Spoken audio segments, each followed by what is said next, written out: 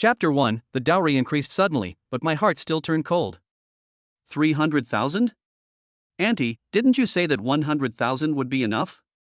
Xiaoyi's voice trembled a little, and his fingertips pinched the thin bank card as if he was holding a hot potato. He took a deep breath, suppressed the anger in his chest, and looked up at the well-maintained but disdainful middle-aged woman in front of him, his future mother-in-law, Pan Huilan. In the small living room, the air seemed to be frozen.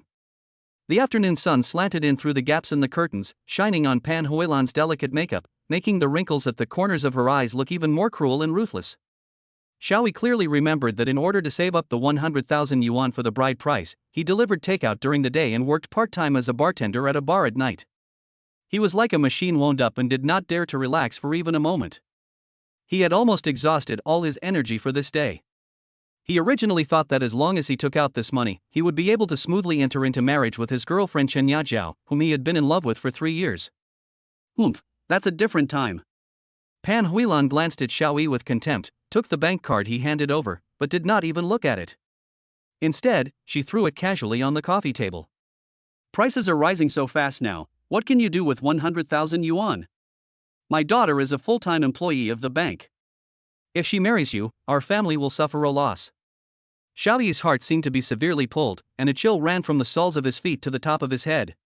He looked at Pan Huilan's matter-of-fact look, and thought about the hard work she had put in over the past 3 years, and an indescribable feeling of sadness surged in his heart. He knew that this woman had never looked down on him from the beginning and despised him for being a delivery man. Auntie, Xiaoyi tried to explain. He really tried his best. Don't call me auntie. Pan Huilan frowned and interrupted Xiaoyi harshly. I haven't agreed to your marriage with Yajiao yet. What qualifications do you have to call me mom? Pan Huilan's words were like a sharp knife, piercing Xiaoyi's heart. He opened his mouth, but found that his throat seemed to be blocked by something and he couldn't utter a word. He clenched his fists tightly, his nails digging deep into the flesh and veins bulging on the back of his hands. At this time, a young voice interrupted with a bit of impatience. Mom, why are you talking nonsense with him? Of course I have to ask for more dowry for my sister, otherwise people will look down on her. A sloppy young man walked out of the room. It was Chen Yajiao's younger brother, Chen Yuxuan. Xiaoyi only felt a nameless fire burning in his chest. He raised his head and swept his eyes across the 3 people in front of him like a knife. An unprecedented feeling of fatigue surged into his heart. He thought of everything that had happened in the past 3 years, and also remembered the expectation that had just risen from the bottom of his heart. All the emotions intertwined together and finally turned into a long sigh. Okay, 300,000, right? Xiaoyi tried to calm his voice, but there was still a hint of bitterness in his tone that was hard to conceal. Then let's not get married. He no longer looked at Pan Huilan, but turned around and looked straight at Chen Yajia, who was sitting in the corner of the sofa. Xiaoyi's eyes moved from Pan Huilan to Chen Yajiao, hoping to get some support from her. However, Chen Yajiao just lowered her head, bit her lower lip, and said nothing. There was a hint of struggle and uneasiness in her eyes, but she didn't have the courage to stand up and speak for Xiaoyi. This moment of silence made Xiaoyi's heart feel like it was sinking into an ice cellar, and all his hopes seemed to be shattered at this moment. Yajiao, you. Xiaoyi's voice trembled a little. He tried to seek some understanding and support from Chen Yajiao. But before he could finish his words, Pan Huilan interrupted him coldly. Don't be so wishful thinking. In your situation, it's good enough that you can support yourself. How can you want to marry our Yajiao? Pan Huilan's words were filled with contempt and disdain, as if Xiaoyi didn't even have the qualifications to ask this question. Chen Yuxuan also joined in the fun, and said with a nonchalant smile, That's right, sister, look at how poor he is, and he still has to make a living by delivering food.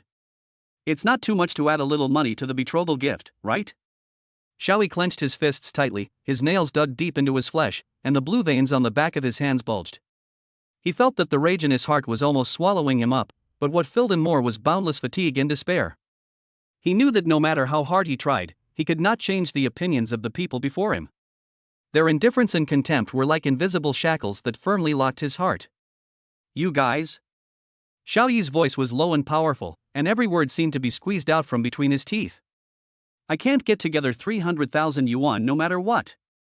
This marriage is not going to happen. He took a deep breath, calmed himself, then looked straight at Pan Huilan and Chen Yuxuan without a trace of retreat in his eyes. At this moment, Chen Yajiao finally stood up. Mom, don't do this. Chen Yajio whispered to stop them, but as soon as she said that, she was interrupted by Pan Huilan's angry glare. Pan Huilan's eyes were as sharp as a knife. She glared at Chen Yajio fiercely with a sneer on her lips. The atmosphere in the room suddenly became more tense, as if it was about to explode. Xiao Yi's eyes gradually became firm. He took a deep breath and prepared to leave this place that made him disheartened. At this moment, a voice suddenly sounded in his mind: "Congratulations to the host for binding to the God-level sign-in system. The reward has been received on the first day of signing in." A glimmer of hope suddenly ignited in Xiao Yi's heart. He raised his head. Chen Yajiao slowly stood up, her slender fingers nervously tangled together. She bit her lower lip and said softly, "Mom, don't be like this. Xiao Yi has tried his best." Her voice was very soft, but it was particularly clear in the quiet living room. Pan Huilan turned her head abruptly, the anger in her eyes almost bursting out, and her sharp voice echoed in the small space, "Tried your best? That's what you call trying your best? Look at Xiao Wu, how is he not better than him? He asked for a dowry of 500,000 yuan and wanted to take you into business together, but you found a delivery man. Are you going to starve in the future?" Pan Huilan's voice became louder and louder, her tone was full of contempt for Xiao Yi and disappointment in her daughter's choice. Chen Yajia lowered her head even lower, her shoulders trembled slightly, and tears welled up in her eyes. She knew her mother's hard work and her hope for her daughter to become a successful person, but how could love be measured by money? Seeing this, Chen Yuxuan immediately added fuel to the fire and said, "That's right, sister. Xiao Wu drives a BMW and lives in a villa, and you follow him and live a life of luxury. Unlike this kid, who works as a delivery boy in the wind and sun, how much can he earn in a month? Mom is doing this for your own good." As he spoke, he glanced at Xiao Yi provocatively. Xiao Yi's heart sank suddenly, and a chill ran from the soles of his feet to his heart. He didn't expect that Chen Yajio's family had already found a buyer, and he, like a fool, was kept in the dark. He looked at Chen Yajiao, hoping to get some comfort and explanation from her, but Chen Yajiao just lowered her head, cried silently, without saying a word. 500,000? And you want to bring Yajia to do business together? Xiao Yi repeated Chen Yuxuan's words with a hint of disbelief and self-mockery in his tone. He looked at Chen Yajiao. "Yajiao, is this true?" His voice was very low, but with a slight tremor, as if he was suppressing great sadness and anger. Chen Yajiao's body trembled slightly, and she slowly raised her head. Chen Yajiao did not answer Xiao Yi's question directly, but lowered her head, her voice as thin as a mosquito. "Xiao Yi, I know you have paid a lot for us, but you also saw that my mother, she is also doing this for my own good." Her words were vague, with a hint of grievance and helplessness, but she did not mention the 500,000 in the so-called business. This ambiguous attitude made Xiao Yi's heart sink to the bottom. "So? You mean, I have to scrape together another 200,000 before I can marry you?" There was a hint of sarcasm in Xiao Yi's tone. He felt like a clown, being played around by the two women in front of him. He looked at Chen Yajia. "Xiao Yi, don't be like this, I am also." Chen Yajia wanted to explain, but was ruthlessly interrupted by Pan Huilan. "Yajiao, why are you talking to him? He has no ability, and he blames us? Let me tell you, the 300,000 yuan betrothal gift is to save his face because he has worked hard for 3 years. Pan Huilan's tone was sarcastic, as if Xiao Yi's efforts were worthless in her eyes. "As for the dowry? There is no such rule in our family. It's good enough that I can marry my daughter to you. You still want a dowry? Dream on." Pan Huilan's words were like sharp knives, piercing Xiao Yi's heart. He took a deep breath, suppressed the anger in his chest, and turned to look at Chen Yajia. He hoped that Chen Yajia could refute and explain. Even a simple "that's not the case" would make him feel a little warm. However, Chen Yajio still kept her head down, her shoulders trembling slightly, and did not say a word. "Okay, very good." Xiao Yi's voice was very light, but with a hint of determination. "I finally understand. I was just being sentimental. In this case, let's not get married." He stopped looking at Chen Yajio and turned his gaze to Pan Huilan. He said in a cold tone, "Give me back the card." Pan Huilan was stunned for a moment, obviously not expecting Xiao Yi to be so decisive. She hesitated for a moment, but still handed the bank card on the coffee table to Xiao Yi. Xiao Yi took the bank card, and it felt like he was not taking a thin card, but a branding iron, which burned his fingertips so much that they were numb. "Yajiao, I'll ask you one last time, do you want me or your family?" Xiao Yi looked at Chen Yajia with a hint of pleading in his tone. He still held on to the last glimmer of hope, hoping that Chen Yajia would choose him. Chen Yajiu raised her head, and her silence completely shattered the last glimmer of hope in Xiaoyi's heart. Ha, I understand. Xiaoyi smiled self-deprecatingly. He looked at the woman in front of him whom he once loved deeply. He decided not to get married. After saying that, Xiaoyi walked towards the door without looking back.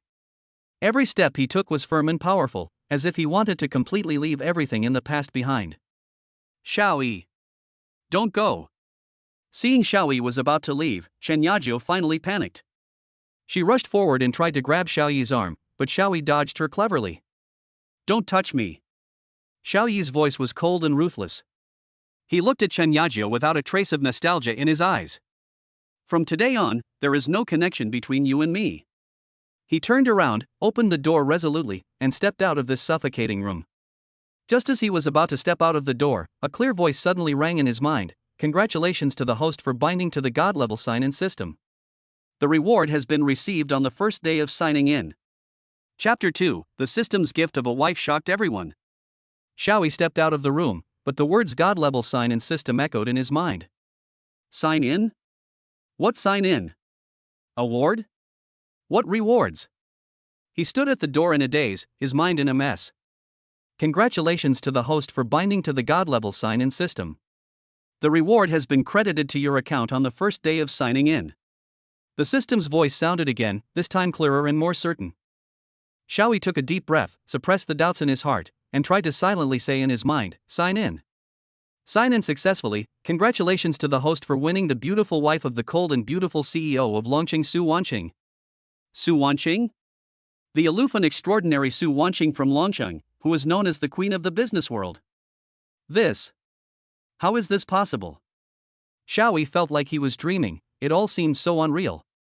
Inside the house, Chen Yuxuan looked at Xiaoyi's departing back, burning with anger. He stood up suddenly and said through gritted teeth, Mom, this kid is too arrogant. He actually dared to dump Sister Yajiao. I'm going to teach him a lesson.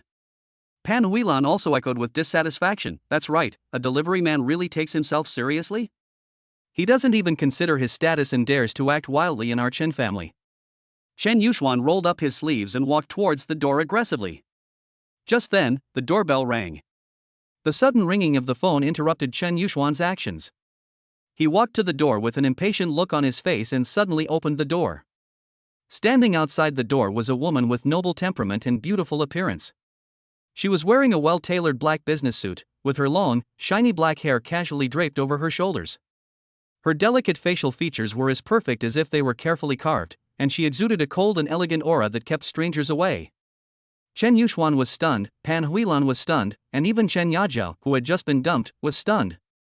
The person who came was the famous cold and beautiful CEO of Longqing Su Wanqing. Su Wanqing's gaze swept across everyone and finally fell on Xiaoyi. She opened her red lips slightly, Xiaoyi. Su Wanqing walked towards Xiaoyi slowly, her cold voice carrying a hint of imperceptible tenderness. Xiaoyi, let's go get the certificate. She stretched out her slender white hand and gently held Xiaoyi's hand, as if she was holding a treasure in the world. Xiaoyi was completely stunned, his mind went blank. Get certificate? And Su Wanqing? This famous cold and beautiful CEO of Longqing? He felt like he was dreaming, it was all so unreal. From the disappointment of being dumped to the system prompt, and then to the gorgeous woman in front of him holding his hand and saying that she wanted to get the marriage certificate, this huge turn of events was difficult for him to digest for a while.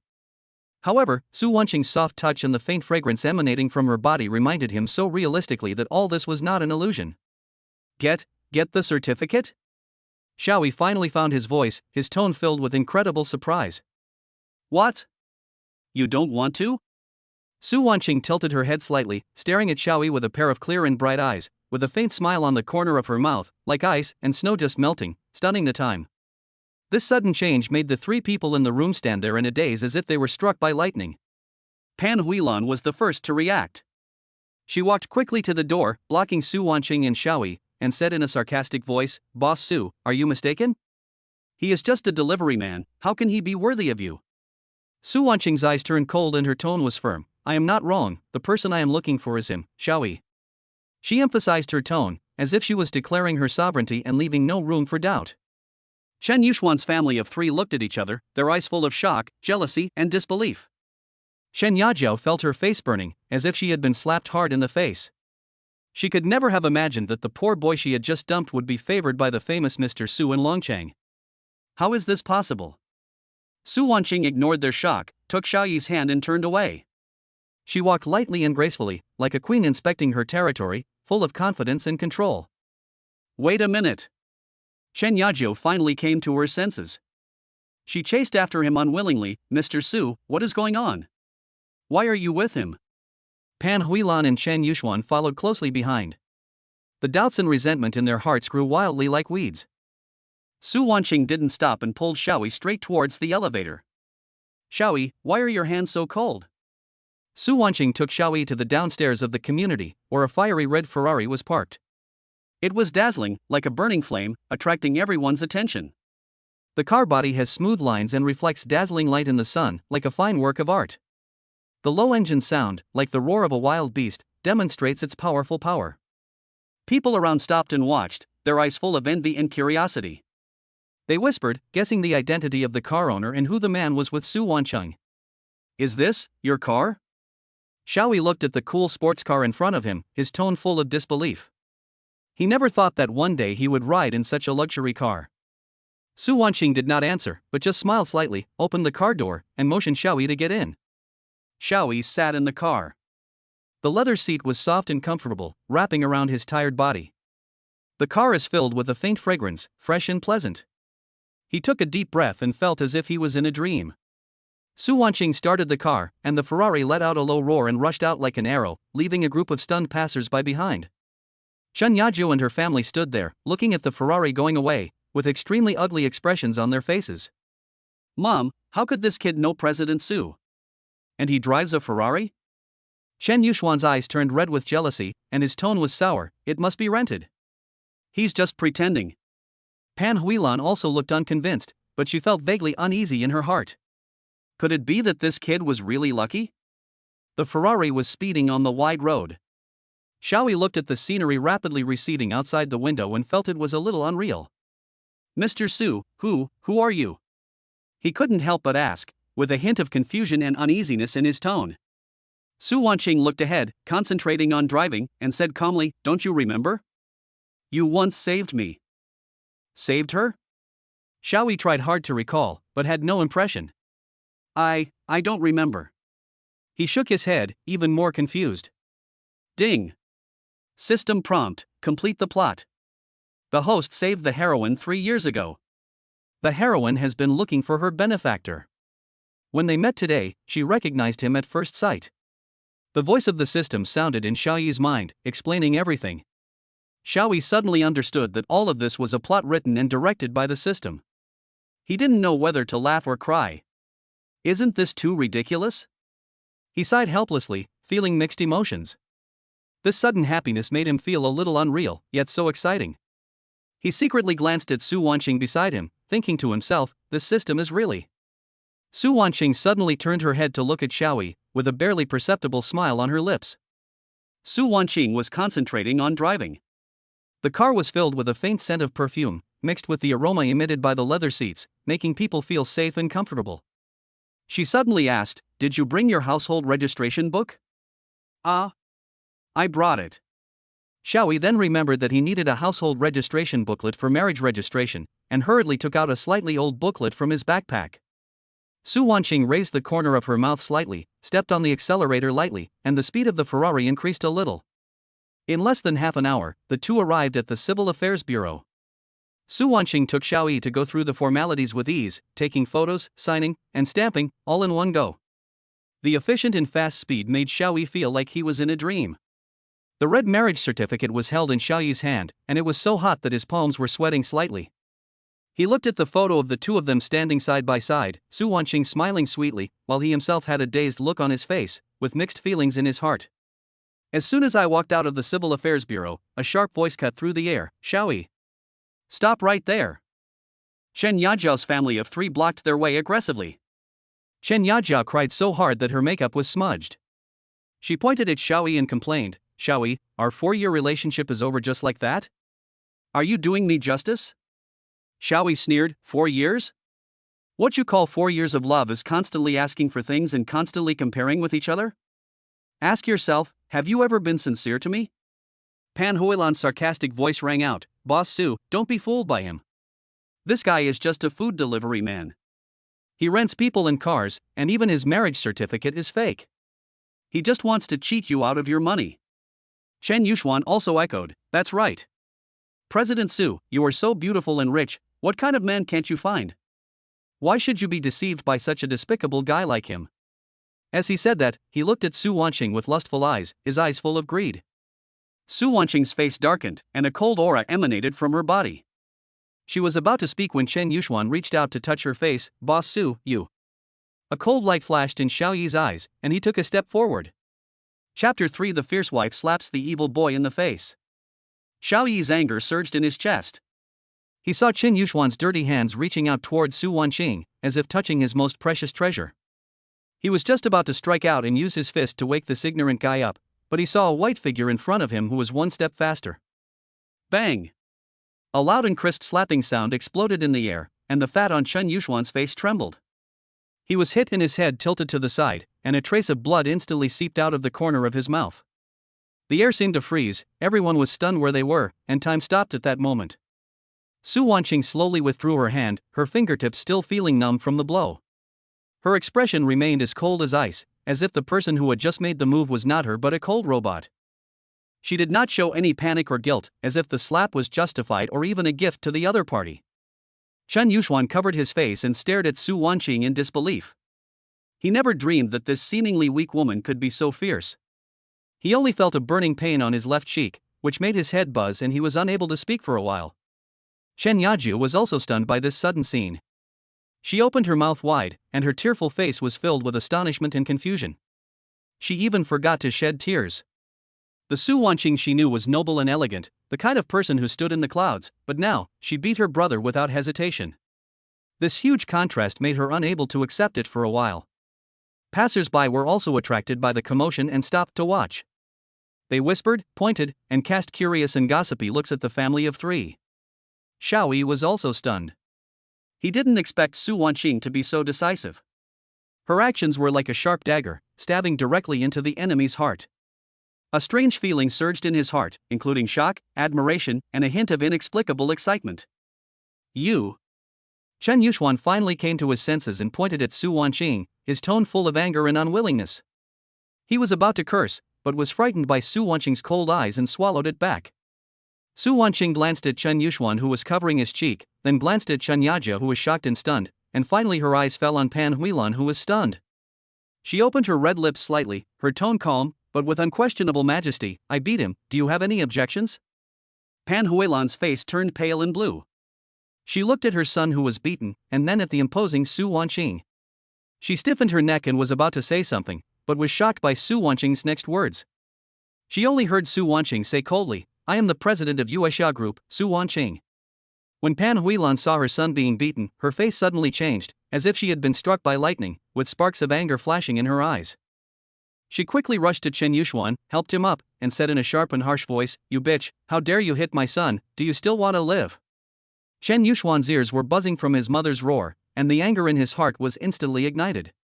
He covered his burning face, pointed at Su Wanqing in frustration, and cursed, You bitch, just wait, I will definitely teach you a lesson today. As he said that, he rolled up his sleeves and prepared to step forward and take action. Xiao Yi hurriedly stood in front of Su Wanqing, with a firm expression and eyes as bright as torches, and met Chen Yuxuan's gaze fearlessly, If you dare to touch a hair on her, I will make you regret it for the rest of your life. His words were full of determination and protectiveness, like an indestructible barrier. Su Wanqing felt Xiao Yi's protection, and a warm feeling surged in her heart. An imperceptible tenderness appeared on her originally cold face. Her fingertips lightly touched the palm of her hand, and she felt a slight numbing sensation, which was the aftereffect of the slap left before. Pan Huilan was so angry that her face turned blue. She waved her arms like a shrew out of control. What's your attitude? We are the victims. Do you think we will let it go if I don't teach you a lesson today? Su Wanqing's eyes flashed, but her tone remained calm. I hit him, and it was indeed my fault. But if your son speaks rudely again, I promise I won't be so lenient next time. As soon as she finished speaking, there was a whisper from the crowd around her, and many people looked at her with awe. When Chen Yuxuan heard this, his anger became even more intense. He took a step forward but was stopped by his mother Pan Huilan. Pan Huilan glared at Xiaoyi and Su Wanqing fiercely, then turned to her son and said, "Let's go. We can't just let today's incident go." At this moment, Chen Yajiao suddenly rushed out from behind the crowd, stood in front of Xiaoyi with tears in her eyes, and said in a crying voice, Why do you treat her like this? We once loved each other, how could you treat my brother like this?" Her tears were like beads with broken strings, sliding down to the ground one by one. Chen Yajiao stood in the middle, her eyes full of tears, her voice tinged with sobs. Why did you treat her like this? After all, we once loved each other, how could you treat my brother like this? Her tears were like beads that had broken off the string, falling one by one to the ground and landing at the feet of Xiaoyi and Su Wanqing. Her expression was so sad, like an innocent victim. Xiaoyi frowned, he looked at Chen Yajiao, he took a deep breath, his tone was firm and calm. "Yajiao, you know very well that all this is because of your family. They insulted and bullied Wanqing again and again, I can't just sit back and watch." Chen Yajiao's tears surged even more. She covered her face with her hands and choked, "I don't care. I won't allow you to do this. Have you forgotten the good times we had?" Seeing this, Pan Huilan's eyes lit up. She pulled Chen Yuxuan's sleeve and whispered, "Son, here's our chance. Let's pretend to be injured and extort money from them." Pan Huilan deliberately pushed Su Wanqing, and Su Wanqing staggered and almost fell to the ground. Pan Huilan immediately fell to the ground, holding her stomach and groaning loudly, "You bitch, how dare you hit me, my waist hurts so much." Her voice was sharp and piercing, attracting more passers-by to watch. Chen Yuxuan rushed over, pretending to be angry, pointing at Su Wanqing and yelling, "Just wait, if you don't pay me today, don't even think about leaving here." Xiaoyi sneered and pointed at the camera not far away, saying in a mocking tone, "What kind of drama are you acting? There are surveillance cameras here. Your method of committing fraud is too crude. We will call the police for today's incident. You should consider the consequences carefully." As soon as he finished speaking, there was a sigh from the crowd around him, and many people looked at Pan Huilan and her son with contempt. Pan Huilan's face turned pale. She got up from the ground and glared at Xiaoyi and Su Wanqing fiercely, but did not dare to say another word. She pulled Chen Yuxuan and said with gritted teeth, "Let's go." Chen Yajiao still stood in front of Xiaoyi, tears in her eyes, but she didn't dare to speak again. Su Wanqing looked at the series of clumsy performances by Pan Huilan and her son, a sneer appeared on the corner of her mouth. Her eyes were cold and firm, like the chill wind at the top of an iceberg, making people dare not look directly at her. The air around her seemed to be frozen by her aura, and even the breathing of passers-by became heavy. "What kind of drama are you guys acting in?" Su Wanqing's voice was calm and powerful, and every word she said was sharp and struck people's hearts. She slowly turned her head, her eyes swept over Pan Huilan and Chen Yuxuan, and finally fell on the crowd of onlookers. The discussions in the crowd disappeared instantly, and everyone held their breath, as if waiting for a storm to come. "I'm Su Wanqing, the president of Yuexia Group." As soon as she finished speaking, the atmosphere around her became more solemn. Pan Huilan's face changed drastically, as if a basin of cold water was poured over her head. Her Chen Yuxuan's face also showed shock and helplessness, and his hands unconsciously loosened his rolled-up sleeves. "Your method of scamming people is too crude." Su Wanqing's voice remained calm, but every word was like a heavy hammer, hitting Pan Huilan and Chen Yuxuan's hearts. She continued, "If you dare to mess around again, I will definitely sue you. You should think about the consequences carefully." A look of horror appeared on Chen Yuxuan's face, and he suddenly realized what kind of trouble he had gotten into. He took a step back unconsciously, his eyes filled with fear. Seeing this, Pan Huilan's face became even uglier. She clenched her teeth but dared not say anything more. There was a sigh from the crowd, and many people looked at Pan Huilan and her son with contempt. Even Chen Yajiao stayed where she was, tears in her eyes, but she didn't dare to say anything. Her mind was filled with complicated thoughts, including worry about what happened to her brother and fear of Xiaoyi and Su Wanqing's powerful background. At this moment, Su Wanqing's eyes swept across the entire audience, her voice firm and majestic. "I'll say it again, if you dare to continue, I will make you pay the price." Her words were like a sharp knife, cutting the tense atmosphere in the air into pieces. Pan Huilan's face turned pale. She pulled Chen Yuxuan and glared at Xiaoyi and Su Wanqing fiercely, but did not dare to say another word. She gritted her teeth and said, "Let's go, let's go." Chen Yajiao still stood in front of Xiaoyi, tears in her eyes, but she didn't dare to speak again. Just as Xiaoyi and Su Wanqing were about to leave, Pan Huilan suddenly stepped forward and tried to block their way. Chen Yuxuan hesitated for a moment, but finally held her hand. 4. The soft rice is eaten and the heart is gradually at ease. Seeing Xiaoyi and Su Wanqing were about to leave, Pan Huilan became furious and was unwilling to let them go. She took a step forward and stretched out her trembling hand, trying to grab Su Wanqing's arm. Stop right there. This is not over yet. Seeing that his mother was about to act impulsively again, Chen Yuxuan was so scared that he grabbed her arm and whispered, Mom, forget it, stop making trouble. He knew in his heart that Su Wanqing's identity was extraordinary, and continuing to make trouble would only make things worse. He didn't want to experience that kind of fear that went deep into his bones again. Pan Huilan was pulled by her son. She struggled for a few times and roared, Let me go. I can't swallow this. Her face was flushed and her chest heaved violently, like an enraged lioness.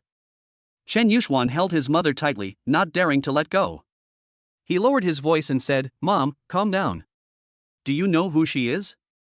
She is the president of Yuexia Group. We can't afford to offend her. Pan Huilan was stunned for a moment, then turned to look at her son. Su Wanqing glanced coldly at Pan Huilan and her son, ignored their entanglement, took Xiaoyi's arm, and walked straight towards the black Maybach parked on the side of the road. Seeing this, the driver hurriedly got out of the car and opened the door respectfully. Xiaoyi looked back at Chen Yajia, who was still squatting on the ground crying, and felt mixed emotions. The lovers of the past are now strangers to each other. He sighed, bent down and got into the car. Su Wanqing followed closely and sat next to him. The car door closed slowly, blocking out the noise outside. The car started and drove away from the Civil Affairs Bureau smoothly, leaving only Pan Huilan and her son and Chen Yajio slumped on the ground. Chen Yajio held her head and sobbed softly, her tears blurring her vision. She didn't understand why things turned out like this. Once upon a time, she was Xiaoyi's girlfriend, and they loved each other so much, but now, everything has changed. Pan Huilan looked at the car driving away, and the anger in her heart burned again. She shook off Chen Yuxuan's hand and shouted angrily, Why did you stop me? Why didn't you let me teach them a lesson? Chen Yuxuan sighed helplessly and said, Mom, I told you, she is the president of Yuexia Group. We can't afford to offend her. Pan Huilan's eyes widened, and she looked at her son in disbelief. What did you say? Yuexia Group? How is that possible? Chen Yuxuan swallowed his saliva, thinking of the noble temperament that Su Wanqing had just exuded in the valuable Maybach. His tone became more certain. It's the Yuexia Group. Mom, the money that slips through their fingers is enough for us to spend for a lifetime. He was secretly envious in his heart, wishing it was him who was favored by the rich woman. Pan Huilan stood there in a daze, as if struck by lightning. Yuexia Group is a well-known large enterprise in Jiangcheng. She murmured in disbelief, How could this happen? How could it be? Just then, Pan Huilan's cell phone rang. She glanced at the caller ID and quickly answered the phone, her tone instantly becoming respectful. Hello, Mr. Wu. Yes, I know. What? Now. Okay, I'll take her there right away. After hanging up the phone, Pan Huilan showed a sinister smile on her face. She pulled up Chen Yajiao, who was still sitting on the ground, and said in a tough tone, Don't cry. Get up quickly and follow me. Chen Yajiao was still heartbroken over losing Xiaoyi, and didn't want to pay attention to her mother's words. I'm not going. Let me be alone. Pan Huilan impatiently tugged at Chen Yajiao's arm, with a hint of threat in her tone. Don't play dumb. Master Wu wants to see you. This is such a great opportunity. If you dare to cry again, I'll show you how I'll deal with you. Chen Yajiao's face was full of resistance and tears welled up again. I won't go. I don't want to go. Mr. Wu was a well-known playboy, and she didn't want to have anything to do with such a man. At this time, the black Maybach was driving steadily on the road. The atmosphere in the car was somewhat awkward. Xiaoyi held the marriage certificate in his hand and looked at Su Wanqing beside him, but he didn't know how to address her. Calling her wife seems too intimate, while calling her General Su seems too distant. He was conflicted and hesitant. Su Wanqing seemed to have noticed Xiaoyi's embarrassment. She turned her head slightly, her eyes falling on the rapidly receding scenery outside the window, without saying a word. The car was so quiet that the only sounds could be heard were each other's breathing and the faint hum of the air conditioner.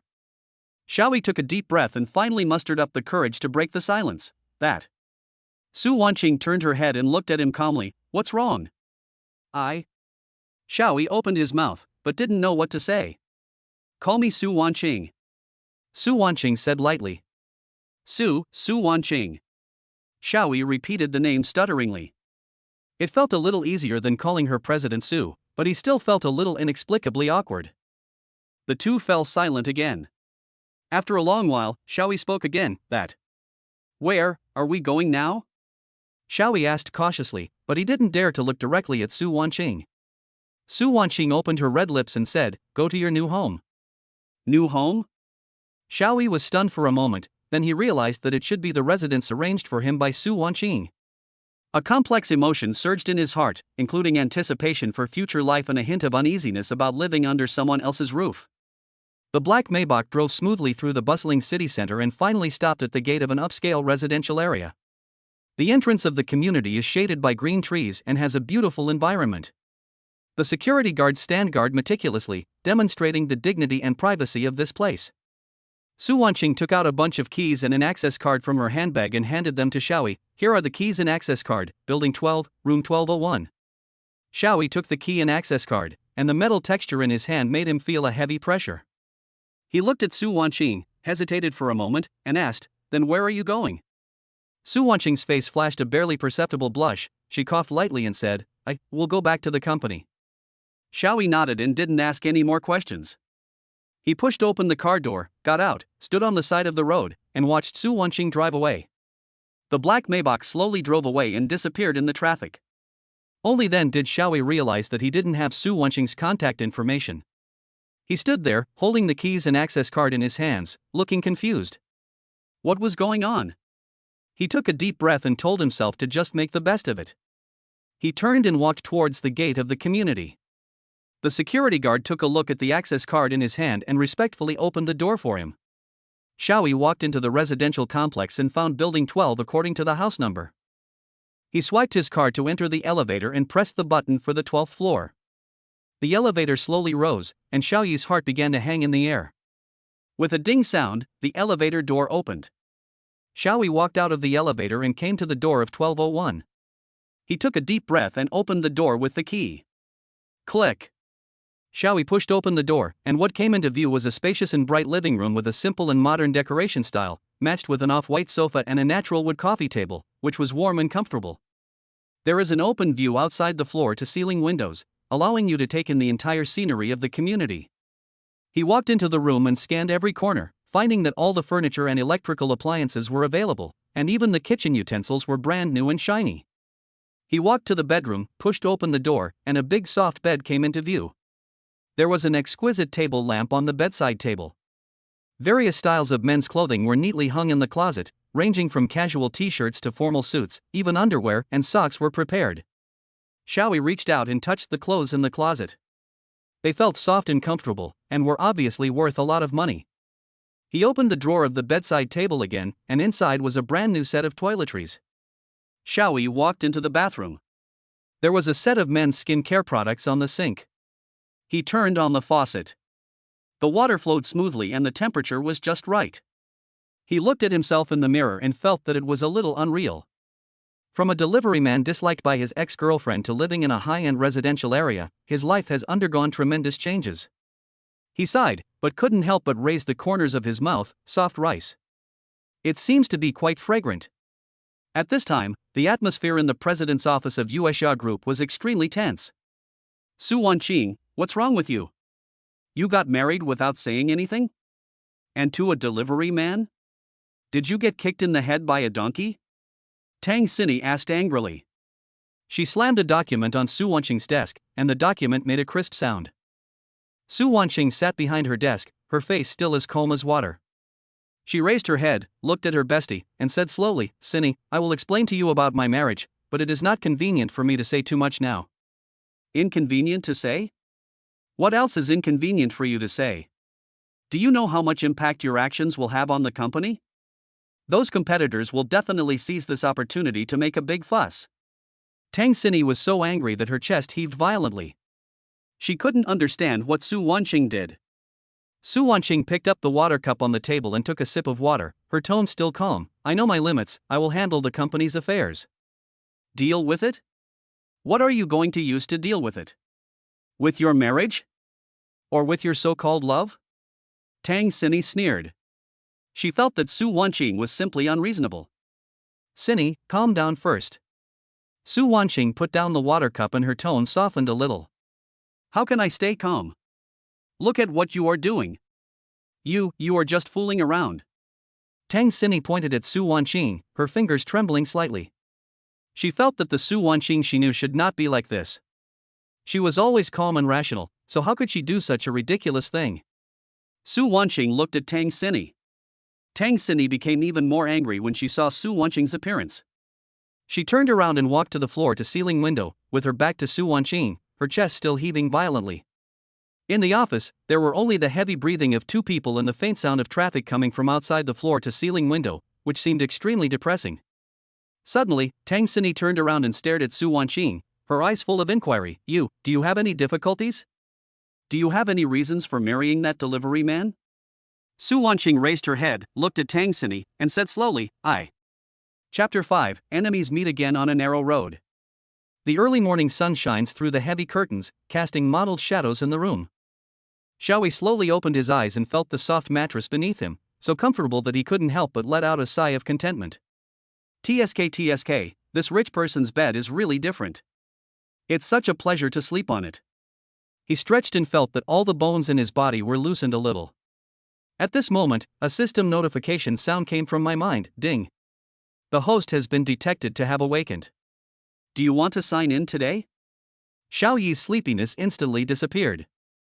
He sat up, rubbed his sleepy eyes, and thought, this sign-in reward is a good thing, but I have to be careful. The sign-in location is also a key. He looked around, his eyes swept across this luxurious bedroom. Although this place is comfortable, it is definitely not the best sign-in location. Let's go to a crowded place to have a look. He got out of bed, stepped barefoot on the soft carpet, and walked into the bathroom to wash up. The mirror reflected a slightly immature but angular face. He splashed cold water on his face to wake himself up completely. After changing into the clothes he wore yesterday, Xiaoyi walked out of the room. I arrived at the gate of the community downstairs, bought some soy milk and fried dough sticks at a breakfast shop, and sat at a small table on the side of the road, eating while thinking about today's check-in location. Where should I sign in? Somewhere with a lot of people. Xiaoyi took a bite of the fried dough stick and looked back and forth on the street, wondering where he could get a richer reward. Well, how about the bank? People come and go every day, and there should be a lot of cash flowing there, right? He made a decision. He put down his breakfast, wiped his mouth, took out his cell phone and called a taxi. Master, let's go to the largest People's Bank branch in Longcheng. Xiaoyi said to the driver while sitting in the back seat. The taxi started quickly and drove towards the city center. Outside the car window, tall buildings are lined up one after another, and the sunlight shines on the glass curtain walls, reflecting dazzling light. Xiaoyi looked at the scenery passing by quickly outside the window, his heart full of anticipation for today's sign-in, hoping that the system could give him a big surprise. He didn't know that in the bank lobby where he was about to go, a familiar figure was standing there with a professional smile on his face, but the smile seemed a little forced. The taxi stopped at the door of Longcheng People's Branch. Xiaoyi paid the fare, opened the door and got out. The sunlight was a bit dazzling, so he raised his hand to block it, and then he could see the majestic building in front of him clearly. The huge glass door reflects the blue sky, making it look particularly majestic. Xiaoyi took a deep breath and walked into the bank lobby. The cool air from the air conditioner blew in his face, dispelling the summer heat and making him feel refreshed. The hall was bustling with people, customers coming to handle business in an endless stream, and the air was filled with a faint smell of disinfectant. Hello, sir. What business do you need? A sweet voice sounded in Xiaoyi's ears. Xiaoyi looked in the direction of the voice and saw a young woman in business attire standing in front of him with a professional smile on her face. But this smile seems a little stiff. The woman had shoulder-length hair, delicate makeup, a tall figure, and curvaceous curves, looking capable yet charming. But there was a hint of fatigue between her brows, as if she was worried about something. Xiaoyi frowned slightly. He didn't want to be disturbed and just wanted to complete the sign-in as soon as possible. No, thank you. He replied in a cold tone, then walked around the woman and headed towards the center of the hall. Sir, if you need anything, you can call me anytime. The woman did not give up and still maintained her professional smile, but there was a hint of helplessness in her tone. Xiaoyi ignored her and walked straight to the center of the hall, looking around for the best sign-in location. System, start signing in. He said silently in his mind. Ding. Sign-in successful, congratulations to the host for obtaining. Before the system's voice had completely died down, Xiaoyi suddenly felt someone pulling his sleeve. He turned around impatiently, only to find the woman standing behind him with a look of surprise on her face. Xiaoyi? Is it really you? The woman widened her eyes, her tone full of surprise. Xiaoyi then looked carefully at the woman in front of him and discovered that she was his ex-girlfriend Chen Yajiao. Chen Yajiao also recognized Xiaoyi, and the expression on her face became complicated. She never expected to meet him here. What are you doing here? Chen Yajiao asked in a somewhat unfriendly tone. Xiaoyi sneered and did not answer her question. He didn't want to have any entanglement with Chen Yajiao and just wanted to leave here as soon as possible. What? You don't want to see me? Chen Yajiao was even more unhappy when she saw Xiaoyi's attitude.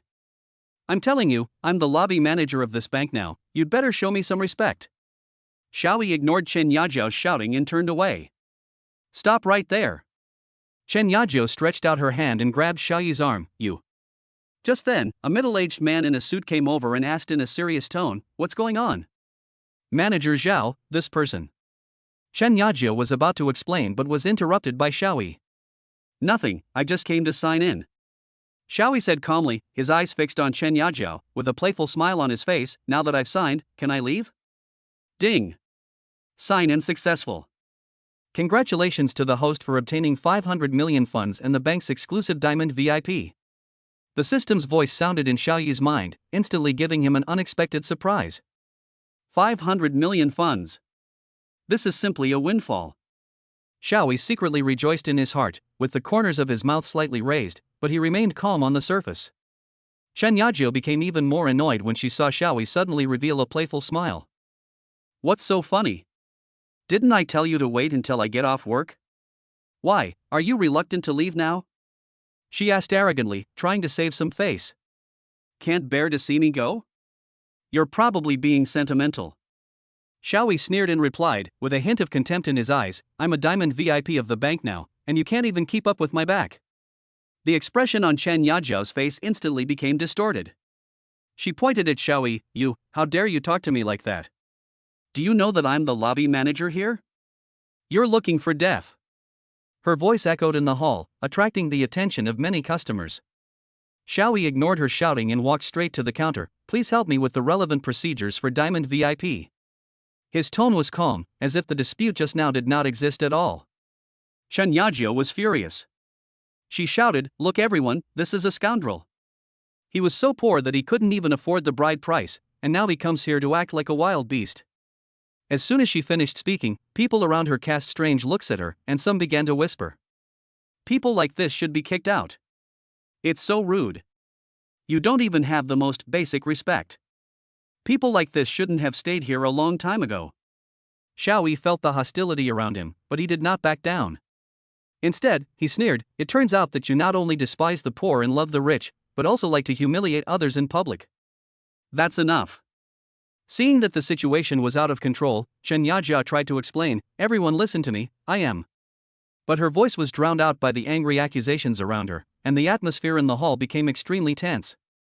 Xiaoyi turned around and looked at Chen Yajiao coldly, with a meaningful smile on his face. It seems that everyone here knows you better than I do. Well, I won't bother you anymore. After saying that, he turned and walked towards the bank entrance, leaving behind a mess. Chen Yajiao wanted to chase after him, but Manager Zhao stopped her and said, Manager Chen, calm down first and deal with the situation here first. Xiaoyi walked out of the bank's door. The sun was still shining brightly, but his heart was filled with new hope. He turned around, smiled faintly in the direction of the bank, then turned and disappeared into the crowd. Chen Yajiao's face turned pale. She wanted to explain and to save her image, but the accusations from all around her came like a tide and drowned her. She could only watch Xiaoyi leave, her heart filled with resentment and anger. Xiaoyi, stop right there. Chen Yajiao rushed out regardless of everything and grabbed Xiaoyi's arm. Don't be so complacent. I have a new arrangement that is 100 times better than yours. She shouted almost hysterically, her voice was sharp and piercing, attracting more people's attention. Xiaoyi stopped, turned around, stared at Chen Yajiao with cold eyes, a mocking arc at the corner of his mouth. New arrangement? Do you mean hooking up with some rich old man? He spoke with contempt, and every word was like a sharp knife piercing Chen Yajiao's heart. Chen Yajiao's face flushed red. She raised her hand, wanting to slap Xiaoyi, but her hand stopped in mid-air and finally dropped weakly. You are shameless. She was trembling all over, tears welled up in her eyes, her makeup was smudged, and she looked disheveled. Enough! A majestic voice sounded, and Manager Zhao pushed through the crowd and walked over, his brows furrowed and his face full of displeasure. Manager Chen, this is a bank, not a vegetable market. Your behavior has seriously affected our normal business. I hope you can control your emotions. His tone was stern, with a hint of warning. Manager Zhao turned to Xiaoyi and said in a more gentle tone, Sir, I know you and Manager Chen have some personal grievances, but can you wait until she gets off work to resolve them? Please leave now and don't affect our work. Xiaoyi looked at Manager Zhao, then looked at Chen Yajia who was crying bitterly, and a meaningful smile appeared at the corner of his mouth. Manager Zhao, are you sure you want me to leave? His tone was calm, but with a hint of unquestionable firmness. Manager Zhao was slightly stunned, and a sense of uneasiness arose in his heart. Sir, I hope you can cooperate with our work. Manager Zhao, Xiaoyi interrupted him, took out a black card from his pocket and handed it to Manager Zhao. Take a closer look at who I am. Manager Zhao took the card, took a look at it, and his face turned pale instantly. He raised his head and looked at Xiaoyi in disbelief, his lips trembling, but he couldn't utter a word. Chapter 6, Poor Man furiously swipes diamond card. The black card trembled slightly in Manager Zhao's hand. The words Diamond VIP on the card seemed to carry a tremendous force, pressing him so hard that he couldn't breathe. He looked up in disbelief at the ordinary dressed young man in front of him. This card had only been issued 10 times in the entire Jiangqing Bank, and each holder was a top tycoon worth billions. He could never have imagined that this card would appear in the hands of a delivery man. This.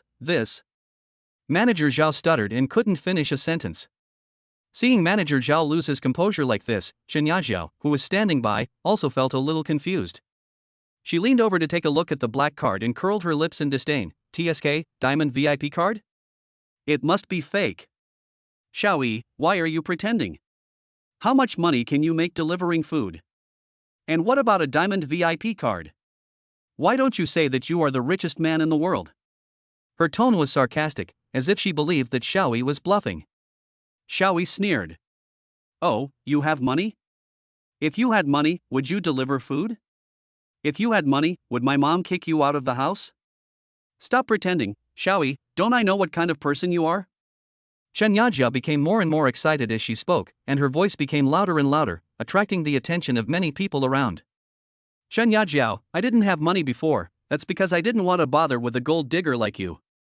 Now, I'm going to show you what it means to be rich. Xiaoyi said, swiping the black card on the POS machine, I want to withdraw 500 million in cash. I want everyone to know that I, Xiaoyi, am not someone you can afford. 500 million in cash? Manager Zhao almost fainted when he heard this number. 500 million in cash is no small amount. Even for their bank, they have to prepare it in advance. Chen Yajia widened her eyes, her face full of disbelief. She could never have imagined that Xiaoyi actually dared to withdraw 500 million in cash. Did he really get rich? Xiaoyi looked at the shocked expressions of the two people, and a sneer appeared on the corner of his mouth. What? Are you scared? Do you regret it now? It's too late. Manager Zhao quickly wiped the cold sweat from his forehead and asked carefully, Sir, are you sure you want to withdraw 500 million in cash? This will take some time to prepare. I'll give you 10 minutes. Xiaoyi said in a cold tone, leaving no room for doubt. Within 10 minutes, I want to see 500 million in cash in front of me.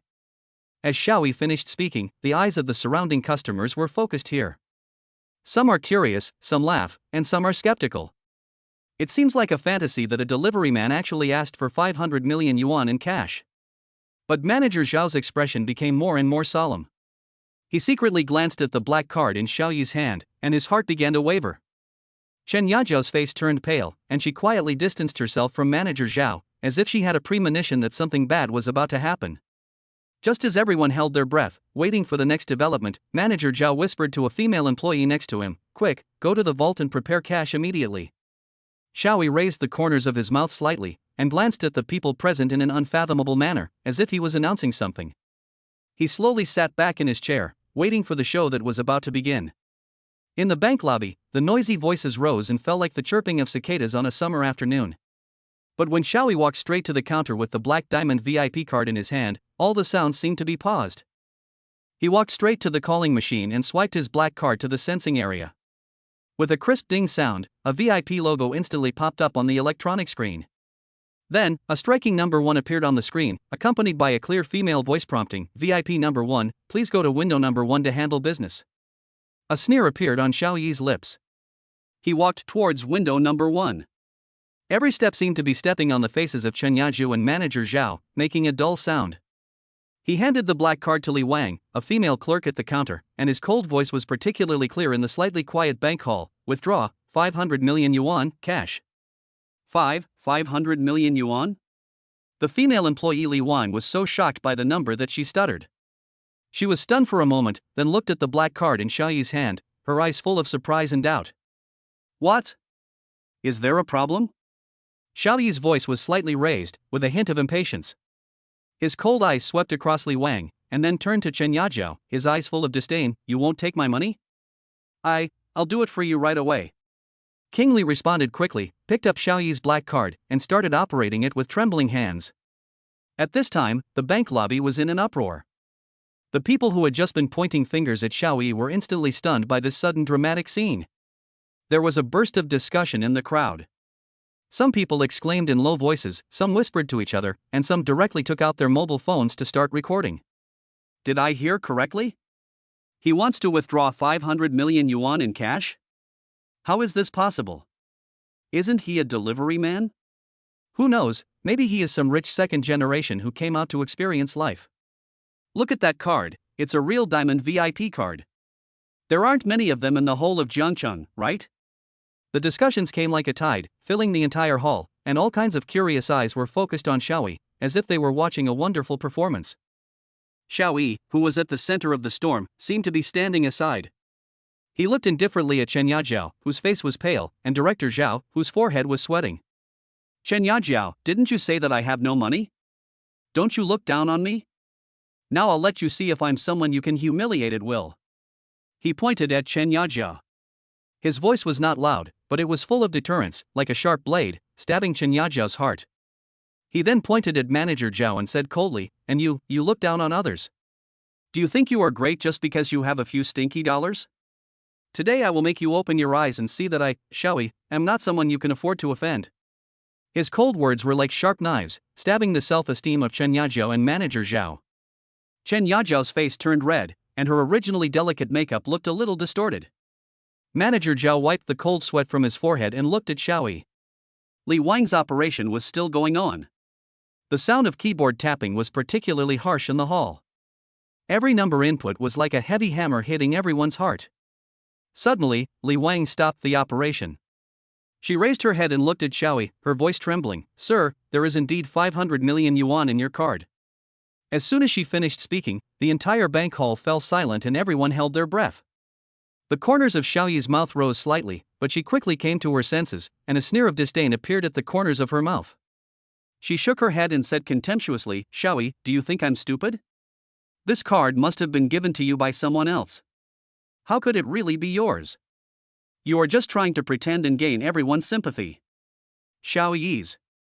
Just as Chen Yaju was still mocking, Li Wang's scream interrupted her monologue. Li Wang's face was as pale as paper, and her hands were shaking slightly. She looked up at Xiao Yi, and her voice was full of disbelief. Sir, there is indeed 500 million in your card. This sudden sentence was like a blockbuster bomb, instantly exploding in the entire bank hall. The people around were suddenly in an uproar, and there was a lot of discussion, as if countless sparrows were chirping about this incredible thing. Chen Yajiao's face turned pale in an instant, and she opened her eyes wide, as if she couldn't believe her ears. She hurriedly walked towards King Li, trying to get more information from her. At the same time, manager Zhao also walked over nervously. His face was also pale, and the cold sweat on his forehead had soaked his hair. Is this true? Chen Yajiao's voice trembled a little.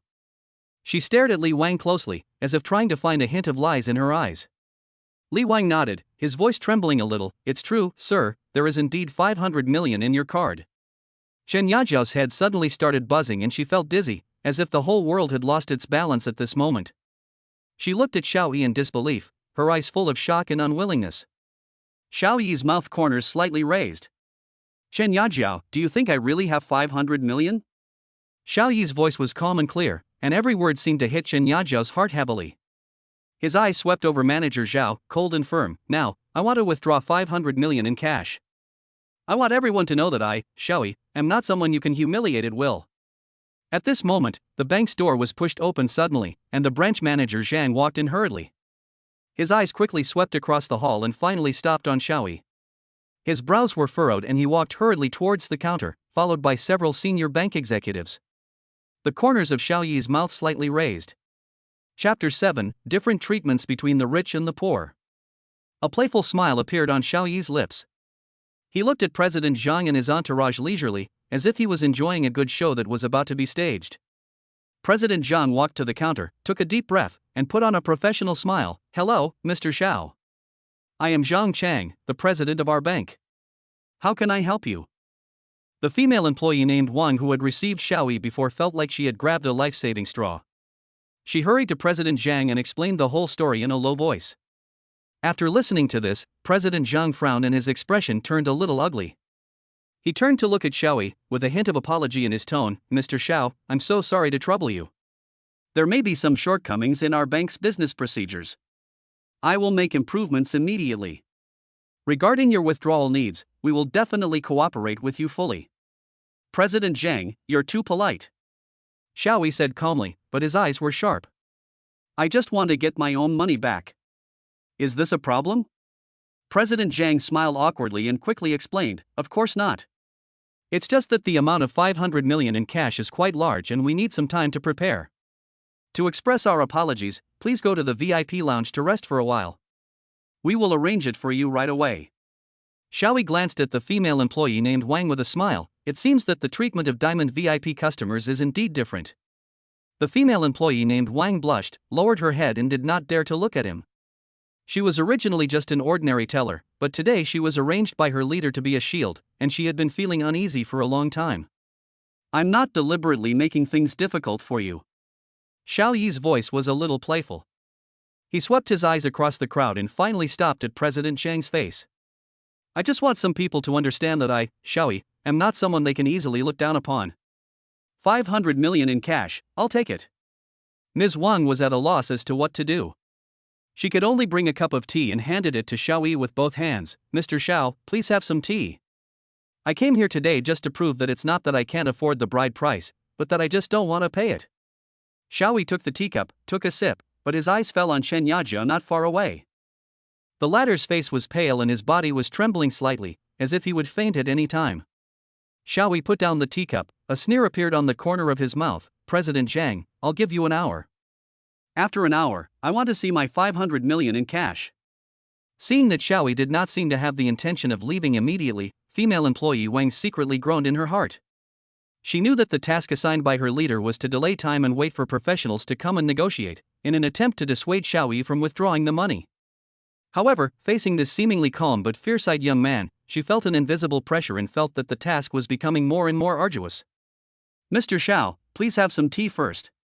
We will prepare it right away. Ms. Wang, the employee, forced a smile and said in a low voice. However, Xiaoyi was not fooled by her apparent enthusiasm. Instead, the corners of his mouth turned up, revealing a playful smile. No need, Miss Wang. Actually, I came here today not only to withdraw money, but also to say something. Xiaoyi's voice was calm and firm, attracting the attention of the people around him. Ms. Wang's heart tightened, realizing that she might not be able to complete the task easily. The story I want to tell is about a person. Xiaoyi's eyes swept across the crowd around him and finally stopped on Chen Yajia. The latter's face grew paler and his body trembled slightly, as if he would faint at any moment. There was a hint of regret in Xiaoyi's voice, but there was a fire of determination burning in his eyes. She was my ex-fiancée, Chen Yajia. Xiaoyi's words were like a heavy hammer, hitting the ears of everyone present. The customers and staff in the surrounding lobby stopped what they were doing and looked at the scene curiously. Ms. Wang, an employee, sat helplessly opposite Xiaoyi and could only start the chat mode to try to stabilize the situation. Mr. Xiao, can you tell me more about it? Ms. Wang, an employee, tried her best to show genuine interest, although she knew that this was just a means of delaying time. Xiaoyi nodded, and his eyes softened a little. At the beginning, in order to save enough money for the bride price, I worked hard every day, almost without sleep. I thought that as long as I worked hard, I could get a happy future. But when I finally saved enough money, her mother suddenly raised the price and said that my conditions were not good enough. Xiao Yi's voice was low and bitter. Ms. Wang responded, and the discussions around them grew louder. This is really too much. Parents like this are so heartless. A middle-aged man couldn't help but interrupt. Chen Yajiao's face became even uglier. She bit her lips and dared not refute out loud. Her heart was filled with regret and despair. Yes, Mr. Xiao, it's really not easy for you. Female employee Wang continued to echo, trying to distract everyone's attention. Xiaoyi did not stop, his eyes became firm and sharp. But today, I want to prove that it's not that I can't afford the bride price, but that I just don't want to pay it. Xiao Yi's voice suddenly rose, and the discussions around him stopped abruptly. He put down the teacup, glanced at everyone, and finally landed on Chen Yajia, with a sneer on his lips. President Zhang, time is running out and I don't want to waste any more time. Xiaoyi said coldly, with unquestionable firmness in his voice. Ms. Wang and President Zhang exchanged helpless looks, and the atmosphere became increasingly tense. Chen Yajia's body trembled slightly, as if she had some ominous premonition. The public was talking about this and that, and many of them were indignant for Xiaoyi. When Ms. Wang saw this, she secretly rejoiced that she had finally found a way to stabilize the situation. She continued to echo the voices in the lobby, trying to steer the conversation elsewhere. Mr. Xiao, it's really not easy for you. Parents like this are really heartless. The middle-aged man's voice rang out again, resonating with the people around him. Chen Yajiao's face became even uglier.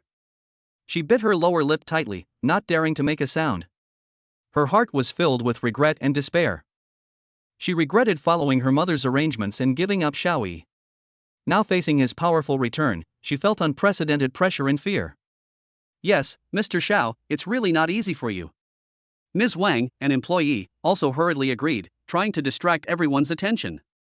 Her eyes kept moving back and forth between President Zhang and Xiaoyi, hoping that President Zhang could intervene as soon as possible and rescue her from the dire straits. Xiaoyi was not shaken by these voices, his gaze was still firmly fixed on Chen Yajia. Suddenly, he stood up, his eyes were sharp, and he said in a cold voice, President Zhang, I think we can talk alone now. Ms. Wang felt relieved, stood up quickly, and handed the matter over to President Zhang. She said nervously, President Zhang, please excuse me. Mr. Xiao has something important to discuss. President Zhang nodded and said to Xiaoyi in a serious tone, Mr. Xiao, I'm Zhang Chang, the president. Let's go to the VIP lounge and talk slowly. Xiaoyi smiled slightly, with a hint of disdain in his eyes, no need, President Zhang. Let's talk here. I have something to say in public. The smile on President Zhang's face was slightly stiff. He didn't expect Xiaoyi to be so disrespectful. He originally wanted to invite Xiaoyi to the VIP lounge. On the one hand, he could avoid the eyes and ears of others, and on the other hand, he could deal with the situation better and resolve the crisis. But Xiaoyi didn't play by the rules and wanted to talk in public, which made him feel a little tricky. Mr. Xiao, you see. President Zhang wanted to argue again, but was interrupted by Xiaoyi. No need to say more, President Zhang. Xiaoyi's tone was calm, but with an unquestionable majesty. I, Xiaoyi, don't like to beat around the bush. Let's say it here, and let everyone hear it. President Zhang sighed helplessly, knowing that this matter would probably not end well today. He turned and looked at the female employee Xiao Wang behind him with a hint of blame in his eyes. The female employee Xiao Wang felt the president's gaze, lowered her head even more, and her body trembled slightly. She knew that her mission today was probably a complete failure. President Zhang took a deep breath, adjusted his mentality, and when he looked at Xiaoyi again, his professional smile returned to his face. Since Mr. Xiao insists, let's talk here. He walked to the counter nearby, took out a pen and a notebook, and put on an attitude of listening attentively. Mr. Xiao, if you have any dissatisfaction, please feel free to tell us. We will accept it with an open mind and make corrections. The surrounding crowd was attracted again. They whispered and talked, guessing what Xiaoyi wanted to say. Some people think that Xiaoyi wanted to take this opportunity to blackmail the bank, while others think that Xiaoyi wanted to seek justice for himself. Xiaoyi looked at President Zhang with a hint of amusement in his eyes. He said slowly, President Zhang, there's no need to be so nervous. I'm not here today to embarrass your bank. When President Zhang heard this, he felt a little relieved. He secretly breathed a sigh of relief. He thought that today would be a big trouble, but when he heard Xiaoyi say this, it seemed that there might be a turn for the better. He raised his head and said in a gentler tone, "Mr. Xiao, please speak. If it is because of our employees' inadequate service, I will definitely punish them severely." "Oh? The service is not good enough?" Xiao Yi's lips curled up with a smile, but his eyes became sharp. "I don't think so. President Zhang, you and I both know that the special treatment I received was not because of the service, but because of my identity." President Zhang's heart trembled. He didn't expect Xiao Yi to be so straightforward and directly point out the essence of the problem. Although he was shrewd and had mastered the ability to deal with people in a flexible manner, he still felt a little pressured when facing Xiao Yi's sharp gaze. He nodded quickly, showing a more humble smile. "Mr. Xiao, you are right. We were not thoughtful enough. Our bank system does need to be improved. I will listen to your opinions carefully and make improvements as soon as possible." As he spoke, he carefully took notes in a notebook, looking humbly seeking advice, which led people around him to secretly praise President Zhang for his high emotional intelligence and ability to handle things. Only Xiao Yi still maintained that calm attitude, as if everything was under his control. He glanced at the crowd around him, and finally fixed his gaze on President Zhang. The corners of his mouth rose slightly, revealing a meaningful smile. "President Zhang, what I want to say is..." Xiao Yi paused, and his voice suddenly became soft. "Before I tell you my thoughts, I have to give you a compliment first." Chapter 8, Take the cash to punish the evildoer, and secretly save a hand to slap the face. The corners of Xiao Yi's mouth rose slightly, revealing a meaningful smile. His eyes swept across the crowd around him, finally stopping on President Zhang. He spoke slowly, his voice soft but full of authority. "President Zhang, what I want to say is that before I express my thoughts, I have to praise the teller who received me." These sudden words stunned everyone present, and they all looked at him with puzzlement. President Zhang was no exception, but he quickly reacted, still keeping a humble smile on his face, and repeatedly said, "Which teller is it? Working in our bank, it is really a blessing for her to receive praise from Mr. Xiao." Xiao Yi nodded slightly and said calmly, "It's the teller Chen Yajia. She has a friendly smile and speaks politely, which leaves a deep impression on people." He paused deliberately, and his eyes inadvertently swept over Chen Yajio and found her, but he immediately said, "Of course, the premise is that you don't know that she is my ex-girlfriend." The atmosphere in the venue suddenly became subtle, and the smile on President Zhang's face became a little stiff. He seemed to have realized that Xiao Yi's praise was not that simple, but had a deeper meaning. "Mr. Xiao, please continue." President Zhang maintained his courtesy, but his tone was more cautious. Xiao Yi nodded and continued, "But what makes me angry is that this is not because her service attitude is not good enough, but because she and her supervisor are prejudiced against me and think that I, a delivery man, am not worthy of their serious attention." President Zhang, do you think that such behavior damages the professional image of the bank? Upon hearing this, President Zhang's heart sank and a serious expression immediately appeared on his face. He realized the seriousness of the problem, turned around and whispered a few words to the deputy president, who immediately nodded, then turned and left, apparently to deal with the matter. "Mr. Xiao, don't worry, we will investigate the matter immediately and give you a satisfactory answer as soon as possible," President Zhang said sincerely and in a firm tone. Xiao Yi smiled slightly and nodded, but he was secretly proud in his heart. He glanced at Chen Yajio and found that at this moment, the vice president brought Chen Yajio and the supervisor to bow and apologize to Xiao Yi in public with an extremely sincere attitude.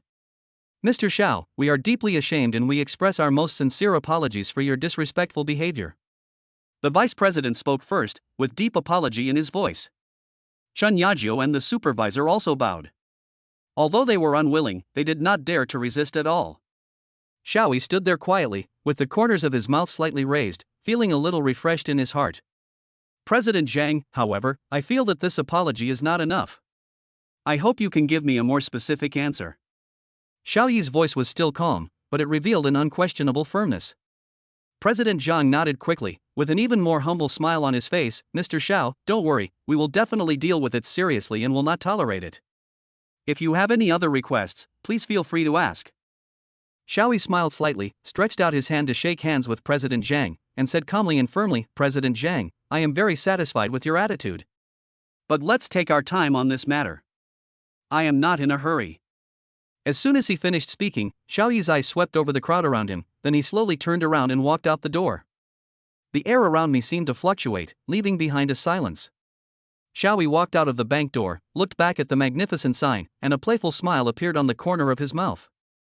He didn't really intend to take out 500 million in cash. Although doing so would be satisfying, it would be too ostentatious. What he needed was to give President Zhang some face and at the same time make the bank remember this lesson deeply. He took out his cell phone and dialed a number. "Hello, Lao Wang, it's me, Xiaoyi. Bring a few people over now, go to the commercial bank headquarters, and help me withdraw 100 million in cash." "Yes, that's right, 100 million. Get the money counting machine and the money truck ready. I also need to deposit this money in the agricultural bank next door." After hanging up the phone, Xiaoyi lit a cigarette, leaned leisurely against the stone lions at the bank entrance, and puffed out smoke. Not long after, an armored car roared in, and several uniformed security guards got out of the car, surrounding a burly middle-aged man, who was the president of the Agricultural Bank of China, Lao Wang. "Mr. Xiao, do you want to withdraw 100 million in cash?" Lao Wang asked respectfully. "That's right. Have all the formalities been completed?" Xiaoyi exhaled a puff of smoke lightly. "It's all done and can be processed at any time." Lao Wan nodded quickly. So, in full view of the public, 100 million in cash was taken out of the safe of a commercial bank, loaded onto an armored truck, and driven to the agricultural bank next door. The staff of the commercial bank were furious but dared not speak out. President Zhang stood in front of the French window, watching this scene with a terribly gloomy expression on his face. At the same time, the news of Chen Yajiao's demotion reached her home. She cried to her mother Pan Huilan and brother Chen Juanfu, and described Xiaoyi's arrogant behavior in the bank in an exaggerated way. "Mom, brother, you must help me vent my anger. Why did Xiaoyi treat me like this?" Chen Yajia cried. 500 million in savings? This kid hid it well enough. Pan Huilan's eyes flashed with greed. "Yajiao, don't worry, Mom will definitely help you get justice, and by the way, make this kid pay a price."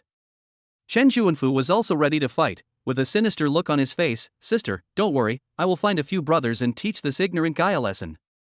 On the other side, in the office of the president of Yuexia Group, Tang Xini rushed in, grabbed Su Wanqing's hand, and said excitedly, Wanqing, guess what I just saw?"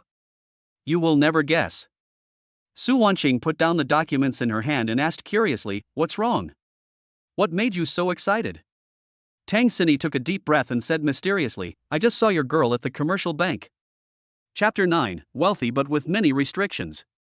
Su Wanqing put down the documents in her hand, with a hint of curiosity in her eyes, and asked, "Xini, stop teasing me, tell me what you saw?"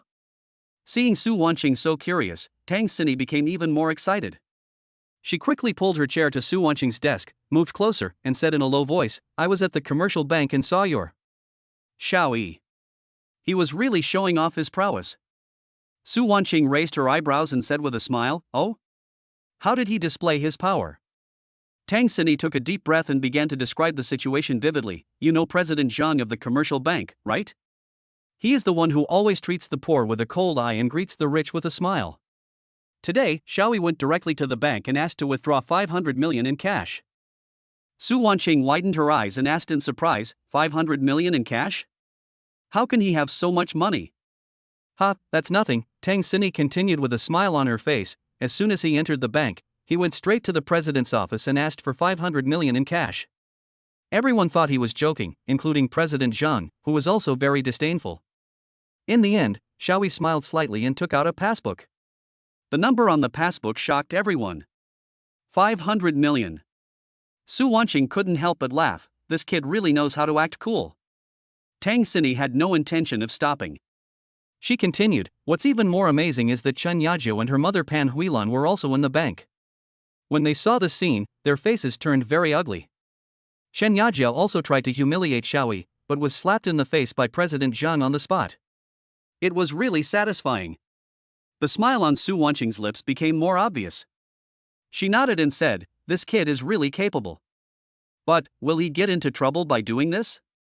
Tang Xini shook her head, as if to comfort Su Wanqing. "Don't worry, the bank staff were all scared by him. President Zhang even went through the formalities for him and personally sent him out." When Xiaoyi left, he even sneered at Chen Yajiao and the others. That tone was really refreshing. Su Wanqing smiled slightly, with admiration in her eyes. It seems that he is not only capable, but also knows how to deal with these villains. Tang Xini felt a little dissatisfied when she saw Su Wanqing praising Xiaoyi so much, but she still smiled and said, "Wanqing, if you can't deal with this kid, you can come to me for advice. I have plenty of ways." Su Wanqing's eyes turned slightly, a sly smile appeared on the corner of her mouth, and she said, "Deal with him?" I think he is our best helper now. Tang Xini was stunned for a moment, then smiled. That's right, he taught those villains a big lesson this time. It's really refreshing. Su Wanqing stood up, walked to the window, looked into the distance, and secretly thought about her next plan. Her voice was low and firm. Xini, we still have a lot to do next. Tang Xini smiled and nodded, and said confidently, just wait and see what's going to happen next. There was a hint of eagerness in Tang Xini's tone, as if she had already prepared a plan to deal with Xiaoyi. Wanqing, if you can't deal with this kid, you can come to me to discuss countermeasures. I have plenty of ways. Watch how I can make him obedient. As she spoke, she waved her arms, as if to show her strength. Su Wanqing looked at Tang Xini's confident look and couldn't help but smile. She knew that Tang Xini was thinking about her, and she felt a little warm in her heart. However, she wanted to see what kind of surprise Xiaoyi could bring her. At this time, Xiaoyi was being enthusiastically surrounded by two President Zhangs of the commercial bank and was escorted all the way out of the bank gate. The bank staff around him all smiled flatteringly and vied with each other to greet Xiaoyi. Even the security guard who usually ignored ordinary customers politely opened the car door for Xiaoyi. The sunlight shone on their faces, reflecting a false harmony. The car drove out slowly. Xiaoyi saw the scene in the rearview mirror and felt it was absurd and ironic. Back in the car, Xiaoyi couldn't wait to open the system panel to check the sign-in rewards for this time. When he saw the huge figure of 500 million, the corners of his mouth slightly raised, revealing a satisfied smile. But when he saw the notes at the back, the smile froze on his face instantly. Sign-in reward, 500 million consumption quota only for Miss Wang. What? Xiaoyi exclaimed, with a hint of disbelief and surprise in his voice. He rubbed his eyes and confirmed again. Yes, this 500 million yuan spending limit can only be used by a person named Miss Wang. What is this? Is it just a false alarm? He threw his phone aside in annoyance and leaned back in his chair. Was the system playing a trick on him? Giving him huge wealth but restricting his freedom to use it, isn't this just teasing him? He felt like a bird trapped in a golden cage. Although he was rich, he was restricted in every way. The car was driving steadily on the road. The sunlight shone through the window and sprinkled on Xiaoyi's face. He frowned and thought of countermeasures rapidly in his mind. No, he couldn't just let it go. Although I can't use these 500 million myself, they can always come in handy. He must find a way to make the most of the money. Before we knew it, the car had entered the most prosperous commercial district in the city center, with skyscrapers reaching into the sky. The roadside is lined with various luxury stores, with flashing neon lights and magnificent appearance. Xiaoyi glanced around casually and his eyes fell on a golden building called Jinyu not far away. He suddenly decided to go there and take a look.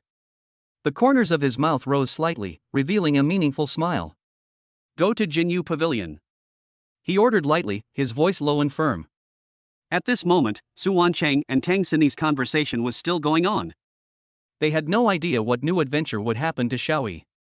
The car stopped steadily in front of the Jinyu Pavilion. Xiaoyi pushed the door and got out of the car. Looking up, he saw that the decoration of this golden building was indeed magnificent, and the golden signboard was shining in the sun. He stepped into the store and a faint fragrance hit his nose.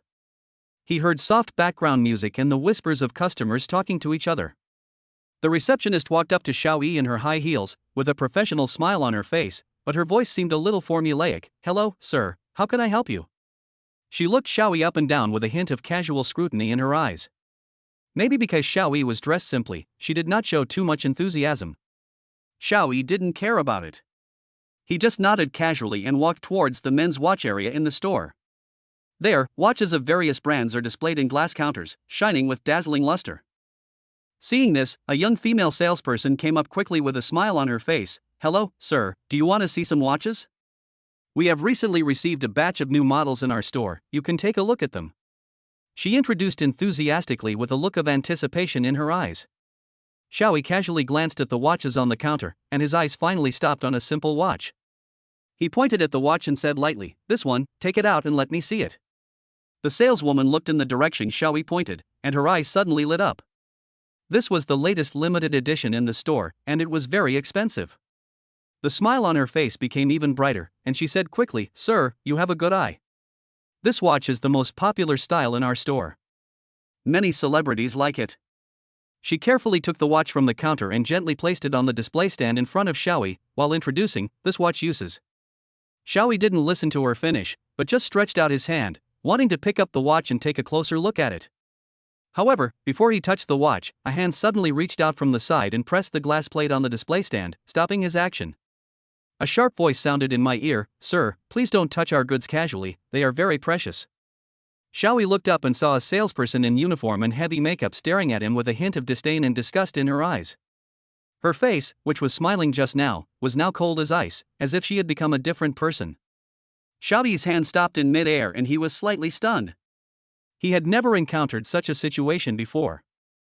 This feeling of being disdained in person made him feel a little embarrassed and unhappy. He withdrew his hand, with a hint of indifference in his eyes, and asked indifferently, "Why, you can't even touch me?" The heavily made-up saleswoman, Sun, glanced at Xiaoyi with contempt, her tone carrying a hint of sarcasm. "Sir, this watch is worth 6 million.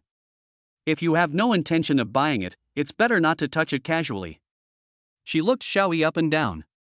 In her opinion, someone like Xiaoyi, who was dressed in ordinary clothes, could not possibly be their target customer. Xiaoyi frowned slightly, feeling a little unhappy, but he did not get angry. He just said calmly, "Who said I have no intention to buy?" He took out a black bank card from his pocket, put it on the display stand, and said calmly, "Swipe the card." When salesperson Sun saw the black card, he was stunned at first, and then a look of doubt appeared on his face. "This card looks ordinary and doesn't look like a high-end credit card." She picked up the card, looked at it carefully, and secretly guessed Xiaoyi's true identity. Is he really a rich man who was pretending to be a pig and eating the tiger? "Sir, are you sure you want to pay with this card?" Salesperson Sun asked tentatively, with a hint of uncertainty in his tone. Xiaoyi nodded and said firmly, "Yes, use this card." He looked at the salesperson Sun calmly without any hesitation. Seeing Xiaoyi so determined, salesman Sun became even more confused. She hesitated for a moment, but finally decided to try swiping the card. She took the card and turned to the cashier. At this moment, several sales clerks came over, with smiles on their faces, and enthusiastically recommended other products to Xiaoyi. They had been indifferent to Xiaoyi just now, but now they became extremely attentive, as if Xiaoyi was really a distinguished guest. Xiaoyi ignored their enthusiasm and just stood there quietly, waiting for salesman Sun to come back. As time passed, the air around them seemed to freeze and the atmosphere became somewhat depressing. Finally, the salesperson's son came back with manager Zhou, who was wearing a professional suit and had a capable temperament. However, their faces looked extremely ugly, as if something bad had happened. Salesman Sun's face was filled with fear and anxiety, while manager Zhou's face was ashen. When Xiaoyi saw this, he felt something was wrong. He had a feeling that something bad might happen next. Manager Zhou walked up to Xiaoyi, stared at him fiercely, and said in a cold tone, "Sir, this card." She paused, a cold light flashed in her eyes. "Are you sure this card can be used?" Chapter 10. The consumption was suspected and finally counterattacked, and the gift-giving encountered obstacles and asked friends for help. Manager Zhou walked up to Xiaoyi, stared at him fiercely, and said in a cold tone, "Sir, this card." She paused, a cold light flashed in her eyes. "Are you sure this card can be used?" Xiaoyi smiled slightly, with a hint of helplessness and determination in his eyes. He said calmly, "Manager Zhou, I understand your concerns, but please rest assured, there is absolutely no problem with this card." Although his words were calm, they were filled with unquestionable confidence. Seeing this, the people around dispersed. They talked in low voices, some showed contemptuous smiles, and some stared at Xiaoyi with suspicious eyes, obviously doubting his confidence. Xiaoyi didn't care at all. He just stood there calmly. Instead, he felt a little moved at the wonder of fate. He smiled secretly in his heart. "From today on, my destiny has completely changed. Sir, I understand your confidence, but this is also a considerable amount of money. Are you sure you want to use this card?" Manager Zhou is obviously a very professional person, but her eyes are still full of distrust and vigilance. Xiaoyi nodded, looked at her firmly, and said, "Manager Zhou, please help me with the operation. I specifically want the biggest and most sparkling diamond necklace." Manager Zhou's expression became even uglier. She thought Xiaoyi was going crazy, but she had to act according to her duty. She thought to herself that maybe she could take this opportunity to humiliate him when he made a fool of himself later. Thinking of this, a sneer appeared on her lips, and she turned around and told the salesgirl Lin to bring the diamond necklace over. Saleswoman Lin held the valuable necklace in her hand, feeling uneasy. She knew that if the deal failed, her job would be in jeopardy. She carefully placed the necklace in front of Xiaoyi, her eyes full of embarrassment and uneasiness. Manager Zhou, please use the card swipe machine. Xiao Yi's voice was steady and firm, as if he already knew everything that was about to happen. Manager Zhou's face turned pale, but he still nodded and signaled to saleswoman Lin to get the card machine ready. She was secretly proud of herself, as if she had already witnessed Xiao Yi making a fool of himself. However, the moment she pressed the card swipe button, everything around her suddenly became unusually quiet, as if time had frozen at that moment. On the POS machine, a string of numbers jumped slowly and finally stopped at a staggering number of 5,368,000. The entire golden building hall was silent, as if the mute button had been pressed. Everyone's eyes were focused on the small machine, as if they had seen something incredible. Saleswoman Lin widened her eyes and the necklace in her hand almost slipped. She looked at Xiao Yi in disbelief, as if she was looking at an alien. Her face turned from pale to flushed, her breathing became rapid, her chest heaved violently, and her heart seemed like it was about to jump out. Manager Zhou was stunned where she stood, her mouth wide open like a frightened owl, the sneer on her face stiffened into a funny expression. She stared at the number on the POS machine. She could never have imagined that this ordinary dressed delivery man could actually swipe out so much money. The crowd around burst into exclamations, and whispers surged like a tide, one after another. Oh my god, he actually made it! How is this possible? Isn't he a delivery man? Is it some rich kid experiencing life? All kinds of speculations and discussions filled the entire hall, making the already tense atmosphere even more heated. However, Xiao Yi, who was at the center of the storm, remained calm, with no ripples on his face, as if what he had just completed was just an ordinary transaction. He gently took the necklace from the saleslady Lin, looked at it carefully, and raised the corners of his mouth slightly, revealing a satisfied smile. Manager Zhou, please give me the receipt. Xiao Yi's voice was calm and low, but with an unquestionable majesty. Manager Zhou finally came back to her senses from her shock. The stiff smile on her face was instantly replaced by a flattering smile. Her attitude made a 180-degree turn and she quickly nodded and said, "Sir, please wait a moment. I'll do it for you right away." As she spoke, she personally processed the receipt for Xiao Yi. Her attitude was so respectful that she was like a completely different person. After signing the receipt, Xiao Yi carefully placed the necklace into the box, then turned and left the Jinlu. He walked out of the door, and the sunlight shone on him, making him feel a little blinded. He looked up at the sky and laughed at himself. After spending a huge sum of money, I feel a little empty. However, this feeling of loss did not last long. He quickly cheered up. He took out his cell phone, called a taxi, got in, and said to the driver, "Master, let's go to Su Group." The taxi started slowly, and Xiao Yi looked at the scenery rapidly receding outside the window, his heart full of anticipation. He couldn't wait to bring this surprise to Su Ruoyue. However, when he arrived downstairs at the Su Group and was told at the front desk that Su Ruoyue was in a meeting and could not see guests, he did not feel disappointed. Instead, his eyes darkened and he said to himself, "It seems that I have to find someone I know." Xiao Yi walked into the magnificent hall of the Su Group. A faint fragrance lingered around his nose, mixed with the cold air from the air conditioner, making him feel a little cool. People walking in the hall were dressed in suits and walking hurriedly, and everyone had a professional smile on their face. He walked straight to the front desk and gently placed the gift box in his hand on the polished marble table. "Hello, is Ms. Su Ruoyue here?" Xiao Yi's voice was gentle and polite. Receptionist Wu looked up at him with a hint of disdain in her eyes. She glanced up and down at Xiao Yi's clothes, from an ordinary t-shirt to a pair of jeans that had been washed to a pale color. Finally, her eyes stopped on the gift box in his hand. Although the packaging was exquisite, she couldn't tell what expensive brand it was. "Mr. Su is in a meeting. What can I do for you?" Receptionist Wu said in a cold tone, as if Xiao Yi had interrupted her work. "I'm here to give her something." Xiao Yi explained patiently. "Delivering something?" The tone of the front desk lady Wu was even more contemptuous. "Is it a courier? Please put it here. I will pass it on after Mr. Su finishes the meeting." Xiao Yi frowned slightly, feeling a little unhappy, but he still suppressed his dissatisfaction and said, "It's not a courier, it's..." Before he could finish his words, a crisp voice interrupted him. "Ms. Wu, what happened?" Tang Xini came over slowly in high heels. She was wearing a red professional suit today, looking capable and charming. "Ms. Tang, this gentleman said he is here to deliver something to General Manager Su." Receptionist Wu immediately put on an aggrieved expression, as if she had suffered some great injustice. Tang Xini turned her gaze to Xiao Yi with a hint of scrutiny in her eyes. She looked him up and down, her tone slightly aggressive. Sir, who are you? What is your relationship with Mr. Su? Xiaoyi looked at the woman in front of him with exquisite makeup, and a hint of doubt arose in his heart. He knew that Tang Xini and Su Ruoyue had a special relationship, but her attitude made him feel a little uncomfortable. I am. Xiaoyi paused, but ultimately did not reveal his true identity. I am here to give President Su a gift. Please give it to her. He handed the gift box to Tang Xini and said calmly, please tell President Su to come home for dinner in the evening. After that, he turned around and left the Su group without any reluctance.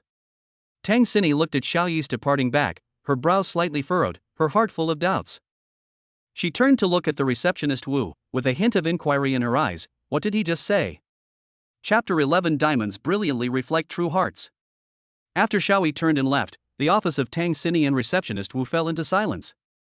Tang Xini frowned, staring at the gift box in her hand, her heart full of doubts.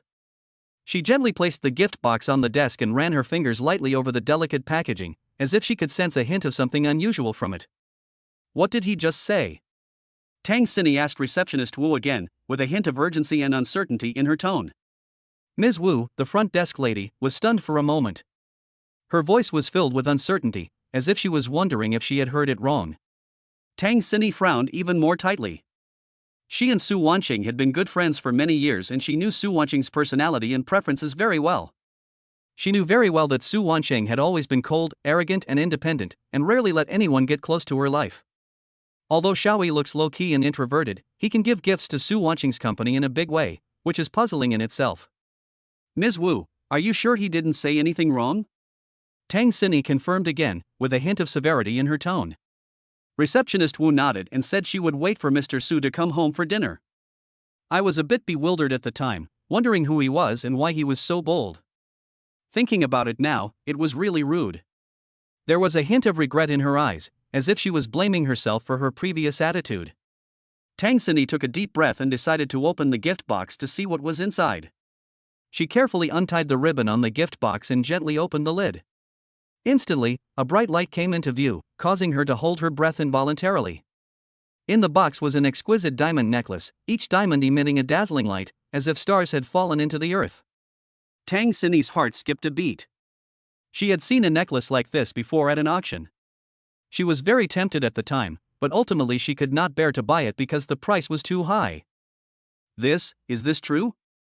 Receptionist Wu came forward, her eyes full of shock. She looked at the necklace, her heart filled with disbelief. How could such a gift not be sent by Su Wanqing's true love? A complicated expression flashed across Tang Xini's face, and her heart was slightly touched.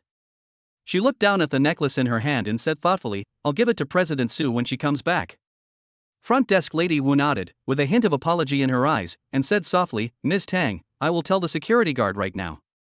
If he sees that person just now, tell him not to embarrass him. Tang Xini smiled slightly but didn't say anything. She just closed the gift box again and put it aside. There was a hint of determination in her eyes, as if she was thinking about something important.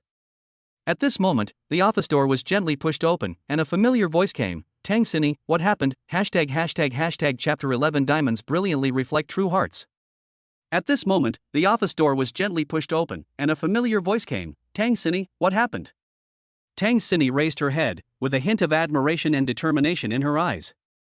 She smiled slightly and said, Boss Su, I have good news to tell you about your Mr. Right. At the same time, Xiaoyi had already left Su Wanqing's company because he knew that there would be another satisfying home-cooked meal tonight. He went to a nearby supermarket and used his meager savings to buy food. He felt much more relaxed when he thought that he no longer had to bear the burden of his siblings' extravagance. The lights in the supermarket were soft and warm. Xiaoyi carefully selected fresh ingredients in the vegetable area, his heart full of anticipation. He thought that Su Wanqing probably rarely cooked, so he would let her taste the delicious home-cooked meals tonight. Xiaoyi walked out of the supermarket briskly, carrying a full shopping bag, with a smile on his face, thinking secretly about tonight's dinner.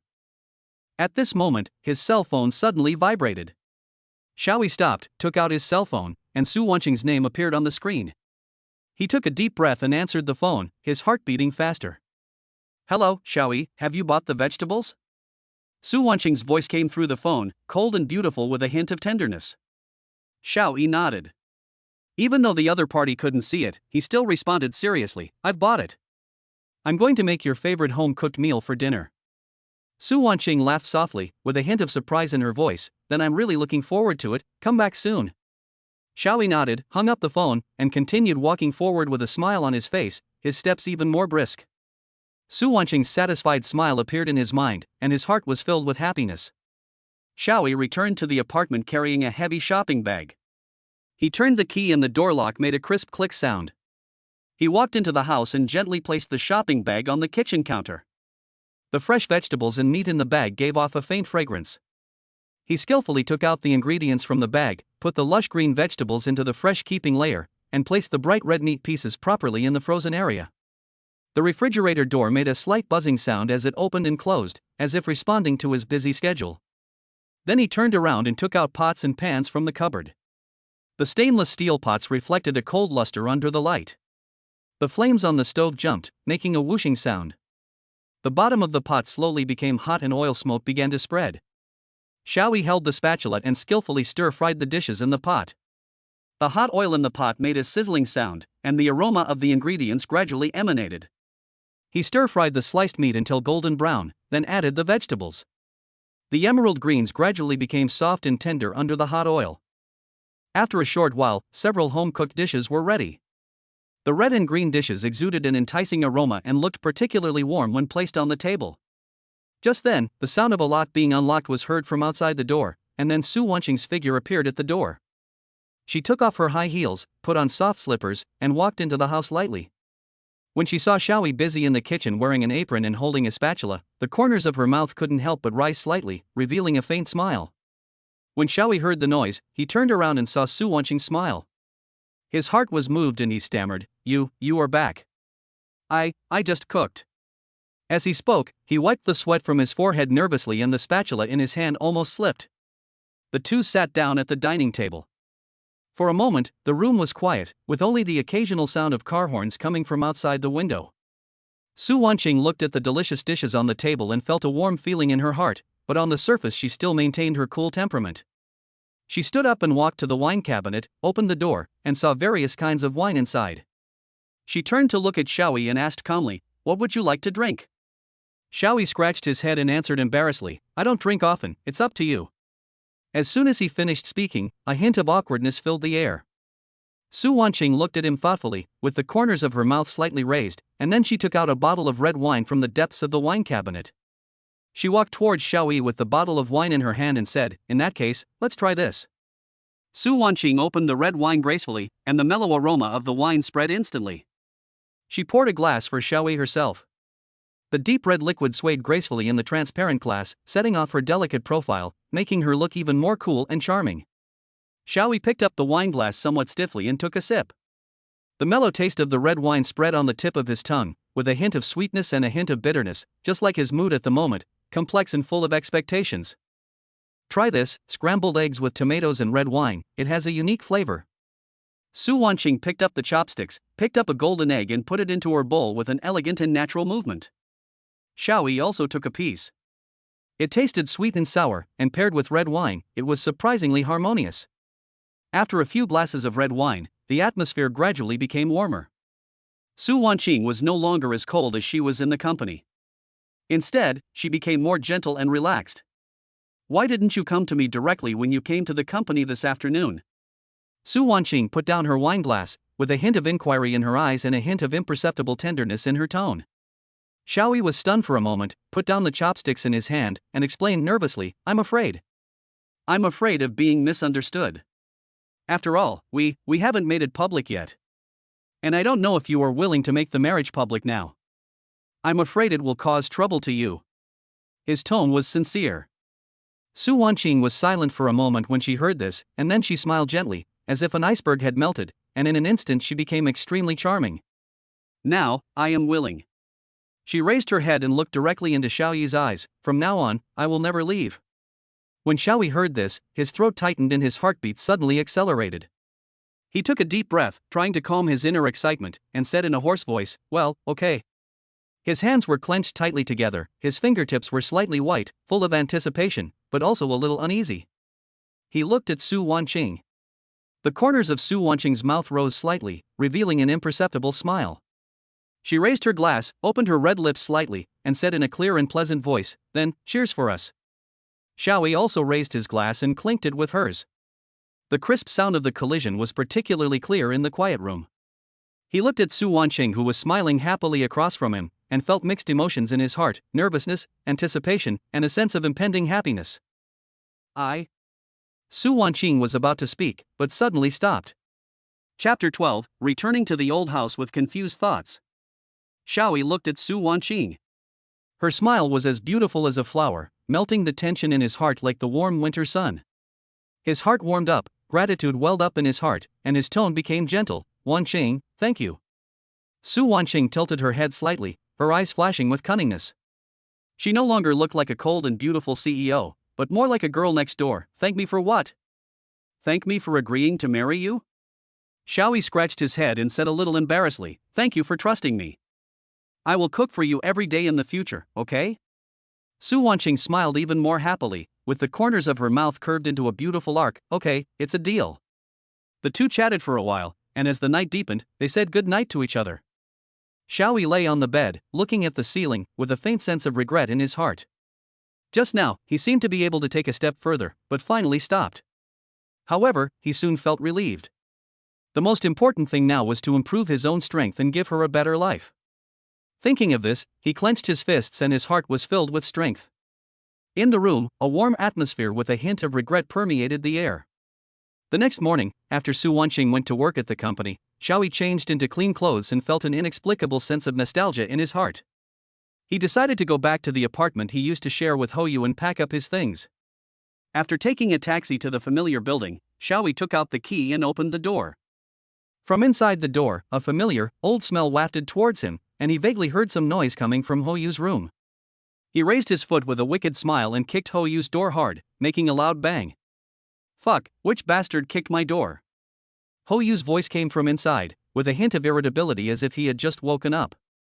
Xiaoyi ignored him and pushed open his door and walked in. The room was still the same as when he left, with some untidy clothes piled up at the bedside and a few dusty books on the desk.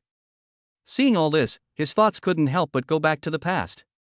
He recalled the time he spent with Chen Yajiao, where they had cooked, read, and chatted together. At that time, he thought their love could last until the end, but reality gave him a hard blow. Now, returning here again, although things and people have changed, his heart is surprisingly calm, and even a little relieved. After all, he has something better now. He exhaled slowly, sealing away all those memories, leaving only the marks of his youth here. Just as he was packing his things, the door of his room was suddenly pushed open. Hou poked his head out, sleepy-eyed, with a hint of confusion. "I say, Lao Xiao, why are you back?" Hou walked into Xiaoyi's room sleepily. His hair was messy, and he was still wearing wrinkled pajamas. He yawned and said, "I say, Lao Xiao, why are you back? Aren't you going to work today?" Xiaoyi looked at him with a teasing smile on his face. "Hey, Master Hou, the sun is shining on your butt, but you are still sleeping so soundly. Did you skip work again today?" Hou waved his hand nonchalantly, walked to Xiaoyi's bed, sat down, and the mattress creaked. "What's the point of going to work? Enjoy life to the fullest. Besides, I want to rest today. So, how come you have time to come back today?" Xiaoyi ignored his nonsense and began to pick up his scattered belongings. He opened the closet, took out some old clothes, folded them neatly and put them into a plastic bag. Seeing that he was still moving, Hou asked in confusion, "Old Xiao, what are you doing? It's like you're moving." Xiaoyi didn't even raise his head and said calmly, "I am indeed moving and I won't live here anymore." When Hou heard this, he lost all sleepiness, jumped out of bed and shouted, "What? You want to move out? No way, Lao Xiao, are you serious? Then who will play games with me, who will chat with me about life late at night?" He was like an abandoned puppy, with a face full of grievance. Xiaoyi stopped what he was doing, looked up at him, and deliberately teased him. "Why, I'm gone, who are you going to play those Japanese audios for?" Hou blushed and stammered as he explained, I did that just to practice speaking, pure language learning. Besides, I will wear headphones from now on, okay?" Xiaoyi couldn't help laughing when he saw Hou's funny look.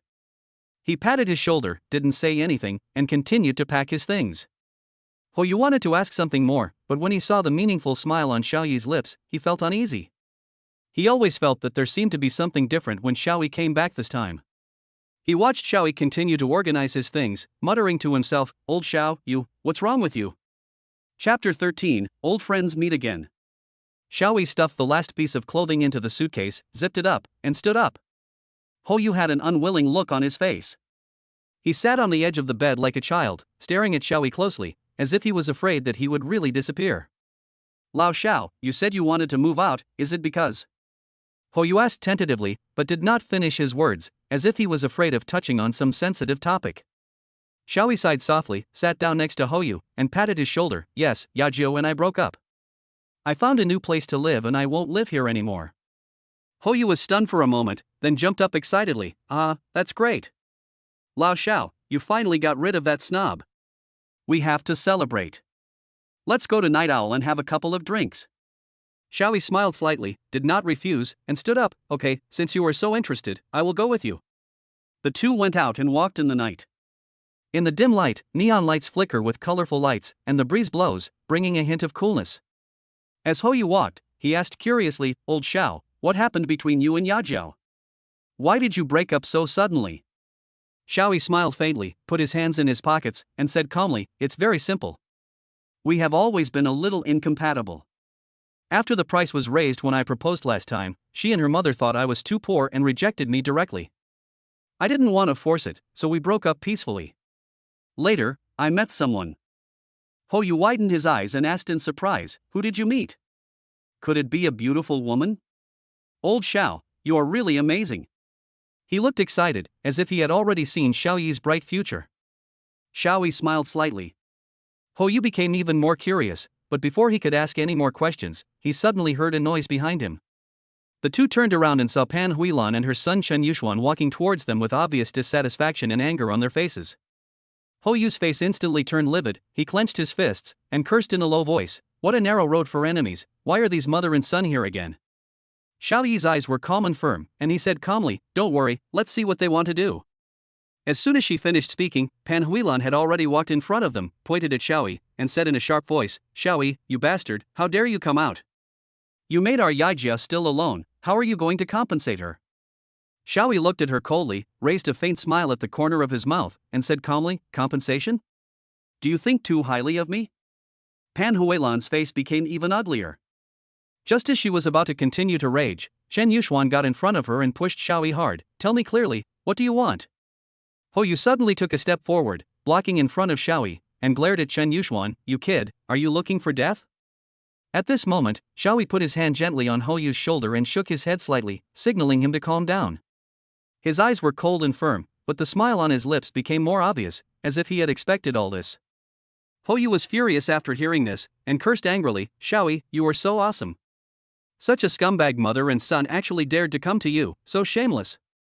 Before he finished speaking, he suddenly heard a noisy sound of footsteps behind him. The two of them turned their heads suddenly and saw Pan Huilan and her son walking towards them with obvious dissatisfaction and anger on their faces. Hou was startled, frowning, and cursed in a low voice, what a narrow road for enemies, why are these mother and son here again? Pan Huilan walked up to them and said in a friendly tone, Xiaoyi, are you confused? Our Yajia still likes you. As long as you are willing to come back, we can reconcile immediately. There was a hint of hypocrisy in her eyes, trying to hide the malice in her heart. Xiaoyi looked at her coldly, without saying a word, his eyes full of contempt. Seeing this, Hou immediately responded rudely, don't be so stupid. Your Yajiu has long looked down on Lao Xiao. Don't waste your time here. Lao Xiao has already found someone better. Pan Huilan's face turned pale in an instant, and she angrily retorted, what qualifications do you have to speak? Who do you think you are? Xiaoyi, if you don't agree, don't blame us for being rude. Hou became even more angry. He took a step forward, clenched his fists, and glared at Pan Huilan, you bitch, believe it or not, I can punch you away. Seeing this, Chen Yuxuan immediately stood up and protected his mother, staring at Hou fiercely, if you dare to touch my mother, I will not forgive you. Seeing this, Xiaoyi slowly stepped forward, gently put his hand on Hou's shoulder, shook his head slightly, and signaled him to calm down. His eyes were cold and firm, but the smile on his lips became more obvious, as if he had expected all this. He said calmly, Pan Huilan, what on earth are you doing here? If you're just here to cause trouble, then you'd better leave quickly. I don't have time to waste with you. Pan Huilan's face was uncertain, as if she was weighing something. Finally, she gritted her teeth and said, Xiaoyi, we are here today because... Xiaoyi frowned slightly and interrupted Pan Huilan impatiently. If you have something to say it quickly, don't dilly-dally. Pan Huilan was choked by Xiaoyi's attitude, but then she put on a smiling face, pulled Chen Yuxuan next to her, and said, Xiaoyi, you see, we are here today because Yuxuan knows he was wrong. He treated you badly before, so he came here specially to apologize to you. Chen Yuxuan stood there reluctantly, his eyes wandering, with no intention of apologizing at all. Xiaoyi sneered, his eyes swept coldly over Chen Yuxuan, and then returned to Pan Huilan. Apologize?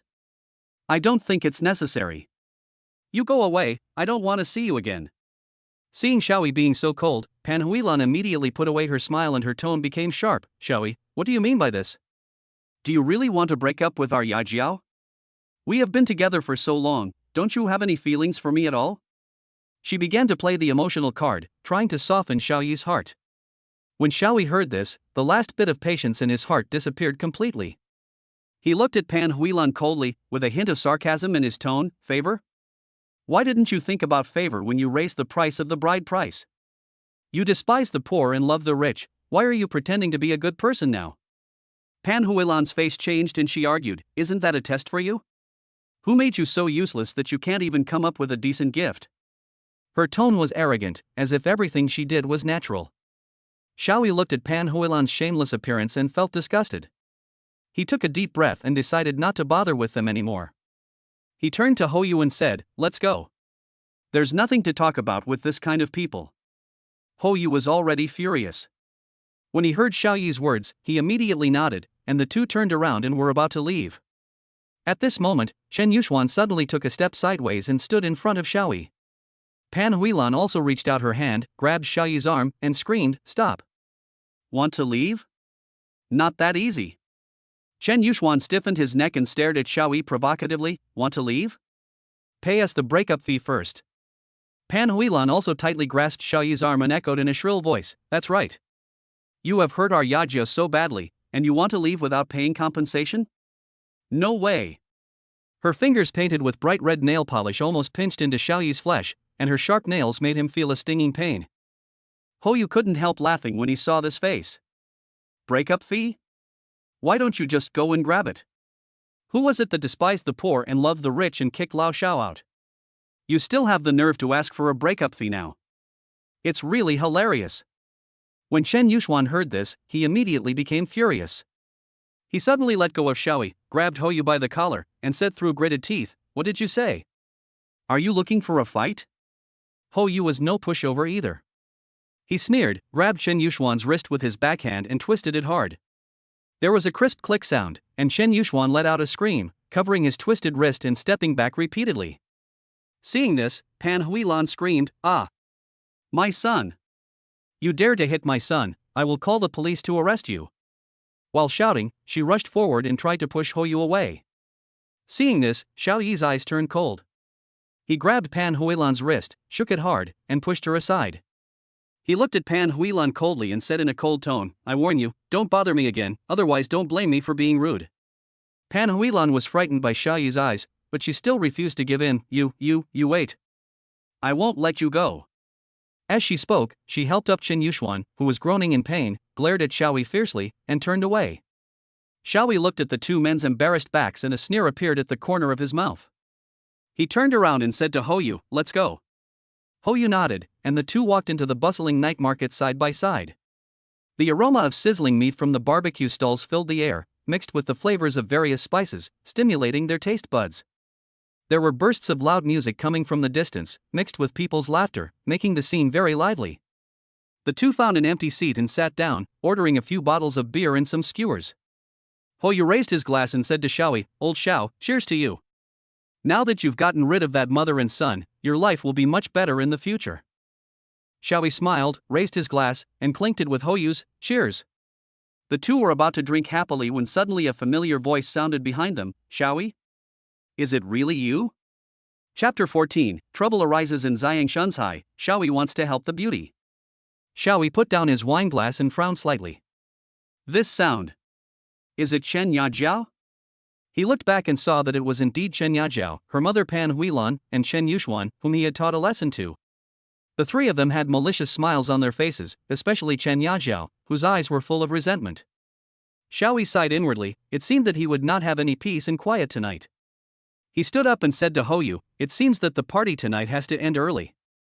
Hoyu also saw the person coming, patted Xiaoyi on the shoulder, and said, "Call me if you need help." Xiaoyi nodded and walked towards Chen Yajiao's family. After a heated argument, Xiaoyi got tired of this meaningless entanglement and left the night market with Hoyu, saying a good dog doesn't block the road. After saying goodbye to Hoyu, Xiaoyi decided to return to Su Wenqing's apartment. When passing by Ziyang Shunzhai, he remembered that he had not completed today's sign-in task, so he turned and walked in. Xiang Shunzhai is decorated in an antique style, and the air is filled with a faint scent of sandalwood. A young waiter came up and asked enthusiastically, "Sir, how many people are there?" Xiaoyi replied indifferently, "One." A trace of disappointment flashed across the waiter's face and he continued, "What would you like to eat?" "A pot of tea will be fine." Xiaoyi's answer completely cooled the waiter's enthusiasm. Xiaoyi didn't care and walked straight to a seat by the window and sat down. "Sign in." Xiaoyi muttered to himself in his mind. Ding! Sign in successful. Congratulations to the host for obtaining the 10th level Chinese cooking skill. The system's voice cheered Xiaoyi up, but the next moment the system prompt sounded again. Skills loading, estimated time, 30 minutes. Xiaoyi sighed helplessly. It seemed that he could only wait. He called the waiter and ordered another plate of melon seeds. While eating the seeds, he looked at the bustling crowd outside the window, his thoughts wandering. Suddenly, a loud noise broke the tranquility of Ziyang Shunzhai. A rough voice rang out, "What the hell is this? It tastes terrible. Call your manager out." The troublemaker was a man with a face full of flesh and a hideous scar on the left side of his face. He had a thick gold chain around his neck and was wearing a cheap suit that was so wrinkled that it looked like it had been picked up from a garbage dump. At this moment, he was throwing a plate of food on the ground, and the greasy juice splashed on the waiter Lin's trouser legs, attracting the attention of the diners around him. "What the hell is this? It's worse than pig food. Call your manager out." Scarface Lu yelled in a rough voice, spitting all over waiter Lin's face. Waiter Lin was a recent college graduate who had never seen such a scene before. He turned pale with fear and said with trembling lips, "Sir, this dish is our restaurant's signature dish. Many customers say." "Bullshit." Scarface Lu slammed the table, causing the dishes and chopsticks on the table to tremble. "If I say it tastes bad, it tastes bad. Stop talking nonsense and call your manager out." The two companions behind him also started to make a fuss. A man as thin as a monkey said in a sarcastic tone, "That's right, what kind of shabby place is this? How dare they open a store? I think the dishes are made with gutter oil." Another bloated woman screamed, "Pay me money. If you don't pay me today, we will smash your lousy store." Waiter Lin wiped the spit from his face helplessly and said timidly, "Sir, our boss is not here today. I'll go get manager Joe to come over." Scarface Lu waved his hand impatiently, "Hurry up. Don't dilly-dally." Waiter Lin turned around and ran to the kitchen as if he had been pardoned. Xiaoyi watched all this coldly, playing with 2 melon seeds in his hands, and secretly laughing in his heart. These guys are obviously here to cause trouble. After a while, a middle-aged man in a suit walked over quickly. He had a professional smile on his face, but his eyes were shrewd. "Dear guests, I am the manager of our store. How can I help you?" Manager Zhou asked in a gentle tone. Scarface Lu glanced at him sideways, pointed at the vegetables on the ground, and said arrogantly, "What kind of rubbish is this? How dare you sell it? Try it. Is this food for human consumption?" Manager Zhou glanced calmly at the dishes on the ground, then looked at Scarface Lu and the other two, and he already understood about 70% of the situation. It was obvious that these 3 people were here to cause trouble. "Sir, this dish is our restaurant's signature dish. It is prepared by Chef Shen Wang's disciples. There is absolutely no problem with the taste." Manager Zhou said neither humbly nor arrogantly. Chef Shen Wang is a famous local cooking master and has great prestige in the catering industry. Manager Zhou brought up the name of Chef Shen Wang in order to give these troublemakers a warning. "Chef Shen Wang?" Scarface Lu sneered, "I've never heard of him. Today's dish is unpalatable. Pay me now, or else." Scarface Lu said as he stood up suddenly, grabbed Manager Zhou by the collar, and said viciously, "Otherwise I'll make you pay." Manager Zhou was grabbed by the collar by Scarface Lu. The smile on his face froze instantly, and a trace of anger flashed in his eyes, but he held back and tried to explain calmly, "Sir, there is no need to use force. We are willing to serve you a new dish, or get lost. Scarface Lou fiercely pushed Manager Joe away. Manager Joe staggered a few steps before he could stand firm. Seeing this, the diners around him all dodged for fear of being implicated. A few brave young people began to talk in a low voice, and soon more and more people gathered around, watching the farce curiously. Xiaoyi looked at the loading progress bar on his phone, which had reached 80%, and he secretly breathed a sigh of relief. But he also knew that he couldn't leave now even if he wanted to, and he can only stay here. He picked up the teacup and took a sip. The aroma of tea filled his mouth, but it couldn't take away the helplessness in his heart. He looked up and around, and saw that Scarface Lou's companions were also making a fuss, and the atmosphere became increasingly tense. At this moment, a cold voice came from the kitchen. "Excuse me, which guest has any complaints about my dishes?" The crowd automatically made way for a path, and a woman in a white chef's uniform walked out slowly. She was tall, with a cold face, and an unquestionable firmness in her eyes. She is the beautiful Chef Shen Wang, the favorite student of Chef Shen Wang. When Scarface Lou saw the beautiful Chef Shen Wang, he was stunned for a moment, then a lewd smile appeared on the corner of his mouth. He took a step forward, pointed at the dish on the ground, and said, "Are you the one who made this crap? I've eaten in many restaurants, but I've never seen this kind of garbage." The beautiful Chef Shen Wang looked at Scarface Lou steadily and asked calmly, "Since you think this dish is not delicious, then may I ask, what do you think is wrong with it?" Scarface Lou had a thought in his heart. The word in his heart % is not clear here, so it is retained as in the original text, but just as the words were about to come out of his mouth, he suddenly realized that the diners around him were staring at him with contempt in their eyes. His expression changed, and the smile on his lips became even more intense, but with a hint of coldness. He approached the beautiful chef of Prince Shen and said in a low and threatening voice, "Beauty, you are so noble. I just want to." At this moment, a cold voice came from the side, like a cold wind cutting through the tense air. "Sir, please be polite when speaking." Lou Scarface's obscene smile spread across his face. He approached the beautiful Chef Shen Wang and spoke in a low and threatening voice, "Beauty, you are so noble. I just want to." At this moment, a cold voice came from the side, like a cold wind cutting through the tense air. "Sir, please be polite when speaking." Scarface Lou turned around suddenly and saw Xiaoyi sitting next to him. He tilted his mouth and asked with disdain, "Hey, who is this? Are you meddling in other people's business?" The beautiful Chef Shen Wang looked at Scarface Lou steadily, put her hands on her hips and asked, "Since you think this dish is not delicious, then may I ask, what do you think is wrong with it?" Seeing this, Scarface Lou confidently replied, "First of all, this dish was not cooked enough, and the taste is astringent and not flavorful at all. Secondly, the seasoning is not right, the saltiness is unbalanced, and it is so salty that it tastes bitter. It is not a qualified dish at all." People around were talking about it. Some agreed with Scarface Lou's opinion, while others stood up for the beautiful Chef Shen Wang. After hearing this, the beautiful Chef Shen Wang looked serious. She picked up a pair of chopsticks on the table, picked up a piece of dish, tasted it carefully, and a complicated expression flashed across her face. Seeing this, Scarface Lou said smugly, "How is it? Is my tongue powerful? You dare to open a restaurant in this shabby place? I've eaten all over the country, and I've never eaten such rubbish." The eyes of the beautiful Chef Shen Wang were slightly red, but she still stood there firmly and wiped her eyes with the back of her hand. Scarface Lou became more and more excited. His tone was arrogant but with obvious threats. "Beauty, you'd better not suffer here. Come with me, I promise you will eat delicious food and drink spicy drinks." When the diners around heard this, they all showed dissatisfaction, but no one dared to step forward.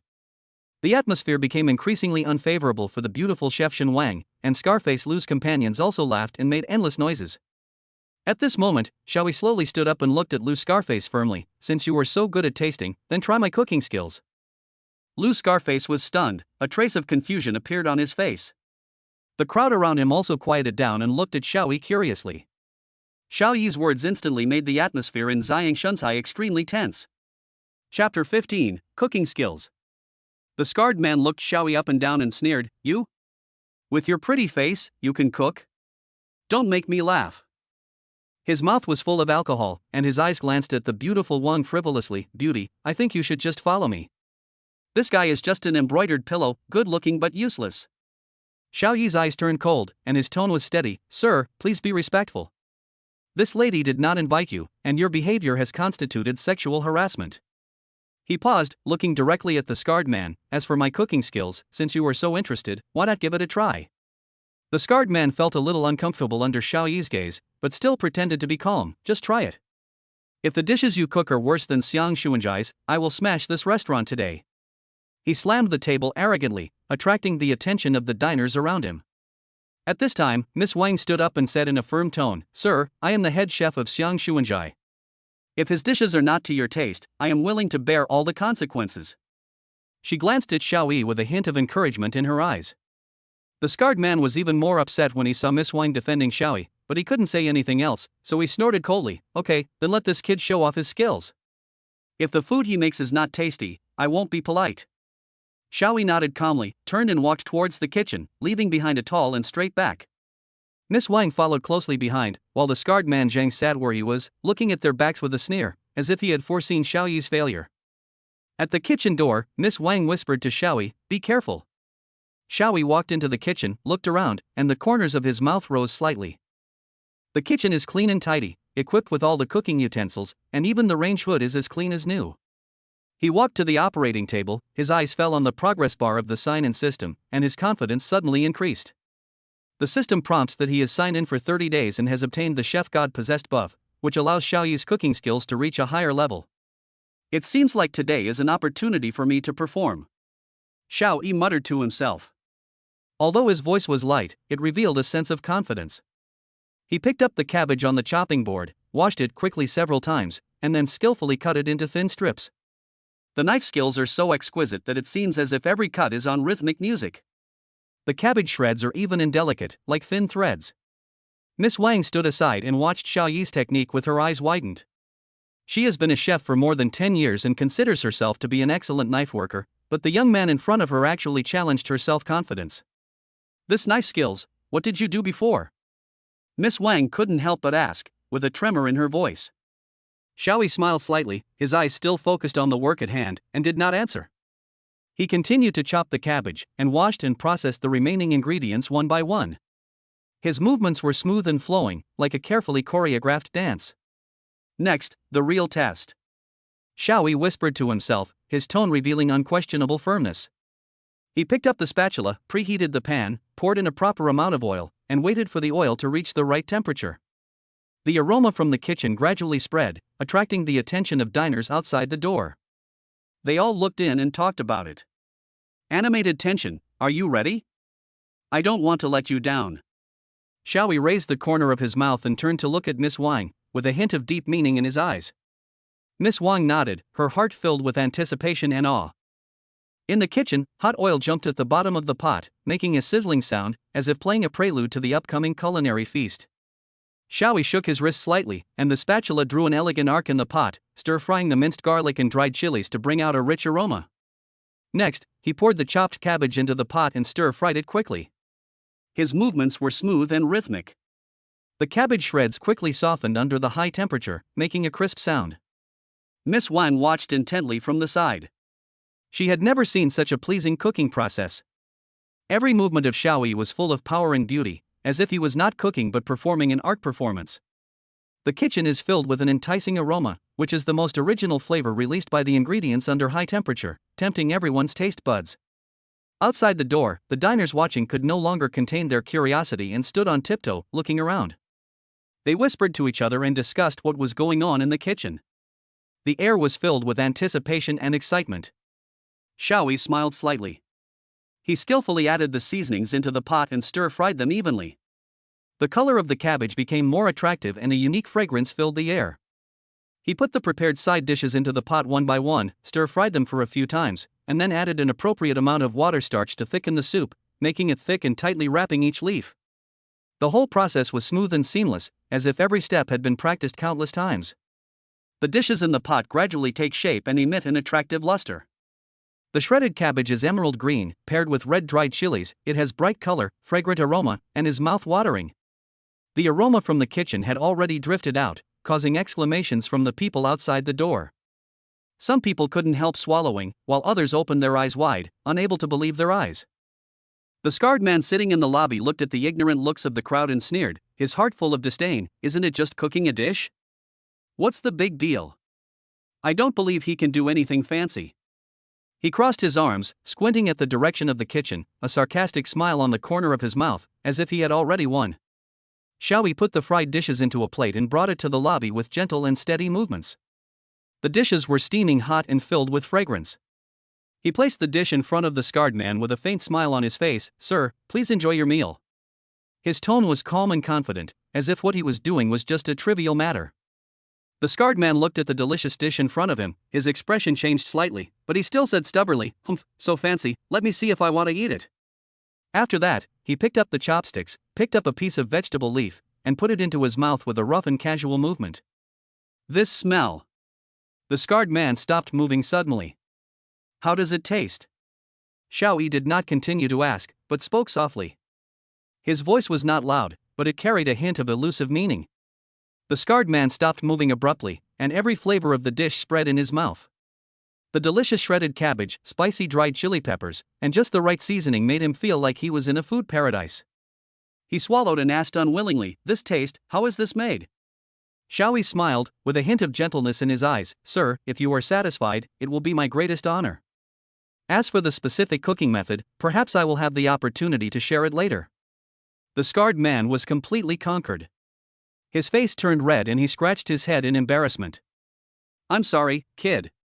What I said just now was too much. Your cooking skills are really amazing." At this time, Miss Wang also came over with her plate. She took a bite and immediately frowned, obviously feeling a little ashamed of the quality of the dish. She put down her chopsticks and said to Xiaoyi seriously, "Sir, your cooking skills are amazing. I have been a chef for more than 10 years, and I have never seen such exquisite skills. Can I become your disciple?" Xiaoyi was stunned. He didn't expect such an unexpected request. He smiled and replied politely, "Ms. Wang, you are too kind. I am just an ordinary delivery man, and cooking is just a hobby. Your cooking skills are already very good, so you don't need to take me as your teacher." Miss Wang seemed more sincere. "No, I'm really not complimenting you. Every movement you make is so smooth, and every cut is so precise, I can't believe it. If you're willing, I'm willing to treat you to a free meal. I just hope you can teach me." Xiaoyi was touched by Wang's sincerity, but he still kept a hint of mystery at the right time. "Ms. Wang, I appreciate your kindness. I won't be polite about the meal today, but I still need to think about the matter of becoming your disciple," he said to Ms. Wang, and was about to leave. Miss Wang suddenly bowed and said sincerely, "Mr. Xiao, please listen to me. I have a dream, which is to become a real master chef. Your cooking skills have inspired me a lot, and I really hope you can give me some guidance. Even if it's just a little bit." Xiaoyi stopped and turned to look at Miss Wang. He nodded slightly, with a meaningful smile on his face. "Ms. Wang, I really feel your sincerity. How about this, let's add each other's contact information first, and then we can talk slowly when we have time." After saying that, he turned and left, leaving the beautiful Wang standing there. The diners around were talking about what had just happened, and the scarred man suddenly stood up and bowed deeply to Xiaoyi, his face full of admiration and shame. Chapter 16, The Beauty Learns Cooking Skills from a Teacher, and the Food Conveys Love and Warms the Heart. Miss Wang, also known as Chen Yuexiao, looked at Xiaoyi's departing back. She felt both a desire to learn about cooking skills and a hint of worry in her heart. She took a deep breath and quickly followed him. "Mr. Xiao, please wait a moment." Chen Yuexiao's voice was filled with a hint of urgency. Xiaoyi stopped and turned around to see Chen Yuexiao trotting towards him, beads of sweat oozing from her forehead. She was breathing slightly, her eyes full of pleading. "Mr. Xiao, I'm actually an employee of Xiang Xuanzhai. My name is Chen Yuexiao, and I really want to learn your cooking skills. I'm not just saying this casually, I really want to have you as my teacher. I've loved cooking since I was a child, but I've never been able to find the right method. Today, when I saw you cooking, I felt that you were simply my guiding light. Please accept me as your apprentice." As she spoke, Chen Yuexiao bowed deeply to Xiaoyi. The angle of her bending was almost 90 degrees, and her posture was very sincere. Xiaoyi looked at her, raised his eyebrows slightly, and a smile appeared on the corner of his mouth. "Don't make it like you're saying goodbye to a corpse, raise your head." Chen Yuexiao raised her head abruptly upon hearing this. Her expression was full of surprise and her eyes were shining. She thought Xiaoyi had agreed. She was overjoyed and excited, and spoke incoherently. "Really? Mr. Xiao, you agreed? That's great, I'm so happy. I will study hard and will never let you down." Xiaoyi looked at his watch and said calmly, "Not today, I have something else to do, let's do it tomorrow." The smile on Chen Yu's face froze instantly.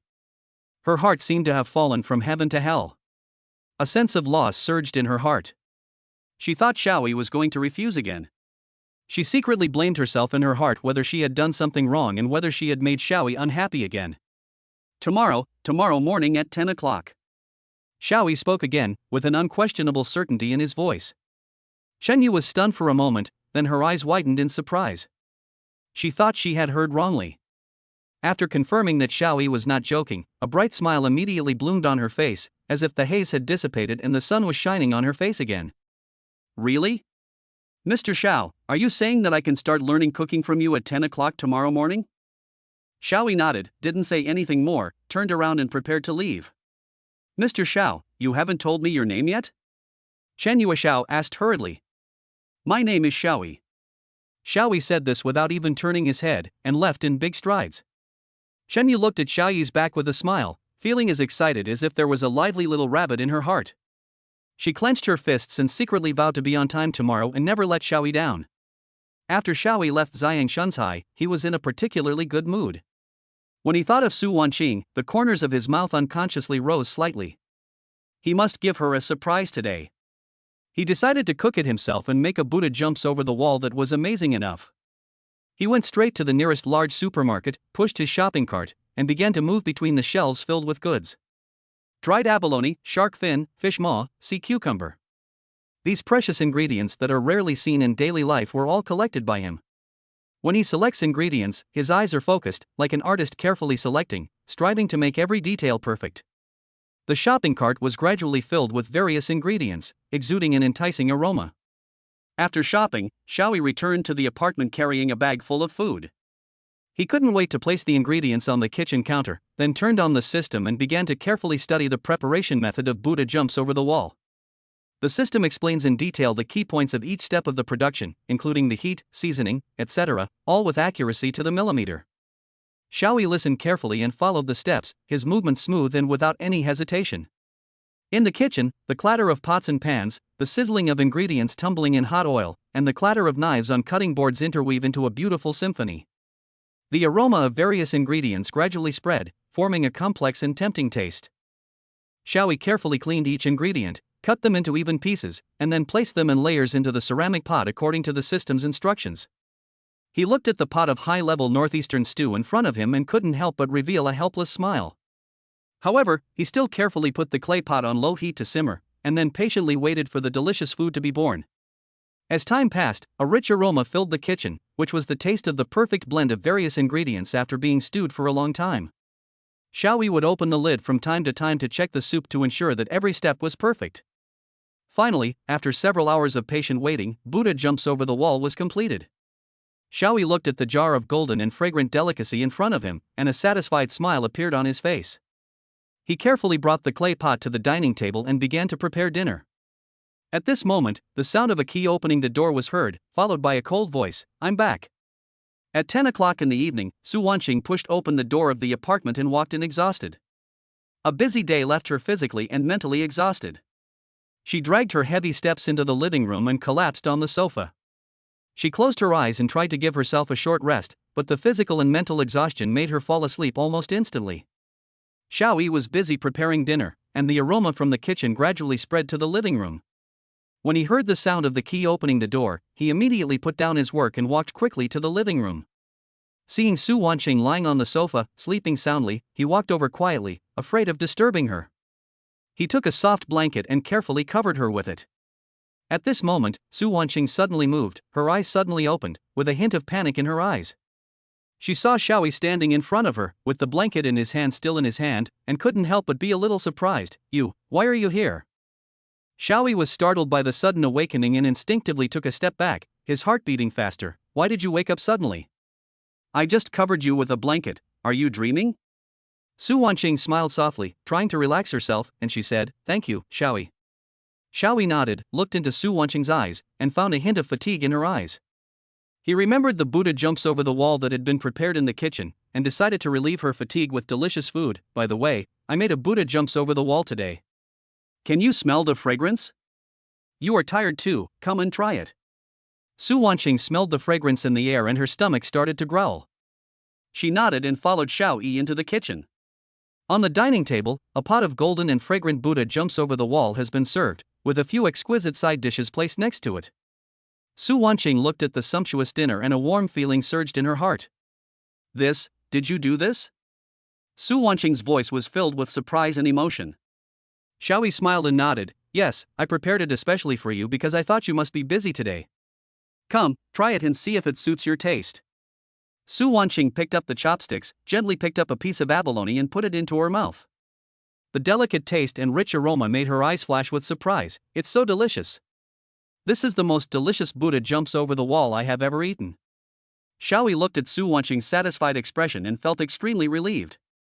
The two sat at the dining table, enjoying the delicious meal while chatting about their day. A relaxed smile gradually appeared on Su Wanqing's face, and her fatigue seemed to have dissipated a lot. You look very tired today. Is there anything going on at the company? Xiaoyi asked softly, with concern in his eyes. There are indeed a lot of things happening in the company recently. Su Wanqing put down her chopsticks, rubbed her swollen temples, and said with a hint of helplessness, I don't know what's going on, but there have been a lot of complaints recently, and all departments are busy. I've been dealing with these things almost all day. After hearing this, Xiaoyi felt a pain in his heart. He knew how much pressure Su Wanqing had on her shoulders as the president. He gently held Su Wanqing's hand, kneading it lightly, and said firmly, when you get off work in the future, I will pick you up in advance, so you don't have to work so hard. Su Wanqing looked at Xiaoyi's concerned eyes, and her heart warmed up, a warm current surged in her heart. The corners of her mouth slightly raised, revealing a gentle smile, and she said softly, okay, it's settled, you will be my full-time driver from now on. She knew in her heart that Xiaoyi was not just talking, he would take what she said to heart. The two smiled at each other, and a warm atmosphere filled the small restaurant. Outside the window, the moonlight quietly sprinkled on the dining table, making the figures of the two people appear particularly soft. The next morning, the sunlight shone into the room through the curtains, bringing a hint of warmth. Xiaoyi slept in and didn't wake up until 9:30. He rubbed his sleepy eyes and stretched. Suddenly, as if he remembered something, he sat up abruptly, took out his cell phone, checked the time, and found that it was already 10:30. He suddenly came to his senses, slapped his head, and said in annoyance, oh no. I still have to teach Qinyueshao how to cook today. He jumped out of bed, washed and changed his clothes quickly, then grabbed his keys and wallet and rushed out. As he ran, he took out his cell phone and dialed a taxi app. He was extremely anxious and annoyed at how he could have forgotten such an important thing. On the way, Xiaoyi anxiously looked at the rapidly receding scenery outside the window, silently praying in his heart that Qinyueshao would not wait too long. He turned on his phone and sent a text message to Qinyueshao, sorry, something delayed me, I'll be there soon. The taxi stopped in front of Xiang Shunzhai. Xiaoyi paid the fare, opened the door, and rushed into the store like an arrow. He pushed open the door of the shop and was greeted by a bustling noise, and the air was filled with the rich aroma of food. It was the lunch rush hour and the restaurant was bustling with customers. Just when Xiaoyi was at a loss, a familiar voice sounded in his ears, Master, you are here. Chapter 17, Xiang Shunzhai is busy as the sea, and the beauty's intentions are hard to guess. Xiaoyi pushed open the door of Xiang Shunzhai, and a wave of heat mixed with the rich aroma of food hit him in the face, making his scalp numb. The store was bustling with people, shouting, and the sound of bowls and chopsticks clattering, making it even more lively than a vegetable market. He was a little confused. This was not about teaching an apprentice to cook, it was clearly about asking him to be a chef. Just as he was in a daze, a clear voice rang in his ears, Master, you are finally here. Chenyu came up to him with a smile as beautiful as a flower, took his arm and dragged him to the kitchen. The business in the store is particularly good today, I can't handle it alone, Master, please come and help me. Only then did Xiaoyi realize that he was on a pirate ship. He was pulled into the kitchen by Qinyueshao, not knowing whether to laugh or cry. He saw the chopping board piled with various ingredients, pots and pans clinking, and several chefs busying themselves with beads of sweat on their foreheads. Master, look, these are the dishes we need to cook. Chenyu smiled, pointing to the pile of ingredients on the chopping board, and then to the stove not far away, with a hint of excitement in his tone, I'll get you the apron right now, and you can start teaching me quickly. Xiaoyi sighed helplessly and could only resign himself to rolling up his sleeves, muttering to himself, this wasn't teaching an apprentice, it was clearly him helping him. He picked up a kitchen knife from the chopping board, waited, and with a flick of his wrist, the knife flashed and the vegetables were neatly cut, leaving the chefs around him stunned. Master, your knife skills are amazing. Qinyueshao was dazzled by what he saw and couldn't help but exclaim in amazement. Xiaoyi smiled and said nothing. He walked directly to the stove, lit the fire, heated the pot, and poured oil. The series of actions were smooth and there was no drag at all. While he was stirring the food with the wok, he was explaining the key points of cooking. His movements were quick and precise, and people around him gathered around and exclaimed in amazement. In less than a short while, dishes with good color, aroma, and taste were out of the pot, making people's mouths water. Wow! Master, this is too fast. I couldn't even see how you did it. Shenyu smiled and looked at the table piled with dishes, his face full of disbelief. What's the big deal? Let's do something else first. Xiaoyi smiled slightly and said calmly, as if he was not the one who cooked just now. Shen Yuexiao brought another stack of menus. Master, there are more than a dozen orders for signature dishes, please take a look. Xiaoyi held his forehead with his hand. It seemed that he would not be able to have any free time today. He sighed helplessly again, rolled up his sleeves and started to get busy. The lunch rush lasted until about 2 in the afternoon before it gradually dispersed. Xiaoyi hardly had a break and was so tired that his back and waist ached. However, when he saw an old man in plain clothes, he excitedly shook his hand and said, "Young man, this dish you made reminds me of the taste of my youth." "Thank you so much." The old man handed over a business card, and Xiaoyi realized that this person was a retired state official. After finishing his work, Xiaoyi could finally sit down and have a cup of tea. As he watched the store gradually become quiet, he felt a little relaxed. He picked up the teacup and took a sip. The aroma of the tea was refreshing and dispelled the fatigue in his body. Shenyu smiled and said she was going to change her clothes, then went upstairs with brisk steps. Xiaoyi looked at her leaving back and smiled slightly, but a trace of doubt arose in his heart. She changed clothes? Where to change? Chen Yuexiao changed into a goose-yellow dress and walked down the stairs lightly, her skirt swaying like a blooming daisy. Xiaoyi's eyes were involuntarily attracted and he stared at her for a few seconds, until Chenyu smiled and blinked playfully, then he realized his gaffe and touched his nose awkwardly. "Master, does it look good?" Shenyu smiled with a sly look in his eyes. It's okay." Xiaoyi pretended to be calm and looked away, picked up the teacup and took a sip to hide his embarrassment. "Master, thank you so much for today. If it weren't for your help, I would have been busy until dark." Shenyu smiled and walked to his side, with a hint of coquettishness in her tone. "I have conscripted you into the army." "That's right." Xiaoyi put down the teacup and rubbed his sore shoulders. "You little girl, don't do this again next time." "Hee, I'll tell you in advance next time." Shenyu stuck out her tongue and smiled.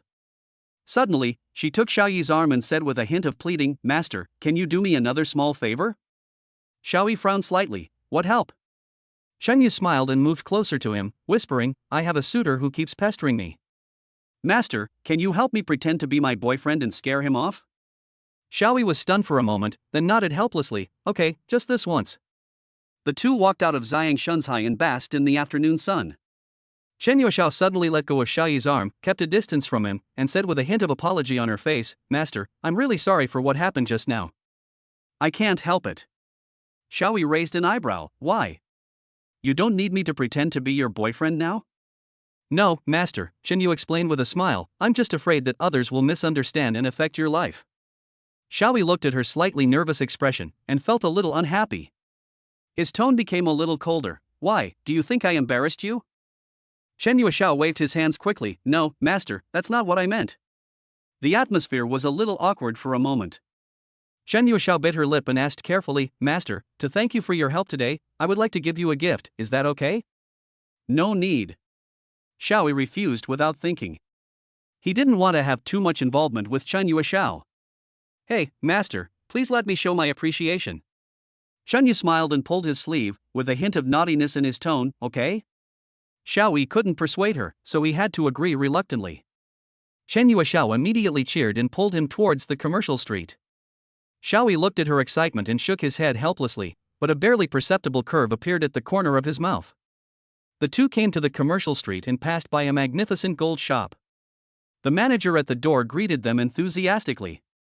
Chapter 18, Embarrassing Things When Shopping, Signing in to Get New Skills. Shenyu smiled and held Xiaoyi's hand, happily moving among the crowds in the commercial street. The sunlight shines through the treetops, dappling onto them, bringing a hint of warmth. The hustle and bustle of the commercial street seems to be able to dispel all unhappiness. "Master, look, that's the Jinlu." Chen Yu smiled and pointed at the magnificent store in front of him, saying excitedly. The door of the golden building was open, and the bronze lion statue at the door sparkled in the sun, looking particularly majestic. Xiaoyi frowned slightly, but did not refuse. He just followed Chen Yuexiao into the store. At the entrance, a middle-aged man came up with a smile on his face. He stretched out his hands and shook Xiaoyi's hands enthusiastically. Mr. Xiao, you are such a rare guest. Thanks to your care last time, Jinlo's business is so prosperous. How come you have time to visit us today? Manager Zhang Zhou's tone was obviously flattering. Xiaoyi was stunned for a moment, somewhat confused, but still responded politely, Manager Zhang, you got the wrong person, right? I don't think we have met before. Manager Zhang Zhou insisted, Mr. Xiao, I was the one who received you last time you came. How could I have made a mistake? A trace of doubt flashed across Chen Yu's smiling face. She asked in a low voice, Master, have you been here before? Xiaoyi shook his head, his tone somewhat helpless, I have never been here, maybe they recognized the wrong person. Manager Zhang Zhou was still enthusiastic and led them deeper into the store. Mr. Xiao, please wait a moment. I will arrange the best refreshments and then take you to see our latest jewelry. Chen Yuexiao followed behind, feeling a little uncomfortable. She whispered to Xiaoyi, Master, are they so enthusiastic because of me? Hearing this, Xiaoyi frowned and his tone became cold. No, they recognized the wrong person. Manager Zhang Zhou's flattery hit the wrong horse, and Xiaoyi and Chen Yu's faces turned a little ugly. Chen Yu smiled and bit her lip, her eyes slightly red, then she turned and left the store. Seeing this, Xiaoyi felt nervous and hurriedly followed. He caught up with Chen Yuexiao and called softly, Chen Yuexiao, don't go. Let's talk it over. Chen Yuexiao didn't look back, but said softly, Master, I want to be alone for a while. Xiaoyi stopped and looked at her back as she walked away, feeling an indescribable feeling in his heart. He raised his hand and gently rubbed his eyebrows. Suddenly, an idea flashed through his mind. Then he smiled lightly and followed. Chen Yuexiao stopped in front of a store called Qingqing Beauty. The lights in the store were soft, reflecting the dazzling array of cosmetics, as if there was a kind of magic that attracted her to gradually calm down. She took a deep breath, turned to look at Xiaoyi who had followed her, and finally a smile appeared on her face. Master, do you think the color of this lipstick is pretty? Chen Yu smiled and pointed at a color trial palette, which displayed lipsticks of various colors. They looked particularly attractive under the light. Xiaoyi walked up to her and glanced at the brightly colored lipsticks, feeling helpless inside. He didn't understand anything about them and just thought the colors were all similar. At this moment, a system notification sound suddenly came from my mind, ding. The host has successfully signed in at the beauty area and obtained the Makeup Technology Level 10 skill. Makeup skills? Xiaoyi was a little confused. This seemed to have no practical use for him as a delivery man. He felt a little dissatisfied in his heart, but it was soon replaced by helplessness. Chen Yuexiao didn't notice Xiaoyi's strangeness. She picked up a bright red lipstick and gently tried it on the back of her hand. Then she looked at Xiaoyi expectantly and asked, Master, does this color suit me? Xiaoyi was stunned for a moment, then activated the Makeup Technology Level 10 skill, carefully looking at Chen Yuexiao's face, and had already made a judgment in his mind. He pointed at the bright red lipstick in Chen Yuexiao's hand, shook his head, and said seriously, this color doesn't suit you. Your skin tone is cold and white. This bright red color will look a bit abrupt and cover up your original pure temperament. Chen Yuexiao blinked in surprise. She didn't expect Xiaoyi to know something about lipstick. She asked with a hint of curiosity, what color suits me? Xiaoyi pointed to a bean paste colored lipstick next to him, his eyes determined, this color suits you more, it's gentle and intellectual, and can set off your temperament well. He picked up the lipstick and gently applied it on Chen Yuexiao's lips. His movements were gentle and professional, like that of an experienced makeup artist, and nothing like that of a delivery man. Under Xiaoyi's skillful hands, Chen Yuexiao's already delicate facial features became more three-dimensional, and with her elegant makeup, she exuded a fresh and refined temperament. He not only chose the right lipstick for Chen Yuexiao, but also gave professional advice based on her face shape and skin tone. Use earth tones for eyeshadow, which can make your eyes look deeper, and keep your eyebrows natural, not too exaggerated. The customers and shopping guides around were attracted by Xiaoyi's superb makeup skills. They gathered around and watched Xiaoyi perform magic, bringing Chen Yuexiao's charm to a new level. The air was filled with exclamations and praises. Oh my god! This guy's makeup skills are amazing!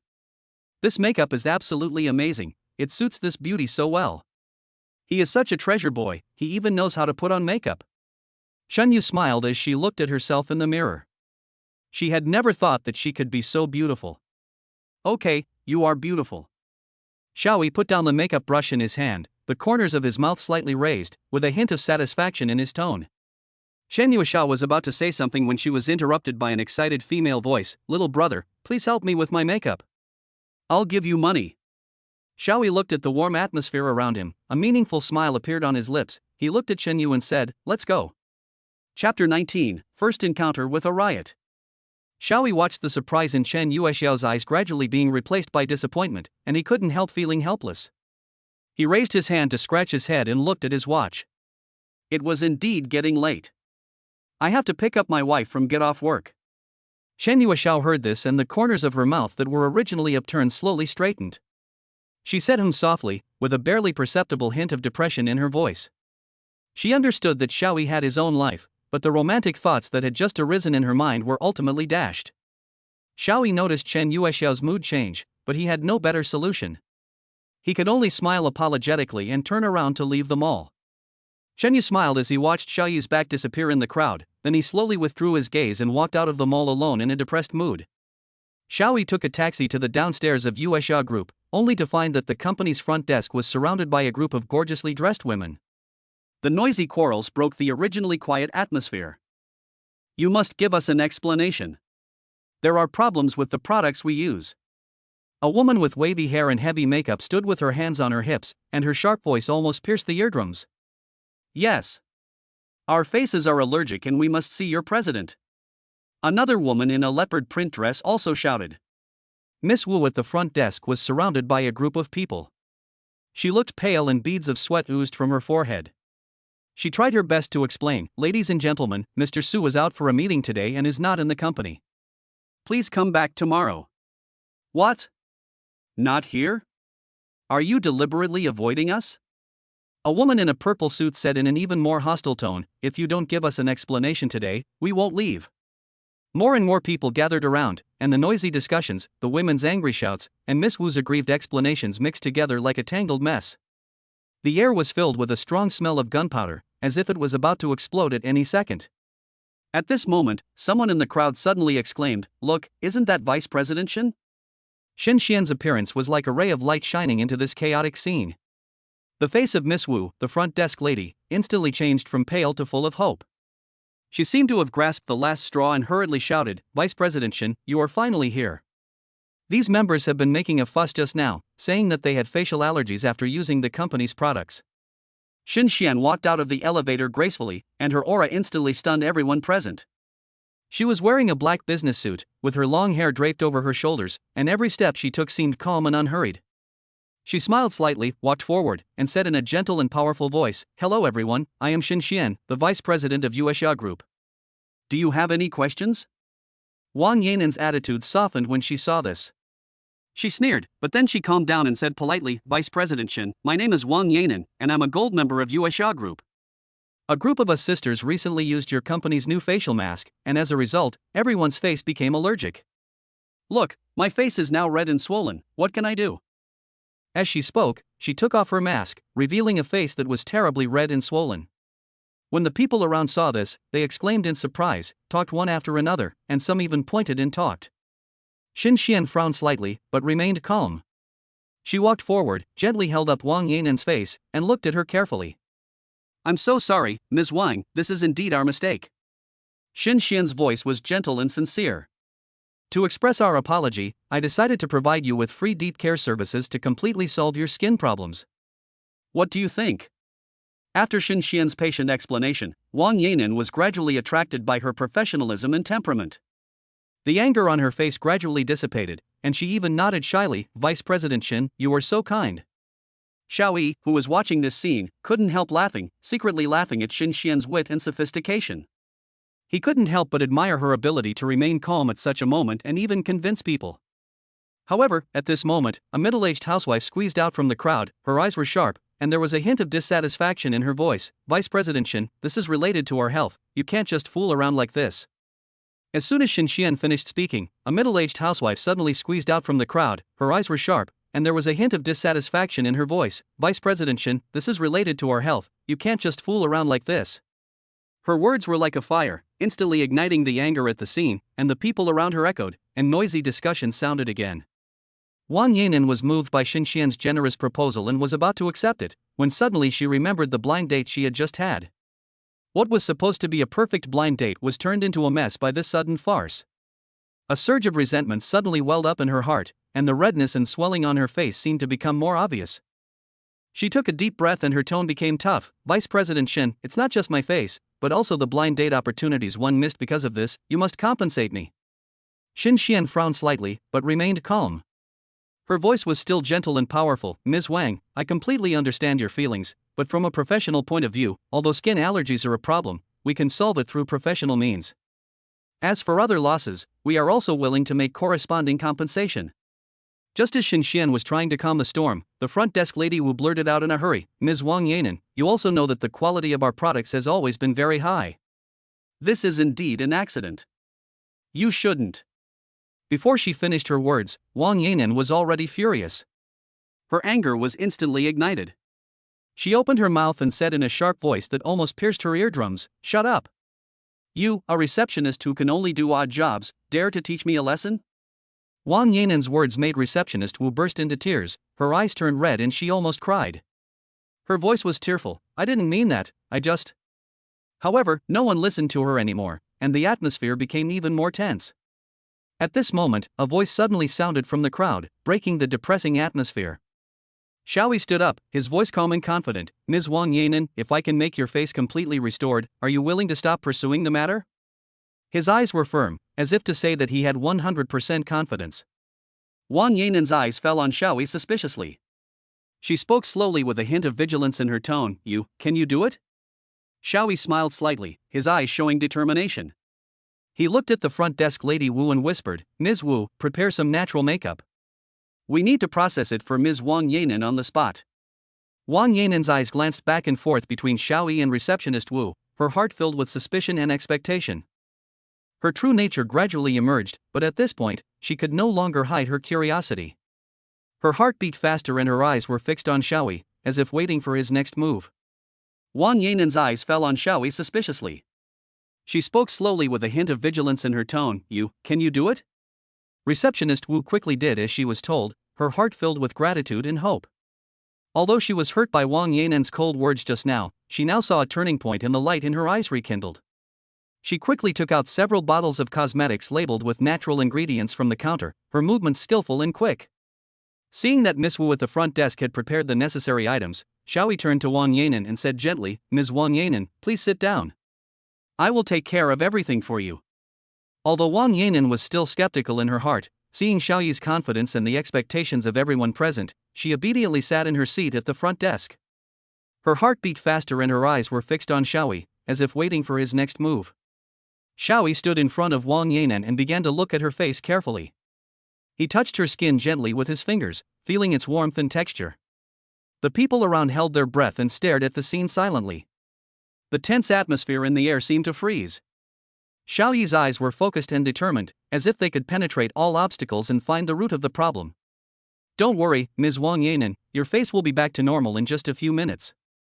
As soon as Xiaoyi finished speaking, he took the makeup from front desk lady Wu and carefully began to process it for her. Chapter 20, Helping to Get Out of Trouble. The situation is complicated and unpredictable. Xiaoyi's fingers continued to dance on Wang Yanin's face. He knew that every step was crucial. He used loose powder to set the makeup and make it last longer, then carefully drew on his eyebrows, outlining a soft brow shape. Under his hands, Wang Yanin's eye makeup became three-dimensional and lively, and her lips were also painted with a layer of soft pink and orange, which instantly improved her overall temperament.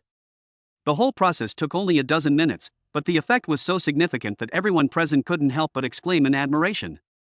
Shin Xian stood behind the crowd, with a hint of surprise and recognition in her eyes. Wang Yanin was shocked when she saw the changes in herself in the mirror.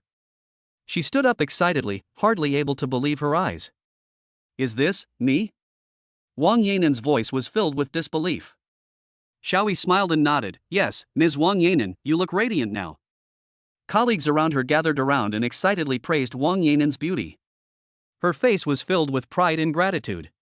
Wang Yainen's emotions gradually calmed down.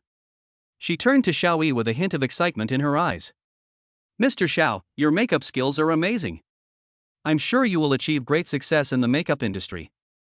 I wonder if you are interested in joining our Yuexia group and becoming a member of our team. We can provide very generous treatment and broad development space.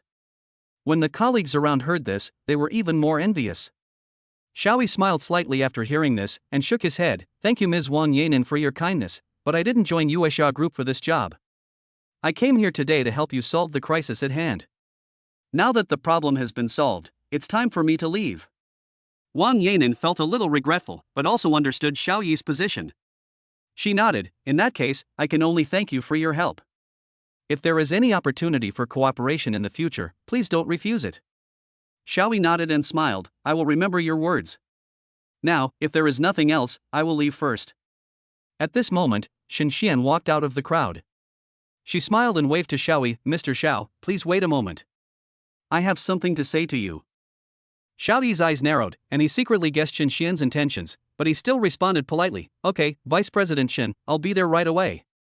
Everyone made way for him, and Xiao Yi walked toward Shen Xian under everyone's gaze, but for some reason he had an inexplicable premonition in his heart. Xiao Yi followed Shen Xian through the crowd, and the eyes of the surrounding employees were full of curiosity and envy. Shen Xian's steps were firm and graceful. She tilted her head slightly, and in an instant, it seemed as if an invisible pressure filled the air. Xiao Yi took a deep breath and followed her. Although he was full of anticipation, he couldn't help feeling a little nervous. Walking to the office door, Shen Xian gently pushed the door open and invited Xiao Yi in. The spacious and bright layout of the office exudes a sense of luxury, and the city view outside the floor-to-ceiling windows is unobstructed. The documents on the desk are neatly arranged, and there are a few abstract art paintings hanging on the wall, adding a touch of elegance. Shen Xian asked Xiao Yi to sit on a comfortable sofa, while she sat on a high-backed chair behind the desk. Mr. Xiao, your performance just now was really outstanding. Shen Xian's voice was soft and sincere. Without your help, today's matter might not be resolved smoothly. On behalf of Yuexia Group, I sincerely thank you. Xiao Yi smiled slightly and answered modestly, Vice President Shen, you are overpraising me. I just did my part. After all, I am very happy to be able to help you and Ms. Wang Yainen. Shen Xian nodded, with a hint of curiosity in her eyes. However, I am very curious, Mr. Xiao, why are you willing to help us for free? You have no intention of joining Yuexia Group, and you don't have any substantial rewards, which makes me a little puzzled. Xiao Yi pondered for a moment and answered seriously, actually, the main reason I helped Wang Yainen was because of one person. Shen Xian raised her eyebrows slightly, as if she had grasped some key information. Oh? Can you tell me, who is it for? She? Xiao Yi's voice suddenly stopped, his eyes became distant and deep, as if he was thinking about how to express himself. Shen Xian's eyes also became curious and expectant, and there seemed to be an indescribable tacit understanding between the two of them. Just then, the office door was pushed open again, and Su Wanqing's figure appeared at the door. Her gaze fell directly on Xiao Yi, with a hint of concern and determination in her eyes. The corners of Xiao Yi's mouth rose slightly, and a warm feeling surged in his heart. Xiao Yi, you are here. I want to talk to you about something. Su Wanqing's voice was calm and powerful, instantly attracting everyone's attention. She is my wife, Su Wanqing. Xiao Yi's tone was firm and his eyes were full of tenderness. Shen Xian's expression changed slightly. She looked at Xiao Yi deeply, and said with a hint of warning, Mr. Xiao, you are excellent, but Miss Su is not an ordinary girl. Her status and position determine that she will have high requirements for her partner. If you are not serious about your feelings for her, or just have some other purposes, I advise you to let go as soon as possible. Miss Su should not be hurt in any way emotionally. Xiao Yi frowned slightly. He heard the implicit meaning in Shen Xian's words and felt a little unhappy. He didn't like people speculating like this, especially about his relationship with Su Wanqing. Vice President Shen, you may have misunderstood. I don't need to prove my feelings for Wanqing to anyone. Xiao Yi's voice was a little cold, and his tone was firm and unquestionable. Really? Shen Xian's tone became a little cold. That's better. Just then, the office door was pushed open again, and Su Wanqing's figure appeared at the door. She was wearing a simple business suit, the well-cut lines outlined her perfect figure. Her gaze fell directly on Xiao Yi, with a hint of concern and determination in her eyes. Xiao Yi, you are here. I want to talk to you about something. Su Wanqing's voice was calm and powerful, instantly attracting everyone's attention. Xin Xian stood up and briefly recounted to Su Wanqing what had happened, and particularly mentioned how Xiaoyi had stepped forward in a moment of crisis to help Wang Yain solve the problem. After Su Wanqing heard this, her eyes were full of admiration. She looked at Xiaoyi with a slight smile on her face. "Xiaoyi, thank you for what happened today." "It's okay, it's just a small favor." Xiaoyi interrupted modestly. He didn't want to talk too much about his own contributions, he just hoped that Su Wanqing could notice his intentions. Su Wanqing nodded slightly, then looked at Xin Xian. "Xin Xian, I'll take Xiaoyi to deal with some things first, you continue to be busy." "Okay, Mr. Su." Xin Xian responded with a complicated look in her eyes. She seemed to want to say something, but finally chose to remain silent. The two walked out of the office side by side. The atmosphere was slightly awkward and the eyes of the surrounding employees were full of curiosity and speculation. As night falls and neon lights flicker, Xiaoyi and Su Wanqing walk side by side on the bustling streets. The cool breeze blew, bringing with it a hint of early autumn chill, and also blew away some of the tension of the day. "What did Xin Xian tell you?" Su Wanqing broke the silence. She turned her head with a hint of inquiry in her eyes. Xiaoyi considered his words and told Xin Xian what she said truthfully. After Su Wanqing heard this, her eyes became deep. She stopped, turned around, and looked at Xiaoyi seriously, with a serious tone. "What about you? What do you think?" Xiaoyi also stopped and looked directly into Su Wanqing's eyes, his tone full of sincerity. "Since I have chosen you, I will not let you go easily. My feelings for you do not need anyone's approval, nor are they affected by any external factors." Su Wanqing looked at Xiaoyi steadily, her eyes deep and unfathomable. After a long while, she slowly spoke. "How did you learn how to do Wang Yainen's makeup today?" Xiaoyi was speechless for a moment. He didn't expect Su Wanqing to suddenly bring up this topic. He didn't know how to answer for a moment. Chapter 21, shocked to hear about friends in trouble, rushing to help. Su Wanqing looked at Xiaoyi steadily, her eyes deep and unfathomable. After a long while, she slowly spoke. "How did you learn how to do Wang Yainen's makeup today?" Xiaoyi was speechless for a moment. This question came too suddenly. His mind was working rapidly, but he couldn't find a suitable answer. He couldn't say it was a skill rewarded by the system, right? This sounds too incredible. He hesitated, his eyes wandering, not daring to look directly into Su Wanqing's inquiring gaze. The atmosphere was a little awkward for a moment. A cool breeze blew, bringing a hint of coolness, and Xiaoyi felt a chill on his back. He subconsciously touched his nose, trying to ease the tension. Ding! Host embarrassment is detected, and the God-level makeup skills analysis function is activated. The system's voice suddenly sounded, scaring Xiaoyi. He quickly called up the system interface in his mind, and saw an analysis of Su Wanqing's makeup. Perfect. Perfect? Xiaoyi was stunned. How should he answer? Do you say you are born with this ability? Or is he self-taught? Seeing Xiaoyi hesitate to answer, Su Wanqing frowned slightly, with a hint of doubt in her eyes. Why? Is it inconvenient to say? Xiaoyi came back to his senses and waved his hands quickly. No. It's not inconvenient, it's just. He paused, took a deep breath, and decided to make up an excuse. Actually, I've watched some makeup tutorials before, so today I can just give it a try. Oh? Su Wanqing raised her eyebrows, with a hint of doubt in her tone. Really? It seems that you are quite knowledgeable about makeup. Xiaoyi laughed dryly twice and didn't dare to continue this topic. He felt that the more he explained, the worse it would get. He moved slightly closer to Su Wanqing and asked in a low voice, "You don't think I like men, do you?" When Su Wanqing heard Xiaoyi's words, a complicated expression flashed across her face. She subconsciously took a step back and almost fell. Xiaoyi was quick-witted and quick-handed. He took a step forward and put his arms around her waist. When Su Wanqing's body touched Xiaoyi's arms, she felt a burst of warmth instantly, but more of it was panic. She twisted her body and tried to break free, but was held tightly by Xiaoyi. "You, don't get me wrong, that's not what I meant." Xiaoyi blushed and his voice trembled a little. He could feel the fragrance of Su Wanqing, and her soft hair brushing against his face made his heart beat faster. Su Wanqing struggled for a few times and finally calmed down. She looked up at Xiaoyi, her voice low and slightly trembling. "What do you mean? Did you do this on purpose?" Xiaoyi quickly shook his head and explained, "I really didn't mean it. You suddenly fell backwards and I just wanted to help you." Su Wanqing took a deep breath and tried to calm down. She turned her head slightly to avoid Xiao Yi's gaze, and her tone softened a little. Forget it, I won't ask any more questions. Can you still cook? Xiao Yi was stunned by Su Wanqing's question. He answered subconsciously, yes, a little, what's wrong? As soon as he finished speaking, Xiao Yi's cell phone suddenly rang, interrupting their conversation. He quickly took out his cell phone and his heart suddenly tightened when he saw Ho Jun's name. When the call was connected, Ho Jun's voice was obviously panicked and painful. Xiao Yi, it's bad. I was beaten up in the bar, come and save me. Xiao Yi's face suddenly became serious.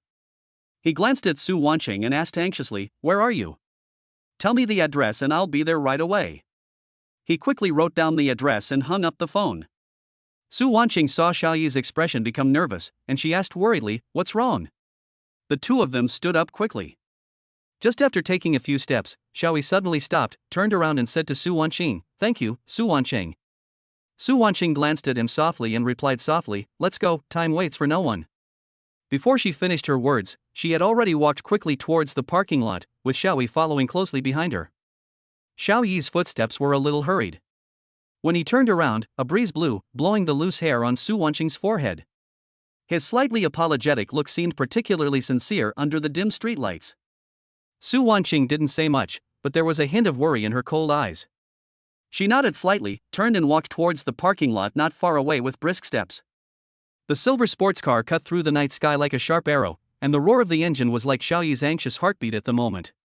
The atmosphere in the carriage was somewhat solemn. Xiao Yi held the phone tightly. On the screen was the address of the bar sent by Ho Jun. The closer he got, the more his heart sank.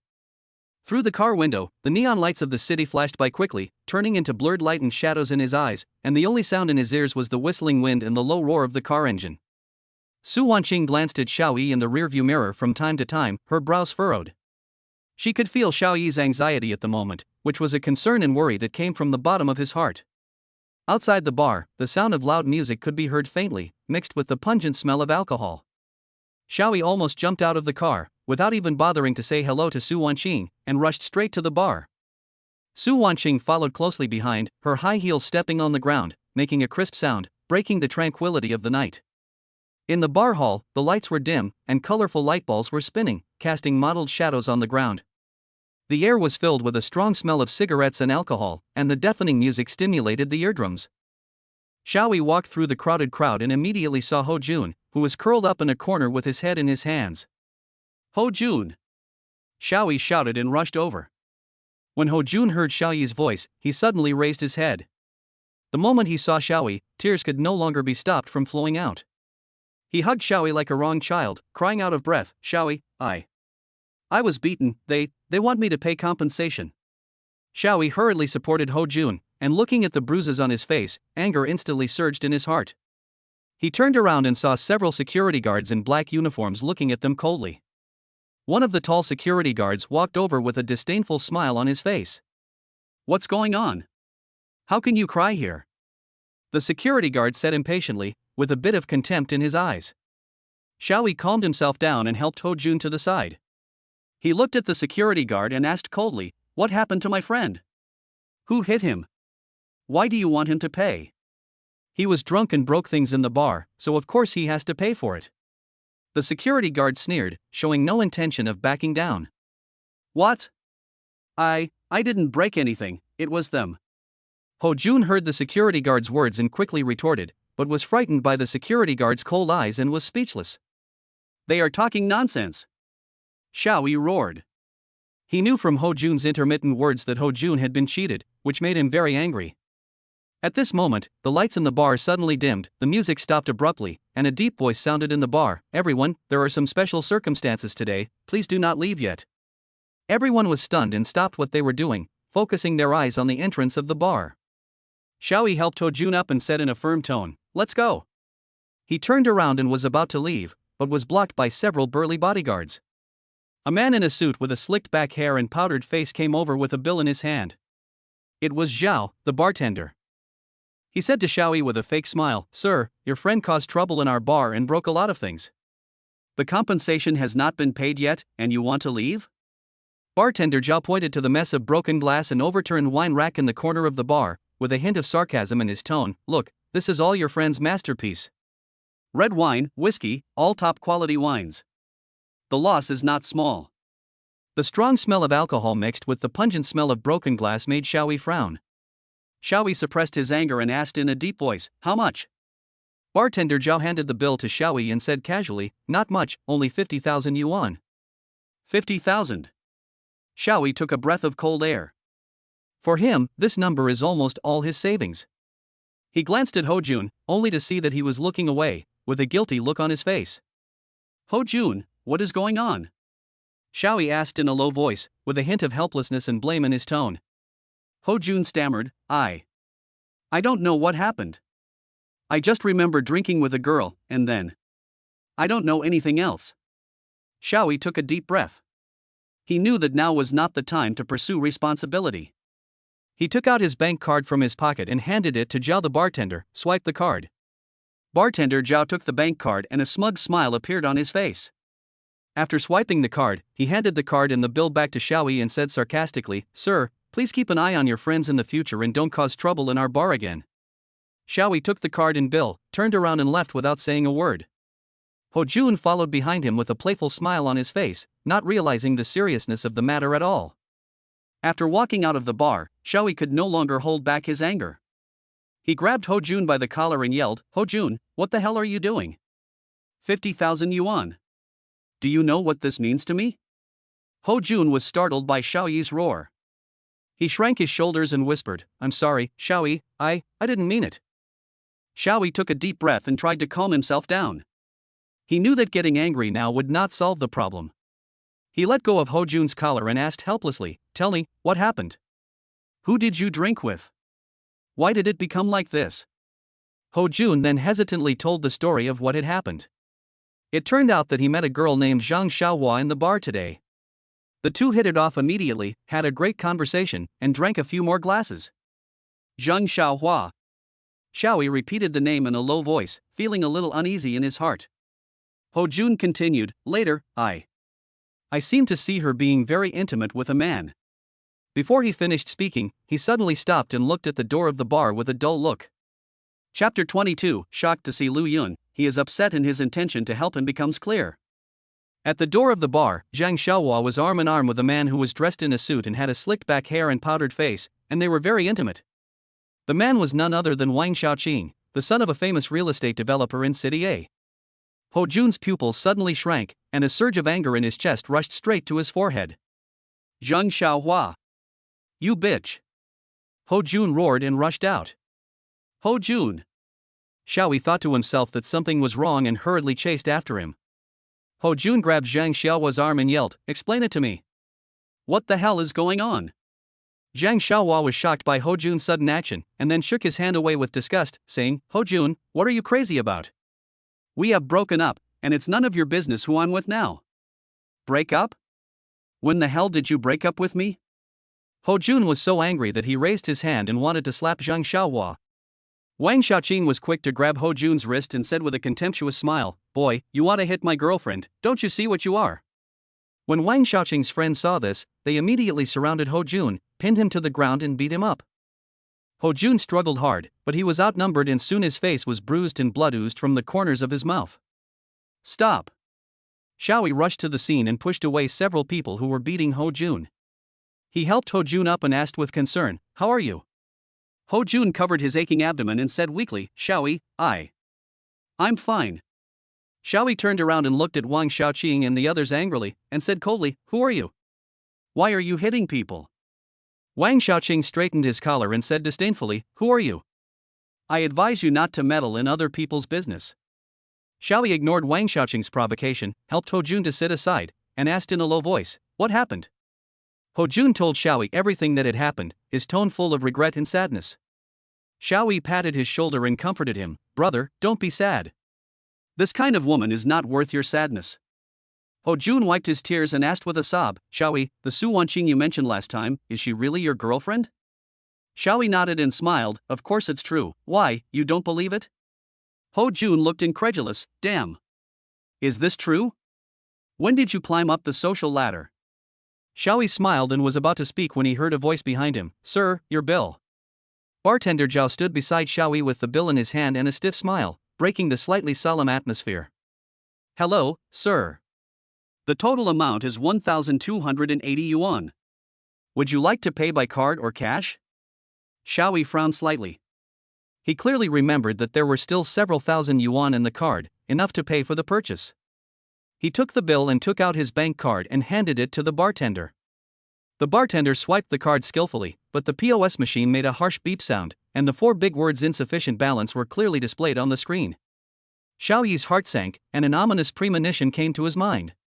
He took the bank card handed back by the bartender and confirmed it several times. The card number was correct.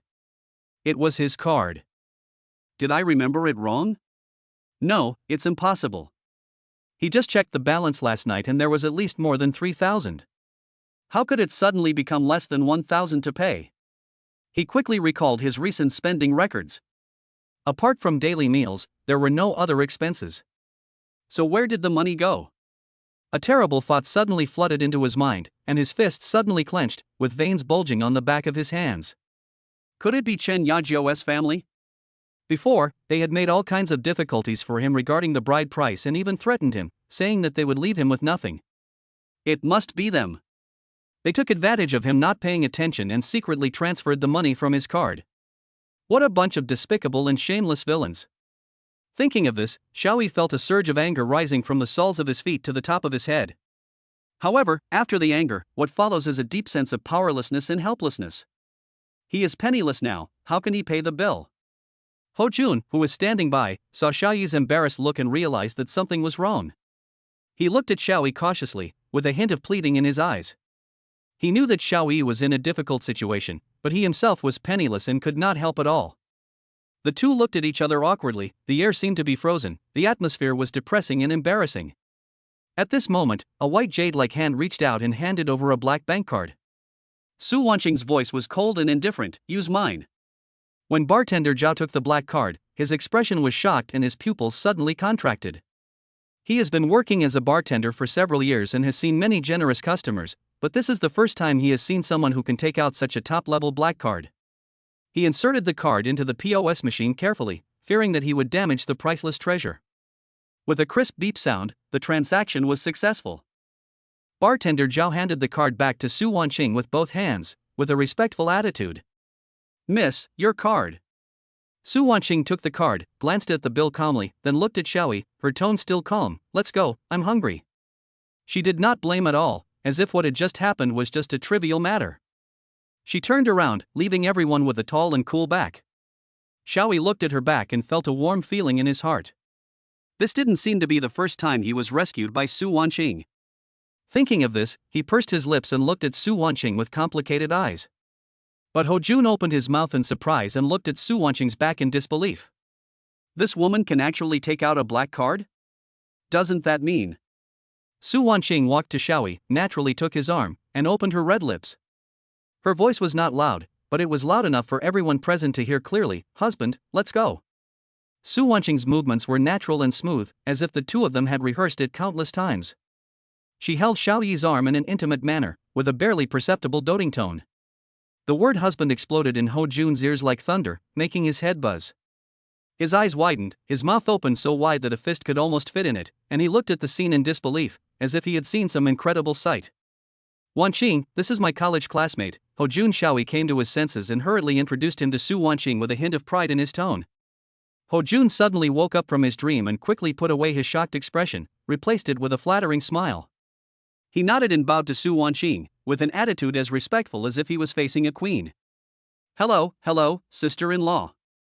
I am Xiaoyi's classmate Ho Jun. You are so beautiful, you are simply a fairy from heaven. Su Wanqing glanced at him calmly and nodded slightly as a response. Her eyes were cold, but without the slightest hint of arrogance.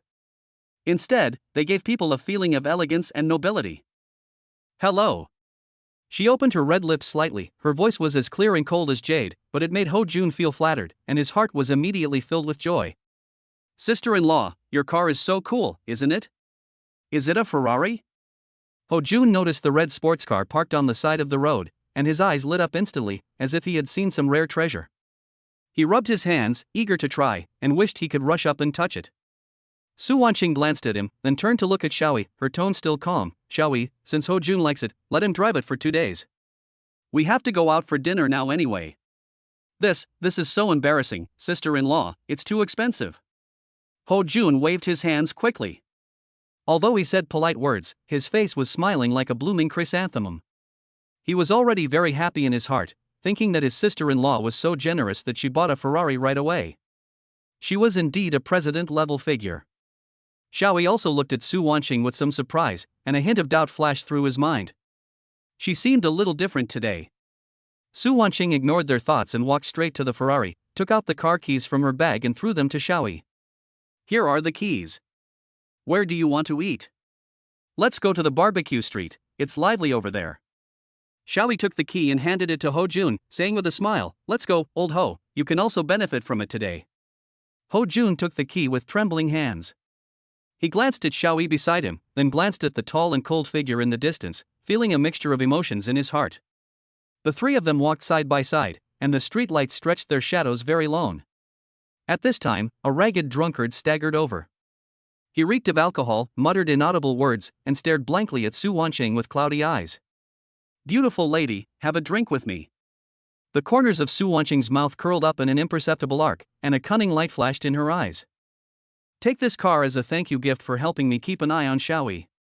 She looked at Ho Jun and said it in a light tone, but Ho Jun understood instantly. Don't worry, sister-in-law. I will keep a close eye on Xiaoyi and make sure he doesn't dare to move a hair. Ho Jun patted his chest and made the promise, looking so servile that Xiaoyi felt helpless. The three of them got into the car. The Ferrari's engine let out a low roar, drawing a streak of red lightning in the night. After a while, they arrived at the bustling barbecue street. The air was filled with the rich aroma of barbecue, and the sounds of hawking various snacks could be heard one after another. The place was bustling with people and lively. Su Wanqing looked at everything in front of her curiously, with a hint of novelty on her delicate face. She seldom came to such places, and this kind of worldly life was unfamiliar to her. Xiaoyi looked at Su Wanqing's expression and explained with a smile, this is the busiest night market in City A. There are all kinds of snacks, barbecue, seafood, crayfish, whatever you want to eat.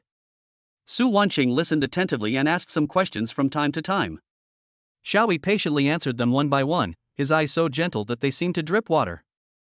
They found a barbecue restaurant that looked pretty good. Just as they walked to the door, a ragged drunkard staggered over. He reeked of alcohol and mumbled something inaudible. His eyes were cloudy and he stared blankly at Su Wanqing.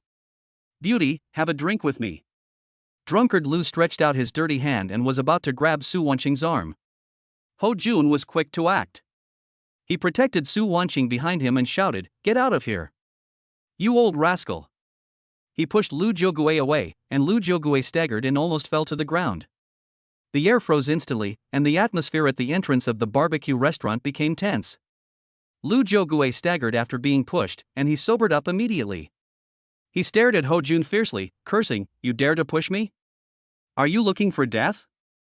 Su Wanqing hid behind Ho Jun, frowned slightly, and looked at Lu Jiogui with cold eyes, as if she was looking at a dirty ant. Xiaoyi's face also darkened. He took a step forward, stood side by side with Ho Jun, and protected Su Wanqing behind him. I advise you to get out right now, otherwise don't blame me for being rude to you. Xiaoyi's voice was low, with a hint of warning. Oh, boy, you are quite capable. Lu Jiogui shook his head, his eyes became more sinister, but do you think you can protect her? He looked at Xiaoyi and Su Wanqing with a meaningful look, with an obscene smile on his lips. I think you two are in that kind of relationship. Chapter 23, A Love Rival Meets a Narrow Road, Causing a Turbulent Wave. Lu Jiogui looked at Su Wanqing with lustful eyes, with alcohol reeking from his mouth. Girl, come with me, and I will give you double the price. As he said that, he reached out to grab Su Wanqing's arm again. A surge of anger surged from Xiaoyi's heart. He slapped away Lu Jiogui's dirty hand without hesitation, his eyes as cold as a knife. You are looking for death. A crisp pop sound echoed at the door of the barbecue restaurant. The diners around all looked over here curiously. Lu Jiogui covered the back of his hand that was red from being beaten, and glared at Xiaoyi with a look of resentment in his eyes. Boy, you dare to hit me? Do you know who I am? I don't care who you are. Xiaoyi shouted angrily, grabbed Lu Jiogui by the collar and lifted him up. If you dare to harass my wife again, I will make you pay for it. Su Wanqing was startled by Xiaoyi's action. She gently pulled the corner of Xiaoyi's clothes and said softly, "Xiaoyi, forget it. Don't bother with him." Xiaoyi turned to look at Su Wanqing, the anger in his eyes gradually subsided, replaced by tenderness and concern. "Are you okay? Were you scared by him?" Su Wanqing smiled and shook her head. "I'm fine, don't worry about me." Seeing this, Lu Zhougue on the ground had a gleam of viciousness in his eyes. He got up from the ground, pointed at Xiaoyi and said viciously, "Boy, just wait, I'll call someone to take care of you." Xiaoyi looked at Lu Zhougue coldly, with a sneer on his face. "Okay, I'll wait, I want to see who you can call." Seeing Xiaoyi being so tough, Lu Zhougue felt a little uneasy. He turned around and ran into the barbecue restaurant, cursing. Upon seeing this, the diners around also dispersed, fearing that they would get into trouble. "Xiaoyi, you're amazing." Ho Jun looked at Xiaoyi with admiration. "I didn't expect you to be so skilled. You subdued that old scoundrel in no time." Xiaoyi smiled and patted Ho Jun on the shoulder. "Now we are in a civilized society, we should convince others with virtue and try to avoid using violence." The three of them found a corner to sit down and continued waiting for the barbecue. The air is filled with the aroma of barbecue, making people salivate. Ho Jun rubbed his hands excitedly, looking forward to the delicious barbecue. Xiaoyi sat quietly aside, his eyes scanning the surroundings from time to time, observing the situation around him vigilantly. Suddenly, a group of people came over. The sizzling sound of grilled meat spread along with the tempting aroma. Ho Jun told jokes in a vivid manner, making Su Wanqing cover her mouth and chuckle. The crisp laughter was as sweet as a silver bell. Xiaoyi couldn't help but smile as he saw his wife's rare relaxed look. Suddenly, there was a commotion at the door of the barbecue restaurant, and a group of people walked in aggressively. Lu Zhougue, who was just taught a lesson by Xiaoyi, was walking in the front. He pointed at Xiaoyi and cried to a well-dressed man beside him, "Master Xue, it's this guy. He hit me." Everyone's eyes fell on Xiaoyi, with curiosity and confusion. Su Wanqing's laughter stopped abruptly and her eyebrows slightly frowned.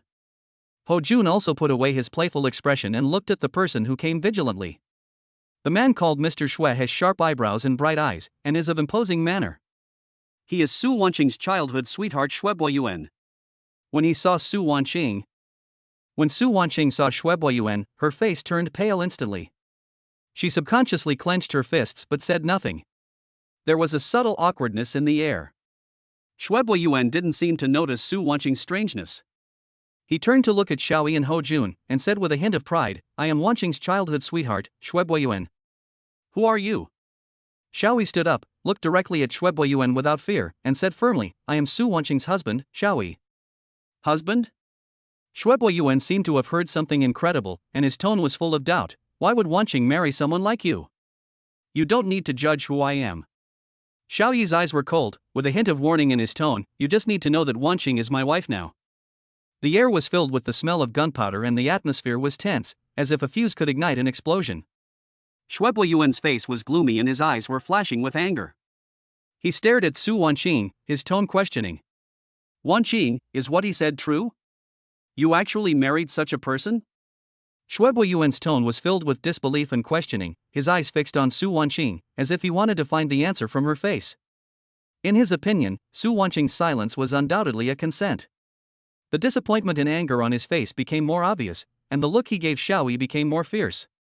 Xiaoyi was furious. He hated it most when others questioned his and Su Wanqing's relationship, especially in such a contemptuous tone. He grabbed Yuan's wrist and twisted it hard. With a crisp crack sound, Yuan's face suddenly twisted in pain and he let out a shrill scream. "Ah! My hand!" Seeing this, the people brought by Yuan immediately rushed up and wanted to rescue Yuan. Seeing this, Ho Jun stepped forward, blocked the way of several people, and shouted angrily, "Do you want to use your numbers to bully the few? Have you asked me, Ho Jun?" Although he was not as strong as the other party, his momentum was not weaker at all. However, 2 fists are no match for 4 hands, and Ho Jun was soon entangled by the opponent. He was hit by several punches. He groaned, and blood flowed from the corner of his mouth, but he still gritted his teeth and persisted, refusing to give in. "Stop!" A crisp and angry sound cut through the chaotic scene. A beer bottle was smashed hard on the ground, and broken glass splashed everywhere, reflecting a dazzling light under the light. Su Wanqing tightly grasped the half-broken beer bottle, her eyes as cold as ice as she glanced at everyone. She looked at Shuebai Yuan coldly, her tone firm. Shuebai Yuan, whoever I marry is my freedom and has nothing to do with you. Please let him go. Her voice was not loud, but it carried unquestionable majesty. The whole place fell silent instantly, and everyone was shocked by Su Wanqing's actions. No one expected that this usually cool and noble president would do such a shocking thing. Shuebai Yuan was also frightened by Su Wanqing's eyes. He looked at Su Wanqing with mixed feelings in his heart, filled with resentment and anger. Su Wanqing, you. He was about to speak but was interrupted by Xiaoyi. Xiaoyi pressed him down on the table with such incredible force in his hands that Shuebai Yuan could hardly breathe due to the pain. Let me go. Shuebai Yuan struggled, but Xiaoyi's hand was like an iron clamp, firmly controlling him. Seeing this, Shuebai Yuan's men hurried forward and tried to pull Xiaoyi away. Su Wanqing pulled Xiaoyi up, with a hint of reproach in her eyes. Shuebai Yuan was helped up by his men. He rubbed his aching wrist and stared at Xiaoyi fiercely. How dare you, a wage earner, do this to me? I will make you regret it. Xiaoyi looked at the embarrassed Shuebai Yuan and sneered with disdain in his eyes. He ignored Su Wanqing's pulling and said coldly, I'll wait. Upon hearing this, Shuebai Yuan looked at Su Wanqing meaningfully with a sinister look in his eyes, then he flicked his sleeves and left the barbecue restaurant with his men. Shuebai Yuan uttered these harsh words, his eyes full of reluctance and viciousness. His words I will make you regret it were like a poison knife, stabbing Xiaoyi fiercely. A disdainful sneer appeared on Xiaoyi's lips. He stared at Shuebai Yuan with a sharp gaze without any fear. I'll wait. His voice was not loud, but it was full of power and shocking. Shuebai Yuan's heart shuddered when he saw Xiaoyi's eyes, as if he was being stared at by a ferocious beast. He glared at Xiaoyi fiercely, then looked at the silent Su Wanqing meaningfully, then flicked his sleeves and left the barbecue restaurant with his men. Bah! What the hell? Ho Jun spat on the ground and yelled in the direction where Shuebai Yuan was going. He really thinks he's an important person. Xiaoyi, I say you should give him a good beating. Xiaoyi patted Ho Jun on the shoulder, signaling him to calm down.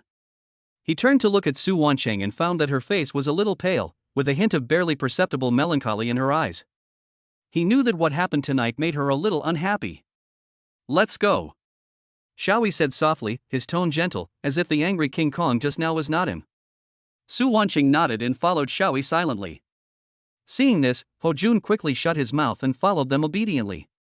The three of them walked on the quiet street, and the dim light of the street lamps stretched their shadows very long. There was a faint smell of barbecue in the air, but the hustle and bustle from before was missing. The silence stretched between them, making it a little suffocating. Have you known him for a long time? Xiaoyi finally broke the silence. His voice was low, with a hint of subtle temptation. Su Wanqing stopped and looked up at Xiaoyi, with mixed emotions in her eyes. He and I have a complicated relationship. Her tone was a little depressed, like a fallen leaf falling into the abyss, with a hint of helpless melancholy. Who is he? Xiaoyi frowned slightly, feeling vaguely uneasy. Su Wanqing sighed, her eyes drifting into the distance, as if recalling something. He is my ex-fiancé. We broke off our engagement a month ago. Ex-fiancé? Xiaoyi's heart sank suddenly, and a sour feeling surged in his heart. He didn't expect that Su Wanqing had such a past, which made him feel as if his heart was stabbed by something. Why haven't I heard you say that before? He asked, with a hint of displeasure in his tone. Su Wanqing bit her lip, her face pale. Give me some time, okay? Later. I'll tell you slowly. Looking at the fatigue and sadness in Su Wanqing's eyes, Xiaoyi's heart softened. He knew that Su Wanqing was not a person who liked to hide things, and she must have her reasons.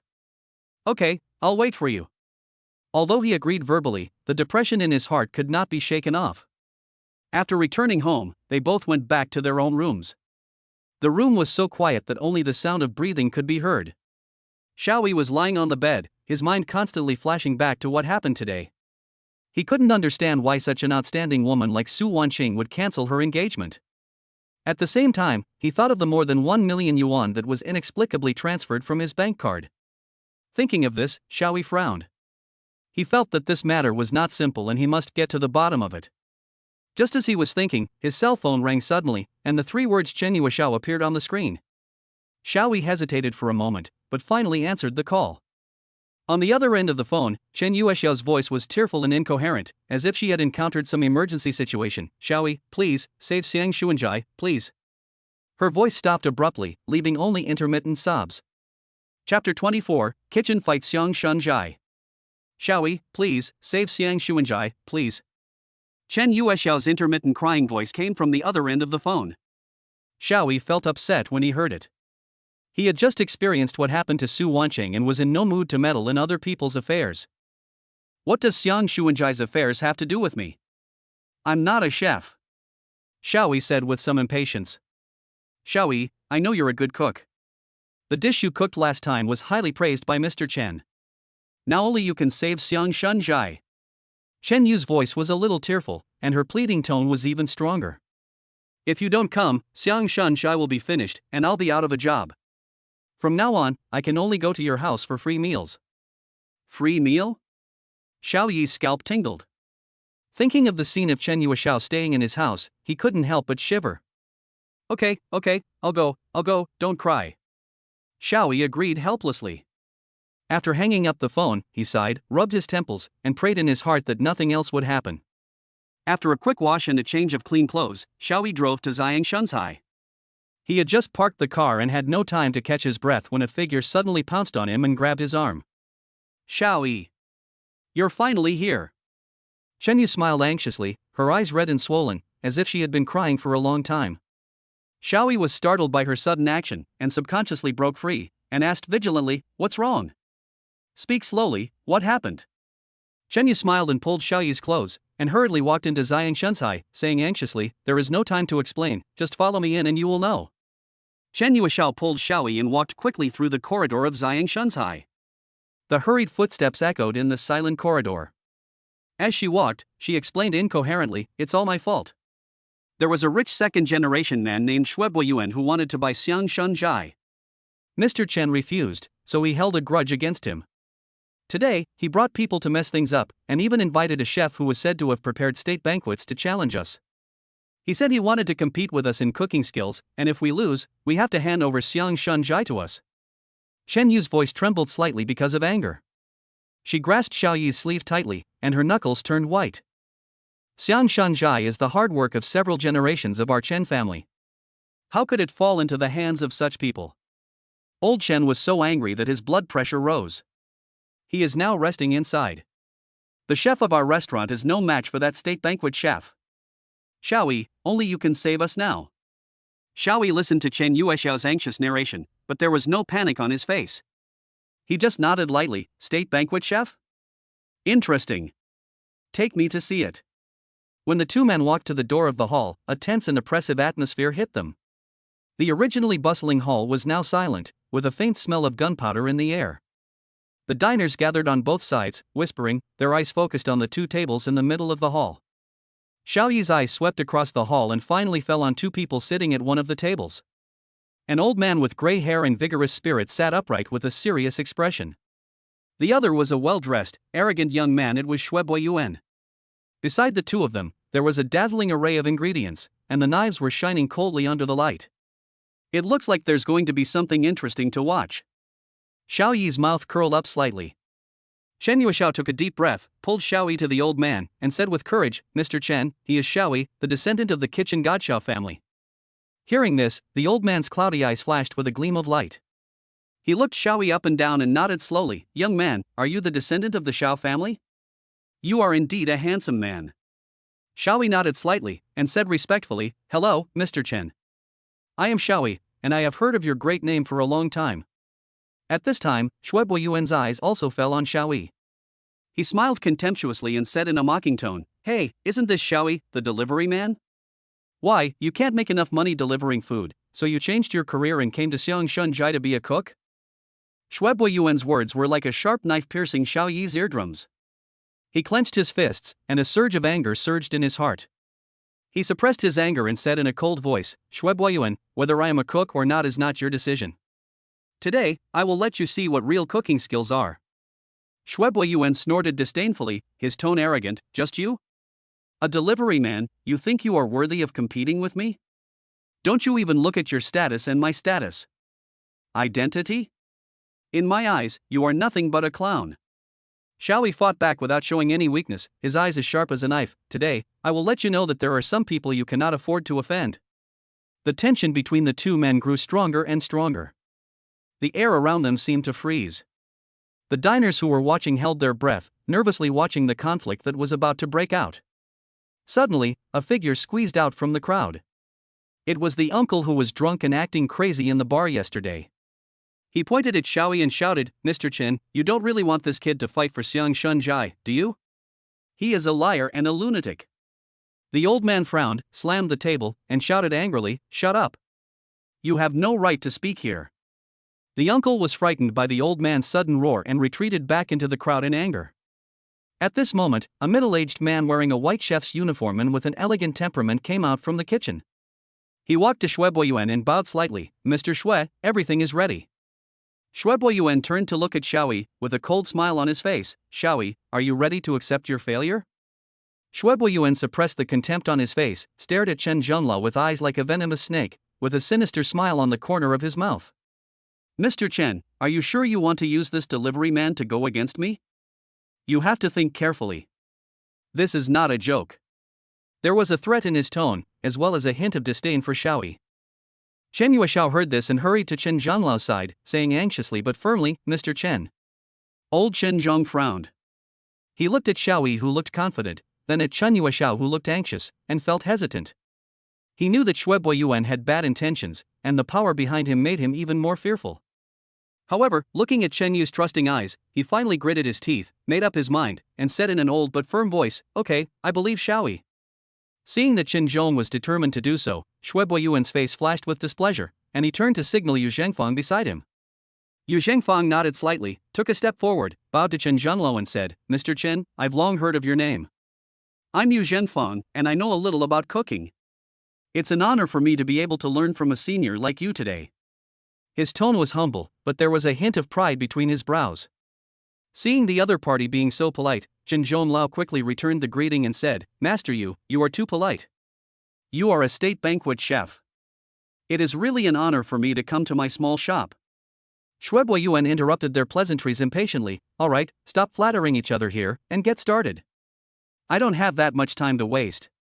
His tone was full of impatience, and there was a hint of disdain in the look he gave Xiaoyi, as if he believed that the outcome of this competition was already decided. Yu Zhengfang frowned imperceptibly. "Mr. Shui is right. Let's start early and let everyone see the skills of us old guys. Well, let's get started." As soon as Chen Zhenlao finished speaking, the atmosphere in the venue instantly became extremely tense. Everyone's eyes were focused on Xiaoyi and Yu Zhengfang, holding their breath, waiting for the cooking competition to begin. "Don't be impatient." Xiaoyi suddenly spoke, breaking the overly quiet atmosphere. He turned to Chen Zhenlao with a deep look in his eyes. "Mr. Chen, I need you to tell me first, what is the purpose of today's competition?" Upon hearing this, a trace of helplessness emerged on Chen Zhong's old face. He sighed and said slowly, "Well, this is a long story. Originally, our Xiang Shunzhai holds a food tasting conference every year, inviting people from all walks of life to taste the food, which is also a test of our own cooking skills. But this year, Shui Boyuan relied on his family's power and insisted on interfering. He said that he wanted to compete with us in cooking skills and even brought out some state banquet chef. Isn't this obviously bullying us?" When Chen Zhong said this, there was a hint of anger in his tone and his palms clenched slightly. Shui Boyuan laughed out loud after hearing this. His laughter was full of arrogance and complacency. "Old Chen, you are really wronging me. I am doing this for your own good. Your Xiang Shunjai has been going from bad to worse in the past few years. If you continue like this, you will close down sooner or later. Why don't you sell the store to me as soon as possible, so that your family won't suffer?" He crossed his legs and spoke in a frivolous tone, as if everything was under control. Chen Zhenglao's face turned pale and he slammed the table so hard that the teacups on the table jumped. "Shui Boyuan, don't go too far. Xiang Shunzhai is the hard work of several generations of our Chen family. Even if it goes bankrupt, it is not your turn to point fingers." His voice was filled with anger and his turbid eyes stared at Shui Boyuan, as if he wanted to see through him. Shui Boyuan didn't care about Chen Zhenglao's anger at all. He just scratched his ears nonchalantly and said with contempt, "Hey, old man Chen, are you angry with me? Don't forget, it was you who agreed to compete today. Since you want to compete, why not add a jackpot? If you lose, you will give Xiang Shunzhai to me, how about it?" There was a sinister smile on his face, as if he had already seen the scene of Xiang Shunzhai falling into his pocket. Upon hearing this, Chen Zhengluo was so angry that he trembled all over, and his chest rose and fell violently, but he still suppressed his anger and said coldly, Shuebo Yuan, don't be complacent. Today, I want to see what real skills this so-called state banquet chef you invited has. Seeing that Chen Zhengluo did not refuse, Shuebo Yuan smiled even more proudly. He waved his hand, signaling Yu Zhengfang beside him to start preparing the ingredients. Yu Zhengfang nodded slightly, then walked to the table and began to organize the ingredients. His movements were graceful and smooth, like flowing clouds in water, attracting the admiration of many diners around him.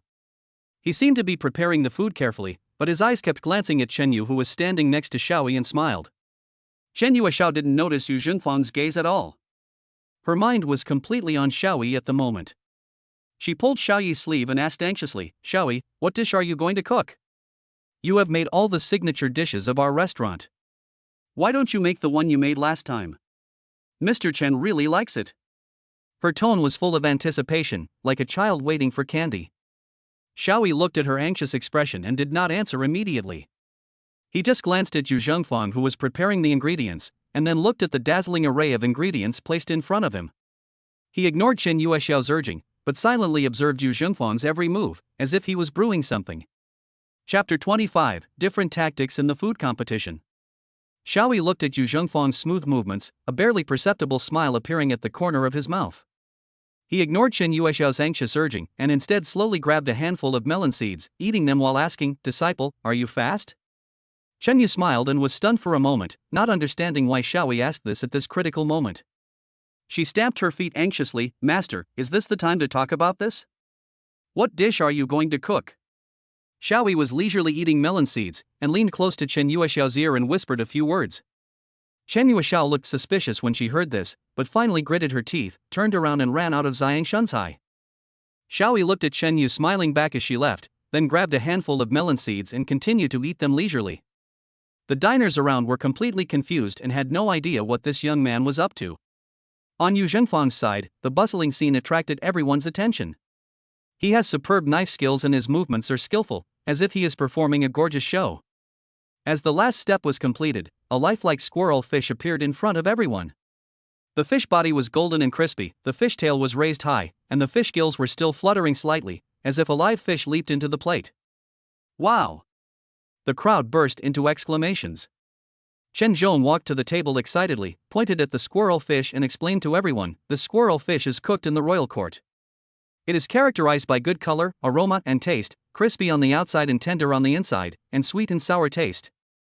Everyone tasted it and praised it highly. Shuebo Yuan looked at the empty chopping board in front of Xiaoyi and couldn't help but sneered, Xiaoyi, you're not going to use tofu to participate in the competition, are you? Xiaoyi remained unmoved and just smiled slightly. Yu Zhengfang proudly presented the squirrel fish to the judges, then walked leisurely in front of Xiaoyi and said with a hint of provocation, Master Xiao, my dish is ready, what about you? At this moment, Chen Yuexiao ran back breathlessly. Seeing that the chopping board in front of Xiaoyi was still empty, she suddenly became anxious, Master. Why haven't you started yet? She was holding a sealed ceramic jar tightly in her hand. Xiaoyi then slowly stood up, took the jar from Chen Yuexiao's hand, and gently opened it. As soon as the sealed ceramic jar was opened, a rich aroma instantly spread out. It was completely different from the sweet and sour aroma of the squirrel fish. This aroma was mellow and restrained, with a hint of herbal scent, and seemed to contain some kind of mysterious power, which attracted everyone's attention. Xiaoyi carefully poured the soup in the jar into a casserole that had been placed on the chopping board in advance. The soup was milky white in color, with a faint luster on the surface, just like the finest mutton fat jade. He placed the casserole on the small stove and picked up a square piece of tofu from the vegetable basket beside him. The tofu was as white as jade, and its surface was trembling slightly, as if it still had the coolness of having just been taken out of the water. Under everyone's puzzled gaze, Xiaoyi gently placed the piece of tofu into the casserole. As soon as the tofu was put into the soup, it seemed to come alive, floating gently in the milky white soup, like ripples on a lake under the moonlight. Everyone widened their eyes, trying to see what Xiaoyi was doing. However, apart from putting the tofu into the soup, he didn't seem to do anything else. The diners watching around were whispering to each other, is that all? Is he planning to make tofu soup? This tofu doesn't look anything special. Are you really going to compare this to Master Yu's squirrel fish? It seems that he is really no longer capable. I thought he had some special tricks before, but now it seems that he is just trying to attract attention. Shuebai Yuan couldn't help but burst into laughter when he saw this scene. His laughter was filled with undisguised sarcasm. Xiaoyi, your big dish is really unique. Could it be that you want to conquer the taste buds of the judges with a bowl of tofu soup? Yu Zhengfan also looked at Xiaoyi with disdain. Chen Yuexiao looked at her master anxiously. She couldn't figure out what Xiaoyi was up to. Time was obviously tight, so why was he making tofu soup? She wanted to ask, but she didn't dare to disturb Xiaoyi, so she could only pray silently in her heart. Xiaoyi seemed not to hear the ridicule and questioning around him. He just stood quietly beside the small stove, looking intently at the tofu and soup in the casserole with a faint smile on his face. He stretched out his finger and gently tapped the edge of the casserole. A strand of clear soup stuck to his fingertips. He put it to the tip of his nose and sniffed it gently. The corners of his mouth raised slightly, and an imperceptible light flashed in his eyes. Chapter 26. The delicious soup is worth a fortune. Xiaoyi ignored the ridicule around him. He carefully took the casserole away from the stove and placed it on a wooden tray that had been prepared in advance. Then, he took out small white porcelain bowls from a bamboo basket nearby and used a spoon to gently pour the soup and tofu from the casserole into the bowls. His movements were smooth and fluid, as if he was performing a sacred ritual. He placed the prepared soup bowls in front of the judges' seats one by one, and then stood quietly aside, waiting for them to taste the soup. Old Chen Zhong looked at the bowl of bland tofu soup in front of him and frowned slightly. He couldn't understand what this young man was up to. For such an important competition, he used such simple ingredients. Was he giving up on himself? However, just as he was questioning, a faint fragrance wafted out from the soup bowl, like the freshness of the forest after the rain, or the fragrance of young buds in early spring, which was refreshing. The fragrance is not strong, but it slowly seeps into everyone's nasal cavity like a trickle, tempting people's appetite. Chen Zhonglao couldn't help but pick up the spoon and gently scooped up a spoonful of soup. The soup was clear and the tofu in it was as soft as silk, trembling slightly in the spoon. He brought the spoon to his lips and took a sip. In an instant, an indescribable deliciousness exploded in the mouth. Fresh, fragrant, sweet and smooth, all kinds of flavors blended perfectly and hit the depths of the soul. He was shocked to find that the ordinary tofu turned into thin threads in the soup, melting in the mouth with a faint bean fragrance. The seemingly light soup contains endless layers of flavor, and every bite is full of surprises. What is this? Old Xinzhong put down the spoon, his eyes full of disbelief. He has been working in the food industry for decades and has tasted countless delicacies, but he has never had such an amazing experience. Li Qibao's heart moved when he saw this. The anger he had felt when Shuebai Yuan mocked him surged up in his heart again. Now, he was determined to avenge himself. He couldn't wait to pick up the bowl of soup and drink it all in one gulp. The moment the soup entered his mouth, he felt his whole body surrounded by an indescribable deliciousness. He breathed a sigh of relief, feeling extremely happy, and then praised loudly, "What a good soup! What a good soup! This soup should only be found in heaven, and it is rare to taste it on earth. Master Xiao, you are amazing." Seeing this, the diners around became curious. Could this seemingly ordinary bowl of tofu soup really be so delicious? Some people boldly stepped forward and asked Xiaoyi for soup. After tasting it, they all exclaimed in amazement and threw away their previous contempt, scrambling to ask for it. Shuebai Yuan was even more furious when he saw this. He pushed the crowd away, pointed at Xiaoyi's nose and yelled, "This is impossible. You must have colluded with each other. What's so good about this tofu soup? In my opinion, there must be something shameful in this soup." When Li Qibao heard this, his eyes widened with anger and he glared at Shuebai Yuan fiercely, making Shuebai Yuan dare not make any more loud noises. Shuebai Yuan muttered in disbelief, but still picked up a bowl of soup and took a sip with disgust. After the soup entered his mouth, he was visibly stunned, then took another sip, and then drank the whole bowl of soup in silence. After drinking it, Shuebai Yuan's face turned pale.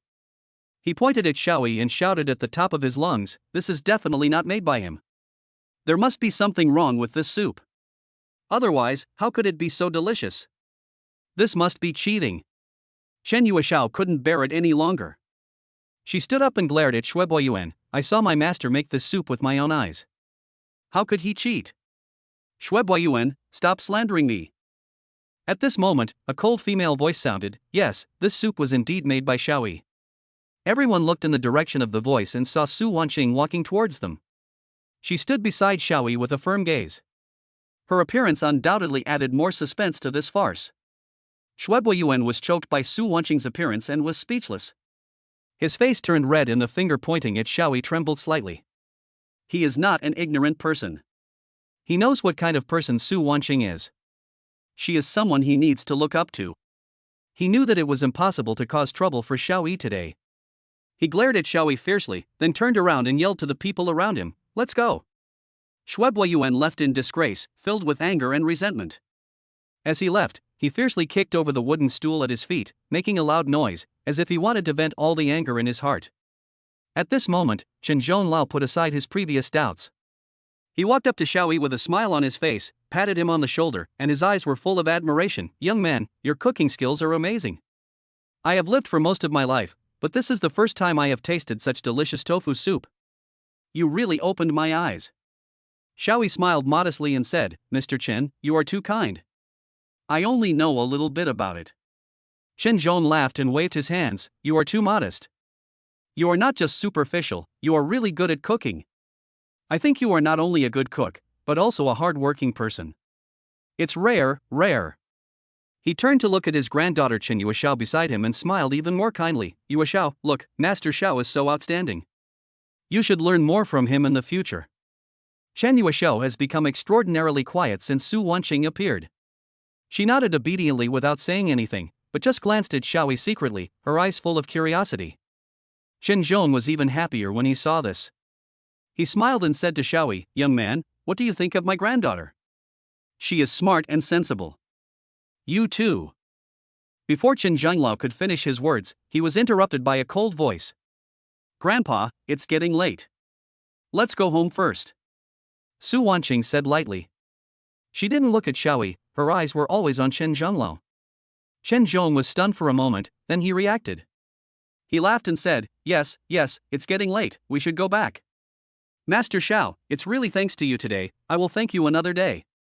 After saying that, Chen Zhonglao took Chen Yuexiao away. Before leaving, Chen Yuexiao looked back at Xiaoyi reluctantly, but Xiaoyi gave her an inquiring look. Chapter 27, The beauty protects her husband and confronts the waiter. Xiaoyi signs in to gain skills. Su Wanqing's sudden appearance and the words "it's getting late" left Xiaoyi a little confused. He vaguely felt that Su Wanqing seemed to be intentionally stopping Chen Zhonglao from continuing, and the content of the stop seemed to be related to him and Chen Yuexiao. Chen Yuexiao's reluctant look when she left made him even more confused. He cast an inquiring look at Chen Yuexiao, but saw that she avoided his sight like a frightened deer. Her pretty face flushed slightly, which made him feel a little funny. This little girl seemed to have misunderstood something. Chen Zhonglao did not notice these subtle interactions. He still said to Xiaoyi enthusiastically, "Young man, I think you are a capable person. If you need any help in the future, just come to me. I have some connections in the catering industry at Xiangshanzhai." Xiaoyi bowed and thanked him. "Thank you for your kindness, Mr. Chen. I am very grateful." His tone was sincere and his attitude was neither humble nor arrogant. He expressed his gratitude while maintaining an appropriate distance. After bidding farewell to Chen Zhonglao and Chen Yuexiao, Xiaoyi and Su Wanqing walked side by side on the way back. Xiaoyi couldn't help but be curious and asked, "Boss Su, why did you suddenly come here today?" Su Wanqing glanced at him calmly and said calmly, "Just passing by." These two simple words left Xiaoyi speechless for a moment. He always felt that Su Wanqing's passing by had other meanings, but since the other party was unwilling to say more, he didn't dare to ask any further. After a moment of silence, Xiaoyi spoke again, "Boss Su, thank you for today." Su Wanqing didn't say anything else and walked straight towards the black Maybach parked on the side of the road. Seeing this, Xiaoyi hurriedly followed. He had to deliver takeout and deal with Chen Zhonglao today, and was already exhausted both physically and mentally. At this moment, he just wanted to find a place to have a good meal and then have a good sleep. "Go to the mall." Su Wanqing's voice was still cold, but with a hint of unquestionable majesty. Xiaoyi naturally had no objection and sat directly in the passenger seat. The car drove smoothly into the traffic flow, and Xiaoyi closed his eyes, relieving the fatigue of the day. When he opened his eyes again, the car had stopped in the underground parking lot of the shopping mall. The two walked into a Western restaurant with exquisite decoration. The soft lighting, melodious piano music, and the faint fragrance in the air all form a sharp contrast with the hustle and bustle outside. A waiter in a neat uniform came up to us with a big smile on his face. "Good evening, both of you. Do you have a reservation?" Su Wanqing nodded slightly, and the waiter led the two of them to a seat by the window. After Xiaoyi sat down, the waiter handed him the menu. Xiaoyi took the menu, took a look at it, and was completely stunned. He couldn't understand any of the words on the menu, they were so densely packed together, like a string of strange symbols. He looked at Su Wanqing awkwardly, but saw that she was calmly flipping through the menu and didn't seem to notice his embarrassment. "What can I do for you, ladies and gentlemen?" The waiter's voice sounded again, with a barely perceptible hint of contempt. Su Wanqing closed the menu and started talking to the waiter in fluent French. Xiaoyi listened to their conversation and felt like an outsider, completely excluded. He looked at Su Wanqing's elegant profile, feeling mixed emotions. He knew that there was still a huge gap between him and her. "He asked you what you wanted to eat." Su Wanqing ended her conversation with the waiter and turned to look at Xiaoyi. Xiaoyi smiled helplessly, scratched his hair, and said jokingly, "Or, make me a menu." Hearing this, the waiter sneered with disdain, snorted, and turned to look at Su Wanqing, as if mocking Xiaoyi's ignorance. Xiaoyi keenly caught the contempt in the waiter's eyes, and a feeling of powerlessness suddenly surged in his heart. He really knows nothing about these things, but that doesn't mean he can be ridiculed at will. He looked out the window silently, with a barely perceptible gloom in his eyes. Su Wanqing did not miss Xiaoyi's subtle expression. Her eyes moved slightly, and she looked at the waiter again, and said with her red lips, "Do as he says." The waiter was stunned, he suspected he had heard it wrong. Are you sure?" he asked stutteringly, his eyes moving back and forth between Xiaoyi and Su Wanqing with a hint of disbelief. Su Wanqing raised her eyebrows slightly, her eyes were cold, and her tone was full of unquestionable majesty. "Why, you don't understand what I said?" The waiter felt the powerful aura emanating from Su Wanqing and suddenly became silent. He didn't dare to say anything more and quickly turned around and walked towards the kitchen. Xiaoyi looked at the waiters fleeing back and couldn't help feeling a little amused, yet helpless. "Boss Su, there's actually no need to get angry with him." Su Wanqing turned her head and her eyes fell on Xiaoyi. The corners of her mouth raised slightly, revealing a faint smile. "Do you know why he despises you?" Xiaoyi shook his head. He really didn't understand why he was ridiculed by the waiter just because he didn't understand the words on the menu. Su Wanqing moved closer to Xiaoyi, and the distance between them was so close that Xiaoyi could even smell the faint scent of her perfume, mixed with a unique fragrance that made his heart beat faster involuntarily. "Because you haven't shown your strength." Su Wanqing's voice was low and magnetic, with a hint of bewitching charm. Xiaoyi was slightly stunned, and before he could react, the waiter came over with two exquisite appetizers. The presentation is beautiful, the colors are bright, and the aroma is enticing. Following closely behind was a tall Frenchman in a crisp white chef's uniform with a confident smile on his face. "This is our signature appetizer, foie gras with toast. I hope you two like it." He spoke fluent French, but his eyes were fixed on Su Wanqing, as if she was the only one in his eyes, completely ignoring Xiaoyi's existence. Xiaoyi noticed the Frenchman's undisguised burning gaze and felt a little unhappy. He picked up the fork, picked up a piece of foie gras and put it into his mouth, savoring it carefully, but it tasted like chewing wax. Su Wanqing didn't seem to notice the Frenchman's gaze. She elegantly picked up the knife and fork, cut a small piece of bread, spread foie gras on it, put it into her mouth, and a satisfied expression appeared on her face. "It tastes good." When the Frenchman heard Su Wanqing's compliment, the smile on his face became even brighter. He spoke again, introducing the preparation process of the dishes in French, his eyes always fixed on Su Wanqing, as if he was showing her his cooking skills. Xiaoyi looked at the scene in front of him, and suddenly felt an inexplicable irritation in his heart. He put down his knife and fork and coughed softly. Su Wanqing turned to look at Xiaoyi. "What's wrong?"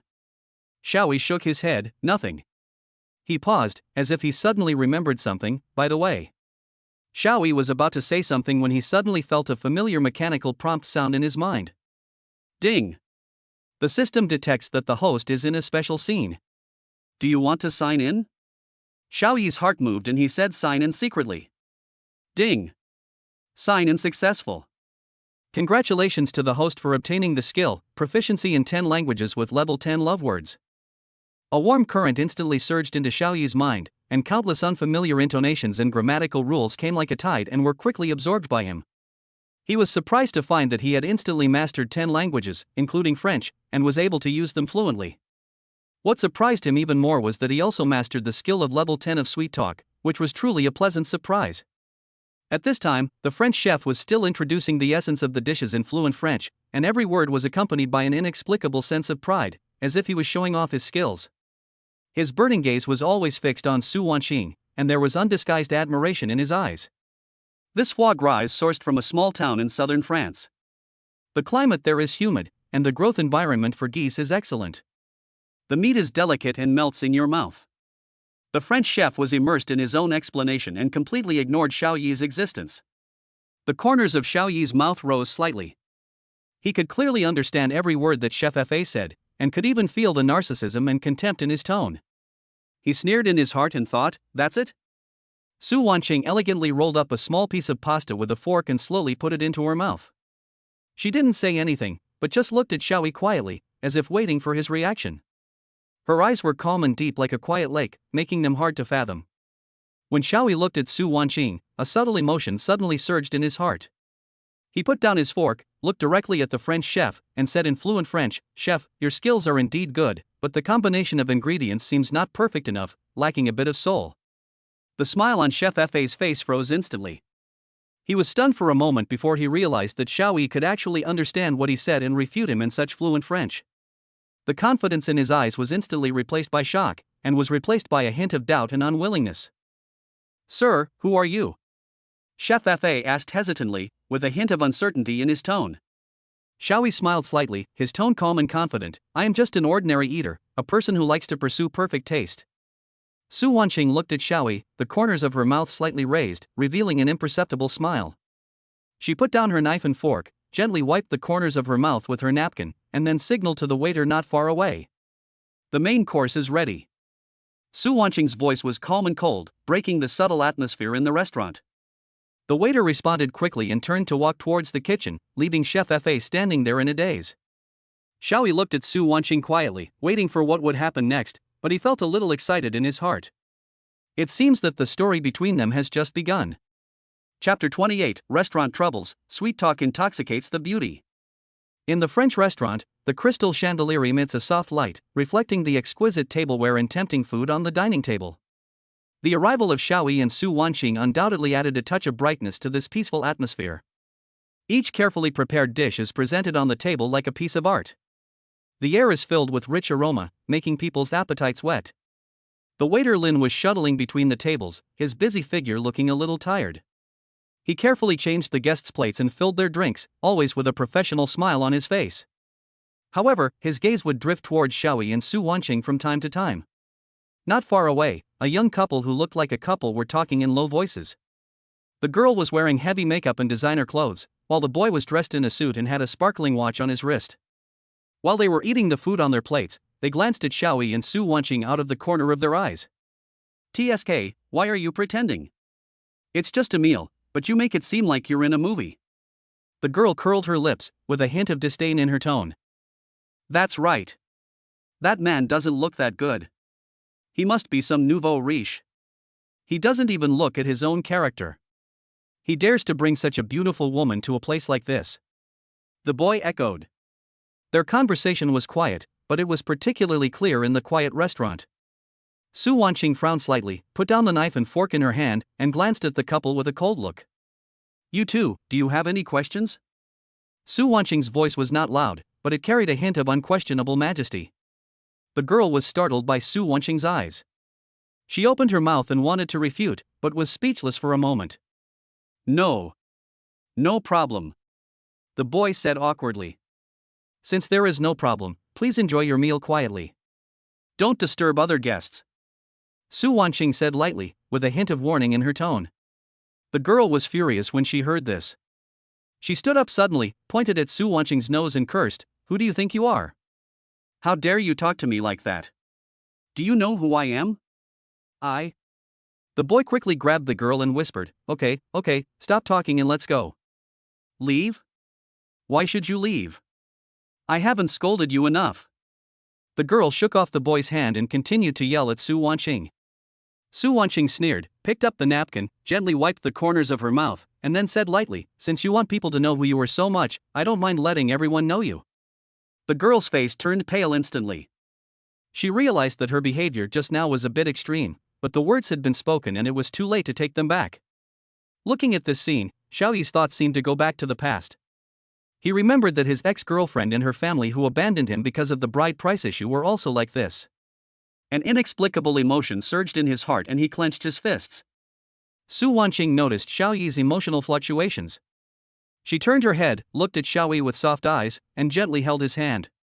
The warmth from her palm calmed Xiaoyi's heart instantly. When the girl saw the boy pulling her away, she was dragged out of the restaurant crying. You really are. Waiter Lin looked at Xiaoyi, hesitant to speak. Me what? Xiaoyi looked at Waiter Lin with a smile. You are really amazing. Lin, the waiter, finally found the right words. That's not that great, they're just some clowns. Xiaoyi said lightly. He picked up the napkin on the table and wiped the corners of his mouth elegantly. Waiter Lin looked at Xiaoyi, and a cunning look suddenly flashed in his eyes. He cleared his throat and said in Mandarin with a heavy accent, Sir, your wife is very beautiful, but I don't think you are worthy of her. After hearing this, Xiaoyi raised his lips slightly. He put down his napkin and responded in fluent Mandarin, I'm sorry, my friend and my wife, she loves me, and that's the most important thing. Waiter Lin was stunned for a moment, obviously not expecting Xiaoyi to speak Mandarin so fluently. He was about to speak again, but saw Xiaoyi's. In fact, in addition to Mandarin, I can speak some other languages. Xiaoyi said with a smile, and then he said in fluent Mandarin, My love, you are the light of my life. Then, he said in Mandarin, I love you, you are everything to me. Finally, he said in magnetic Chinese, Xingxing, you are my whole world. Su Wanqing's cheeks instantly turned red as she listened to Xiaoyi's touching words of love. She lowered her head, not daring to look directly into Xiaoyi's burning gaze, but her heart was beating like a deer. Waiter Lin was completely stunned. His eyes were wide open, his mouth was wide open, and he was completely speechless. Waiter, please open a bottle of red wine for me. Xiaoyi said to Waiter Lin with a smile, looking at Su Wanqing with gentle eyes. Waiter Lin finally came to his senses, responded quickly, and then hurriedly ran to get the wine. Soon, a bottle of mellow red wine was brought up, shining like a ruby in the crystal glass. Xiaoyi picked up the bottle and poured wine for Su Wanqing himself. The mellow aroma of red wine permeates the air, making people feel slightly intoxicated. Su Wanqing took a sip, the wine slid down her throat, and a warm feeling surged into her heart. Maybe it was the effect of the alcohol or the power of the sweet words, but her cheeks became more rosy and her eyes started to blur. She put down her wineglass, leaned lightly on Xiaoyi's shoulder, and murmured some inaudible words. Xiaoyi looked at the beautiful Su Wanqing in his arms, with the corners of his mouth slightly raised. He gently stroked her hair. Waiter Lin watched this scene, and the envy in his heart was like a torrent of river water. He sneaked close to Xiaoyi and said in a low voice, Sir, you are really amazing. How did you make such a beautiful woman love you so much? Can you teach me? Xiaoyi smiled. He helped the already drunk Su Wanqing up, slowly stood up, and said, Let's talk about it when we have a chance. I have to send her home first. He supported Su Wanqing and walked slowly towards the restaurant door. Waiter Lin was stunned for a moment, then quickly chased after him and said anxiously, Sir, wait a minute, I haven't added your WeChat yet. Su Wanqing looked at the waiter who caught up with her with drunken eyes and muttered, He is mine, don't let you. She spoke vaguely and stretched out her hand to stop the waiter, but was held firmly by Xiaoyi. Xiaoyi looked at the drunk Su Wanqing. Chapter 29, I woke up in the morning and saw a beautiful woman. The early morning sunlight shines through the gaps in the curtains and sprinkles into the room. Xiaoyi slowly opened his eyes from his sleep, and a faint fragrance lingered around his nose. He turned his head subconsciously, but suddenly froze. Su Wanqing was sitting on the edge of the bed, supporting her chin with one hand, her beautiful eyes staring at him without blinking. The early morning sunlight cast a soft halo on her delicate profile, highlighting the three-dimensionality and perfection of her facial features, like a carefully crafted work of art. She was wearing a silk nightgown with the neckline slightly open, revealing her snow-white skin and exuding a faint alluring scent. Xiaoyi's brain suddenly froze, and he shuddered, losing all sleepiness. In panic, he grabbed the sheet next to him and wrapped it tightly around himself, leaving only his head exposed. His cheeks flushed instantly, and his heart seemed to be beating wildly like countless deer. How come you are in my bed?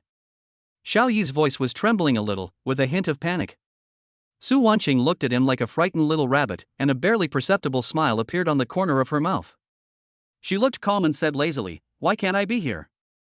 Her voice was still cold, but with a barely perceptible hint of teasing. Xiaoyi was speechless and at a loss for words for a moment after being asked back by her. He stammered, shouldn't you go to work at the company? Su Wanqing chuckled and asked, why do I have to go to work in the company? I gave myself a day off. She spoke casually, as if it was just a trivial matter. Holiday? Xiaoyi was a little surprised. He really couldn't imagine that this workaholic president would actually give himself a holiday. Su Wanqing did not answer, but just gently crossed her legs, with an elegant and noble posture. Her eyes passed through the bedsheets and fell on Xiaoyi, as if she could see through his soul. Xiaoyi felt a little uncomfortable being stared at by her, so he turned his back to avoid her scrutinizing gaze. He heard Su Wanqing chuckle, and then the sound of her standing up. Get up, I'll take you out for a walk today. Su Wanqing walked to the bed with light steps. Suddenly, she raised her hand and gently patted Xiaoyi on the butt. The crisp sound was particularly clear in the silent room. Xiaoyi's body stiffened instantly. He felt an electric current rushing from his coccyx straight to his brain, and he was completely stunned. What are you still standing there for? Get up quickly and go shopping with me. Su Wanqing's voice contained an unquestionable command, but at the same time, it also contained a barely perceptible hint of coquettishness. After saying that, she turned around and walked out of the bedroom without looking back, leaving Xiaoyi alone lying on the bed. He felt his cheeks burning and his heart beating like a drum. He simply couldn't believe that the cold and noble president just now actually slapped his butt. This is simply incredible. He felt at a loss, yet inexplicably excited. However, he soon realized that he was still wrapped in the quilt, and it would be embarrassing if she came back and saw him like this. He hurriedly threw back the quilt and put on his clothes hastily, moving as quickly as if he was avoiding some monster. After quickly getting dressed, he rushed out of the bedroom. When Xiaoyi arrived at the restaurant, an enticing aroma hit his nose. On the dining table, there was an exquisite breakfast, including golden fried eggs, steaming milk, and a few slices of crispy toasted bread.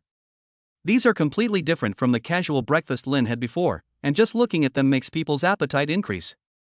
Xiaoyi picked up a piece of bread and looked at it carefully, as if trying to find something different. He was a little confused. Was this really done by Su Wanqing? Isn't she supposed to do nothing? At this moment, a cold voice came from behind. Why, are you dissatisfied with my craftsmanship? Xiaoyi was startled and quickly put down the bread in his hand. He turned around and saw Su Wanqing leaning against the kitchen doorframe with her arms folded across her chest. Her beautiful eyes were staring at him with a hint of displeasure.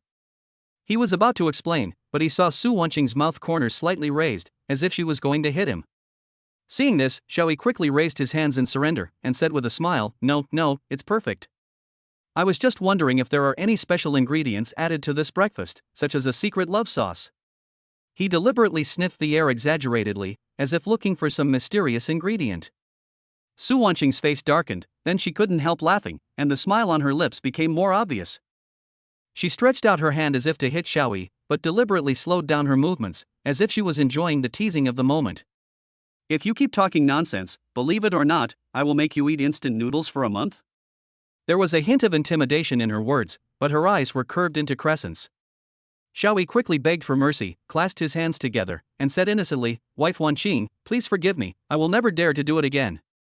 He deliberately pretended to be pitiful, which made Su Wanqing finally couldn't help laughing out loud. Okay, stop pretending. Su Wanqing put away her hands, turned slightly sideways, and said with a little more tenderness, You asked why I wanted to go shopping just now. Aren't you looking forward to this day? Xiaoyi was stunned for a moment, then his heart warmed. He finally understood that all the arrangements made by Su Wanqing today were for him. He felt a warm feeling in his heart, but on the surface he pretended to be surprised. Shopping? I'm a delivery man, running around outside all day, I'm a frequent visitor on the street. Su Wanqing chuckled and walked towards him, with a hint of teasing in her eyes. You, the delivery man, have to listen to me today. I want to transform you and make you worthy of me. Xiaoyi's heartbeat quickened, but he pretended to be scared. Transformation? I don't want to become something different from myself, Wanqing, you're not really going to change me into something weird, are you? Su Wanqing squinted at him, a slight smile on her lips. Don't worry, I won't let you become weird. However, your current appearance does need to be improved. Xiaoyi pretended to be sad and covered his face exaggeratedly. Will I be transformed into someone else? Su Wanqing patted his shoulder lightly, with a firm look in her eyes. Don't worry, as long as you follow me, I will make you look brand new. As your nominal wife, I will naturally make my husband look even better. Xiao Yi's heart moved, and he felt an unprecedented warmth and happiness. He nodded and looked at Su Wanqing firmly. Then I have no choice but to listen to you. However, I don't want to fail in this transformation, otherwise it will be embarrassing. Su Wanqing smiled slightly, with a determined light in her eyes. No, you will definitely get better.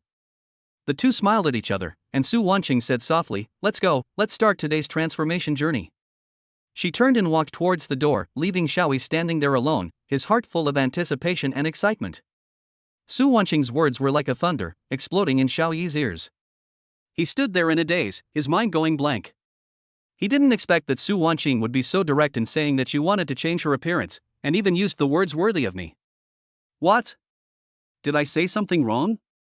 Su Wanqing looked at Xiao Yi's stunned expression, a teasing smile slightly raised at the corner of her mouth, a cunning light flashing in her beautiful eyes. Are you satisfied with your current image? Xiao Yi suddenly came back to his senses and quickly waved his hands to deny. No, that's not what I meant. He scratched his head awkwardly. I mean, you just said that I'm not worthy of you? Su Wanqing chuckled and walked closer to Xiao Yi. The faint fragrance from her body once again flowed into Xiao Yi's nose, making his heart beat faster. She stretched out her slender fingers, gently lifted Xiao Yi's chin, and looked at his face carefully. It's not that I'm totally unworthy. Your face can barely be considered a little handsome. Xiao Yi's heart seemed to skip a beat. He had never been scrutinized so closely before. There was a hint of coolness on Su Wanqing's fingertips, but it made him feel hot all over. It's just that, Su Wanqing's tone changed, with a hint of disgust. You dress too sloppily. It's a waste of nature's gifts, and it ruins your pretty face. Xiao Yi curled his lips in dissatisfaction. I call this comfortable style, free and easy, how great. Su Wanqing raised her eyebrows, with a hint of amusement in her eyes. Comfortable style? I think you are unkempt. Besides, do you think your figure is enough for you to do whatever you want? Xiao Yi was choked by her words and was speechless. He retorted angrily, how do you know my figure? Have you peeked? Su Wanqing chuckled, her beautiful eyes full of teasing. Why, are you shy?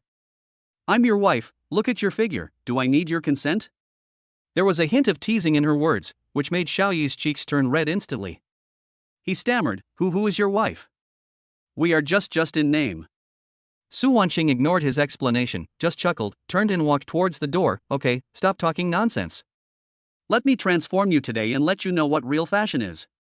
She paused, looked back at Xiao Yi, and raised a meaningful smile at the corner of her mouth. Let's go, my husband, let's start today's transformation journey. After she finished speaking, she walked out of the restaurant without looking back, leaving Xiao Yi standing there in a daze, feeling mixed emotions. He looked at Su Wanqing's departing back, and a complex emotion surged in his heart, including helplessness and a hint of expectation. He took a deep breath and quickly followed. Today, I will let you know what a real surprise is. Su Wanqing's voice sounded at the door, with a hint of mystery in her tone full of unquestionable confidence. Su Wanqing grabbed Xiao Yi's wrist and dragged him out of the house without any explanation. A fragrant breeze blew by, and before Xiao Yi could react, a cool-looking car key had fallen into his hand. Bugatti, you will be the driver today. Su Wanqing's tone was relaxed, but with a hint of unquestionable command. Xiao Yi looked at the key in his hand, his eyes widened and his heartbeat suddenly accelerated. Bugatti! This is the supercar he has always dreamed of. He was so excited that he could hardly speak. He pressed the unlock button with trembling hands. A pleasant engine roar sounded, and a streamlined black Bugatti Veyron woke up like a dormant beast. What are you standing there for? Get in the car. Su Wanqing's voice brought him back to reality from his shock. Xiao Yi took a deep breath, calmed his excitement, and carefully sat in the driver's seat. The leather seats are soft and comfortable to the touch, and the steering wheel is just the right grip.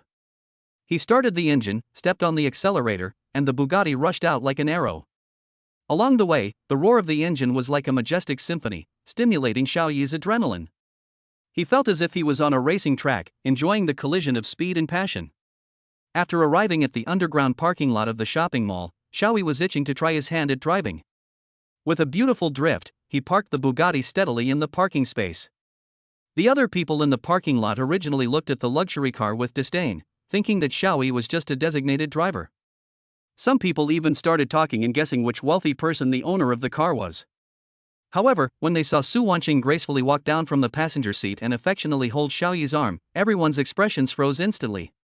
Shock, envy, jealousy, all kinds of complex emotions intertwined in their eyes, like a wonderful ukiyo-e. Xiaoyi felt the gazes from all around him, and a sense of pride arose in his heart. He straightened his back, raised the corners of his mouth slightly, and strode into the mall with Su Wanqing under the complicated gazes of the crowd. The two went straight to the Armani menswear area. The bright lights illuminate the dazzling array of high-end clothing, making it even more luxurious. Su Wanqing's eyes swept across the men's clothing of novel styles, and finally stopped on a dark gray suit. "Try this one." Her tone was calm, but with unquestionable affirmation. Xiaoyi looked at the suit and felt a little resistant. He was usually used to wearing casual clothes, so he always felt a little restrained in this formal suit. However, looking at Su Wanqing's determined eyes, he nodded obediently and walked towards the fitting room. "Don't worry, I won't let you down." Su Wanqing's voice sounded behind him, with a hint of a mysterious smile. Chapter 30, Luxury Store in Trouble. Xiaoyi walked into the fitting room with the suit, glanced at the price on the tag, and took a breath. 88,000. That's enough for me to make delivery jobs for half a year. He muttered, feeling the weight of the suit increase several times in an instant, making it hard for him to breathe. The small space of the fitting room made him even more depressed. A hint of luxurious perfume entered his nostrils, but he smelled the pressure of money. He hung the suit back, quietly opened the door of the fitting room and stuck his head out. "Wanqing, I think this suit is a bit too formal. How about we go look at another store?" Xiaoyi suggested cautiously, his eyes unconsciously drifting to Balino on the other side of the mall, where the price of a t-shirt was less than a fraction of the price of this suit. Su Wanqing was looking down at the latest news on her phone. When she heard this, she raised her head and followed Xiaoyi's gaze, her eyebrows slightly frowned. The Balino logo was particularly dazzling under the light, reminding her of some unpleasant past. "What's wrong? Don't you like Armani's style?" Her tone was still gentle, but Xiaoyi felt a hint of subtle pressure. "No, it's just a bit expensive," Xiaoyi said hesitantly, avoiding Su Wanqing's gaze and rubbing his hands awkwardly. Miss Wine, who was standing nearby, was already somewhat disdainful of Xiaoyi's dress and appearance. When she heard this, a look of obvious contempt appeared on her face. "Sir, Armani's suit is..." Before she could finish, Su Wanqing interrupted her, her tone carrying a hint of unquestionable majesty. "Pack up all the clothes in this row and let him try them one by one." She pointed to the hangers full of various suits, her tone was calm but revealed her unquestionable courage. Miss Wang at the counter was stunned, then a flattering smile appeared on her face. "Okay, Mr. Su. I'll prepare it right away." She diligently took down a whole hanger of suits and piled them in front of Xiaoyi. The number of them dazzled him. Xiaoyi was even more stunned. How much would so many suits cost? He felt like he was dreaming. "Why are you still standing there? Go and try it." Su Wanqing looked at Xiaoyi's dazed expression, with the corners of her mouth slightly raised. Xiaoyi held the suit that weighed like a small mountain, took a deep breath, and walked into the fitting room again. He felt his heart beating fast, as if something was about to happen. "Forget it, I might as well make the best of it and give it a try," he said to himself and closed the door of the fitting room. Where's the person?" Su Wanqing looked around, but there was no sign of Xiaoyi. In the fitting room, Xiaoyi stood there bored, his eyes accidentally falling on an inconspicuous QR code on the wall. The words God-level sign and system came into view. Almost subconsciously, he opened his phone and scanned it. A familiar electronic sound rang out, ding. Congratulations to the host for successfully signing in at the Armani counter, and be rewarded with a top male model body. A warm current instantly surged through his body, and Xiaoyi felt his muscles expanding and his bones reshaping. He subconsciously touched his abdominal muscles, which were well-defined and hard, like pieces of beautifully carved jade. He quickly took off his old t-shirt and put on the suit worth 88,000 yuan. However, the originally loose suit now looks extremely tight, as if it would burst at any time. The buttons couldn't be buttoned, and the cuffs were a little too short, revealing his perfectly shaped arms. Xiaoyi looked at himself in the mirror. The man in the mirror had a tall and straight figure, broad shoulders and a narrow waist, and well-proportioned muscles. He looked like a top male model on the catwalk. He took a deep breath, opened the door of the fitting room and walked out. Su Wan. Xiaoyi looked around but did not see Su Wanqing. Miss Wang at the counter was originally sorting clothes with her head down. When she heard the noise and looked up, she was stunned. She originally thought that Xiaoyi was just a poor boy dressed in shabby clothes, but she didn't expect that he had been reborn into a walking clothes rack. His perfect inverted triangle figure and sturdy muscle lines exude masculine charm, even more stunning than the male models in magazines. She could even hear her own heartbeat quickening, and her cheeks flushed slightly. "Sir, your figure is really..." Miss Wang at the counter stuttered a little, staring at Xiaoyi as if she wanted to see through him. Xiaoyi felt a little uncomfortable being looked at by her, and subconsciously tugged at the corner of his clothes. Where is my wife?" "Oh, Mr. Su just went out to answer the phone. He said that the bill has been paid and you can try it slowly." Miss Wang at the counter came to her senses and said quickly, but there was still a hint of amazement in her eyes that was hard to conceal. Xiaoyi smiled helplessly. "This woman is really..." "Sir, the size of your suit doesn't seem to fit. Can I change it for you?" Miss Wang from the counter walked forward attentively, but she couldn't take her eyes off Xiaoyi. Xiaoyi looked down at the tight suit on his body and felt uncomfortable. "Okay." Ms. Wang at the counter pushed a hanger full of new suits and said, "Sir, please take a look at these styles." "No need." Xiaoyi's eyes fell on a simple black t-shirt in the corner. "I'll just try that one." Chapter 31, Trying on clothes at the counter attracts bees and butterflies. Xiaoyi's eyes were fixed on the simple black t-shirt in the corner. It was hanging there quietly, as if waiting for a real owner. He pointed to the t-shirt and said, "This one." Ms. Wang at the counter was stunned for a moment, then she smiled professionally. "Okay, sir, please wait a moment." She quickly took off the t-shirt and handed it to Xiaoyi. Xiaoyi took the t-shirt and put it on in no time. The ordinary black t-shirt, when worn on him, instantly exudes an indescribable elegance. The fabric softly fits his muscular body, making his perfect inverted triangle figure even sexier. The muscle lines on his chest and arms appear smooth and powerful against the backdrop of the t-shirt.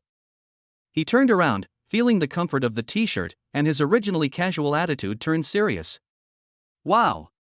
An exclamation broke the silence in the store. A young woman passing by happened to catch a glimpse of Xiaoyi standing in front of the fitting mirror. Her perfect figure, like a sculpture, made her exclaim in admiration instantly. She stopped as if attracted by a magnet, and could no longer take her eyes off Xiaoyi. This exclamation, like a signal, instantly attracted the attention of other women around. They all stopped and looked into the store curiously. When they saw Xiaoyi's figure, they all showed amazed expressions. Then, these women rushed into the store as if they had discovered a treasure. "My God, this figure is too good, right? Yeah, he's even more handsome than a model. Little brother, do you have a girlfriend? You have such a good figure, you must like sports very much, right?" The noisy sound instantly filled the entire counter. These women, like a group of bees seeing nectar, surrounded Xiaoyi, their eyes full of admiration and curiosity. They all chatted with Xiaoyi at the same time, not caring at all whether their behavior was abrupt or not. The Miss Wangs at the counter instantly went into a state of high alert. They reacted quickly, like well-trained soldiers, and consciously formed a human wall to separate the women who tried to approach and prevent Xiaoyi from being harassed. "Ladies, please keep your distance. Mr. is trying on clothes, please don't disturb him. If you need anything, you can consult us." Miss Wang and the others dutifully stood in front of Xiaoyi, blocking those passionate gazes with their professional smiles. Although they were also amazed by Xiaoyi's figure, they knew that it was their duty to protect their customers. Xiaoyi was a little overwhelmed by this sudden onlooker. He frowned slightly and looked around, trying to find Su Wanqing, but he only saw a group of women with fiery eyes, and the somewhat nervous Miss Wang standing in front of him. At this moment, a slightly sarcastic voice came from outside the crowd, like a sharp arrow, piercing through the noisy voices and shooting straight at Xiaoyi in the center of the crowd. "Hey, where did this pretty boy come from? He is surrounded by a group of women and really thinks he is a star?" The voice was sharp and piercing, like a nail, piercing the noisy atmosphere. Xiaoyi looked in the direction of the voice and saw Su Wanqing leaning against the door of the store with her arms folded across her chest. She looked at him with a half smile and a hint of teasing in her eyes. Her long, shiny black hair was casually draped over her shoulders, and her delicate facial features looked even more three-dimensional and charming under the light. She was wearing a light gray windbreaker. The simple style highlighted her noble and cool temperament, forming a sharp contrast with the noisy atmosphere. "Why, my handsome Xiao, are you so charming? He can attract a swarm of bees wherever he goes?" Su Wanqing raised the corners of her mouth slightly, and said in a teasing tone. Her voice was crisp and pleasant, flowing in everyone's ears like a clear spring. When Xiaoyi saw Su Wanqing appear, his originally overwhelmed mood suddenly relaxed. The corners of his mouth curled up into an indulgent smile, and he quickly walked to Su Wanqing, put his arms around her slender waist, and whispered in her ear, "It's because my wife is too beautiful, and I'm afraid that someone will snatch her away, so I want to show my charm." Su Wanqing blushed a little at his sudden intimate behavior, but there was no resistance on her face. Instead, she showed a faint smile. She stretched out her jade hand, gently pinched Xiaoyi's cheek, and said coquettishly, "Slippery tongue." The intimate interaction between the two was like a heavy hammer to the eyes of the women watching, instantly shattering the unrealistic fantasies in their hearts. Feeling bored, they dispersed one after another, leaving only a few Miss Wangs standing aside, still maintaining their professional smiles. Su Wanqing pointed to a dark blue suit not far away and said to Xiaoyi, "Go try that one on. I think it suits you very well." Xiaoyi nodded, walked to the suit and tried it on. The suit has a very straight cut, and when worn by Xiaoyi, it perfectly shows off his broad shoulders and slender figure. His originally tall and straight figure, set off by the suit, looked even more heroic and full of aura. When Miss Wang and the others saw how Xiaoyi looked after putting on a suit, they couldn't help but whisper to each other, "Oh my god, his figure is like a walking clothes rack. Yes, this suit looks like it was tailor-made for him." Just then, a familiar and harsh voice came from the door, "The clothes in this store are nothing special." Xiaoyi looked up suddenly and saw Chen Yajiao walking in arrogantly with a man wearing a famous brand. When Chen Yajiao saw Xiaoyi, her face, which originally had a hint of arrogance, instantly became stiff. Xiaoyi also saw Chen Yajiao, and his mood, which had originally been relieved by Su Wanqing, was instantly replaced by anger. The man next to Chen Yajiao also noticed Chen Yajiao's abnormality. He looked at Chen Yajiao in confusion, then looked at Xiaoyi, and asked, "Yajiao, do you know him?" Upon hearing this, Chen Yajiao forced a stiff smile on her face and said stiffly, "I don't know him." As soon as Chen Yajiao finished speaking, Xiaoyi sneered, and his disdain was obvious. He narrowed his eyes slightly, with a hint of sarcasm in his deep gaze, as if he was looking at a clown. "Chen Yajiao, you are so forgetful. Who was it that cried and begged me to come back a few days ago? It's only been a few days, and you've turned your back on me?" Su Wanqing also came over. She gently took Xiaoyi's arm in an intimate posture. There was a hint of coldness in her eyes as she looked at Chen Yajiao with a hint of sarcasm in her tone. "Miss, do you have a bad memory? Do you need me to help you recall? Who was crying in front of my husband a few days ago?" Su Wanqing's voice was not loud, but it was clearly heard by everyone, and there was an unquestionable majesty in her tone. Wang Qinghua was originally just looking at Xiaoyi curiously, but when Su Wanqing appeared, his attention was instantly attracted to her. He had never seen a woman with such outstanding temperament. Her noble and cold temperament, like a queen, made him hold his breath involuntarily. He looked at Su Wanqing in amazement. "Hello, young lady. I'm Wang Qinghua." Wang Qinghua straightened his clothes, walked up to Su Wanqing with a confident step, extended his hand, and smiled like a gentleman. "Nice to meet you." Su Wanqing glanced at him coldly, without extending her hand, and said in a cold tone, "I am Xiaoyi's wife, Su Wanqing." Her voice was like ice, instantly extinguishing Wang Qinghua's enthusiasm. The smile on Wang Qinghua's face froze for a moment, but soon returned to normal. "So you are Mr. Zhao's wife, nice to meet you." He turned his gaze to Xiaoyi with a hint of disdain in his eyes. "Mr. Xiao, I didn't expect you to be married." Xiaoyi sneered, with a hint of provocation in his tone. "Why? You seem disappointed?" Wang Qinghua chuckled and did not answer Xiaoyi's question. Instead, he turned to Chen Yajiao and said, "Yajiao, let's go." Chen Yajiao looked at Xiaoyi and Su Wanqing somewhat unwillingly, and finally left with Wang Qinghua. Wang Qinghua took 2 steps and then stopped, turned to Su Wanqing and said, "Ms. Su, I was just being polite and had no ill intentions." His tone seemed sincere, trying to resolve the embarrassment. Su Wanqing glanced at Wang Qinghua coldly, with the corners of her mouth slightly raised, and said in a provocative tone, "Since you have no ill intentions, then miss, do you have any objections?" She deliberately turned her gaze to Chen Yajiao, with a hint of teasing in her tone, as if waiting for Chen Yajiao's reaction. Chen Yajiao's gaze was still on Xiaoyi, motionless, as if she was thinking about something.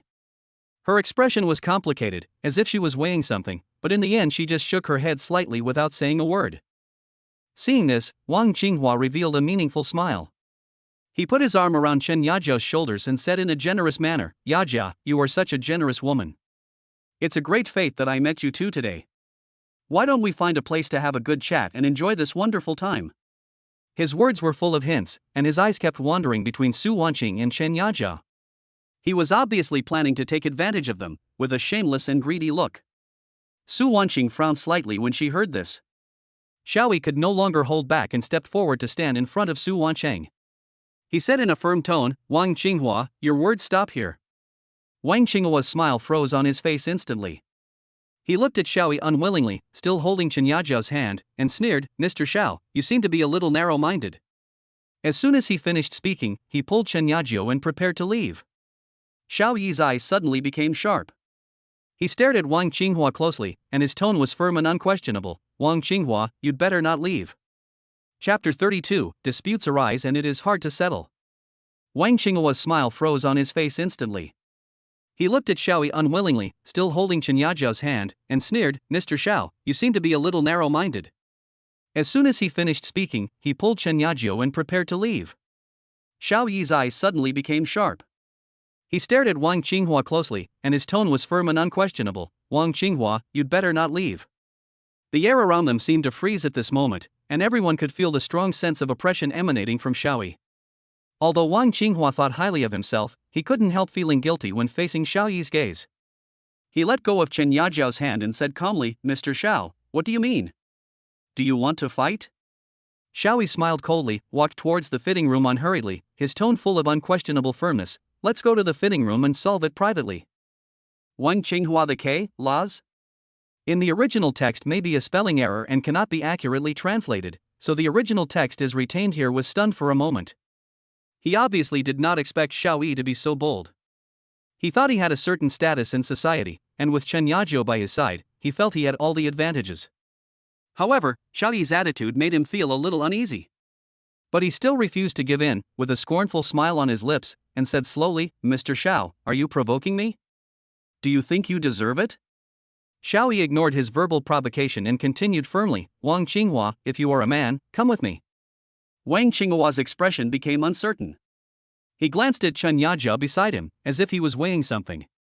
In the end, he decided not to give Xiao Yi this opportunity, and sneered, "Mr. Xiao, are you challenging me? I don't want to waste my time with a delivery man." Xiao Yi frowned slightly. Wang Qinghua laughed out loud, as if he had heard something funny. "No mercy? Are you kidding? You're just a delivery boy, how dare you lay hands on me?"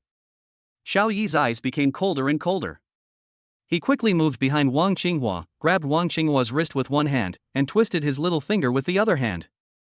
The sudden pain made Wang Qinghua scream out loud, and he broke out in a cold sweat. "Xiao Yi, are you crazy?"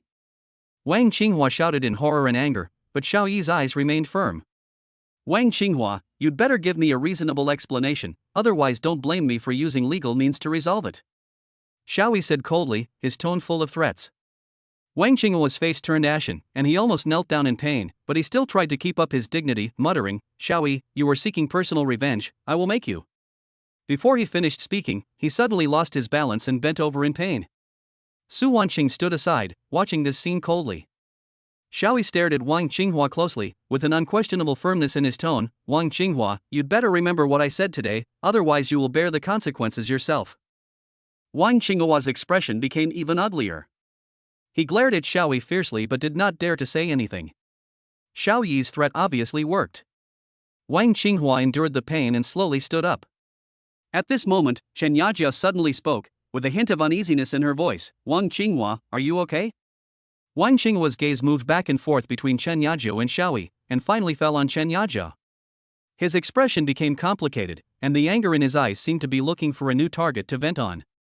Xiao Yi curled up the corner of his mouth into a sneer and increased the strength of his hands. Wang Qinghua's face was distorted with pain, and he whimpered indistinctly like a duck with its throat strangled. There was cold sweat on his forehead and beads of sweat the size of beans were sliding down his cheeks. It was obvious that he had reached the limit of his endurance. Xiao Yi's eyes were as sharp as ice. He stared at Wang Qinghua and said word by word, "Wang Qinghua, you keep saying that I am not qualified. Now, am I qualified to make you pay for your words and deeds?" Wang Qinghua was in so much pain that he couldn't speak, and his body was bent like a cooked shrimp. He wanted to break free, but Xiao Yi's hand was like an iron clamp, firmly controlling him. He could only force out a few words from his throat. "Xiao Yi, you."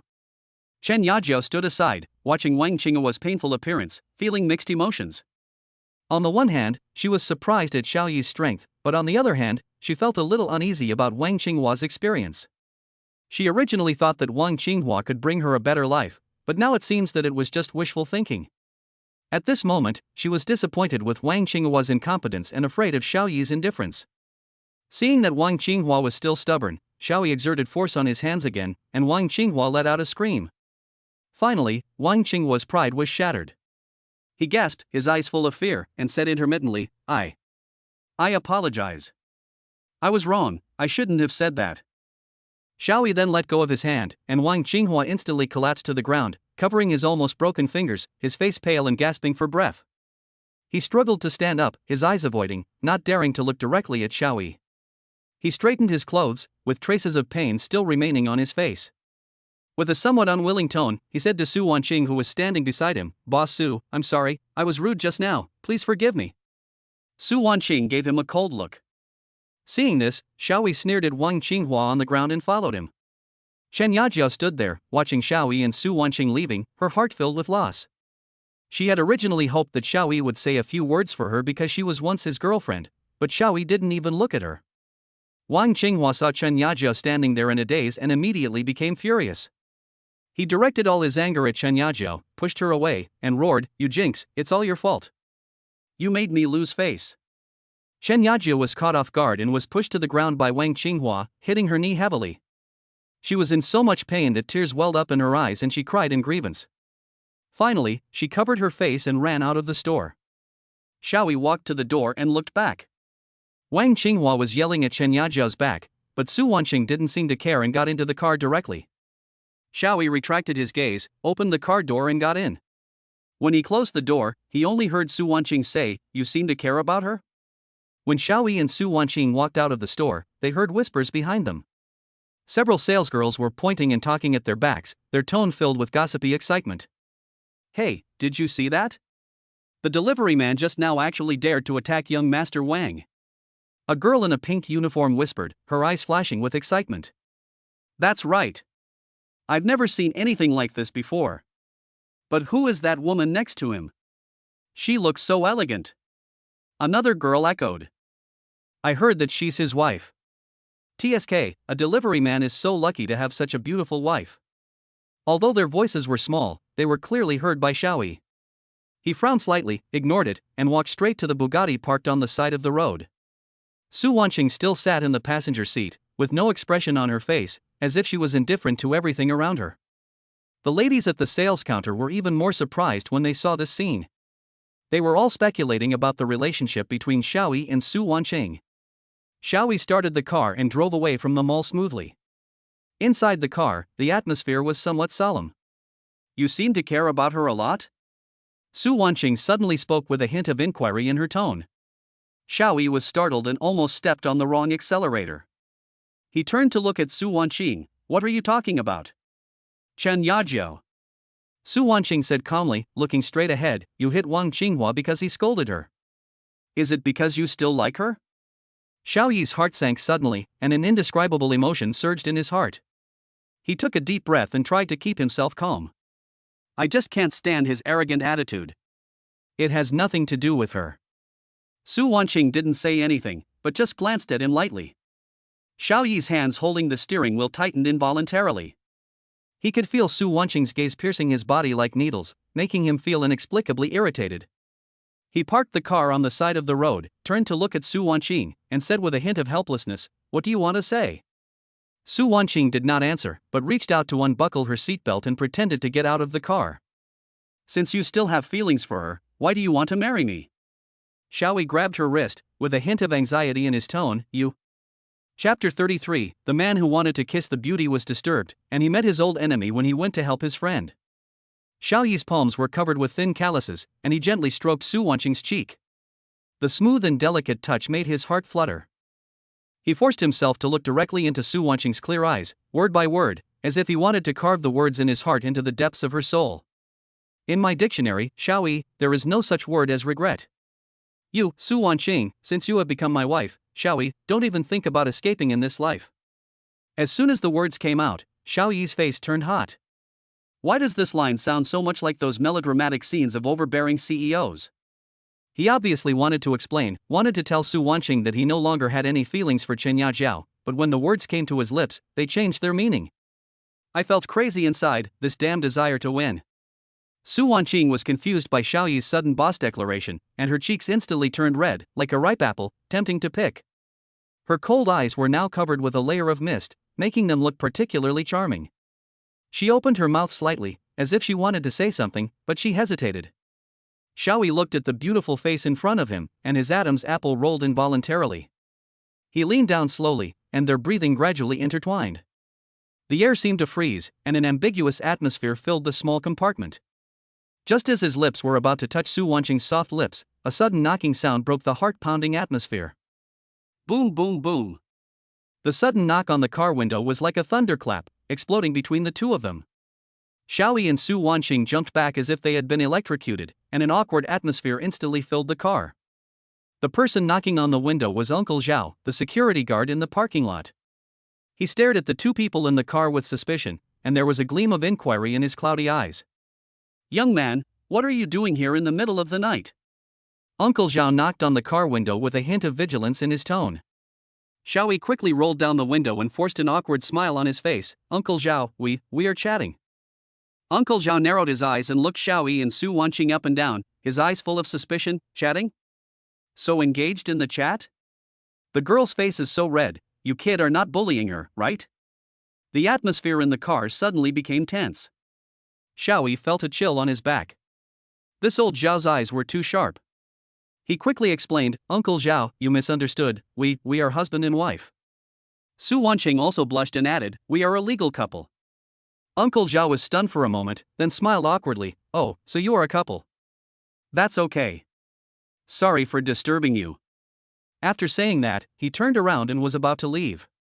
Halfway through the walk, Uncle Zhao turned around and said to Xiaoyi and Su Wanqing, "Young couple, you are newlyweds, and it's a good thing that you have a good relationship, but you also have to be careful about the impact. This is a public place." Before Mr. Zhao could finish, Su Wanqing glared at Xiaoyi in shame and anger, then gently hit his shoulder. "It's all your fault." Xiaoyi cleared his throat awkwardly, looking at Su Wanqing's shy appearance. His heart felt as sweet as if he had eaten honey. He was about to start the car and head to the apartment when his cell phone suddenly rang. "Xiaoyi, save me." Ho Yu's hoarse voice came from the other end of the phone. The ringing of the phone was like a thorn, piercing the ambiguous atmosphere that Xiaoyi had worked so hard to create. He picked up the phone and saw the words Ho Yu jumping on the screen. Before he could answer the call, Ho Yu's hoarse cry for help came from the other end of the line, like a trapped beast forced into a desperate situation. "Xiaoyi, save me. Come quickly." Xiaoyi was already unhappy because his good thing was interrupted, and now he was even more annoyed when he heard Ho Yu's screams. He frowned and said impatiently, "What's the matter? You feel uncomfortable if you don't cause trouble for a day, right? This time it's really life-threatening." I'm in the night bar, come and save me." Ho Yu's voice was obviously crying, with noisy music and shouting behind him. Seeing Xiaoyi's unhappy face, Su Wanqing knew that he might not want to go, so she gently persuaded him, "Maybe Ho Yu is really in trouble, let's go and take a look." Hearing Su Wanqing's voice, Ho Yu seemed to have grasped a life-saving straw, and his tone instantly became excited. "Sister-in-law. Sister-in-law. You are here too. That's great, you must ask Xiaoyi to save me. I'm really about to be beaten to death." Xiaoyi listened to Ho Yu's exaggerated tone, the corners of his mouth twitched, and he cursed in his heart that this kid was really useless. He sighed helplessly, but in the end he couldn't completely ignore it. Su Wanqing had already spoken, and he couldn't just refuse her. His tone was filled with a hint of complaint. All right, I got it. Where is it? Tell me more clearly." Night bar. Night bar. Come quickly." Ho Yu said and hung up the phone. Xiaoyi shook his head helplessly, turned the car around and drove towards the night bar. Su Wanqing looked at the neon lights flying by outside the window and whispered, "Night bar, this name sounds interesting." After hearing what Su Wanqing said, Xiaoyi curled his lips and complained, "This kid only knows how to cause trouble. He can't even remember the name of a bar." Although he complained, he still sped up the car. The car soon arrived at the door of the night bar, and deafening music came through the thick glass door. Xiaoyi parked the car, unbuckled his seatbelt, turned to look at Su Wanqing, and stretched out his hand. Su Wanqing looked at Xiaoyi's hand, smiled slightly, and placed her soft little hand in his palm. The two of them held hands tightly together, as if there was an invisible force flowing between them. When he pushed open the door of the bar, a strong smell of alcohol and perfume hit him in the face, mixed with deafening music, hitting Xiao Yi's eardrums. The dazzling lights kept flashing on the dance floor, illuminating everyone's face in a bizarre way. Xiao Yi was slightly attracted by the scene before him and almost forgot about Hou Yu. Bang! Xiao Yi looked at the people dancing on the dance floor and suddenly heard a familiar male voice. Amid the deafening music, a swaying figure in the booth area waved desperately at them. It's Hou Yu. Xiao Yi pulled Su Wanqing through the crowded crowd and came to the booth where Hou Yu was. He thought he would see the mess after a melee, or at least confrontations among groups of 3 or 5, but the scene before him stunned Xiao Yi. Hou Yu was sitting alone in a booth with a bottle of beer in front of him. He looked sneaky, and didn't look like he was about to be beaten to death at all. What the hell are you doing? Is this what you call life-threatening? Xiao Yi asked unhappily, with a hint of sarcasm in his tone. Su Wanqing sat quietly aside, looking at the surrounding environment. Hou Yu approached Xiao Yi mysteriously and asked in a low voice, "Guess who I saw? How can I have time to guess riddles? You'd better tell the truth and stop playing tricks." Xiao Yi frowned impatiently. He hated this kind of mysterious trick the most. I knew I couldn't hide it from you. You're smart. I saw that bitch Zhang Xiaohua. Hou Yu's tone was full of hatred, and he gritted his teeth like an angry beast. Zhang Xiaohua? Your ex-girlfriend? Xiao Yi was a little surprised. He remembered that Hou Yu and Zhang Xiaohua had broken up for some time. He didn't expect that this guy was still obsessed with her. It's all over, why are you still thinking about her? There are many better flowers in the world, why bother to love only one flower? Hou Yu laughed awkwardly and said self-deprecatingly, "It's easy to say, but I just can't forget her." Xiao Yi sighed helplessly. This kid was really stubborn. He was about to continue persuading her, but Hou Yu suddenly pointed in a direction and said excitedly, "You, look." Hou Yu pointed at a booth not far away, his tone full of resentment and jealousy. "You, look. That bitch. With that kid Wang Xiaoqing." Xiao Yi looked in the direction of Hou Yu's finger, and saw Zhang Xiaohua snuggling next to a well-dressed man in a booth. The man was none other than Wang Xiaoqing. Zhang Xiaohua peeled a grape with a sweet smile and fed it to Wang Xiaoqing, who ate it with great enjoyment. The two of them were so affectionate with each other, oblivious to the people around them. The surrounding booths were also filled with scantily clad young men and women behaving frivolously, and the air was filled with an ambiguous atmosphere. See? That bitch. When she was with me, she acted like a pure and innocent girl. Now she's with Wang Xiaoqing. Hou Yu became more and more excited as he spoke, his tone full of resentment and anger. Look at the people around them. They're all rich young masters and young models. This bitch is with Wang Xiaoqing just for money. Xiao Yi couldn't help but feel a little amused when he saw Hou Yu gritting his teeth. He patted Hou Yu on the shoulder and said jokingly, "Since you are so unwilling, why don't you go and get it back? Rob? I would like to. But look at the person in the middle of the booth." Hou Yu's tone suddenly dropped. Xiao Yi followed Hou Yu's gaze and saw a man sitting in the middle of the booth. He was tall, well-dressed, and exuded a strong aura. The man had his back to them and his face could not be seen clearly, but just his back was enough to make people feel an invisible sense of oppression. Who is that person? Xiao Yi asked curiously. Shu. Hou Yu made a gesture to silence Xiao Yi, leaned close to his ear, and said in a low voice, "Longcheng."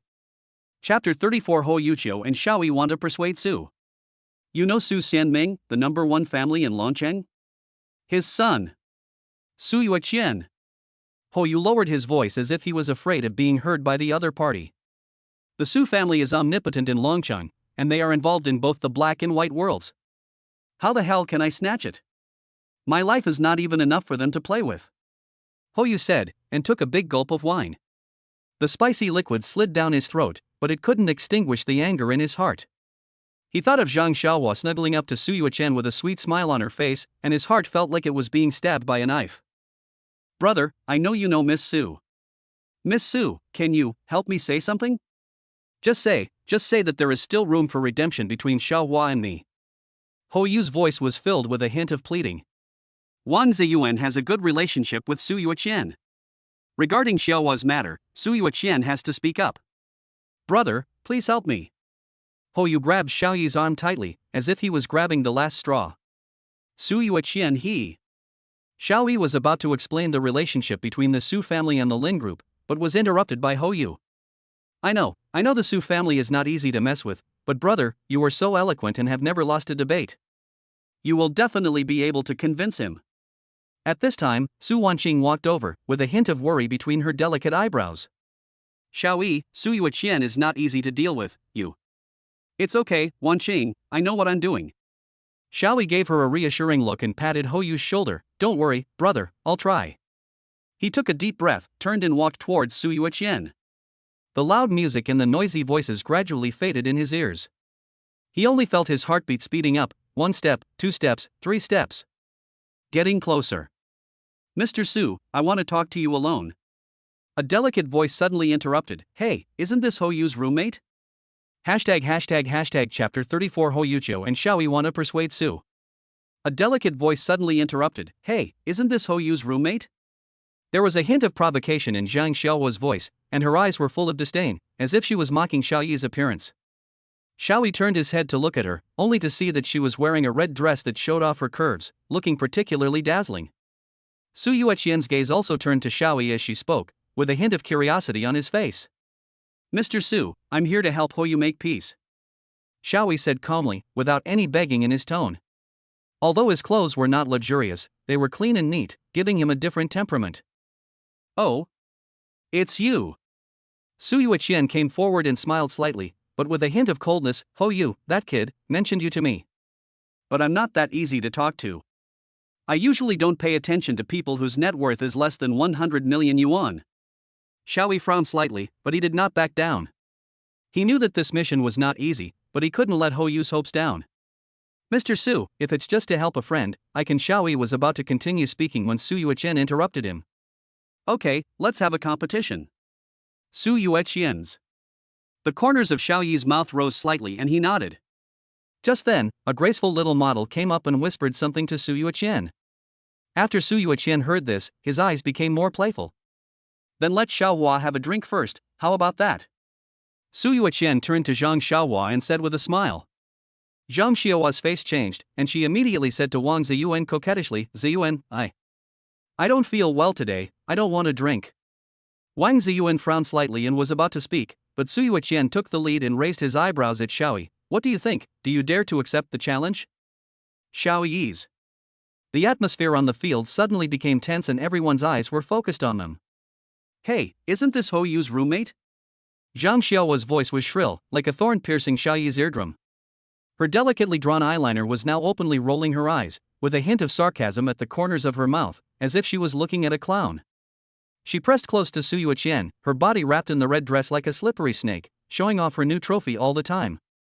Su Yuqian looked at Xiaoyi with interest, with a hint of amusement in his eyes, as if he was admiring a prey that was about to be toyed with by him. Mr. Su, I'm here to help Hou Yu make peace. Xiaoyi's voice was not loud, but it was clearly heard by everyone. His eyes were as sharp as torches, staring straight at Su Yuqian without a trace of fear, which made Su Yuqian slightly stunned as he had thought he would be humble. Oh? It's you. Su Yuqian smiled contemptuously, walked closer, and looked down at Xiaoyi condescendingly, like a proud rooster examining his territory. Hou Yu mentioned you to me. But I'm not that easy to talk to. I usually ignore people whose net worth is less than 100 million yuan. His words were like a cold blade, with a strong sense of superiority. Xiaoyi frowned slightly. He didn't like the feeling of being measured by money, but for Hou Yu, he had to endure it. Master Su, if it's just to help a friend, I can. Okay, let's have a competition. Su Yuqian's lips curled up with a playful smile and interrupted Xiaoyi's words. You and I will drink. Whoever can make the other drink until he admits defeat, I will promise to help you. There was a cunning gleam in his eyes, as if he had already won. Xiaoyi sneered in his heart. This was obviously an unfair contest, but for the sake of his brothers, he had no choice but to bite the bullet and fight. No problem. At this time, a hot little model came over with a twisted waist and whispered something in Su Yuqian's ear. After hearing this, Su Yuqian's smile deepened and his eyes became more playful. Then let Xiaohua have a drink first, how about that? Su Yuqian put his arm around Zhang Xiaohua's waist and pulled her in front of him, with a hint of playfulness in his tone. Zhang Xiaohua's face suddenly froze, and she quickly said to Wang Ziyuan coquettishly, Ziyuan, I don't feel well today and don't want to drink. Her delicate voice sounded a little forced at this moment. Wang Ziyuan he picked up a glass of wine and handed it to Zhang Xiaohua, with a hint of teasing in his eyes. He seemed to be enjoying a farce, and Zhang Xiaohua was just a puppet in his hands. Zhang Xiaohua looked at the wine in Wang Ziyuan's hand, then looked at Su Yueqian's playful eyes, and her face turned pale instantly. She knew in her heart that she had to drink the wine today whether she wanted to or not. She gritted her teeth, made up her mind, took the wineglass, and brought it to her lips with trembling hands. "What do you think? Do you dare to accept the challenge?" Su Yueqian's voice rang out again, breaking the brief calm. His eyes were fixed on Xiaoyi. Xiaoyi glanced at everyone present. The noisy music seemed to disappear at this moment, and everything around him became blurry. He clenched his fists tightly. The atmosphere on the field was like a lit powder keg, ready to explode at any moment. Everyone's eyes were focused on them, waiting for the good show that was about to begin. At this moment, Wang Ziyuan showed a meaningful smile, raised his glass, and was the first to speak. "Come on, let's drink a glass to our happiness tonight." Chapter 35, Drinking at a Party Shocks Everyone. As soon as Wang Ziyuan finished speaking, the paleness on Zhang Xiaohua's face instantly faded away, replaced by a hint of shyness. She smiled slightly, looked at Wang Ziyuan with a hint of provocation, and said softly, "Master Wang, I will drink this wine, but you must not refuse to pay." After that, she deliberately tapped Wang Ziyuan's chest with her finger, causing laughter from those around her. Wang Ziyuan curled up a disdainful sneer at the corner of his mouth, took a glass of overflowing foreign wine from the waiter next to him, and stuffed it directly into Zhang Xiaohua's hand. "Here you go, drink it." His tone was commanding and overbearing, as if the wine was a reward. Zhang Xiaohua took the wineglass, raised his head and drank the wine in the glass. The spicy liquid rushed down the throat into the stomach, bringing a burst of fiery stimulation. She licked the corner of her mouth, glanced at Xiaoyi with a charming look, and said with a hint of teasing, "Handsome boy, you see I've had a drink, do you have to drink one too?"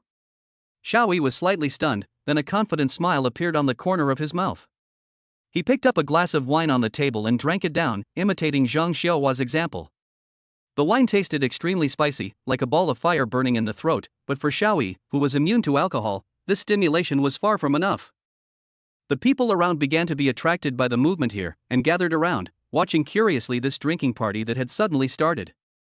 Seeing Xiaoyi so straightforward, Zhang Xiaohua picked up another glass of wine and raised it to Xiaoyi, saying, "Handsome, keep going."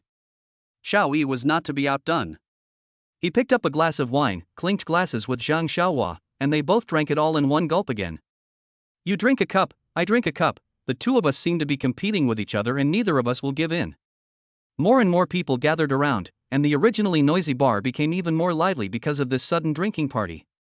Men and women shouted excitedly, cheering for this seemingly endless drinking party. The air was filled with the spicy smell of alcohol and the excitement of the crowd, as if a grand carnival was taking place. "Come again." Xiaoyi's eyes were like stars in the dark night, with a hint of provocation, and he raised the wineglass in his hand again. When Zhang Xiaohua drank the 20th cup, her face had become extremely pale and her lips were trembling slightly. She covered her mouth and tried to restrain herself, but she couldn't help it in the end, and the stolen goods gushed out of her mouth and spilled on the table. The noise in the crowd died down instantly, and many people frowned and showed disgusted expressions. Seeing this, Wang Ziyuan quickly took 2 steps back and looked at Zhang Xiaohua with a frown. Seeing this, Yang Nenmo, who was standing by, hurried forward to support Zhang Xiaohua, and comforted her softly, "Huahua, don't worry, let's go to the bathroom and rest." Yang Nenmo supported Zhang Xiaohua and staggered towards the bathroom. Many people in the crowd whispered, but more of them were disappointed with Zhang Xiaohua. Su Mingqian's gaze swept across the crowd and fell on Xiaoyi. He smiled slightly, with a hint of appreciation in his eyes. "Xiaoyi, your alcohol tolerance is really unexpected. Why don't you hang out with me? I guarantee you will enjoy endless wealth and glory." As soon as Su Mingqian finished speaking, the rich kids next to him cast envious glances at him, but Xiaoyi's eyes became cold. "Su Mingqian, people like you only make friends based on interests. Sooner or later, you will be deserted by your friends and relatives." Xiaoyi's voice was firm and calm, and he did not hide his contempt for Su Mingqian at all. Su Mingqian's smile froze instantly, and his expression turned gloomy, but he quickly regained his composure and responded coldly, "Xiaoyi, don't be ungrateful. Now is not the time for you to refuse." Su Mingqian turned his head and nodded to Yang Nenmo beside him. Yang Nenmo understood what he meant, slowly stood up and began to take off her coat. The noise in the crowd suddenly became excited, and men and women gathered around, their eyes flashing with curiosity and excitement. Yang, the young model, walked step by step to the center of the crowd, wearing only a bra and a short skirt, and looked around shyly. There were bursts of whistles and cheers from the crowd. Su Mingqian took Yang Nenmo's hand and walked slowly with her among the crowd. Yang Nenmo's cheeks were flushed and there was a hint of uneasiness in her eyes, but her steps were firm. Su Mingqian glanced at the crowd coldly, and finally fixed his eyes on Xiaoyi, with a sneer on his face. Xiaoyi, as long as you can drink more than me, she will take off another piece of clothing. Su Mingqian's words echoed in the air, instantly pushing the atmosphere to a climax. Xiaoyi's eyes were firm, with a sneer on his lips, and he silently picked up a glass of wine. Su Mingqian's provocation shot at Xiaoyi like a sharp arrow. He slowly stood up amid the laughter of the crowd, with a sneer on his lips, and said in an unquestionable tone, "Xiaoyi, as long as you can drink more than me, she will take off another piece of clothing." He pointed at young Nenmo, whose face flushed. The atmosphere in the venue instantly reached a boiling point, and the men applauded. Xiaoyi frowned, feeling helpless. He looked at the excited crowd around him, then at the wine glass in his hand. The conflict in his heart was like two invisible bags, pressing down on him tightly. But he knew that he could not retreat at this time. He looked at Su Mingqian and shook his head firmly, but there was a hint of embarrassment in his eyes. Seeing this, Su Mingqian's sneer became more obvious, and he shouted, "Xiaoyi, if you can't drink more than me, get out of here naked." The booing in the crowd suddenly became louder, as if they were attracted by this crazy bet, and everyone was excitedly waiting for the result. Su Mingqian took the lead in picking up a bottle of foreign liquor and started blowing into the bottle. His movements were smooth and the wine flowed down his throat into his stomach like a waterfall, causing the crowd around him to exclaim in amazement and cheer. After Su Mingqian finished drinking, he patted his chest with satisfaction. Xiaoyi gritted his teeth, took the bottle of foreign liquor, and started drinking from the bottle. The wine washed down his throat, and although his body felt a little uncomfortable, his eyes remained firm. He drank the bottle in one breath, suppressed the urge to vomit in his throat, and stared at Su Mingqian. Seeing this, Su Mingqian sneered, picked up another bottle of foreign wine and blew into it again. After he finished drinking, he suppressed the discomfort in his throat, with a hint of pride in his eyes. A trace of guilt flashed through Xiaoyi's heart, but he knew that he could not retreat at this time. He picked up another bottle of foreign liquor and blew into it. The wine burned in his throat like a flame, and the burning sensation almost suffocated him. He finally finished the wine and suppressed the strong urge to vomit. The expression on his face was a little distorted, but his eyes remained firm. Seeing Xiaoyi so stubborn, Su Mingqian said coldly, "Xiaoyi, if you drink another bottle, you can really leave." The laughter and booing in the crowd came one after another. Xiaoyi took a deep breath, with a trace of determination in his eyes. He stood up, shaking slightly, but his eyes were still firm. Xiaoyi turned and walked towards the bathroom before he finished his words. The noise in the crowd instantly died down. Everyone's eyes were fixed on his every move, full of curiosity and expectation. Xiaoyi stumbled into the bathroom and locked the door behind him. He took a deep breath and started the system to sign in. Sign in. A familiar system prompt sounded in my mind. Sign in successfully. Congratulations to the host for gaining alcohol immunity. A warm current surged through my body, and my churning stomach instantly calmed down, and my chaotic brain became clear. Xiaoyi smiled at the mirror. At this moment, his eyes were sharp. How could he not be drunk at all? He opened the bathroom door and walked out. "Oh, I thought you were running away from the toilet." Su Mingqian's sarcastic voice sounded, and a burst of laughter broke out around them, mixed with whistles and ridicule. Xiaoyi ignored him and walked straight to the bar. "Waiter, bring 2 5-gallon mineral water buckets and fill them with wine." His voice was not loud, but it was loud and clear, instantly drowning out the noise around him. Everyone was stunned, and then an even louder noise broke out, mixed with screams of disbelief and excitement. Su Mingqian was stunned at first, then he burst into laughter. "You kid, are you drunk? 5 gallons? Do you think you are a buffalo?" 2 full barrels of wine were placed on the bar, glowing amber under the light, and the air was filled with the rich aroma of wine. Xiaoyi walked to one of the barrels, took a deep breath, and in the astonished eyes of everyone, he picked up the barrel and drank it down with his head tilted back. Gudong gulp. The wine poured down like a waterfall, flowing along the corners of his mouth and soaking his lapels. The crowd was completely silent, and everyone held their breath, as if time had stood still. Good. Good. Good. I don't know who shouted first, and then the whole bar was boiling with cheers, whistles, and screams one after another, deafening. Su Mingqian's expression changed. He didn't expect that Xiaoyi actually dared to drink. "Carry him here," he yelled at the two bodyguards behind him. The two bodyguards hurried forward and laboriously carried a bucket of wine to Su Mingqian. Su Mingqian gritted his teeth and started to drink as much as he could, imitating Xiaoyi. Gudong, gudong. Unlike Xiaoyi's heroic drinking, Su Mingqian drank very hard. The wine flowed down the corners of his mouth and chin, soon soaking his clothes. "Come on, Mr. Su. Come on." Some people in the crowd began to cheer for Su Mingqian, but their voices were obviously not as enthusiastic as when they cheered for Xiaoyi just now. Xiaoyi put down the empty bucket, wiped the wine stains from the corners of his mouth, looked at Su Mingqian calmly, with the corners of his mouth slightly raised, revealing a meaningful smile. Su Mingqian's hands began to tremble. Chapter 36. After the drinking contest, Sister Yang Hui came. Su Mingqian's hands were shaking more and more violently, and the wine in the barrel began to sway, spilling a little bit of wine and landing on his expensive suit, leaving ugly stains. His face turned red, beads of sweat appeared on his forehead, and his breathing became rapid. On the other hand, Xiaoyi was still standing there calmly, with a faint smile on his lips, as if he was not the one who had just drunk the barrel of wine in one breath. The noise around them gradually died down, and everyone's eyes were focused on Su Mingqian. "What's wrong? Mr. Su, you can't drink anymore?" A crisp female voice suddenly sounded, with a hint of sarcasm. Everyone looked in the direction of the voice and saw a fashionable young woman walking over. It was Su Mingqian's agent, Sister Yang Hui. She walked to Su Mingqian, took a look at his embarrassed appearance, shook her head, and said with a hint of helplessness and contempt, "Mr. Su, how can you catch up with Lu Shirin in this state?" Su Mingqian's face changed, a trace of panic flashed in his eyes, and he quickly explained, "Sister Yang, you misunderstood, Lu Shirin and I." Sister Yang Hui interrupted him and said with a half-smile, "Misunderstanding? Mr. Su, the gifts you gave Lu Shirin are all very valuable. If this is a misunderstanding, it's a huge misunderstanding." Su Mingqian's face became even uglier. He opened his mouth and wanted to explain, but he didn't know how to start. At this time, a cold voice sounded, "Enough."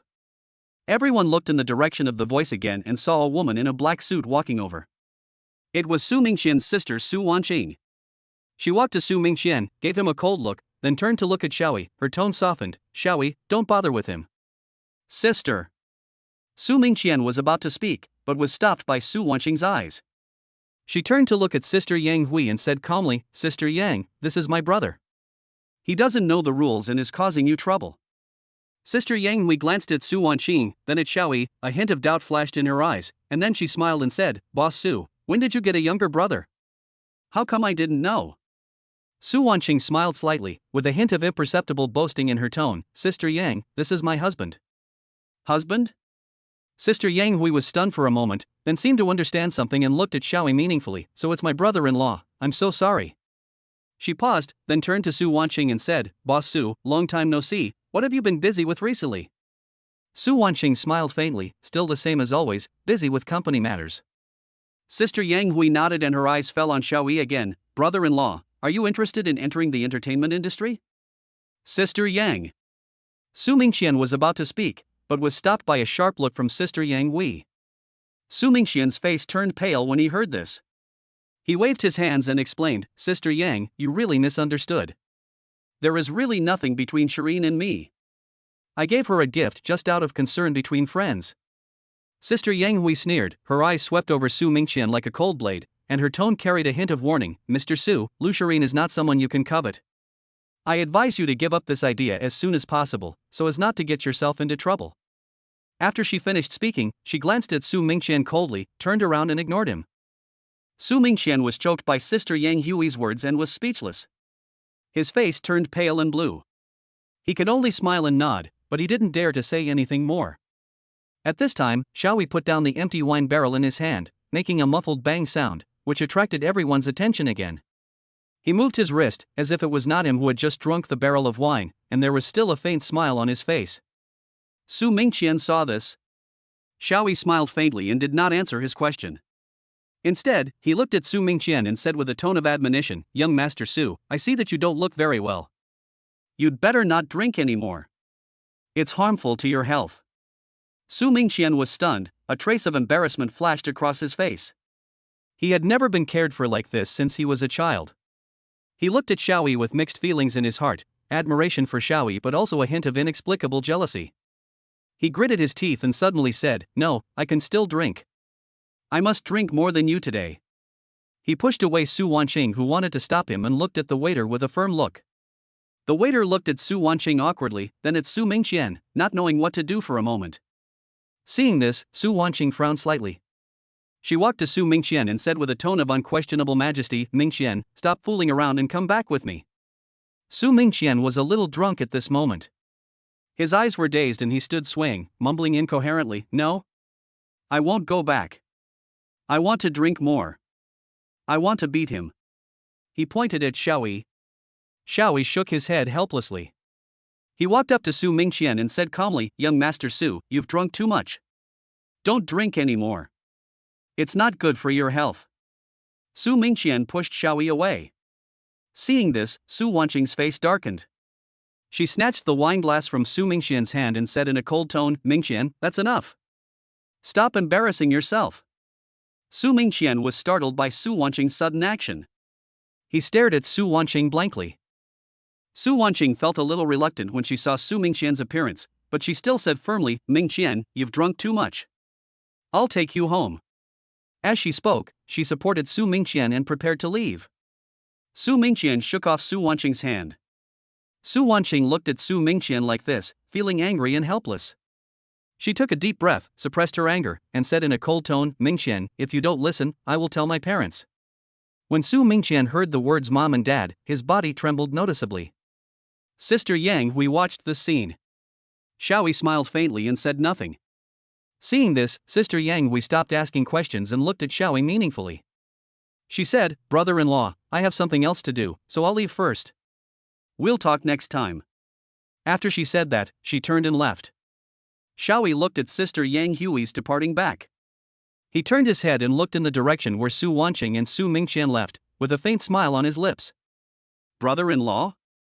A weak voice sounded behind Xiaoyi. After Su Wanqing helped Su Mingqian leave, the place fell silent, and everyone's eyes were focused on Xiaoyi. He shook his head slightly, a helpless smile appeared on the corner of his mouth, and he thought to himself, "This kid really doesn't know what's good for him." "Brother-in-law?" Xiaoyi turned around and saw Su Wanqing holding a bottle of mineral water and standing not far away with a calm expression. However, Su Mingqian looked like he was struck by lightning. His eyes were wide open, his mouth was wide enough to fit a fist, and he was completely stunned. You are my brother-in-law?" Su Mingqian's voice trembled with disbelief and surprise. He pointed at Xiaoyi, who nodded helplessly, but didn't say much, just responded lightly, "Yes, I am." Su Mingqian obviously couldn't accept this fact. He covered his head with his hands, with a hint of despair in his voice, "Impossible. How could you be my brother-in-law? Sister, you." His words were suddenly stopped by Su Wanqing's cold eyes. She said coldly, "Mingqian, remember your identity and stop embarrassing yourself." Su Mingqian was shocked by Su Wanqing's cold words. He stood there in a daze, feeling mixed emotions. Xiaoyi patted Su Mingqian's shoulder gently and said softly, "Young Master Su, go back and rest. Your health is the most important thing." Seeing this, Sister Yang Hui raised a playful smile. She walked slowly to Su Wanqing's side, and said with a hint of nostalgia, "Wanqing, long time no see, you are still so majestic." Su Wanqing nodded slightly, and said in a cold tone, "Sister Yang, what's the matter?" Sister Yang Hui smiled and looked back and forth between Xiaoyi and Su Wanqing, as if looking for something. She finally looked at Xiaoyi and said enthusiastically, "Brother-in-law, how about it? Are you interested in entering the entertainment industry? With your temperament and talent, you will definitely become a hot star." Xiaoyi was slightly stunned and thought secretly in his heart. He took the business card handed to him by Sister Yang Hui and said politely, "Thank you, Sister Yang, I'll consider it." When Sister Yang Hui saw Xiaoyi accept the business card, she showed a satisfied smile and her tone was full of expectation. "Brother-in-law, I have something else to do, so I'll leave first. Let's talk next time." After that, she turned around and left gracefully, leaving behind a series of light footsteps. Xiaoyi watched Sister Yang Hui leave, thinking about something. He turned his head and looked in the direction of Su Wanqing and Su Mingqian, with a faint smile on his lips. "Brother-in-law, please really consider it. This is a rare opportunity." A familiar voice sounded in Xiaoyi's ears. He turned his head and saw Su Wanqing's. Chapter 37, the first exposure of his life story shocked Xiaoyi. After Sister Yang Hui left, the eyes of the people around were focused on Xiaoyi and Su Wanqing. Discussions arose one after another, and an atmosphere of curiosity filled the air. Who is that Sister Yang Hui?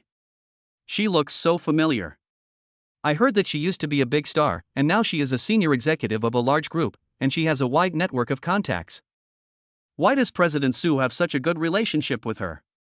Xiaoyi put the business card handed to him by Sister Yang Hui into his pocket and looked at Su Wanqing, who seemed to be in a bad mood, with concern. He walked gently to her side, put his arm around her shoulders, and asked gently, Wanqing, are you okay? Su Wanqing was slightly stunned, then responded softly, it's okay, just a little tired. She raised her head and saw Xiaoyi's concerned eyes. Her heart was filled with warmth and she nodded vigorously. Just then, a familiar voice broke the silence around. Wang Ziyuan, the young villain who was quite prestigious in the business world, approached Su Wanqing with an excited look. Wanqing, long time no see. You are still as beautiful as ever. Wang Ziyuan's eyes sparkled, as if he had returned to his childhood memories. I remember when we were little, we played together in the old yard. You were always so cool and beautiful, making everyone envious. There was a flash of displeasure in Su Wanqing's eyes, but her tone remained cold. Wang Ziyuan, what are you doing here? Wang Ziyuan seemed not to notice Su Wanqing's indifference, and continued excitedly, I just came back from abroad. I heard that you are doing well here, so I came to see you. Have you forgotten everything about our childhood? Xiaoyi stood aside with a frown on his face. He could sense Su Wanqing's displeasure. He gently held her hand, giving her silent support. Su Wanqing leaned slightly to the side, her tone still cold. Of course I remember. Do you still remember the nickname I gave you when you were a child? Wang Ziyuan's smile froze on his face. He forced a smile and said, nickname? Su Wanqing said in a cold voice, yes, Big Pig Head. There was a hint of sarcasm in her words. The discussions around them instantly quieted down, and everyone's eyes were cast on Wang Ziyuan. Wang Ziyuan's expression was extremely ugly, but he still tried to save the situation. Wanqing, are you kidding me? Su Wanqing glanced around coldly and said firmly, I never joke, especially to those who overestimate their own abilities. Wang Ziyuan's face became even gloomier, but he didn't continue to pester her. Su Wanqing turned around, took Xiaoyi's hand, and smiled at him. Let's go back. The two left side by side, leaving behind a silent and awkward atmosphere. Xiaoyi felt Su Wanqing's strength and determination, and his determination to protect her became even stronger. He asked in a low voice, Wanqing, your family situation. Su Wanqing paused for a moment. Her tone was like ice chips in the cold winter, hitting Wang Ziyuan's face and making his smile stiff, as if he had been slapped in public. The air around him seemed to freeze, leaving only whispers and discussions, like countless needles piercing Wang Ziyuan's self-esteem. He tried his best to maintain his composure, and forced a smile with his mouth twitching. Wanqing, you really love to joke. I never joke. Su Wanqing's tone was cold, her eyes were like knives, sweeping across Wang Ziyuan's flushed face, especially to those who were self-righteous. Her eyes were filled with unquestionable majesty, which made Wang Ziyuan feel a little nervous, like a prey being stared at by a cheetah, feeling uncomfortable all over. At this moment, a staggering figure stumbled over. It was Zhang Xiaohua who had just run away. Her eyes were red, her hair was messy, and the smell of perfume mixed with sweat made her look disheveled. She grabbed Wang Ziyuan's arm and cried out, Ziyuan, look at me, I. Before she could finish her words, Wang Ziyuan pushed her away. Zhang Xiaohua lost her balance and sat down on the ground. Get away. Don't touch me. Wang Ziyuan looked at Zhang Xiaohua with disgust, as if he was looking at a disgusting piece of garbage. He patted the sleeve that Zhang Xiaohua had touched with disdain. Zhang Xiaohua looked at Wang Ziyuan in disbelief. She thought that she had used all her tricks and finally made this man come back. She sobbed in grievance and spoke incoherently. I did everything for you, do you know? I gave you the best, how could you do this to me? Wang Ziyuan sneered and said, don't make yourself sound so noble. I've seen through all your little tricks. His words were like sharp knives, stabbing Zhang Xiaohua's heart. Su Wanqing watched this farce coldly, with a sneer of disdain on her lips. Without even looking at them again, she took Xiaoyi's arm and walked straight out. Xiaoyi held her hand tightly, feeling the coldness of her palm, his heart filled with pity for her. The two walked out of the crowd side by side, and the noise gradually faded away. Xiaoyi felt that beneath Su Wanqing's strong appearance, there was a hint of subtle fragility. He couldn't help but ask, Wanqing, your family situation. Su Wanqing paused, she looked into the distance, with a complicated look in her eyes, and said slowly, "There are some things, I will tell you slowly on the way back." Wang Ziyuan smiled contemptuously, took out a stack of banknotes from his pocket and sprinkled them at Zhang Xiaohua like snowflakes. "Want it? Then pick it up. It's enough for you to buy a few more bottles of cheap perfume." The red banknotes fluttered in the air, like a sarcastic rain, falling on Zhang Xiaohua's disheveled body. Zhang Xiaohua was stunned. She looked at the falling banknotes and the crowds of people rushing around to grab the money in disbelief. Those greedy faces made her feel sick. She seemed to see herself becoming one of them, willing to give up her dignity and everything for money. "No! Don't!" Zhang Xiaohua suddenly got up from the ground and pushed the people around him hysterically. "This is mine. It's mine." She was like a wild beast protecting its food, trying desperately to take back what belonged to her. However, she seemed so powerless in the face of the temptation of money. The crowd surged like a tide, and Zhang Xiaohua was pushed to the ground. She watched those people stuff the money into their pockets with greedy smiles on their faces. Her heart felt like it was torn apart and she couldn't breathe due to the pain. She struggled to get up, but was pushed down again, her clothes were torn, her hair was pulled, and she felt like a doll being played with, at the mercy of others. Suddenly, she stopped struggling, she lay on the ground, frantically picking up the scattered banknotes. There was a greedy gleam in her eyes, as if the money was her life. She forgot her dignity and shame, she just wanted to grab the money, grab this last glimmer of hope. Hou stood beside Xiaoyi and sighed deeply. He looked at Zhang Xiaohua picking up money frantically and felt mixed emotions.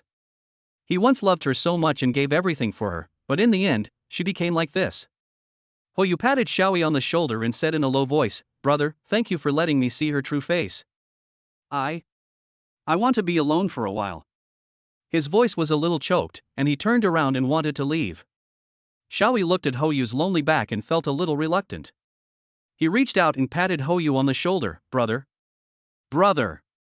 Xiaoyi stood beside Houyu and patted his shoulder gently, his tone sincere and warm. "Don't be too sad, her doing this only shows that she is not worthy of your efforts.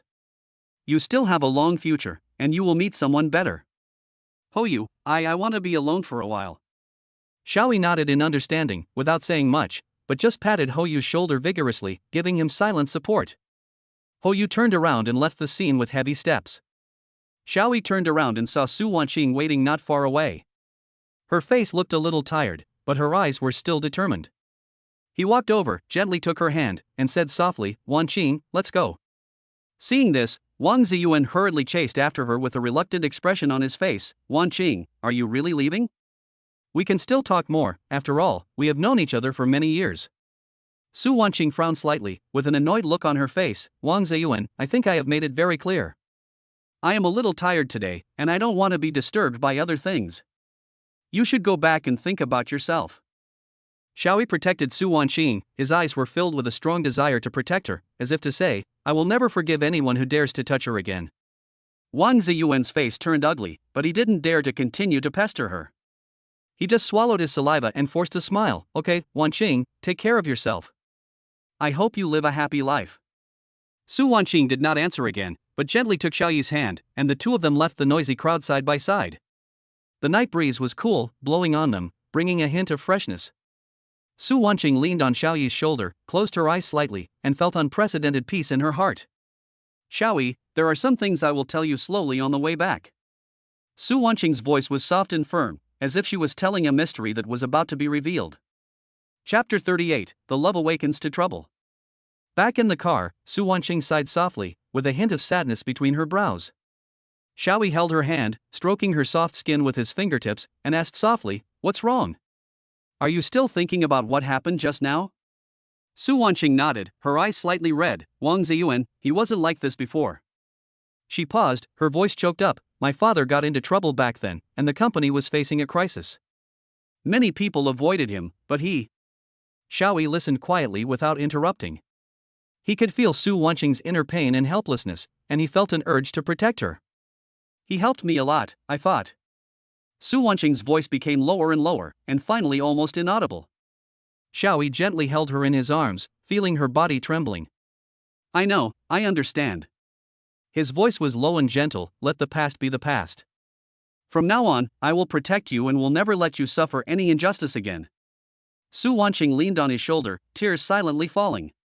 She has been bearing tremendous pressure alone for so many years, and has never felt so safe and warm as she does now. Xiaoyi's arms were like a safe haven, allowing her to let down all her defenses and disguises. Wanqing, Xiaoyi held her face and gently wiped away the tears on her face. You have suffered a lot. It's all my fault that I didn't show up earlier to protect you. In the future, I will be twice as good to you and make up for the happiness you have lost. Su Wanqing looked into his deep eyes and felt inexplicably moved. She nodded and said with a sob, Thank you, Xiaoyi. The moonlight shone through the car window onto Su Wanqing's face, reflecting her crystal tears and illuminating the tenderness in her eyes. Xiaoyi couldn't help but lower his head and kiss her lips. Su Wanqing was stunned at first, then slowly closed her eyes, feeling this gentle and affectionate kiss. The initial shyness and hesitation gradually melted away, replaced by an indescribable sweetness and throbbing. This kiss seemed particularly long and lingering in the silent night. The air in the car gradually warmed up and was filled with an ambiguous atmosphere. The early morning sunlight poured into the room through the curtains. Su Wanqing slowly opened her eyes and felt the warmth from last night still lingering on her face. She turned her head and looked at Xiaoyi, who was sleeping beside her, and a happy smile appeared on the corner of her mouth. Suddenly, a hurried doorbell rang, breaking the silence of the early morning. Su Wanqing got up and opened the door.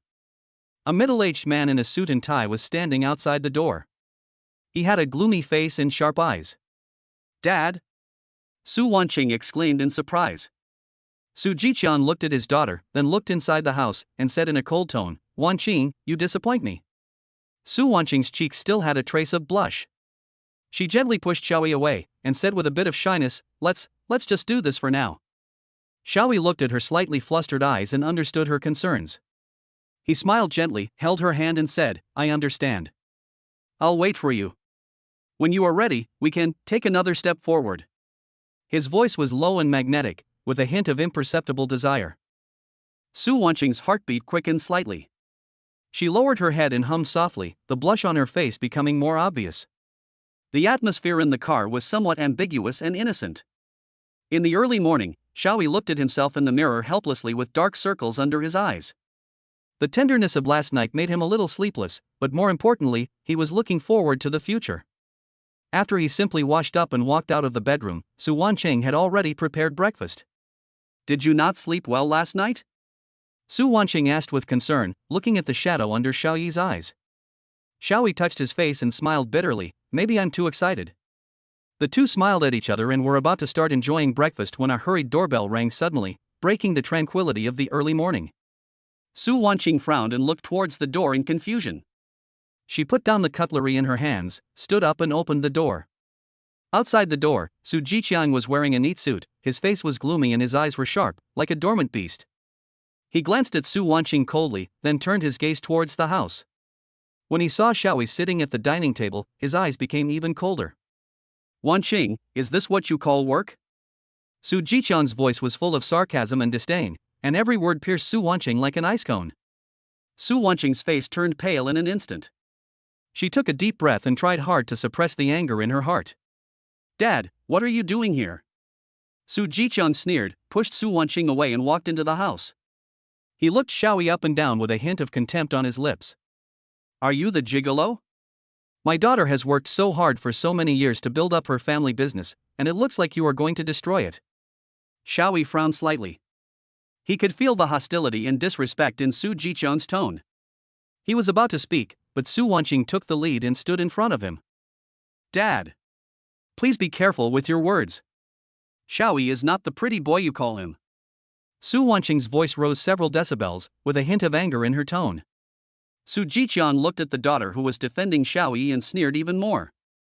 What, now that you found a backer, you've grown wings? You don't even take me seriously? Su Wanqing's face turned pale, her chest heaving violently.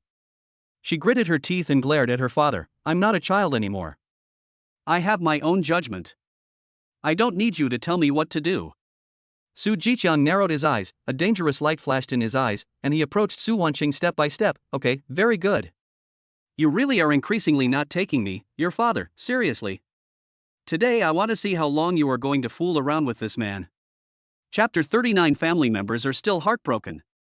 Upon hearing this, Su Jiqian's face instantly turned the color of liver. He pointed at Su Wanqing's nose and roared, You! You money loser! I worked so hard to raise you, just for you to talk to me like this? Now that you've grown wings, you dare to disobey me? I'll beat you to death, you unfilial daughter! As he said this, he raised his hand and was about to slap Su Wanqing in the face. Su Wanqing's eyes were wide open, full of anger, but also with a hint of despair. She bit her lips tightly and her body trembled slightly. Just as the slap was about to fall, a big hand suddenly stretched out and firmly grasped Su Jiqiang's wrist. Xiaoyi stood in front of Su Wanqing, his eyes were as cold as ice, staring at Su Jiqiang coldly. Father-in-law, let's talk it over nicely. What's the point of using violence? Xiaoyi's voice was calm, but it carried an unquestionable majesty. Su Jiqiang struggled hard, trying to break free from Xiaoyi's restraints. He roared like an enraged beast, Let me go! You little white face, what qualifications do you have to meddle in my family's affairs? I must teach this unfilial daughter a lesson today. Xiaoyi didn't move at all. He held Su Jiqiang's wrist like an iron clamp. No matter how Su Jiqiang struggled, he couldn't budge at all. Father-in-law, this is my home, not the place for you to throw a tantrum. Please calm down. There was no warmth in Xiaoyi's eyes. His voice was low and powerful, like a hard rock. Su Jiqiang struggled so hard that he was sweating profusely, the veins on his neck bulged, and the anger in his eyes was like two burning flames that almost swallowed Xiaoyi. But no matter how hard he tried, he couldn't break free from Xiaoyi's hands. You. Su Jiqiang was extremely angry. He pointed at Xiaoyi's nose. His heavy breathing echoed in the living room. His chest heaved violently, as if it would explode in the next second. Xiaoyi glanced at him calmly, with a hint of impatience in his eyes. He said coldly, You'd better think clearly about what you want to do. Su Jiqiang stared at Xiaoyi with red eyes. Suddenly, he relaxed like a deflated ball and stopped struggling. He lowered his head, his voice a little hoarse, I just want to talk to Wanqing. Seeing that Su Jiqiang's tone softened, Xiaoyi loosened his grip, but still did not let go completely. He turned his head to glance at Su Wanqing behind him. She was looking at her father with complicated eyes, which showed both disappointment and a hint of sadness. Xiaoyi sighed in his heart, and said in a slightly heavier tone, Father-in-law, since we want to talk nicely, please sit down. He loosened his grip on Su Jiqiang's wrist and helped him sit down on the sofa. Although his actions were not enthusiastic, they were just the right amount of politeness. Su Jiqiang rubbed his wrist, which had been pinched red, his face changing from gloomy to bright. He looked at Xiaoyi, then at Su Wanqing, and finally sat down silently. The three of them sat on the sofa in silence. The atmosphere in the living room seemed to be frozen, so depressing that it made people breathless. The only sounds in the air were the faintest breathing and the occasional creaking of furniture. Su Jiqiang lowered his head, his hands twisted together nervously. From time to time, he raised his eyes and glanced at Su Wanqing secretly, as if he wanted to say something, but ultimately he stopped himself. Xiaoyi felt the awkward atmosphere and sighed helplessly in his heart, breaking the silence and said, Father-in-law, you came to see Wanqing today, it must be something important, right?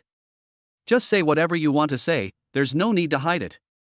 His voice was low and steady, with a reassuring power. Su Jiqiang's body trembled slightly when he heard this. He raised his head, with a hint of hesitation in his turbid eyes. He looked at Xiaoyi, then at Su Wanqing. He opened his mouth as if he wanted to say something, but finally fell silent. He looked shy, like a child who had done something wrong and was at a loss in front of his parents. After a long while, he finally spoke, his voice was hoarse and low, with a hint of indescribable helplessness. Su Wanqing finally broke the suffocating silence. Her cold voice was like an ice bead falling to the ground, with a barely perceptible tremor. Father, what exactly brought you here today? When Su Jiqiang heard his daughter's voice, his body trembled violently. He raised his head, his eyes flickering. Under Su Wanqing's cold gaze, he seemed uneasy, like a child who had made a mistake. He rubbed his rough hands and smiled awkwardly, a smile that was uglier than crying. I just came to see you. Su Wanqing's gaze did not waver in the slightest. She stared at Su Jiqiang quietly, without a trace of warmth in her eyes. Look at me? She repeated Su Jiqiang's words, her tone full of sarcasm. In all these years, when have you ever looked at me? Her voice was not loud, but every word was like a knife, piercing Su Jiqiang's heart. Seeing that the atmosphere had become tense again, Xiaoyi coughed lightly, breaking the suffocating silence. Wanqing, I'll go get you a glass of water. As he said that, he stood up and walked towards the kitchen, leaving Su Wanqing and Su Jiqiang alone. With Xiao Yi's departure, the atmosphere in the living room became more subtle. Su Jiqiang moved uneasily, lowered his head, and did not dare to look Su Wanqing directly in the eye. He rubbed his hands together, with a hint of guilt in his tone that was difficult to conceal. "Wanqing, Dad knows. I was sorry for you in the past, for you and your mother." "Don't mention my mother." Su Wanqing suddenly interrupted Su Jiqiang. Her voice was sharp and harsh, like a thunder exploding in the living room. She stood up suddenly and glared down at Su Jiqiang, her eyes red, but she tried hard not to let the tears fall. "You have no right to mention her." Su Jiqiang was startled by Su Wanqing's sudden outburst. He shrank his neck like a child who had done something wrong, and did not dare to look up at Su Wanqing. He moved his lips a few times, wanting to say something, but in the end nothing came out. The living room fell silent again, leaving only Su Wanqing's heavy breathing and Su Jiqiang's suppressed sobs. I. Su Jiqiang finally spoke with a sob. He raised his head, tears flashing in his cloudy eyes. I just. Su Wanqing looked at him coldly, without a trace of emotion in her eyes. "You are just what?" Su Jiqiang took a deep breath, as if he had mustered up his courage, and said in a low and hoarse voice, "I just want to tell you." He paused, his eyes flickering. "Your mother. Among the inheritance she left behind, there is a batch of jewels that are worth a lot of money." Su Wanqing heard this, a trace of doubt flashed in her eyes. She asked coldly, "Jewelry? How come I don't know? When did you find it?"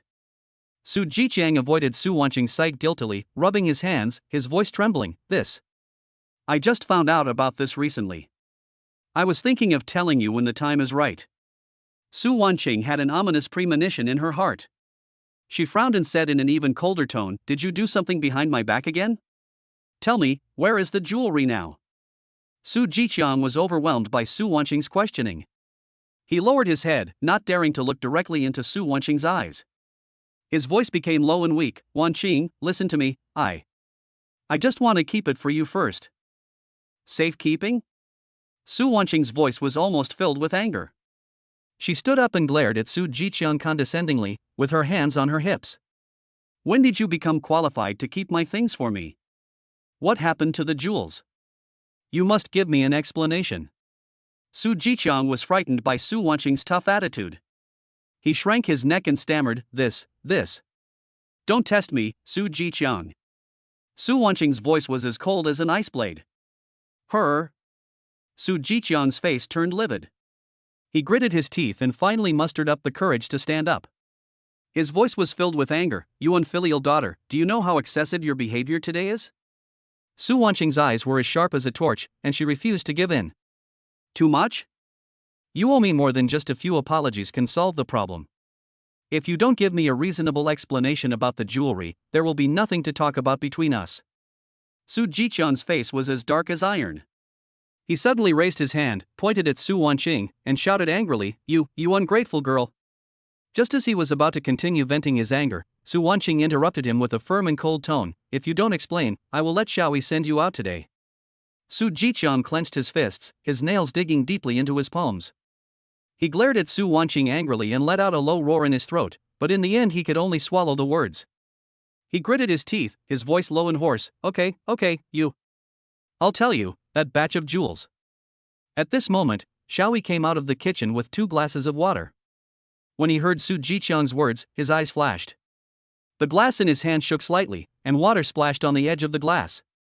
He walked to Su Wanqing calmly, put the glass on the coffee table, and said lightly, "Father-in-law, you'd better be honest about the jewelry."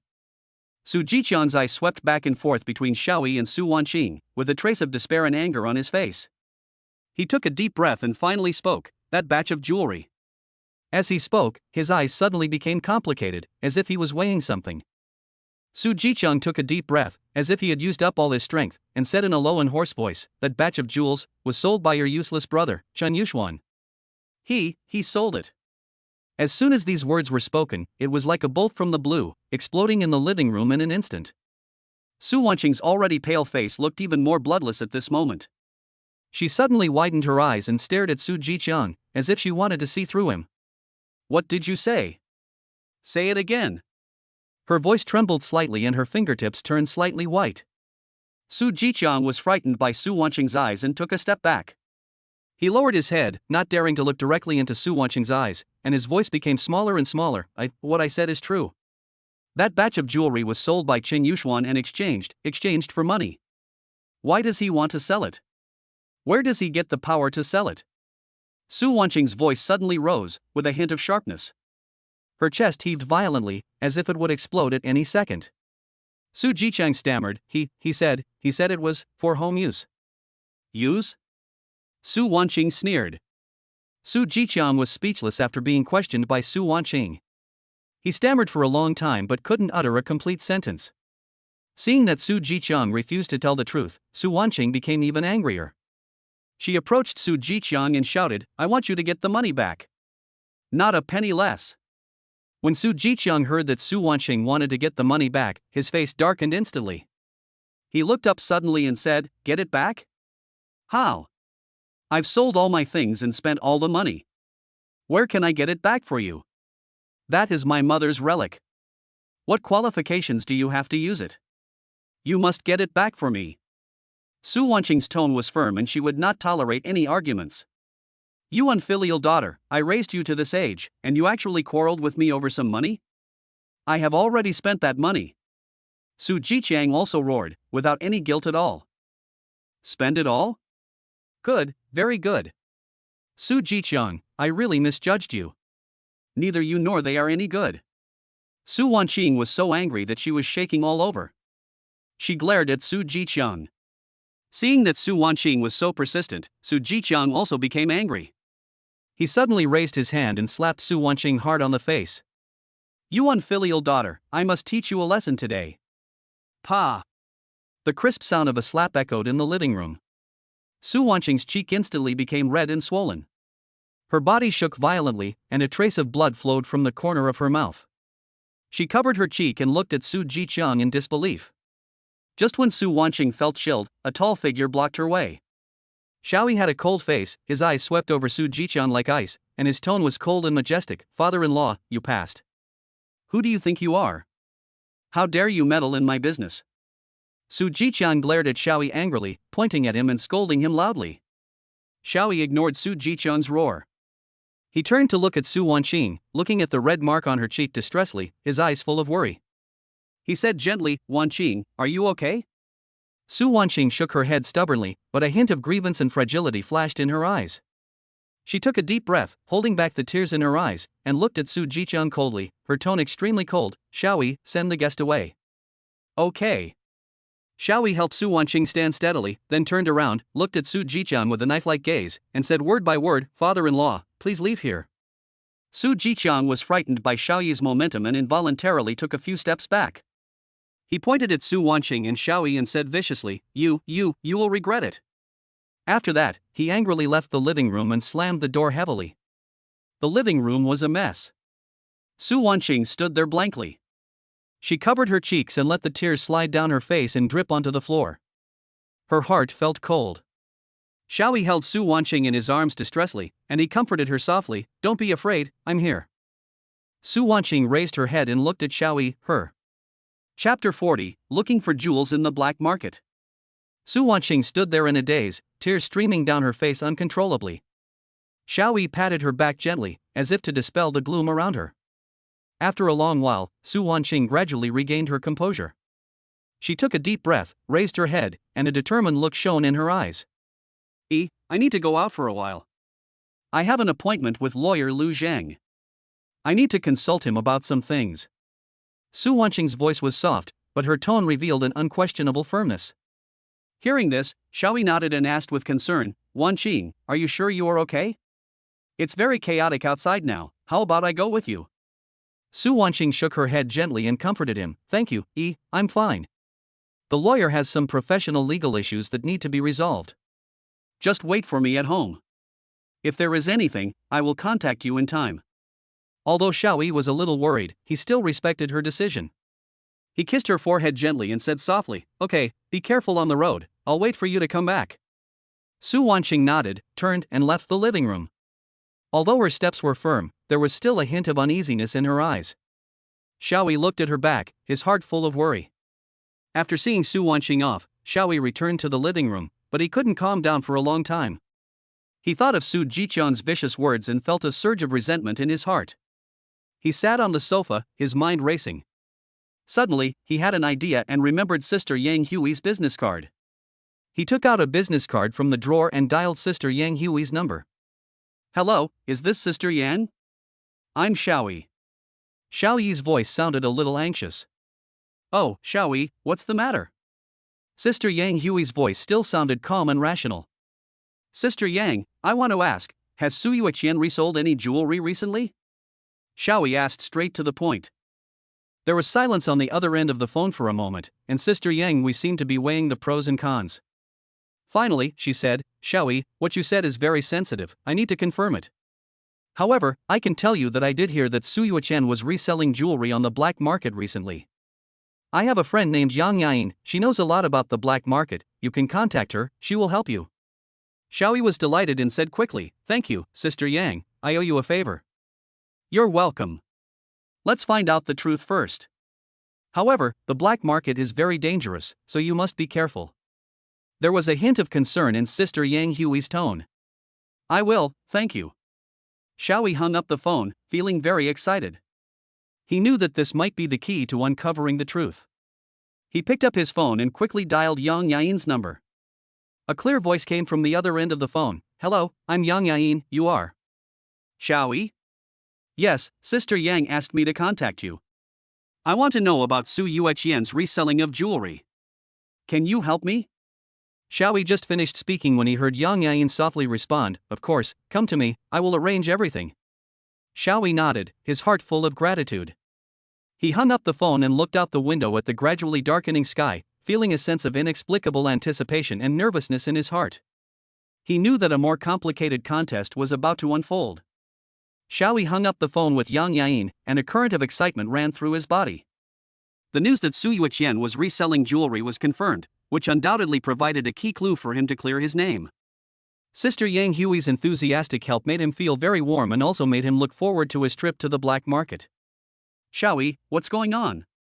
Sister Yang Hui's voice came again from the other end of the phone. "Sister Yang, thank you so much. Miss Yang Yain has agreed to help me. You are really my benefactor." Xiaoyi's excitement was beyond words. "You're welcome. It's just a small favor." Sister Yang Hui said calmly, "By the way, I just got the news that there will be an auction on the black market tonight. It is said that there are many rare jewels. Maybe there will be what you are looking for. I'll let Yain take you in." "Auction?" Xiaoyi's heartbeat suddenly accelerated, as if he saw the dawn of hope. "Great. Thank you, Sister Yang. Be careful." Sister Yang Hui warned. After hanging up the phone, Xiaoyi took a deep breath and tried to calm himself down. The black market is a place full of unknowns and dangers. He must be fully prepared. He walked to the window and looked at the gradually darkening sky, his thoughts racing. First, he needed a helper. After much thought, he decided to contact Hou. Hou is agile and quick-witted, making him the best candidate. He picked up his phone and dialed Hou's number. "Hey, Hou, are you free tonight? I need your help." An hour later, Xiaoyi and Hou followed Yang Yain's instructions and came to a remote street. The dim street lights cast the street in a hazy glow, and the air was filled with a damp, musty smell. "This place is a bit creepy." Hou rubbed his arms and said in a low voice. "Be careful." Xiaoyi looked around vigilantly. A black car stopped silently in front of them, the window slowly lowered, revealing an exquisite face. "Get in the car." Yang Yain's voice was cold and concise. The two of them quickly got into the car, which started and drove into the night. "Why does Su Yueqian want to resell jewelry?" Xiaoyi broke the silence in the car. Yang Yain glanced at him and said calmly, "As far as I know, he owes a large gambling debt." The car stopped in front of a suburban manor. The tall iron gate was closed, and the two dim lanterns at the door swayed in the night wind, making it look particularly eerie. "We're here." Yang Yain's voice broke the silence in the car. Xiaoyi and Hou got out of the car, looked up at the gate of the manor, and felt an inexplicable uneasiness in their hearts. "Why is there no one here?" Hou asked in a low voice. "Wait a little longer." Yang Yain glanced at her watch. Time passed by minute, half an hour passed, and still no one showed up. "It can't be." Xiaoyi just opened his mouth and was interrupted by Yang Yain. Shoo! Yang Yain made a gesture to keep quiet, staring at the gate of the manor with a serious expression. Someone is coming. The low roar of an engine came from far away, breaking the silence of the night. A black business car, like a cheetah lurking in the dark, stopped silently in front of Xiaoyi and Houyu. The car window slowly lowered, revealing a delicate face. Yang Yain. She was wearing a black tights that outlined her graceful figure, and her long black hair was casually draped over her shoulders, making her skin look even whiter than snow. The dim street lights reflected on her face, adding a touch of coolness and mystery. Get in the car. Yang Yain's voice was as cold as ice, with an unquestionable commanding tone. Houyu was originally restless, stamping his feet and muttering, "What the hell is going on? Are you kidding me? This shabby place doesn't even have a ghost." Suddenly seeing Yang Yain, his eyes lit up, and he excitedly grabbed Xiaoyi's arm, speaking incoherently with excitement. "Oh my god! It's Yang Yain! She's even prettier in person than on TV. Xiaoyi, you're amazing, you actually know such a big star." Xiaoyi smiled helplessly, patted Houyu's hand, and signaled him to calm down. He secretly breathed a sigh of relief. It seemed that Sister Yang Hui was indeed very reliable. The two of them quickly got into the car and the door slammed shut, blocking out the damp and cold air outside. There is a faint scent of perfume in the car, mixed with the unique smell of leather seats, making people feel a little comfortable. Yang Yain started the car skillfully, and the black business car shot into the night like an arrow, leaving only two red tail lights flashing in the darkness. The friction between the tires and the road made a slight rustling sound, which was particularly clear in the quiet night. Seat belt. Yang Yain reminded briefly, her eyes always fixed forward. Xiaoyi and Houyu quickly fastened their seatbelts. The car sped along, the trees on the side of the road quickly receded, and the dim street lights outside the window flashed by, leaving mottled light and shadows dancing on the car window. "Ms. Yang, how do we get in?" Xiaoyi broke the silence in the car. He knew that the black market was not accessible to just anyone, and without an acquaintance's introduction, one couldn't even find the door. Yang Yain's mouth corners slightly raised, revealing a confident smile. "Don't worry, I'm here." She took out a black card from her handbag and swiped it on the car window. With a soft beep sound, a tightly closed iron door in front slowly opened. The car drove in smoothly and stopped in front of a brightly lit building. "We're here." Yang Yain turned off the engine and turned to look at Xiaoyi. Xiaoyi and Houyu followed Yang Yain out of the car. Looking up, they saw a magnificent manor in front of them, which formed a sharp contrast with the gloomy suburban environment before. Standing at the gate of the manor were two bodyguards in black suits. They were tall and strong with serious expressions. "Ms. Yang." The bodyguard greeted Yang Yain respectfully, while looking at Xiaoyi and Houyu warily. Yang Yain nodded slightly, took out the card and swiped it on the scanner at the door. "Take them in." The bodyguard nodded and extended his hand to make a please gesture. "You two, please follow me." Xiaoyi and Houyu looked at each other, both filled with doubts. This place doesn't look like a black market at all. They followed the bodyguard through a long corridor and came to a heavy wooden door. The bodyguard pushed open the door, and a noisy sound suddenly flooded into his ears, mixed with the sound of music, shouting, and clinking of glasses. The car continued to speed through the night, and the atmosphere inside the car gradually became relaxed. Xiaoyi looked at Yang Yain's cold and beautiful face and couldn't help but tease her. "Miss Yang, are you playing a cat and mouse game? Did you deliberately make us wait here for so long?" Yang Yain's lips curled up slightly, revealing a barely perceptible smile. "Cat and mouse? Not really. I just want to make sure everything is foolproof. The rules of the black market cannot be sloppy at all." Seeing this, Houyu quickly interrupted and said, "Ms. Yang, you are so beautiful. We were almost anxious to death just now, but as soon as you appeared, we felt relieved." He patted his chest exaggeratedly, making the atmosphere in the car more relaxed. Yang Yain chuckled, and the smile in the corners of her eyes became even more intense. "Don't worry, I'm here, nothing will happen." As she spoke, she took out a black card from her handbag and swiped it on the car window. With a soft beep sound, a tightly closed iron door in front slowly opened. The car drove in smoothly and stopped in front of a brightly lit building. "Ms. Yang, what is the reason why Su Yuqian is reselling jewelry?" Xiaoyi took the opportunity to ask again, with a serious tone in his voice.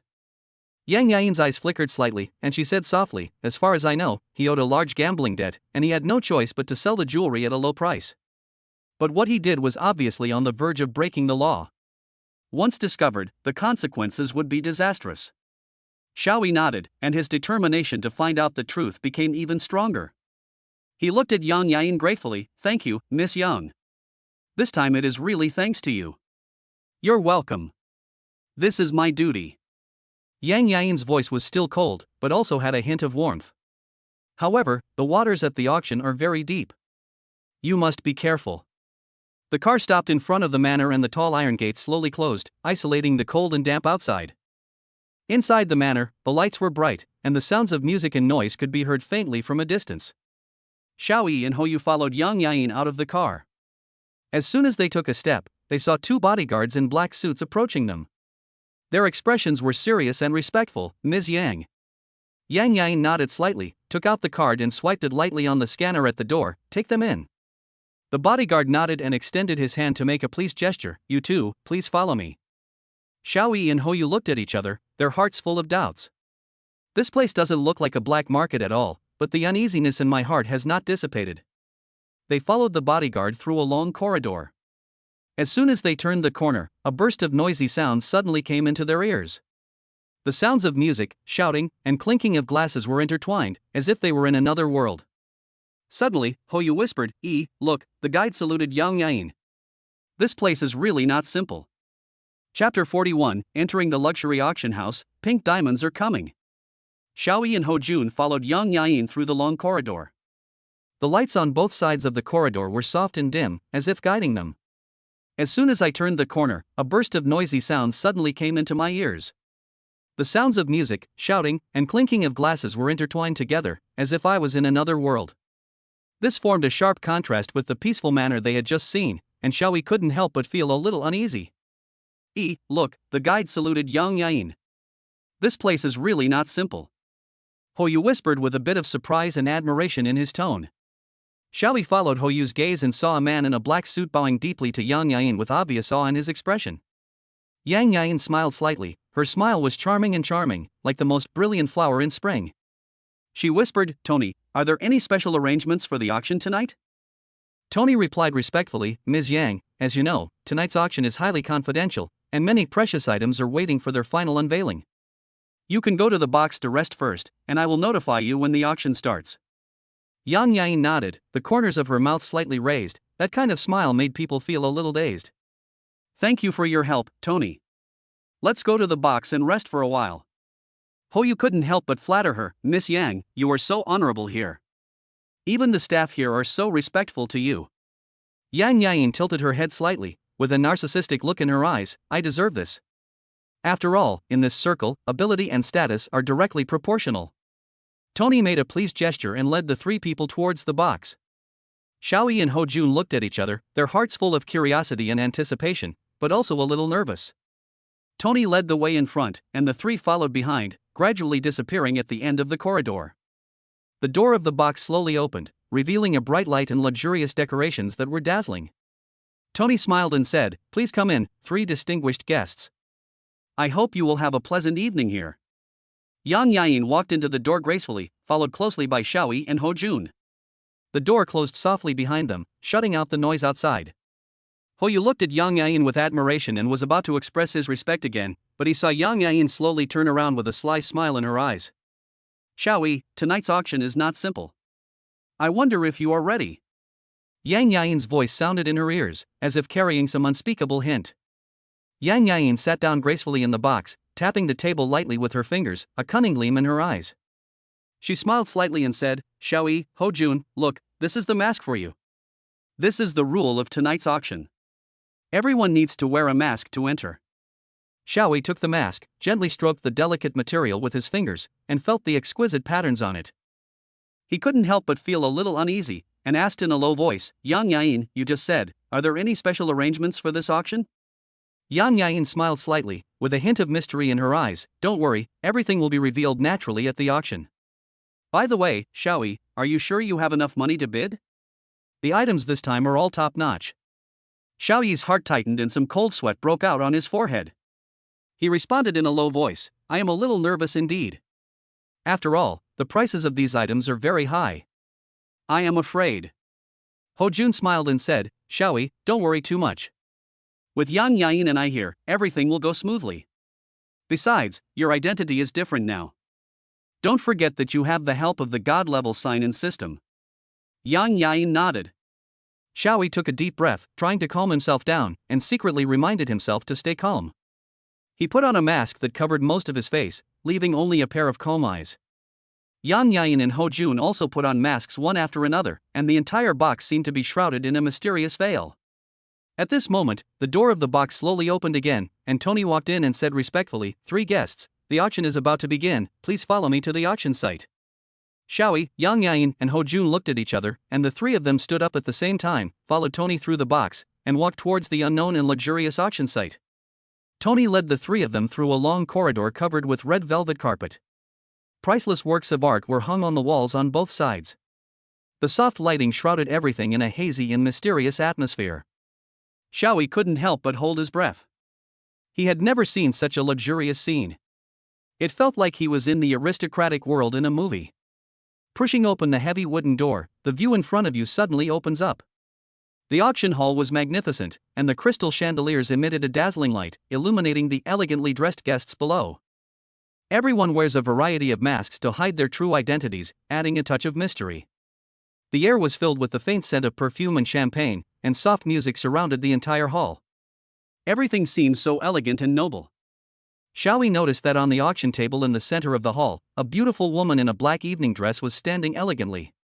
She was holding the auction hammer, with graceful manners and charming charm in her every move. Tony led the 3 people to the reserved VIP seats. The soft leather seats wrapped around their bodies, making them feel extremely comfortable. Hojun's eyes moved back and forth between the beauty on the auction table and Yain beside him. He wanted to find an excuse to strike up a conversation with the beauty, but he was reluctant to leave Yain, and he was conflicted.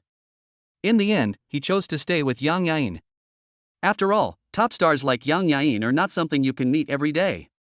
A waiter in a white uniform came over with a tray and poured red wine for the 3 people. At the same time, another waiter handed them 3 exquisite auction catalogs. Hojun couldn't wait to open the catalog. He was dazzled by the dazzling array of treasures in the catalog, and each one was worth a lot of money. Wow, this sapphire is so beautiful.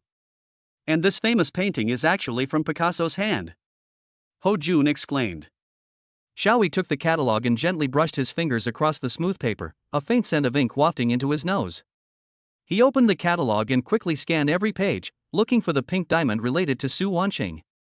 Yain also picked up the catalog.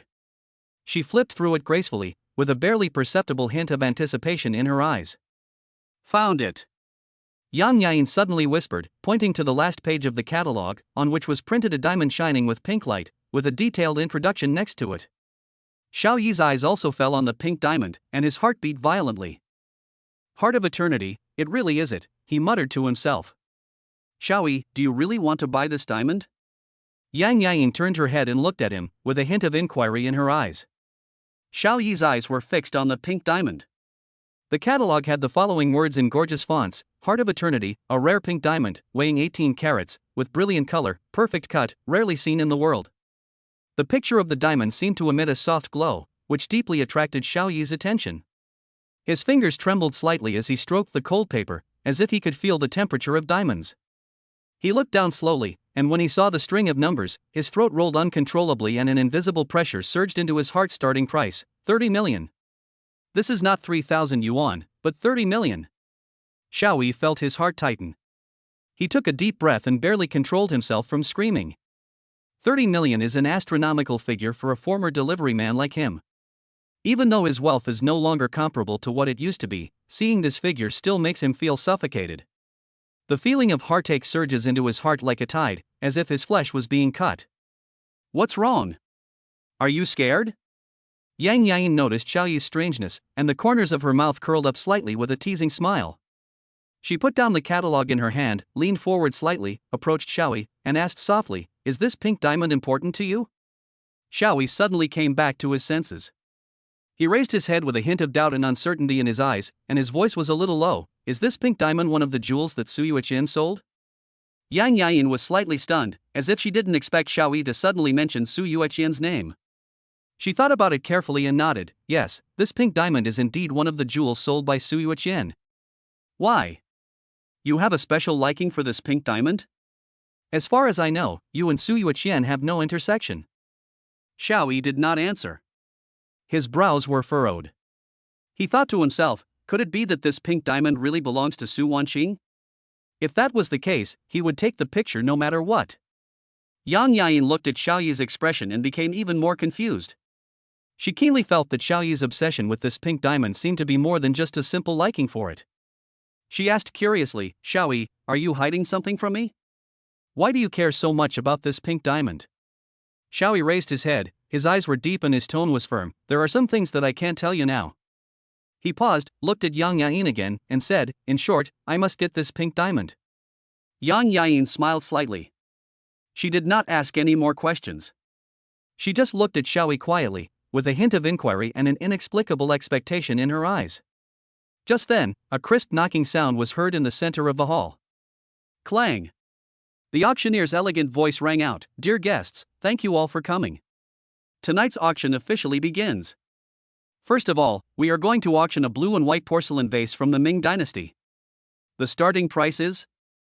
Ho Jun, who was sitting next to Xiao Yi, widened his eyes and said in surprise, This blue and white porcelain vase looks very ordinary, it shouldn't be worth much, right? The auctioneer's elegant voice echoed throughout the hall, like a beautiful piece of music, instantly attracting everyone's attention. The exquisite gavel in her hand tapped gently on the mahogany auction table, making a crisp and powerful sound, announcing the official start of this luxurious auction.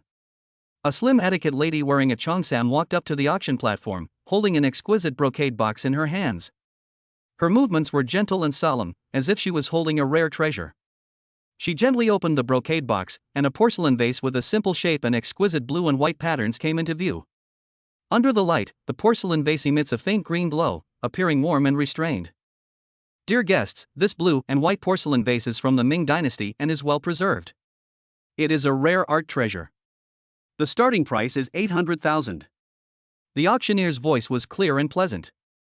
She smiled slightly, looked around, and waited for everyone to bid. Ho Jun looked at the unremarkable blue and white porcelain vase on the auction table, with a puzzled look on his face. This thing doesn't look very good, how much can it be worth? Yain smiled slightly. She picked up the auction catalog in her hand, flipped through it nonchalantly, and said softly, Although this blue and white porcelain vase looks ordinary, it is a treasure from the Ming Dynasty official kiln. It has exquisite craftsmanship and pure glaze color, and has a high collection value. The starting price of 800,000 is just the beginning. The final transaction price may be several times higher. What? Several times more? Ho Jun's eyes widened as he heard it, as if he had discovered a new world. Wouldn't that mean millions? Oh my god, when I was in my hometown, I often saw these bottles and jars in the homes of old men in the countryside. If I had known they were so valuable, I should have picked up more. Yain chuckled, shook her head, and said in a teasing tone, Do you think these things are everywhere on the street? Collections of this level are hard to come by. Most of the bottles and jars in your hometown are ordinary porcelains that are worthless. Oh, what a pity. Why didn't I realize it earlier? Ho Jun sighed, feeling a little disappointed. Then he seemed to have thought of something and suddenly became excited. No, I must go back to my hometown and do some Taobao shopping next time. Maybe I can pick up 1 or 2 valuable treasures. Then I will be rich. Yain couldn't help rolling her eyes at Ho Jun's excitement. She bluntly said, Don't dream. It's not easy to find such a bargain. Even if it really happened, it would have been taken away by someone long ago. Oh, how do you know there won't be any? Our hometown is a beautiful place with outstanding people and beautiful scenery. Maybe there are some hidden treasures. Ho Jun still didn't give up. He waved his arms excitedly, as if he had seen the beautiful scene of getting rich. Besides, I am a blessed person. Maybe I am the chosen one. Just as Ho Jun was bragging about his hometown, the auction on the stage had entered a white-hot stage. 1 million and a half million. 2 million. 2,300,000. As the auctioneer's voice continued to ring out, the bidding price soared all the way. In the end, this blue and white porcelain vase was bought by a mysterious buyer at a high price of 3.2 million.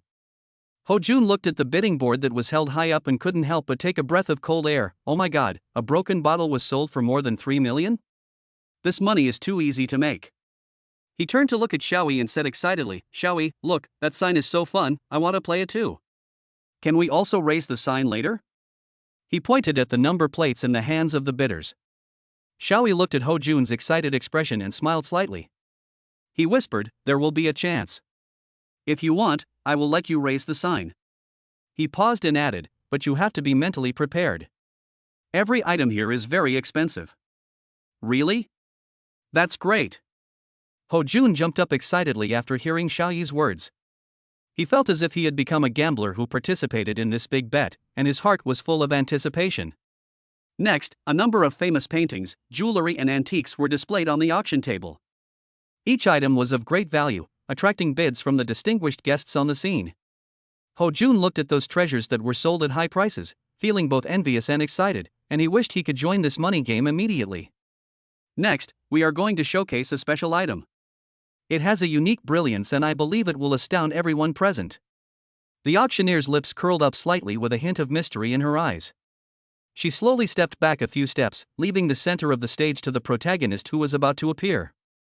A lady of etiquette slowly walked onto the stage, holding a tray covered with black velvet. She carefully placed the tray on the auction table, then slowly lifted the black velvet. Chapter 42, Determined to Buy Pink Diamond. Under the velvet cloth, a huge pink diamond rough stone lay quietly in the center of the tray, reflecting charming light under the light. Its delicate pink color is as smooth and delicate as a baby's skin, yet it has the unique brilliance of diamonds that will make you fall in love with it at first sight. Wow! There was a burst of exclamations from the crowd, and many people couldn't help but stand up, wanting to appreciate this rare treasure more clearly. Yain's fingers were tightly clenched around the auction card in her hand, her eyes full of regret. If she had known that the finale would be such a rare pink diamond, she should have kept the previous funds. Xiaoyi's attention was also firmly attracted by this pink diamond.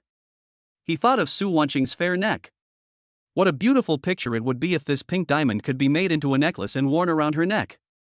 He secretly decided in his heart that he must take a picture of this pink diamond no matter what. Hoyu, Xiaoyi turned sideways and whispered to Hoyu, "When the auction starts, just raise the sign and bid." "Do you understand?" Hoyu was stunned for a moment, and asked worriedly, "Brother Xiao, what if the money is not enough?" Xiaoyi patted his shoulder and said with a smile, "Don't worry, just act like a rich man, I'll take care of the rest." Hoyu looked at Xiaoyi's confident smile, and the worry in his heart gradually dissipated, replaced by an inexplicable excitement. He nodded vigorously, "Okay, Brother Xiao, just wait and see." He rubbed his hands together, as if he had already seen the heroic scene of himself spending money like water. Ahem, the auctioneer on the stage coughed twice to draw everyone's attention back to himself. "I believe you have all appreciated the beauty of this peerless pink diamond. This pink diamond is from South Africa and weighs 100 carats. After professional evaluation by our jewelry appraisal masters, it is a rare treasure in terms of color, clarity, and cutting potential." Auctioneer Mr. Zhang introduced passionately. His voice spread throughout the venue through the loudspeaker equipment, making every bidder excited. The starting price is 300 million renminbi. Each bid increase must not be less than 5 million. Now, the auction begins.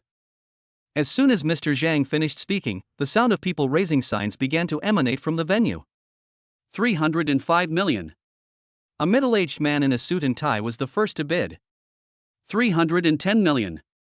Another noble lady followed closely behind. The price soared like a rocket, exceeding 350 million in just a few minutes. Yain looked at the constantly jumping numbers, could only sigh helplessly, and silently put down the sign in her hand.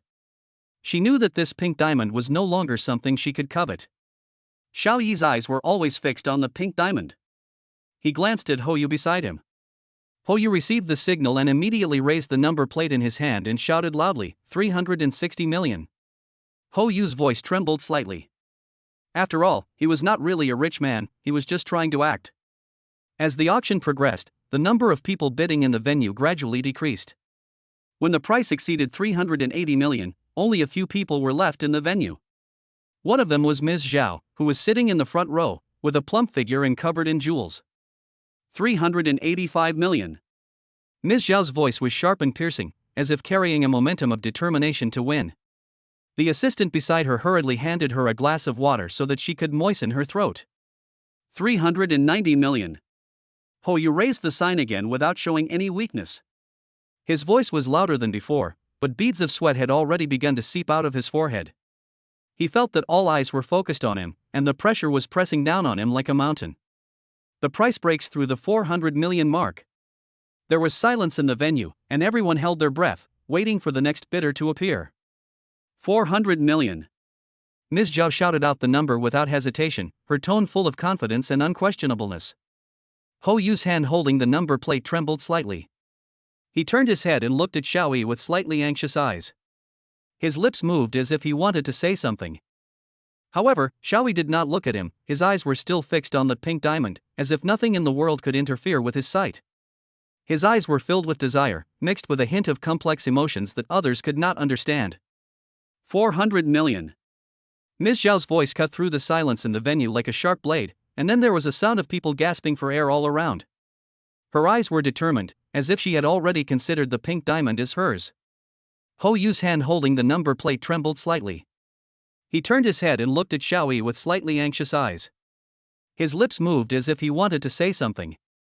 However, Xiaoyi did not respond, his eyes were still fixed on the pink diamond, as if nothing in the world could interfere with his sight. His eyes were filled with desire, mixed with a hint of complex emotions that others could not understand. 450 million. Ms. Zhao's voice sounded again, her tone full of confidence and unquestionable. Hou Yu's heart was beating as hard as a drum. There were more and more beads of sweat on his forehead, and his clothes were soaked with sweat. He turned his head and looked at Xiaoyi with almost pleading eyes, hoping that he could give a clear instruction. At this moment, Xiaoyi finally moved. He took out a card from his pocket, quickly glanced at the balance on it, then looked at Hou Yu firmly. After a moment of silence, he said, 494,300,000. Hou Yu was stunned. He couldn't believe his ears, but when he saw Xiaoyi's serious and determined eyes, he immediately understood the other party's determination. He took a deep breath, raised the number plate with all his strength, and shouted loudly, 494,300,000. There was silence in the venue, everyone held their breath, and even the host's voice became weak. The beads of sweat rolling down Hou Yu's forehead sparkled like pearls. From the corner of his eye, he saw Ms. Zhao's face turn pale, but she didn't say anything else. However, Xiaoyi did not relax his vigilance and still stared at the pink diamond, as if waiting for the final verdict. Is there anyone else who wants to raise the price? The voice of auctioneer Mr. Zhang rang out in the venue, echoing in everyone's ears. Hou Yu's heart almost jumped out of his chest. He held the number plate tightly. The whole audience was silent. Everyone's eyes were focused on the number plate held high by Hou Yu, as if time had stopped at this moment. Auctioneer Mr. Zhang asked 3 times in a row, "Is there anyone else who wants to bid?"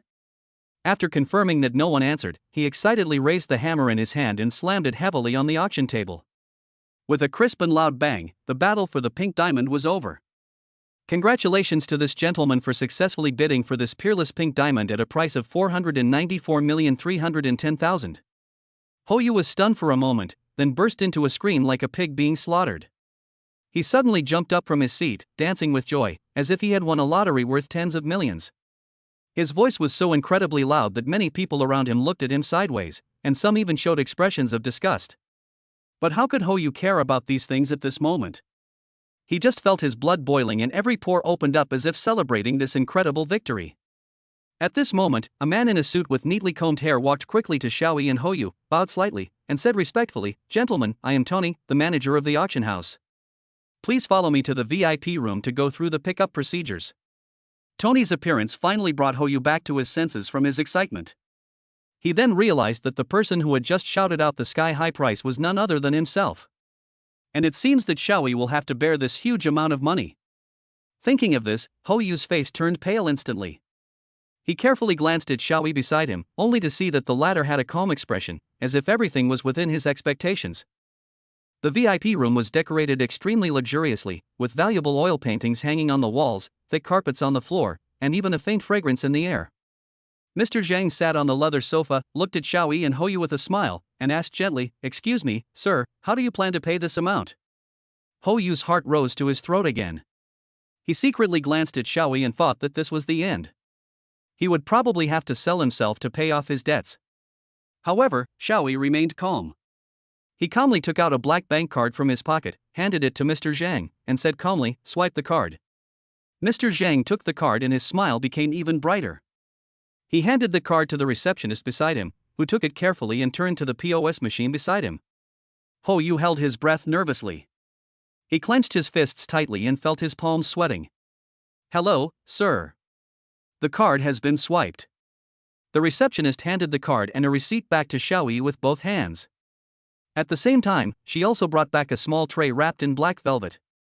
When she slowly opened the velvet cloth, the dazzling pink diamond appeared before everyone's eyes again, radiant and breathtakingly beautiful. Hou widened his eyes and rubbed them in disbelief. After making sure that he was not dreaming, he suddenly raised his hand and slapped himself hard. The crisp sound of the slap was particularly abrupt in the quiet room. He pointed at the pink diamond and stammered, I'm not dreaming, am I?" His gaze turned to Xiaoyi again. He stood up suddenly, bowed deeply to Xiaoyi, and said loudly, "Brother Xiao, Hou, will only recognize you as my friend in this life." He was so excited that he spoke incoherently. You are simply my idol. From now on, my life belongs to you." Yain happened to pass by the VIP room and saw the scene inside through the half-open door. She covered her mouth in shock, her beautiful eyes filled with disbelief. She couldn't imagine that a seemingly ordinary delivery man could spend a huge amount of money to buy such a precious diamond. At this moment, she completely understood how huge the gap was between herself and Xiaoyi. Hou was still talking incessantly, but Xiaoyi suddenly raised his hand and motioned for him to be quiet. He looked at Hou, his mouth corners slightly raised, revealing a meaningful smile, and said softly, "Hou, actually." Chapter 43, shocked to hear about a burglary in my house. It was a false alarm and I feel bad. Hou, actually Xiaoyi was about to explain, but was interrupted by Hou excitedly. "Brother Xiao, stop talking, I understand everything. You are being low-key, pretending to be a pig to eat the tiger." I understand everything." Xiaoyi smiled helplessly and didn't explain anymore. He knew in his heart that with Hou's character, he would not believe it even if he explained it. Let's go back first." Xiaoyi stood up and picked up the box containing the pink diamond. The three of them walked out of the auction house, and two bodyguards in black suits were already waiting at the door. They were specially arranged by the auction house to escort VIPs and their auction items home safely. Along the way, Hou was as excited as a child, chattering non-stop. Yain sat quietly aside, occasionally glancing at Xiaoyi with complicated eyes. After returning home, Xiaoyi carefully locked the pink diamond in the safe and then heaved a sigh of relief. Thinking of Su Wanqing's surprised expression when she received this gift, his heart was filled with satisfaction. Money can be earned again if lost. As long as Wanqing is happy, everything is worth it. He changed his clothes and prepared to go to the supermarket to buy some food to reward Su Wanqing in the evening. After leaving the community, Xiaoyi took out his cell phone and called Su Wanqing. "Honey, are you almost home?" "Well, about 10 minutes more."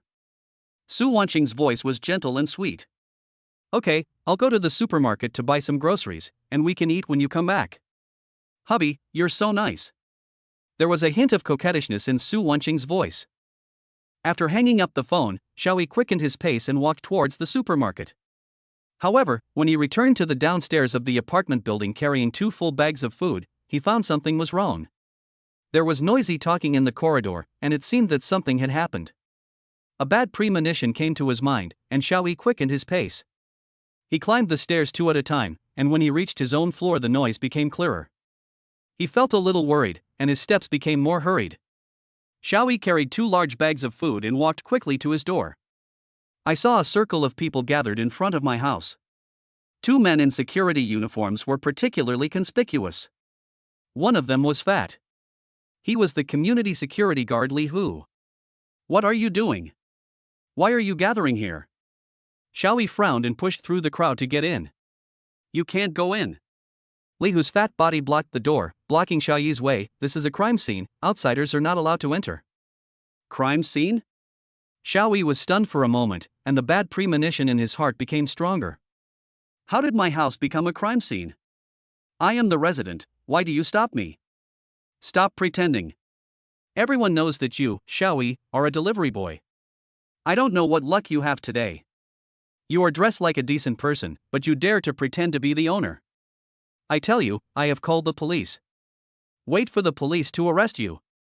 Li Hu pointed at Xiaoyi with disdain on his face. "I'm pretending to be the owner? Li Hu, are you mistaken?"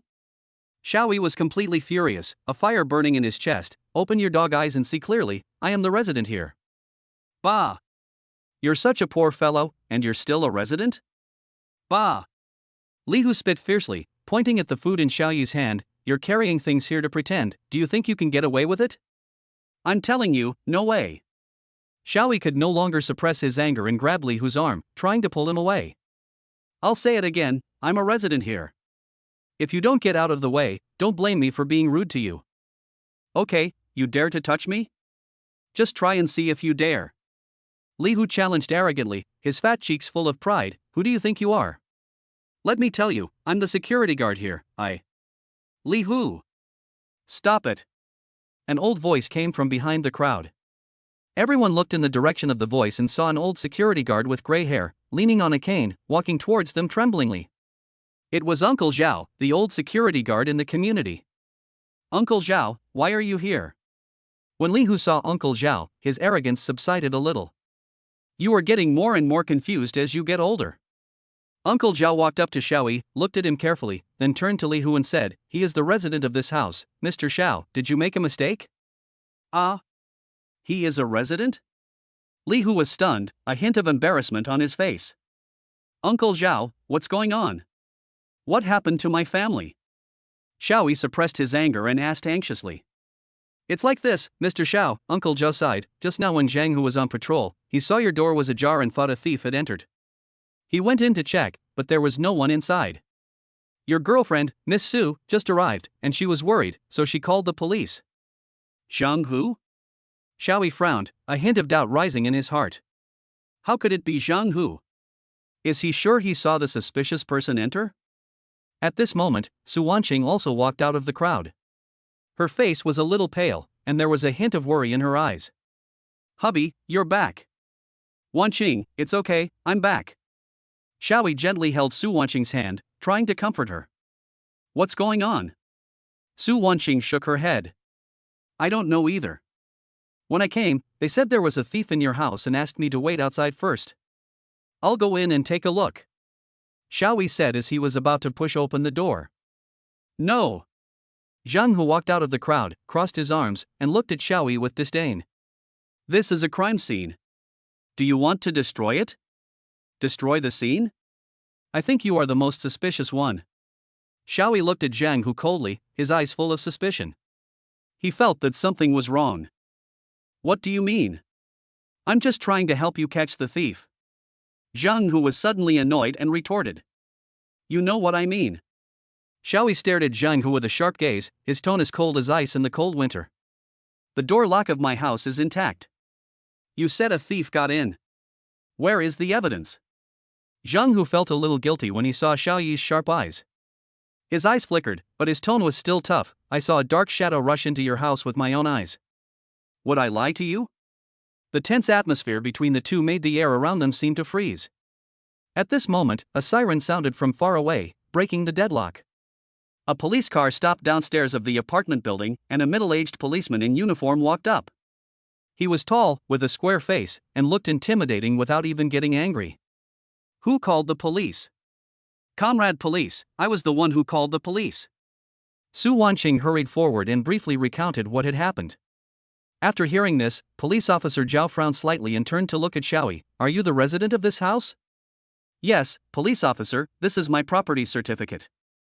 Xiao Yi immediately took out the property certificate and handed it over. Police Officer Zhao checked it carefully and returned the property certificate to Xiao Yi after confirming that it was correct. Let's go in and take a look. Xiao Yi pushed open the door, and a familiar scent of home hit him. He looked around and found the house was clean and tidy as usual, with no signs of anything being disturbed. Honey, can you check if anything is missing? Su Wanqing asked worriedly. She walked to Xiao Yi and gently held his hand. The warmth of his hand made her feel at ease. Xiao Yi carefully checked every corner of the house. Valuables, cash, and even Su Wanqing's jewelry box were all placed intact on the dressing table. No, nothing is lost. He said with a hint of doubt, and turned to look at Officer Zhao, Comrade Police, this. Zhang Hu was jealous when he saw these two people showing affection as if they were alone. How embarrassing it was for a single guy like him. He snorted heavily, trying to attract everyone's attention. I clearly saw someone go in. A dark figure, very fast. Police Officer Zhao looked at Zhang Hu suspiciously, then looked at Xiao Yi and Su Wanqing. After a moment's silence, he said, maybe it was a false alarm. Everyone, please be careful and keep your doors and windows closed in the future. But Zhang Hu wanted to explain, but was interrupted by police officer Zhao. Okay, it's okay, everyone can go home. Police officer Zhao waved his hand, signaling everyone to leave. The crowd gradually dispersed, leaving only Xiaoyi, Su Wanqing, police officer Zhao and Zhang Hu. Comrade police, I really saw it. Zhang Hu was sweating profusely. He pointed at the door of Xiaoyi's house and said firmly, I swear, I definitely didn't see it wrong. Chapter 44, The Shadow Appears, but the public cannot believe it. The truth behind the lost diamond is yet to be found. Zhang Hu's face flushed, and he pointed at the front door of Su Wanqing's house with his neck stiffened. I saw it with my own eyes. A dark shadow rushed in at a whoosh. I saw it clearly at the time. Policeman Lao Zhao frowned, glanced at Zhang Hu suspiciously, and turned to ask security guards Li and Li Sun who were standing nearby, did you see it too? Uncle Li Baoan and Uncle Li Sun Boan looked at each other, hesitating for a long time without being able to make out the truth. Finally, security guard Uncle Li Sun scratched his head and said honestly, I heard it from Xiao Zhang, so he asked me to come along. His eyes flickered as he spoke, and he rubbed his hands nervously. There was a tense and doubtful atmosphere in the air, like a taut string that could break at any time. Policeman Lao Zhao's gaze fell back on Zhang Hu, and his tone became serious. So, apart from you, no one else saw any suspicious figures? Zhang Hu was frightened by policeman Lao Zhao's sharp eyes. He scratched his ears and cheeks nervously, and beads of sweat oozed from his forehead. I really saw it. Zhang Hu was so anxious that he almost jumped up and down. He felt that everyone around him was looking at him with suspicion, as if they were looking at a clown. How could I joke about such a thing? Police comrade, you have to believe me. The people around him were indifferent. Some crossed their arms and watched the fun, some lowered their heads to play with their mobile phones, and some had already started whispering, like a group of buzzing flies, disturbing Zhang Hu and making him upset. At this moment, Xiaoyi, who had been silent all the time, suddenly spoke, I believe him. Xiaoyi's voice was not loud, but it was clearly heard by everyone. Zhang Hu suddenly raised his head, like a drowning man grabbing a life-saving straw, and looked at Xiaoyi in surprise. The diamond I placed on Wanqing's bed is gone. Xiaoyi's tone was calm, but it was like a bomb that exploded among the crowd. When Zhang Hu heard Xiaoyi's words, his eyes instantly turned red, as if a child who had suffered countless grievances had finally received just support. He excitedly grabbed Xiaoyi's hand and said repeatedly, Brother, do you really believe me? Thank you so much. Xiaoyi gently pulled back his hand, with a hint of helplessness in his tone, I believe you, because I also found some strange things in Wanqing's house. Xiaoyi's words were like a heavy hammer, hitting everyone's heart heavily. He said in a deep voice, not long after Wanqing and I came back, I discovered that a pink diamond worth nearly $500 million that was placed on her bed was missing. As soon as he finished speaking, the people around him were suddenly in an uproar, and they all showed incredible expressions. Some people opened their mouths so wide that a fist could almost be stuffed in, while others gasped, their eyes full of surprise. Policeman Lao Zhao frowned. As Xiaoyi described, the people around him were stunned, as if the priceless pink diamond was shining right before their eyes.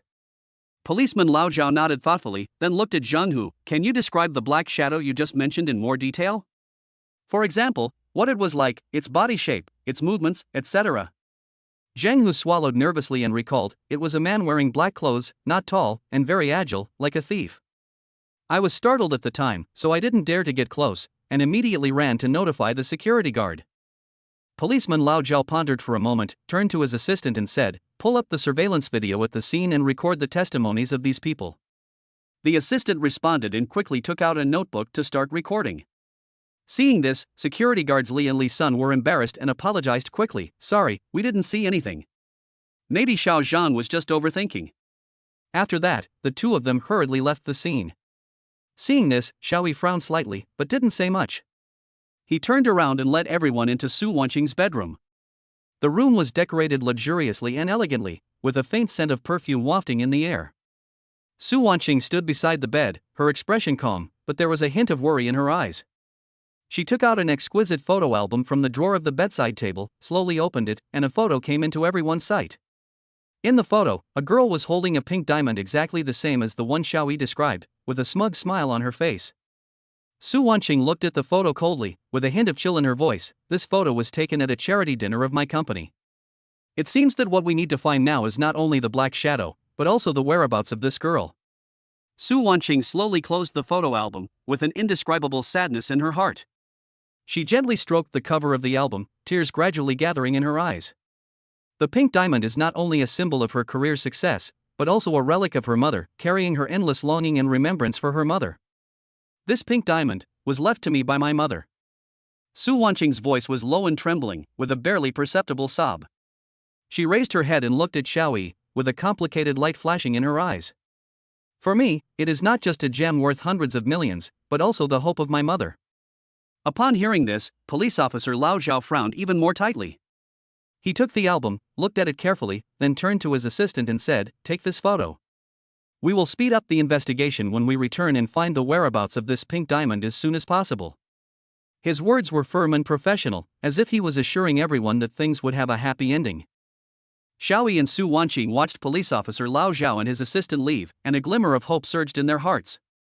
At this time, Li Baoan and Li Sun Baoan uncles came over and said to Xiaoyi with guilt on their faces, "Mr. Xiao, I'm so sorry that we didn't find the shadow in time. It may be because we were standing far away and didn't see it clearly. If necessary, we will definitely do our best to assist in the investigation."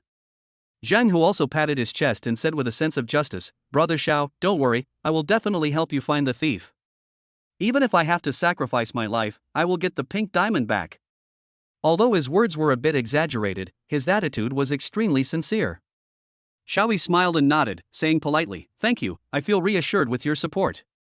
Please rest assured, I will resolve this matter as soon as possible." His tone was calm, showing his gratitude to the security guards while remaining steady and cool. Uncles Li Baoan and Li Sun were relieved to see Xiaoyi being so polite. They nodded to each other, then turned and left, leaving Xiaoyi and Su Wanqing in the house. Su Wanqing let out a soft sigh, walked to the window, and looked into the distance. Xiaoyi walked up to her, patted her shoulder, and said softly, "Don't worry, we will find the truth." At this moment, Zhang Hu suddenly turned around, blinked his eyes, and asked curiously, "Brother Xiao, is that pink diamond really worth 500 million? Xiaoyi smiled slightly, and his words came to an abrupt end, leaving a hint of mystery, as if foreshadowing more unknowns and challenges to come.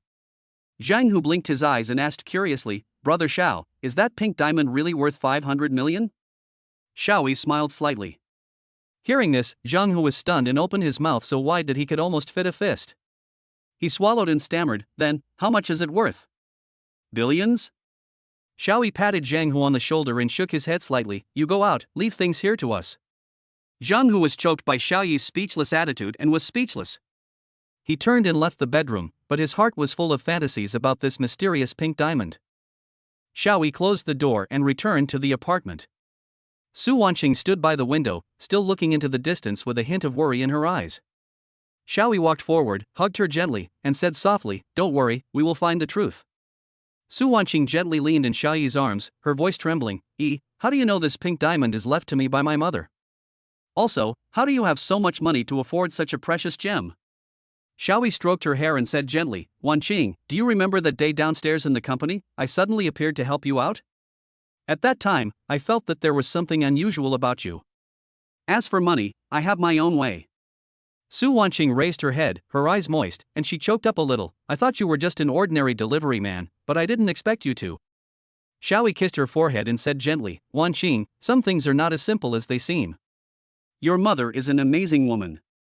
This pink diamond is not only her relic, but also her pride. We will find it together, don't worry."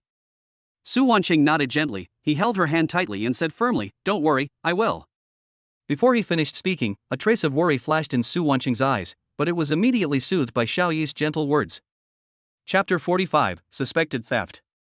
Xiaoyi gently wiped the tears from the corners of Su Wanqing's eyes.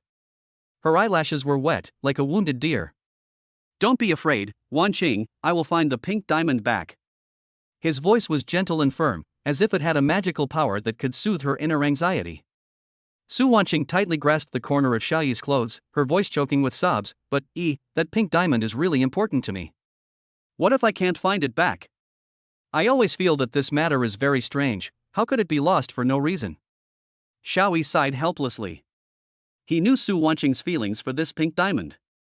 It was not just a gem, but also the only memory left by her mother. "It is a little strange. I will find out." He hugged Su Wanqing tighter, letting her feel his warmth.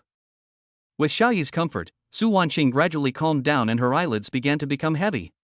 She snuggled tightly in Xiaoyi's arms and fell into a deep sleep not long after. Xiaoyi carefully picked her up, put her back on the bed in the bedroom, and covered her with a quilt. Looking at her peaceful sleeping face, Xiaoyi's eyes were full of pity. Back in his room, Xiaoyi leaned against the head of the bed and began to sort out what had happened today. The theft of the pink diamond is indeed too strange. Surveillance footage showed that no suspicious persons entered or left the apartment building last night. That means the thief could be an insider or even. He shook his head and dispelled the suspicion in his mind. It's not the time to draw conclusions yet, he needs more clues. The next day, the morning light poured into the room through the gaps in the curtains. Su Wanqing answered a phone call, frowned, and hurriedly got up to go out. What's wrong, Wanqing? Xiaoyi asked with concern. There's something urgent at the company and I have to go deal with it. Su Wanqing's voice sounded a little tired. Do you need me to take you there?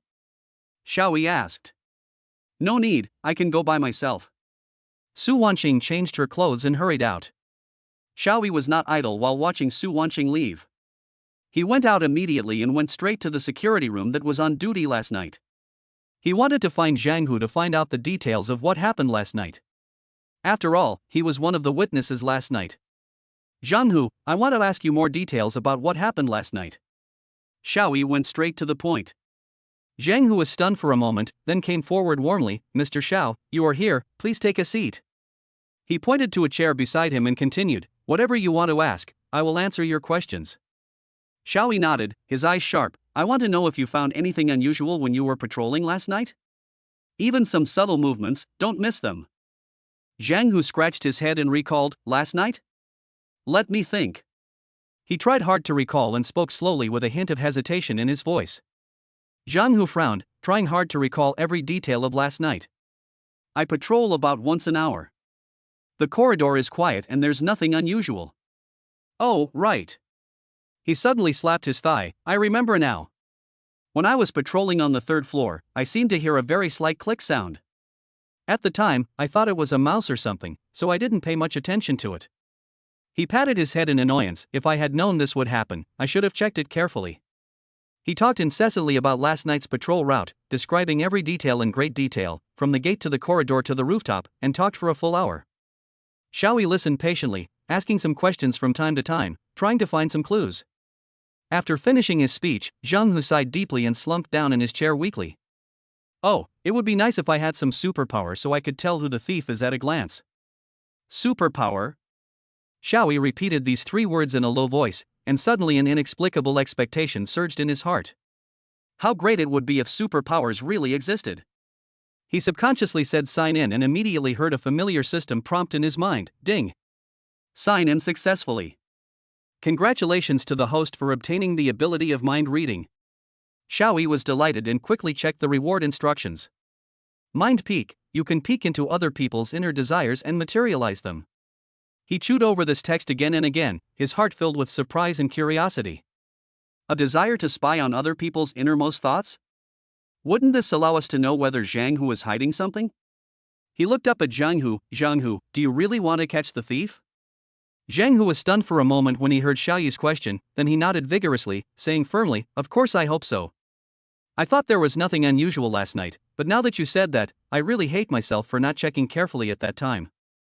Xiaoyi was secretly delighted, he knew that his mind-reading ability could come in handy. He stretched out his hand to signal Zhang Hu to come closer, and said slowly, Zhang Hu, I actually have a way to help us catch the thief. Zhang Hu asked curiously, what's the solution? Mr. Xiao, please don't keep me in suspense.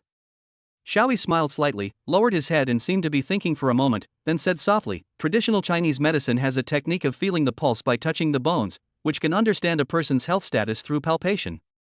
I have learned some of it before, and perhaps through this method, I can help you find some clues. Zhang Hu's eyes lit up when he heard this. He immediately stood up and said excitedly, really? Then you should try it now. Xiaoyi nodded, walked slowly towards Zhang Hu, stretched out his hands, and gently placed them on Zhang Hu's wrists. His fingertips lightly touched the temperature of the skin, and he silently said peek into the heart in his mind. A light warmth flowed through his fingertips, and he instantly caught a glimpse of a hint of anxiety deep in Zhang Hu's heart. Zhang Hu, have you been anxious recently? Is there something that worries you? Xiaoyi whispered with a hint of concern in his voice. Zhang Hu was startled, with a look of surprise on his face. Mr. Xiao, you are really amazing. I am really worried about my mother's condition recently. She has always been in poor health, and this time some problems were found. I am really anxious. Xiaoyi pretended to be calm, but he was actually surprised by the ability to read minds. He comforted her softly, don't worry, it will be fine. By the way, do you think the click sound you mentioned has any special meaning? Zhang Hu fell into deep thought, his brows furrowed, as if he was recalling something. Suddenly, he raised his head abruptly, with a hint of hesitation in his eyes. Mr. Xiao, I actually discovered something last night. Xiaoyi's heart tightened, knowing that Zhang Hu might be about to say something important. He quickly waved his hand to interrupt and said softly, don't worry, calm down first. We'll take it slow, there will always be a way. Zhang Hu nodded, as if infected by Xiaoyi's calmness, and gradually calmed down. He sat down again, but suddenly remembered something and reached out to pat Xiaoyi's shoulder to show his gratitude. Xiaoyi quickly dodged his hand. Thank you, Mr. Xiao. Zhang Hu said sincerely. Xiaoyi smiled and shook his head. You're welcome. We'll definitely find some clues if we work together. By the way, tell me something more about your mother. Maybe I can help. Zhang Hu was about to speak when he saw Xiaoyi's expression suddenly become serious, as if reminding him of something. He quickly took back the words and asked in confusion, Mr. Xiao, what's wrong? Xiaoyi replied softly, wait a moment, let me think about it. His eyes suddenly swept out the window, as if he was thinking about something, and then stopped abruptly. Xiaoyi's eyes suddenly became sharp, like a sword drawn from its sheath, and he looked straight at Zhang Hu, interrupting his recollections of his single history. Zhang Hu, don't talk about your mother for now. We'll talk about this later. The most important thing now is to find the thief. His tone was firm and unquestionable. Zhang Hu was stunned for a moment, then nodded and said hurriedly, yes, Mr. Xiao, you are right, catching the thief is important. What do you want? Xiaoyi retracted his gaze, raised the corners of his mouth slightly, and said with an unquestionable decisive tone, go and check the surveillance video from yesterday to see if there were any suspicious persons in the building. Find all their screenshots and give them to me. He knew that time was running out and he had to identify the suspect as soon as possible. Zhang Hu immediately stood up, ran to the monitoring room, and operated the computer with his fingers quickly. Like a soldier dedicated to his duty, he carefully compared every picture, not missing any clues. After a while, he printed out several screenshots of suspicious people and handed them to Xiaoyi. Xiaoyi took the screenshot and looked through it carefully, with a hint of solemnity between his brows. Some of the people in the photos looked panicked, and some behaved suspiciously. They all have the potential to be thieves. Let's go to the police station now. He called Zhang Hu and strode out of the security room. The two arrived at the police station, and Xiaoyi went straight to Officer Li on duty and handed him the screenshot. Officer Li, I suspect these people are related to the theft of my wife's pink diamond. I hope you can investigate it. His tone was sincere. Officer Li took the screenshot, looked at it carefully, and raised his head again with a hint of helplessness in his eyes. Mr. Xiao, the screenshots you provided are indeed suspicious, but we can't just arrest and interrogate people based on these. We need more solid evidence before we can open a case for investigation. Xiaoyi's heart sank, and he explained anxiously, but, Officer Li, my wife's pink diamond is very important to her. The longer we delay, the slimmer the hope of getting it back. Besides, their behavior is suspicious, they might be thieves. There was a hint of pleading in his tone, hoping that Officer Li could understand his feelings. Officer Li sighed and said earnestly, Mr. Xiao, I understand your feelings. But when we handle cases, we focus on evidence. Without sufficient evidence, we cannot suspect anyone casually. Xiaoyi frowned and paced back and forth anxiously in the lobby of the police station. He took a deep breath and suppressed his anxiety. The light in his eyes gradually dimmed. He had to calm down. There must be other ways. Officer Li looked at Xiaoyi and was about to speak to comfort him, but he saw him suddenly stop and stare at him with an indescribable seriousness. Officer Li, Xiaoyi said calmly, but with a barely perceptible tremor, do you believe that there are superpowers in this world? Chapter 46, Trouble arose during the investigation. Xiaoyi's words were like a stone thrown into a calm lake, causing ripples in Officer Li's heart. He frowned slightly and looked at the young man in front of him. There was an unquestionable determination burning in his eyes, which made Officer Li feel a little shaken. He has been handling cases for many years and has seen all kinds of people, but it is rare to find someone as persistent as Xiaoyi, who also has a hint of strangeness. Superpowers? Officer Li muttered to himself. He certainly didn't believe in superpowers, but Xiaoyi's eyes made him feel that something seemed to be wrong. Perhaps this young man really had some special discovery. Officer Li hesitated for a moment, but finally decided to trust his instincts. He picked up the intercom on the table and said to the other end, "Xiao Zhang, check the person in this screenshot to see if there is any record. Once you find him, bring him to the police station for questioning." After giving the order, Officer Li looked up at Xiaoyi and said in a more gentle tone, "Mr. Xiao, I understand how you feel, but we police officers must be rigorous in handling cases. Let me ask my assistant to check it out. If there is indeed a problem, we will immediately launch an investigation. Please wait here for a moment." After hearing what Officer Li said, Xiaoyi felt a little relieved, but still unwilling to give up. He took a step forward and said earnestly, "Officer Li, can I help with the investigation? I know a little bit about this person, and maybe I can provide some useful clues." Officer Li looked at Xiaoyi, frowned again, and said in an awkward tone, "Mr. Xiao, this is probably against the rules. Besides, this is our internal police matter after all, you." At this time, a young and energetic voice interrupted Officer Li's words, "Captain Li, why are you being polite to him? What does a delivery man know about handling cases? I think he just wants to take advantage of the opportunity to cause trouble."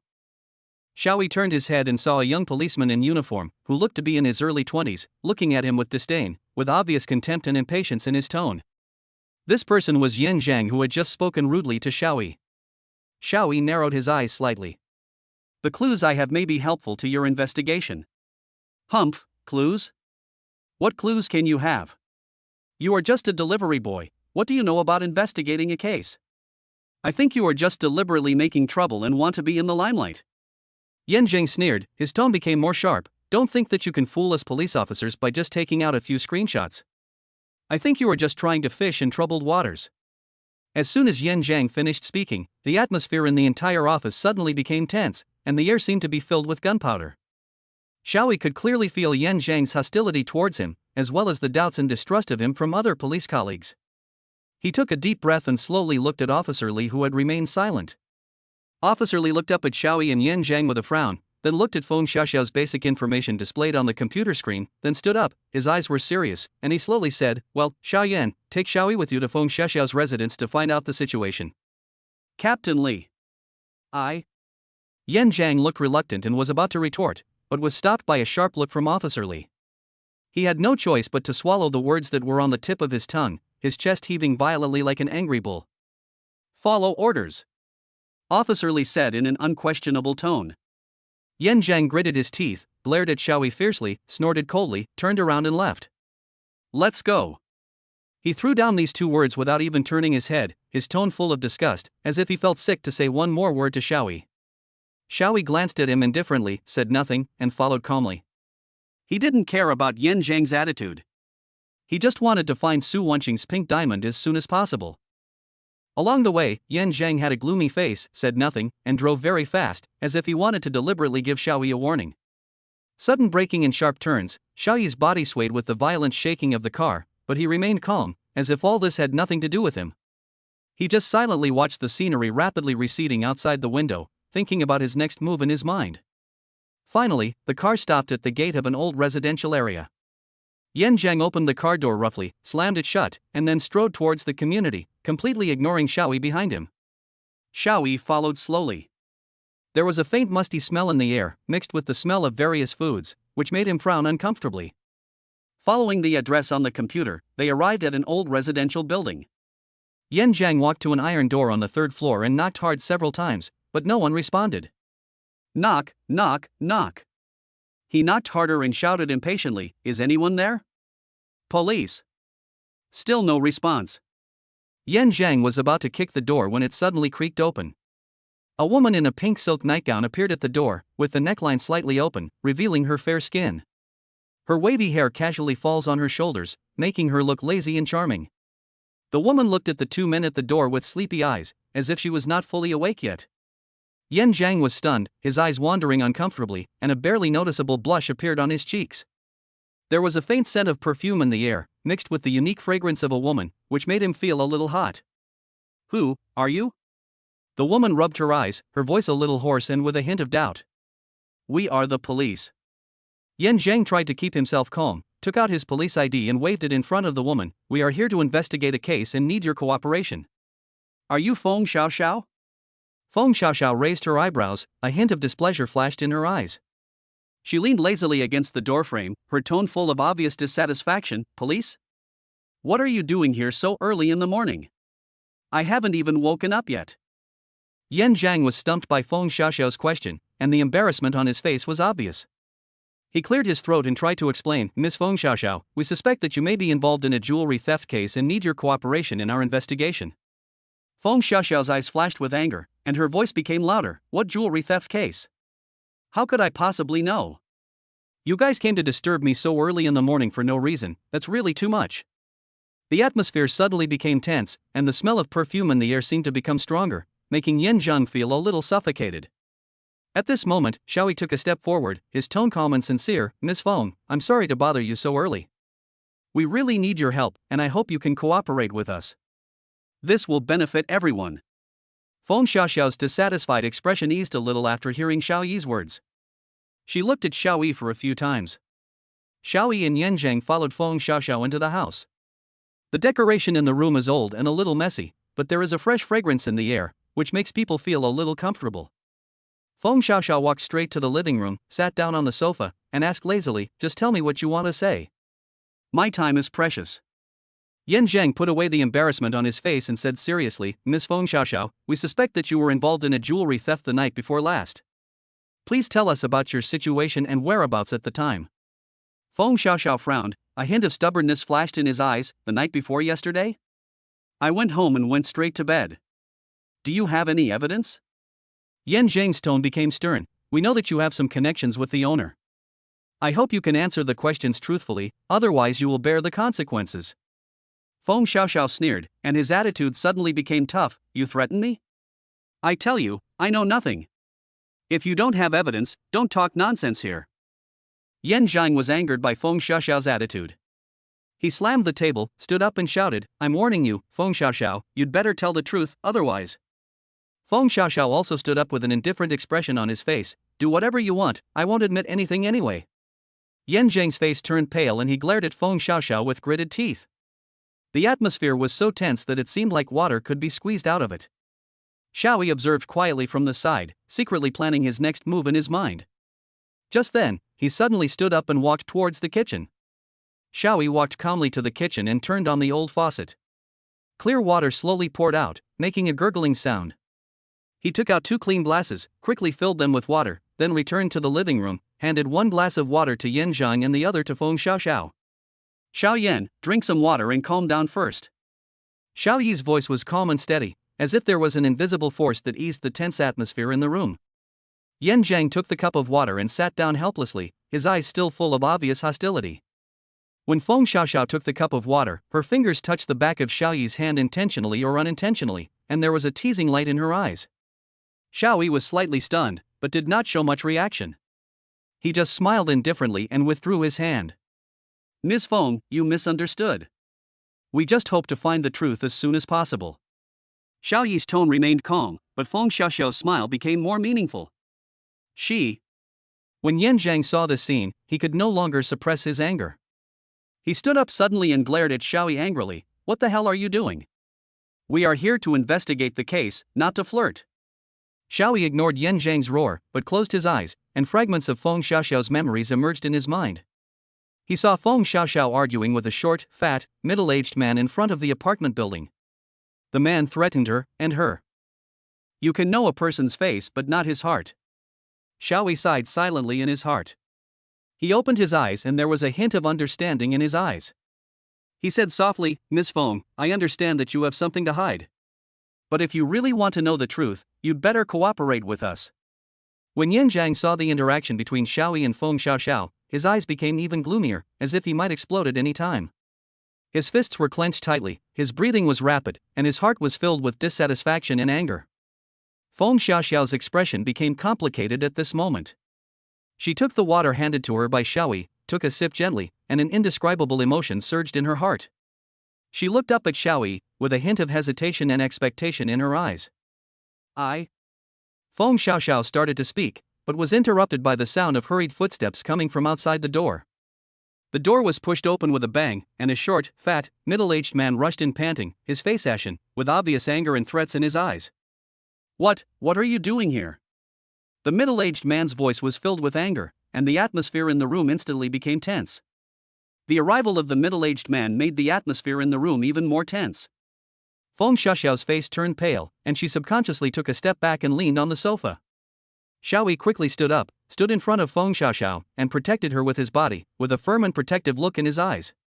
Sir, we are the police and we are investigating here. Who are you? Upon seeing this, Yan Zheng quickly pulled out his police officer ID and asked sternly. The middle-aged man's anger seemed to be slightly suppressed by the sullen momentum, but he still glared at Feng Xiaoxiao. Feng Xiaoxiao took a deep breath, tried to calm herself down, and whispered, "He is my ex-boyfriend, Zhang Ming." Her voice trembled, and she was obviously very uneasy. Zhang Ming's face became even gloomier. He took a step forward and stared at Feng Xiaoxiao fiercely. "Feng Xiaoxiao, what are you doing? Why are you with the police?" His voice was full of threats, which made people feel chilled. Seeing this, Yan Zhang immediately became alert, put his hand on the baton at his waist, ready to respond to any emergency at any time. Xiaoyi stood calmly in front of Feng Xiaoxiao, using his eyes to comfort her, and said to Zhang Ming, "Mr. Zhang, we are investigating a jewelry theft case and need Ms. Feng Xiaoxiao's cooperation." "Is there anything you need to explain?" Zhang Ming's gaze swept back and forth between Xiaoyi and Yan Zhang, finally falling on Xiaoyi, revealing a complex hostility in his eyes. He smiled coldly and said, "I have nothing to say. Feng Xiaoxiao, you'd better tell the truth, otherwise." He didn't finish his words, but the threat was already very obvious. Xiaoyi already roughly understood the reason why Feng Xiaoxiao appeared in the apartment building. She was obviously threatened and oppressed by Zhang Ming. He tilted his head slightly and whispered to Feng Xiaoxiao, "Miss Feng, don't be afraid, we will protect you.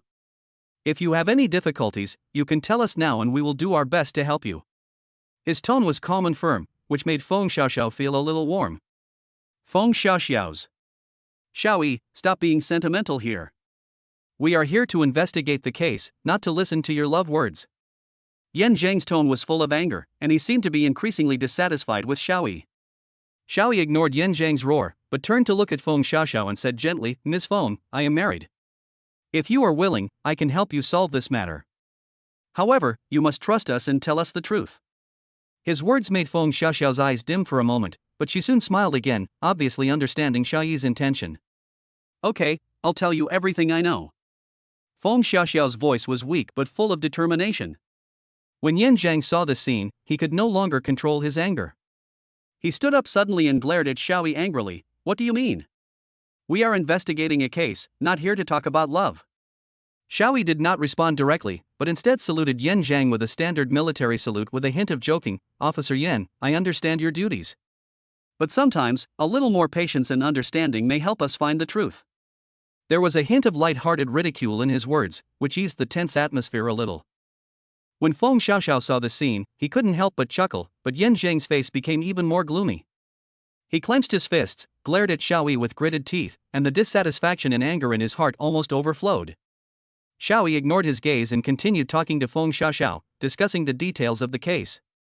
Just when Yan was about to get angry again, Xiaoyi suddenly turned to Zhang Ming. His eyes became sharp. "Mr. Zhang Ming, we hope you can cooperate with the investigation.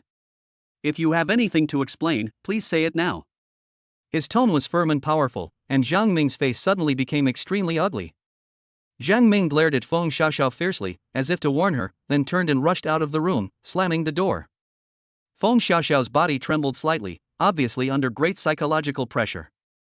Seeing this, Xiaoyi patted Feng Xiaoxiao's shoulder gently and comforted her. "Don't be afraid, we will take care of everything." His voice was full of warmth and determination. Yan Zhang watched the scene, and the dissatisfaction in his heart became even more uncontrollable, but he could only grit his teeth and force himself to calm down. He knew that if they didn't find the truth soon, their investigation would not be able to continue. Feng Xiaoxiao took a deep breath and finally said, "Okay, I'll tell you everything I know." Her tone was full of determination, yet a little helpless. Yan Zhang snorted coldly, but did not interrupt again. Xiaoyi listened quietly, thinking about his next move in his mind. At this moment, the sound of Zhang Ming's footsteps was heard outside the door, as if foreshadowing that a bigger storm was coming. Chapter 47, Xiaoyi, the suspect, encounters Chen Huijie's memory and reveals new feelings. Xiaoyi looked at Feng Xiaoxiao, the corners of his mouth slightly raised, and suddenly imitated the police in Hong Kong movies, raised his hand to salute in a not-so-standard way, and said solemnly, "Madam, please cooperate with the investigation." His sudden action made Feng Xiaoxiao, who was originally on edge, burst out laughing, and the tear marks at the corners of her eyes seemed less abrupt. Yain frowned even more tightly. He felt that Xiaoyi was just fooling around and had undermined the dignity of the police.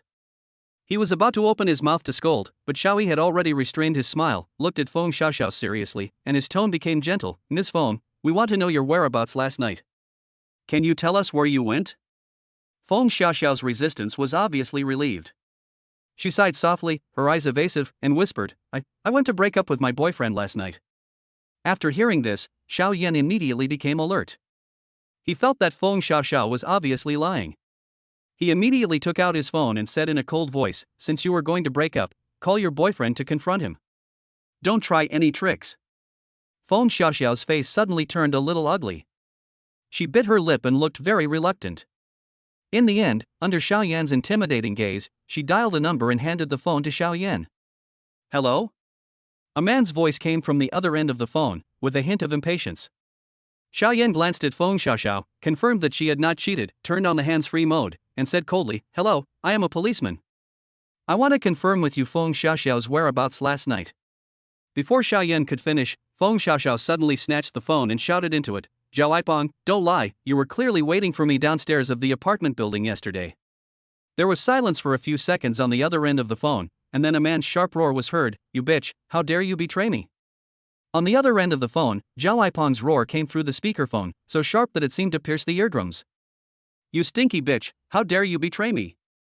I waited for you with good intentions last night, and you dared to call the police to arrest me?" Feng Xiaoxiao turned pale after being scolded, and the tears that had just stopped in her eyes welled up again. She bit her lower lip tightly, her body trembling slightly, but she couldn't utter a word. Xiaoyan frowned even more. He snatched the phone and said coldly into the receiver, "I'm a policeman. I'm asking you formally, Zhao Aipeng, where were you last night? Where were you when you broke up with Feng Xiaoxiao?" Zhao Aipeng felt as if his neck was strangled, and his arrogance just now disappeared without a trace. His tone became cautious, with a hint of flattery, Officer, please don't misunderstand me. I didn't do anything illegal. I broke up with Feng Xiaoxiao last night, in a cafe, right downstairs from her apartment." Xiaoyan sneered, "Then why did Feng Xiaoxiao say that you were waiting for her downstairs in the apartment building?"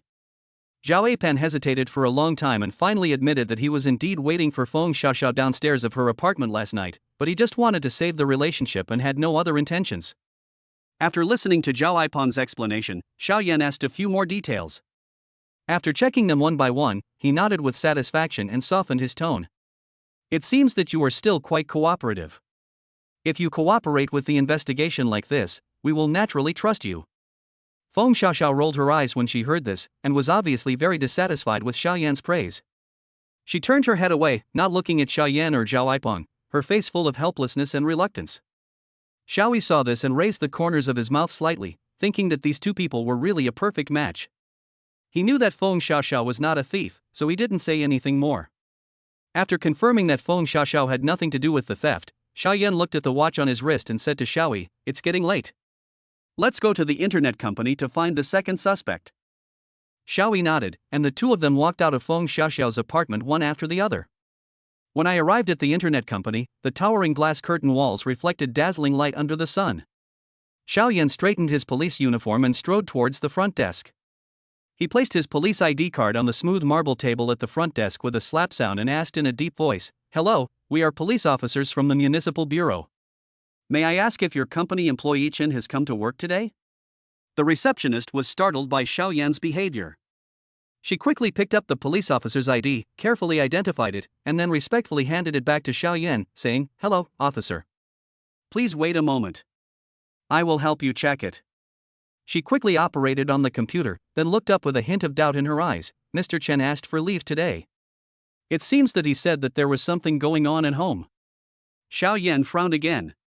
He stared at the receptionist and asked in a cold tone, "Then do you know where he lives?" The receptionist hesitated for a moment, but finally, under the stern gaze of the police officer, she truthfully told Chen's address, which was an old shared housing complex.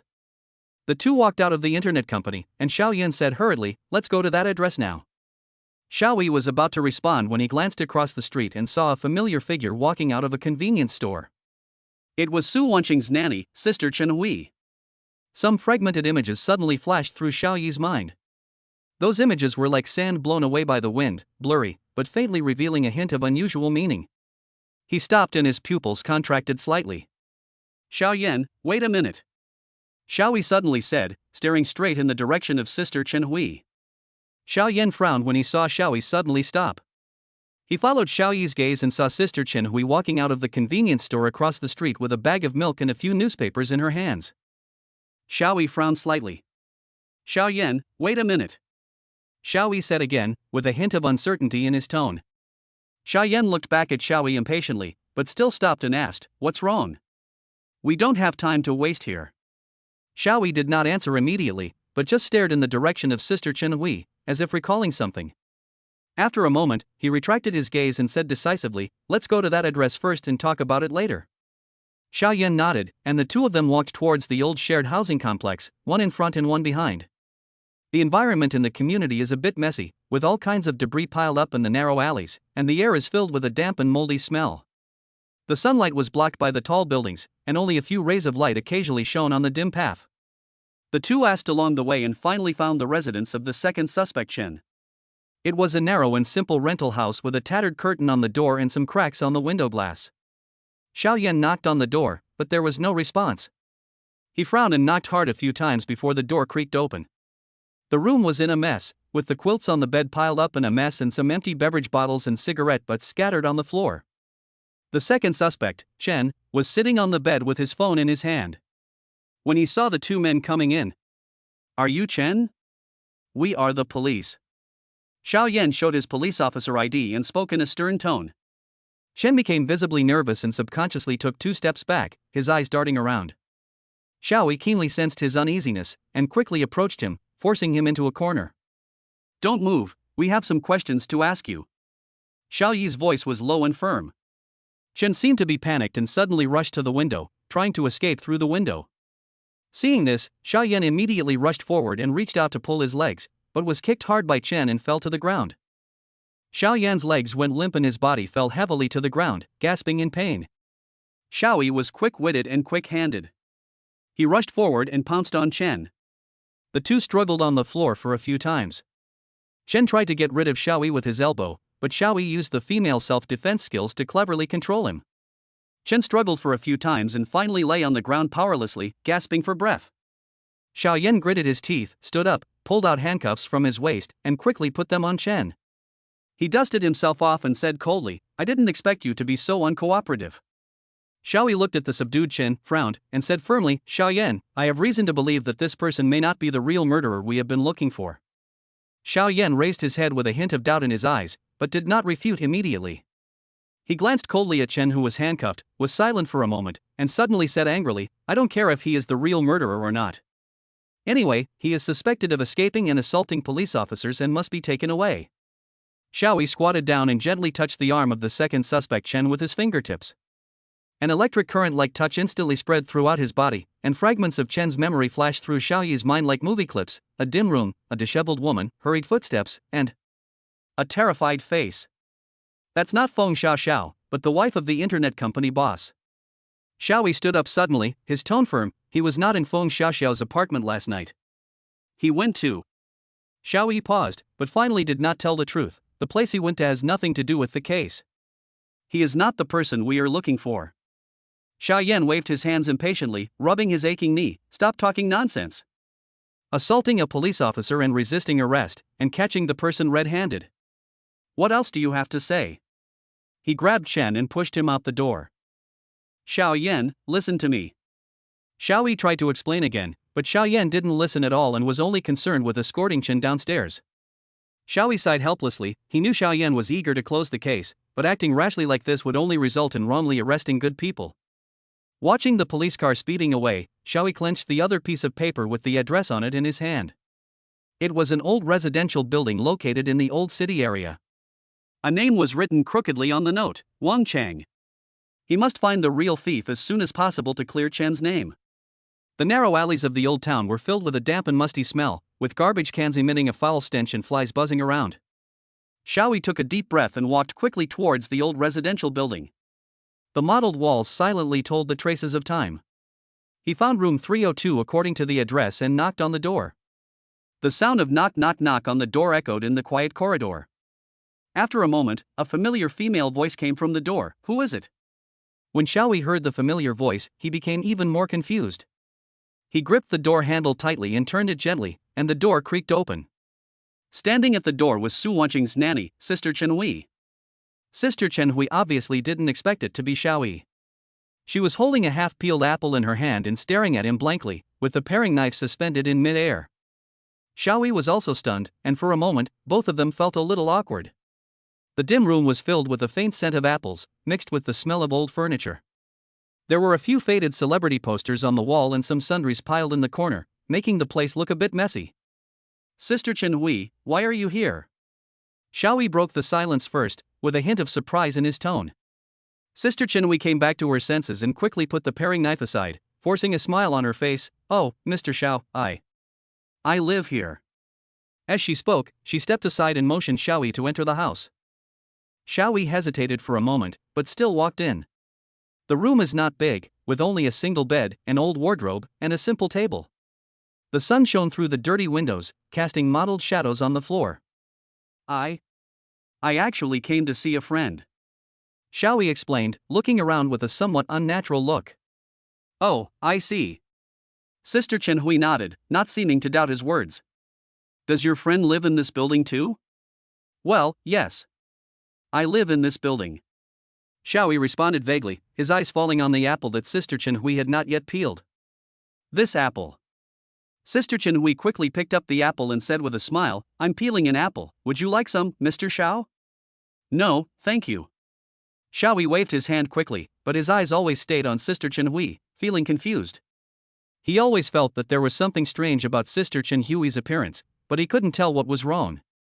Then, Mr. Xiao, which floor does your friend live on?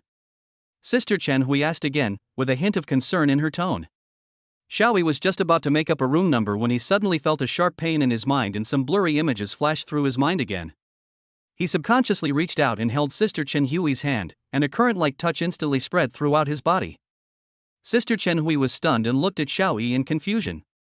In Xiaoyi's mind, those blurry images gradually became clear. Under the dim light, a young man, tall and with a vicious face, was yelling at Sister Chenhui, "Where's the money? Where's my money? You old man, have you hidden the money again?" The man snatched the wallet from Sister Chenhui's hand, rummaged through the money inside, and kept cursing. Sister Chenhui lowered her head, her body trembling slightly, but she did not dare to resist. Xiaoyi suddenly withdrew his hand, his face turned pale. He looked at Sister Chenhui. Mr. Xiao. Xiao, what's wrong with you? Sister Chenhui noticed that something was wrong with Xiaoyi and asked with concern. Xiaoyi took a deep breath and tried to calm himself down. He looked at Sister Chenhui and spoke slowly. Sister Chenhui, do you know this person? Chapter 48, The Mystery of the Su Family is Getting Thicker. Xiaoyi shook his head slowly, suppressing the image of Sun Xiaohao in his mind. It's okay, I just felt a little dizzy. He forced a smile. Sister Chenhui, your son, what kind of work does he usually do? Sister Chenhui sighed, and the wrinkles on her face deepened. Oh, don't mention it. This child has been a worry to his father since he was young. Now that he's grown up, he's even more worried. As she spoke, her eyes became red again. His father passed away early, and I was the only one in the family who raised him. I've suffered all kinds of hardships. But this child is not ambitious. He doesn't study hard, and changes jobs every few days. Now he's doing odd jobs at the Su family mansion. Xiaoyi's heart tightened. The Su family? How is Sun Xiaohao related to the Su family? Could it be that? He suppressed his uneasiness and asked casually, the Su family? That's a wealthy family. It's not bad for Xiaohao to work there. Sister Chenhui smiled bitterly. What's good about it? He's just a handyman. Alas, this child has been spoiled since childhood and can't endure any hardship. He complains about the hard work and low salary every other day. Speaking of which, if his father were still alive. Sister Chen Hui began to wipe her tears again, her tone full of helplessness and bitterness. Mom! What are you crying about again? A loud shout came from the room, and then a tall figure rushed out. It was Sun Xiaohao. His face was full of anger and his eyes were red, as if he had just cried. If my dad were still alive, would our family be like this? From childhood to adulthood, when have I ever worn a nice piece of clothing or eaten a good meal? Why should other children live in luxury while I have to live such a hard life? Shut up! Sister Chen Hui stood up suddenly and slapped Sun Xiaohao in the face. How dare you say that? If you hadn't studied hard and worked hard, would our family be in this state? Sun Xiaohao covered his face and glared at Sister Chen Hui. I've had enough. I don't want to stay in this house for a moment. He turned and rushed out of the room, slamming the door heavily. Sister Chen Hui sat back in her chair dejectedly, her eyes blurred by tears again. Mr. Xiao, I'm sorry to have embarrassed you, she said chokingly. Xiaoyi looked at Sister Chen Hui's haggard appearance and felt mixed emotions. He stood up and comforted her. Sister Chen Hui, don't worry too much. Xiaohao is still young and will be sensible. I hope so. Sister Chen Hui sighed weakly. Xiaoyi walked to the door, as if he suddenly remembered something, and turned around to ask, by the way, Sister Chen Hui, when does Xiaohao usually go to the Su family? Sister Chen Hui shook her head, wiped the tears from the corners of her eyes, and said in a flat tone, the time he goes to the Su family is not fixed, sometimes early, sometimes late. However, he should go to Miss Su's residence to pick me up today. Xiaoyi nodded, and he became more convinced that Sun Xiaohao had an unusual connection with the Su family. He patted Sister Chen Hui on the shoulder and comforted her. Sister Chen Hui, don't worry, I will help you find a solution. After that, he turned and left Sister Chen Hui's house, his heart full of doubts and determination. The moment he walked out of Sister Chen Hui's house, Xiaoyi took a deep breath of the cold air, and the doubts in his heart grew stronger.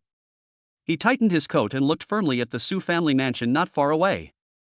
The Su family is a wealthy and powerful family in Longcheng. Once upon a time, the Su family's glory was almost unmatched. However, the good times did not last long. The rise and fall of the Su family was like the cycle of history. By the third generation, the family's glory had begun to fade. Today, although the Su family is still wealthy, internal conflicts and disputes are becoming increasingly severe. The Su family's mansion is located in the most prosperous area of Longcheng. The tall walls and iron gates give people a solemn and mysterious feeling. Xiaoyi walked slowly along the wide street, constantly recalling the clues related to Sun Xiaohao in his mind. He felt that every step he took was based on a huge mystery, and the solution to this mystery might affect the fate of him and Su Wanqing. Finally, he arrived at the gate of the Su family mansion. The iron gate was closed. A middle-aged man was sitting leisurely in the guardroom, occasionally looking up at the door. Xiaoyi took a deep breath, walked to the guardroom, and knocked on the window politely. Hello, I'm looking for Sun Xiaohao, he's a servant of the Su family. Xiaoyi's voice was steady and firm, with an unquestionable light in his eyes. Upon hearing this, the security guard Li Baoan frowned, looked at Xiaoyi vigilantly, and finally said, Who are you? Sun Xiaohao didn't come to work today. What do you want from him? As Xiaoyi finished speaking, a black Lincoln sedan slowly drove up and stopped at the door of the Su family mansion. The car window slowly lowered, revealing a familiar face. It was Sun Xiaohao. He was wearing a brand new suit today and his hair was combed sleekly, looking completely different from his previous decadent appearance. Seeing Xiaoyi standing at the door, a hint of surprise flashed across Sun Xiaohao's face, and then a sneer appeared at the corner of his mouth. Hey, isn't this Xiaoyi, the delivery man? Why, he's delivering food to the Su family, he said with contempt and a hint of sarcasm. Xiaoyi ignored Sun Xiaohao's sarcasm, walked straight to the car window, and stared at him sharply. Sun Xiaohao, I have something to ask you. Sun Xiaohao smiled disdainfully and rolled down the car window. What can I say to you? Get out of my way. Xiaoyi did not move, his tone was low and firm. There are some things you must explain to me clearly. Sun Xiaohao's face changed. What do you want to do? Just then, the back door of the Lincoln opened and a young man in a suit and tie got out. He is tall, with handsome features and a hint of arrogance between his brows. It was Su Yuqian, a member of the Su family. What's going on? Su Yuqian asked in a bad tone, his eyes sweeping over Xiaoyi with a hint of contempt. Brother Yuqian, this is the delivery man. I don't know how he found his way here and he's blocking my way. Sun Xiaohao hurriedly ran to Su Yuqian and said something exaggerated. Su Yuqian looked Xiaoyi up and down, a sneer appearing on the corner of his mouth. Who are you? What are you doing here at the Su family? I'm here to propose marriage. Xiaoyi said calmly, looking straight at Su Yuqian without any fear. Su Yuqian was stunned for a moment, then burst into laughter. Propose marriage? You? Don't you see your own status? Are you worthy enough to come to the Su family to propose marriage? His laughter was full of disdain and ridicule. It doesn't matter who I am. What's important is that I like Su Wanqing and I want to marry her. Xiaoyi said in a firm tone. Wishful thinking. Su Yuqian's face darkened. Su Wanqing is my fiancée. Who do you think you are? How dare you set your sights on her? Fiancé? Xiaoyi sneered, I am Su Wanqing's husband. Su Yuqian laughed in anger, took a step forward, and grabbed Xiaoyi by the collar. You're looking for death. Xiaoyi met Su Yuqian's gaze without fear. I advise you to let me go. Su Yuqian sneered and pushed Xiaoyi away. You dare to challenge me? Xiaoyi staggered back a few steps and grabbed Su Yuqian's wrist. His eyes were cold as he stared into Su Yuqian's eyes, his voice low and firm. I came here today to figure out some things. The air around him seemed to freeze, the doorman Li Baoan widened his eyes nervously, and Sun Xiaohao was even paler, as if he had a premonition of something ominous. Su Yuqian was shocked by Xiaoyi's aura for a moment, but he quickly regained his usual arrogance, with a sneer on his lips. You are courting death. He tried hard to break free from Xiaoyi's restraints, but Xiaoyi's hand was like an iron clamp, holding his wrist tightly without loosening. The moment the two looked at each other, a blurry picture suddenly emerged in Xiaoyi's mind. He seemed to see a different perspective, as if he saw a completely different world through Su Yuqian's eyes. The surrounding sounds became blurred, and only the strong sense of malice and expectation filled the air, covering the entire Su family mansion like a thick fog. Xiaoyi frowned slightly. He felt a strange and powerful force surging into his mind, and those scattered fragments of memory were quickly pieced together like a puzzle. He saw a card table and a middle-aged man, Zhao Zhengyan, who was holding a card tightly in his hand with a victorious smile on his face. On the other side, Song Shizong had a grim look on his face, and it was obvious that he had been defeated miserably. You, who are you? Su Yuqian's voice was trembling. Xiaoyi's eyes became more determined, and he whispered, there are some secrets you don't want me to know, right? Chapter 49, Things become clearer when I arrive at Su's residence. On Xiaoyi's mahogany desk, the chips were piled up like a mountain, reflecting a dazzling light. A slightly fat middle-aged man with a greasy smile on his face. He was Zhao Zhengyan. He was holding a card tightly in his hand, which seemed to be a symbol of victory. Opposite him, a man in a suit had a livid face and veins bulging on his forehead. It was obvious that he had lost all his money. He was Song Shizong. The air was filled with a strong smell of cigarettes mixed with the nauseating smell of money. Ha ha ha, Mr. Song, thank you for your courtesy. Zhao Zhengyan laughed so hard that he fell backwards, revealing a mouthful of yellow teeth, and his voice was sharp and piercing. Song Shizong glared at him fiercely, spat at him fiercely, and left without saying a word, full of anger. Xiaoyi's gaze switched again, and Su Yuqian was already sitting opposite Zhao Zhengyan with a confident smile on his face. He picked up the cards, examined them carefully, and a smug look appeared on his face. Uncle Zhao, I'm lucky today. Why don't we play something bigger? Su Yuqian's voice was a little provocative, revealing the arrogance unique to young people. Zhao Zhengyan narrowed his eyes, looked at Su Yuqian, and said with a smile, okay, young people are bold, I like it. How do you want to play? Su Yuqian raised a wicked smile, how about a game to decide the winner? Zhao Zhengyan looked at him and said with a half smile, oh? One round to decide the winner? Great. I like it. I'm just afraid you can't afford to lose. Su Yuqian looked at Zhao Zhengyan, then looked at the cards in his hand, and said confidently, how could I lose, Uncle Zhao, are you ready for the money? Zhao Zhengyan looked at Su Yuqian with a puzzled expression on his face. Su Yuqian bet all his chips on it, with a hint of excitement in his tone, I'm all in. Seeing that Su Yuqian had taken the bait, Zhao Zhengyan pushed all his chips out, with a smile of confidence on his face. Finally, Su Yuqian's smile froze on his face. The cards in his hand felt like a hot potato. He looked at the cards on the table in disbelief, and his face turned pale instantly. How could it be possible? He muttered to himself, as if he had lost his soul, and his whole body was wilted. Young people are still too naive. Zhao Zhongyan laughed proudly. Su Yuqian gritted his teeth unwillingly and shouted to the housekeeper behind him, "Go and get me another 300 million chips." Soon, new chips piled on the table again. However, fate did not seem to favor him. After a while, Su Yuqian lost all his chips again. His face was full of unwillingness, his body was shaking slightly, and the bloodshot in his eyes was clearly visible, like a gambler who had lost all his money and had lost his mind. "Come again. Bring me more money. I must win it back," he roared hysterically, as if he was possessed by a demon. Xiaoyi came out of that strange state. He stared at Su Yuqian closely and said in a cold tone, "Now, take me into the Su family." Su Yuqian lost his temper and the dam of rationality collapsed completely. He stood up suddenly, grabbed Zhao Zhongyan by the collar, and spit in his face, "You are cheating.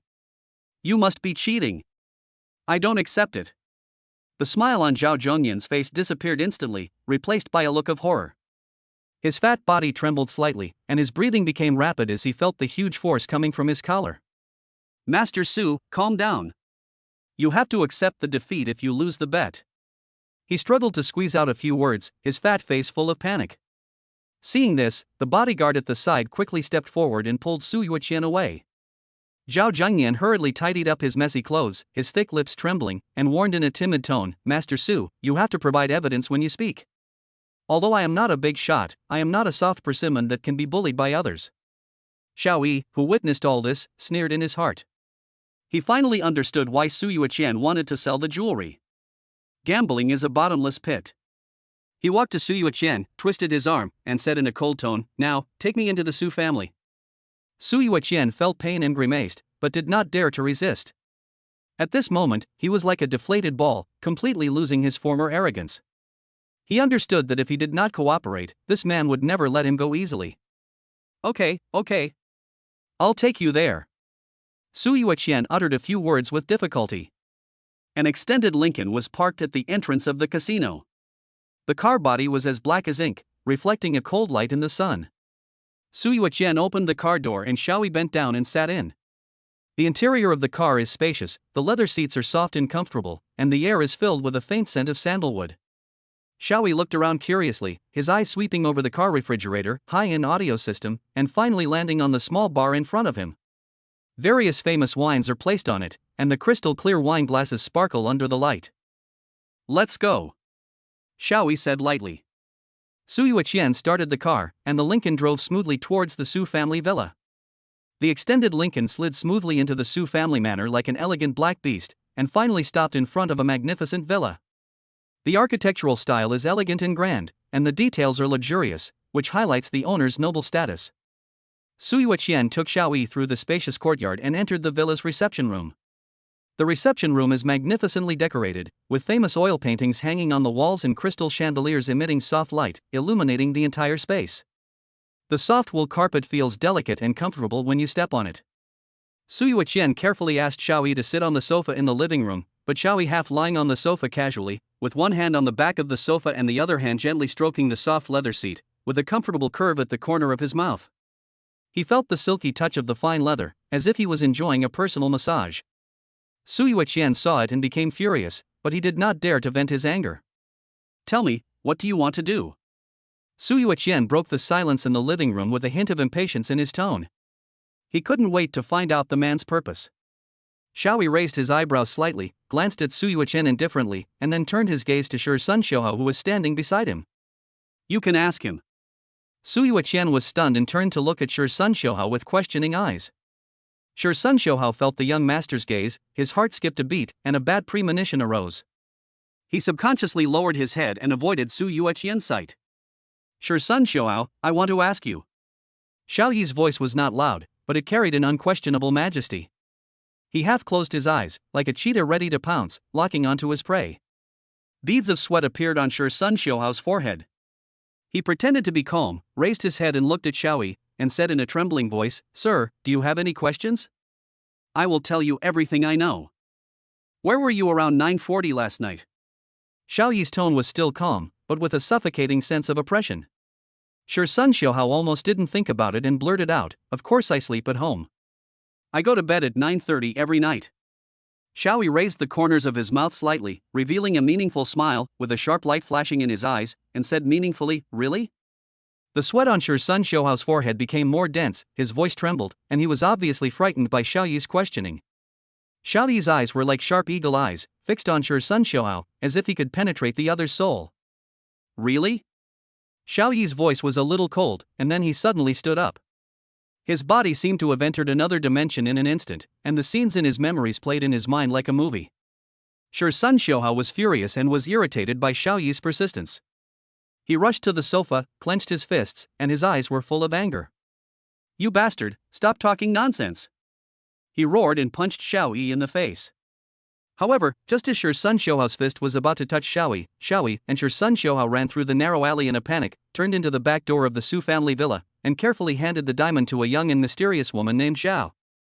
"Miss, the diamonds are here."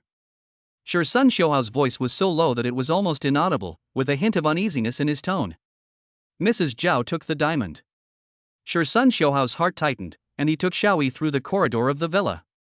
The sound of his footsteps echoed in the quiet night, as if foreshadowing some unspeakable uneasiness. At the end of the corridor, a gorgeous carved wooden door slowly opened, and Mrs. Su's figure looked particularly majestic under the light. "Mrs. Su, this gentleman has something important to discuss with you." Sun Shouhao's voice trembled as he led Xiaoyi to Mrs. Su. Mrs. Su's eyes were as sharp as a sword. She glanced at Xiaoyi coldly, frowning slightly. "Tell me, what's the important matter?" Xiaoyi smiled slightly, a deep light flashed in his eyes, and a playful arc appeared at the corner of his mouth. "Mrs. Su, I want to know, where is this pink diamond hidden?" Before he finished speaking, there was a sudden sound of hurried footsteps. Chapter 50, Different Minds During the Confrontation. Sun Shouhao lowered his head even more. He carefully took out an exquisite velvet box from his pocket and handed it to Mrs. Su with both hands. The material of the box is soft and delicate, and it glows faintly under the light, as if foreshadowing the treasure hidden inside. Mrs. Su's eyes instantly became eager. She couldn't wait to take the box and open it. A pink diamond lay quietly in it, emitting charming light. The diamond's facets are flawless, like a crystal-clear pink heart, exuding breathtaking beauty. Mrs. Su's breathing quickened slightly. She gently stroked the edge of the diamond with her fingers and a satisfied smile appeared on her face. "Well done." Mrs. Su looked up at Sun Shouhao with a hint of appreciation in her tone. "You did a very safe and stable job this time and did not let me down." Although there was a smile on her face, her eyes still carried the majesty of a superior, making people dare not approach her easily. Sun Shouhao felt Mrs. Su's approval and secretly breathed a sigh of relief. He quickly bent down and said sincerely, "Madam, you are too kind. It is my honor to work for the Su family. My life, Sun Shouhao, will always belong to the Su family." His words were sonorous and powerful, full of loyalty and determination, and people did not feel any hypocrisy at all. Just then, a servant came hurriedly and broke the brief peace. "Madam, the master is back." The servant's voice, with a hint of panic, broke the silence of the corridor. Mrs. Su's expression changed slightly, but she immediately regained her composure, put the pink diamond back into the box, and closed the box. She glanced at Xiao Ling, who was standing beside her, and signaled with her eyes. Xiao Ling immediately understood. She walked up to Mrs. Su and said respectfully, "Aunt, leave the diamond to me for safekeeping." Her voice was clear and pleasant, with a hint of the liveliness of a young girl. Mrs. Su nodded, handed the box to Xiao Ling, and glanced at Sun Shouhao. "Shouhao, you've worked hard today. Go back and have a rest. I have things to do at home, so I won't keep you for dinner today." "I understand, ma'am." Sun Shouhao did not complain at all and responded respectfully, as if this was all a matter of course. Mrs. Su nodded slightly in response, then turned and walked towards the reception room.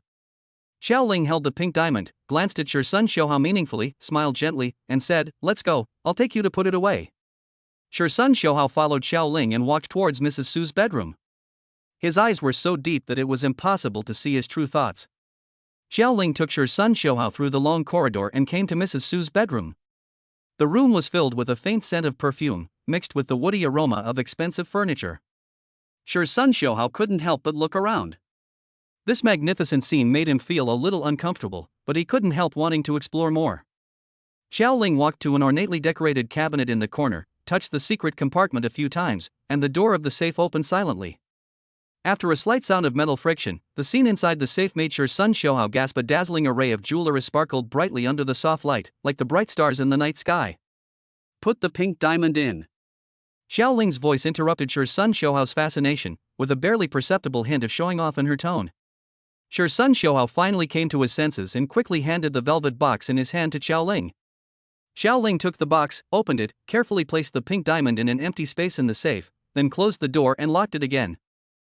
Okay, you can go. Xiao Ling turned around and said to Sun Xiaohao with a hint of impatience in her tone. Sun Xiaohao hesitated for a moment, rubbed his hands, and showed a flattering smile on his face. Miss Ling, you see I have put in a lot of effort today, can I? Before he could finish his words, Xiao Ling interrupted him. What do you want to do? Her eyes became sharp and her tone became cold. Sun Xiaohao was intimidated by Xiao Ling's aura. He smiled awkwardly and dared not say anything else. Xiao Ling walked to the door, opened the back door, and said coldly, "Get out of here." Sun Xiaohao sighed helplessly, turned and walked towards the back door. When he reached the door, he suddenly stopped and looked back at Xiao Ling. Ms. Ling, hurry up and go. Xiao Ling urged impatiently, with a hint of warning in her tone. Sun Xiaohao gritted his teeth, but finally said nothing more and turned away. Xiao Ling watched Sun Xiaohao disappear into the night with a sneer on her lips. She closed the back door, turned back to the room, walked to the safe, opened the door again, and stared greedily at the jewels inside. All mine, she whispered softly, a crazy gleam in her eyes. Suddenly, a voice came from behind her. Really? Xiao Yi's voice was like a midnight thunder, causing Xiao Ling to turn around abruptly and her pupils to shrink suddenly. She saw a tall and straight figure standing at the door. The light was against her so she couldn't see his face clearly, but he exuded a sense of oppression that could not be ignored. Who are you? How did you get in? Xiao Ling asked harshly, her fingers clenched so tightly that her nails almost dug into her palms. Xiao Yi walked into the room slowly, his eyes as sharp as a knife, sweeping across every corner of the room, finally stopping on the safe. He did not answer Xiao Ling's question, but said coldly, "Where is Sun Xiaohao?" Xiao Ling was startled, but she pretended to be calm and said, "He's gone." Who are you? What do you want to do by trespassing into the Su family? Sun Xiaohao is a thief. He stole my wife's pink diamond. Xiao Yi's voice was low and magnetic, but with a hint of unquestionable majesty, like a cold winter wind, which made the temperature in the room drop suddenly. Xiao Ling couldn't help but sneer when she heard this. How ridiculous. What makes you say he's a thief? And who is your wife? You don't need to know. Xiao Yi was too lazy to talk nonsense with her and looked directly at the safe behind her, hand over the pink diamond. At this moment, a hurried voice came from outside the door. Who is it? What are you arguing about? Su Yuqian rushed into the room angrily. Seeing a strange man in the room, he immediately stood in front of Xiao Ling and glared at Xiao Yi. Who are you? How did you get in? Where is the security guard? Master Lin, I'm here to get my things back. Xiao Yi's face was calm, and there was no trace of fear in his eyes, but instead a hint of contempt. Your stuff? What a joke! Su Yuqian sneered, this is the Su family, where are your things? I warn you, leave immediately, otherwise I will be rude to you. Xiao Yi ignored Su Yuqian's threat and turned his gaze to Xiao Ling. I said, hand over the pink diamond. Xiao Ling was intimidated by Xiao Yi's aura and was afraid to look him in the eye. She said with all her might, pink diamond? I don't know what you are talking about. Xiao Yi's eyes turned cold, and there was a hint of threat in his tone. Since you refuse to hand it over, then call the police and let them investigate. Call the police? Su Yuqian's face changed drastically when he heard this. He hurriedly stopped Xiao Yi, and his tone was filled with anxiety. Who are you? Do you have any evidence to prove that Xiaohao stole it? Is there any misunderstanding here? Xiao Yi did not answer Su Yuqian's question, but stared at Xiao Ling. He said in a cold tone, I'll ask you one last time, pink diamond, are you going to hand it over or not? Su Yuqian was furious when he saw Xiao Yi being so arrogant. He roared, who the hell do you think you are? You dare to act wildly in the Su family. Security! Security! Someone come quickly! Xiao Yi looked at the furious Su Yuqian in front of him, his eyes moved slightly, he suddenly realized something, a sneer appeared at the corner of his mouth, and he said softly, it seems that you don't know. Just then, a gentle voice came, with a hint of curiosity and tenderness. What happened? Mrs. Su walked into the room slowly, her steps light and calm, as if everything was under her control. Her appearance was like a breeze, instantly dispelling the tense atmosphere in the room. She was wearing a light blue cheongsam, her fair skin looked even more delicate under the light, and there was a gentle smile on the corner of her mouth, like a quietly blooming lily. What happened? Mrs. Su's voice was gentle and penetrating, immediately attracting everyone's attention. Seeing this, Sui Qian immediately suppressed his anger and respectfully stepped aside, but still stared at Xiaoyi with strong hostility in his eyes. Xiao Ling breathed a sigh of relief and her expression returned to calm, but she still remained vigilant. Xiaoyi was not fooled by Mrs. Su's gentleness. He remained calm, scanning everyone in the room with sharp eyes, finally stopping on Mrs. Su. He bowed slightly and said politely but firmly, "Mrs. Su, I am Xiaoyi." Xiaoyi?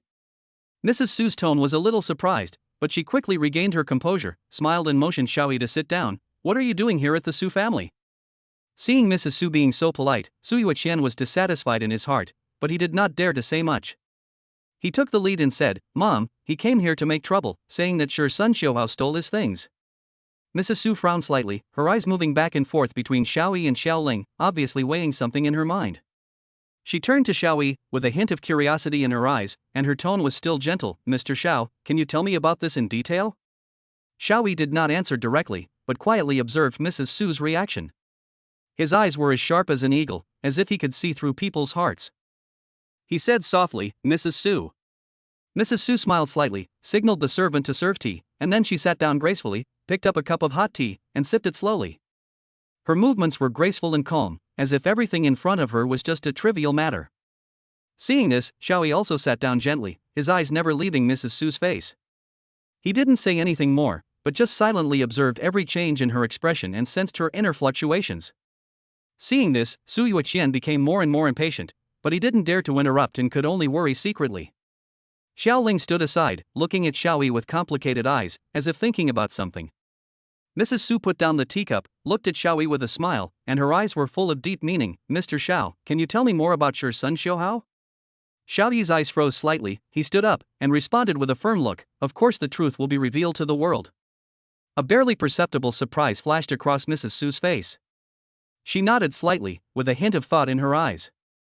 Just then, there were slight footsteps outside the room, as if someone was slowly approaching. Chapter 51, Dispute arises in the Su family, Xiaoyi points out the thief. Mrs. Su's voice was gentle, but it carried unquestionable majesty. "Xiaohao, tell me, what's going on?" Sure son Xiaohao had already turned pale with fear. When he heard Mrs. Su's question, he immediately knelt on the ground, tears streaming down his face, crying, "Madam, I am innocent. How could I steal something? From childhood to adulthood, I have never taken a needle from others. Someone must have framed me." He raised his hand and pointed at Xiaoyi. "He just doesn't like me and is deliberately looking for trouble." Xiaoyi sneered, his eyes flashing coldly. He slowly took out his phone from his pocket, clicked on a photo, and handed it to Mrs. Su. "Mrs. Su, take a look. I took this photo in the garden this morning. Does the thing he is holding look familiar?" In the photo, sure son Xiaohao's clothes were disheveled, and he was holding something wrapped in cloth tightly in his hand. Although the contents inside could not be seen clearly, it could be seen from the outline that it should be a large object. Mrs. Su took the phone, looked at the photo carefully, and then looked at sure son Xiaohao who was kneeling on the ground crying. Her brows slightly frowned. She returned the phone to Xiaoyi, her tone still steady, but with a hint of displeasure. "This doesn't prove anything. Maybe he just took his own things?" Xiaoyi's eyes were sharp and his tone was firm. "He said it was his thing? Okay, then let him tell me, what is this thing?" Sure son Xiaohao's eyes were evasive, he stammered and couldn't speak, beads of sweat oozing from his forehead. He originally thought that the delivery man was just speaking casually, but he didn't expect the other party to actually take photos, and he was at a loss for what to do. Seeing this, Sui Qian immediately stood up to defend him. "Xiaoyi, don't go too far. Xiaohao has always been honest, how could he steal something? You must think that our family is easy to bully." Xiaoyi sneered, his eyes shot towards sure son Xiaohao like a sharp sword, with a hint of sarcasm in his tone. "He's honest? If I remember correctly, he was gambling outside yesterday and lost everything, right? You believe the words of a gambler?" Sure son Xiaohao's face instantly turned pale, and he quickly retorted, "You're talking nonsense. I just went to play with my friends, I didn't gamble." "Really? But I heard that you lost all the cash you had yesterday and even borrowed money from loan sharks." Xiaoyi glanced at him contemptuously, as if he was watching a clown show. Mrs. Su's expression turned a little ugly. She narrowed her eyes, glanced at Sun Xiaohao, and shouted sternly, "Shut up! You are getting more and more outrageous." There was an intimidating aura in her words, which frightened Sun Xiaohao so much that he shrank his neck and dared not speak anymore. The atmosphere suddenly fell into a stalemate. Xiaoyi raised a meaningful smile and said calmly, "In this case, we can only ask the old man to make the decision." He paused, glanced at everyone, and said slowly, "What I lost was not a small thing." Xiaoyi's words were like thunderclaps out of the blue, causing everyone present to change their expressions. "What? What you lost was a rough pink diamond?" Su Yuqian exclaimed with a hint of disbelief in his tone. He widened his eyes, as if trying to find some clues from Xiaoyi's face, but only caught a glimpse of the arc at the corner of the other's mouth that seemed to be smiling but not smiling. Mrs. Su's face turned pale in an instant, and she shouted sternly, "What nonsense are you talking about? How could our Su family have such a thing?" She spoke in a hurried tone, trying to cover up something, but was interrupted directly by Xiaoyi. "What I lost was the priceless pink diamond," Xiaoyi said with a firm tone. His eyes were like torches, scanning everyone present. "I came here today for only one purpose, and that is to find the real culprit who stole my pink diamond." Su Yuqian stood there in a daze. The words he just blurted out seemed to reveal something that shouldn't be revealed, and his face turned extremely ugly. Mrs. Su's eyes flickered. She wanted to explain herself but didn't know how to start. Xiaoyi ignored them and turned his gaze to Sun Xiaohao, who was kneeling on the ground. He sneered and said, "In my opinion, Sun Xiaohao is the most suspicious. Why not ask him to go with me to the Zhao police station and conduct a thorough investigation?" Sun Xiaohao turned pale when he heard this, and hurriedly said, "I didn't steal anything. What evidence do you have? Why are you arresting me?" Xiaoyi sneered, looked around, and said calmly but with a hint of unquestionableness, "Since no one believes that he stole anything, how about opening the Su family's safe and letting me check it?" Mrs. Su panicked when she heard this. She waved her hand and refused. "No. How can we let people see the things in the safe?" Seeing her reaction like this, Xiaoyi raised a mocking smile. "Why, you don't dare? Are you afraid that I will find something I shouldn't find?" He paused for a moment and observed Mrs. Su's expression. "Or are you feeling guilty, Mrs. Su?" Su Yuqian couldn't bear to watch this, and wanted to jump out and humiliate Xiaoyi. "Who do you think you are? How dare you act wildly in our Su family?" "Shut up!" Mrs. Su shouted angrily and glared at Su Yuqian fiercely. She knew very well that the more anxious she was at this moment, the easier it would be to reveal her flaws. Just then, a steady voice came. "What happened? What's the noise?" Everyone looked in the direction of the voice and saw Su Jiqiang, the old man of the Su family, walking slowly in with steady steps. A gleam of light flashed in Xiaoyi's eyes. After listening to the whole story, Su Jiqiang was silent for a moment. He looked up at Xiaoyi and said in a deep voice, "Since you have doubts, take him to see the safe." As soon as he finished speaking, he glanced at Xiao Ling standing beside him and said meaningfully, "Let's go and take a look together." The corners of Xiaoyi's mouth rose slightly. He turned around, followed Su Jiqiang, and walked towards the Su family's safe, leaving the Su family members behind, each with their own thoughts and feeling uneasy. Chapter 52, Disputes and Sudden Changes. Su Jiqiang walked in front with steady and powerful steps, and the aura of a superior was intimidating without even getting angry. Xiaoyi followed behind, observing the surrounding environment calmly. The luxury of the Su family mansion was far beyond his imagination, and every detail showed the heritage of the wealthy family. When he reached the door of the safe, Su Jiqiang stopped and turned to look at Xiaoyi with a warning in his eyes. "Young man, I'll give you one last chance. If you can't find the so-called evidence, I'll sue you for defamation." Xiaoyi met Su Jiqiang's gaze without fear, and said firmly, "Mr. Su, since I dare to say it, I must be sure. If I can't find it, I am willing to bear all the consequences." There was a tense atmosphere in the air. Su Jiqiang looked at Xiaoyi deeply, said no more, entered the password, and opened the door of the safe. The heavy metal door slowly opened with a low boom sound, as if a mysterious treasure was opened. Mrs. Su, who was following behind, turned pale and wanted to stop it, but it was too late. Su Yuqian, Chen Yajia and others were excited, looking forward to the treasures they were about to see. Inside the safe, the lights are bright, illuminating the dazzling array of jewelry. There are all kinds of rare gems, valuable watches, antique calligraphy and paintings, which are dazzling. Everyone exclaimed in amazement, their greedy eyes lingering on the jewels. Xiaoyi's eyes were fixed on the empty space in the center of the safe, where the relic of Su Wanqing's mother, a rare pink diamond, should have been placed. But now, it is empty, with only the red velvet padding, indicating that valuables were once placed here. Where's pink diamond? Xiaoyi suddenly turned his head to look at Mrs. Su with a cold tone. Mrs. Su's face was pale and her lips were trembling, but she couldn't utter a word. Just then, a cold voice came from the door. What happened? Everyone looked in the direction of the voice and saw Su Wanqing wearing a black dress, standing elegantly at the door, scanning everyone with cold eyes. She walked straight to Xiaoyi and asked indifferently, "Where are the things?" "Gone," Xiaoyi said in a low voice. Su Wanqing's eyes fell on Mrs. Su, and her tone was cold. "My things, I hope you can give me a reasonable explanation." Mrs. Su took a step back in horror, her eyes flickering, but she didn't dare to look Su Wanqing directly in the eye. Xiaoling stood aside, head down, fingers tightly clenched on the corner of her clothes, her knuckles turning white. Xiaoyi's gaze lingered on Xiaoling for a moment, and a hint of doubt flashed through his mind. He remembered that just now when they were downstairs, Xiaoling had briefly left everyone's sight. "Wanqing, please listen to my explanation," Mrs. Su said in a trembling voice. Su Wanqing ignored Mrs. Su and turned to look at Xiaoyi. "Let's go."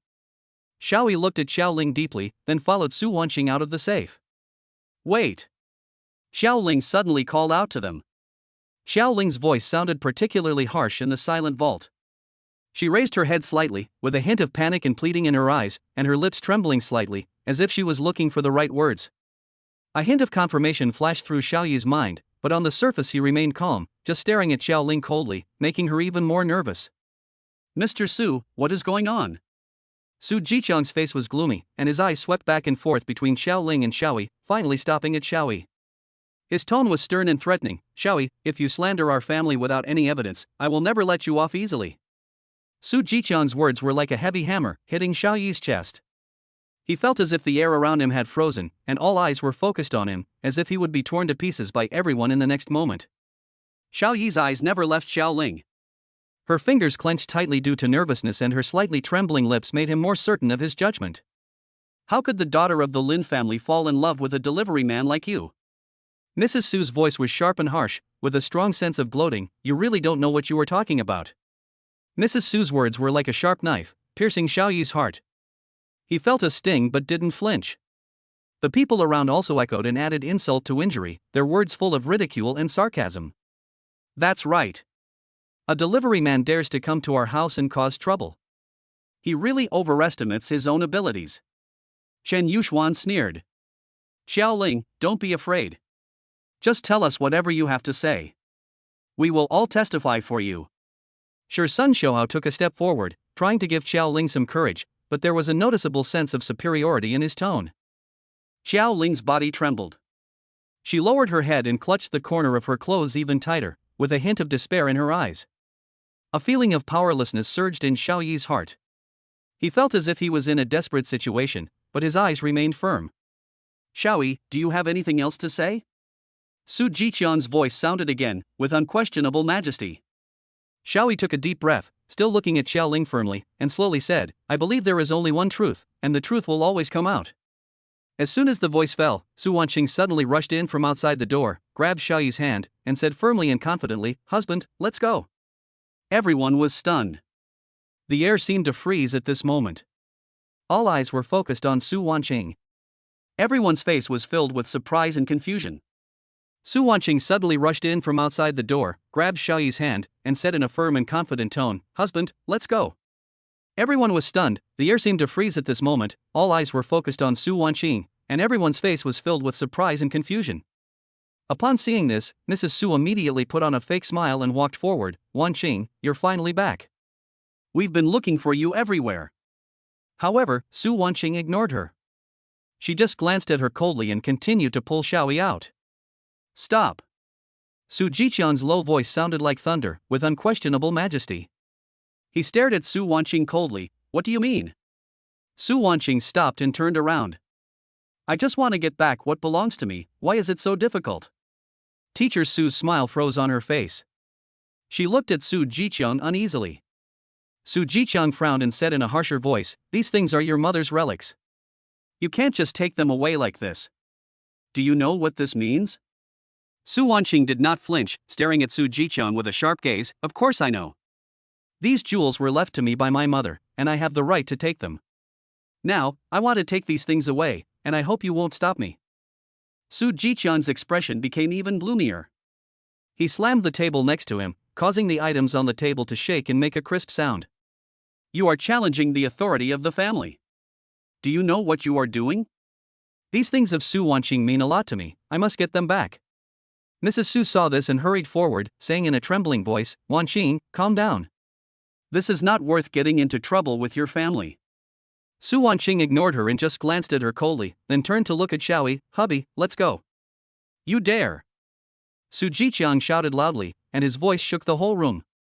He stepped forward with an imposing manner, as if he wanted to stop Su Wanqing and Xiaoyi where they were. Su Wanqing was not afraid at all and looked at Su Jiqiang firmly. Dad, this is my decision. I will not change it. She gently held Xiaoyi's hand.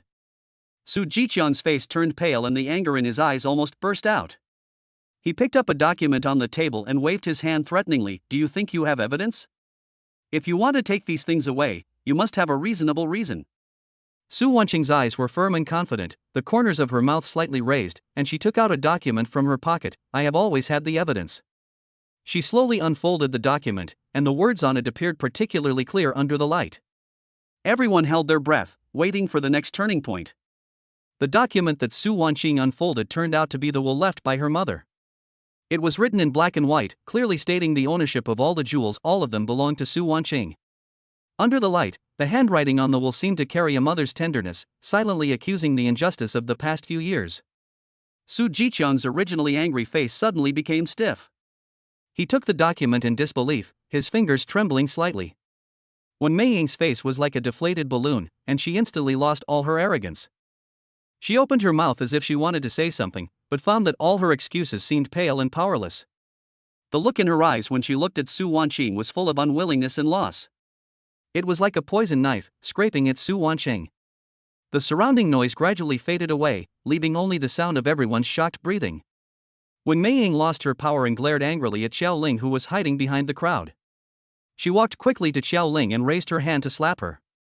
Xiaoling shrank back in fear, but did not dodge. Just as the slap was about to land on Xiaoling's face, Su Jiqiang stopped her in a deep voice. Enough? How shameful. Wen Meiying's hand froze in the air, and she withdrew it angrily, then pointed at Xiaoling and cursed. It's all because of you, this unlucky star. You made me lose face in front of everyone. Xiaoling lowered her head, tears silently sliding down her cheeks. She bit her lips tightly and said nothing. The atmosphere in the room suddenly became awkward and dull, as if the air had frozen into ice. Xiaoyi's eyes never left Xiaoling. Her lowered head, slightly trembling shoulders, and clenched fists were all caught in his eyes. Just now, he noticed that there was a slight bulge in Xiaoling's skirt, which was shaped like a small box. Xiaoyi's heart moved and he understood something instantly. He walked to Su Wanqing calmly and whispered a few words in her ear. After listening to this, Su Wanqing frowned slightly, and her beautiful eyes were filled with shock and surprise. She looked at Xiaoling in disbelief, the coldness in her eyes turned into a hint of complexity and disbelief, as if she couldn't believe that Xiaoling, who had always been like air, would do such a thing. I saw it. Just now, she hid the thing. Xiaoyi confirmed again in a voice that only Su Wanqing could hear. Su Wanqing's gaze, like a knife, fell on Xiaoling again, with inquiry and confusion. Xiaoling, do you know what you are doing? Su Wanqing's voice was calm without any ripples, but it made Xiaoling's body tremble violently. Chapter 53, The farce is over, the people are separated, the room is full of jewels and the love is growing stronger. Xiaoling stood there stiffly. She swallowed hard and tried to calm herself down. The eyes of everyone in the room were focused on her at this moment, with curiosity, surprise, and disdain in their looks. Xiaoling's heart was beating like a drum, and she felt beads of sweat appearing on her forehead. Xiaoling, you know what you did. Su Wanqing's voice was cold and firm, and every word was like a sharp arrow piercing Xiaoling's heart. Xiaoling was shocked and raised her head quickly, pretending to be innocent. Su. Mr. Su, I don't know what you are talking about. I didn't do anything. Su Wanqing's. Xiaoling took a step back, her body pressed tightly against the wall, her hand unconsciously touching the bulge under her skirt. Xiaoyi stood beside Su Wanqing without saying a word, but Xiaoling, you know, the consequences of any lie are serious. Su Wanqing's voice became even colder, almost without any emotion. She pressed on step by step, and Xiaoling's face became paler. I really don't know, you misunderstood. Xiaoling's voice was crying, almost begging for mercy. Su Wanqing stopped and looked at Xiaoling coldly. She suddenly reached out, quickly touched the hem of Xiaoling's skirt, and then snatched a small box from her hand. The moment the lid of the box was opened, a dazzling pink diamond sparkled under the light. The room suddenly became quiet, and everyone's eyes were focused on the pink diamond, as if time had stopped at this moment. Su Jiqiang and Wen Meiying looked at each other, and their faces became extremely ugly. You, how could you? Wen Meiying's voice trembled, she obviously couldn't believe what she saw. Xiaoling's face was as pale as paper and her body was shaking even more violently. She tried to argue, but her voice became weaker and weaker, and she finally lowered her head. There is only one truth. Su Wanqing said coldly, placing the pink diamond in her palm, her eyes sweeping over everyone present. This is the evidence that you are willing to do anything to fight for the Su family's property. Su Jiqiang's face turned pale and he clenched his fists. Su Wanqing's stepmother Wen Meiying looked pale. Next, it's your turn to explain. Su Wanqing turned her gaze to Wen Meiying, with a hint of unquestionable majesty in her voice. Wen Meiying's expression became even uglier. She opened her mouth but immediately closed it, obviously not knowing what to say. Su Wanqing stood there like a cold and beautiful queen, her eyes stern and firm. Xiaoyi gently held Su Wanqing's hand, giving her silent support. Su Wanqing tilted her head slightly, with a hint of tenderness and gratitude in her eyes, and the two people's hearts were closely connected at this moment. Su Wanqing held the pink diamond high up. Under the light, it was like a mocking symbol, reflecting the ugly hearts of everyone present. This pink diamond was originally a wedding token given by my father to my mother, right? Su Wanqing's tone was calm, but with a hint of sadness that was hard to detect. And when you deliberately wanted to get it just to prove that you are more valuable than my mother? Su Jiqiang's face turned from livid to pale, and his finger trembled slightly as he pointed at Wen Meiying. You actually did such a thing. He looked at Wen Meiying with eyes full of disappointment and disbelief. Wen Meiying took a few steps back in panic and shook her head desperately. No. It's not me. It's Xiaoling. She must have stolen my things and framed me. Nonsense. An angry voice suddenly sounded. It was Shi Sun Xiaohao. His eyes were red. He pointed at Wen Meiying's nose and cursed, Wen Meiying, you are a vicious woman. I saw with my own eyes that you stuffed the things into Xiaoling's pockets. In order to marry me, you even resorted to such despicable means. It makes me sick. Shi Sun Xiaohao's words were like sharp knives, stabbing Wen Meiying's body fiercely. Her face became even paler and her body was shaking. The room suddenly became a mess, with accusations, excuses, and crying mixed together. Wen Meiying suddenly covered her chest, her face pale. I feel dizzy. I feel like I'm going to faint. Her body went limp and she was about to fall down. Shi Sun Xiaohao's eyes became panicked when he saw this. He took advantage of everyone's panic to run outside and disappeared without a trace in the blink of an eye. Su Wanqing looked at the farce in front of her, her heart was cold. She took Xiaoyi's hand. Let's go. The two walked out of the door, and a cold wind blew, making Su Wanqing feel a little cool. She looked at the starry sky in the distance and sighed softly. Father, you still don't care enough about mother after all. Xiaoyi hugged her in his arms with heartache and patted her back gently. Don't think too much, I'm here. Su Wanqing leaned on Xiaoyi's shoulder, feeling his warm embrace, and the boredom in her heart dissipated a lot. They walked to the car, opened the door, and got in. The car started slowly and drove away from the Su family mansion. There was silence in the car except for the low hum of the engine. Su Wanqing looked at the scenery passing by quickly outside the window, with a lot of thoughts in her mind. By the way, what should we do with these things? Su Wanqing pointed to several jewelry boxes on the back seat, which contained priceless jewelry taken from the Su family. Let's go to the bank and deposit it first. Xiaoyi looked straight ahead and answered casually. What about the funds for future dates? Su Wanqing tilted her head and looked at Xiaoyi in confusion. Buy a lottery ticket and try your luck. Xiaoyi raised the corners of his mouth slightly and spoke in a light tone. The car drove smoothly into the underground garage of the apartment. After turning off the engine, the two men went upstairs carrying the jewelry box. The apartment was filled with a faint scent of sandalwood, which was the scent of incense that Su Wanqing liked. Xiaoyi carefully placed the jewelry box on the coffee table and opened the lid. The dazzling array of gems sparkled brightly under the light. TSK, it seems like a delivery man, married a rich woman. Xiaoyi leaned on the sofa, his arms folded across his chest, with a hint of teasing in his tone. He looked at Su Wanqing with eyes full of love. Su Wan gave him a blank look, but the corners of her mouth slightly raised, revealing a faint smile. You just realized it now? It's too late. Xiaoyi stood up, walked to Su Wanqing, and hugged her in his arms. It's not too late, not too late, I have found a treasure. He lowered his head and kissed her forehead gently. Su Wanqing leaned into his arms, feeling his warm embrace, and her heart was filled with peace. She reached out and gently stroked his cheek, her fingertips feeling his slightly rough skin, her heart filled with tenderness. The two of them stayed together for a while, and Xiaoyi suddenly seemed to remember something, and pulled Su Wanqing out of the door. They deposited the jewelry in the bank's safe, and after completing a series of procedures, it was already late. Now, our dating funds are counting on you. Su Wanqing clasped her arms, with a hint of teasing on her lips, and looked at Xiaoyi with curved eyebrows. Xiaoyi chuckled and led Su Wanqing to the lottery shop. The variety of lottery tickets dazzled him. He took a deep breath, walked to the scratch-off counter, and picked out a few lottery tickets that looked pleasing to the eye. While scratching the lottery ticket, he said to himself, "May the god of wealth bless me, may the Jade Emperor bless me, I must win the jackpot today." After scratching the first one, "Thanking you for your patronage," Xiaoyi's mouth twitched, and he silently threw it into the trash can. I scratched the second ticket and said thank you for your patronage again. He was a little discouraged, but unwilling to give up. He raised his eyebrows and looked at Su Wanqing. She was looking at him with a smile, full of encouragement. He took a deep breath, picked up the third one and started scratching it again. His hands trembled slightly and his breathing became rapid, as if he was waiting for the judgment of fate. "Did you win?" Su Wanqing asked softly, with a hint of curiosity and anticipation in her tone. Xiaoyi did not answer. He stared at the lottery ticket, and his expression seemed a little strange.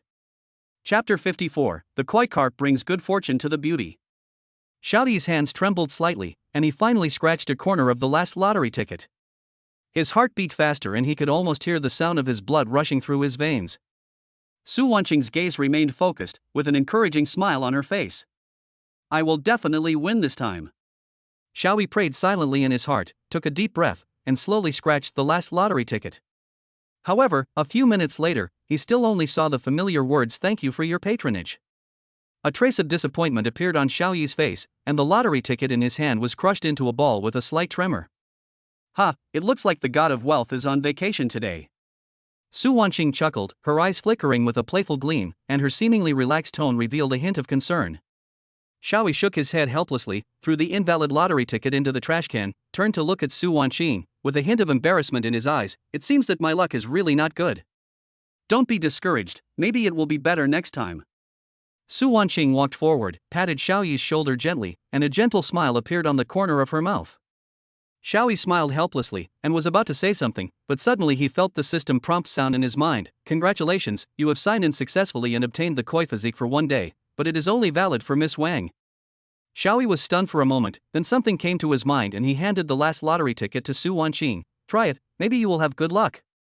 Su Wanqing took the lottery ticket, raised her eyebrows slightly, and a smile appeared at the corner of her mouth. She gently scratched the lottery ticket, and as the pattern gradually appeared, a look of surprise gradually appeared on her face.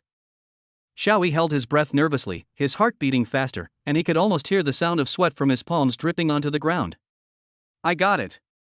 Su Wanqing shouted excitedly, with excitement that was hard to conceal in her voice. The lottery ticket in her hand had the words "Congratulations on winning a prize of 100,000 yuan" written on it in large letters. Xiaoyi was stunned, with an expression of disbelief on his face.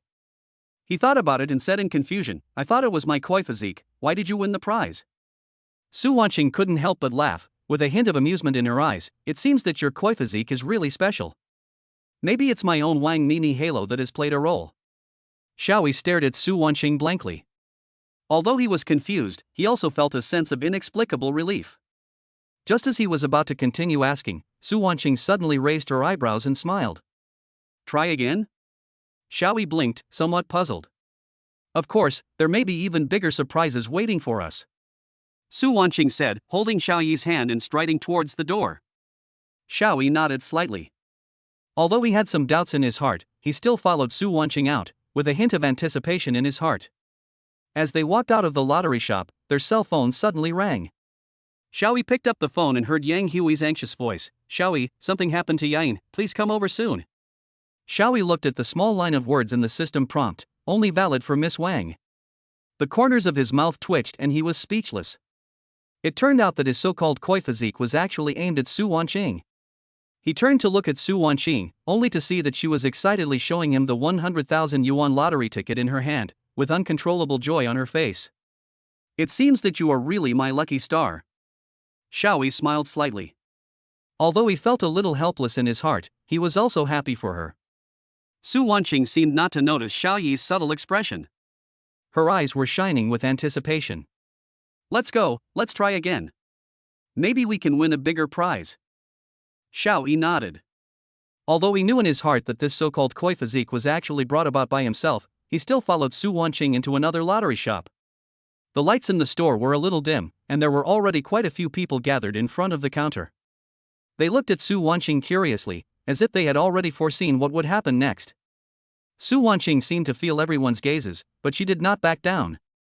Instead, she picked up a stack of lottery tickets more excitedly and began to scratch them one after another quickly. The air around seemed to freeze, and only the rustling sound of lottery tickets being scratched and people's whispers could be heard. Wow, I won! 5,000 yuan. A middle-aged woman watching the scene shouted excitedly, her eyes full of envy. Oh my god, how did she do that? Another young man whispered to his friend next to him, with disbelief in his words. Su Wanqing won the prizes one after another, and the atmosphere around her became more and more lively. She seemed to enjoy the feeling of being the center of attention, with a confident smile always on her face. Every time she won a prize, she would hand the ticket to the onlookers, as if it had become a habit for her. Miss, you are so lucky. The clerk couldn't help but exclaim. The lottery tickets in his hand had piled up into a small mountain. Xiaoyi stood aside and watched all this, feeling helpless.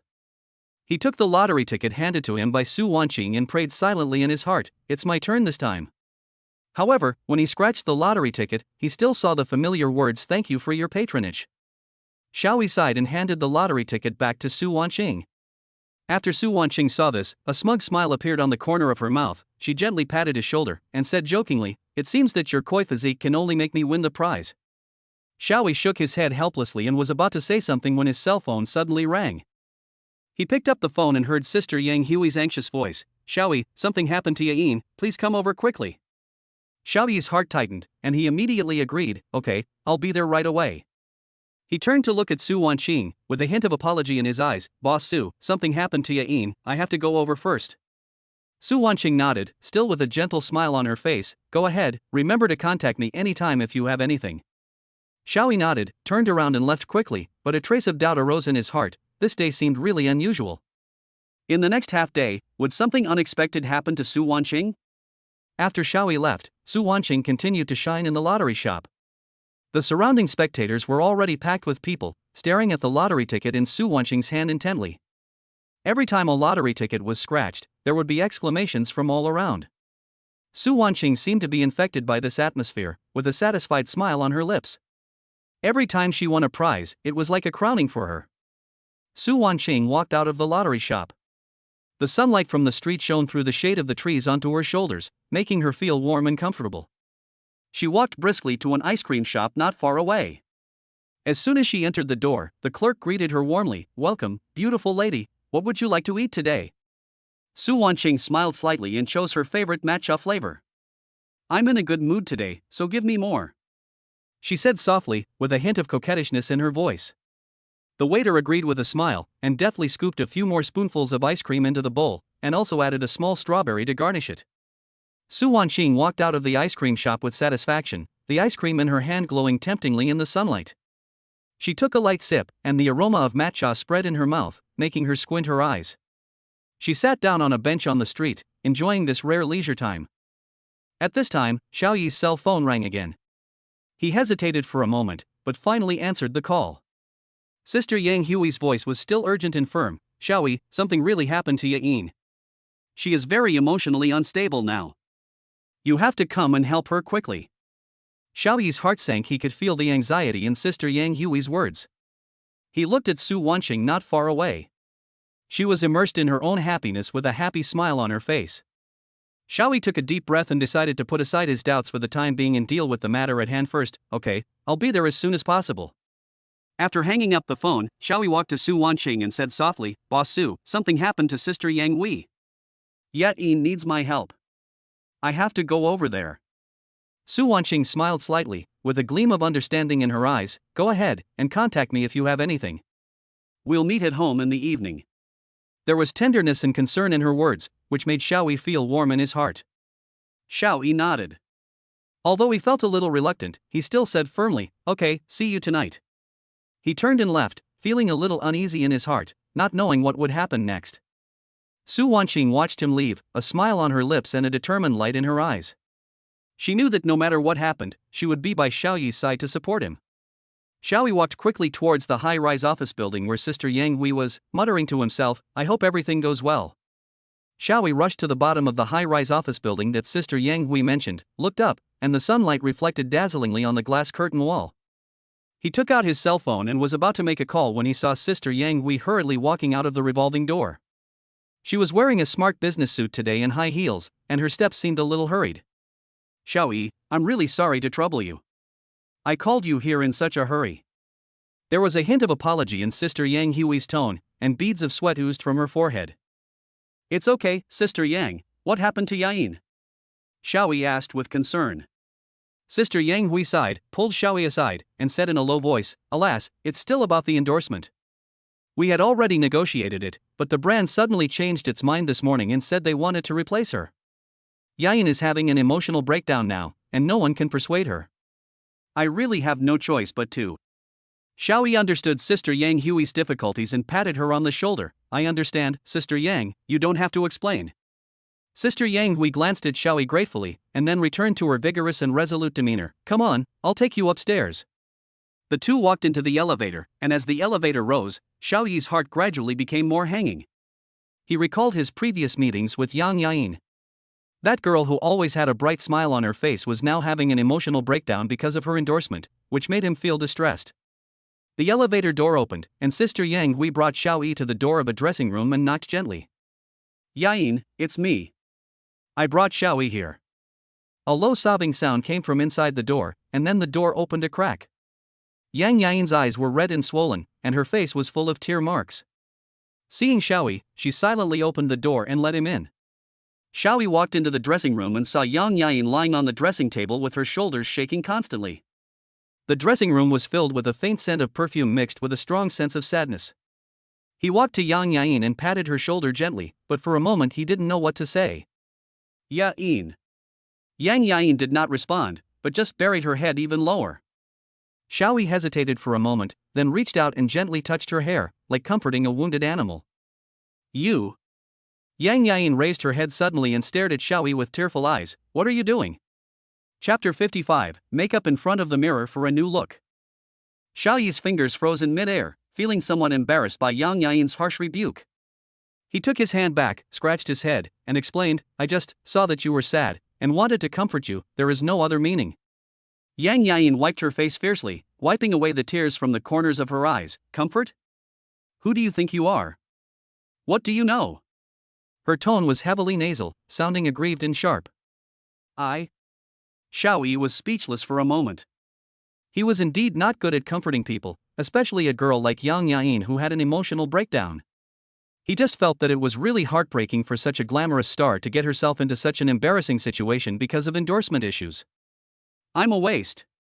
Yang Yain suddenly hugged her arms and curled up like a wounded animal. I can't do anything well. I can't even get an endorsement. What use am I? She muttered to herself, her voice getting smaller and smaller, full of self-denial. Xiaoyi looked at the girl in front of him who was once radiant, but now withered like a flower destroyed by a rainstorm, and an indescribable feeling surged in his heart. He thought, maybe Yang Yain was really depressed. He had heard about depression before and knew that depressed people would fall into deep self-denial and be unable to extricate themselves. He just felt that people like them who were struggling for life, busy making money and eating every day, had no time to think about these psychological problems. Now seeing Yang Yain's condition, he realized that life is not just about survival, mental health is also important. But what can he do?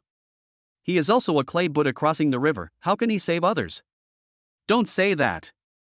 Xiaoyi tried to speak, his voice a little dry. You were very good, otherwise you wouldn't have become a star. He felt that his consolation seemed very pale and powerless, even he himself felt it was not convincing. Yain didn't seem to hear what he said. She just murmured, I'm nothing. I'm good for nothing. No one will like me. Her voice became lower and lower, and weaker, as if it would disappear at any time. Xiaoyi looked at Yain and suddenly felt his throat tighten. He thought back to how he had struggled to make a living over the years and how he had experienced confusion and loss, and even moments of self-denial. However, he never had time to think about these things, because he was pushed forward by life every day and could not stop. Yain. Xiaoyi called her name softly again. This time, he did not touch her rashly like before, but slowly approached her. He took a deep breath, slowly reached out his hand, and gently held Yain's shoulders. Yain's body trembled slightly. She raised her head and looked at him in confusion. Xiaoyi didn't say anything, but gently combed the messy hair on Yain's forehead with his fingers. Then, he looked at her with a firm and gentle look, and said in an unquestionable tone, Look at me. He paused, then said slowly, Now, look at yourself in the mirror. Yain slowly raised her head and her eyes fell on the mirror. What came into view was a haggard face, with tear marks at the corners of the eyes not yet dried and mascara smudged, making him look like a clumsy clown on stage. She flinched, her shoulders shaking slightly, trying to avoid the embarrassing sight. Look, Xiaoyi's voice was very soft, but with an inexplicable power. You have such a good foundation, you're just not in good condition. His fingers gently brushed across Yain's cheek, and the warmth of his fingertips passed through her thin skin and reached her cold heart. Look at your eyes, they are so beautiful, like stars. Yain's eyes flickered, and she followed Xiaoyi's gaze and looked at herself in the mirror. Those eyes that once shone with confidence are now dull and have lost their former liveliness. She smiled bitterly. What's the point of being beautiful? I have no chance of being chosen in my current state. Who said that? Xiaoyi's voice was filled with a hint of smile. You just need a small change. He picked up the makeup brush, dipped a little foundation, and gently applied it evenly on Yain's face. His movements were gentle and skillful, like that of an experienced makeup artist. Even if the makeup is good, I don't have the confidence to play that role well. Yain's voice was low, with a hint of despair. Believe me, Xiaoyi said firmly, you can do it. Do you still remember the feeling when you first stood on the stage? That kind of radiance cannot be concealed by anyone. With Xiaoyi's skillful hands, the haggardness on Yain's face was gradually covered up, and replaced by a confident glow. Her eyes gradually regained their spirit, as if hope was rekindled. Okay. Xiaoyi put down the makeup brush in his hand and admired his work with satisfaction. Now, you are the most dazzling star. Yain looked at herself in the mirror, the corners of her mouth slightly raised, revealing a long-lost smile. She took a deep breath, stood up, and prepared to go to the audition site. At this moment, the door was pushed open and a sharp voice rang out, Yain, are you still not ready? Everyone else has arrived. The person who came was Yain's agent. She looked at Yain impatiently. Why are you still dawdling here? Hurry up and leave. Yain glanced at Xiaoyi, then at her agent, a hint of hesitation flashing in her eyes. The agent's sharp voice was like a thorn, piercing the just relaxed atmosphere in the room. Yain's confidence, which had been restored by her makeup, was instantly shattered. Her face turned pale, and the fingers hanging at her sides curled up slightly, as if she had returned to the state of self-denial just now. She looked at her agent who looked impatient, then at Xiaoyi, with a hint of hesitation in her eyes, as if she was making a difficult decision. What? You're not leaving yet? Seeing Yain standing there in a daze, the agent's tone became even more displeased. If you waste any more time, forget about the audition today. As she spoke, she reached out to grab Yain, as if she wanted to drag her out of the room. Yain took a step back suddenly, avoiding the touch of her agent, and bit her lower lip. The agent was stunned for a moment, then she became furious. What did you say? Do you know how much effort the company has put into this audition? You're telling me you can't go now? She pointed at Yain, her fingers trembling. Are you crazy? Yain opened her mouth, wanting to explain, but didn't know what to say. She looked at Xiaoyi. Xiaoyi noticed her gaze, and an inexplicable feeling surged in his heart. He took a step forward, stood in front of Yain, and said calmly, It's not that she doesn't want to go, she just needs some time. Who are you? The agent looked Xiaoyi up and down, his eyes full of disdain. You are a delivery man, why are you interfering here? I advise you not to meddle in other people's business. Xiaoyi ignored his agent's words and turned to look at young Yain. His tone was gentle but unquestionable. Do you believe me? Yang Yain looked at Xiaoyi's clear and determined eyes, and her heart seemed to be touched by something. She hesitated for a moment, and finally nodded. Seeing her nod, Xiaoyi raised the corners of his mouth slightly, revealing a confident smile. He turned his head and looked at his agent. I can do her makeup. The agent was stunned. She seemed to not believe her ears. What did you say? You can put on makeup? You're a delivery boy. Are you kidding me? Xiaoyi did not answer her agent's question. Instead, she walked to the dressing table and picked up the makeup brush. Her movements were skillful and natural, like an experienced makeup artist. He looked at Yang Yain in the mirror and said calmly, "Turn your face around."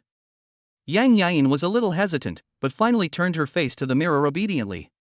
She looked at Xiaoyi in the mirror with some vigilance. She didn't believe that a delivery girl would have any makeup skills. She even felt that Xiaoyi was just comforting her. Xiaoyi glanced at Yang Yain, then reached out and gently straightened her shoulders so that she was facing the mirror. His movements seemed casual, but they carried an irresistible force. Yang Yain subconsciously wanted to dodge, but found that she was unable to move. Her body seemed to be restrained by an invisible force. At this moment, a cold voice sounded in Xiaoyi's mind. It is detected that the host needs makeup skills. Do you want to activate the god-level makeup technique? Xiaoyi's heart moved, and he silently said, "Start." The next second, a huge amount of information flooded into his mind. Countless makeup techniques and methods flooded into his consciousness like a tide. At the same time, a faint light appeared in his eyes that only he could see. In the light, Yang Yain in the mirror, her facial features, skin color, and even her mood today were all presented in front of him in digitized form. Makeup suggestion: today's makeup should highlight a confident and bright style. Choose XX color for foundation and XX color for eyeshadow. Yang Yain only felt a flash before her eyes, and then she saw Xiaoyi's eyes became deep and focused, and his fingers moved flexibly on her face, as if he was carving a piece of work of art. She looked at herself in the mirror with a dazed look in her eyes. She had never seen Xiaoyi so serious, nor had she ever been treated so gently. She could feel Xiaoyi's fingers gently stroking her face. The feeling was like a feather skimming across the water, soft and a little itchy. Her heartbeat began to speed up, her cheeks began to feel hot, and even her breathing became a little rapid. She quickly looked away, not daring to look at the mirror again.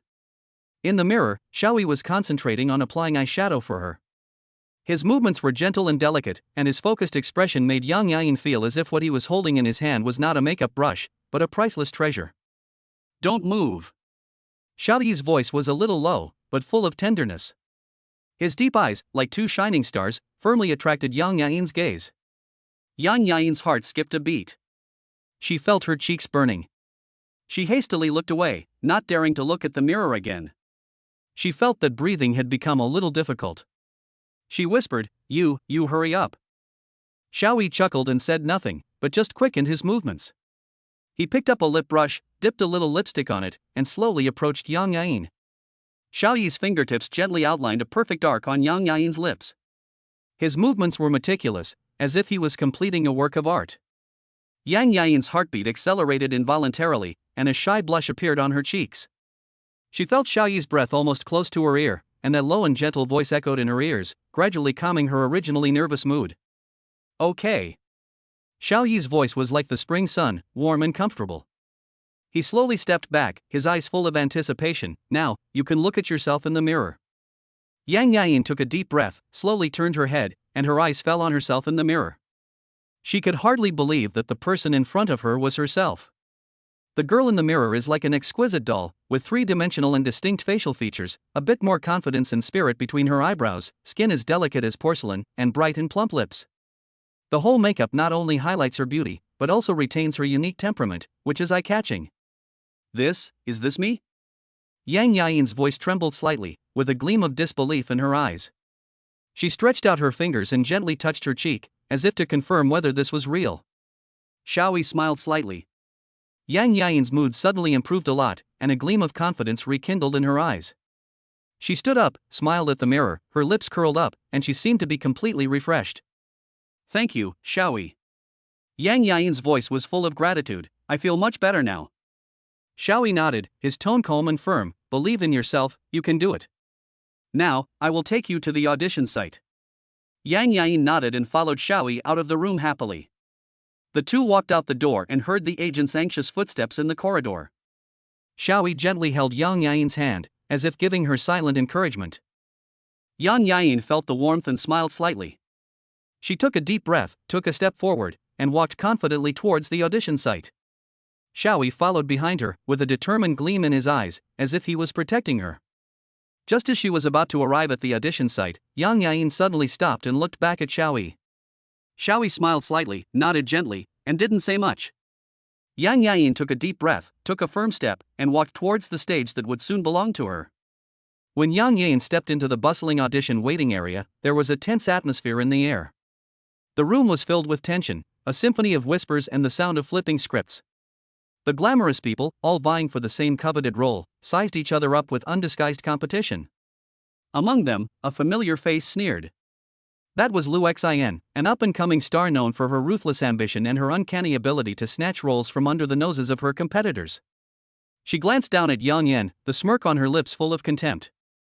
A feeling of insecurity surged into Yain's heart, almost shattering the fragile confidence that Xiaoyi had painstakingly rebuilt. She instinctively reached for the makeup box, her hands trembling slightly. When she saw her reflection, she didn't see the defeated, tear-stained face from before, but the confident, radiant woman that Xiaoyi had helped her find again. The carefully applied makeup was now more than just makeup, it reminded her of Xiaoyi's unwavering trust in her. A determined little smile made its way to the corners of her mouth.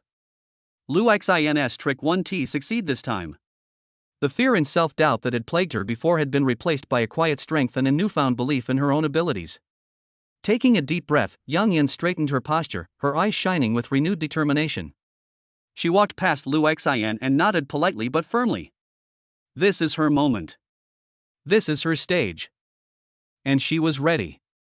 Chapter 56, Regaining Confidence and Looking at the Mirror Again, Job Invitation and Returning Home. In the lounge, the air was as heavy as a ball of wet cotton, blocking the chest and making it hard to breathe. Yain curled up in a corner of the sofa, her delicate makeup could not hide the haggardness on her face. Tears slid down silently, leaving two clear marks on the cheeks, like pearls that had broken off the string, hitting Xiaoyi's heart one by one. I really can't do it. Yain's voice trembled, choking with a hint of despair. I come from a poor family, and have grown up under the contempt of others. I finally entered the entertainment industry, but I encountered obstacles everywhere, was laughed at, and was excluded. Xiaoyi sat quietly beside her, without saying a word, just silently handed her the tissue. He knew that any words were pale at this moment, and only companionship was the most sincere comfort. The lounge was very quiet, with only the intermittent crying of Yain and the occasional sound of traffic coming from outside the window. I know I should be strong, but I'm really so tired. Yain covered her face with her hands, her shoulders shaking constantly. She felt like a trapped beast, struggling in the cage of Vanity Fair, but could never find a way out. After a long while, Xiaoyi gently patted her shoulder, his tone gentle but firm. Do you know the magic of another bottle? Yain raised her head and looked at him with tearful eyes, not understanding why he suddenly mentioned this. Xiaoyi smiled, took out a bottle of drink from his pocket, unscrewed the cap, pointed to the words on the inside of the cap and said, Look, have another bottle. Maybe your good luck is hidden here too. Yain was amused by his words and burst into laughter. She took the drink, unscrewed the cap and saw that she had won the another bottle. At this moment, she felt as if she had been injected with some kind of magical power, and her originally heavy mood became lightened. Thank you, Xiaoyi. Yain stood up, wiped away her tears, with confidence shining in her eyes. I will definitely succeed. She took a deep breath, pushed open the door of the lounge, and walked towards the viewing room with her head held high. Her figure appeared particularly tall and straight under the light of the corridor, like a queen about to go to war. Wait, Xiaoyi called behind her, with a meaningful smile on his face, good luck to you. Yain turned around and smiled at him, then turned and disappeared at the end of the corridor.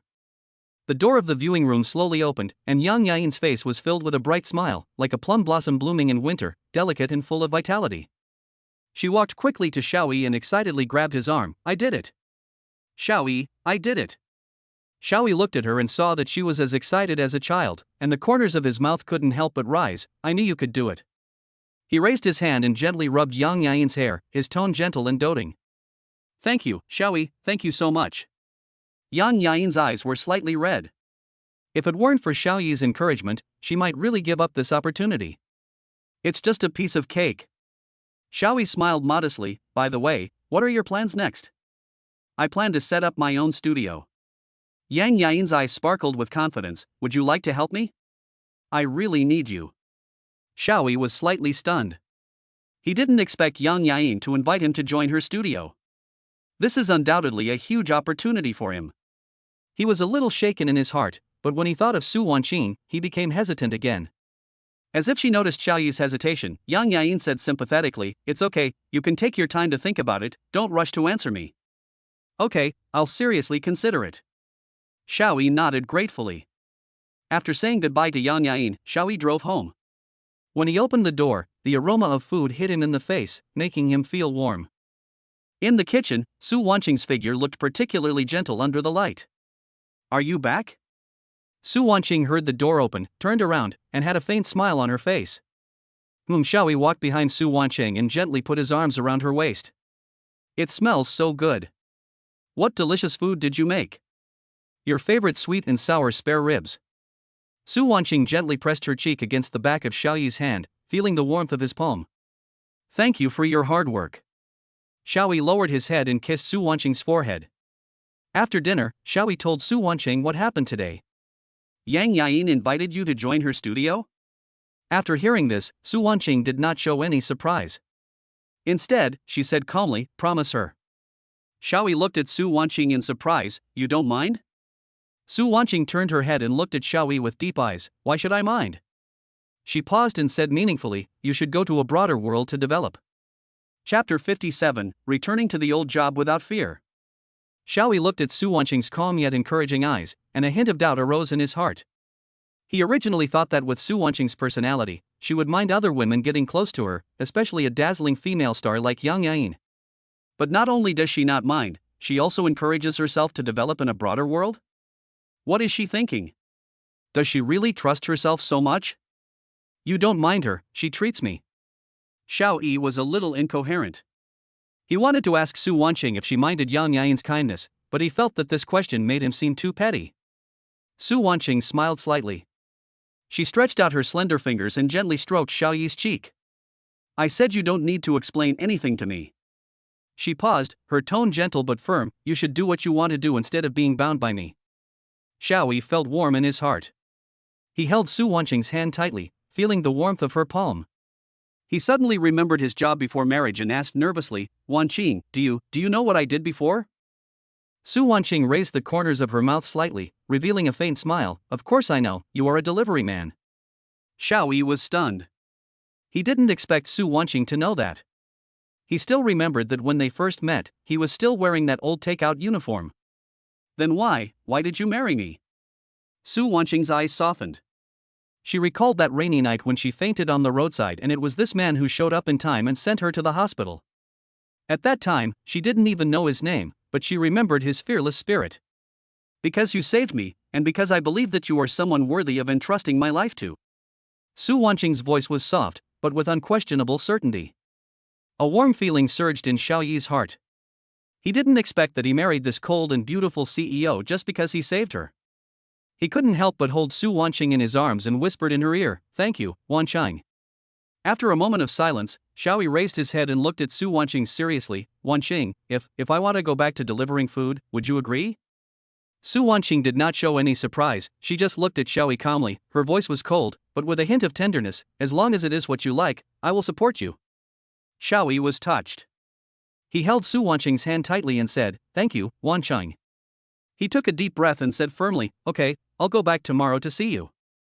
Su Wanqing just smiled slightly and didn't say much. She just took a step forward, took Xiaoyi's hand, and slowly walked towards the bedroom. "Go to bed early." The next morning, the sunlight shone into the bedroom through the gauze curtains. Su Wanqing had already woken up. Looking at Xiaoyi, who was still sleeping, a faint smile appeared at the corner of her mouth. She stood up gently, walked to the window, looked into the distance, her mind full of thoughts. After Xiaoyi woke up, he found that Su Wanqing was no longer around. He got up and walked to the living room and saw Su Wanqing preparing breakfast. "Wanqing, good morning." Xiaoyi walked to Su Wanqing and hugged her gently. "Good morning." Su Wanqing turned around and gave Xiaoyi a light kiss on the cheek. Aren't you going to the company today? Xiaoyi asked.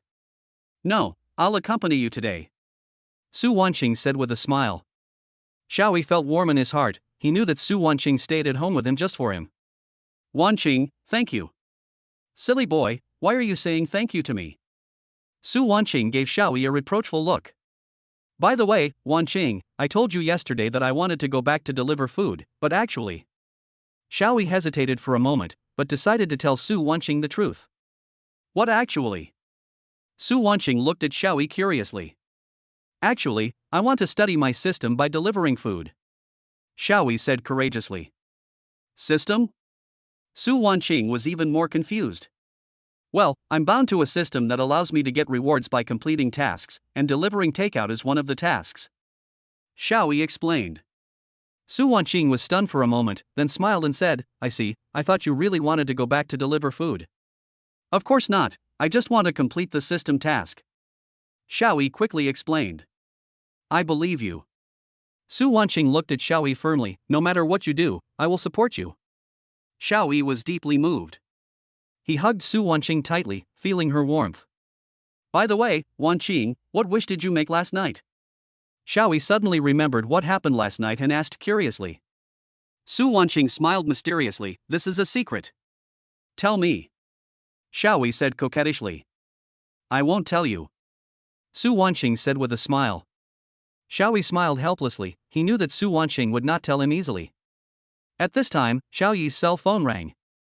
He picked it up and saw that it was a text message from Yain. Xiaoyi, I lost the role of the female lead, but I got the role of the second female lead. After reading the message, Xiaoyi felt a little helpless. He replied, Congratulations, Yain. Although you are not the heroine, it is also a good opportunity. Thank you, Xiaoyi.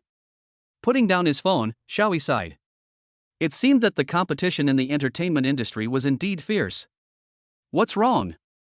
Su Wanqing asked with concern.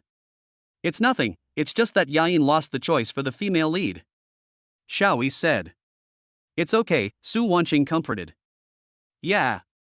Xiaoyi nodded, but felt a little uneasy in his heart. He always felt that things would not be so simple. Go to bed early, you have to get up early tomorrow, Su Wanqing said. Okay. Xiaoyi nodded and returned to the bedroom with Su Wanqing. The next morning, Xiaoyi said goodbye to Su Wanqing and returned to the rental house in the old city. As soon as he reached the door, he saw Hou Yu standing at the door, running towards him excitedly. As soon as Xiaoyi stepped into the yard of the rental house in the old city, a figure rushed over like an arrow. Hou Yu opened his arms and hugged Xiaoyi directly like an excited big dog. Oh! My good brother, you are finally back. I missed you so much. Xiaoyi was a little breathless due to being hugged by him. He frowned slightly and pushed Hou Yu away with a cold face. Get out of the way. His tone was cold, as if there was an invisible wall between the two of them. Hou Yu was stunned for a moment. He had never seen Xiaoyi with such a cold expression. He scratched his head and asked in confusion, Brothery, what's wrong with you? Who made you angry? Did you have a quarrel with your sister-in-law? I tell you, women can be coaxed and they will be fine. Xiaoyi didn't bother to pay attention to Hou Yu's nonsense. He walked straight to the door of his room, opened it and walked in. With a bang, the door closed tightly, blocking out Hou Yu's noisy voice. Hou Yu looked at the closed door and became even more confused. He knocked on the door cautiously. Brothery, what's wrong with you? Tell me, I'll give you some advice. There was no response from inside the door, so Hou Yu could only sigh helplessly. He suddenly remembered that he hadn't asked Xiaoyi why he came back. Just when he was puzzled, the door opened with a click, and Xiaoyi walked out with a set of old delivery work clothes in his hand. He put on the familiar blue uniform, like putting on a battle robe, and his eyes became sharper. Hou Yu's eyes widened immediately, and he looked at Xiaoyi in disbelief. Brothery, what are you doing? Are you going to deliver food? No way. You have a wife now, why are you still doing this? Xiaoyi glanced at him calmly, his tone calm, as if he was talking about something very ordinary. I was originally a delivery man. Hou Yu's jaw almost dropped to the ground. He looked at Xiaoyi in disbelief, as if he saw an alien. But, you are the president's husband now. Why are you still delivering food? This doesn't make sense. Xiaoyi did not answer Hoyu's question. He just straightened his collar, picked up the helmet on the table, turned around and walked out of the room. Hoyu looked at Xiaoyi's back, still muttering to himself, What's going on? Why did Brother Yi suddenly have to go back to deliver food? Did he have a fight with his sister-in-law? At this moment, Xiaoyi had already got on his old electric bike. He started the car, looked back at Hoyu, a barely perceptible smile on the corner of his mouth, then he stepped on the accelerator, the electric bike made a buzzing sound, and quickly drove away from the yard. Xiaoyi rode his old electric bike through the streets of the old city. The familiar street scene came into view, the bustling hawking sounds, the shrill honking of horns, and the smell of oil smoke in the air all made Xiaoyi feel dazed, as if time had gone back to the days when he was an ordinary delivery man. He skillfully weaved in and out of traffic, with new orders constantly popping up on the screen of his mobile phone on the handlebars. He gripped the handlebars tightly, feeling the wind whistling in his ears, but his heart was unusually calm. He stopped at the door of a familiar restaurant.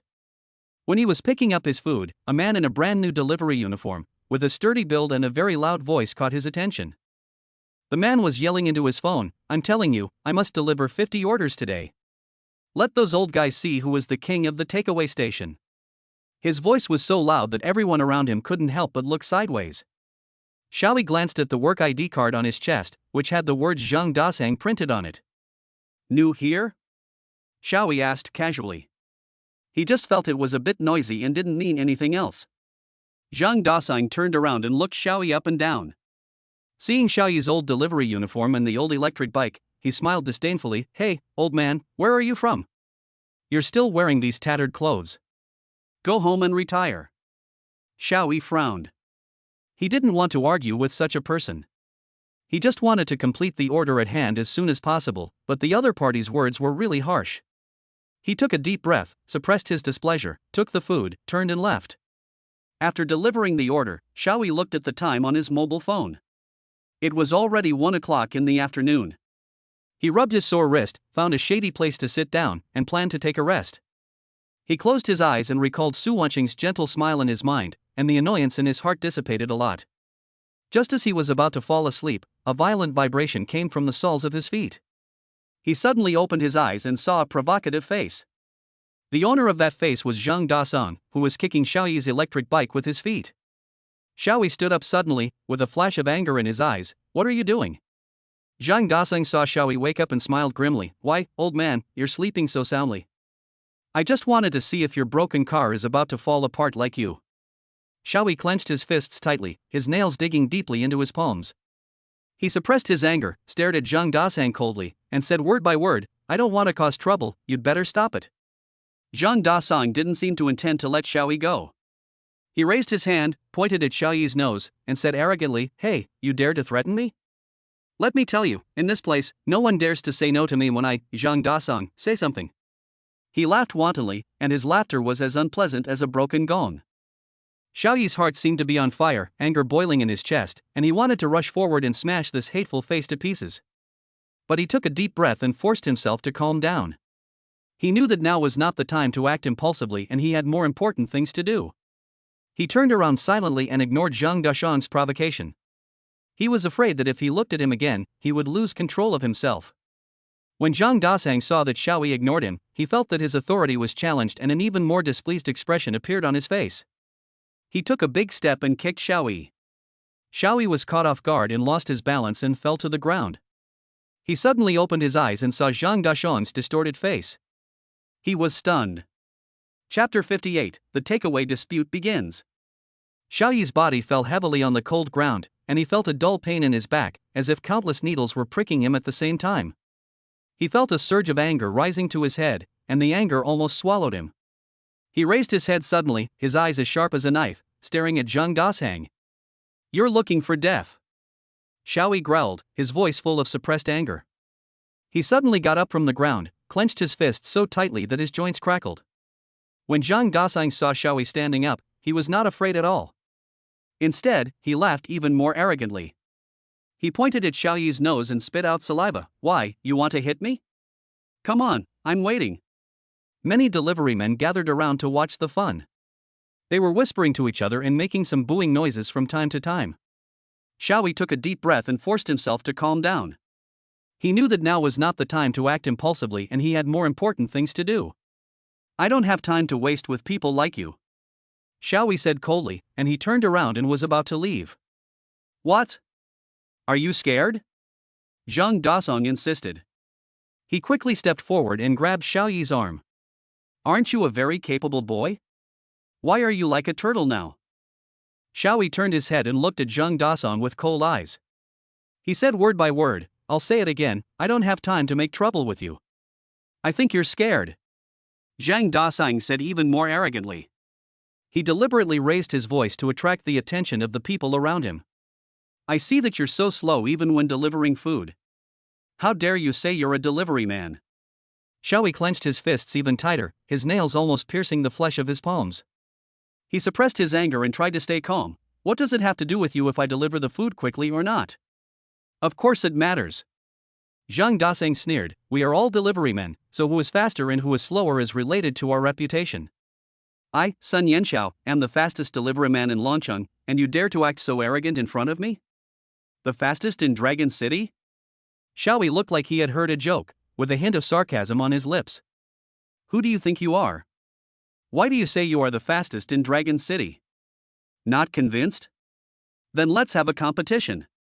Sun Yan laughed arrogantly, his eyes full of provocation. Whoever loses will admit in front of everyone that he is the slowest delivery man in Longcheng. How about that? Xiaoyi didn't want to pay attention to this boring provocation, but Sun Yanxiao's words were like a thorn, piercing his heart fiercely, and the anger in his chest erupted like a volcano. He stared at Sun Yanxiao, his eyes full of determination. Let's compete, who's afraid of who? The delivery men around them suddenly became excited. They started to make a fuss and asked the two to start the game immediately. Sun Yanxiao smiled triumphantly, clapped his hands, and said loudly, okay, if that's the case, then let's find a witness and start the order-taking competition now. How do you think? Xiaoyi didn't say anything, but just looked at Sun Yanxiao coldly. Witnessed by everyone, the two opened the food delivery app and started taking orders. The moment Xiaoyi's fingertips touched the screen, he felt as if he was struck by an electric current, and a cold electronic prompt sound suddenly rang in his mind. Bite. The host's emotional fluctuations have been detected. The God-level sign-in system has been activated. Would the host like to sign in now? This sudden voice made Xiaoyi stun for a moment, and then he immediately realized that this might be the reward for his previous binding to the system.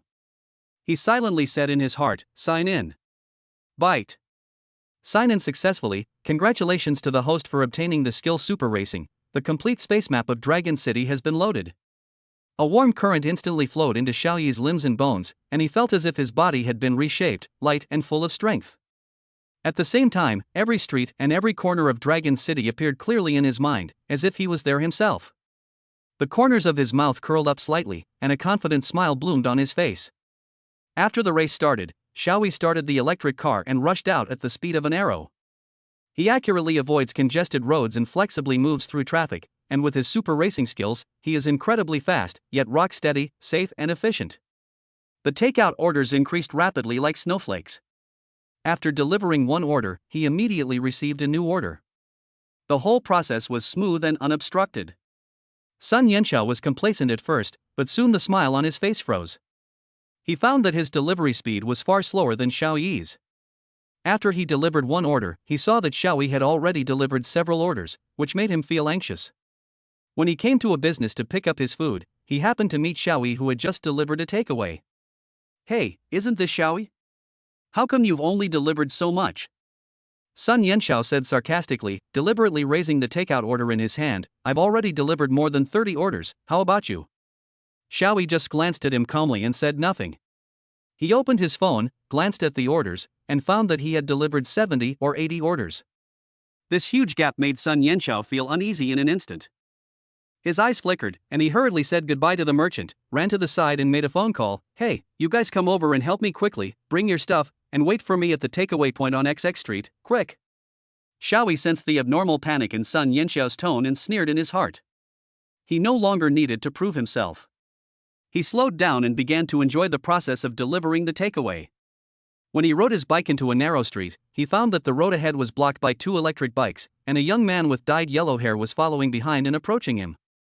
Xiaoyi raised the corner of his mouth slightly, deliberately turned a corner, and rode into a dark alley next to him. Deep in the alley, the atmosphere suddenly became tense and the air seemed to freeze. Boy, you run pretty fast. The yellow-haired young man approached slowly with a grim smile on his face. Chapter 59, Fight in the Alley. Ferrari delivers. The cold and damp alley was filled with a faint musty smell. On the mottled brick walls on both sides, graffiti was crooked, as if mocking the prey that had strayed into them. Xiaoyi rode his electric scooter neither fast nor slow, controlling the throttle extremely smoothly, and could easily move through narrow alleys. He knew that Huangmao was following him, but he did not panic. Instead, he observed the map navigation on his mobile phone with interest, looking for the best escape route. Boy, don't run. The yellow-haired man's voice echoed in the alley, with a hint of exasperation. He didn't expect that Xiaoyi, who looked thin, was so agile in riding a bike. He tried to speed up and catch up with him several times, but was left behind by Xiaoyi with a beautiful turn. A sneer appeared on Xiaoyi's lips. He knew it would be futile for Huangmao to continue chasing him. He deliberately slowed down and led the yellow-haired man to a dead end, then slammed on the brakes, turned the car around, and took another path, leaving the yellow-haired man cursing on the spot. As soon as he rode out of the alley, a tall figure blocked Xiaoyi's way. The person who came was Zhang Dasong, followed by a few hooligans with colorful hair, staring at Xiaoyi ferociously. Hey, isn't this Xiaoyi? What, you want to run away? Zhang Dasong grinned, revealing a mouthful of yellow teeth. Don't you see where you are? This is my territory, how can you run away? Zhang Dasong, what do you mean? Xiaoyi stopped the car and spoke calmly. What do you mean? Humph, you've been delivering orders quite happily lately, 70 or 80 orders a day. Do you think we are fools? You must be using some crooked tricks. Zhang Dasong said with disdain. What does my method have to do with you? I deliver my order, why do you care? Xiaoyi smiled disdainfully. You. Zhang Dasong was irritated by Xiaoyi's attitude, his face flushed. Boy, don't refuse a toast and drink a forfeit. If I don't teach you a lesson today, you still think you are so great. Zhang Dasong waved his hand, and several thugs behind him immediately surrounded him and approached Xiaoyi with bad intentions. Xiaoyi sighed helplessly and parked the electric scooter. Xiaoyi slowly exhaled a breath and shook his head helplessly. He parked the electric scooter steadily against the wall, his movements so gentle as if he was handling a precious work of art, which seemed out of place with the conflict that was about to break out. However, there was a sharp light flashing in the depths of his eyes. Come on! With a loud command, those colorful gangsters pounced on Xiaoyi like wolves and tigers. Fists, sticks, and shouting instantly filled the narrow alley. However, what they were facing was not a lamb to be slaughtered, but a tiger hiding in the grass. Xiaoyi moved and shuttled through the crowd like a ghost. He dodged an oncoming punch by leaning sideways, and took hold of the opponent's wrist. With a quick twist of the joint, the man immediately let out a scream like a slaughtered pig. Immediately afterwards, Xiaoyi kicked the iron stick out of another person's hand at an extremely fast speed, and caught it. The stick seemed to come alive in his hand, sweeping, stabbing, and hitting. Each strike was precise and powerful, with a whistling sound. Screams, wails, and collisions intertwined into a chaotic melody in the small space. Those thugs who were so aggressive just now all fell to the ground at this moment, covering their swollen faces or broken arms. They had never seen anyone with such agile skills. He was simply a devil from hell. Xiaoyi brushed off the non-existent dust on his body and slowly walked towards Zhang Dasong, whose face was ashen. With every step he took, Zhang Dasong's heart felt like it was hit by a heavy hammer, and breathing became extremely difficult. Xiaoyi stood in front of him, a playful smile on his lips, raised his hand and made a fake move to hit him on the head. Zhang Dasong was so frightened that he trembled all over and subconsciously closed his eyes. However, the expected pain did not come, instead there was a sharp pain in the cheek. Bang! The crisp sound of a slap was particularly harsh in the quiet alley. Zhang Dasong felt dizzy and several of his teeth were loose. He covered his face with his eyes full of anger and fear. He never thought that he would be beaten like this by a delivery man. Xiaoyi moved his ankle and then walked towards the alley. You kid. Zhang Dasong covered his face, pointed at Xiaoyi, gritted his teeth, and wished he could eat him alive. Xiaoyi stopped, turned around, and looked cold. Why, you want to say it again? Zhang Dasong looked at Xiaoyi's cold eyes, as if he was being stared at by a poisonous snake, and his hair stood on end. He suppressed his fear and forced a smile that was uglier than crying. Misunderstanding, it's all misunderstanding.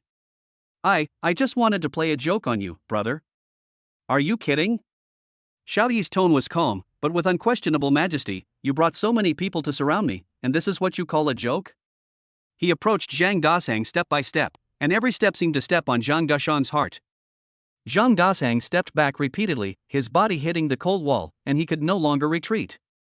His face was pale, cold sweat broke out on his forehead, and his voice trembled. I was wrong, brother, I was really wrong. I will never dare to do it again. His previous arrogance had long disappeared without a trace, replaced by deep fear. Xiaoyi sneered and pointed at the electric donkey on the ground. Ride my bike back and park it at the old place. Zhang Dasang felt as if he had been pardoned. He crawled to the electric scooter, hurriedly picked up the bike, and stepped on it carefully, for fear of angering Xiaoyi. He rode his electric scooter and ran in the direction he came from without daring to look back, for fear that Xiaoyi would change his mind. Xiaoyi took the takeaway out of the thermal box. The paper bag was still warm. He waited and walked towards the alley. He didn't have time to waste any longer. Just as I reached the entrance of the alley, a familiar voice came. Xiaoyi, this way. Yu ran over breathlessly, holding a bunch of keys in his hand. Seeing that Xiaoyi was safe and sound, he breathed a sigh of relief. Luckily you are okay. I left your car keys with me. Here they are.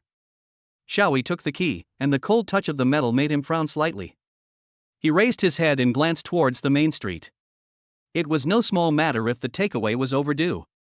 Zhang Dasang hid in the shadows at the alley entrance, watching Xiaoyi take the keys and walk towards the red sports car parked on the side of the road. He rubbed his hands curiously and followed. When he saw Xiaoyi skillfully open the car door and calmly sit in the driver's seat, he was stunned and his mouth opened so wide that a fist could fit in it. Let's go. Xiaoyi lowered the car window and shouted to Yu. Yu quickly opened the passenger door, got in, fastened his seatbelt expertly, and said to Xiaoyi, let's go, brother, the time for this order is a bit tight. The Ferrari made a low roar and slowly drove away from the alley. Zhang Dasang stared with wide eyes at the red sports car and the dazzling lines of its body, feeling as if he was in a bizarre dream.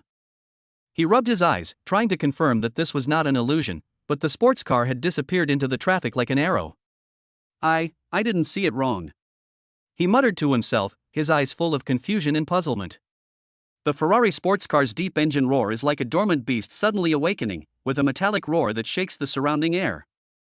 Xiaoyi skillfully adjusted the seat and started the engine. The lines of the car body were smooth, like a sharp arrow ready to be launched. Yu fastened his seatbelt and turned to look out the window. His expression showed a hint of excitement and a hint of worry. He secretly swallowed and tightly grasped the door armrest. Zhang Dasang was still standing at the entrance of the alley, as if he was under a spell, his eyes fixed on the red Ferrari. The sunlight shone on the car body, reflecting a dazzling light, like a red-hot iron, branding his heart deeply. He felt that his worldview had been strongly impacted. A delivery man actually drove a Ferrari? This is simply a fantasy. Big brother. The yellow-haired man carefully tugged at the corner of Zhang Dashing's clothes and said in a trembling voice, is that really a Ferrari? Am I dreaming? Zhang Dasang finally came back to his senses. He shook his head vigorously, as if trying to get rid of the unreal picture in his mind. He looked at the direction where the Ferrari disappeared, he swallowed, and said in a dry voice, how could he have a Ferrari? Could it be some rich second generation who was trying out life? Then what we just did. Huang Mao swallowed his saliva. He thought of his arrogant attitude towards Xiaoyi just now, and his body couldn't help but shudder. Did we offend a big shot? Zhang Dasang's face was gloomy and uncertain. He paced back and forth, muttering to himself, no, if we offend this kind of person, we will definitely suffer the consequences. Will he retaliate against us? When he thought of Xiaoyi's cold eyes just now, he felt a chill on his back, as if a cold hand was stroking his spine. Huang Mao, you have to return his electric scooter to him. Hurry up. Zhang Dasang suddenly stopped, pointed at Huang Mao and ordered loudly. Me? The yellow-haired boy pointed at his nose, looking incredulous. Brother, why me? Stop talking nonsense. Just go if I tell you to. Hurry up. Don't cause trouble for me. Zhang Dasang glared at the yellow-haired man and said fiercely. Huang Mao was so frightened that he trembled and ran to the alley and rode his electric scooter out. He secretly groaned in his heart, thinking how unlucky he was that he had to give a car to a big shot who drove a Ferrari. Zhang Dasan looked at the back of Huang Mao riding away on his electric scooter and sighed deeply, with an inexplicable emotion surging in his chest. He raised his head and looked at the glaring sun above his head, and suddenly felt that he should do something. He patted his chest and said loudly, "No, I have to deliver the takeaway too. I must take a few more orders today and earn some money. I can't lose to the guy driving the Ferrari." He strode to his electric bike parked on the street, stepped on it, and struck a pose that he thought looked very handsome, with his chest puffed out, like a general about to go to war, full of energy. I'm going to make a career out of it even if I raise my voice a lot, so that those who look down on me can see it. He turned the accelerator hard, and the electric car made a buzzing sound. He felt that his back at this moment was so majestic. The Ferrari was weaving through the traffic. Xiao Yi's face was calm as water.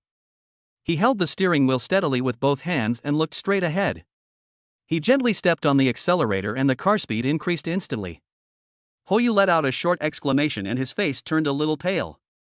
"Brother, you go slower."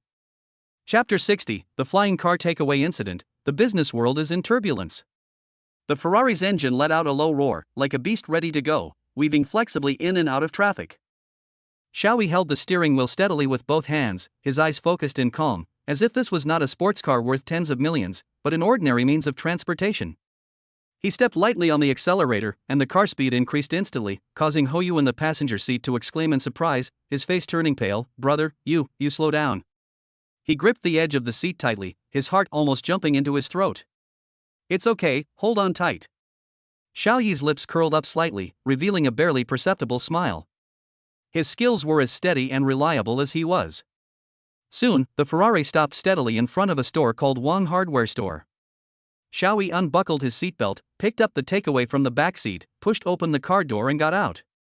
Wang Wu, the owner of Wang Hardware Store, was sitting in a rocking chair at the door of the store, squinting his eyes in the sun. When he saw a cool red Ferrari parked at his door, he immediately perked up. He looked at the luxury car curiously, then looked at the delivery man Xiao Yi who got out of the car, his heart full of doubts. "Young man, your car is quite impressive." Wang Wu touched his chin, marveling at the sight, with curiosity gleaming in his eyes. Xiao Yi smiled, handed the takeaway to Wang Wu, and explained, "This is my wife's car. I borrowed it to deliver food today to experience life." Wang Wu took the takeaway, opened it and saw that it was the same thing he usually ordered, so he let down his guard. He picked up a bottle of mineral water, unscrewed it and took a sip, then continued, "You are an interesting guy. I've never seen anyone deliver food in a Ferrari before. Your wife must be a beautiful woman, right?" Xiao Yi's eyes were full of tenderness, and he said in a relaxed tone, "Of course, my wife is a great beauty." The two chatted for a few more sentences in a relaxed and humorous atmosphere, then Xiao Yi started the Ferrari and left the gold shop. At the same time, in the president's office on the top floor of Yuexia Group, Su Wanqing was sitting behind a large desk, holding a pen in one hand and flipping through documents with the other, with a hint of fatigue between her delicate brows. Outside the floor-to-ceiling windows, the sun shines down, illuminating her beautiful profile, but it cannot dispel the faint chill emanating from her body. "Mr. Su, your coffee." Secretary Zhao Xian walked in with a cup of steaming hot coffee and gently placed it on Su Wanqing's desk. At the same time, she handed over a thick document. "Here are the documents you need to sign today, and there are several cooperation proposals." Su Wanqing raised her head, rubbed her swollen temples, took the document, simply said thank you, and began to deal with it seriously. The office was so quiet that the only sound was the flipping of documents and the occasional click of the mouse. She frowned as she dealt with the company's complicated affairs, while also coping with pressure from all sides and the troubles caused by the lingering personal emotions deep in her heart. This feeling made her feel a little breathless. At this time, the internal phone on the desk rang, and Su Wanqing pressed the answer button. "What's the matter?" Her voice was cold and a little tired.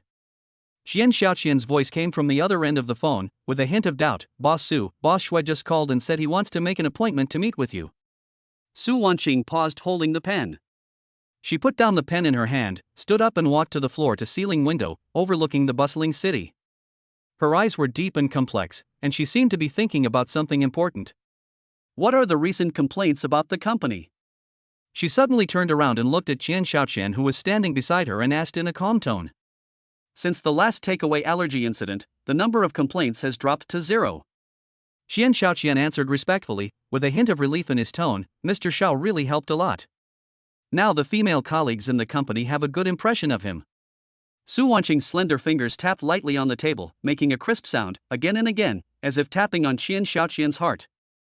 The air in the office seemed to freeze for a moment, filled with a subtle atmosphere. Su Wanqing's eyes flickered, and a barely perceptible curve appeared at the corner of her mouth. Really?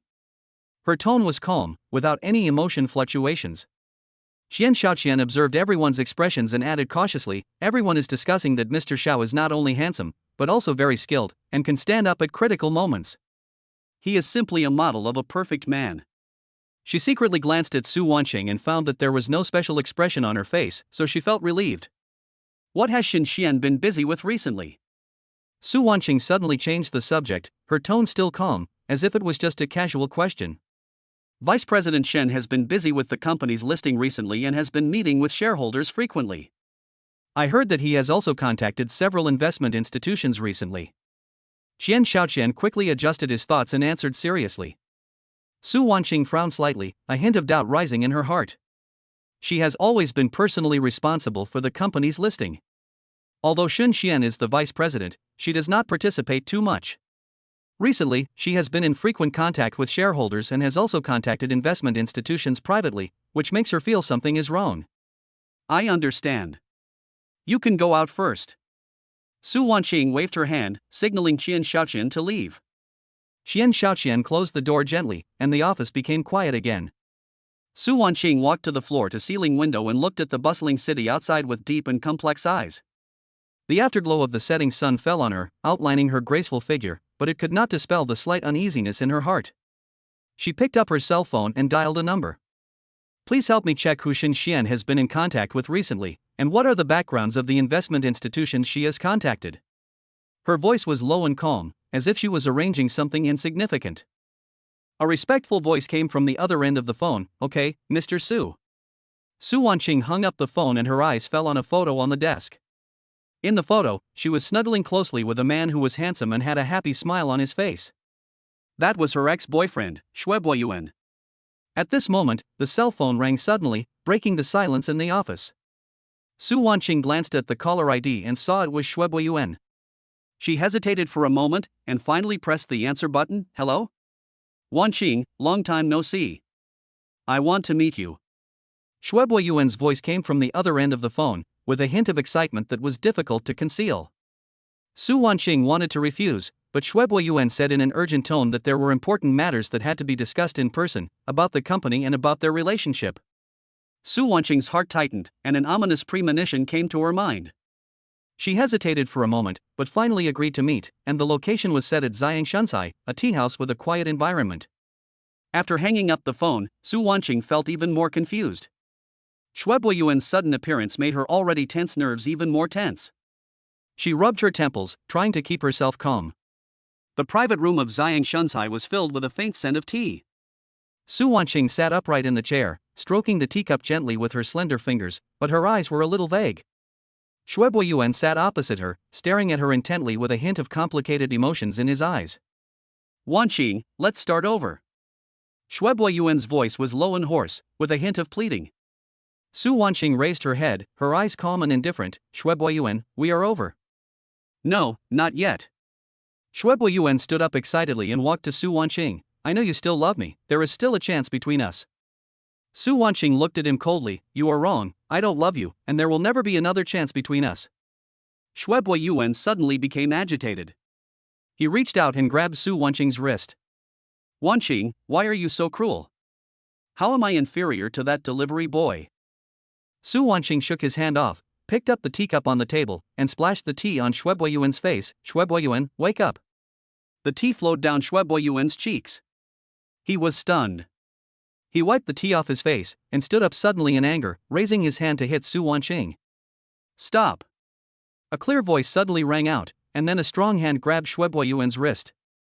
Xiaoyi, dressed in a takeaway uniform, appeared at the door of the box, staring at Yuan with cold eyes. Yuan was stunned at first, then turned to mockery. Hey, isn't this Mr. Su's good husband? Why, is he delivering food here? Chapter 61, A Downtrodden Man Still Has Dignity. Yuan's wrist was tightly grasped, as if clamped by an iron clamp, and he could not move. He was enraged and struggled hard, but found that the other person's hand was like steel and did not move at all. He looked up at Xiaoyi, his eyes full of disdain and ridicule. Hey, isn't this Mr. Su's good husband? Why, did you deliver the food here? Did you come here to deliver the food and save the beauty? Xiaoyi stared at Yuan coldly with a dagger-like gaze, and a sarcastic arc appeared on the corner of his mouth. What's wrong with me delivering food? What's shameful about earning money with your own hands? It's better than a prodigal like you who relies on your family. You! Yuan was so angry at Xiaoyi's words that he shook off Xiaoyi's hand, pointed at Xiaoyi's nose, and shouted, Who do you think you are? How dare you, a delivery man, talk to me like that? Do you know who I am? He puffed out his chest and said arrogantly, I am the young master of the Shui family. My family assets are over 100 million. People like you can only deliver food for the rest of your life.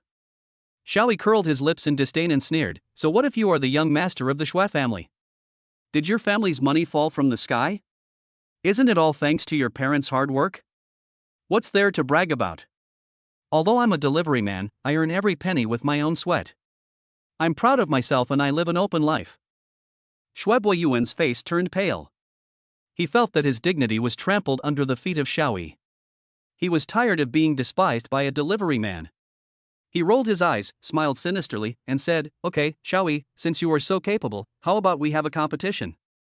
Xiaoyi raised his eyebrows and asked curiously, Comparing what? Yuan pointed at several luxury cars parked outside the clubhouse and said with contempt, Racing. Do you dare? Let's use our cars parked outside as stakes, and the loser will give his car to the winner, how about that? He paused deliberately and added, Of course, a delivery man like you probably doesn't even have a decent bicycle, right? Ha, you wouldn't dare. Su Wanqing watched quietly from the side, her heart sinking slightly. She knew Yuan's racing skills were very superb, and Xiaoyi. She glanced at the takeout uniform he was wearing and a look of worry appeared on her face. Xiaoyi sneered, staring into Yuan's eyes with a sharp gaze, and said without giving in, Let's compete, who's afraid of who? But I can't guarantee that your broken car can be kept.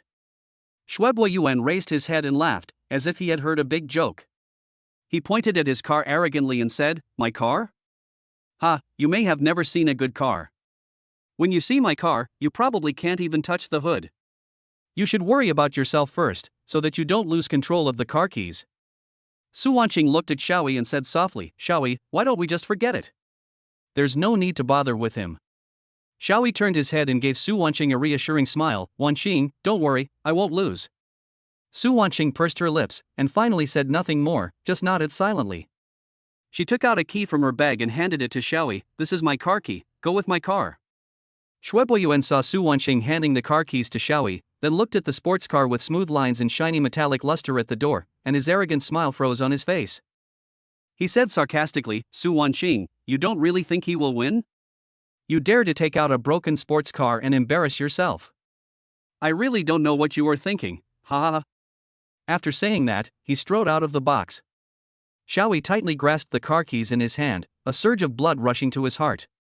He glanced at Su Wanqing indifferently and said, Let's go, let's see how powerful this rich second generation is. After that, he turned and left the box. Su Wanqing looked at Xiaoyi's departing back, frowning, and the uneasy feeling in her heart became stronger. She felt as if something was going to happen. She followed hurriedly. At the entrance of the club, when Yuan saw the sports car Xiaoyi drove, a disdainful smile appeared on his face. He sneered in an exaggerated tone, I thought it was a nice car, but it turned out to be just a broken sports car. I'm so disappointed. Xiaoyi ignored Yuan's ridicule and said to Su Wanqing, Wait for me here. Su Wanqing opened her mouth and seemed to want to say something, but finally swallowed her words back. Xiaoyi walked to the sports car, opened the door, got in, and started the engine. The engine made a low roar, as if a sleeping beast was about to wake up. He took a deep breath, his eyes filled with determination. As night falls, the city lights flicker. Xiaoyi ended a day's travels and returned to his and Su Wanqing's home. As soon as I opened the door, I saw Su Wanqing sitting on the sofa, holding a tablet in her hand with a focused expression. Hearing the door open, she looked up with a worried look on her face, You're back. Yeah. Xiaoyi put on slippers and walked over to Su Wanqing and sat down.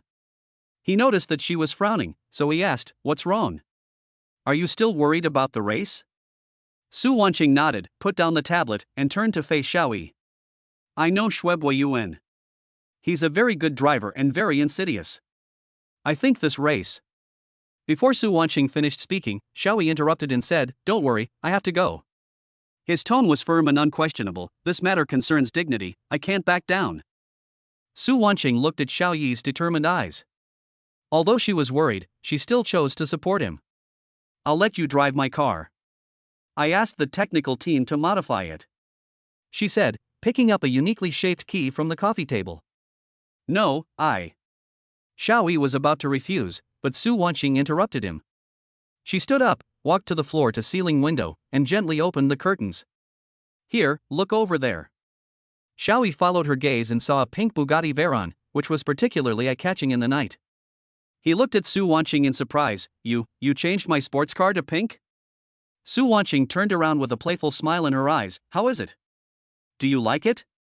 I specially modified it for you, I think it suits you very well." Xiaoyi's mouth twitched. He really couldn't associate himself with this pink color, but he knew Su Wanqing was doing it for his own good, so he sighed helplessly. "Okay, but you have to promise me that you can't go to this game." "No." Su Wanqing rejected it outright, and said firmly, "I want to go with you." Just as Xiaoyi was about to retort, Su Wanqing said, "I won't interfere with your competition. I just want to see you win with my own eyes." Her tone was gentle, but with a hint of unquestionable firmness. Xiaoyi had no choice but to agree. He knew in his heart that few people could change Su Wanqing's decision. Soon, the two arrived at the racing venue in the suburbs. The venue had been blocked off long ago, and was surrounded by luxury cars and beautiful women. The roar of engines was heard one after another, the air was filled with the smell of gasoline, and the tense and exciting atmosphere made people's blood boil. When the pink Bugatti Veyron drove into the venue, the people around it moved away, their eyes full of surprise and confusion. This pink sports car, which is out of place on the racetrack, looks both abrupt and eye-catching. Shuebai Yuan had been waiting for a long time. When he saw Xiaoyi getting out of the pink sports car, the mockery on his face became even more intense. He walked forward and said with contempt, "Hey, isn't this our takeaway boy? Why are you driving a sissy sports car to embarrass yourself?" He glanced at Su Wanqing beside Xiaoyi and said in an even more sarcastic tone, "Boss Su, your taste is getting worse and worse. You actually found such a..." Before Shuebai Yuan could finish his words, Xiaoyi interrupted him coldly, "Stop talking nonsense and let the game begin." His eyes were cold and sharp as torches as he stared directly at Shuebai Yuan. A powerful aura instantly enveloped the entire venue, making the originally noisy place quiet in an instant. Shuebai Yuan looked at Xiaoyi with a sneer on his face. He didn't say anything else, but walked towards his sports car and fiercely opened the door. Chapter 62, The Competition is Hard to Stop. There was a burst of whispers all around, which were nothing but ridicules such as overestimating one's own abilities and seeking to attract attention. Xiaoyi turned a deaf ear to these voices and walked straight to the pink Bugatti, gently stroking the body of the car. He turned his head, a provocative smile appeared on the corner of his mouth, and said to Shuebai Yuan, "What, are you scared? Don't you dare to compete?" Shuebai Yuan snorted coldly, ignored Xiaoyi's provocation, turned around and walked towards his sports car, slammed the door, as if he wanted to vent all his anger on the door. The air was filled with a strong smell of gunpowder, and a war was about to break out. Xiaoyi and Shuebai Yuan drove their respective sports cars to the starting line. The two cars were parked side by side, and the engines made a low roar, as if they were demonstrating against each other. Referee Zhang stood between the two cars, holding a black and white checkered flag in his hand, looking at the two drivers with a serious expression. Ready, Referee Zhang held up the flag. The whole audience fell silent, and everyone's eyes were focused on the starting line. Start! The flag fell suddenly, and two sports cars rushed out like arrows. The tires rubbed against the ground, making a sharp scream and leaving two black tire marks. The crowd instantly became excited, with cheers, screams and cheers coming one after another, deafening. Su Wanqing couldn't help but be infected by the atmosphere at the scene. She clenched her fists tightly and shouted loudly, "Xiaoyi! Come on!" Her voice was crisp and powerful, and it stood out in the noisy crowd. Xiaoyi seemed to have heard her shouting. He drove the pink Bugatti, stared firmly ahead, and a confident smile appeared at the corner of his mouth. The pink Bugatti was like a flowing glow on the track. Xiaoyi gripped the steering wheel tightly, his eyes sharp. The roar of the engine roared in his ears, making his chest slightly numb. He glanced in the rearview mirror at the black Ferrari that was chasing him. Shuebai Yuan's driving skills were better than he thought, which made him feel a little pressured. The wind whistled past his ears, bringing with it a slight smell of burnt tires. Xiaoyi took a deep breath and activated the god-level racing skill rewarded by the system. The speed of the Bugatti instantly increased to a higher level, like a pink lightning, drawing a graceful arc on the track. Yuan gritted his teeth and stepped on the accelerator to the bottom, but he still watched the distance between the two cars getting bigger and bigger. He was unwilling to admit defeat. As he approached the bend, a crazy idea flashed through his mind. Just when the two cars were about to draw side by side, he suddenly turned the steering wheel to the left, and the black Ferrari slammed into the rear of the Bugatti. Bang! With a loud bang, a puff of white smoke came out of the rear of the Bugatti, and the car body shook violently and deviated from the original track. There was a burst of exclamations from the audience. Su Wanqing's heart suddenly tightened and she almost didn't dare to watch any further. A triumphant smile appeared on Yuan's face. He stepped on the accelerator and the black Ferrari roared forward, about to overtake the Bugatti.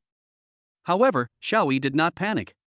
He quickly adjusted the steering wheel, stabilized the car body, and then stepped on the accelerator to the bottom. The Bugatti made a deafening roar and rushed out again like an arrow. The two cars were almost running side by side, chasing each other and sprinting towards the finish line. The red flag at the finish line fluttered in the wind, as if waiting for the final winner.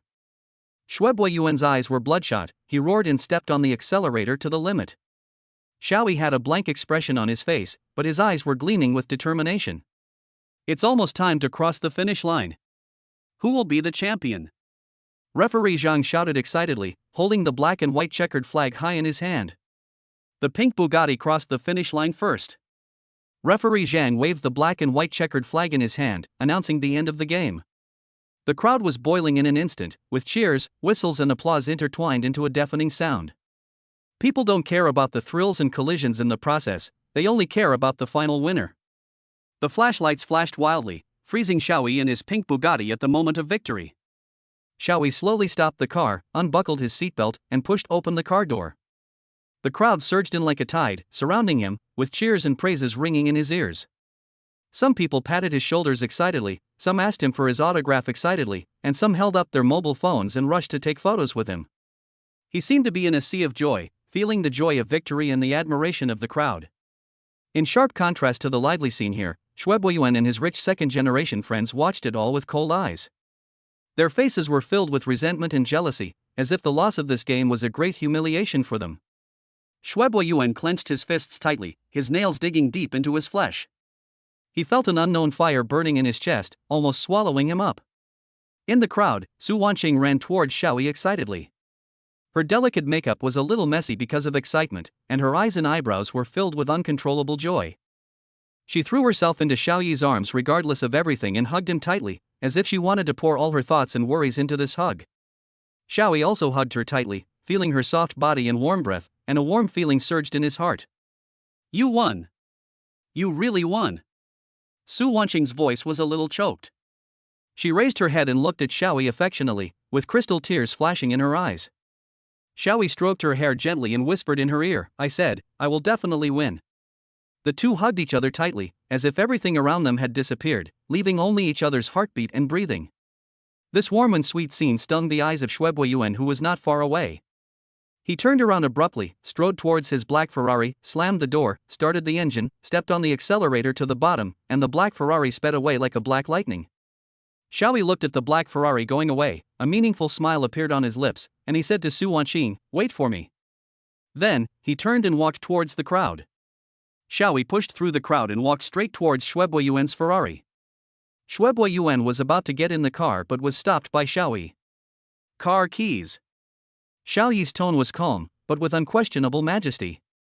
Yuan snorted disdainfully and threw the keys to Xiaoyi, take it, it's just a broken car, I don't want it. He said this, but his heart was bleeding, this Ferrari was his most beloved baby. You crashed my car and you want to just walk away? Xiaoyi played with the keys in his hand, looking at Yuan with a smile. I bumped into you? It's obviously your own fault. Yuan was furious. Several of his rich second-generation friends also surrounded him and warned Xiaoyi in a bad tone, boy, don't be shameless. It's good enough that Master Shui is willing to give you the key. What else do you want? Xiaoyi looked around at everyone, with a scornful smile on his face. Yuan, do you dare to admit that you deliberately bumped into me when you were turning the corner? Yuan's face changed, his eyes flickered, you're talking nonsense. It was obviously your own operating error. Really? Do you want me to play the game video? Xiaoyi pressed on, with a hint of provocation in his tone. Yuan was speechless for a moment. He knew he was in the wrong, but he couldn't bring himself to admit it in front of so many people. The air around them seemed to be frozen, filled with the smell of gunpowder, and a conflict was about to break out. After a short stalemate, Yuan took out a bank card from his pocket and threw it to Xiaoyi. There are 500,000 yuan in it, enough to repair your broken car. The day after tomorrow, let's have another competition, dare you? Xiaoyi wanted to refuse. You want to get rid of him with just 500,000?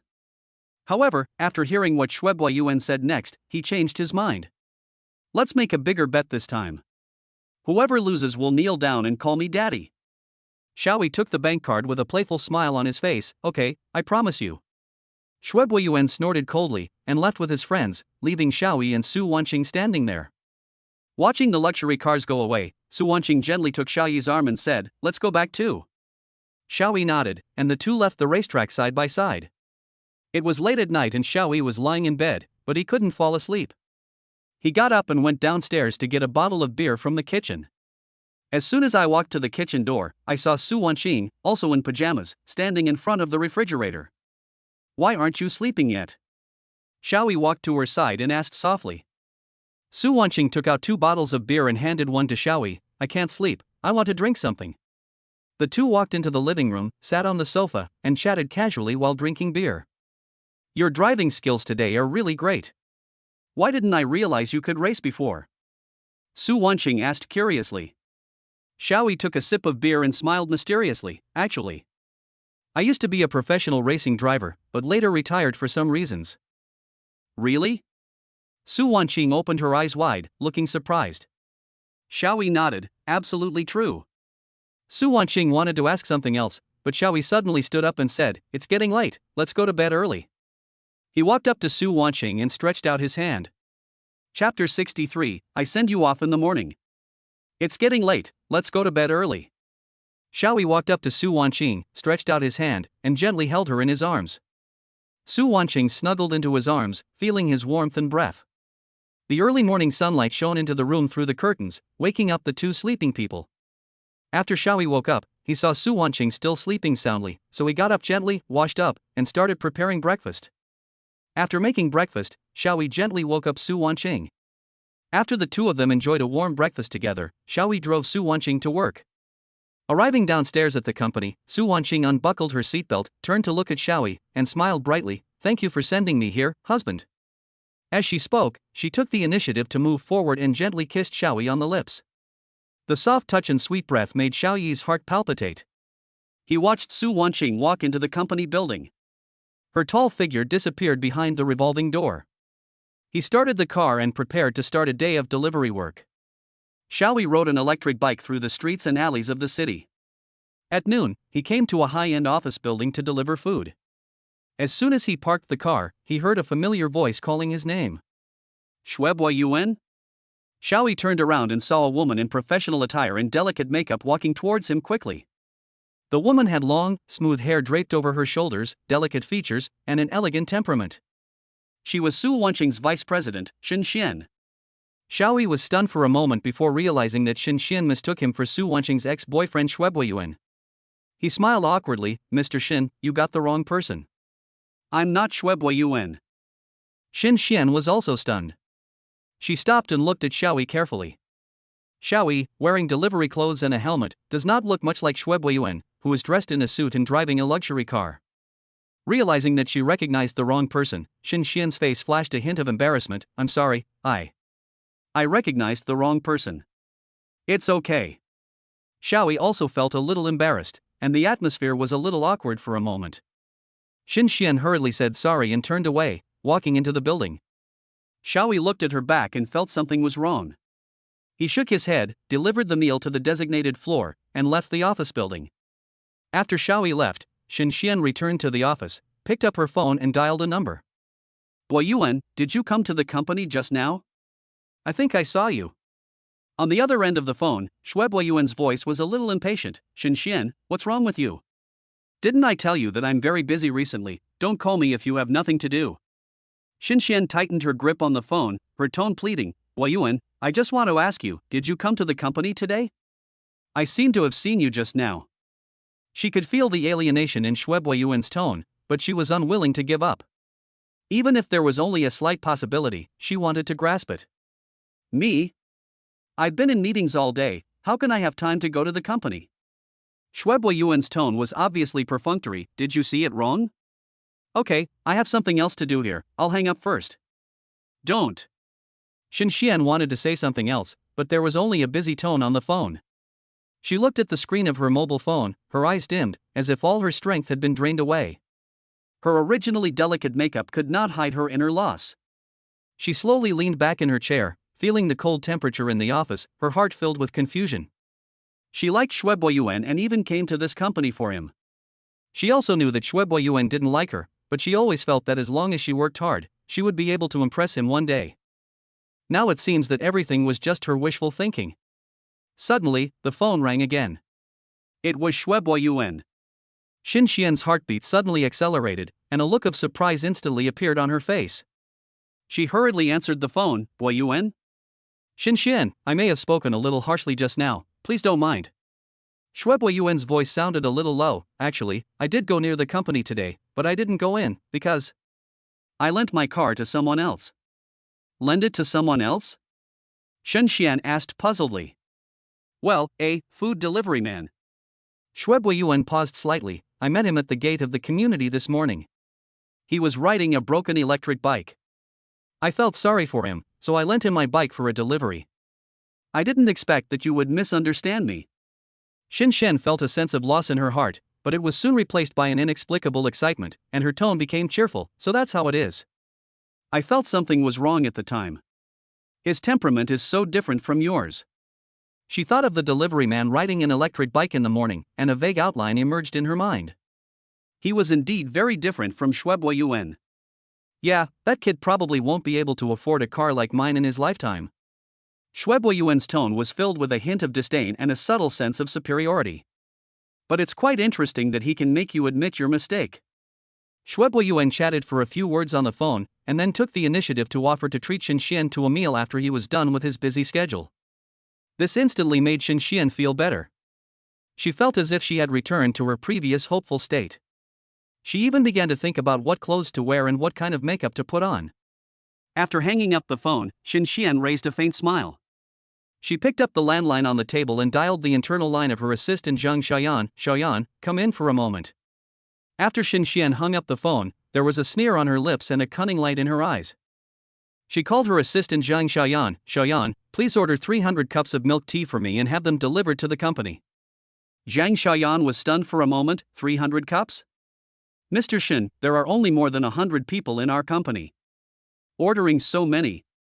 I know, Xinxian interrupted her, with an unquestionable command in her tone. I want to designate a delivery man, the one who delivered food this morning. Contact the nearby milk tea shop and ask them to arrange for him to deliver it. Although Zhang Xiaoyan was confused, she still did as she was told. She contacted a milk tea shop with a good reputation, explained her requirements, and added additional delivery fees. Xiaoyi was about to go for lunch when he received a call from the milk tea shop.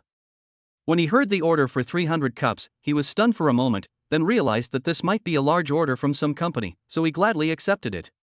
When he arrived at Su Wanqing's company and placed a full bottle of milk tea at the front desk, the receptionist, Miss Wu, recognized him at a glance.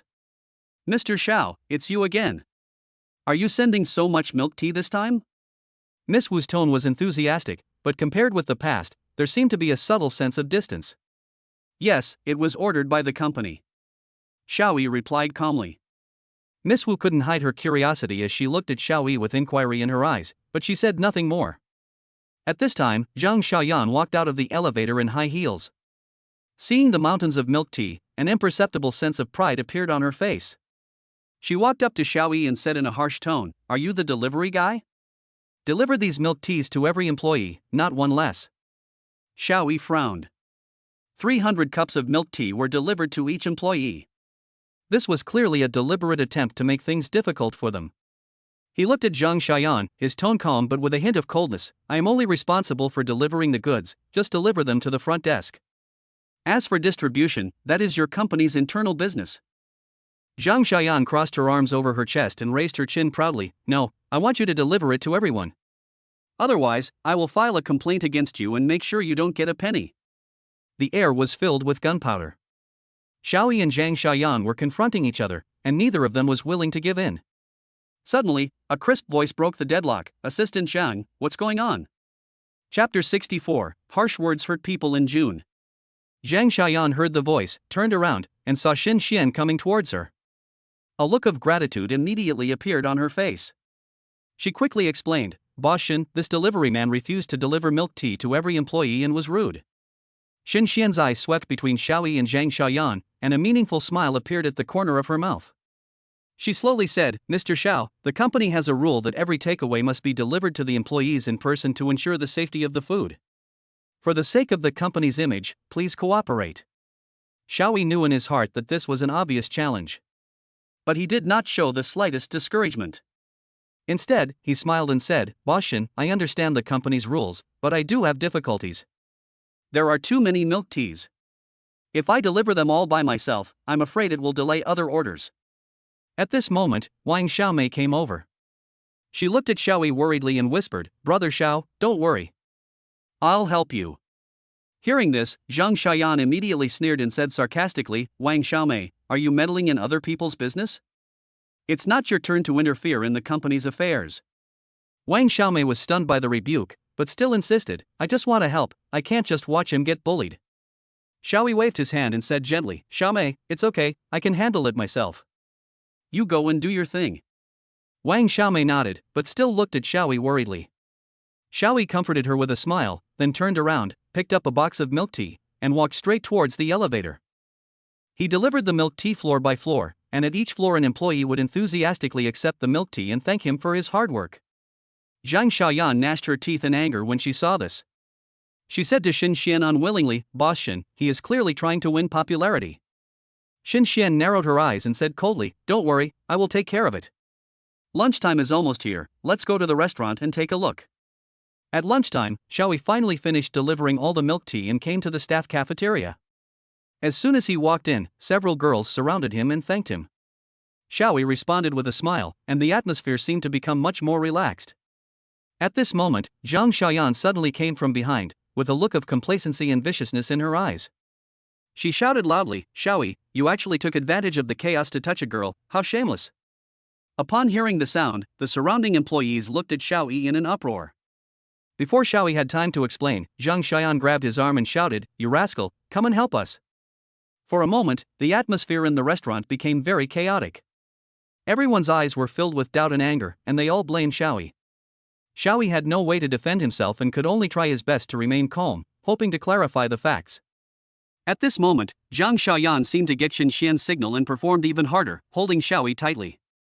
She said loudly, I saw him do it with my own eyes, don't be fooled by him. Xiaoyi's eyes turned cold and he stood there quietly, waiting for the truth to come to light. Suddenly, his cell phone vibrated and a message popped up. The noise in the restaurant surged like a tide, with all kinds of accusations and discussions interweaving into a harsh cacophony. Xiaoyi stood in the middle of the crowd, as if he was in the center of a storm. He could clearly feel those hostile gazes pricking his skin like needles.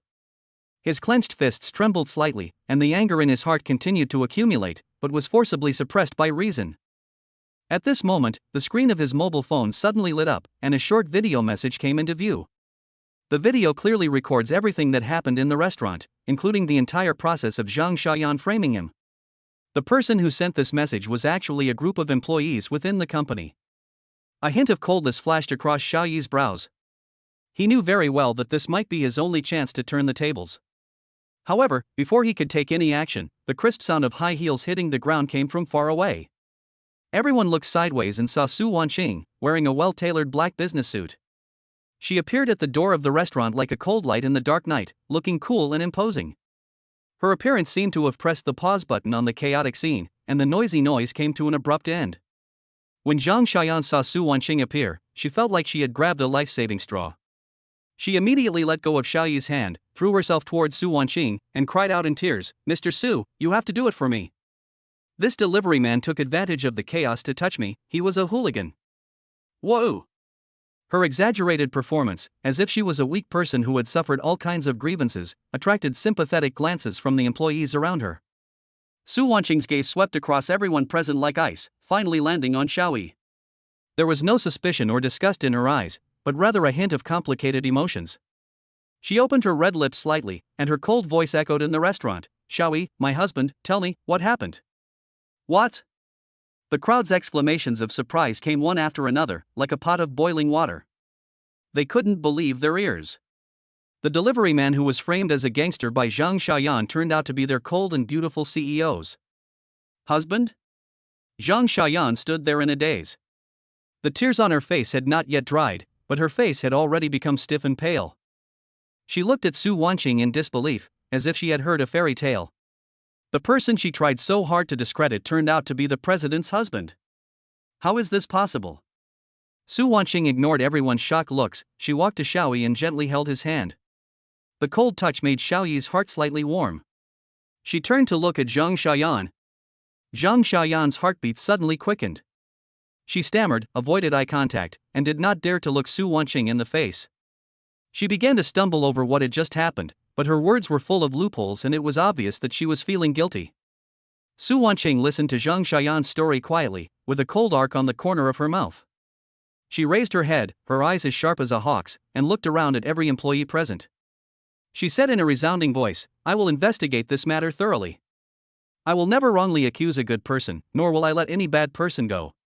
There seemed to be a hint of murderous intent in her cold eyes, which made people shudder. After that, she turned to Xiaoyi and said gently, "Let's go." She took Xiaoyi's hand and left the staff cafeteria without looking back. The two figures disappeared at the door, leaving the restaurant in dead silence. Everyone held their breath, waiting for the final truth to come out. Xinxian looked at the two people's backs as they left, a meaningful smile appearing on the corner of her mouth. She turned and walked towards the restaurant's monitoring room with a sly gleam in her eyes. She knew that something exciting was going to happen next. Chapter 65, Right and Wrong Become Clear. You are invited to join the party. Su Wanqing pulled Xiaoyi out of the restaurant and ran into Xinxian, who was rushing over. "Mr. Su, what happened?" Xinxian pretended to be concerned, but her eyes were wandering and quickly swept across Su Wanqing's hand, which Xiaoyi was holding tightly. Su Wanqing stopped and looked directly at Xinxian with a cold gaze, and said firmly, "Vice President Xin, I need to explain, this is my husband, Xiaoyi." "Husband?" Xinxian seemed to have heard something incredible. She widened her eyes, unable to conceal her surprise and a hint of panic. "Boss Su, are you kidding me? Does Vice President Xin think I'm joking?" Su Wanqing asked back, with a hint of unquestionable majesty in her tone. Xinxian was speechless for a moment and looked at Zhang Xiaoyan beside her as if asking for help. Zhang Xiaoyan's face turned pale, and her lips trembled. Encouraged by Xinxian's eyes, she stammered and changed her words, "Boss Su, I may have seen it wrong just now. This gentleman and you are really a good match." Su Wanqing sneered, "Did you see it wrong? Zhang Xiaoyan, are you sure you just saw it wrong? And you are not deliberately making trouble and slandering me and my husband?" Zhang Xiaoyan was so frightened that she trembled all over and dared not speak anymore. Xinxian quickly tried to smooth things over. "Boss Su, Xiaoyan may have been under too much work pressure recently and her mental state is not very good, which is why she has this hallucination. I will criticize and educate her." "Not in a good mental state?" Su Wanqing raised her eyebrows. "Vice President Xin, since Zhang Xiaoyan is not in a good mental state, she should take a good rest instead of continuing to work. I suggest that she take a leave of absence without pay, go home to see a doctor, and come back to work when she is well." Xinxian's face changed. This was not the result she wanted. If Zhang Xiaoyan is suspended from work without pay, how will she be able to stay in the company in the future? "Boss Su, isn't this punishment too severe?" Su Wanqing's tone was cold. "Is it serious?" "I don't think it's serious at all. If I wasn't here today, wouldn't my husband be thrown dirty water by her? Vice President Xin, is this how you manage your employees?" Xinxian opened her mouth but was unable to refute. Su Wanqing ignored her and left holding Xiaoyi's hand. When she reached the corner, Su Wanqing stopped, turned to look at Xiaoyi, and said softly, "Xiaoyi, do you think this matter is just Zhang Xiaoyan's problem?" Xiaoyi pondered for a moment and shook his head. "I think there is something wrong with Xinxian." Su Wanqing gave him an appreciative look and said, "I thought so too. Let's go to the cocktail party first." We can take our time with this matter. In the evening, a black car was parked in front of Xiaoyi's house. The person who got off the car was Su Wanqing. She was wearing a simple cheongsam today, which made her look more elegant and noble. Uncle Qin is already waiting for you inside, Su Wanqing said with a hint of tenderness in her tone. Xiaoyi nodded and walked into the house. Old man Qin was in the living room, holding a tape measure and cloth in his hands. Mr. Xiao, please change into this suit. Old man Qin handed Xiaoyi a Chinese-style dress. After Xiaoyi changed his clothes, Uncle Qin carefully measured his body and tailored clothes for him. It fits very well. Old Mr. Qin nodded with satisfaction. At this time, Su Wanqing came in and saw Xiaoyi wearing a formal dress. Let's go, it's time for us to leave. Su Wanqing took Xiaoyi's arm and walked towards the door. Wait, old man Qin stopped them, there's one more thing. He took out an exquisite wooden box from behind and handed it to Xiaoyi. This is what Miss Su prepared specially for you. Xiaoyi opened the wooden box, and inside was an ancient jade pendant. Xiaoyi held the jade pendant, which felt warm to the touch, with the carved dragon pattern lifelike, and a faint sandalwood scent lingering around his nose. He looked up at Su Wanqing, her eyes were moving and her face was full of smiles. This is what my father left me. I hope it can bring you good luck. Xiaoyi solemnly put the jade pendant close to his body and walked out of the house with Su Wanqing. The black car drove smoothly in the city night. Neither of them spoke, but a tacit understanding flowed in the air. At the same time, downstairs of the company building, Zhang Xiaoyan was still begging the security guard to let her in. Brotherly, please, let me in. I left something in the office. Zhang Xiaoyan's voice was tearful and her eyes were blurred with tears. Li Baoan stood in front of her with an expressionless face and said in a cold tone, President Su has ordered that you are not allowed to set foot in the company again. The employees around pointed and whispered. Zhang Xiaoyan was extremely ashamed and angry, but there was nothing she could do. Li Baoan's tough attitude and the fact that Su Wanqing had previously publicly admitted that Xiaoyi was her husband made everyone more convinced that Zhang Xiaoyan had been lying. The car arrived at the company's underground parking lot. Su Wanqing took Xiaoyi's hand, walked into the exclusive elevator and went directly to the top floor office. In the office, outside the floor-to-ceiling windows is the brilliant city night view, like stars scattered on a black curtain. Su Wanqing walked to the wine cabinet, took out a bottle of red wine, and poured 2 glasses. Xiaoyi, how much coincidence do you think was involved in today's events? Su Wanqing handed a glass of red wine to Xiaoyi with a low voice. Xiaoyi gently shook the wine glass, and the bright red liquid swirled in the glass, reflecting his deep gaze. Almost nothing. He took a sip of the wine, feeling the richness of the wine spreading on his tongue. From Zhang Xiaoyan's appearance, to her repeatedly saying that you are my sister, to Xinxian's timely appearance, all of this was too deliberate. Su Wanqing walked to the floor-to-ceiling window, looked at the flashing neon lights, and frowned. Xinxian, why did she do this? Maybe. Xiaoyi put down his wine glass and walked to Su Wanqing's side. She wants to ruin your reputation and take your place? Su Wanqing turned around and stared at Xiaoyi with burning eyes. The atmosphere in the room suddenly became solemn. If that's the case. She paused, her tone meaningful, then who is the person behind her? Xiaoyi held the jade pendant tightly in his hand. The warm touch made him feel at ease. He thought of Xinxian's pretended surprised expression in the restaurant and sneered in his heart. Actually, Vice President Xin has met me before. Xiaoyi's tone was calm but powerful. Su Wanqing was slightly stunned, then turned to look at Xiaoyi. Oh? When? Just a few days ago, in Yuan's private club. Xiaoyi's tone was calm, but it was like a stone thrown into a calm lake, causing ripples. Su Wanqing's hand holding the wine glass tightened unconsciously, and her knuckles turned white. Yuan was her former fiancé and also Xinxian's longtime public pursuer. It seems that Vice President Xin's memory is not very good. Xiaoyi's mouth curled up with a hint of sarcasm. That day, she saw with her own eyes that Yuan was very respectful to me, one could even say, humble. He paused deliberately, observing Su Wanqing's reaction. Su Wanqing's face turned a little ugly. She took a deep breath and tried to stay calm. So, you think Xinxian deliberately pretended not to know you in order to alienate us and make you doubt me? Xiaoyi took over Su Wanqing's words with a firm tone. The room fell into silence, with only the low hum of the air conditioner and the faint noise coming from outside the window. Su Wanqing's gaze fell on the wine glass in her hand. The deep red wine was like solidified blood, exuding a suffocating feeling of oppression. Wan Qing, Xiaoyi broke the silence, with a hint of worry in his tone, tonight's cocktail party. Of course I will participate. Su Wanqing raised her head. But... Xiaoyi hesitated, I'm worried that my presence will make things difficult for you. He knew clearly that he was just an ordinary delivery man, far from a business elite like Su Wanqing. Su Wanqing walked up to Xiaoyi and gently held his hand. Xiaoyi, she said in a gentle but firm tone, I don't care what others think, I only care about you. Her eyes were full of trust and expectation, which gradually dissipated the uneasiness in Xiaoyi's heart. I believe you. Su Wanqing stood on tiptoe and kissed Xiaoyi gently on the cheek. Tonight, you will be my pride. A rapid ring of a cell phone broke the warm atmosphere between the two. Su Wanqing glanced at the caller ID and frowned slightly. Let me take a call first. She walked aside and pressed the answer button.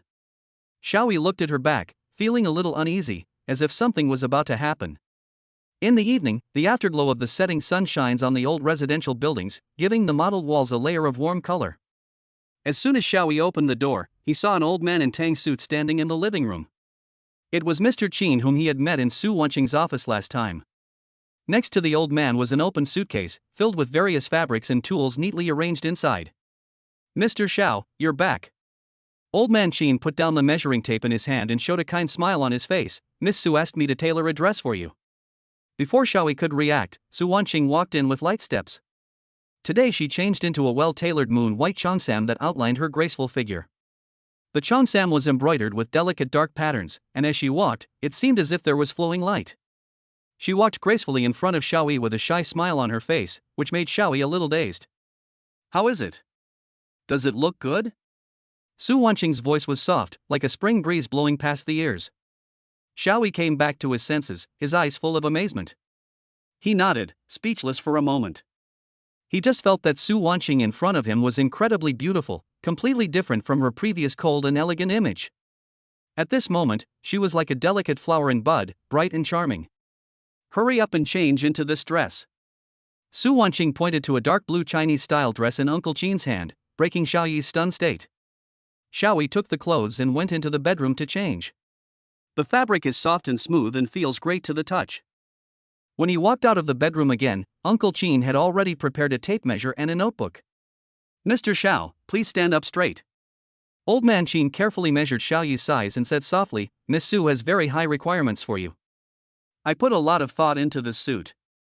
After taking the measurements, Uncle Qin put away his tools and stroked his beard with satisfaction. It fits very well, very well. He looked up at Xiaoyi. I'll make some minor modifications, and I'll definitely amaze everyone tonight. Su Wanqing walked up to Xiaoyi and looked at him carefully.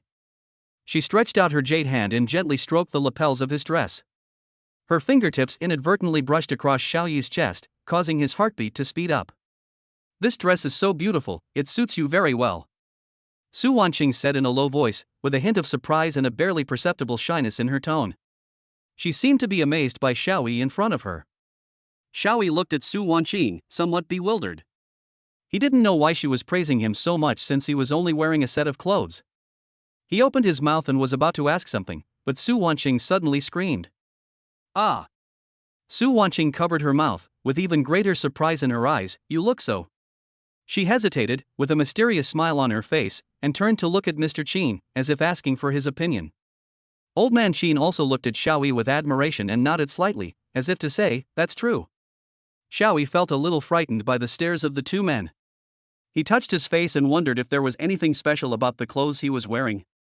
Just when he was puzzled, Su Wanqing suddenly took his hand, with a hint of excitement in her tone. Let's go, it's time for us to set off. Chapter 66, Meeting an Old Friend at a Drinking Party, each with their own reasons for love and hate. Su Wanqing held Xiaoyi's arm, and the two of them stood together, like a perfect couple. Xiaoyi was wearing a suit carefully made by Uncle Qin. His tall figure made him look even more handsome, and his every move revealed a confident temperament. Su Wanqing was wearing a burgundy evening dress, which set off her fair skin and noble temperament. She was elegant and radiant. Uncle Qin, we're leaving first. We'll come to see you next time. Xiaoyi said goodbye to Uncle Qin politely. Okay, go ahead and have fun. Old man Qin waved his hand with a smile. After saying goodbye to Mr. Qin, the two drove to the cocktail party.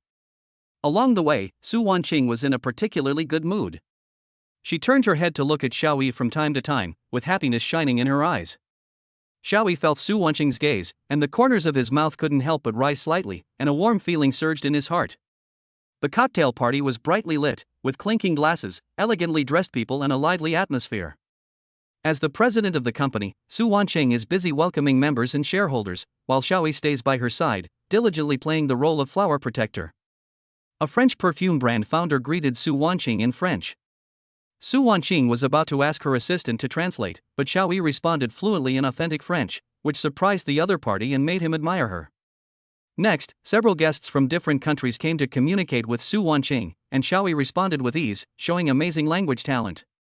He spoke 10 languages fluently, including English, German, and Spanish, to converse with the guests in a relaxed and cheerful manner. Su Wanqing watched Xiao Yi handle various situations with ease. "Xiao Yi, you are so awesome!" Su Wanqing exclaimed in a low voice, with a hint of admiration in her tone. Xiao Yi smiled modestly and said, "These are just some basic skills." At this moment, a familiar figure appeared in their sight. A slightly frivolous voice came, "Isn't this Mr. Su? Long time no see." Xiao Yi and Su Wanqing looked in the direction of the voice and saw Du Ying, the president of Xinqing Cosmetics, walking towards them with a smile on his face. The woman next to him, holding his arm, was actually Xiao Yi's ex-girlfriend Chen Yajiao. Su Wanqing raised her delicate eyebrows slightly. She didn't expect that Chen Yajiao had found a new backer so quickly, and that he was the president of a cosmetics company that had cooperated with her company. Xiao Yi was also a little surprised, but he quickly regained his composure, without a trace of emotion on his face, as if Chen Yajiao in front of him was just an insignificant stranger. When Chen Yajiao saw Xiao Yi, her heart skipped a beat and a complex emotion surged in her heart. She originally thought that Xiao Yi would never recover after leaving her, but she didn't expect that he would become so outstanding now. He stood next to Su Wanqing, and they were such a perfect match. His confident and calm temperament was something she had never seen before. She was jealous of Su Wanqing, and even more jealous of Xiao Yi's indifferent attitude at the moment. "Mr. Su, this is my fiancée, Chen Yajiao." Du Ying introduced her to Su Wanqing enthusiastically, his eyes full of pride. He seemed to enjoy the feeling of superiority of getting the beauty. Su Wanqing smiled politely and said, "Mr. Du, congratulations. Miss Chen is getting more and more beautiful." Chen Yajiao forced a smile and said in a pretentious manner, "Mr. Su, long time no see. This is Mr. Xiao, right? You're getting more and more handsome." She deliberately emphasized the word handsome, but her eyes were fixed on Xiao Yi, trying to see something on his face, even a hint of nostalgia or regret. However, Xiao Yi just nodded lightly without even giving her any extra expression. The more he did this, the more unwilling Chen Yajiao felt. Du Ying looked at Chen Yajiao and Xiao Yi in confusion, then looked at Su Wanqing, and asked curiously, "Yajiao, do you know each other?" Chen Yajiao quickly smiled and tried to smooth things over. "I met you at a friend's party before, but I didn't expect to run into you here today." Xiao Yi didn't say anything, but just turned his gaze back to the other people at the party. At this moment, his heart was as calm as water, without a single ripple. For him now, the past is just a thing of the past. However, Chen Yajiao felt that she was ignored by Xiao Yi. She felt like there was a stone blocking her heart and felt extremely uncomfortable. She looked at Xiao Yi, then at Su Wanqing beside him. At this moment, a well-dressed middle-aged man walked over. He walked straight towards Xiao Yi and Su Wanqing, and said with a somewhat arrogant tone, "This must be Mr. Su? Nice to meet you, I am Shuebo Yuan." Su Wanqing frowned slightly, feeling displeased with this person who suddenly appeared. She politely extended her hand and shook hands with Shuebo Yuan, but did not speak. "I heard that Ms. Su's husband is a delivery man?" Shuebo Yuan glanced at Xiao Yi. Xiao Yi's eyes flashed, and a sense of coldness gathered in his eyes. Su Wanqing stretched out her hand to Xiao Yi, held it tighter, and her eyes became cold. She was about to speak, but was interrupted by Xiao Yi. "I have something else to do, so I'll leave you first." After he said that, he pulled Su Wanqing towards the rest area not far away. The light from the crystal chandelier poured down, enveloping the lounge area in a soft halo. Xiao Yi and Su Wanqing sat side by side on the soft sofa, each holding a glass of champagne in their hands. Su Wanqing gently shook the wine glass, and the golden liquid swirled in the glass, reflecting her complex eyes. In the distance, Du Ying and Chen Yajiao were still entertaining guests. From time to time, Chen Yajiao cast her gaze towards Xiao Yi and Su Wanqing in the rest area, with resentment and unwillingness in her eyes. Duing noticed her strangeness, followed her gaze, saw Xiaoyi and Su Wanqing being close, and a meaningful smile appeared on the corner of his mouth. He leaned close to Chen Yajiao's ear and whispered, "It seems that your ex-boyfriend is doing well now." Chen Yajiao's face froze, and she forced a smile and said, "Yeah, I didn't expect that he would climb up the big tree of Su Wanqing." Duing chuckled, patted the back of Chen Yajiao's hand and said, "Don't worry, my baby. Even if he hooks up with Su Wanqing, so what? How can my woman, Duing, be outdone?" There was a hint of contempt and provocation in his tone. Chen Yajiao felt a little relieved after hearing this. She took Duing's arm and moved closer to him, as if to assert her sovereignty. She secretly swore that she would make Xiaoyi and Su Wanqing pay the price and let them taste the feeling of being abandoned. On the other side, Shuebuo Yuan also came to the rest area. He walked straight to Xiaoyi and Su Wanqing, with a hypocritical smile on his face, and said, "Boss Su, your cocktail party was such a success. Not only were there many guests, but the atmosphere was also very good. Of course, the most important thing is that you, Boss Su, are so dazzling tonight, outshining all the other beauties." Su Wanqing held Xiaoyi's arm tighter, stared at Shuebuo Yuan with cold eyes, and did not respond to his words. She was disgusted by the man's sudden appearance and false compliments. Shuebuo Yuan didn't seem to notice Su Wanqing's indifference, and continued, "Boss Su, I have always admired strong women like you. I wonder if you are interested in working with me to develop new projects together." Xiaoyi gently patted the back of Su Wanqing's hand, signaling her to be patient. He stood up, stood in front of Su Wanqing, stared at Shuebuo Yuan sharply, and said indifferently, "Mr. Xue, I think you may have made a mistake." Chapter 67, Forced Marriage Farce. Before Xiaoyi finished speaking, whispers broke out in the banquet hall.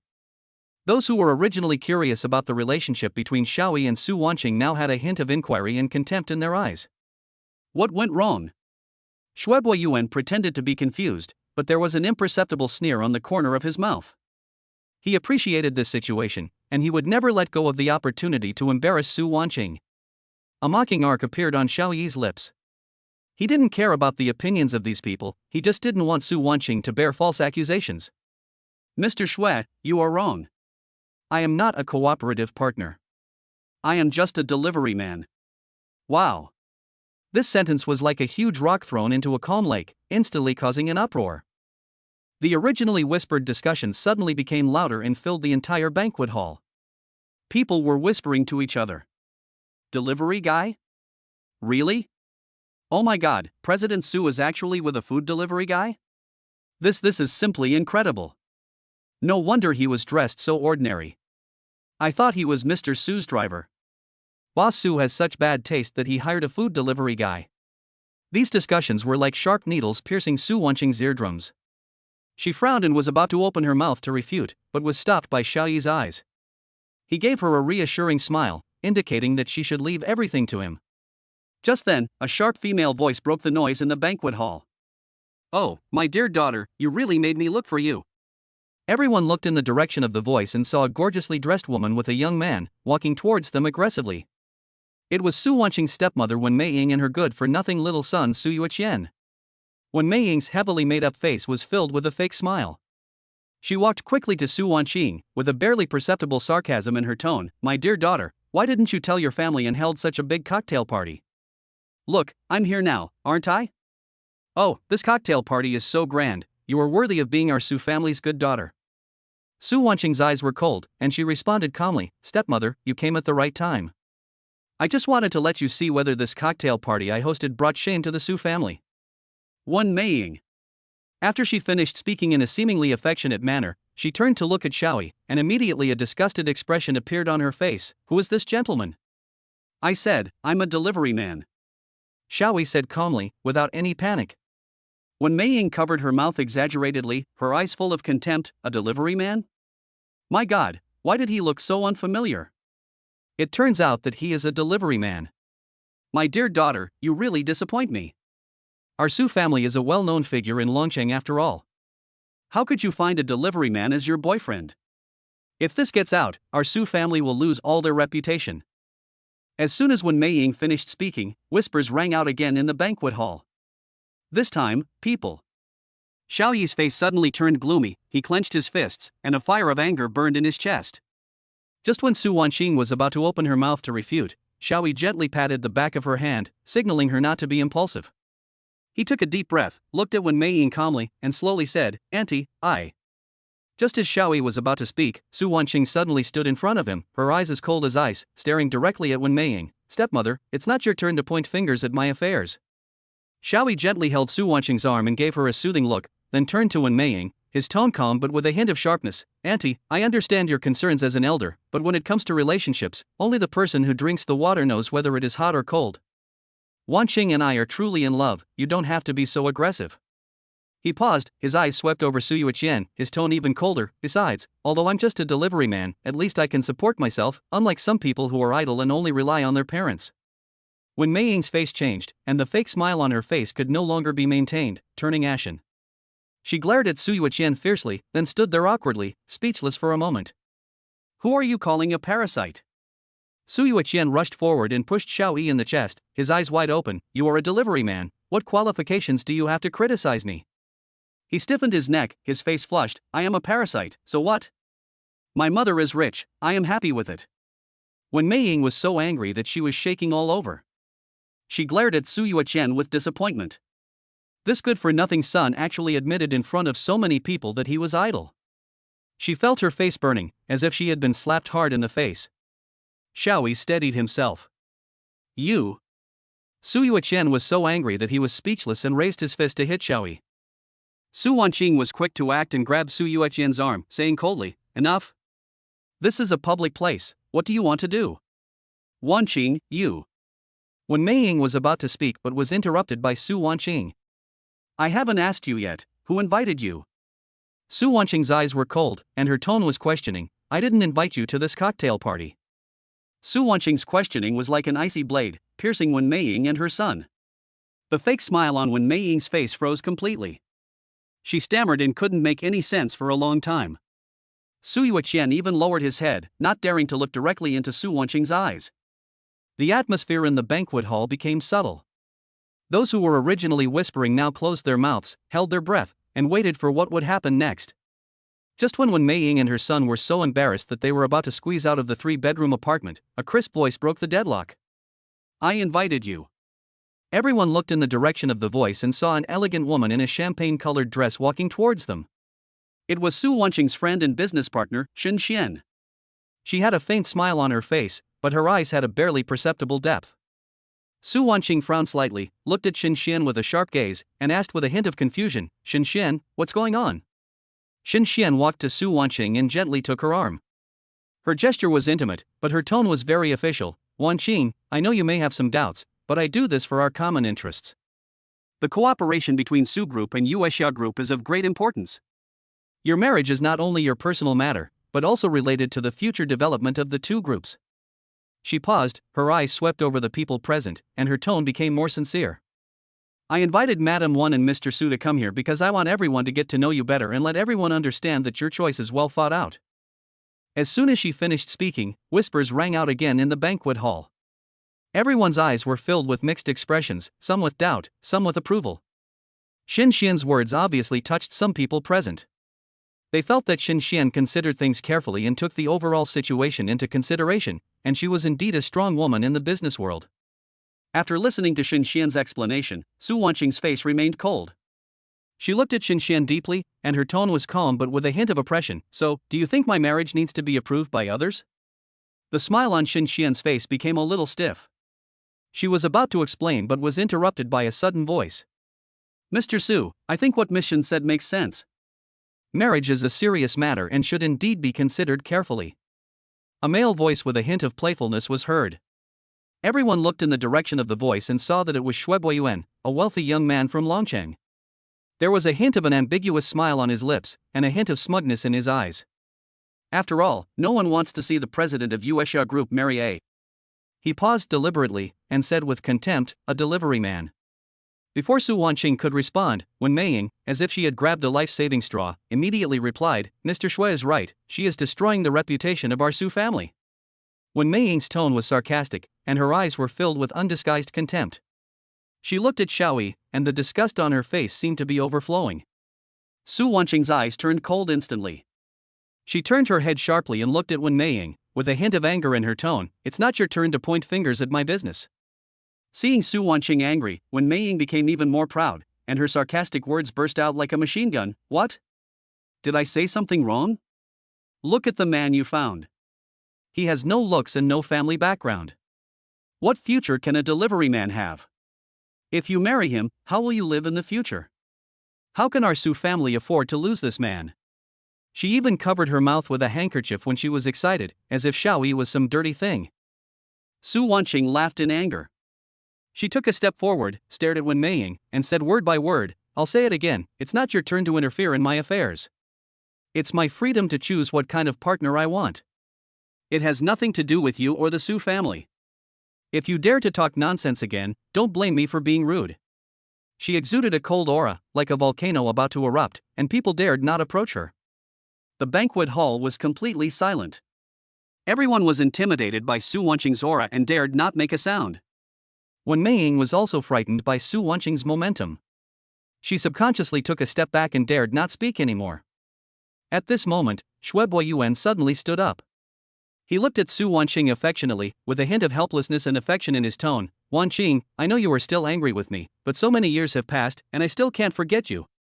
I know I did a lot of wrong things in the past, but I have really changed. I hope you can give me a chance and let us start over." As he said this, he actually knelt on one knee in front of everyone, took out an exquisite ring box from his pocket, opened it, and a shining diamond ring lay quietly inside. "Wanqing, marry me, I will use my whole life to make it up to you." There was an uproar in the banquet hall and everyone started talking. "Wow, Master Xue actually proposed to me in public, how romantic." "Yes, Master Xue and President Su are a perfect match, a match made in heaven. How can that delivery guy compare to Master Xue? Mr. Su should still choose Master Xue." The discussions of the crowd came like a tide, and Su Wanqing felt dizzy. She didn't expect Xue Boyuan to suddenly propose to her at this time, which caught her off guard. She subconsciously looked at Xiaoyi, only to find that he was looking at her calmly, without a trace of emotion in his eyes, as if all this had nothing to do with him. Su Wanqing's heart sank suddenly, and she suddenly realized that she seemed to be in a dilemma. On one side is Xue Boyuan, a famous rich young man in Longcheng, with a distinguished family background and handsome appearance. Marrying him would undoubtedly be the best choice. On the other side is Xiaoyi, an ordinary delivery man. Although he is very good to her, can she really put aside her status and be with him? Su Wanqing felt like she was about to suffocate. She took a deep breath and tried to keep herself calm. She slowly said, "Xue Boyuan." Chapter 68, Playful Words Motivate Xue Boyuan to Sign in and Win a Chica. Su Wanqing ignored the whispers around her, staring straight at Xue Boyuan with eyes as clear as a spring.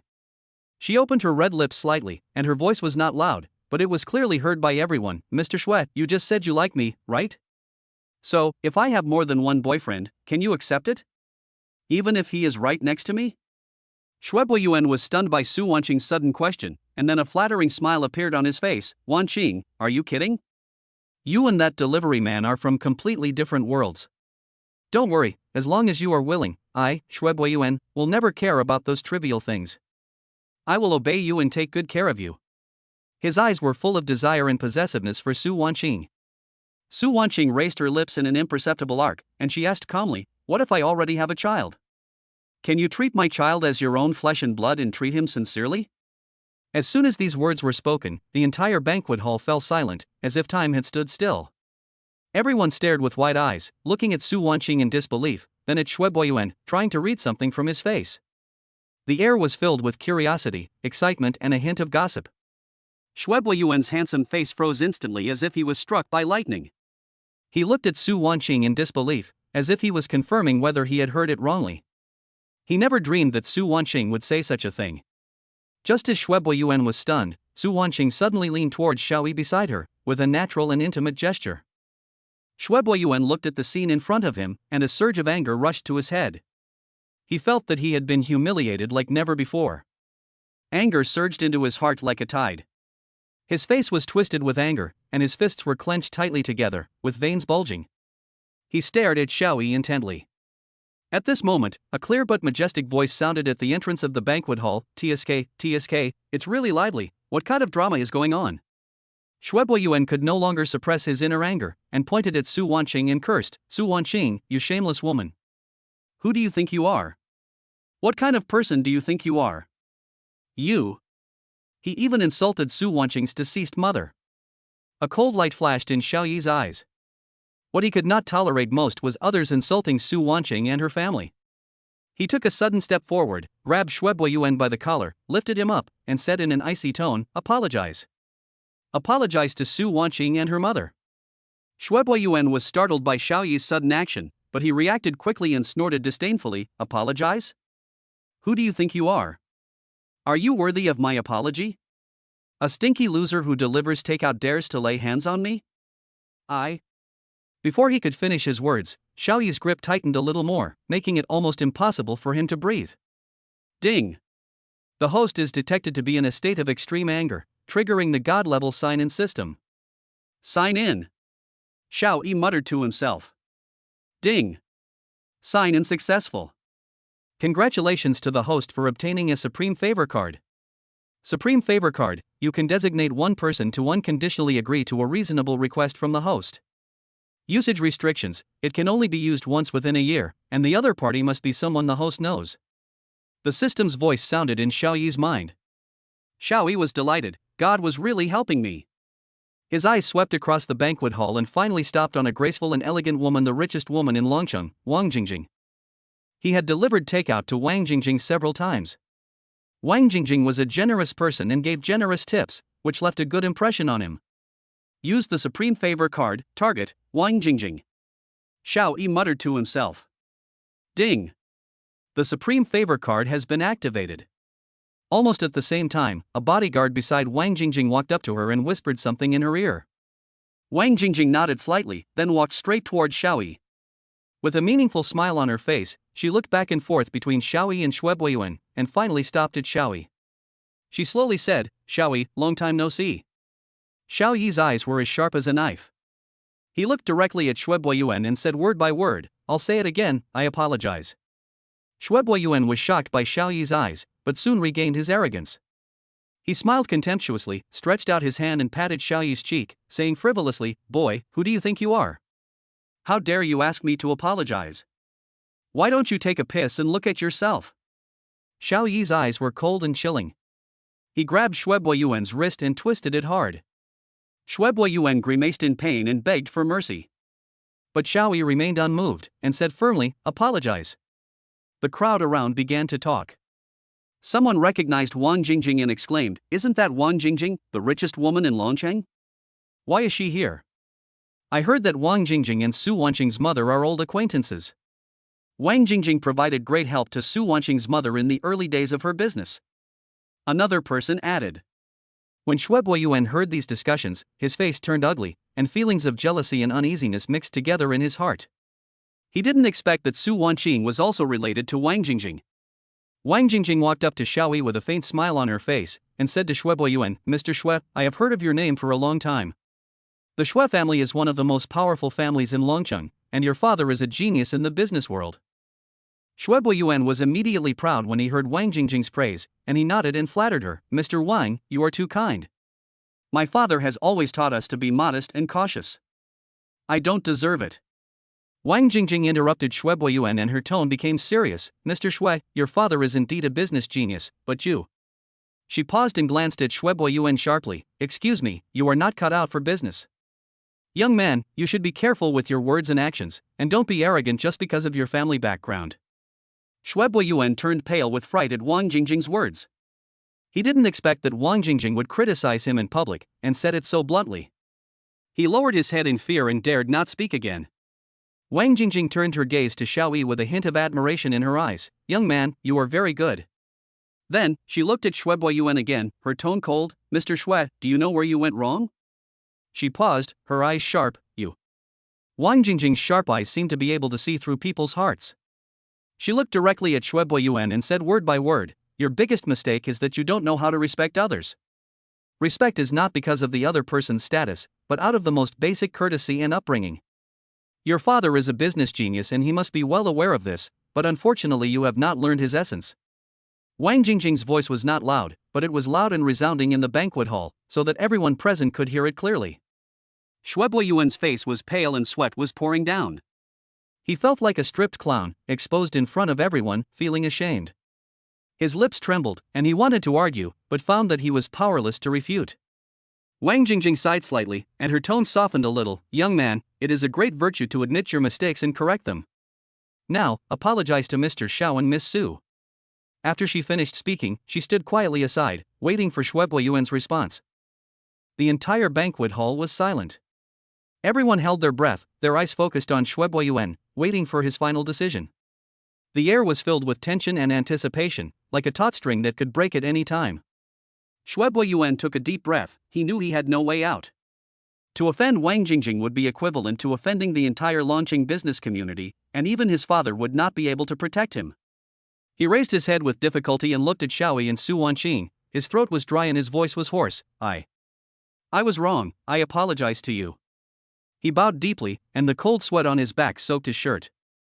He felt that his dignity was being trampled on the ground, and the feeling of humiliation surged into his heart like a tide. But he didn't dare to resist and could only endure it silently. When everyone saw Yuan bow his head and apologize, they all breathed a sigh of relief, and the lively atmosphere in the banquet hall returned to normal. However, at this moment, a sharp voice broke the brief calm. Yuan, are you crazy? You actually apologized to a delivery man? You? Pan Huilan's voice was full of disbelief and anger. She rushed to Yuan, pointed at his nose and scolded him loudly. Chapter 69, The one who slaps him in the face gets slapped in the face. Pan Huilan's roar was like a basin of cold water, extinguishing the anger that Yuan had finally suppressed. He suddenly raised his head, his eyes bloodshot, and glared at his mother. He really wanted to ask her loudly whether she had to force him to death. Mom, please stop talking. Yuan lowered his voice, with a hint of pleading in his tone, but more of it was anger and despair that could not be concealed. He glanced at Su Wanqing out of the corner of his eye, but found that she didn't even look at him, as if he was just air. Yuan's heart stagnated, and a strong sense of humiliation surged into his heart again. He felt like a clown, being played around with. He clenched his fists so tightly that his nails almost pierced his palms. He suppressed his anger and unwillingness, gave a slightly stiff smile, and shrugged his shoulders in a relaxed manner. Mr. Su, now that the misunderstanding has been resolved, I'll take my leave first. His voice trembled slightly, as if he was trying hard to hide the turmoil in his heart. Su Wanqing still did not respond, but just picked up the wine glass elegantly and gently swirled the red wine in the glass, as if he did not exist at all. Yuan just felt like there was a breath stuck in his chest, unable to go up or down, and his face turned pale and blue. He glared at Xiaoyi fiercely, but found that he was looking at him with a faint smile on his face, as if saying, let's see how you can continue to act. Yuan's rage grew even stronger, but his reason told him that now was not the time to lose his temper. He took a deep breath, turned around and was about to leave the banquet hall. Mr. Shui, are you leaving now? I still want to have a good chat with you. A crisp female voice sounded behind him, with a barely perceptible hint of teasing. Yuan paused, his expression instantly turning ugly. He turned around stiffly and saw Wang Jingjing looking at him with an amusement expression, a hint of scrutiny and indifference in her eyes. He forced a smile. Ms. Wang, you are joking. I have something urgent to do. I will come back another day. Urgent? Where are you in such a hurry to go? I heard that you like to help people solve their problems. Why, when you met someone who really needed your help today, you wanted to slip away? There was a hint of sarcasm in Wang Jingjing's words, and the ladies around her also showed expressions of watching a good show. Yuan only felt his scalp tingling, and beads of sweat began to seep out of his forehead. He suppressed his panic and explained hastily, Ms. Wang, you misunderstood. I was just trying to stop the rogue behavior. I had absolutely no other intentions. You? His voice became smaller and smaller because he noticed that Wang Jingjing's eyes were becoming colder and colder. More and more people were gathering around to watch the fun, and everyone's gazes were piercing him like needles. He felt as if he was being roasted on a fire, and his whole body was hot and uncomfortable. Xiaoyi looked at Yuan, who was anxiously explaining himself like an ant on a hot pan, and a sneer appeared at the corner of his mouth. He knew that the fun had just begun. At this time, an old but vigorous voice came from outside the crowd. It's really lively today. The crowd automatically made way for each other, and an energetic old man walked slowly towards them, surrounded by several bodyguards. He was wearing a tang suit, had white hair and a youthful face, a pair of bright eyes, and an intimidating presence without even getting angry. It was none other than the old patriarch of the Long family, Old Long. When Yuan saw Old Long, his face turned pale instantly, his lips trembled slightly, but he couldn't utter a word. He never expected that Old Long would appear here. Ms. Wang, long time no see. Old Long walked straight up to Wang Jingjing and smiled kindly. Wang Jingjing hurriedly greeted him respectfully. Mr. Long, why are you here? You are such a great honor to my humble home. Elder Long waved his hand, his eyes swept across everyone, and finally landed on Xiaoyi. Xiaoyi was slightly stunned, and then he remembered the previous encounter with Mr. Long in the hospital and the business card that the other party gave him. He didn't expect that Old Long still remembered him. Hello, Mr. Long. Xiaoyi stepped forward and greeted politely. Elder Long laughed, patted Xiaoyi on the shoulder, and said loudly, young man, not bad, very good. When the people around heard Elder Long's praise for Xiaoyi, there was an uproar. They all understood what it meant to be recognized by Elder Long. Shuebuo Yuan stood aside, his face ashen and his whole body trembling. He never imagined that the delivery man whom he had always looked down upon actually knew Mr. Long. Moreover, judging from the tone of Elder Long, he seemed to admire Xiaoyi very much. Elder Long's eyes swept over Shuebuo Yuan again, a hint of coldness flashed in his eyes. Young man, I heard that your behavior just now was very indecent? Shuebuo Yuan was so frightened that he trembled all over and quickly lowered his head, not daring to look at Old Long. He stammered, Mr. Long, I heard that you not only deliver food, but also cheat women and use their kindness and trust to achieve your own goals. Wang Jingjing's voice was cold and sharp, with a hint of undisguised disgust. People like you are simply the scum of society. The people around immediately started talking, and accusations against Shuebuo Yuan continued one after another. People like this should be arrested, said a fashionably dressed young woman indignantly. It's really embarrassing. Another middle-aged man echoed. Shuebuo Yuan felt his face burning and he wished he could find a hole in the ground to crawl into. He raised his head and wanted to refute, but saw Wang Jingjing looking at him with a mocking expression. Wang Jingjing sneered, raised her voice, and spoke clearly. Shuebuo Yuan, do you think no one knows what you did? Do you think you can get away with it after deceiving so many women? Shuebuo Yuan's face turned even paler. He opened his mouth and wanted to explain, but found that he could not say anything. You? Shuebuo Yuan pointed at Wang Jingjing, trembling, and was furious. Shuebuo Yuan's face turned pale, and water was almost dripping out of it. He pointed at Wang Jingjing with a shaking finger, his voice almost hoarse with rage. Don't think you can slander others just because you have a few dollars. I. Wang Jingjing showed no intention of backing down. Instead, she raised the corners of her mouth and revealed a mocking smile. Her eyes were as cold as a knife, as if she was pitying a liar who was about to be exposed. The guests around him cast contemptuous glances at him, making it even more difficult for Shuebuo Yuan to control himself. Don't forget, Shuebuo Yuan, how glorious your father once was. But because of his own greed and depravity, everything you have now has become a joke. Wang Jingjing's voice was sharp and clear, and every word was like a knife piercing Shuebuo Yuan's heart. She continued in a reciting voice, you are a scum, you don't deserve to be here. Shuebuo Yuan's face suddenly became extremely ferocious, and he almost exploded, but he did not dare to lose his composure in front of Elder Long and so many nobles. He took a deep breath and tried to control his emotions, but he couldn't hide the anger in his eyes. You're talking nonsense. Shuebuo Yuan's voice trembled slightly, but he still tried to maintain his last dignity. Wang Jingjing smiled disdainfully, turned to look at Xiaoyi, with a playful light in her eyes. Mr. Xiao, don't you think so? This kind of person doesn't even have the most basic integrity, how can he talk about other things? Xiaoyi smiled slightly and looked at Su Wanqing beside him with a questioning look in his eyes. Su Wanqing's eyes were calm and cold, as if everything was under her control. She nodded slightly, signaling Xiaoyi not to be impulsive. Miss Wang is right. Xiaoyi smiled lightly, as if teasing, people like Shuebuo Yuan are indeed vulnerable. Shuebuo Yuan's face became even uglier and he almost collapsed. Suddenly, Wang Jingjing's voice sounded again, this time with an unquestionable command tone. Mr. Long, how do you think we should deal with such a person? Elder Long's eyes were cold as he swept over Shuebuo Yuan, and his tone was majestic. Young man, your behavior just now has violated the bottom line. I suggest that you apologize to Xiaoyi and Su Wanqing, otherwise you will bear the consequences yourself. Shuebuo Yuan's heart felt like it was being gripped by a huge hand and he was almost suffocating.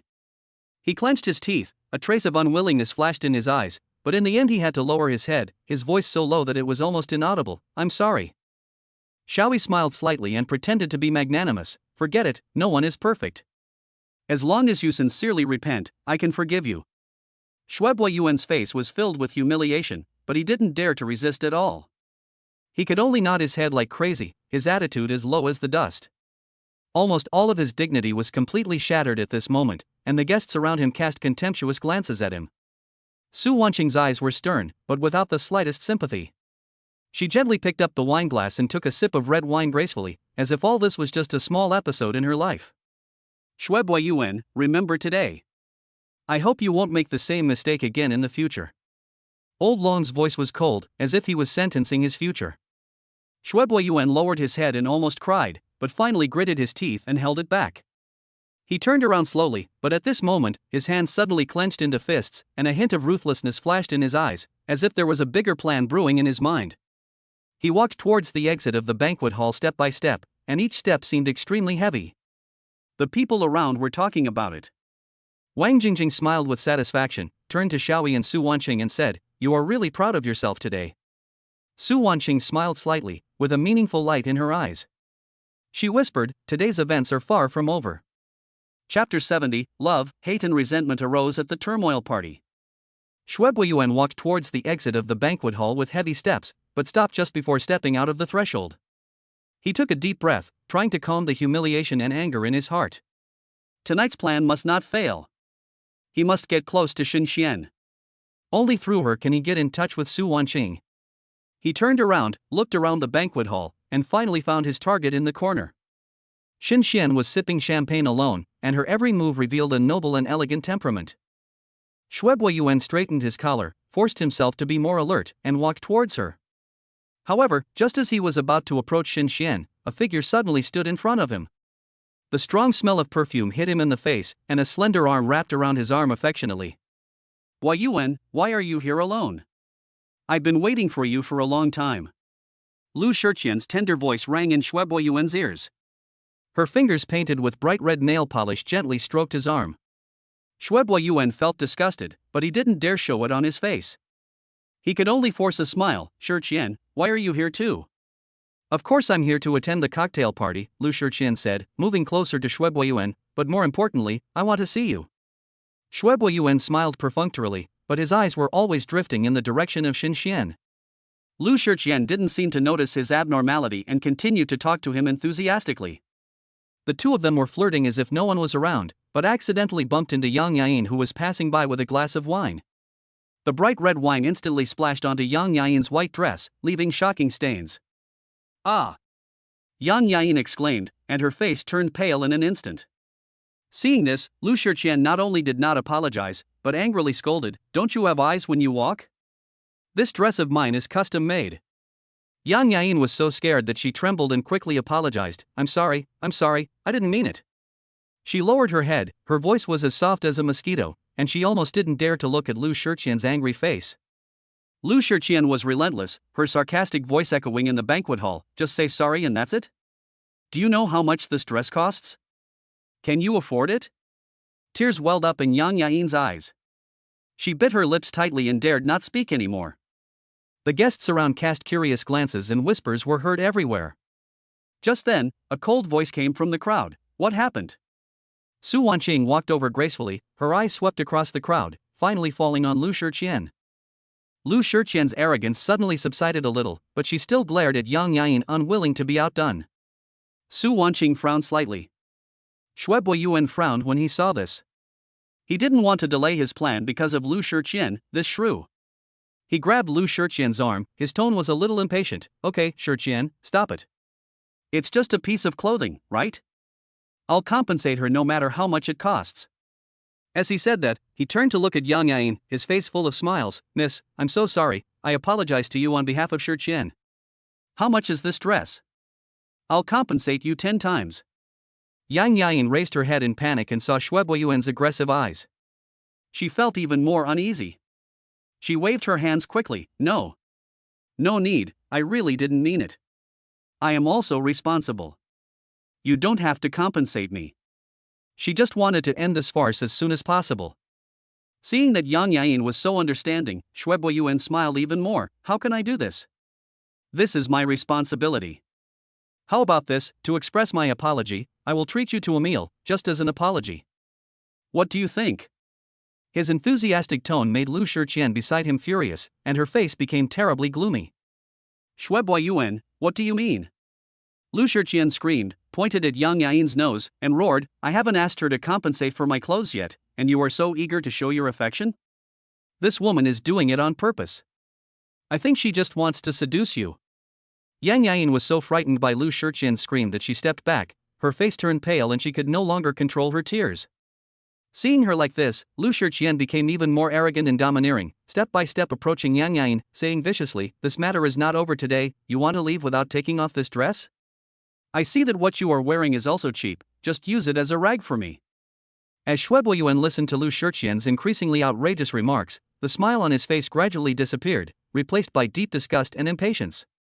He cursed this woman in his heart for being such a fool, but he didn't dare to show it directly on his face. He could only suppress his anger, grab Lu Shiqian's arm, and try to persuade her to stop.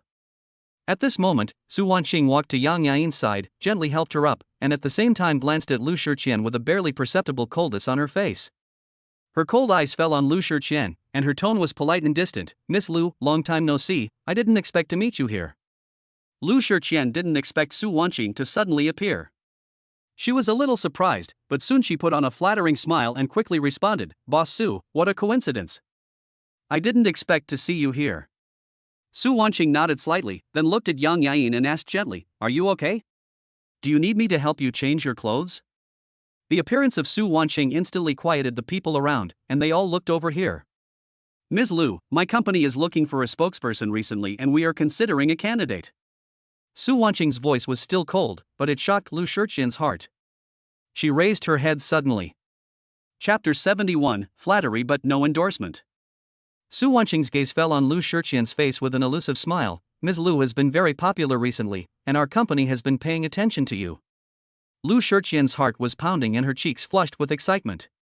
She was almost certain that this endorsement belonged to her. She suppressed her inner joy and responded modestly, Mr. Su, thank you for your compliment. It is my honor to receive your company's attention. At this time, Yang Yain came over with the help of the waiter. Her face was pale and her lips were trembling slightly. It was obvious that she had not recovered from the shock just now. Seeing this, Lu Shiqian was secretly happy, but pretended to be concerned. Yain, are you okay? It's all my fault that I didn't stand firmly and caused you to fall. Yang Yain forced a smile, I'm fine, Sister Shiqian, don't worry. Su Wanqing looked at the two people's false courtesy, and a hint of sarcasm flashed in her eyes. She turned to look at Yang Yain and asked softly, Yain, are you interested in being the spokesperson for our company? Yang Yain was stunned. She didn't expect Su Wanqing to suddenly extend such an olive branch. The smile on Lu Shiqian's face froze, and she widened her eyes in disbelief, as if she had heard a huge joke. Mr. Su, you mean? Lu Shiqian stuttered. She couldn't believe that she was intercepted. Su Wanqing smiled slightly and nodded affirmatively, yes, I think Yain's temperament is very consistent with our company's products. Lu Shiqian felt a burning sensation on her face, as if she had been slapped hard in the face. She suppressed her anger and forced out a smile that was uglier than crying. Congratulations, Yain. People around congratulated Yang Yain and praised her good luck. Lu Shiqian could no longer endure this humiliation. She glared at Yang Yain fiercely, then turned and left the party. After the cocktail party, Shuebui Yuan and Xin Xian walked to a secluded corner. Shuebui Yuan's face was gloomy, and he whispered, is the USB flash drive ready? Xin Xian took out a USB flash drive from her handbag and handed it to Shuebui Yuan, with a hint of obsession in her eyes. Bui Yuan, don't worry, I will definitely help you and take back everything that belongs to you. Shuebui Yuan took the USB flash drive. The light of the crystal chandelier fell, the cocktail party was coming to an end, and the air was filled with the scent of champagne and perfume. Yang Yain was surrounded by the crowd, compliments and praises came like a tide. She had a decent smile on her face, but her heart was filled with mixed feelings.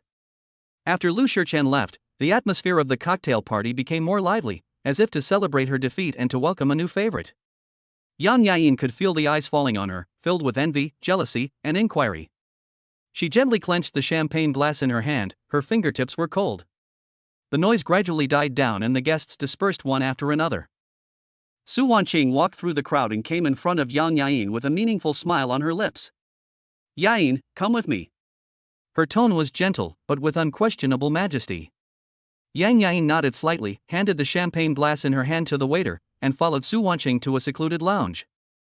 Pushing open the door of the lounge, Su Wanqing saw Xiaoyi sitting on the sofa at a glance.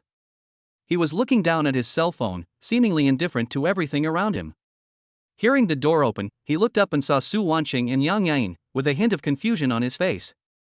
"Boss Su, what's the matter?" Su Wanqing walked up to Xiaoyi, patted his shoulder, and said in a tone that left no room for doubt, "From today on, you are Yain's personal bodyguard." Xiaoyi and Yang Yain were both stunned, and their eyes met. Chapter 72 Bodyguard's Appointment with the Van. In the lounge, the air seemed to freeze. The screen of the phone in Xiaoyi's hand was still on, reflecting the stunned expression on his face. Yang Yain's eyes moved back and forth between Su Wanqing and Xiaoyi, and her shock could not be concealed under her delicate makeup. "Boss Su, are you kidding me?" Xiaoyi was the first to break the silence. He put down his phone, scratched his head, and said with a hint of uncertainty, "How can I, a delivery man, be a bodyguard?" Yang Yain also came back to her senses. She shook her head and quickly refused, "Mr. Su, this won't work. I don't need a bodyguard, and Mr. Xiao is your husband. This is too inappropriate." Her tone was gentle, but with unquestionable firmness. Su Wan had expected such a reaction from them. She smiled gently, walked up to the two of them, and softened her tone. "I know it's hard for you to accept it at the moment, but this is a decision I made after careful consideration." She first looked at Yang Yain. "Yain, I've also seen your recent situation. Those paparazzi and illegitimate fans are too much. You need someone you can trust to protect you." Then, she turned her gaze to Xiaoyi, with a hint of request in her tone. "Xiaoyi, I know that asking you to be a bodyguard is a bit unfair to you, but you also know that Sister Yang Hui has done me a favor. Now her daughter is in trouble, I can't just stand by and watch. Besides, I don't trust others to protect Yain." Xiaoyi frowned slightly when he heard this. He knew Su Wanqing's character, and she would not make such a decision for no reason. He looked at Yang Yain and found that although she appeared calm on the surface, there was a hint of anxiety and fatigue in her eyes. He sighed, knowing that Su Wanqing was right. Seeing that both of them remained silent, Yang Yain's heart began to waver. Su Wanqing's words made her realize the danger of her situation, and perhaps she really needed someone she could trust to protect herself. However, she still felt a little uncomfortable accepting Xiaoyi as her bodyguard. After all, he is Su Wanqing's husband. Su Wanqing saw the changes in their expressions and knew that they had begun to waver. She struck while the iron was hot. "You all know how many people are watching Yain outside. If I don't send someone to protect her, the consequences will be disastrous. Besides, you have seen Xiaoyi's skills. I can feel at ease with him around." Xiaoyi listened to Su Wanqing's words, feeling helpless and inexplicably touched. He knew that Su Wanqing was doing this for his own good and for Yang Yain's own good. He finally nodded and said, "Boss Su, I understand. I'll try it for a while." Yang Yain finally breathed a sigh of relief when she saw Xiaoyi nod. She showed a grateful smile. "Then I'll trouble you, Mr. Xiao." Seeing that the two had reached an agreement, Su Wanqing revealed a satisfied smile. She clapped her hands. "It's settled then. Starting tomorrow, Xiaoyi will officially become Yain's bodyguard." The next morning, sunlight poured into the room through the thin curtains. Xiaoyi rubbed his sleepy eyes, looked at Su Wanqing who was still sleeping beside him, and quietly got up. After a simple wash, Xiaoyi changed into casual clothes and went downstairs to meet Yang Yain. After a simple breakfast, the two drove to Yang Yain's filming location. The car was driving on the wide street, the morning sun was shining on the window, and everything seemed so peaceful. Suddenly, Yang Yain whispered, "Mr. Xiao, do you think the van behind you is a little strange?" Hearing this, Xiaoyi glanced through the rearview mirror and found a silver van following them slowly. He narrowed his eyes and a sense of foreboding came over him. "Maybe it's just a coincidence." Xiaoyi said this, but he was already on high alert in his heart. Xiaoyi nodded helplessly, like throwing a stone into a lake, causing ripples. He knew that although Su Wanqing seemed gentle, things she had decided were actually difficult to change. He looked at Yang Yain, whose bright eyes were filled with a hint of gratitude and expectation. His heart softened and he finally agreed. "Okay, Mr. Su, let me try it first." When Yang Yain saw Xiaoyi agreed, a faint smile appeared on her face, as gentle as the spring breeze blowing over the willows.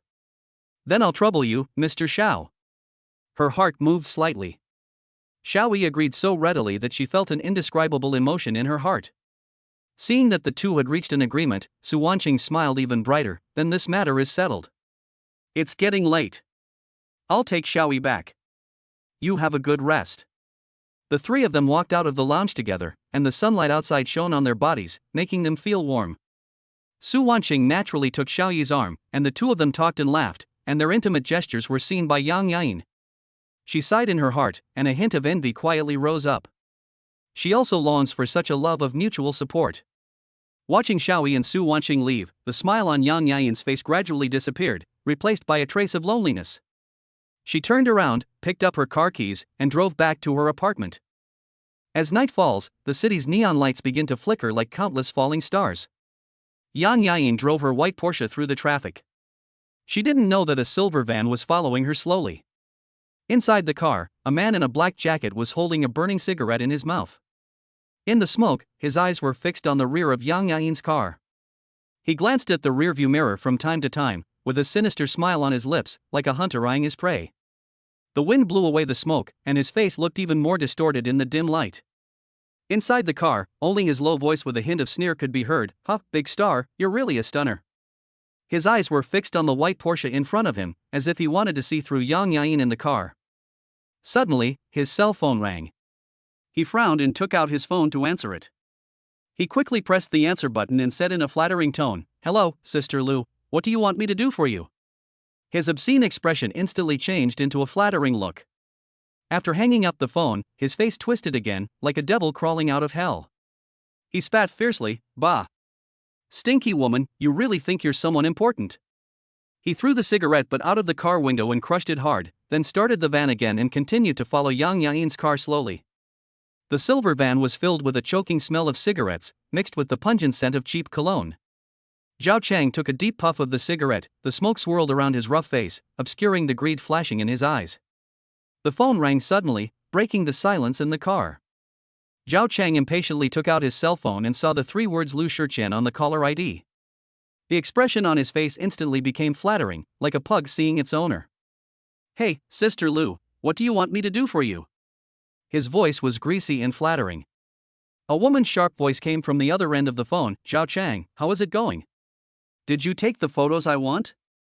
"Sister Lu, don't worry, everything will be done according to your instructions. I have taken the photos and I guarantee that you will be satisfied." Zhao Chang nodded and bowed, as if the person on the other end of the phone was right in front of him.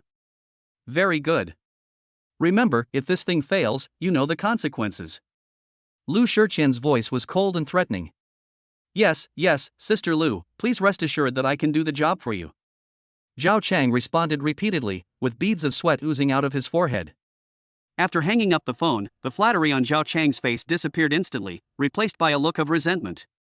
He slammed his phone onto the passenger seat, cursing, "You bitch, you really think you're someone important? When I get tired of Yain, you'll be next." He stepped on the accelerator hard, and the silver van made a shrill roar and disappeared into the night. The next morning, the sun shone through the mist and onto the tall buildings in the city. Xiaoyi, dressed in refreshing casual clothes, appeared downstairs of Yain's apartment on time. He took a deep breath and rang the doorbell. Ding dong. After a moment, the door opened and Yain appeared at the door. She was wearing a simple white t-shirt and jeans today. She looked less glamorous than on the stage and more pure and cute, like a girl next door. Seeing Xiaoyi, she showed a faint smile on her face. "Mr. Xiao, good morning." "Ms. Yang, good morning." Xiaoyi smiled slightly, and the awkward atmosphere between the two of them eased a little. "Just call me Yain." Yain said softly. "Okay, Yain." Xiaoyi nodded. "What are your plans for today?" "We have to go to a film and television base to shoot outdoor scenes today. It might be quite tiring." Yain said. "No problem, I will do my best to protect your safety," Xiaoyi said firmly. The two got in the car, and the black business car drove smoothly on the wide street. In the car, Yain and Xiaoyi were chatting casually, and the atmosphere was relaxed and happy. "Turn left at the next intersection." Yain pointed ahead. Xiaoyi controlled the steering wheel skillfully and the car turned smoothly.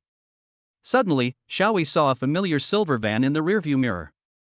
"That car," Xiaoyi said in a low voice. Xiaoyi confirmed the existence of the silver van again from the rearview mirror. "It's that again," he whispered, a hint of alarm in his tone. "What's wrong?" Yain followed his gaze and noticed the inconspicuous van. "It seems to have been following us since we came out of the apartment." The morning sun shone through the car window onto Yain's slightly pale face, and a trace of uneasiness spread in her eyes. Xiaoyi gripped the steering wheel tightly, his brows furrowed. The traffic during the morning rush hour was like a long, crawling dragon, moving slowly forward, which gave him more time to observe the van. In the van, a man wearing a baseball cap was staring at their car stealthily. The look in his eyes made Xiaoyi feel uncomfortable. "Have you offended anyone recently?" Xiaoyi asked while paying attention to the road conditions. "Offended people?" Yain was stunned for a moment, then smiled bitterly. "The entertainment industry is like this, the competition is fierce, and offending people is common." She thought of a TV series she had filmed recently, in which she had some unpleasantness with the other party because she snatched the role of the second female lead. Could it be that the other party is looking for someone to take revenge? Thinking of this, Yain couldn't help but shudder. "Can you tell me the details?" Xiaoyi asked in a serious tone. Yain hesitated for a moment, but still told Xiaoyi the whole story. There was a hint of helplessness in her tone. "It's actually nothing serious, just a dispute over some roles. I didn't expect the other party to be so petty." After listening to this, Xiaoyi had a rough judgment in his mind. Although he didn't know much about these things in the entertainment industry, he had heard a lot about them. It seems that this stalking incident is likely related to Yain's competitor. He looked at the rearview mirror again. The silver van was still following them closely, like a leech on their tarsus, and he couldn't get rid of it. It seems that the other party is well prepared. Xiaoyi's tone was cold, and a chill emanated from him, causing the temperature in the car to drop a few degrees. Yain's face was pale, she held the seatbelt tightly, and her body trembled slightly. She is just an actor and has never seen such a scene before. She was extremely scared, but she pretended to be calm. "Then, what should we do now?" Xiaoyi's eyes flashed, and a sneer appeared on the corner of his mouth. "Since they want to play, then play with them." He suddenly turned the steering wheel, and the black commercial vehicle suddenly accelerated and drove towards a remote road. What are you going to do?" Yain exclaimed, with a hint of trembling in her voice. "Get rid of them," Xiaoyi said firmly, with a cold light flashing in his eyes. "I want to see what they want to do." Chapter 73, The Turmoil on the Set. Yain held onto her seatbelt tightly, her face as pale as paper. In the rearview mirror, the silver van was following her like a ghost, and the low roar of its engine sounded like the roar of a wild beast to her. Cold sweat slid down her temples, soaking her carefully groomed hair, and a chill ran from the soles of her feet to the top of her head.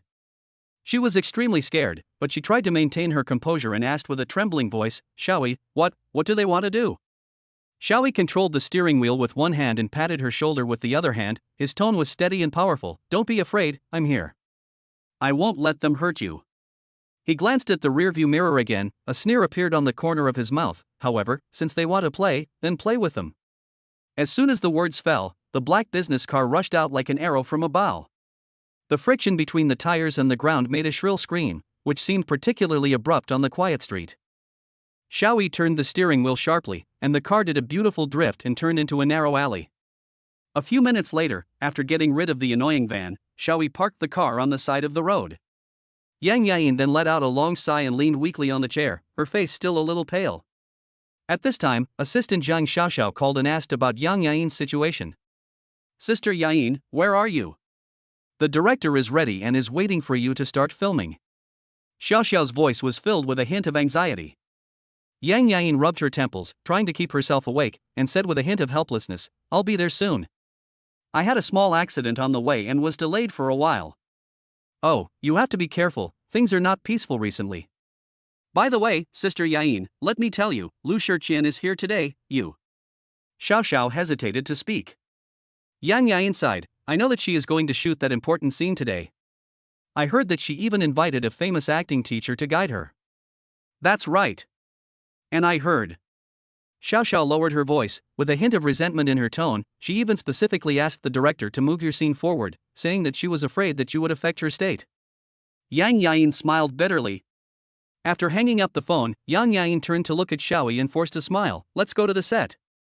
When Yain and Xiaoyi arrived at the set, the scene before them made Yain couldn't help but marvel.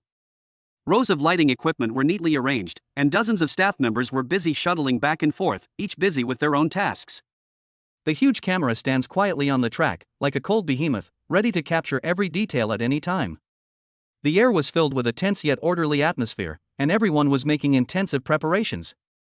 Assistant Zhang Xiaoxiao was already waiting at the door. When she saw Yang Yain and Xiaoyi get out of the car, she hurried over to them with a professional smile on her face, but a hint of concern in her eyes. Sister Yain, you are finally here. The director is ready and is waiting for you to start filming. Xiaoxiao's tone was relieved. It was obvious that after worrying for so long, she finally breathed a sigh of relief. Yang Yain nodded and said tiredly, "Thank you, Xiaoxiao. Sorry for bothering you." Assistant Director Zhao Ming also came over at this time. He glanced at Yang Yain and Xiaoyi, then turned to Yang Yain and said solemnly, "Yain, this car crash scene is very important. I need you to be in the best condition. We have already taken all the safety measures, but if you have any discomfort or questions, please tell me in time." Yang Yain nodded, trying to appear calm. "Okay, Director Zhang, I will pay attention." Xiaoyi stood aside, silently observing everything around him. His eyes suddenly fixed and he felt a little uneasy. This is not only an instinctive reaction to the complex environment on the set, but also an indescribable premonition. Just then, his cell phone vibrated. When I opened it, it was a reminder from the sign-in system. Sign-in successful, reward, ability to foresee the future, can foresee minor events that may occur in the next 10 minutes within 24 hours, cannot foresee major or sudden events, limited number of uses. Xiaoyi smiled slightly. Although this ability had many limitations, he felt that it was better than nothing. He quietly put the phone back into his pocket, with a hint of determination in his eyes. "Yain," Xiaoyi said softly, "I'll stay with you on the set for a while. If you need any help, just tell me." Yang Yain glanced at him gratefully, and said in a weak voice, "Thank you, Xiaoyi." Just then, a sharp brake sound broke the silence on the set. A luxury car drove in slowly, the door opened, and Lu Shiqian walked out of the car. Her appearance immediately attracted everyone's attention. She was dressed in gorgeous costumes, and exuded an air of pride in her every move. "Hey, isn't this Yang Yain? Why are you so slow? Don't you have to worry about the progress of the company's projects?"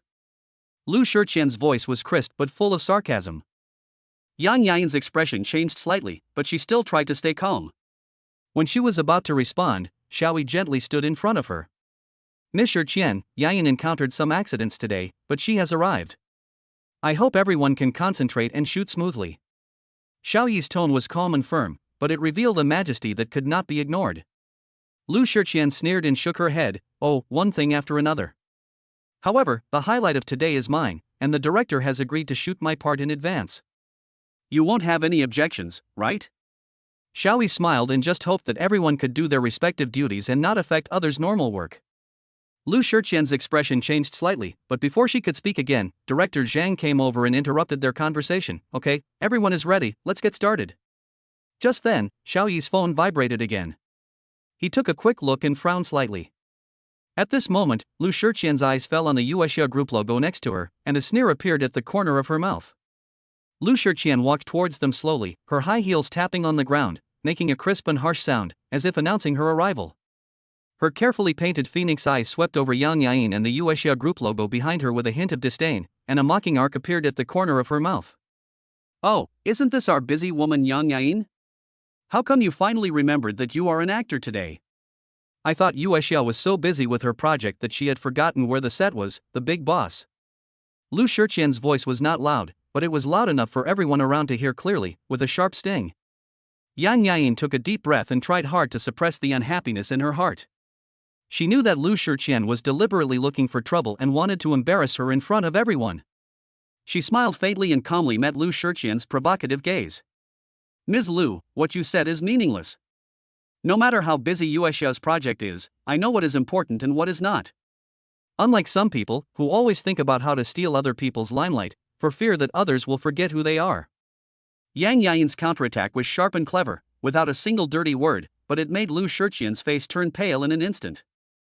Lu Shiqian didn't expect that Yang Yain would dare to contradict her in public. She clenched her fists tightly, her nails digging deeply into her palms. Her chest seemed to be blocked by a fire, making her feel uncomfortable. She opened her mouth, wanting to say something more unpleasant, but found herself speechless and unable to find any reason to refute. She was so angry that she was shaking all over. Just as she was about to curse, Assistant Zhang Xiaoxiao stood in front of her in time, with a smile on her face, trying to ease the atmosphere. "Aya, both of you are beautiful ladies, why do you have to hurt your relationship over such a small matter? We still have a lot of scenes to shoot today, so let's just be harmonious and cooperate well. Yang Yain looked at Lu Shiqian, who was choked and speechless, and she felt relieved, and the previous haze was swept away. She turned her head and looked at Xiao Yi beside her, with a bright smile on her face. Xiao Yi, look, I'm awesome, right? She winked playfully, with a hint of pride in her tone. Xiao Yi smiled gently, reached out and gently held Yang Yain's arm. His movements were natural and full of concern. He noticed that Yang Yain's face was a little pale just now, and knew that she must have been frightened today. Well, my Yain is the best. His voice was low and magnetic, as if it carried a reassuring power. At this time, director Zhang Zhaoming also came over. He clapped his hands and attracted everyone's attention. Okay, everyone, stop chatting here. Yain, go to the dressing room and get ready. Today's car crash scene is more important, and I hope you can be in your best condition. Yain nodded with a confident smile on her face.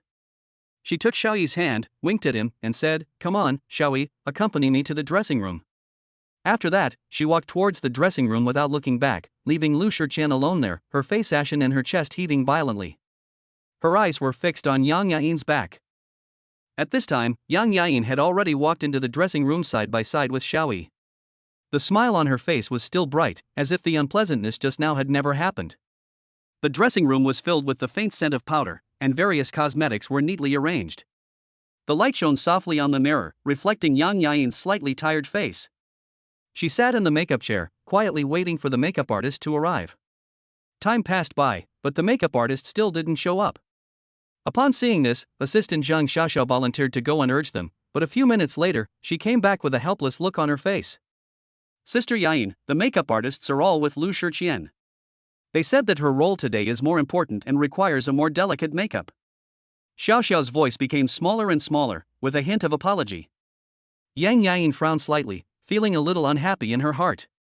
She stood up and walked to the door of Lu Shiqian's dressing room and knocked gently. "Please come in." Lu Shiqian's voice came from inside, with a hint of laziness. Yang Yain pushed the door open and saw Lu Shiqian surrounded by a group of makeup artists, enjoying the treatment of being treated like a star. She looked around and didn't see her makeup artist. "Ms. Lu, my makeup artist." Yang Yain just opened her mouth when she was interrupted by Lu Shiqian. "Oh, you mean them. My role today is more important and I need a more professional makeup artist, so I asked them to do my makeup first. You wait, and come over when they are done." Lu Shiqian said nonchalantly, as if this was the most normal thing. Yang Yain took a deep breath, suppressed her dissatisfaction, turned around and returned to her dressing room. Looking at her bare face in the mirror, she sighed helplessly and could only put on makeup herself. However, she seldom wore makeup and her skills were limited. After a few clumsy strokes, her originally delicate eyebrows became crooked, like two caterpillars lying on her face. Oh. Yang Yain looked at her failed makeup in the mirror and felt even more discouraged. At this moment, Lu Shiqian's voice came from the door, with a hint of sarcasm. "Hey, what's wrong with Boss Yang? You can't even put on makeup properly? Isn't it because Yuexia Group's business is so good that you don't even have time to put on makeup?" The other staff members in the dressing room lowered their heads silently. Although they did not say anything, their eyes revealed their apology to Yang Yain. They all knew that Lu Shiqian was deliberately making things difficult for Yang Yain, but due to her identity and status, they didn't dare to say anything. Yang Yain looked at the funny self in the mirror and felt mixed emotions. She took a deep breath and tried to calm herself down. Suddenly, a big warm hand gently covered her hand holding the makeup brush. A big, warm hand gently covered Yang Yain's hand holding the makeup brush, preventing her from doing further damage. Xiao Yi took the makeup brush from her hand, his tone gentle but with unquestionable firmness. "Let me do it." Yang Yain looked at him blankly. She had never seen Xiao Yi put on makeup before, and she never expected that he would offer to help her with her makeup. Xiao Yi picked up the eyebrow pencil and skillfully traced the ends of Yang Yain's eyebrows. The originally crooked eyebrows instantly became smooth and natural. His slender fingers danced flexibly, and the eyeshadow, foundation, and lipstick seemed to have turned into magic wands in his hands, making Yang Yain's originally slightly pale face look even whiter and more translucent, and her facial features more three-dimensional and delicate. In less than 10 minutes, a brand new Yang Yain appeared in the mirror. She covered her mouth in surprise, unable to believe that the person in front of her was herself. This is not just a simple makeup, it is a perfect work of art. "Xiao Yi, you can also put on makeup?" Yain asked in surprise, with a hint of disbelief in her tone.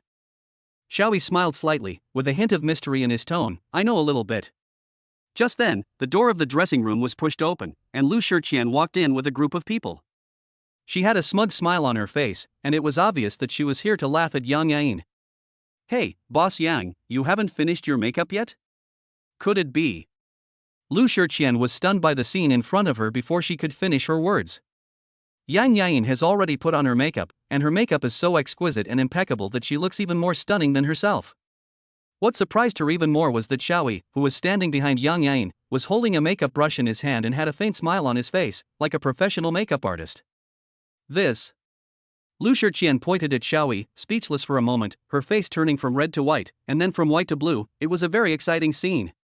Xiaoyi gently placed the makeup brush on the table, turned to look at Lu Shiqian, and a meaningful smile appeared on the corner of his mouth. Miss Shiqian, do you have any other advice? Chapter 74, surprised by the skillful hands and hated by the beautiful woman, almost breaking the conspiracy to protect Yain. Lu Shiqian seemed to be choked and couldn't speak for a long time. She originally wanted to laugh at Yain's joke, but unexpectedly, she was slapped in the face by Xiaoyi instead.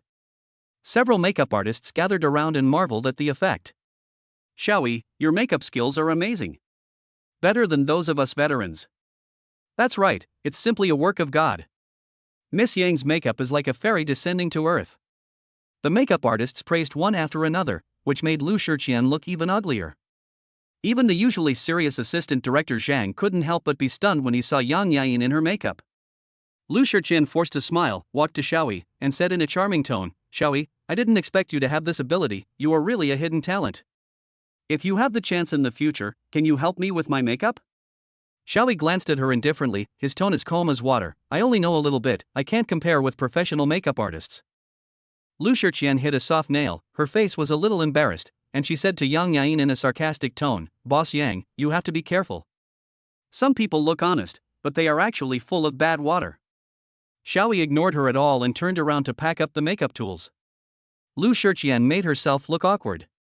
She glared at Xiaoyi and Yain fiercely, then left in disgrace with her people. Xiaoyi, thank you. Yain looked at herself in the mirror and expressed her gratitude sincerely. Xiaoyi smiled and said, it's just a piece of cake. He was about to leave when suddenly, a picture flashed through his mind. Yain was pale, foaming at the mouth, and fell to the ground. Wait. Xiaoyi turned around suddenly, his eyes fixed on the lunchbox in front of Yain. Xiaoyi's pupils suddenly constricted, he quickly walked to Yain's lunchbox and snatched it away. There was a faint, barely perceptible fishy smell in the air. He flipped the rice a few times with chopsticks, and a few tiny grains of white powder were particularly eye-catching among the rice. There's something wrong with this food. Xiaoyi's voice was not loud, but it exploded in everyone's ears like thunder. He raised his head, pointed his sharp eyes at Lu Shiqian who had just walked to the door, and said in a cold tone, Miss Lu, what did you put in the food you gave to Miss Yang just now? Lu Shiqian's body froze. She turned around pretending to be calm, a hypocritical smile on her face. Xiaoyi, what are you talking about? How could I put something in other people's food? Don't slander me. Her heart beat faster and her palms sweated slightly. She tried hard to hide her inner panic. She didn't expect that this seemingly honest delivery man was so alert. Xiaoyi sneered. He picked up the lunchbox and showed the white powder on the chopsticks to everyone. What is this? Miss Lu, do you dare to say you haven't seen it before? This is not a seasoning. Lu Shiqian's face turned pale instantly. She shook her head desperately to deny it, and said hurriedly, I don't know. I really don't know what this is. Maybe the chef accidentally put it in. She knew that once discovered, her carefully designed conspiracy would be completely exposed. Really? Then Miss Lu, can you explain to me why you looked so flustered just now and stared at Miss Yang's food? Xiaoyi pursued her relentlessly, his sharp gaze leaving Lu Shiqian with nowhere to hide. At this moment, people around gathered around, whispering and talking. The looks they gave Lu Shiqian were full of suspicion and distrust. Yain's face turned even livid. She looked at Lu Shiqian in disbelief, her heart filled with anger and disappointment. Lu Shiqian knew that it was no use to argue any further. A hint of ruthlessness flashed across her eyes, and she secretly made up her mind to wait for an opportunity to take revenge. She snorted coldly, her tone gloomy, whatever you say, the innocent will be innocent. I haven't done anything, someone will naturally give me justice. After she said that, she turned and left, but she didn't leave completely. Instead, she hid not far away, silently observing Xiao Yi's every move. Xiao Yi ignored Lu Shiqian's threats.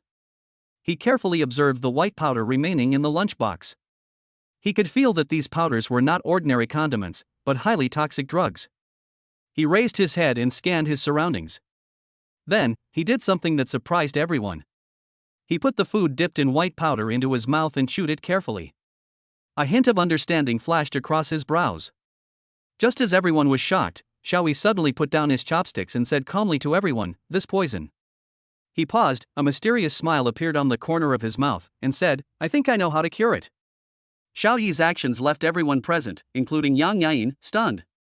The air seemed to freeze, leaving only the heavy breathing of the crowd. Xiao Yi walked calmly to the simple stove nearby. He took a clean pot from the cruise food cart and picked up the ingredients beside him. He cut the vegetables, heated the pan, and added oil with great skill, his movements flowing smoothly and in one go. After a while, a sizzling sound came from the pot, and an enticing aroma began to spread in the air. The aroma was rich and layered, with the freshness of vegetables, the deliciousness of meat, and the sweetness of rice. It made everyone present couldn't help but take a few deep breaths, and their appetite was also aroused. Even Director Chen, who had a furious look on his face just now, couldn't help but turn his head and look around curiously. "Stop, stop." Director Chen put down the loudspeaker in his hand, with a hint of confusion in his tone. "What are you doing? Who is cooking?" He frowned, very puzzled by Xiao Yi's behavior. Xiao Yi ignored the discussions around him. He stir-fried the vegetables in the pot evenly, then added the freshly cooked rice and stir-fried it quickly. The rice grains jumped in the pot, fully blending with the vegetable juice, making a pleasant rustling sound. Soon, a fragrant fried rice came out of the pot. Xiao Yi filled a bowl, walked up to Yang Yain, and looked at her tenderly. "Yain, I will be responsible for your lunch today." Then, he snatched the lunchbox from Yang Yain's hand and poured it into the trash can beside her without hesitation. "This." Yang Yain looked at Xiao Yi's actions, feeling a little at a loss. She was touched but also confused, wondering what Xiao Yi was up to. The people around were whispering to each other and pointing fingers at Xiao Yi's behavior. Most people didn't understand why Xiao Yi did this. Director Chen looked even more displeased. He felt that Xiao Yi had delayed the filming progress. He was about to scold him when he was attracted by the fragrance wafting in the air. Xiao Yi did not give them time to react. After serving the fried rice, he picked up the spoon, gently scooped up a spoonful and handed it to Yang Yain's mouth.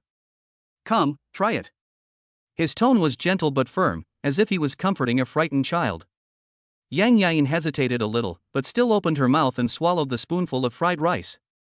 The next second, her eyes lit up instantly, and an indescribable deliciousness exploded on the tip of her tongue, making her unable to help but let out a sigh of satisfaction. "Delicious!" She couldn't help but exclaim, a long-lost smile on her face.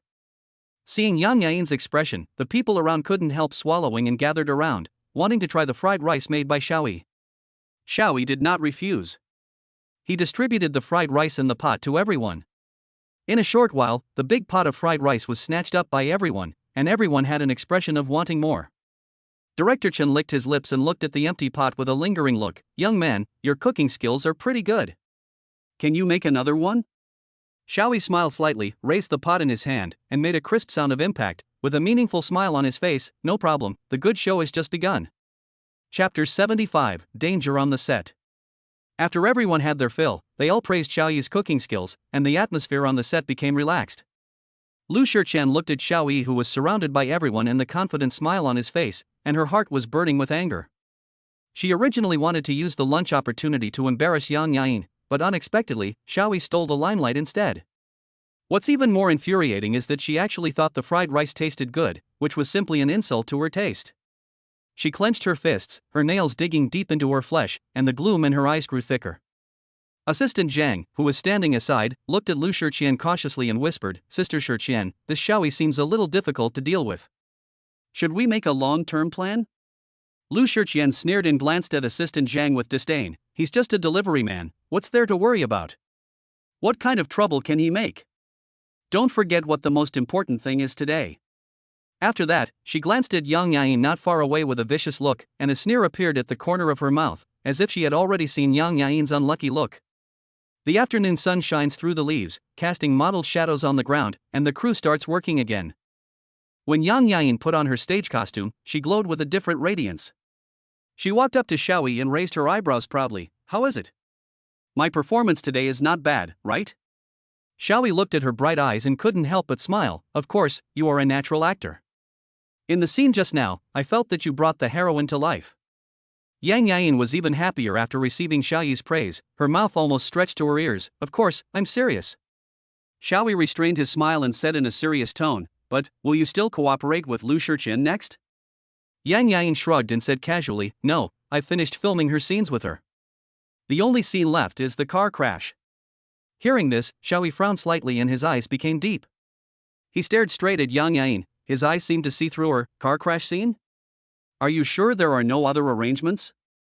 Yain felt a little uncomfortable being looked at by Xiaoyi, but she still nodded and said affirmatively, "Yes, that's what is written in the script, and Director Chen also said that there is only this one scene." She didn't notice that the worry on Xiaoyi's face became more intense. At this moment, Lu Shiqian suddenly covered her stomach, walked to the director with a pale face, and said weakly, "Director Chen, my stomach suddenly hurts so much, I'm afraid I can't shoot today's scene, otherwise, I will shoot my part first?" Director Chen looked at Lu Shiqian, then at the others, thought for a moment, and then agreed to Lu Shiqian's request. He raised his head and looked at Lu Shiqian. His tone was calm, but it carried a hint of command.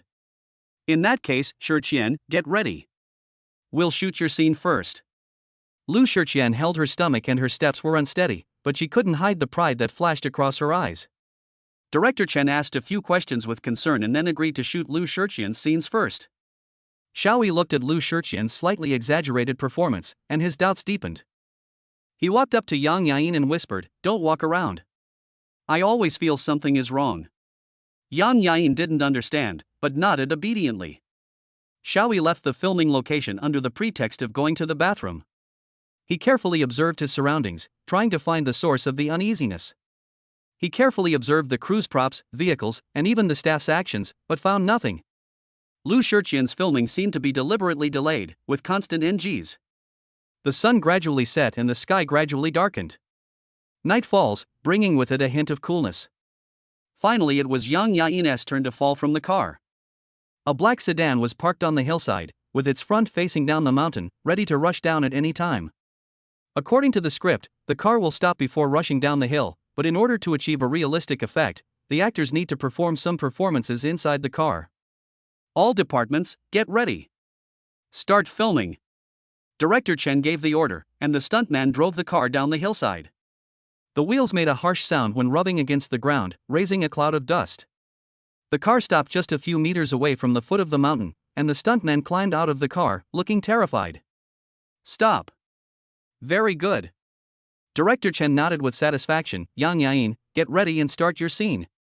Yain took a deep breath, adjusted her mood, and sat in the driver's seat. She fastened her seatbelt, held the steering wheel with both hands, and made a panicked expression. "Yain, relax, don't be nervous." Xiaoyi stood aside and comforted her softly, but his eyes were fixed on the black car, and sweat beads appeared on his palms. "I know, I'm fine." Yain forced a smile, but there was a hint of uneasiness in her eyes. "Start shooting." Director Chen ordered again. Yain began to perform according to the script requirements. She swerved the steering wheel, slammed on the brakes, and let out a scream. Suddenly, Xiaoyi's face changed and he yelled, "Yain! Be careful!" In the distance, an inconspicuous van was slowly approaching. The body of the van was shabby and the color was faded to white. Like a silent ghost, it quietly approached the shooting site. The crew members were busy. Director Chen held a walkie-talkie, stared at the monitor intently, and issued instructions from time to time. Everything seemed calm and orderly. Suddenly, Director Chen's heart skipped a beat, and a strong sense of crisis surged into his mind. In his mind, a horrifying scene flashed by of a van losing control and running over Yain. He opened his mouth, wanting to warn, but found that everything happened too fast. The van, like an enraged beast, suddenly accelerated, making a low roar, and rushed straight towards the direction where Yain was. Most of the staff on site were busy with their own work and did not notice this sudden change. Xiaoyi's heart seemed to be grasped by an invisible giant hand. His pupils instantly dilated and veins on his forehead bulged. The scene that flashed through Director Chen's mind seemed to reappear before his eyes, and a strong sense of crisis enveloped him. Without any hesitation, he roared and rushed towards Yang Yain like an arrow, trying to pull her away from the dangerous area. Xiaoyi, what are you doing? Stop him quickly. The crew members were frightened by Xiaoyi's sudden action and stepped forward to stop him. They didn't understand why Xiaoyi was so excited for no reason, and they didn't understand why he rushed towards Yang Yain, who was filming. Xiaoyi completely ignored the obstructions around him. There was only Yang Yain's figure in his eyes and only one thought in his mind: to protect her at all costs. His muscles were tense, every inch of him was filled with explosive power, and he rushed towards Yang Yain like a mad beast. Yang Yain sat in the driver's seat with empty eyes, like an exquisite puppet, waiting for the director to say cut as required by the script. She didn't notice the speeding van, nor did she notice that Xiaoyi was rushing towards her desperately. She just mechanically repeated and waited. The van was getting closer and closer, and the roar was getting more and more piercing, like a death warrant from the god of death. At this moment, Xiaoyi's roar cut through the sky. Yain, be careful. The van was like a wild horse that had broken free from its reins, rapidly approaching the black sedan with a roar of death. The roar of the engine became clearer and clearer as it got closer and closer, causing the ground to tremble slightly, as if the god of death was ringing the death knell. The crew members suddenly woke up and realized the urgency of the situation. Their cries of fear came one after another, but seemed so powerless amid the roar. Yang Yain still followed the instructions of the script, maintaining a terrified expression and sitting stiffly in the driver's seat, like a lamb targeted by a hunter, waiting for the judgment of fate. She heard the roar of an engine getting closer, but she just thought it was the sound of filming and didn't think much of it. It was not until the van appeared like a huge black shadow, blocking the light in front of her eyes, that she suddenly realized that this was not acting but real danger. She opened her eyes wide, her pupils filled with fear and confusion, but it was too late to react. At this critical moment, Xiaoyi's figure passed through the crowd like a ghost. His speed was so fast that it almost left an afterimage, and the sound of his running breaking through the wind was left in the air. There was a determined gleam in his eyes, and his muscles were tense, every one of them filled with strength. He grabbed the car door and pulled it hard, pulling Yang Yain out of the car just 1 second before the van was about to hit the car. The two men barely escaped the disaster and fell to the ground, still in shock. The van stopped less than a meter away from them with a sharp brake sound. The front of the car hit the edge of the hillside, and the body of the car shook violently and almost overturned. There was dead silence at the scene, and everyone was stunned by the thrilling scene. Yain, are you okay? Xiaoyi hurriedly helped Yang Yain up, looked her up and down, and asked anxiously. His voice trembled a little. He felt his palms were full of sweat and his back was cold, which made him even more worried about the woman in his arms. Yang Yain was frightened by this sudden change and her face turned pale, but she still pretended to be calm, shook her head and said softly, I'm fine. Her voice was very light, with a barely perceptible tremor. What is going on? Director Chen's face turned pale. He walked quickly in front of the two of them, his tone filled with anger. He looked at the van that almost caused a disaster, and then looked at Yang Yain, who was still in shock, and his heart was filled with fear. He looked at Yang Yain with a guilty look, then turned to the crew members, send her back to the lounge immediately. Today's filming ends here. I will investigate this matter thoroughly. Director Chen's tone was firm and unquestionable. He knew that if Xiaoyi had not acted in time today, the consequences would have been disastrous. With his support, Yang Yain returned to the lounge, still with a hint of fear on her face. Xiaoyi followed behind her. There were only Xiaoyi and Yang Yain in the lounge. There was a depressing atmosphere in the air.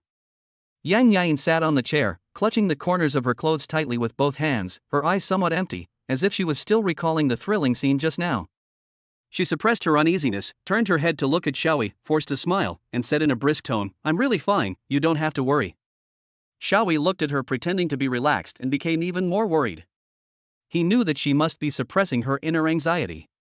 He didn't say much, but just walked quietly to her side, picked up the blanket beside him, gently draped it over her shoulders, then poured a cup of warm water and handed it to her. Yang Yain looked at his delicate movements, her heart warmed and an indescribable emotion surged in her heart. She took the cup of water and held it in her hand. The warm touch calmed her down a little, but she didn't drink it. She raised her head and looked at Xiaoyi with complicated eyes, as if she wanted to say something but hesitated. Chapter 76, Warm and Loving.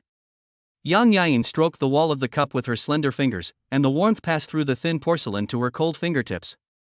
A trace of warmth slowly spread, dispelling some of the fear she had just felt. She raised her eyes and their gaze fell on Xiaoyi. This man always cared about her quietly. The change from the cold fear to the warmth of the moment made her feel inexplicably moved. Thank you.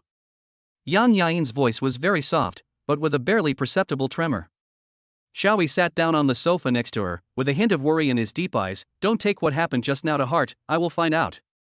He paused, lowered his voice and said, in the future on the set, you should pay more attention to Lu Shiqian. I always feel that things are not that simple.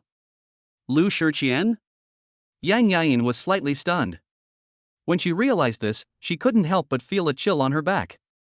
If Xiaoyi had not arrived in time, the consequences would have been disastrous. I just suspect it, but I have no evidence. Xiaoyi said cautiously, but it's better to be safe than sorry. Yain nodded silently, and her fingers holding the water cup tightened unconsciously. The door of the lounge was suddenly pushed open. And Xue Boyuan walked in holding a bouquet of gorgeous red roses, followed by Lu Shiqian who looked indignant. Xue Boyuan saw Yain at a glance, and a smile immediately appeared on his face. He walked straight to her and handed her the rose. Yain, this flower is for you. I wish you a smooth shooting. He deliberately ignored Xiaoyi who was sitting next to him, as if the other person did not exist at all. Lu Shiqian stood behind Xue Boyuan, her face gloomy. She glared at Yain fiercely and said in a gloomy tone, Mr. Xue, he is a very busy man now. He has bodyguards protecting him all the time. Why does he need you to show him kindness? Xue Boyuan frowned slightly when he heard this, and turned to look at Lu Shiqian with a somewhat impatient tone. When was it your turn to interrupt me when I was talking to Yain? I have already explained the previous matter to you clearly. We are just in a cooperative relationship, so don't bother with it anymore. Lu Shiqian's face turned pale instantly. She didn't expect Xue Boyuan to be so heartless as to cut off ties with her and make her lose face in front of Yain. Furious and humiliated, she pointed at Yain's nose and yelled, Yain, you vixen. You only know how to seduce men. You. Yain was shocked by this sudden change and was at a loss for what to do. Her face turned red and white, and she looked at Xiaoyi in panic, seeking help. When Xue Boyuan saw Yain being humiliated, he suddenly felt a desire to protect her and reached out to hold her shoulders. Xiaoyi was quick to grab Xue Boyuan's wrist and said in a cold tone, Mr. Xue, please respect yourself. Xue Boyuan was stopped by Xiaoyi, and immediately became angry and said, Who do you think you are? How dare you interfere in my business? I'm Miss Yain's bodyguard. Protecting her is my duty. Xiaoyi looked at Xue Boyuan without giving in, with a chill in his eyes. Xue Boyuan snorted coldly, Don't forget, the car race tonight. I hope you won't be like a coward and dare not show up at that time. He took out a piece of paper from his pocket and threw it in front of Xiaoyi. This is the new address, don't go to the wrong place again. Seeing this, Yain looked at Xiaoyi worriedly and said softly, Xiaoyi, go ahead, I'm fine. There was a hint of relief in her tone. She understood the importance of this game to Xiaoyi. As night fell, Xiaoyi drove Su Wanqing's sports car to the new racing location, an abandoned factory in the suburbs. The factory gate was filled with all kinds of luxury cars, and the crowd was bustling with people talking. Isn't that Su Wanqing's car? Why is she here? I heard Xue Boyuan invited Uncle Hao back. We'll have a good show tonight. Xiaoyi listened to the discussions around him and couldn't help but feel a little confused. Uncle Hao? Who is it? He looked around, trying to find this so-called Uncle Hao in the crowd. Who the hell is Uncle Hao? A burly man patted him on the shoulder. Chapter 77. A glimpse predicts disaster. Who is Uncle Hao? A burly man patted Xiaoyi on the shoulder, interrupting his thoughts. Xiaoyi looked back impatiently, but found that the other party's eyes were avoiding him, as if it was just an unintentional act. He frowned and looked at the crowd again. Uncle Hao, the key person tonight, he must find him. Suddenly, a fiery red Ferrari came roaring in and did a beautiful drift, stopping in front of the factory gate.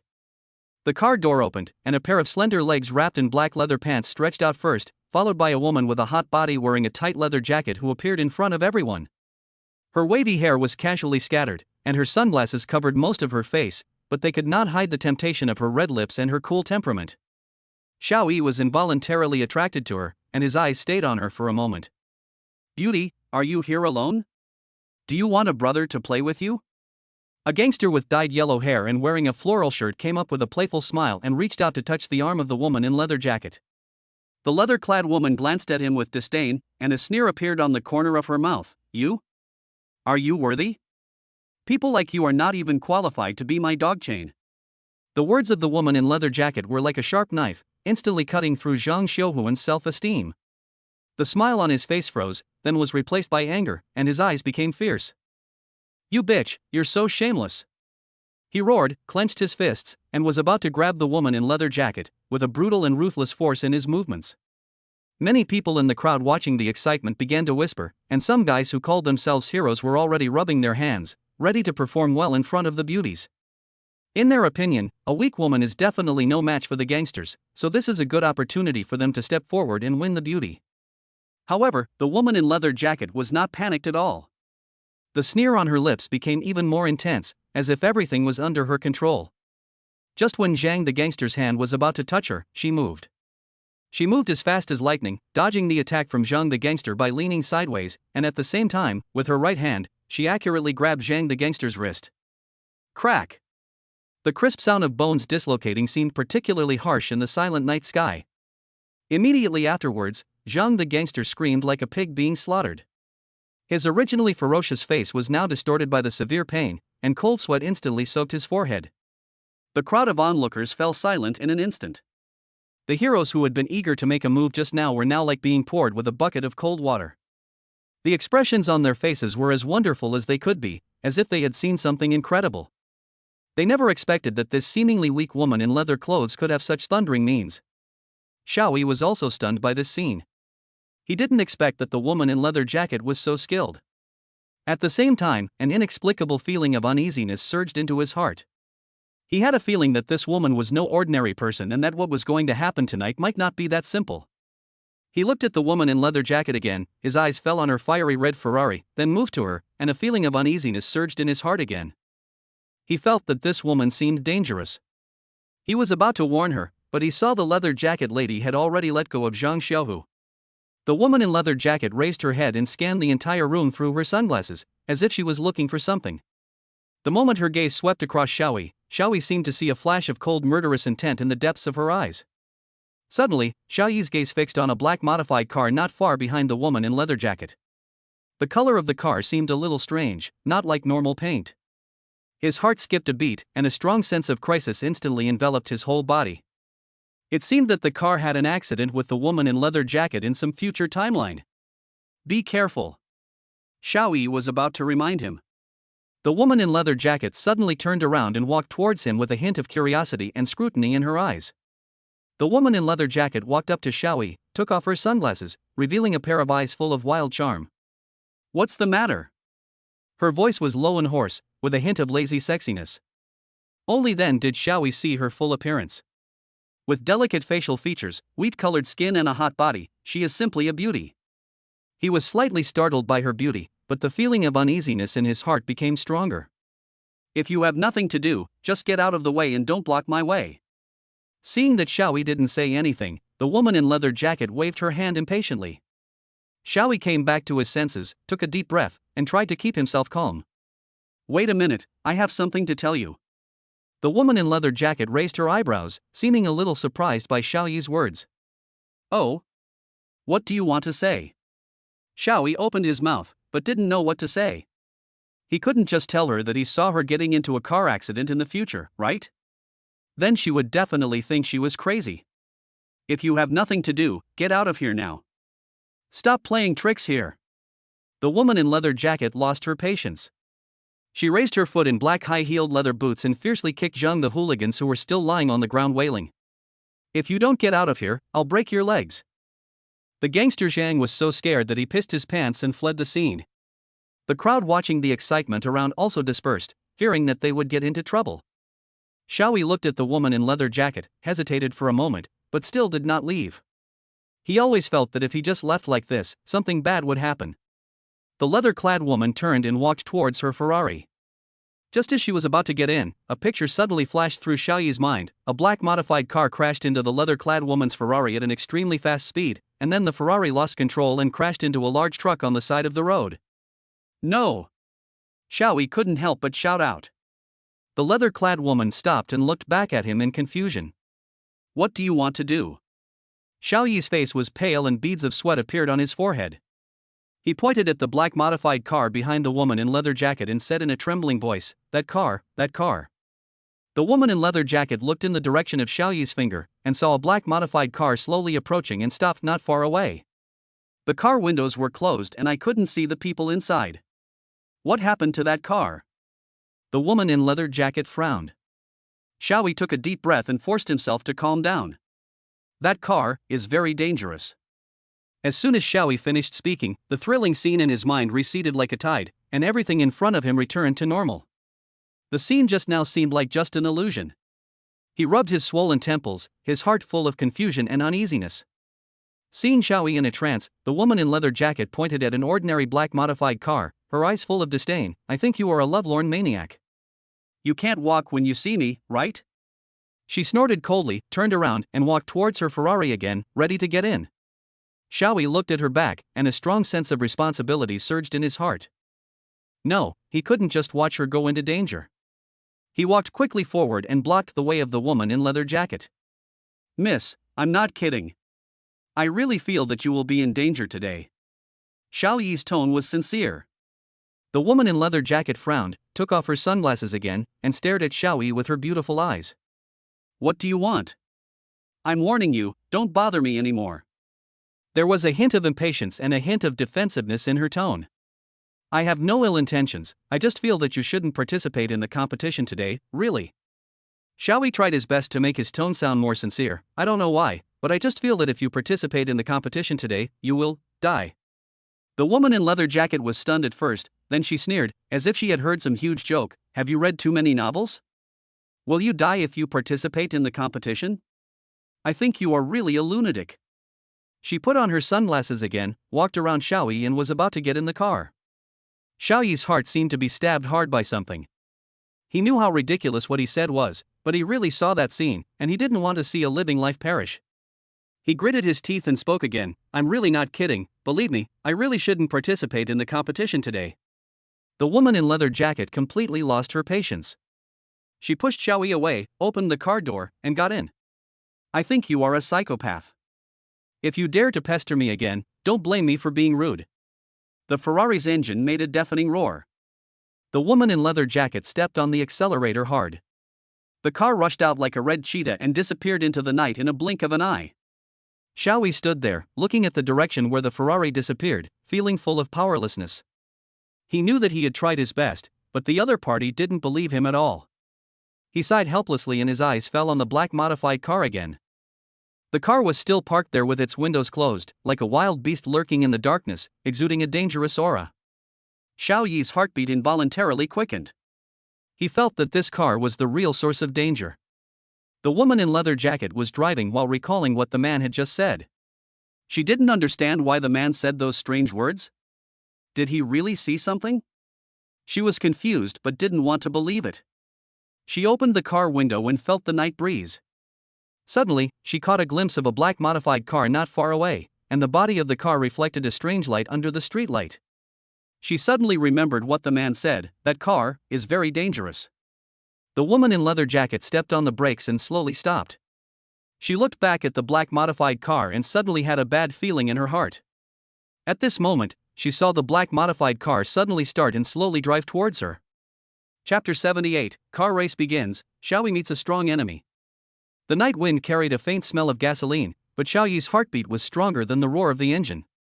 He took a deep breath, took a step forward, and slowly walked towards the black Buick lurking in the shadows.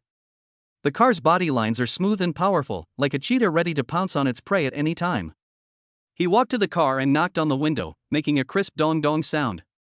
The car window slowly lowered, revealing an angular face with eyes as sharp as a knife. "It was the man I saw on the track earlier, Uncle Hao." "Hey, Brother Hao, are you waiting for someone? How about I give you a ride?" Xiao Yi put on a flattering smile on his face, with a hint of tentativeness in his tone. He took out his cell phone as if he was an ordinary taxi driver. Uncle Hao's eyes were like two cold sharp blades, scanning Xiao Yi up and down, as if he wanted to see through him. "Who are you?" His voice was low and magnetic, with an unquestionable majesty. Xiao Yi's heart trembled, but he still kept a smile on his face. "Brother Hao, you were joking. I am just a hustler. Your car looks pretty good. I wanted to ask where you were going. I happen to be going this way. A sneer appeared on Uncle Hao's lips, and an invisible sense of oppression instantly enveloped Xiaoyi. The air around seemed to freeze and the atmosphere instantly became tense. Boy, you are really good at acting. Uncle Hao's tone was somewhat teasing, but his eyes were more dangerous. Dragon City is not a place for you to act wildly. Just at this moment, a few hooligans surrounded him, pointing at Xiaoyi and swearing at him. Where did you come from, you country bumpkin? How dare you talk to Master Hao like that? I think you are tired of living. Xiaoyi's heart sank. He knew he was being targeted. He secretly clenched his fists, but still maintained a humble smile on his face. Brothers, I was wrong. I'm just a laborer and I don't know the rules. He bent down and apologized repeatedly, looking very sincere. When Uncle Hao saw that Xiaoyi was so sensible, the corners of his mouth slightly raised, and his originally tense expression relaxed slightly. Forget it. You seem to be ignorant too. Go away. Xiaoyi felt as if he had been pardoned. He quickly turned around and tried to leave, but he heard Uncle Hao speak again from behind him. Stop. Xiaoyi's heart skipped a beat and he stopped stiffly. He turned around slowly and forced a smile on his face that was uglier than crying. Master Hao, do you have any other instructions? Did I let you go? Uncle Hao said in a cold tone, staring at him like a poisonous snake. Xiaoyi cursed in his heart, but his face became more humble. Master Hao, I was wrong. Please be magnanimous and let me go this time. Uncle Hao didn't say anything, but just stared at him with cold eyes. The hooligans around also joined in the fun, and the atmosphere became tense again, like the calm before the storm. Hey, Brother Hao, what's going on? Why is it so lively? A slightly frivolous voice broke the silence, and a young man in a white suit slowly walked out of the crowd with a playful smile on the corner of his mouth. The man in the white suit, Yain, walked to Uncle Hao and glanced at Xiaoyi with contempt. Isn't this Xiaoyi? Why, now that you're with a rich woman, you want to switch to racing? Don't you see what kind of person you are? Xiaoyi sneered and fought back without showing any weakness. Yain, what do I have to do with you? But you stole my girlfriend and my car, and now you still have the nerve to stand here? Yain's face changed, his eyes flickered, and he said calmly, what nonsense are you talking about? When did I steal your girl or your car? Don't spit blood. He turned to look at Uncle Hao, with a hint of panic in his tone. Brother Hao, don't listen to his nonsense, this guy is a lunatic. Uncle Hao didn't say anything, but just looked at the two of them with interest, as if he was enjoying a good show. The air around them froze again, and the atmosphere became tense, like a taut string that could break at any time. Xiaoyi's calmness contrasted sharply with Yain's panic, adding a touch of suspense. Seeing that Uncle Hao was unmoved, Yain became even more flustered and said quickly, Brother Hao, this kid just wants to cause trouble, don't let him affect the game. Uncle Hao finally spoke, his tone indifferent, I only want the prize money, who wins or loses has nothing to do with me. He paused, his eyes swept over the crowd, tonight's prize money is 10 million, whoever has the ability can take it. The crowd burst into cheers. A prize of 10 million was enough to drive people crazy. The roar of engines rose and fell, and the drivers were eager to try.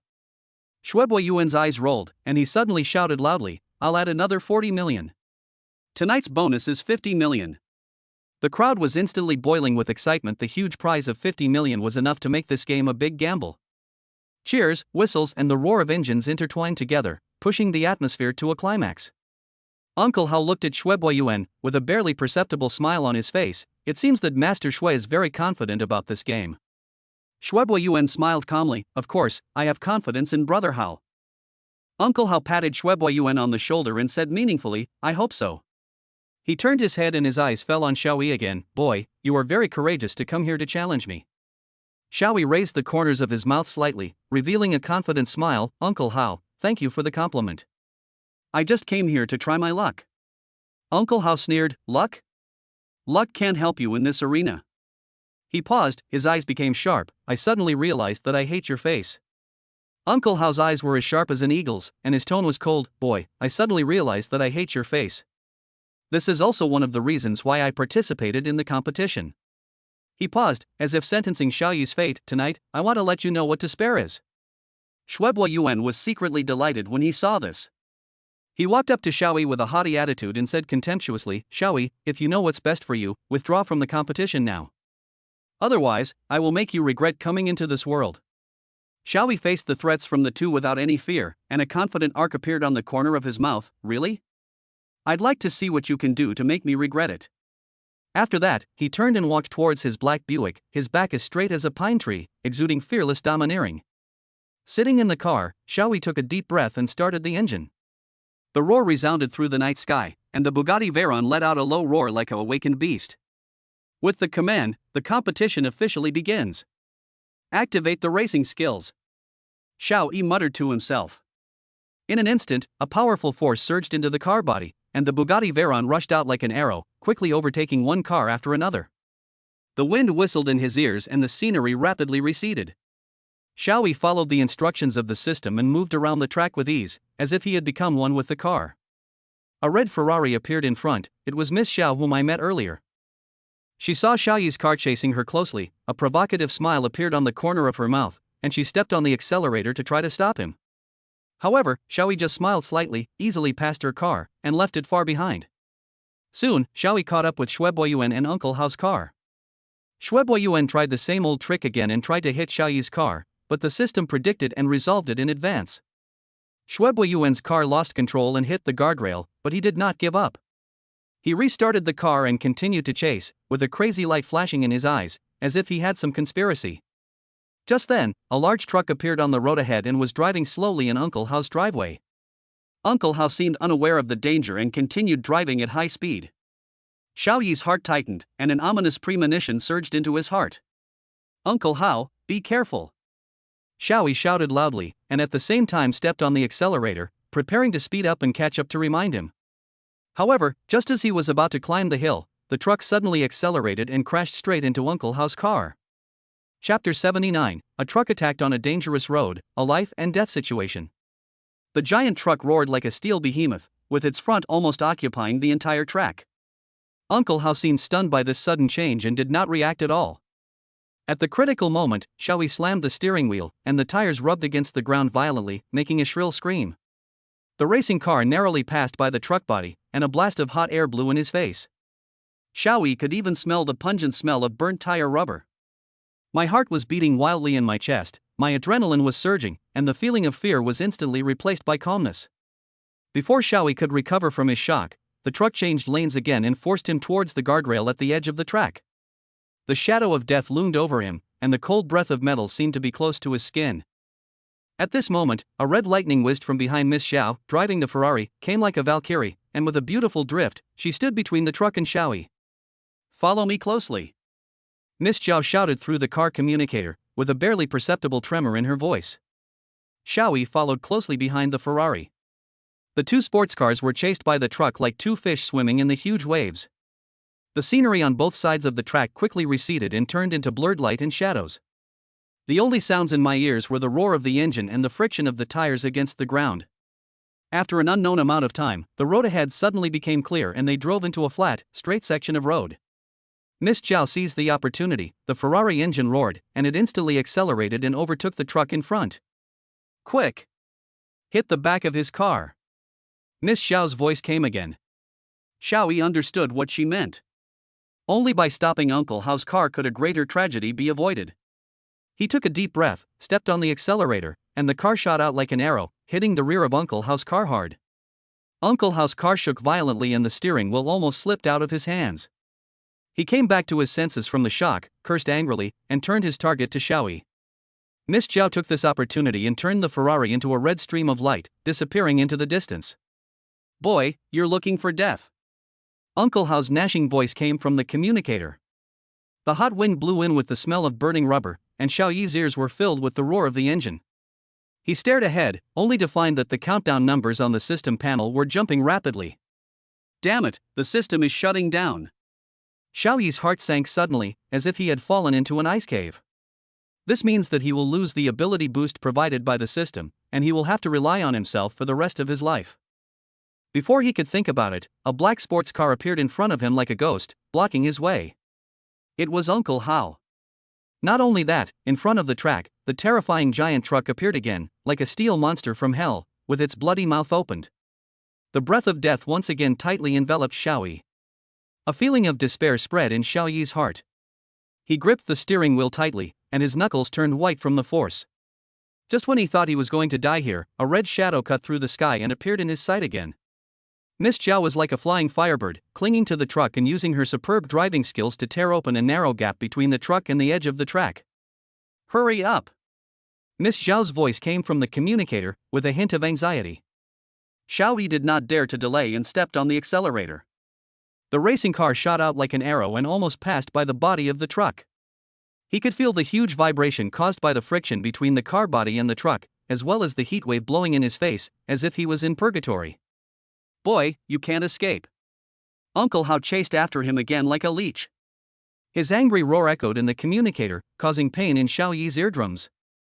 Xiao Yi felt as if he was in a chase game with no chance of winning. He was exhausted both physically and mentally, and his heart was consumed by fear and despair. However, when the outline of the finish line appeared in front of the track, a glimmer of hope suddenly ignited in Xiao Yi's heart. The finish line is just around the corner, less than 400 meters away. Uncle Hao no longer tried to trip him up like before, but followed closely behind him. He wanted to defeat him fairly. Calm down, calm down. Xiao Yi tried to calm his breathing, and his mind flashed with what his father once said, everything has blind spots, even a seemingly indestructible enemy. Xiao Yi's brain was working rapidly. He recalled Uncle Hao's previous driving habits. Suddenly, he thought of something. Uncle Hao habitually slows down before entering a turn, which is a tiny flaw when driving at high speed and also his blind spot. Less than 100 meters left. Xiao Yi. What? Uncle Hao looked at Xiao Yi, who accelerated instantly, with an incredible expression on his face. Chapter 80, the car race narrowly beat the stars, confronting Yain and showing his edge. His heart was beating violently, he clenched his teeth and stepped on the accelerator to the bottom. 100 meters. 50 meters. Closer and closer. When the finish line was less than 20 meters away, Xiao Yi suddenly turned the steering wheel, and his car shot past Uncle Hao's car at an extremely tricky angle like an arrow. What? Uncle Hao looked at Xiao Yi, who accelerated instantly with an incredible expression on his face. He wanted to catch up, but it was too late. Xiao Yi's car crossed the finish line first. I won. Xiao Yi waved his fists excitedly. Although his car looked a little messy due to the previous collision, and there were even a few obvious scratches on the body, it didn't matter anymore. He won. The crowd instantly became excited, and countless people rushed towards Xiao Yi's car and surrounded him. The cheers, screams, and whistles were deafening. Xiao Yi. You are so awesome. It's a miracle. You are our hero. Various words of praise came like a tide, drowning Xiao Yi. He felt the enthusiasm of the crowd and his heart was filled with joy and pride. At this time, Yain arrived late. Seeing Xiao Yi, who was surrounded by people but covered in dust, he smiled contemptuously and was about to say a few words to ridicule him, but was suddenly stopped by several drivers. Yain, you still have the nerve to come back? If it weren't for you, would we have been chased by that truck and almost lost our lives? That's right. People like you are not worthy of playing racing. You still have the nerve to laugh. If it weren't for Xiao Yi, we would all be dead here today. Yain was a little confused by this sudden accusation. He waved his hands irritably and said impatiently, "Shut up. It's just a broken truck. Is it necessary to make such a fuss?" However, his words angered everyone even more. They accused Yain of being irresponsible, and some even started pushing him. Yain was a little overwhelmed by this sudden change. He was about to leave this place of trouble but was stopped again. "Master Shui, don't forget our bet." A driver stretched out his hand and said with a malicious smile, "You're willing to accept the loss and take the money." Yain's face darkened, and he was about to explode when he heard a teasing voice coming from the crowd. "Mr. Shui, it seems that you are not very lucky today." Xiao Yi walked out of the crowd with a playful smile on his face. He walked slowly to Yain, patted him on the shoulder, and said in a frivolous way, "Mr. Shui, thank you for letting me do this. Is it time to cash the check for 50 million? Only then did Yain realize that Xiao Yi actually won. His eyes widened in disbelief, the contemptuous smile on his face froze, and his face turned pale. He originally thought that Xiao Yi was just a clown who overestimated his own abilities, but he didn't expect that he actually beat Uncle Hao. After a brief moment of dejection, Yain's eyes suddenly became fierce, and he gritted his teeth and said, "Xiao Yi, you'd better pray that you can leave here alive today." "Oh? Master Shui, are you going to threaten me?" Xiao Yi raised his eyebrows, not afraid at all. "I advise you to save your breath. Since I dare to beat you, I am not afraid of your threat. The air around them seemed to freeze as everyone held their breath and looked at the two nervously. An invisible pressure spread out, making it hard for everyone to breathe. Shuebo Yuan was choked by Xiao Yi's words and was speechless. He glared at Xiao Yi fiercely, turned around, and was about to leave, but was blocked by a burly man. Mr. Shui, where are you going? Our bet hasn't ended yet. Zhang Dehan said in a muffled voice with a hint of teasing in his tone. Shuebo Yuan was furious and yelled at Zhang Dehan, "Get out of here! Who do you think you are? How dare you block my way?" Zhang Dehan was not angry either, and still said with a smile, "Mr. Shui, please don't misunderstand me. I just want to see how you fulfill the bet. I have no other intentions." Shuebo Yuan then remembered that he hadn't given Xiao Yi a check yet. He had walked away in anger before, and now that he's back, doesn't that confirm his reputation as a debtor? Shuebo Yuan was caught in a dilemma for a moment. He was in a quandary and didn't know how to deal with it. Everyone around held their breath, waiting for Shuebo Yuan's reaction. The atmosphere became extremely depressing, like a taut string that could break at any time. "What's the matter? Mr. Shui, it's only 50 million. You can't take it out?" Xiao Yi's voice sounded again, with a hint of sarcasm. Chapter 81, The Arrogance of Wealth Leads to Humiliation. Yain is worried about asking for help. Shuebo Yuan's face turned pale, and he squeezed out a few words from between his teeth. "Of course I can afford it." He took out his checkbook, wrote a check for 50 million in a few strokes, and threw it fiercely to Xiao Yi. "Here you go. Are you satisfied now?" The check drew an arc in the air and fell to Xiao Yi's feet. Xiao Yi did not move, staring at Shuebo Yuan with cold eyes, and said with a hint of sarcasm, "Mr. Shui, are you sending away a beggar? Throwing the check on the ground and letting me pick it up myself?" Shuebo Yuan laughed in anger. "Why, you think it's too little? 50 million is not enough for someone like you to spend a lifetime. As for the money, of course I won't take a single cent less." Xiao Yi looked around at the crowd who were indignant at Shuebo Yuan's bad behavior, and said in a resounding voice, "But you are a scum who treats human life as a joke and gets angry and ashamed when you lose the game. You don't deserve to treat me like this." He was referring to the fact that Shuebo Yuan used all means to win in the game and almost caused a serious accident. "Today, you have to pick it up for me."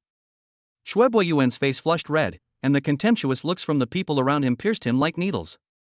He gritted his teeth and was about to explode, but he saw Xiao Yi take out a business card from his pocket. The black and gold stamped business card shines with a low-key glow in the sun, with only one word on it, "Dragon." There was a low cry of surprise all around. "Long family? He's actually from the Long family. Oh my god, who is this kid? He actually knows someone from the Long family." Shuebo Yuan's expression also changed. The Long family is one of the most powerful families in Yanjing. Although the Shui family is also wealthy, they are like ants in front of the Long family. Cold sweat broke out on his forehead, and he quickly put on a smiling face. "Misunderstanding, it's all misunderstanding. Brother, I was wrong just now, I apologize to you." As he said that, he bent down to pick up the check. Seeing that his younger brother was about to take the lead, Xiao Yi reached out to stop him. "Mr. Shui, since you threw it, you have to pick it up yourself." Shuebo Yuan had no choice but to endure the humiliation. He bent down to pick up the check, handed it to Xiao Yi with both hands, and forced a smile uglier than crying on his face. "Brother, look at this." Xiao Yi took the check and looked at him with a half smile. "Mr. Shui's smile is really charming. You should smile more in the future. Maybe you can become a comedian." A burst of suppressed laughter broke out in the crowd. Shuebo Yuan was so ashamed and angry that he wished he could find a hole to crawl into. Xiao Yi was enjoying everyone's admiring gazes when his cell phone suddenly rang. The name displayed on the screen is Yain. He answered the phone and heard Yain's trembling voice, Xiao Yi, save me." The crowd's applause surged like a tide. Xiao Yi had a faint smile on his face, enjoying the taste of victory. Shuebo Yuan's embarrassed appearance and the awe-inspiring eyes of the people around him made him feel an unprecedented satisfaction.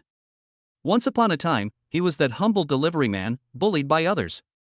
Now, he stood here, looking down at the rich young master who was once high and mighty. The pleasure of this reversal almost made him intoxicated. Suddenly, a rapid ring broke the brief silence. Xiao Yi took out his cell phone, and the words Yain flashed on the screen. He pressed the answer button, and Yain's trembling voice came instantly, Xiao Yi, save me." This voice was full of fear and helplessness, completely different from the singer who usually shines on the stage. Xiao Yi's heart sank suddenly, and a chill ran from the soles of his feet to the top of his head. Yain, what's wrong? What happened? His voice unconsciously rose a few degrees, and his tone was full of worry. I. Yain's voice was intermittent, with obvious gasps. I'm Xingguang. KTV. 308, They. What happened to them? Yain, talk slowly, don't worry, I'll be there soon. Xiao Yi clenched the phone tightly, sweat oozing from his palms. He heard the fear and anxiety in Yain's words, and a strong sense of uneasiness arose in his heart. They won't let me go, and. Yain's voice became weaker and weaker, as if it would cut off at any time. Yain, listen, don't hang up, keep talking, tell me what happened, I'll be there soon. Xiao Yi said as he turned and ran towards his car. His anxiety made him almost forget everything around him. Mr. Xiao. A delicate voice suddenly called him. Chapter 82, Save People in a Hurry, True Heart is Revealed in Times of Adversity. Xiao Yi paused and turned to look at the source of the sound. A hot young woman wearing a tight leather jacket was standing not far from him, with a hint of worry and a complex emotion on her face that he could not understand. He recognized that this was Miss Zhao, whom he met when buying milk tea just now. Why did she suddenly call him? Mr. Xiao, where are you going? You look so anxious, do you need help? Miss Zhao's tone was gentle, but with a concern that could not be refused. Xiao Yi was extremely anxious and just wanted to get to Yain as soon as possible. He had no time to deal with others. He shook his head with a hint of impatience in his tone. No, I have something urgent to deal with. After that, he continued to walk towards his car. Wait.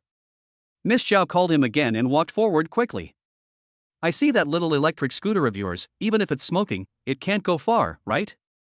Why don't I give you a ride? My car is over there. She pointed to a red sports car not far away, with a hint of confidence in her tone. Xiao Yi looked at her in surprise, his heart full of doubts. Isn't Miss Zhao too enthusiastic? They were just casual acquaintances, why did she help him so much? He glanced at her warily, but time was running out and he couldn't afford to waste any more time. Well, okay. Xiao Yi hesitated for a moment, and finally chose to accept Miss Zhao's help. He knew very well that his electric scooter was of no use in this situation. The red sports car sped along the street, its engine emitting a low roar.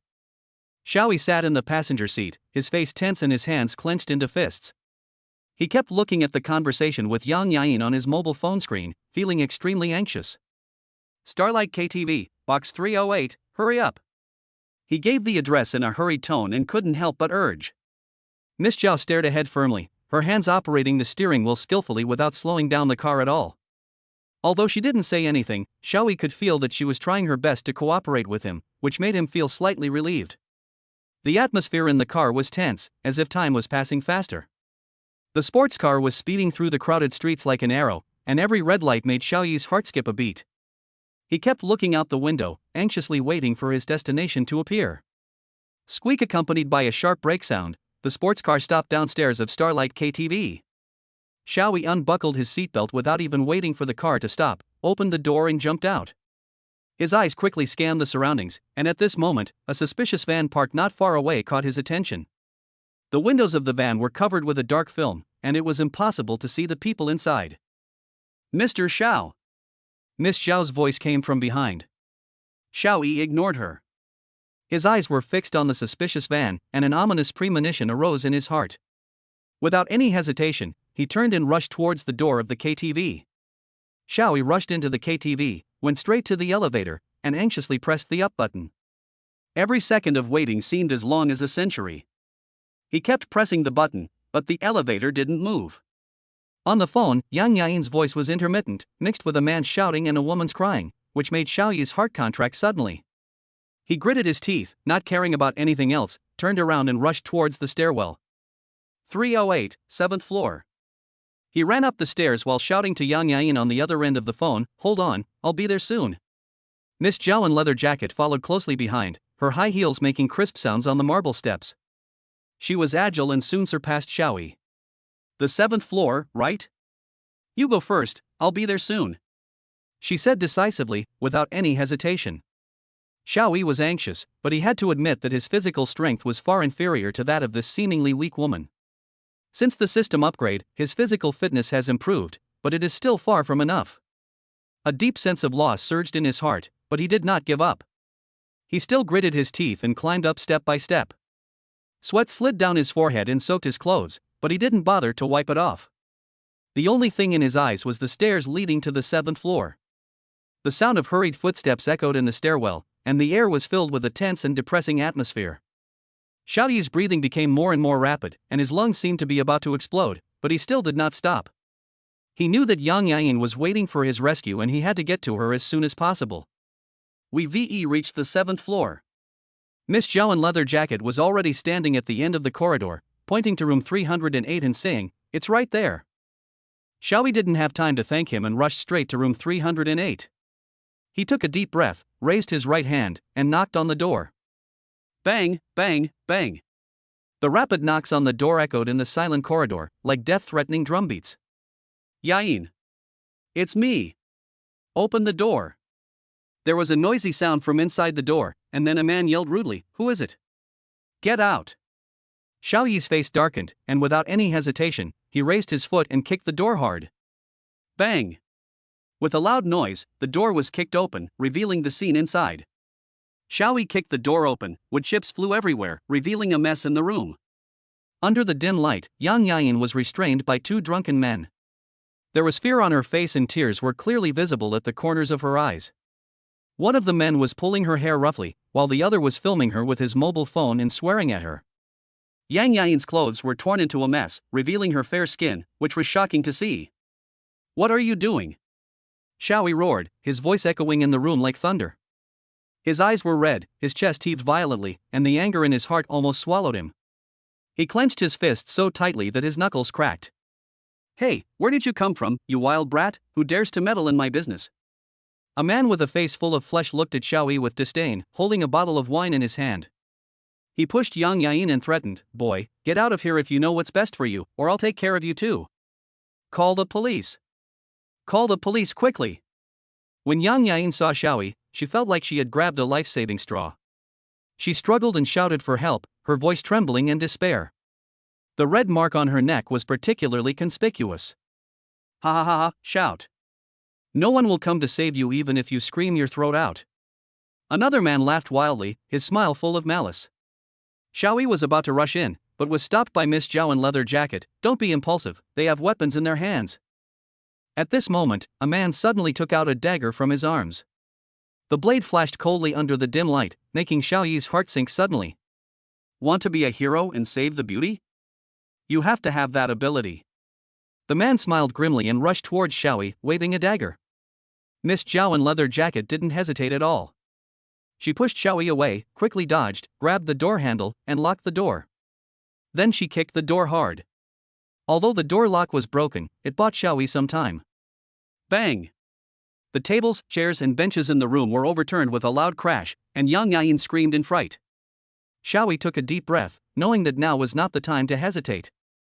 He didn't care about anything else, rushed into the room and grabbed the man wielding the dagger. Seeing this, the man swung the dagger in his hand fiercely, trying to stab Xiao Yi. Xiao Yi dodged swiftly, but his arm was still cut. The blood instantly soaked his clothes, bringing a burning pain.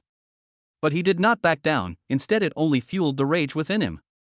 "You're looking for death." Xiao Yi roared, grabbed the man's wrist and twisted it hard. The dagger in the man's hand fell to the ground with a crisp sound. Xiao Yi did not give the man any chance to resist. He tripped the man to the ground with a sweeping kick and then punched him hard in the face. The man let out a scream and fainted immediately. "Save her quickly." Xiao Yi shouted at Miss Zhao, then turned and rushed towards another man. He subdued the man in no time and tied his hands, making him unable to move. The crisis in the room was temporarily resolved.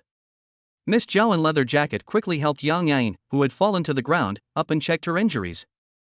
"Don't be afraid, it's okay." Xiao Yi glanced at the mess in the room, then looked at the wound on his arm. He took a deep breath and tied up the man in his hand. He took out his cell phone and called the police. After doing all this, he turned his gaze to Yain. Yain's face was covered with tear marks, and the clearly visible red marks on her neck made Xiao Yi's heart wrench.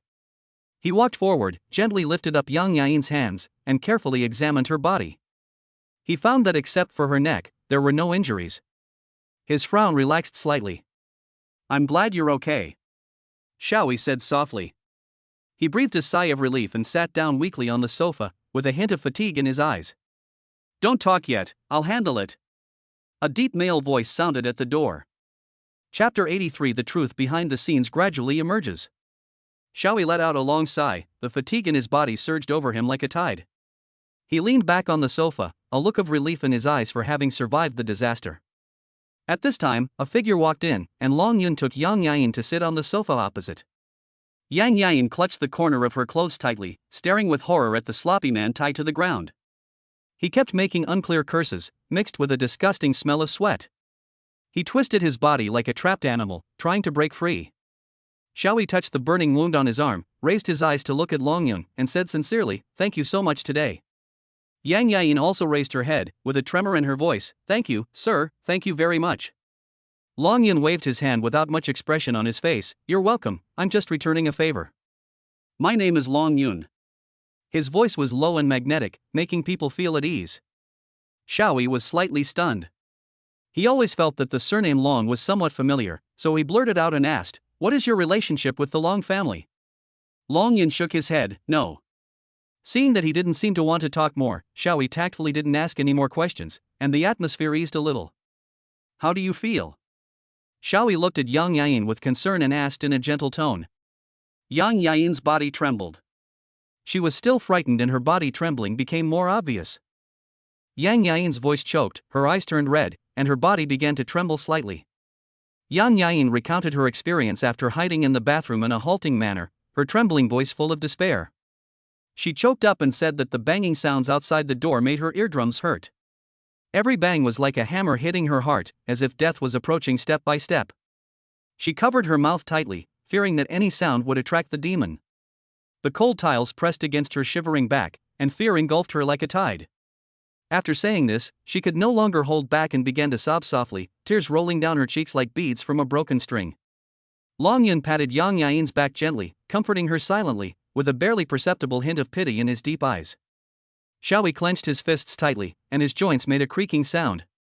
His mind replayed the scene of Yang Yain being pinned down by the sloppy man. A strong rage erupted like a volcano. He stood up suddenly and kicked the sloppy man hard in the chest. Ouch! The sloppy man let out a shrill scream and curled up into a ball on the ground. His distorted facial features became even more hideous because of the severe pain. He uttered obscene words and attacked Xiaoyi with vicious curses and insults. "Damn bitch! I'm going to kill you sooner or later." The sloppy man suddenly pointed his finger at Yang Yain. He spoke viciously, his eyes like a poison knife, as if he wanted to eat Yang Yain alive. "Don't think you'll be alright if you hide. When I get out, I'll show you how I'll kill you." When Yang Yain heard these words, she felt like she had been struck by a bolt from the blue. Her whole body trembled violently and she let out a desperate scream. I don't know you. I don't know you. Don't come over here. Don't come over here." She shouted incoherently, her body curled up into a ball, her hands tightly holding her head, as if she wanted to hide herself and avoid this boundless fear. When the sloppy man saw her reaction, a perverted smile appeared on his face and his tone became even more obscene. "Why are you pretending to be so noble? I've seen a lot of women like you. If you hadn't seduced me, would I be like this? I fell in love with you at first sight and I couldn't eat or sleep for you, but you pretended not to know you. You're such a bitch." He was weaving delusions on his own, as if Yang Yain's fear and despair were his best stimulants. Xiaoyi's anger was ignited again. He leaned over and grabbed the sloppy man by the collar. His eyes were as sharp as a cold blade. "Tell me, who ordered you to do this?" When the sloppy man saw Xiaoyi's eyes, his body trembled slightly, but then he showed a weird smile. His tone was a little proud and provocative. He, want to know? It's okay to tell you, it's Lu. He deliberately paused, with a sinister arc at the corner of his mouth, looking at Xiaoyi, as if he was admiring the astonished expression of his prey. Long Yun looked at Xiaoyi and the sloppy man Zhang and frowned slightly. He stood up, walked to Xiaoyi, and said in a low voice with a hint of unquestionable tone, "Take her in." As he said that, he pointed at Yang Yain, and then looked down at the disheveled man Zhang lying on the ground. Long Yun walked over and patted Xiaoyi on the shoulder. His tone was calm but with unquestionable majesty. Take her in. He glanced at the sloppy man Zhang, who was lying on the ground like mud. His eyes were as deep as an ancient well, making it difficult to understand. Xiaoyi hesitated for a moment and looked at Long Yun worriedly. What are you going to do? Don't let anyone get killed. Long Yun raised a charming smile at the corner of his mouth, but this smile made Xiaoyi feel a little cold at this moment. He said in a relaxed tone, Don't worry, I know my limits. Xiaoyi took Yang Yain into the bedroom and gently closed the door, blocking out any sound that might happen in the living room. There were bursts of suppressed howling sounds coming from the living room, like the struggle of a beast before death. Yang Yain tightly grasped Xiaoyi's hand, her face pale, and asked nervously, He will be okay? Xiaoyi patted the back of her hand gently and comforted her. It's okay, some people always need some lessons to learn their lesson. His tone was firm. Yang Yain looked at his resolute profile, a blush appeared on her cheeks, and an inexplicable sense of security surged in her heart. Are you okay? Xiaoyi noticed the abnormal blush on Yang Yain's face. He reached out and touched her forehead, which felt hot. It seems I have a little fever. Yang Yain's voice was weak and her eyes were a little blurry. You should have a good rest. Xiaoyi helped her sit on the bed. His eyes accidentally swept across the clearly visible bruises on her neck. His eyes instantly became sinister. He gently stroked the scar. His tone was gentle but with a hint of imperceptible anger. Does it hurt? Yang Yain's face turned even redder. She shook her head gently, avoiding his gaze. Lie down. Xiaoyi tucked in the quilt for her and turned to leave. Don't. Yang Yain suddenly grabbed the corner of his clothes. Her voice was weak and faint. I'm scared. Xiaoyi gently patted the back of Yang Yain's hand and said softly, I'm outside and will be back soon. I'm always here. His tone was firm, which gave Yang Yain great comfort. Yang Yain then slowly loosened her hands and closed her eyes. Her long eyelashes trembled slightly, casting a shadow under her eyelids. The room fell silent, with only the sound of her shallow breathing and the occasional sound of traffic outside the window interweaving together. The warm atmosphere was mixed with a lingering sense of uneasiness. Walking out of the bedroom, Xiaoyi saw Long Yun carefully wiping his hands with disinfectant wipes, with an indifferent expression, as if everything that had just happened had nothing to do with him. Zhang, a sloppy man, huddled in the corner, his face swollen like a pig's head. His originally fierce eyes were now filled with fear. He secretly looked at Long Yun, his body trembling like a lamb to be slaughtered. He said that Lu Shiqian instructed him to do it. Long Yun threw the used tissue into the trash can. His tone was so calm that no ripples could be heard, but it was like a bomb exploding in Xiaoyi's ears. Xiaoyi's eyes narrowed. Although he had guessed it in his mind, hearing the answer with his own ears still made him feel a chill running from the soles of his feet to the top of his head. He clenched his fists tightly, his knuckles turned white, and his teeth were clenched, as if he wanted to suppress all his anger in his heart. Why would she do that? Long Yun chuckled, with a hint of sarcasm in his tone, jealousy, unwillingness, and perhaps other deeper reasons. He paused, looking at Xiaoyi with deep eyes. You will slowly understand these in the future. Xiaoyi nodded. He knew that Long Yun was right. There must be more complicated motives behind Lu Shiqian's behavior. But what he is more concerned about now is how Long Yun will deal with this matter and how he will deal with Lu Shiqian. Long Yun moved his fingers, making crisp click sounds. Chapter 84, The night is over and the morning light is coming. Long Yun moved his fingers, and the joints made crisp cracking sounds, which were particularly clear in the silent night. The sound was like an invisible hammer, hitting the sloppy man's heart again and again. He curled up tighter, buried his head in his arms, and said nothing. Is it him? Long Yun turned to look at Yang Yain, his eyes as sharp as torches, as if he could see through her. Yang Yain trembled, but still mustered up the courage to point at the sloppy man curled up in the corner, her voice trembling slightly but extremely firm. It's him, he wants. She couldn't say any more when she got to this point, and couldn't help but burst into tears again. You said it was him? Officer Zhao stepped forward and asked sharply, Are you sure? The sloppy man shuddered violently and buried his head even lower, like an ostrich, not daring to face the reality. I'm sure. It's him. Yang Yain said again firmly. The fear and grievance in her eyes made everyone present feel distressed. The sloppy man finally spoke, his voice hoarse and low, as if squeezed out from the depths of his throat. I admit that I did it. He finally confessed his crime, his voice filled with fear and desperation.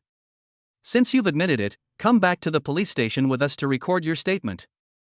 Officer Zhao said in a serious and businesslike manner, and you all need to go back to the police station to record your statement.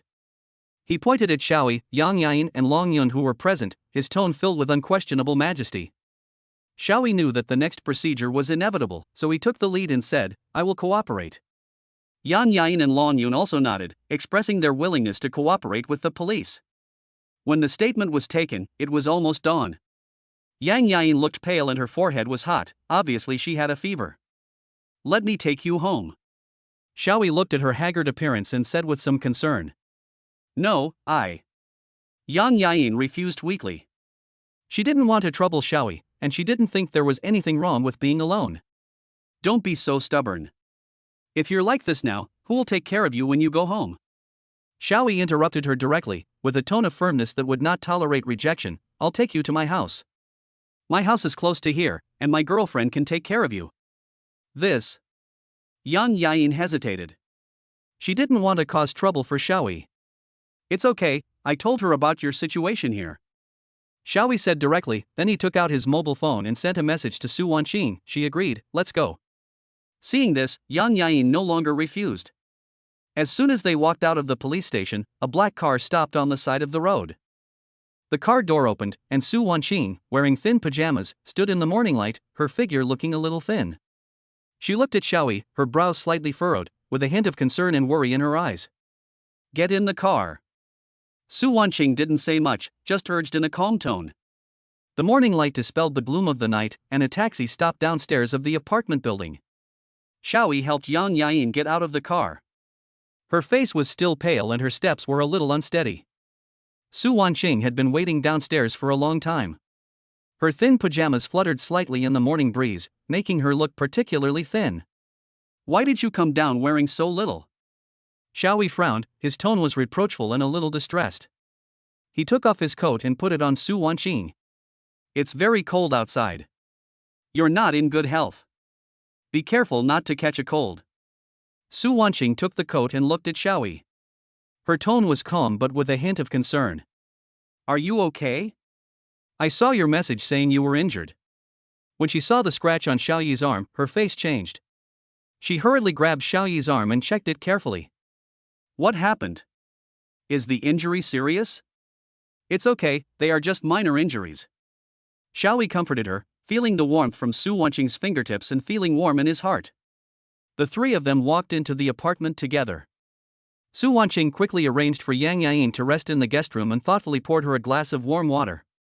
After settling Yang Yain, Su Wanqing's gaze fell on Xiaoyi again. She pulled Xiaoyi to sit on the sofa in the living room, her tone filled with a hint of blame and concern. Tell me quickly, what happened? How did you get hurt? Xiaoyi recounted what happened last night in general, from Yang Yain being harassed by the sloppy man, to Long Yun coming to the rescue, to the police arriving. He described it vividly.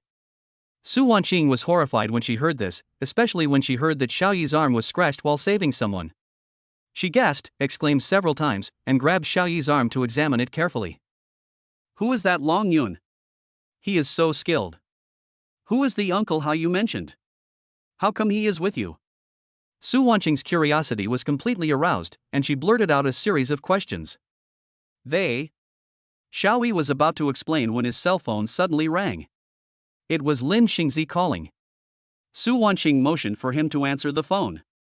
Lin Xingzi's slightly teasing voice came from the other end of the line. Hey, you called me so early in the morning, what's the matter, are you injured?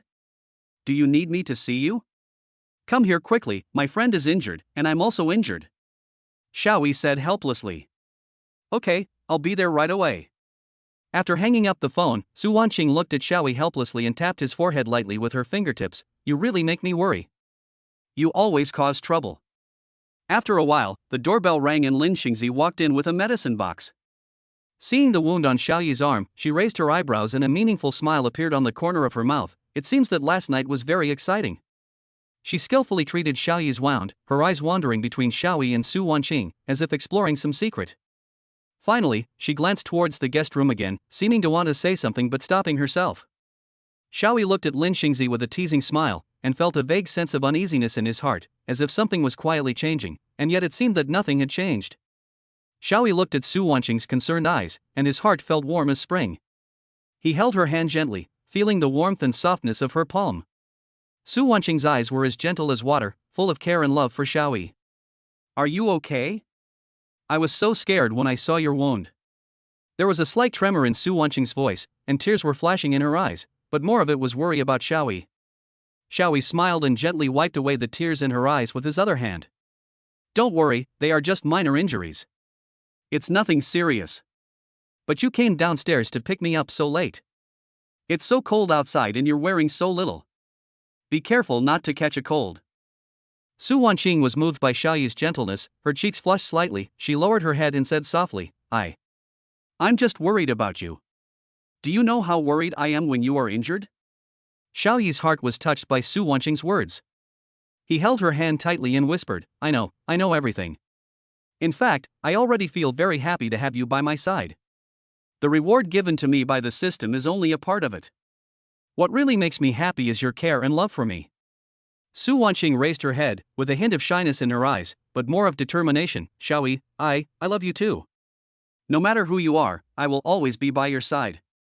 The relationship between the two reached a new height at this moment, and a warm and sweet atmosphere filled the living room. Suddenly, a slight cough broke the silence. Lin Xingzi stood at the door with a teasing smile on her face and a medicine box in her hand. Oh, it's only been a short while and you've already gotten into this kind of atmosphere? It seems like I've arrived at the right time. Lin Xingzi walked in, her tone relaxed with a hint of teasing. Xiaoyi and Su Wanqing were interrupted by Lin Xingzi's appearance, and a hint of embarrassment appeared on their faces. Su Wanqing gently patted Xiaoyi's hand, signaling him not to mind, and then said to Lin Xingzi, Xingzi, come and take a look at Xiaoyi's wound. He said the wound on his head hurts a little. Lin Xingzi nodded, walked toward Xiaoyi, and examined his head with a professional look. The wound on the head is not deep, but it still needs to be disinfected. How is the wound on the arm? As she spoke, she gently poked Xiaoyi's arm. Although the movement was gentle, Xiaoyi couldn't help but frown. Hey, be gentle, it hurts me. Xiaoyi complained, but there was a hint of pampering in his tone. Lin Xingzi raised her eyebrows and a smile appeared on the corner of her mouth. Why are you so easily teased? There was a hint of sarcasm in her words, but her hands were gently treating Xiaoyi's wound. At this moment, Lin Xingzi's gaze suddenly swept towards the direction of the guest room with a hint of curiosity in her eyes. How is Yain doing? Do you want me to go see her? As soon as she finished speaking, her hands did not stop moving, as if waiting for Xiaoyi's answer. Chapter 85, True Love in Times of Adversity. Seeing Xiaoyi covering his arm and grimacing, Lin Xingzi couldn't help but chuckle, you are really a big kid. As she spoke, she took out disinfectant and gauze from the medicine box she carried with her and skillfully treated Xiaoyi's wound. When the disinfectant touched the wound, Xiaoyi couldn't help but gasp, and his facial features wrinkled in pain. Okay, just bear with it for a while. Lin Xingzi's tone was gentle, as if she was coaxing a grumpy child. After treating Xiaoyi's wound, she turned her gaze towards the guest room. Where's the little star? How bad is her fever? She's still having a fever. I just gave her some antipyretics. She should be better now. Su Wanqing replied with a hint of worry in her tone. Lin Xingzi walked to the door of the guest room, gently pushed it open and walked in. She briefly checked Yain's condition and frowned slightly. Her fever has subsided a little, but she still needs to rest well. I'll prescribe some medicine for her, remember to feed her on time. After Lin Xingzi finished writing the prescription, she gave some instructions for precautions, then turned to Su Wanqing and said, I have something else to do in the hospital, so I have to leave first. Xiaoyi and the little star will be left to you. Su Wanqing nodded and looked at Lin Xingzi gratefully. Thank you so much today, Xingzi. Why are you being so polite to me? Lin Xingzi smiled, then turned and left. After Lin Xingzi left, Xiaoyi's expression changed immediately. He walked to Su Wanqing and said aggrievedly, Wife, my arm still hurts. Can you help me blow it? Su Wanqing looked at him like this, feeling both amused and distressed. She blew gently on Xiaoyi's injured arm. Does it still hurt? Yeah, it still hurts. It will only be better if you kiss me. Xiaoyi said mischievously. Su Wanqing gave him a reproachful look, but still kissed him on the face as she was told, and said gently, Okay, it doesn't hurt now, does it? Xiaoyi smiled like a child, hugged Su Wanqing, and whispered in her ear, My wife is so good. Stop it, I have to go to the company to take care of some things. Su Wanqing pushed Xiaoyi away, her tone was a little helpless, but more gentle, You stay here and take good care of Yain, I will be back in the evening. Xiaoyi was a little unhappy, When will you come back? I'm bored here alone. There are some urgent matters in the company, and I have to go take care of them. Su Wanqing said firmly, I believe you can take good care of her, right? Xiaoyi looked at Su Wanqing's trusting eyes, and the reluctance in his heart disappeared. Well, I will, you can go without worry. Su Wanqing touched Xiaoyi's head, gave him an encouraging look, then turned and left. You have to behave yourself when I'm not at home. Su Wanqing stopped at the door, turned around and said to Xiaoyi with a hint of reluctance in her tone. I understand, wife. Xiaoyi nodded and watched Su Wanqing leave. As Su Wanqing walked to the door, her cell phone rang. She picked up the phone with a hint of confusion in her tone. What's wrong? Assistant Zhang's anxious voice came from the other end of the phone. Mr. Su, it's bad. The directors are waiting for you in the conference room. The product plan leak has become a big deal. Su Wanqing's heart sank suddenly, and a chill ran from the soles of her feet to the top of her head. She took a deep breath and tried to keep herself calm. I know, I'll be there soon. After hanging up the phone, Su Wanqing immediately hailed a taxi and headed straight to the company. The taxi was moving slowly in the congested traffic, and Su Wanqing's heart was as congested as the traffic. The product plan was leaked, and counterfeit and shoddy products caused allergies. These two things happened one after another, making her feel tremendous pressure. After arriving at the company, Su Wanqing walked quickly towards the meeting room. The atmosphere in the conference room was solemn. Several directors sat upright with gloomy faces. When they saw Su Wanqing coming in, they all looked at her with dissatisfaction. Su Wanqing forced herself to remain calm, walked to the main seat and sat down, then asked in a deep voice, What's the situation? Assistant Zhang quickly stepped forward to report, Boss Su, the product plan has been leaked and it has been confirmed that there are a large number of counterfeit and inferior products on the market, and many consumers have already had allergic reactions. Allergic reaction? Is it serious? Su Wanqing's heart sank. The thing she was most worried about happened. At the moment, the situation is not too serious, but if timely measures are not taken, the consequences will be disastrous. Assistant Zhang said in a serious tone. Su Wanqing frowned, tapped the table lightly with her fingers, and her brain was working rapidly, thinking about how to respond. Suddenly, she thought of a person Tang Xini, whose popularity and influence might be able to help the company overcome the difficulties. Su Wanqing immediately called Tang Xini. After the call was connected, she said straight to the point, Xini, I need your help. What's wrong, Wanqing? What happened? Tang Xini asked with concern. Su Wanqing briefly explained the company's current predicament to Tang Xini and made her request, I hope you can help me do a live broadcast to clarify the facts and promote our new products. Tang Xini agreed without hesitation, no problem, leave it to me. When does it start? The sooner the better. Su Wanqing said in a firm tone. Okay, I'll arrange it now. Tang Xini said and hung up the phone. Su Wanqing breathed a sigh of relief. With Tang Xini's help, a glimmer of hope ignited in her heart. She immediately arranged for staff to prepare for the live broadcast and personally reviewed the content of the live broadcast. After everything was ready, Su Wanqing and Tang Xini came to the live broadcast room. Are you ready? Su Wanqing looked at Tang Xini with a hint of nervousness in her eyes. Tang Xini gave her a confident smile. Of course, let's get started. Chapter 86 live broadcast shocked everyone. In the live broadcast room, pink lights illuminated Tang Xini's delicate face. She smiled sweetly at the camera, as energetic as ever. Hello, my little cuties, I have a special surprise for you today. The clear voice was transmitted to the ears of every fan through the microphone. Do you feel that I am a little different today? Tang Xini winked playfully, causing a barrage of question marks in the comments section. She chuckled and explained, Today, I'm not fighting alone. My best friend, Su Wanqing, the president of Yuesha Group, has also come to the live broadcast room. The barrage of comments instantly exploded, with all kinds of questions and exclamations flooding in. Wanqing? Is she the arrogant and domineering female CEO? Oh my god, Xini, you actually know her? The dimension wall is broken. I want to see President Su. I want to see President Su. Tang Xini looked at the enthusiastic comments with a smile on her face. Ha, I understand your curiosity. Wanqing and I have been good sisters for many years. She is not as cold as you think. She is very funny in private. Once, we went shopping together. She vividly shared interesting stories with Su Wanqing, which caused laughter in the live broadcast room and created a relaxed and happy atmosphere. Just as the fans were laughing to their heart's content at Tang Xinyi's story, a chorus of shouts suddenly appeared in the comments. Look at Wanqing! Look at Wanqing! Tang Xinyi covered her mouth and pretended to be helpless. Oh, my best friend is so charming. She turned around with a smile and said to the outside of the camera, Wanqing, my little cuties can't wait, do you want to show your face? The camera moved slowly and everyone looked forward to it. Su Wanqing's figure finally appeared in the screen. She was wearing a simple white dress, her dark hair casually draped over her shoulders, and her delicate features looked particularly soft under the soft lighting. A pair of cold eyes seemed to contain endless stories, forming a sharp contrast with Tang Xinyi's liveliness and cheerfulness. Ah! It's President Su. She's so beautiful. Goddess. This beauty is amazing. I can lick the screen 100 times. As expected of the CEO. His temperament is so good.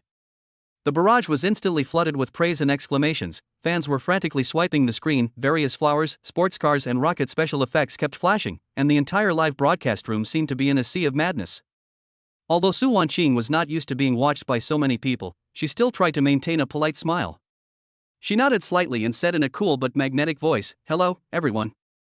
Ah, I'm dead. I was hit by Mr. Su's voice. Mr. Su, look at me. I love you.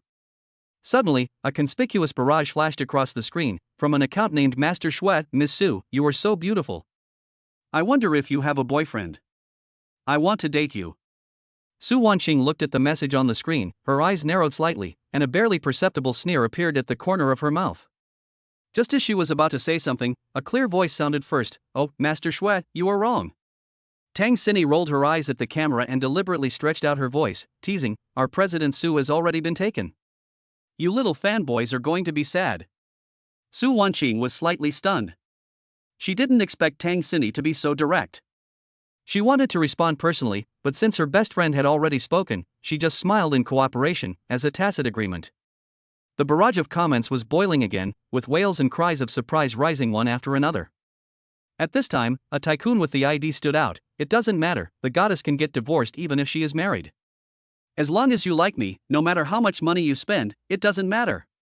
I'll send a rocket to celebrate. On the screen, a huge rocket special effect soared into the sky, and the brilliant light almost blinded the audience's eyes. The atmosphere in the live broadcast room suddenly became a little subtle. Seeing this, Tang Xinyi quickly tried to smooth things over. Oh, thank you brother Yuanbao for the rocket, but our President Su is a very dedicated person, so stop joking. As she spoke, she winked at the camera, trying to change the subject. The rich man Yuanbao obviously did not intend to give up. Another series of rockets fell down, and the entire live broadcast room was shrouded in dazzling light. Goddess, I like you. Please be my girlfriend. I will spend money on you. In the live broadcast room, some male fans began to make a noise. They envied Yuanbao's wealth and coveted Su Wanqing's beauty. They left messages on the barrage, be together. Be together. Goddess, look at him, he is so rich, how great. The noisy barrage seemed to burst the entire screen. At this moment, a more domineering ID broke into everyone's sight, young Master Shui. Without saying a word, he launched a series of rockets, a total of 100. The live broadcast screen was instantly swallowed up by the dazzling special effects, and the previous rewards suddenly seemed eclipsed. The atmosphere in the live broadcast room was instantly pushed to a climax.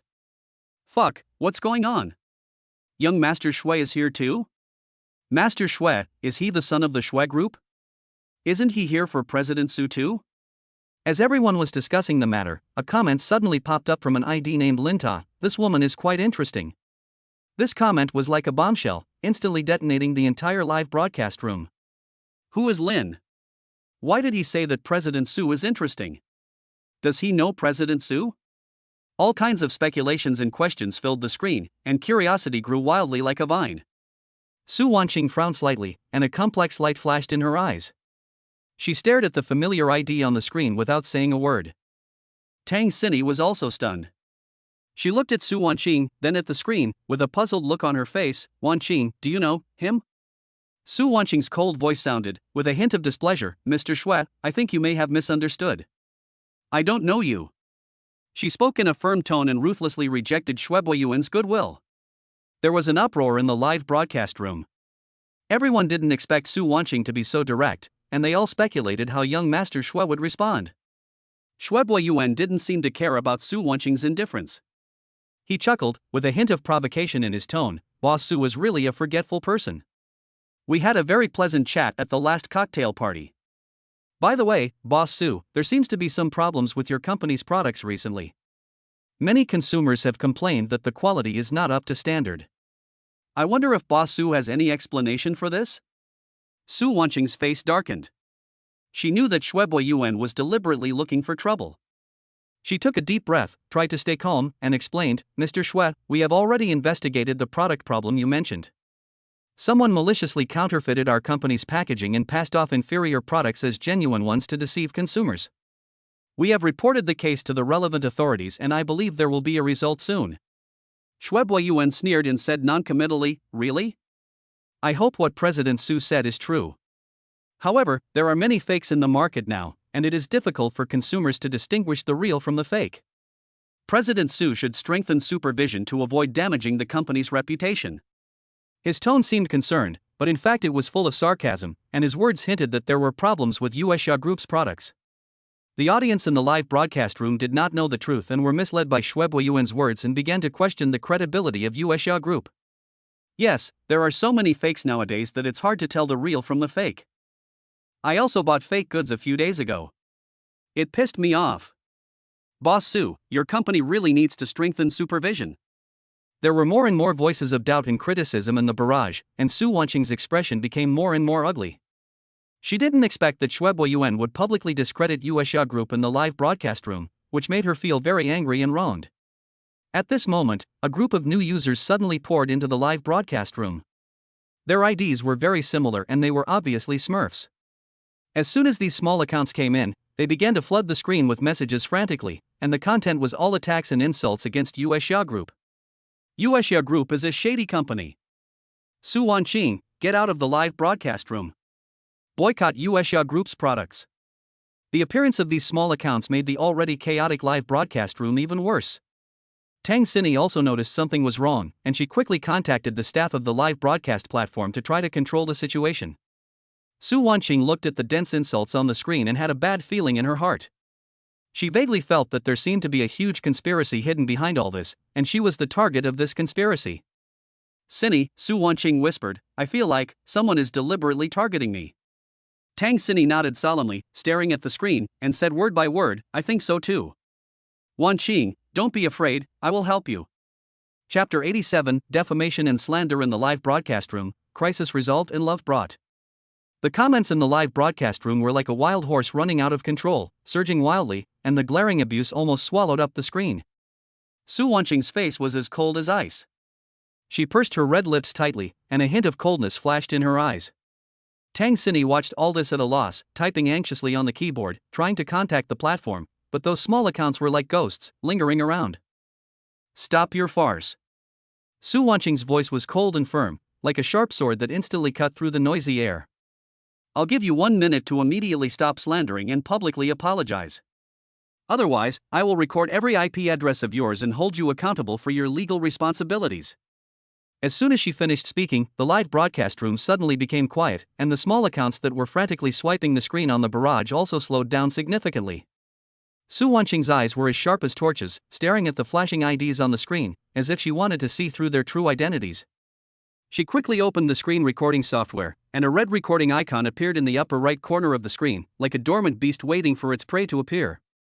Time passed by minute, and the live broadcast room was so quiet that one could hear each other's breathing. Those attacking remarks receded like the tide, and the trumpets that were so arrogant just now were now like dogs that had lost their homes, and they all left the live broadcast room.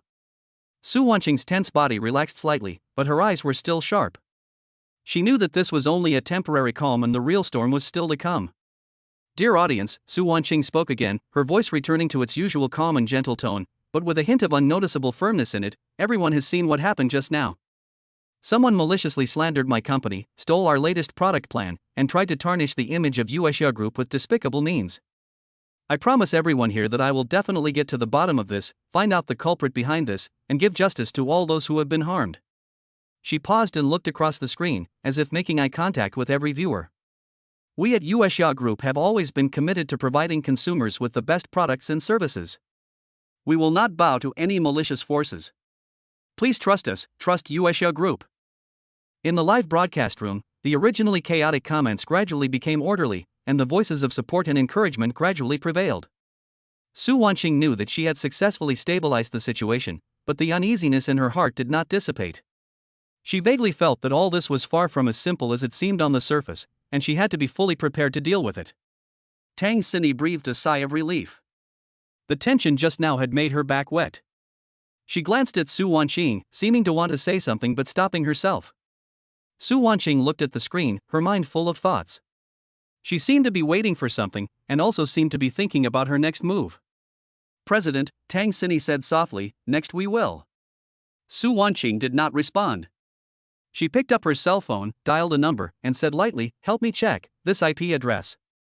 Xiaoyi poured the hot white porridge into a bowl and placed it in front of Yain.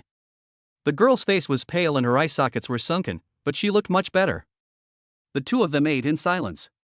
The room was so quiet that the only sound could be heard was the crisp sound of the spoon hitting the wall of the bowl. Suddenly, Xiaoyi's cell phone rang, breaking the silence.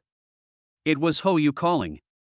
"Brothery, my sister-in-law seems to have encountered some problems in the live broadcast room. You should go and take a look." Hou's voice was filled with a hint of anxiety. Xiaoyi was confused. What's going on? He looked at Yain, and the girl also looked confused. It seems like someone is trying to slander my sister-in-law in the live broadcast room. Now the situation is quite serious. You should go and have a look. Yain put down her bowl and chopsticks, picked up her phone and started to operate it skillfully. "I found the live broadcast room of President Su of Uesha Group." Xiaoyi moved over. In the live broadcast room, Su Wanqing was calmly explaining something. The comments were scrolling quickly, filled with all kinds of comments. When he heard words like malicious slander and product plan, his heart tightened. After Su Wanqing finished her explanation, the atmosphere in the live broadcast room gradually eased, more and more voices of support appeared, and gifts began to be given. An ID named Master Shui was madly brushing the carnival and started a fierce competition with another ID named Little Rich Yuan Bao. Soon, Little Tyrant Yuan Bao was defeated, and young Master Shui firmly sat on the top of the list. Xiaoyi looked at this familiar ID and sneered, "Yuan, it's you." He immediately called Hou, "Old Hou, help me check the specific information of the ID Master Shui, the sooner the better." After hanging up the phone, he turned to Yain, "Can you lend me your Douyin account?" A few minutes later, a new ID named Qingfeng Fushengang entered Su Wanqing's live broadcast room. At this time, the live broadcast room was extremely lively, with everyone discussing the generosity of young Master Shui. There were even a few small internet celebrities who came to take advantage of the popularity, and their words were full of teasing and flattery. Xiaoyi looked at the screen, his fingers quickly tapping on the keyboard, sending out messages one after another. "Master Shui, since you are so generous, why don't you come out and have a chat?" Chapter 88, live broadcast of a fight between high-rated players. "Master Shui, you are so generous, are you interested in Sister Xinyi?" A heavily made-up female internet celebrity asked in a delicate voice, not forgetting to wink. Yuan typed on the public screen, "I just want to see Su Wanqing once." Other internet celebrities were not to be outdone and made teasing remarks one after another, making the live broadcast room extremely lively. Su Wanqing felt a little uncomfortable and was about to end the live broadcast when suddenly, the screen was filled with carnival special effects. An ID named Qingfeng Fushengang began to give gifts crazily, instantly overshadowing young Master Shui's arrogance. Who is Qingfeng Fushengang? So arrogant! There was a burst of exclamations in the barrage. Then, "The breeze blows over the hills" opened several trumpets, "The breeze on the hills, the breeze comes gently, the wind blows gently." Everyone in the carnival was flooded with messages addressed to Su Wanqing's ID, and the message on each ID was "Wanqing, I love you." Everyone then realized that these IDs were clearly operated by the same person. Which rich guy is expressing his love? How romantic! The barrage was instantly drowned out by calls of "be together." Yuan was not willing to be outdone, and continued to give gifts in an attempt to push his ID to the top of the list, but Qingfeng Fushengang and his small accounts were firing on all cylinders and did not give him any chance at all. The live broadcast room was completely boiling with excitement. The three IDs were playing one after another, and the carnival special effects never stopped, leaving the onlookers stunned. Suddenly, young Master Shui's ID disappeared. A moment later, Qingfeng Fushengang left a message, "Wanqing, I'm leaving first, I love you." Then, all the small accounts also disappeared, leaving only the screen full of gift special effects and excited barrage. Tang Xinyi's face turned red with excitement. With this wave of gifts, her number of fans and income skyrocketed.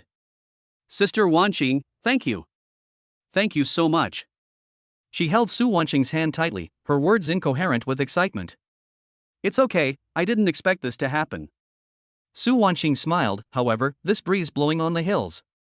She had a vague feeling in her heart that this breezy breeze blowing on the hills was Xiaoyi. Xinyi, I think Shuebo Yuan is actually a pretty good person. Tang Xinyi said cautiously. He's the son of the Shui group, a well-known playboy. Su Wanqing said calmly, but I don't regret breaking up with him and choosing Xiaoyi. She looked at the full screen of gift records, still wondering, where did Xiaoyi get so much money? Oh, Sister Wanqing, you don't want to return the gift, do you? Tang Xinyi pretended to be angry, this is the peak moment of my live broadcast career. The two laughed and joked for a while, and Tang Xinyi said goodbye and left. Su Wanqing looked at the empty office and suddenly said, Assistant Zhang, come in. Assistant Zhang pushed the door open and Su Wanqing's slender fingers tapped on the table, making a crisp sound, one after another, as if knocking on Assistant Zhang's heart. Who arranged today's live broadcast? Her voice was cold and without a trace of warmth. Assistant Zhang had beads of sweat on his forehead and answered cautiously, yes, it was arranged by Vice President Shen. Su Wanqing narrowed her eyes slightly. Shen Xian, what does she want to do? Did she ask anything special? Su Wanqing asked, her tone even colder. Vice President Shen. She asked about the specific time and process of the live broadcast before. Assistant Zhang's voice became smaller and smaller, almost inaudible. Su Wanqing waved her hand, indicating that Assistant Zhang could leave. She picked up the phone and dialed Shen Xian. Shen Xian, come to my office. Su Wanqing's tone left no room for doubt. Not long after, Shen Xian pushed the door open with a hint of impatience on her face. Wanqing, tell me what you want to say. I have to talk to Mr. Zhou later. Before she could finish her words, she was interrupted by Su Wanqing's cold eyes. The air in the office seemed to be frozen, so oppressive that it made people feel breathless. Su Wanqing spoke slowly, her voice piercing like an ice cone, I think you should know why I called you here. Shen Xian's face changed slightly, her eyes flickered, and her hands at her sides clenched unconsciously. Chapter 89, the first confrontation with the suspected secret insider, helping the brother to increase followers and get a bounty. Su Wanqing's gaze was like ice, locking onto Shen Xian's eyes tightly, making her feel uncomfortable all over. Shen Xian forced a smile, trying to ease the tense atmosphere. Wanqing, what do you mean? I haven't done anything to let the company down. Really? Su Wanqing interrupted her coldly, her voice low and firm, then can you explain why the exclusive partner suddenly jumped the order? And why did the competitor know the schedule of this live broadcast a few days in advance? Shen Xian tried to remain calm, pursed her lips and said, this may be a mistake at work, I will check it out. As for the live broadcast, I just followed the routine procedures, how could it be leaked to competitors? Su Wanqing frowned slightly. She certainly knew that Shen Xian was lying, but without solid evidence, she couldn't easily draw a conclusion. She took a deep breath and her tone softened a little. Shen Xian, I hope you can cooperate with our investigation. If you really have no problem, I will clear your name. Shen Xian sneered slightly, with a hint of disdain in her eyes. No problem, of course I will cooperate. But I hope that the company's investigation will be transparent and fair, and not affect the company's reputation because of personal grudges. Su Wanqing looked at her and waved her hand, indicating that Shen Xian could leave. Shen Xian felt a sense of victory, turned around and left the office. The sound of the door closing echoed in the quiet office, as if mocking Su Wanqing's sense of powerlessness. At the same time, Xiaoyi and Yang Yain sat on the sofa in the apartment, and the atmosphere seemed much more relaxed. Xiaoyi held the phone in his hand, a hint of smile in his eyes. Yain, are you sure you can teach Shuebo Yuan a lesson by doing this? Yang Yain nodded, her eyes sparkling with excitement. Of course, brother Xiaoyi, don't worry. I will keep an eye on the live broadcast and make sure everything goes according to plan. Xiaoyi smiled slightly, touched the screen with his finger, and entered the transfer amount of 10 million. The note read reward from Tang Xinyi's live broadcast room. He handed the phone to Hoyu. Hoyu, it's up to you next. Remember, the nickname must be Su Yueru's husband Xiaoyi. Hoyu took the phone, his face filled with excitement and excitement. Don't worry, brother Xiaoyi, I will definitely support Tang Xinyi with all my strength. The atmosphere in the live broadcast room was extremely hot. Barrages of comments were flying in Tang Sini's room, and gifts were pouring in like a tide. Hoyu shouted excitedly, "Fans of Su Yuaru's husband Xiaoyi, hold on, we must win." His voice, accompanied by the sound of keyboard tapping, echoed in the apartment. Xiaoyi sat quietly on the sofa, with the corners of his mouth slightly raised and a determined light flashing in his eyes. He knew that he would definitely win this battle. At this moment, Shuebai Yuan's voice suddenly appeared in the live broadcast room. "Hey, Hoyu, do you really think you can beat me?" Hoyu's smile gradually faded, and he responded in a low voice, "I'm sure to win." He quickly pressed the last confirmation button, and the screen was instantly filled with 10 million rewards. The live broadcast room almost collapsed with comments, and viewers exclaimed, "Oh my god, Su Yuaru's husband really took action. This wave of rewards is too strong, what should Shuebai Yuan do?" Xiaoyi looked at the transfer record on his mobile phone and a victorious smile appeared on the corner of his mouth. However, at this moment, Hoyu's mobile phone suddenly received a text message, and his face turned pale instantly. "Brother Xiaoyi." Hoyu called in a low voice, with a hint of panic in his voice. Shuebai Yuan's face was extremely ugly. He never thought that he would lose to an unknown little person. He gritted his teeth and typed a few words in the live broadcast room unwillingly, "You are so cruel." Then he left the live broadcast room in shame. Hoyu looked at the barrage of comments scrolling in the live broadcast room and almost jumped up with excitement. He opened his account with trembling hands, and was so surprised to see that there was still a balance of 5 million yuan left in his account that he was incoherent. "Brother Xiaoyi. I actually still have 5 million left." Hoyu excitedly handed the phone to Xiaoyi, his voice changed. Xiaoyi took the phone, glanced at it casually, and a faint smile appeared on the corner of his mouth. "Keep it, it's a reward for you." When Hoyu heard these words, he instantly felt that his life had reached its peak. He clenched his fists excitedly, and his nails dug into the flesh. "Really?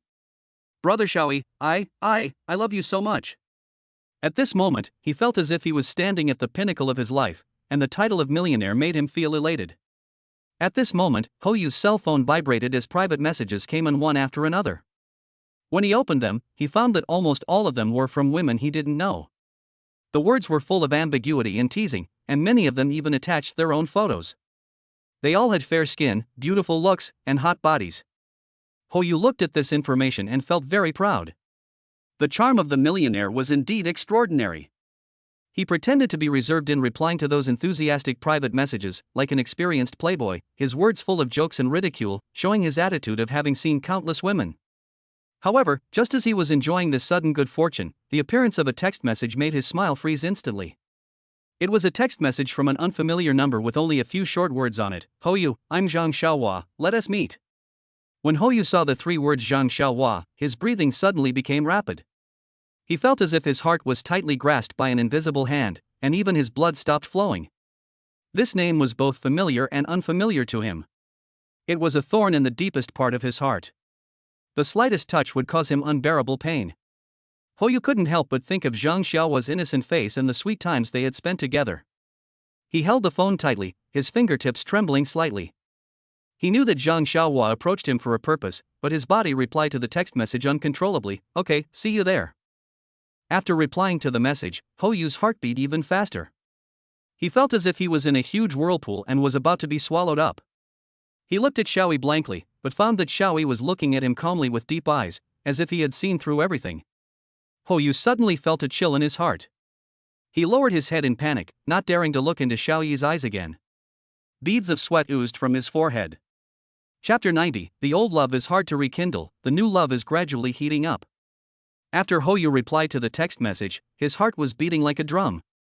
He couldn't look directly into Xiaoyi's eyes that seemed to see through everything. He could only turn around pretending to be calm. A moment later, the cell phone rang and the words Zhang Xiaohua appeared on the screen. He took a deep breath and answered the phone, trying to speak calmly. "Hello, Zhang Xiaohua, what's going on?" Zhang Xiaohua's crying voice came from the other end of the phone, with a hint of grievance and coquettishness. "Hoyu, I miss you so much.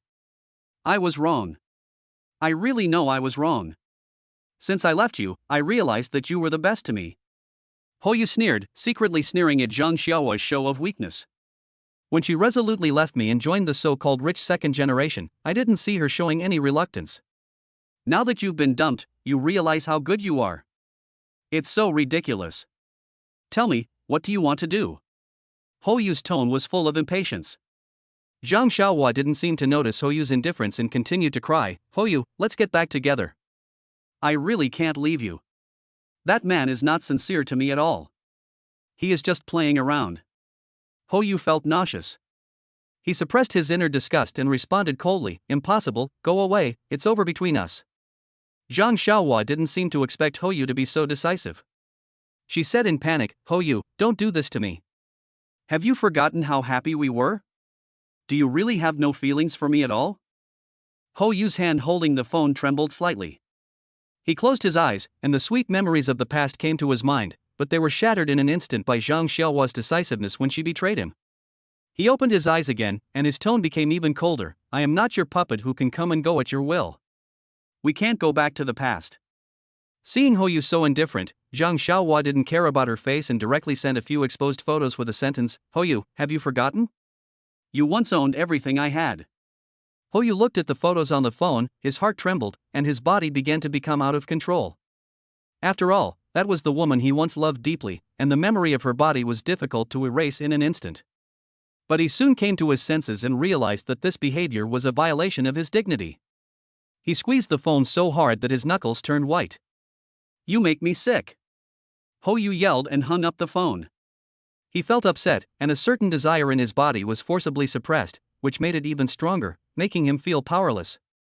He tried to calm his breathing and called Zhang Xiaohua again.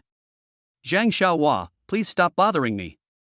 Let's just be ordinary friends. After saying that, Hoyu hung up the phone and put Zhang Xiaohua on the blacklist. He leaned back in his chair, his heart in turmoil. The disgust and desire he had just felt for Zhang Xiaohua intertwined with each other, making him feel extremely irritated. He didn't want to think about it anymore, so he stood up and walked into the kitchen, poured himself a glass of water, tilted his head back and drank it, trying to suppress the confusion in his heart. He had to admit that the appearance of Zhang Xiaohua did stir up some waves in his heart. Just then, there was a slight noise from the door. The slight clicking sound of the door lock turning reached Hoyu's ears. He took a deep breath, forced himself to calm down, turned and walked into the living room, and saw Xiaoyi carefully helping the exhausted Su Wanqing into the house. Su Wanqing was wearing a professional suit. Her usually meticulous makeup now looked a little tired, with a slightly blue tint under her eyes, making her look particularly pitiful. Xiaoyi supported her gently, his eyes full of concern. When Hoyu saw the scene, he couldn't help but feel a sour feeling in his heart. He thought of Zhang Xiaohua, and compared it with Xiaoyi in front of him. He hated Zhang Xiaohua's style even more. Xiaoyi noticed Hoyu's gaze. He just nodded slightly and then focused all his attention on Su Wanqing.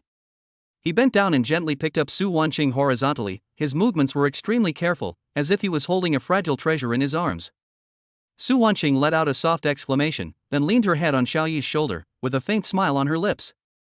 Xiaoyi held Su Wanqing in his arms and walked straight to the sofa in the living room, and gently placed her on the soft sofa. He picked up a thin blanket from the table and carefully covered Su Wanqing with it, fearing that she would catch a cold. Su Wanqing looked at Xiaoyi being so gentle and considerate, her eyes slightly reddened and she looked at him with emotion. You take a rest first, I'll get you some soup. Xiaoyi's voice was low and gentle, like a warm current, slowly flowing into Su Wanqing's heart. He got up and walked into the kitchen. After a while, he came out with a bowl of steaming soup. The aroma of the soup filled the whole room, dispelling the fatigue and loneliness in the house. Xiaoyi sat down next to Su Wanqing, gently scooped up a spoonful of soup with a spoon, blew it cool, and then brought it to Su Wanqing's mouth. Su Wanqing opened her mouth obediently and swallowed the soup filled with love. A warm current spread from her stomach to her whole body, making her feel extremely comfortable. Thank you, Xiaoyi. Su Wanqing's voice was choked with sobs, and crystal tears sparkled in her eyes. Silly girl, why are you being so polite to me? Xiaoyi gently wiped away the tears from the corners of Su Wanqing's eyes with his fingers, his voice low and gentle. The two looked at each other, and the atmosphere in the room gradually became ambiguous, as if the air was filled with a sweet scent. Su Wanqing slowly closed her eyes and slightly opened her red lips. Xiaoyi slowly approached her. Their breaths intertwined together. Just a kiss would push this beautiful atmosphere to a climax. At this moment, the sudden sound of a door opening broke this warm scene. Yain appeared at the door carrying a bag of fruit. She looked at the two people sitting on the sofa in a subtle atmosphere, and the smile on her face froze instantly. I seem to have disturbed you? Yain's voice trembled a little. Su Wanqing sat up straight as if she had received an electric shock. Her face instantly flushed and her eyes dodged. She didn't dare to look directly at young Yain. She just whispered, "You're back." Xiaoyi withdrew his arm as if nothing had happened. He glanced at young Yain calmly, stood up, and said to Su Wanqing in an unquestionable tone, "I'll serve you a second bowl of soup." Su Wanqing looked at Xiaoyi's departing back and suddenly raised her voice to call young Yain, "Yain, you should drink some soup too." Yang Yain was stunned for a moment, then quickly put on a smile and said to Su Wanqing, "Okay, thank you, it looks delicious, brother Xiaoyi's cooking skills are getting better and better." Yang Yain was flattered by Su Wanqing's invitation. She quickly put down the fruit in her hand, changed into slippers, walked to the sofa and sat down. She carefully looked at Xiaoyi's back, then looked at Su Wanqing whose face was slightly red. The curiosity in her heart was like a kitten scratching her itch, making her feel very unbearable. Brother Xiaoyi is so awesome. The soup he makes is so delicious. Sister Wanqing, you are so lucky. Yang Yain did not forget to praise Xiaoyi while drinking the soup. Xiaoyi listened to Yang Yain's words, and the corners of his mouth rose slightly, but he did not turn back, but continued to be busy in the kitchen. Although he looked calm on the surface, he was secretly thinking in his heart that since he got the system, not only his cooking skills have greatly improved, but his physical fitness has also been greatly improved. He wondered what surprises the system would bring. After drinking a bowl of soup, the fatigue on Su Wanqing's face faded a lot. She looked at the time and it was already late at night. "It's getting late, everyone should go to bed early," Su Wanqing said. Xiaoyi came out of the kitchen with the second bowl of soup, handed it to Su Wanqing, and served another bowl to Yang Yain. "Good night," Xiaoyi said lightly, then cleaned up the dishes and walked into his room. "Good night, Sister Wanqing." Yang Yain also stood up and returned to her room. Su Wanqing whispered good night to Xiaoyi's back, and then, with a little shyness on her face, she returned to her bedroom. It was late at night and the room was silent with only the sound of gentle breathing flowing in the air. Yang Yain lay in bed, tossing and turning, unable to sleep. She recalled the scene today when she saw Xiaoyi hugging Su Wanqing, and the ambiguous atmosphere between them, and her doubts grew even more. Since the two are so close, why do they have to sleep in separate rooms? She tiptoed to Su Wanqing's door and knocked gently. "Sister Wanqing, are you asleep?" "Not yet, come in." Su Wanqing's voice came from the room. Yang Yain pushed the door open and walked in. She looked at Su Wanqing who was sitting beside the bed and asked cautiously, "Sister Wanqing, I'm a little curious, why don't you and brother Xiaoyi sleep together?" Su Wanqing's face turned red instantly. She looked at Yang Yain and whispered a few words in her ear. After hearing this, Yang Yain's face turned red. She smiled awkwardly and said quickly, "I understand, Sister Wanqing, go to bed early." "Good night." After saying that, she ran back to her room as if escaping and slammed the door. The next morning, sunlight shone into the room through the curtains, and Xiaoyi slowly opened his eyes. He stretched out of habit, only to find two stunning beauties lying in his room. Su Wanqing was sleeping on her side on the bed, wearing a light pink silk nightgown. Her long hair was scattered on the pillow, making her look charming and beautiful. Yang Yain was sleeping on the other side of the bed. She was wearing a white cartoon pajamas and there was a hint of sleepiness on her pink cheeks. She looked very cute. Xiaoyi looked at the fairyland-like beauty in front of him, his heart moved. Just as he was about to appreciate it for a while, the door was suddenly opened and Yang Yain, wearing pajamas, walked in aggressively. "Brother Xiaoyi, it's so late, why are you still sleeping?" Yang Yain said as she reached out and grabbed Xiaoyi's quilt. The corners of Xiaoyi's mouth rose slightly, and he thought to himself, this girl is really full of energy. Just as Yang Yain was about to lift Xiaoyi's quilt, Xiaoyi suddenly said, "I sleep naked." Yang Yain's hand froze in mid-air. She stared at Xiaoyi with wide eyes. Her face turned red instantly. She turned around in panic and fled the room. Chapter 91, Discussing Things in the Morning. Yang Yain ran out of the room angrily, leaving behind a burst of brisk footsteps echoing in the corridor. Xiaoyi looked at her panicked back, a playful smile appearing on the corner of his mouth. This girl is really shy. He stretched and then slowly got up from the bed. When I walked into the living room, the dining table was already filled with exquisite breakfast. Su Wanqing was sitting at the table, holding a document in her hand, looking at it intently. She was wearing a simple white shirt and a black one-step skirt, looking capable and elegant. Yang Yain was sitting opposite her, the blush on her face had not yet completely faded. She was eating a sandwich in small bites, but her eyes would glance at Xiao Yi from time to time, with a hint of curiosity and a hint of shyness. Good morning. Xiao Yi greeted with a smile, pulled out a chair and sat down. Good morning. Su Wanqing didn't even raise her head, but just responded lightly. Good morning, brother Xiao Yi. Yang Yain's voice sounded a little unnatural. She quickly lowered her head and continued to eat breakfast. The three of them tacitly agreed not to mention the incident that had just happened, and the atmosphere of breakfast was particularly warm. After dinner, Su Wanqing put down the documents in her hand, looked up at Xiao Yi and Yang Yain, and said calmly, I have some things to deal with in the company today, so I won't be back until the evening. Hearing this, Yang Yain murmured reluctantly, Boss Su, you are leaving again. Su Wanqing's eyes softened a little, and she raised her hand and gently touched Yang Yain's head. There are a lot of things to do in the company. I will spend more time with you after I finish this period of work. Just then, Yang Yain's cell phone suddenly rang. She picked up the phone and took a look. A look of surprise appeared on her face. It's my agent, Sister Yang Hui. Yang Yain said to Xiao Yi and Su Wanqing, and then answered the call. Sister Yang Hui's anxious voice came over the phone, but from her words, it could be heard that she was currently abroad. Yain, I have a temporary problem here, and it may take some time before I can return home. You should have a good rest recently. I have already asked for leave from the company for you, so you don't have to worry. After hearing this, Yang Yain felt a little disappointed, but she still responded obediently, I know, Sister Hui, don't worry. After hanging up the phone, Yang Yain looked at Xiao Yi and Su Wanqing helplessly and shrugged, it seems that I can take a long vacation these few days. Su Wanqing nodded, turned her gaze to Xiao Yi, and said thoughtfully, since Yain is on vacation, you can accompany her and relax during this time. It's a good opportunity for you to take advantage of it and have a good rest for a few days. Xiao Yi was a little confused after hearing this. Su Wanqing's tone seemed a little different today, but he didn't think much about it. He just smiled and nodded, okay. Then I'll go to the company. You guys have fun at home. After Su Wanqing said that, she stood up, picked up her bag, and prepared to go out. Mr. Su, be careful on the road. Yang Yain said obediently. Su Wanqing nodded slightly and then left the room. Brother Xiao Yi, you have to have fun with me during this time. Yang Yain suddenly said excitedly. Xiao Yi looked at the smile on her face and started to smile too. Okay, I'll accompany you wherever you want to go. Really?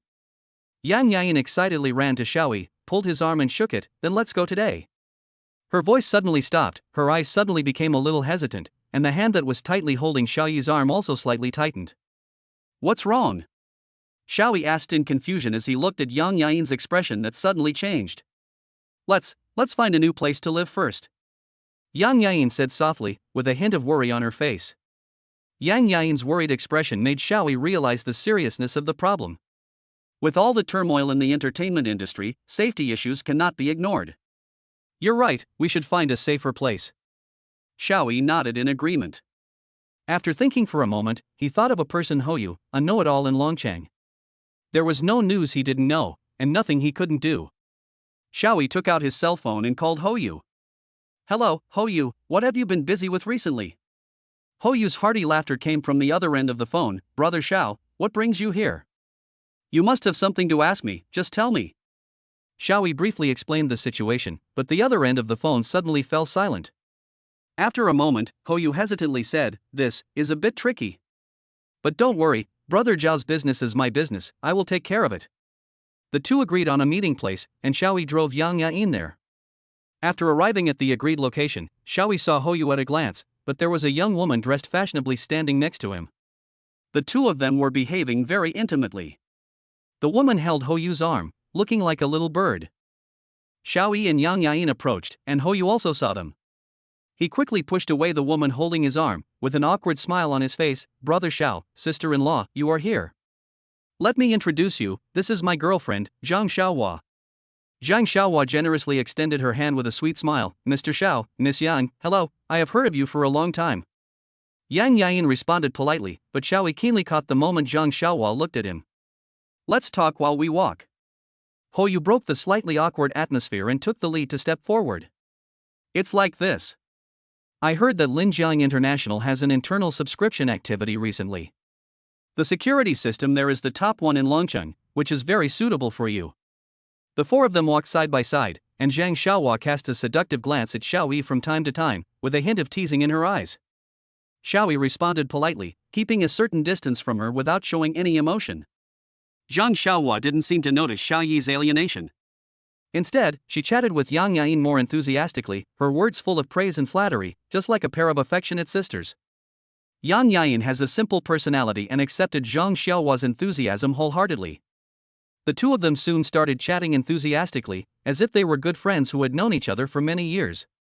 Seeing this, Hou quietly approached Xiao Yi and said in a low voice, "Brother Xiao, I'm so sorry. When Xiaohua and I broke up, I said a lot of bad things about you. I hope you don't mind." Xiao Yi patted Hou on the shoulder and smiled heartily. "There's no need to be polite between brothers. Let the past be the past. Besides, you and her are back together now. I'm happy for you." Hou looked at Xiao Yi gratefully, and a warm feeling surged in his heart. He knew that Xiao Yi really didn't care about the past. A breeze blew by, and the leaves on the roadside rustled. The sunlight shone through the gaps between the leaves onto the ground, creating mottled light and shadows. The air is filled with the faint fragrance of osmanthus, refreshing. "Brother Xiao, actually, the reason I came to you this time, besides introducing Xiaohua to you, I also have something important to tell you." Hou suddenly stopped and looked at Xiao Yi seriously. Xiao Yi also stopped and looked at Hou with a puzzled look. "What's the matter?" Hou took a deep breath and said slowly, "I heard." He deliberately lowered his voice, with a hint of mystery in his tone.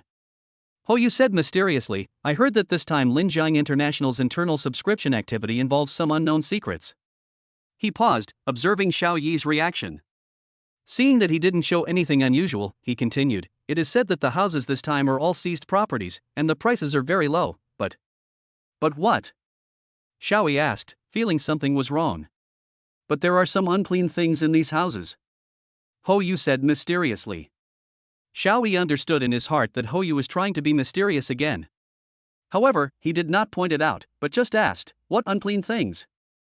Tell me about it." "It is said that some supernatural events have occurred in these houses." Hou described them vividly, with an exaggerated tone and rich expressions, as if he had experienced them personally. Xiao Yi listened to Hou's story and observed Zhang Xiaohua's reaction calmly. Sure enough, when Zhang Xiaohua heard the word supernatural incident, her expression changed slightly. Xiao Yi sneered in his heart, this woman was indeed pretending. It seems that her intention towards Hou is not simple. "Brother Xiao, why don't we not go? I'm a little scared," Zhang Xiaohua said timidly, holding Hou's arm tightly. Hou quickly comforted her, "It's okay, Xiaohua, I'm here, I'll protect you." Seeing this, Xiao Yi became more certain of his guess. Zhang Xiaohua and Hou's reunion definitely has ulterior motives. "It's okay. Now that you're here, just go in and take a look," Xiao Yi said with a smile, his tone relaxed, as if he didn't care at all. The four drove to Linjiang International. Along the way, Zhang Xiaohua kept glancing at Xiao Yi's Ferrari. Xiao Yi saw all of this and became more alert. The sales office of Linjiang International is magnificent and luxuriously decorated. A well-dressed sales lady received them warmly and took them to a detached villa. The villa is decorated in a modern and simple style, spacious and bright, exuding luxury and nobility everywhere. Hou and Zhang Xiaohua were dazzled and exclaimed in amazement from time to time. "Wow, this house is so beautiful," Zhang Xiaohua said excitedly, her eyes full of envy. "Yes, the decoration, the furniture, and the location are simply perfect," Hou also echoed. Xiao Yi observed the surrounding environment calmly, thinking secretly in his mind. "Mr. Xiao, Ms. Yang, what do you think of this villa?" asked the sales lady with a smile. Before Yang Yain could answer, Zhang Xiaohua couldn't wait to say, "I think this villa is amazing. Mr. Xiao, Ms. Yang, you must buy it." Zhang Xiaohua spoke anxiously, as if she had already seen the scene of herself living in this villa, and her heart was filled with excitement. Xiao Yi glanced at Zhang Xiaohua with a half-smile, and said slowly, "This villa is indeed good, but..." He paused deliberately and turned his gaze to Yang Yain. "Let's take a look at other houses first." The smile on Zhang Xiaohua's face froze. She didn't expect Xiao Yi to refuse, and she felt a little unwilling. Chapter 92, The desire to buy a luxury house is not fulfilled, and disputes arise and old friends come. Zhang Xiaohua was not willing to give up. She held Hou's arm tightly like a coquettish kitten, and said in a delicate voice with a hint of unquestionableness, "Oh, I like this one. Look at the floor-to-ceiling windows. How magnificent. You can lie in the bathtub at night and enjoy the river view. How romantic. As she spoke, she gently poked Hoyu's chest with her fingers, her eyes full of desire. Hoyu was so itchy because of her that his vanity was greatly satisfied. He cleared his throat, turned to look at the sales lady next to him, and asked with a bit of pretentious pride, "How much is the rent for this villa? Let's rent it and live here for a while to try it out." The sales lady kept a professional smile on her face and explained politely, "Hello, sir. Our villas in Linjiang International are only for sale and not for rent. If you like, I can introduce you to the relevant purchase process." Only for sale, not for rent? Zhang Xiaohua was like a cat whose tail had been stepped on. Her face instantly fell. She felt like she had been slapped in the face in public. She suddenly got angry and shook off Hoyu's hand. She asked sharply, "Hoyu, don't you want me to live in such a nice house? You can't even rent it. Don't you love me anymore?" Hoyu was frightened by her sudden change of expression and explained hurriedly, "How could that be, Xiaohua? Don't be angry, I didn't mean that, I just think renting it might be more cost-effective." He was at a loss, like a child who had done something wrong, and his voice became soft. Zhang Xiaohua was not willing to listen to his explanation. The more she thought about it, the more she felt wronged. Her eyes turned red and tears welled up in her eyes. She cried, "You just don't love me anymore. You can't even buy me a villa. You still say you love me, but you're just lying." Hoyu panicked and quickly grabbed her hand, swearing, "I swear, I love you the most. How could I not love you? I love you more than I love myself." Seeing Hoyu's attitude, Zhang Xiaohua finally burst into laughter. She rolled her eyes and put on a coquettish look. She pulled Hoyu's arm and shook it, saying, "Then just buy it, okay? I really like this place." Hoyu looked at his arrogant and willful girlfriend, then at the high price of the villa, and felt a pang of pain in his heart. But he didn't dare to refuse, so he could only hesitate and say, "But, this price. Buy it, buy it. Didn't you say you loved me? Can't you even bear to give up a house?" Seeing Hoyu's hesitation, Zhang Xiaohua immediately got angry again.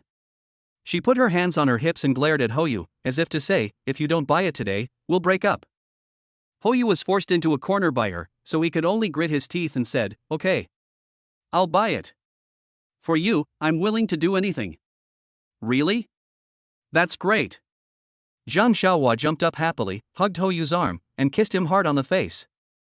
At this moment, the sales lady suddenly showed an excited smile, and she excitedly said to everyone, "Dear guests, please follow me, we will go to the VIP room for detailed discussion." The sales lady's smile was like a blooming morning glory, with a hint of flattery. She walked quickly in front, leading Hoyu, Zhang Xiaohua and his group to the VIP room. The VIP room is magnificently decorated, with crystal chandeliers emitting soft light, soft and comfortable leather sofas, and famous paintings and calligraphy hanging on the walls, all of which exude a noble atmosphere. As soon as Zhang Xiaohua entered the room, she sat down on the sofa with a swagger, as if she was the hostess here. She said to the sales lady in a bossy manner, "Hey, pour me a glass of water, warm, and bring me some fruit, I want seasonal food." The sales lady did not dare to be negligent and nodded and bowed quickly to respond, "Okay, miss, please wait a moment, I will prepare it right away." She was like a busy little bee, bringing warm water and a fresh fruit platter, her movements were quick and attentive. Not long after, a middle-aged man in a suit and tie with neatly combed hair walked in.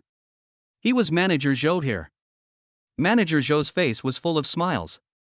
He shook hands with Hoyu enthusiastically and said politely, "Hello, Mr. Ho, I am Manager Zhou here. You are interested in our Linjiang International's Riverview No. 1 villa, right? This is the ace unit of our building." As Manager Zhou spoke, he took out a thick document from his briefcase, which was the house purchase contract. He opened the contract, pointed at the clauses, and explained patiently and carefully, "Look, the building area of this villa is 580 square meters, the usable area is 900 square meters, and it comes with front and back gardens and a private swimming pool.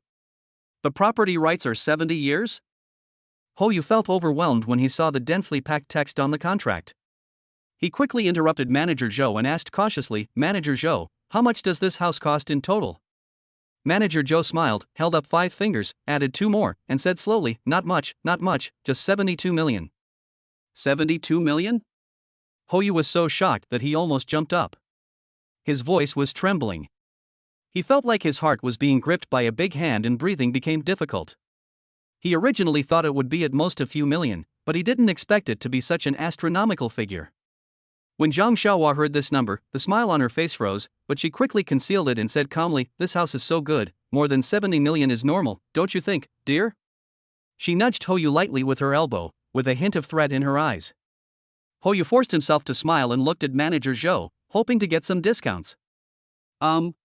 Manager Zhou, isn't this price a bit high? Is there any discount? After all, we really want to buy it. When Manager Zhou heard Hou Yu's words, he was slightly stunned, and then a meaningful smile appeared on his face. He did not directly answer Hou Yu's question, but looked at Hou Yu with a slightly sarcastic look, as if saying, You still want a discount? Hou Yu felt uneasy when he was looked at by him. He smiled awkwardly and said sheepishly, "Well, I'm just asking casually. If you can give me a discount of 60 or 70 million, that would be even better." After he said this, he even felt that what he said was a bit ridiculous. Manager Zhou's smile became even more strange. He said meaningfully, "Mr. Hou is really humorous. I will write down your request." He picked up the pen, made 2 strokes on the contract, and said, "Well, can we start signing the contract now?" Hou Yu looked at the cold contract and felt a little uneasy. He knew that he could not come up with the 72 million no matter what. But looking at Zhang Xiaohua's expectant eyes, he didn't dare to refuse. He could only bite the bullet and say, "Well, let me think about it." At this moment, the door of the VIP room was pushed open, and a voice came with some surprise, "Hou Yu? Why are you here?" Hou Yu looked in the direction of the voice and saw Xiaoyi standing at the door, with a woman wearing sunglasses beside him. Although her face could not be seen clearly, her every move exuded a dazzling light. "Xiaoyi?" Hou Yu smiled awkwardly. He didn't expect to meet Xiaoyi here. Zhang Xiaohua saw Xiaoyi, but she quickly adjusted her mood. She knew that Hou Yu and Xiaoyi had a good relationship, and maybe she could borrow some money from Xiaoyi. She nudged Hou Yu with her elbow and whispered in his ear, "Hey, since your friend is here, why not ask him to borrow some money? This little money shouldn't be a big deal for him, right?" Hou Yu felt embarrassed when he heard this. Xiaoyi had already given him a valuable gift last time, how could he have the nerve to ask for money again? He stammered, "This isn't good, is it? What's wrong with that? Didn't you say he is very rich? What's wrong with borrowing some money?" Zhang Xiaohua refused to give in. She felt that Hou Yu just didn't want to buy a house for her and was deliberately making excuses. Hou Yu was forced into a corner by her and had no choice but to bite the bullet and say, "How about we talk about it later?" Zhang Xiaohua was furious when she saw that Hou Yu was unwilling to lend her money. She shook off Hou Yu's hand, sat on the ground like a tantrum, and started crying loudly, "You just don't want to buy me a house. You just don't love me anymore. I don't care, I want to live here today." Her cry was sharp and piercing, like a sword, piercing Hou Yu's eardrums, and also made Yang Yain's eyes widen in shock. She didn't expect that there would be such a fierce woman in the world. Hou Yu suddenly felt overwhelmed. He quickly squatted down and comforted Zhang Xiaohua helplessly, "Xiaohua, don't cry, we will discuss it slowly." At this moment, a sarcastic voice came from the door, "Hey, what's going on? Is this a sad drama?" Everyone looked in the direction of the voice and saw Chen Yajiao leaning against the doorframe with her arms folded, a mocking smile on her face. She was wearing a branded dress and carrying an expensive bag, looking very proud. "Chen Yajiao? Why are you here?" Hou Yu asked with a frown. He felt very disgusted with Chen Yajiao's appearance. Chen Yajiao did not answer his question, but looked down at everyone with a condescending look. She said sarcastically, TSK, so you want to buy a villa? With all your strength? Why don't you take a piss and look at yourself?" Manager Zhou's face was filled with an awkward smile. He quickly stepped forward and politely said to Hou Yu, "Mr. Hou, it seems that it is not convenient today. Why don't you go back first and we will make an appointment next time?" Hou Yu's face instantly turned purple. He knew that he had lost a lot of face today. He glared at Chen Yajiao angrily, then looked at the crying Zhang Xiaohua, feeling powerless. Yang Yain signaled Xiaoyi with her eyes, as if to say, "This is not a place to stay for long." The two just stood up and prepared to leave. Yang Yain gently tugged at Xiaoyi's sleeve and signaled with her eyes that he should leave this embarrassing situation. As the two of them stood up, Zhang Xiaohua, who was sitting on the ground, rushed to Yang Yain as if she had grabbed a life-saving straw, grabbed her hand, and cried, "Miss, please help us. We are almost able to buy this villa. Can you lend us some money? We will definitely pay it back." Yang Yain was startled by this sudden action. She subconsciously tried to pull her hand back, but Zhang Xiaohua held it tightly. A strong smell of perfume hit her in the face, mixed with the smell of sweat and cheap cosmetics, making Yain feel nauseous. She frowned in disgust and said coldly, "I'm sorry, I don't know you." Zhang Xiaohua was not willing to let go. She cried even louder, sobbing and telling her love story with Hoyu, and how much effort they had put in to buy this villa. She spoke incoherently like a madman, attracting a lot of onlookers. The sales lady and manager Joe stood there awkwardly, not knowing what to do. They had seen all kinds of clients, but had never seen such a violent and unreasonable woman. The onlookers around also began to whisper and point fingers at Zhang Xiaohua's behavior. Seeing this, Xiaoyi quickly stepped forward, pulled Yain over, and protected her behind him. He said to Hoyu apologetically, "Hoyu, I'm sorry, we have something else to do, so we'll leave first." Hoyu's face turned pale. He felt like a clown, being laughed at by everyone. He nodded weakly and said nothing. Xiaoyi turned around and left with Yain, leaving behind Hoyu, Zhang Xiaohua, Chen Yajia, and a group of onlookers who were watching the fun. There was chaos in the VIP room, with cries, discussions, and persuasion intertwined together like a noisy symphony. Chen Yajia looked at Xiaoyi's departing back. A cold smile appeared on her lips. She turned to look at Hoyu and said sarcastically, "Oh, your good brother just left like that? Without even helping you?" Zhang Xiaohua stopped crying when she heard what Chen Yajiao said. She stood up suddenly, pointed at Chen Yajiao's nose and scolded, "Stop talking nonsense here. If it weren't for you, we would have bought this villa a long time ago." "Me?" Chen Yajiao laughed as if she had heard something funny. "What did I do? I was just telling the truth. You guys want to buy a villa in Linjiang International? You are just wishful thinking." Zhang Xiaohua was enraged by her. She rushed forward and wanted to hit Chen Yajiao, but was stopped by Hoyu. Hoyu's face was gloomy. He whispered to Zhang Xiaohua, "That's enough. Stop it." Zhang Xiaohua, however, was like a madman, struggling to get rid of Hoyu's restraints. She cried, "Why can't you let me make a fuss? Why can't we afford a villa? Why? Just because." Chen Yajia dragged out her voice, looking at Hoyu and Zhang Xiaohua with contempt, "You are trash." Chapter 93, The Entanglement is Difficult to Stop. Xiaoyi frowned. Zhang Xiaohua's constant crying made him upset. He wanted to take Yain away from this embarrassing situation as soon as possible, but Zhang Xiaohua hugged his trouser legs tightly, and his eardrums were buzzing with her crying. "Xiaoyi, I know you're rich. Please help me. Just 1 million, no, 500,000 will do. I beg you." Zhang Xiaohua cried with snot and tears. Her makeup was smudged, and she looked like a clown. Yain stood aside, her disgust hard to hide under her delicate makeup. She gently tugged at Xiaoyi's sleeve, signaling him to leave quickly. Xiaoyi was about to lose his temper when Chen Yajiao's sarcastic voice rang out again. "Oh, 500,000? Zhang Xiaohua, don't you look at your own character? What are you going to use to pay back the 500,000? Are you going to sell your body?" She smiled contemptuously, her eyes filled with the pleasure of revenge. Seeing Xiaoyi's current predicament, she felt a twisted sense of satisfaction rising in her heart. Hearing this, Zhang Xiaohua cried even louder, "Chen Yajiao, stop talking nonsense here. If you hadn't deliberately raised the price before, we would have bought this villa long ago. Now that you're rich, you come to laugh at us? Are you still human?" She cried until she was hoarse, as if she had suffered a great injustice. "Me? Raising the price? What a joke." Chen Yajiao laughed as if she had heard something funny. "I was speaking the truth. With your level, you want to buy a villa in Linjiang International? That's a pipe dream."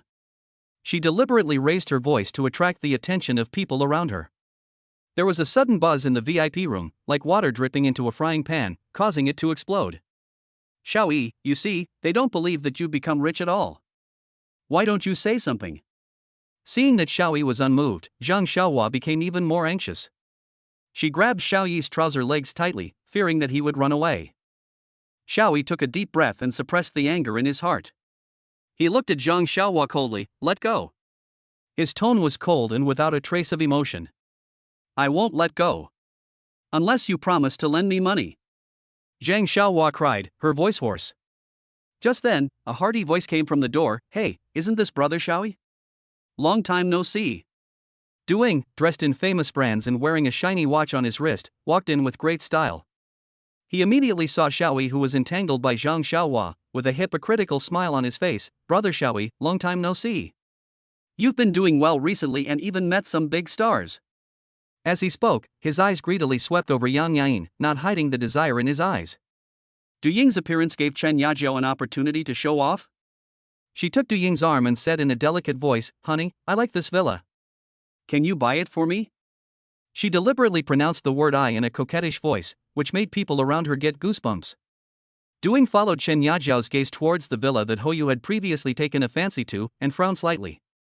Upon seeing this, the sales manager Zhou immediately came up to them with a big smile on his face. "Sir, madam, this villa is the best building in our Linjiang International. It has a wide view and luxurious decoration. It is definitely a symbol of status." He introduced the various advantages of the villa with saliva flying, as if this villa was some rare treasure. Xiaoyi sneered and decided to stay and see how Chen Yajiao ended up. "How much does this villa cost?" Du Ying asked casually, with a hint of impatience in his tone. 72 million. Manager Zhou reported a number that made Du Ying's face change drastically. "What? 72 million? Du Ying's voice suddenly rose, and he widened his eyes in disbelief. "So expensive?" When Chen Yajiao heard this, she immediately became unhappy. "What? You think it's too expensive? Didn't you say you would buy me everything?" She shook Du Ying's arm like a spoiled child, with a hint of threat in her voice. "Baby, 72 million is not a small amount." Du Ying's tone was a little embarrassed. Zhang Xiaohua watched the fun from the sidelines and said sarcastically, "Hey, if you can't afford it, don't pretend to be rich. You buy everything, aren't you afraid of biting your tongue?" Chen Yajiao was furious and pointed at Zhang Xiaohua and cursed, "You shameless bastard, do you have the right to speak here? Who do you think you are? Who am I? I am someone you can't afford to offend." Zhang Xiaohua was not to be outdone and cursed back with her hands on her hips. Du Ying's expression became increasingly ugly. He shook off Chen Yajiao's hand and shouted, "Enough! Shut up!" He pointed at Chen Yajiao, his fingers trembling. "Look at yourself. You look so shameful." Just then, a deep voice came from outside the crowd. "Yajiao, what's going on?" A middle-aged man in a suit and tie with his hair combed meticulously walked in. He was tall and had a strong aura. It was obvious at first glance that he was not an ordinary person. The middle-aged man hugged Chen Yajiao and gently stroked her belly. He glanced coldly at the people around him and finally his eyes fell on Du Ying. When Chen Yajiao saw the middle-aged man, she felt like she had found a backer, and she immediately cried, "Husband, he bullied me." The middle-aged man patted Chen Yajiao's hand and comforted her softly, "Don't be afraid, I'm here." He turned to Du Ying and said in a cold tone, "You, say it again?" Chapter 94 System Restart. Good luck. Old man Zhao frowned, his eyes swept across Chen Yajiao's belly sharply. He suddenly raised his hand, and with a crisp paw sound, he slapped Chen Yajiao hard in the face. Chen Yajiao was hit and staggered. She covered her face and looked at the man in front of her in disbelief. Everyone around was stunned by this sudden change and fell into silence. "What are you doing? How dare you hit me?" Chen Yajiao covered her cheeks and screamed, tears streaming down her face. After she became pregnant, old man Zhao had always been very obedient to her. But today he actually beat her in front of so many people. This was unacceptable to the always proud Chen Yajiao. Old man Zhao had cold eyes and said in a stern tone, "Shut up. Look at yourself now, what are you saying? Is the baby in your belly more important, or is this trivial matter more important?" His tone was firm and unquestionable. Chen Yajiao was stunned at first, then she became intimidated, not daring to say anything, and just shed tears silently. Old man Zhao took a deep breath, tried to calm down, turned to look at Xiaoyi, and said in a softer tone, "Mr. Xiao, I'm sorry to have embarrassed you. I will take care of today's matter." After saying that, he hugged Chen Yajiao, turned around and left the sales office. When Chen Yajiao passed by Xiaoyi, she glared at him fiercely. Xiaoyi watched them leave expressionlessly, with no ripples in his heart. Seeing Chen Yajiao being taken away, Zhang Xiaohua showed a gloating smile on his face. She twisted her waist and walked to Xiaoyi, saying in a coquettish tone, "Xiaoyi, I told you, you were right to leave her. Look at her now, it's really embarrassing." She was smiling, as if the person who had just mocked her was not her. "Look, she hasn't bought this house yet, which means you and this house are destined to be together." Xiaoyi glanced at her calmly without saying anything. Seeing this, Zhang Xiaohua tried even harder to please him. "Xiaoyi, in fact, a man should have a house of his own, so that he can give a woman a sense of security. Seeing that Xiaoyi was unmoved, Zhang Xiaohua continued, think about it, if you have your own house, Su Wanqing will definitely look at you with admiration. Women like to feel secure. She deliberately emphasized the three words Su Wanqing, her eyes full of calculation. Xiaoyi frowned slightly and interrupted her, Zhang Xiaohua, what do you want to say? Zhang Xiaohua laughed tenderly, stretched out her hand to hold Xiaoyi's arm, and said in a coquettish voice, hey, I'm doing this for your own good. Think about it, if you buy this villa, you can choose Su Wanqing or another woman in the future. Xiaoyi shook her hand off abruptly, his eyes cold, Zhang Xiaohua, do we know each other well? Please respect yourself. Zhang Xiaohua was a little embarrassed to be rejected so ruthlessly by Xiaoyi. She glared at Xiaoyi fiercely and turned to Hoyu for help. Hoyu, please say something. Why doesn't Xiaoyi understand my good intentions? Hoyu sighed helplessly, turned away, his eyes full of disappointment. He had long seen through Zhang Xiaohua's vanity and scheming, but was reluctant to say it out loud because of his face. Now seeing Xiaoyi reject her so decisively, she felt somewhat relieved. Xiaoyi looked at the interaction between Zhang Xiaohua and Hoyu and sneered in his heart. He thought of Su Wanqing, the gentle and kind woman who had never asked him for anything material, and had never plotted against him like Zhang Xiaohua did. Thinking of this, a warm feeling surged in his heart, and an idea gradually became clear in his mind. He wanted to give Su Wanqing a home that truly belonged to them. He took a deep breath, turned around and walked towards Manager Zhou at the sales office, and said firmly, Manager Zhou, I want this villa. Manager Zhou was stunned when he heard this, and then his face was full of smiles. Mr. Xiao, do you really want to buy it? Xiaoyi nodded, full payment. When Zhang Xiaohua heard what Xiaoyi said, she was stunned.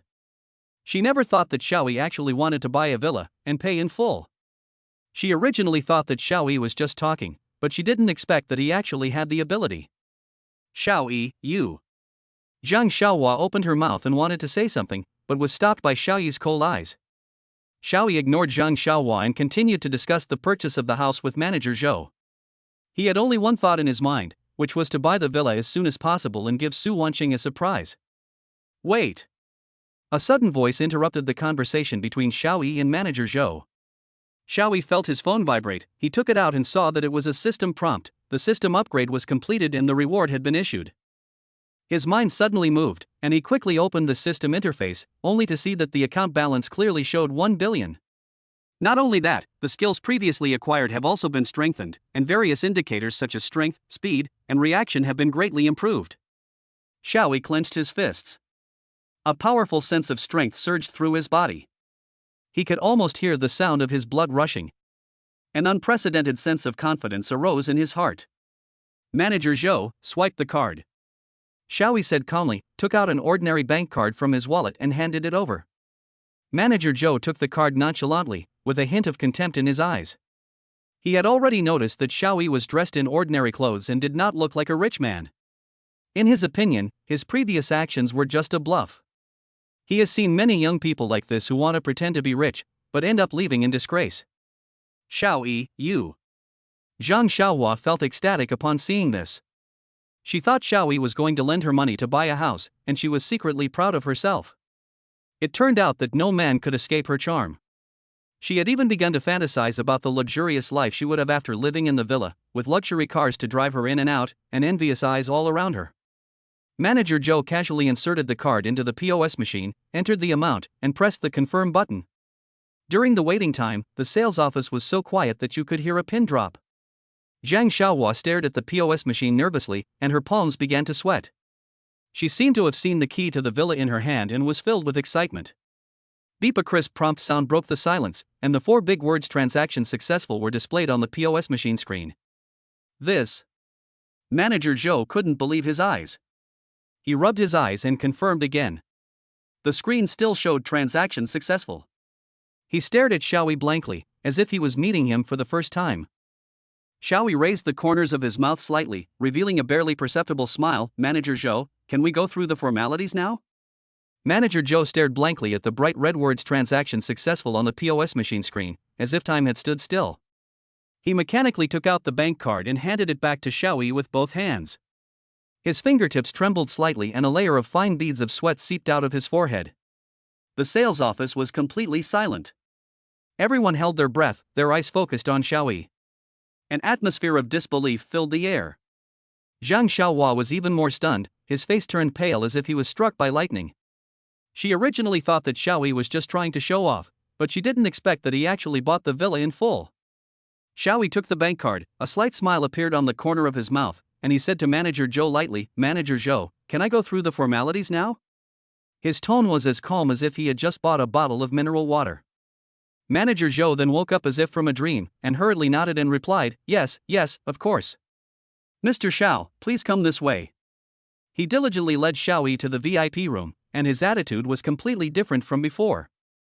Zhang Xiaohua came back to her senses and hurriedly caught up with Xiaoyi, with a flattering smile on her face. "Xiaoyi, you see, since this house has been bought, shouldn't you put my name on it? After all, I put in the effort." She reached out to hold Xiaoyi's arm, but Xiaoyi dodged her without leaving a trace. Xiaoyi stopped and looked at Zhang Xiaohua with cold eyes, with a hint of sarcasm in his tone. "Zhang Xiaohua, did you make a mistake? I bought this house, what does it have to do with you?"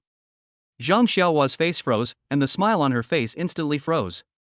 She didn't expect Xiaoyi to be so ruthless, and she was immediately angry and said, "Xiaoyi, don't forget who it was in the beginning." "Enough!" Xiaoyi interrupted her harshly. "There is no relationship between us anymore." Hoyu, who was standing by, finally couldn't bear to watch anymore. He grabbed Zhang Xiaohua and said with a hint of helplessness and disappointment, "Xiaohua, let's go." Zhang Xiaohua shook off Hoyu's hand and shouted hysterically, "Leave?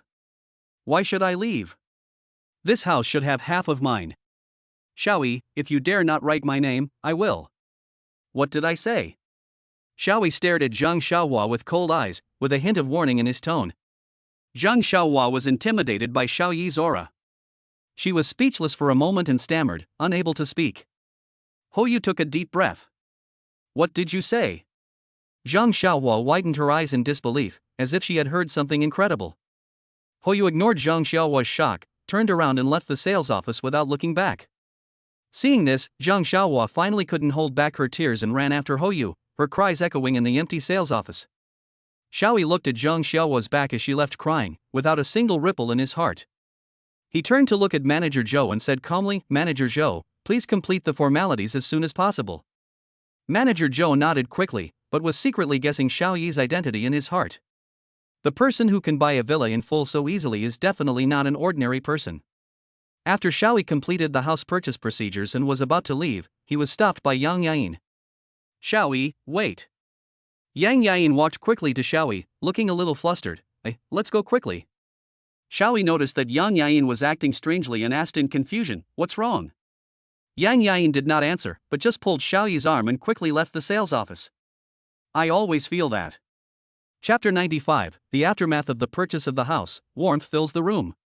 Yang Yain pulled Xiaoyi and jogged all the way until they ran out of the door of the sales office and stopped, breathing heavily. Xiaoyi looked at her with amusement and said teasingly, "Is it that serious? You ran as if there was a dog chasing you." Yang Yain rolled her eyes at him and said unhappily, "Don't you feel it? Ever since you paid the money, the eyes of those people around me have been like knives, as if they can poke a few holes in me." She rubbed her arms, as if she could still feel the pain of those gazes. "Ah, they are probably jealous and envious. After all, not many people can buy a villa in full at once." Xiaoyi said with a smile, "They are probably thinking, how lucky is this kid to be with a big star?" Yang Yain sighed helplessly, "I would rather they think I'm some rich woman's mistress than be considered your canary." Xiaoyi touched his nose and said apologetically, "I'm sorry, I wanted to help you look for a house, but..." "It's okay. I'm not in a hurry to buy it." Yang Yain waved her hand and said in a relaxed tone, "Besides, I don't like it here. It's too depressing." "Then where do you live now?" Xiaoyi asked hesitantly. Yang Yain shrugged. "It's a rented apartment. It's pretty good. I have freedom." "Okay, then let's go back?"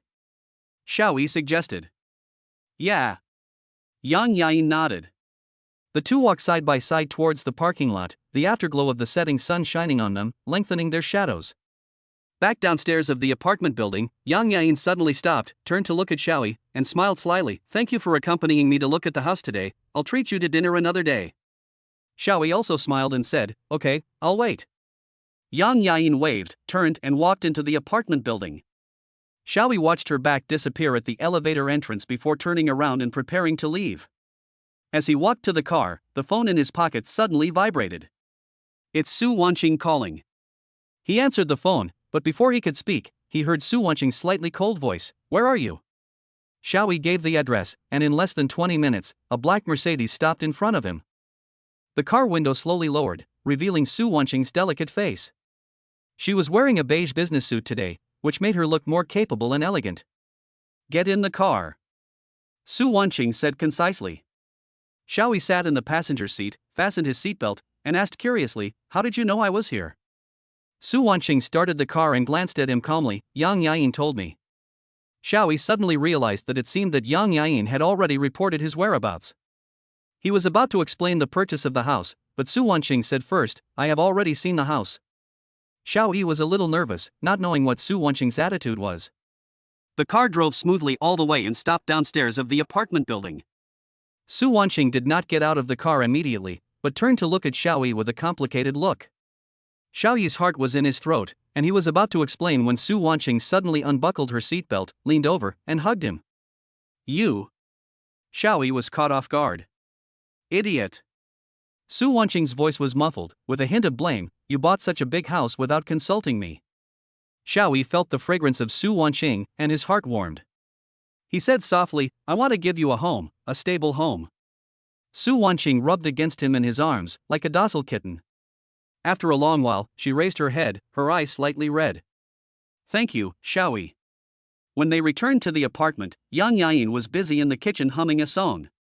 Seeing the two of them hugging each other, she immediately stopped what she was doing and said sourly, "Hey, what are you two doing?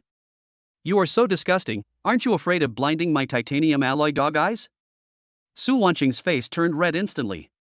She tried to break free from Xiaoyi's arms, but Xiaoyi held her even tighter. He deliberately leaned close to Su Wanqing's ear and whispered, "Look, someone is jealous." Su Wanqing was so embarrassed that she pinched Xiaoyi's waist hard. Xiaoyi felt pain, but still refused to let go. "Oh no, I can't stand it anymore, I'm going to get sty." Yang Yain covered her eyes exaggeratedly and let out a scream. The three of them finally sat down at the dining table. Yang Yain looked at the table full of dishes and couldn't help asking, "Mr. Xiao, you bought a villa. When do you plan to move in?" Su Wanqing heard this, looked up at Xiaoyi, and hesitated to speak.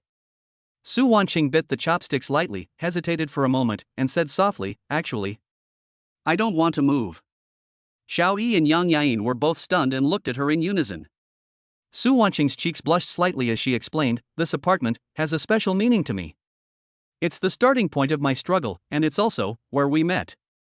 She secretly glanced at Xiaoyi, with a hint of tenderness in her eyes. Xiaoyi's heart warmed. He held her hand and said softly, "Silly girl, if you don't want to move, then don't move. It doesn't matter where I live as long as I'm with you." Tears welled up in Su Wanqing's eyes and she held Xiaoyi's hand. Yang Yain watched from the side and said sourly, "TSK, it's really touching. I'm almost choking on you guys for being so sweet." In order to ease the atmosphere, Xiaoyi suggested recreating the scene of buying the house at that time.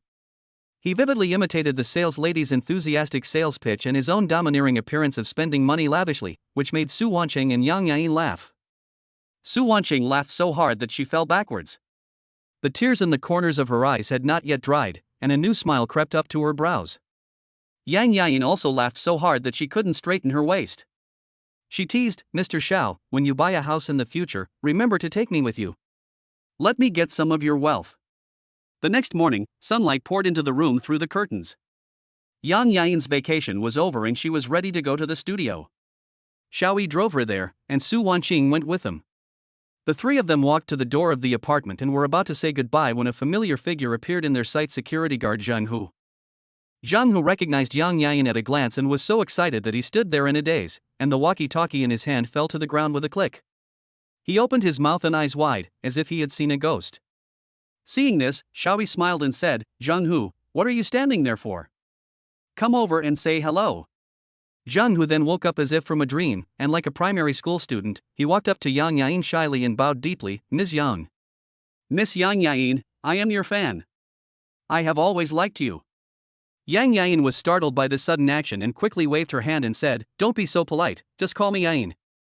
Zhang Hu blushed and said courageously, "Ms. Yain, can you write a blessing for my mother? She has cancer and has always been your loyal fan. She will be very happy if she can get your blessing." Zhang Hu's voice was a little choked, and tears flashed in his eyes. I worked the night shift on purpose to earn more money for her to spend the new year. Yain's heart was touched. She didn't expect that behind this seemingly ordinary security guard, there was such a touching story. She asked with concern, "Your mother?" Chapter 96. Zhang Hu left and things gradually calmed down, and the film set was in turmoil. Yain gently held Zhang Hu's hand. "Don't worry, I will write a blessing to your mother. I believe she will get better." She took the notebook handed to her by Zhang Hu, carefully wrote a blessing, and signed her name. Zhang Hu carefully took the notebook as if he was holding a treasure. "Thank you. Thank you. You are such a good person." He bowed deeply again, then turned and left. His back seemed a little staggering, but full of strength. Watching Zhang Hu leave, Lin sighed softly and said to Xiaoyi, "I didn't expect he had such a story. I had some misunderstandings about him before." Xiaoyi smiled and said, "You can't judge a person by his appearance. You can't measure the depth of the sea. Let's go to the studio," Lin said. The two drove to Lin's studio. As soon as I entered the door, my assistant Xiao ran over in a panic with a look of fear on her face. "Sister Lin, are you okay?" I was scared to death. Xiao patted her chest, looking still frightened. "I'm fine, what's wrong?" Lin was a little confused. I just heard that a crazy fan rushed into the apartment and..." Xiao stammered, "Luckily you're okay. It was really dangerous. It's all my fault. I should have been with you at the time so that I could take care of you." Lin could see that Xiao was really worried about her, so she comforted her, "It's okay, it's all over. You don't have to blame yourself, no one could have expected something like this to happen." Xiao nodded, but there was still a hint of uneasiness between her brows. She looked at Xiaoyi, seeming to want to say something but stopping herself. "What's wrong?" Lin noticed that Xiao was acting strange. Xiao hesitated for a moment, but still said, "Sister Lin, that person won't come again, right?" Lin was about to speak when she heard a noisy sound coming from outside the studio. Lin Ta! Lin Ta! I'm your fan. Let me meet you." Lin's face changed and she exchanged a glance with Xiaoyi. The three of them hurried to the set. As soon as I entered the set, Director Chen came up to me and asked with concern, "Lin Ta, I heard something happened at your apartment? Are you okay?" Lin shook her head and forced a smile. "I'm fine, Director Chen, I'm sorry to have made you worry." Director Chen breathed a sigh of relief. "It's good that you're okay, it's good that you're okay. Today's scene is very important, are you okay?" "No problem," Lin said firmly. Director Chen began to explain the shots that needed to be res hot today, an important emotional outburst scene. The set was bustling with people, and the staff were busy setting up the scenes, adjusting the lights, and debugging the equipment. It was a scene of bustling activity. Most people still don't know about the attack on Lin's apartment and are still immersed in their work. Xiaoyi wandered around the set, observing the operations of the crew. Suddenly, he saw Lu Shichen hiding in a corner not far away, talking on the phone excitedly with a low voice, as if she didn't want to be heard. Curiosity drove Xiaoyi to move closer quietly, trying to hear clearly what Lu Shichen was saying. However, the noisy environment on the set made it difficult for him to capture the complete sentences. He could only hear some intermittent words, such as unfair, why, opportunity. There was a hint of dissatisfaction and resentment in Lu Shichen's tone, as if she was very unwilling to accept certain things. She clenched her fists and stamped her feet from time to time, and her whole body exuded an indescribable anxiety. The air around her seemed to solidify, filled with a mysterious and tense atmosphere. Lu Shichen hung up the phone abruptly, took a deep breath, and seemed to be trying to calm herself down. Then, she turned and walked towards Xiaoyi with a hypocritical smile on her face. "Xiaoyi, you are here too? I heard that Lin had some problems today. I am really worried." Lu Shichen walked up to Xiaoyi with a hypocritical smile on her face, and there was a barely perceptible hint of gloating in her tone. Xiaoyi looked at Lu Shichen calmly and smiled faintly. "Yes, fortunately she is fine." He asked casually, "Were you on the phone just now? You seem to be in a bad mood?" Lu Shichen's eyes flickered for a moment, but she quickly regained her composure and said in a nonchalant manner, "Nothing, just a personal matter. By the way, Lin's role today is very important, I have to go prepare." After that, she left in a hurry, her back looking a little flustered. Xiaoyi looked at Lu Shichen's back with a deep gaze. He always felt that there was something wrong with Lu Shichen, as if she was deliberately hiding something. When I returned to the dressing room, Lin was already waiting there.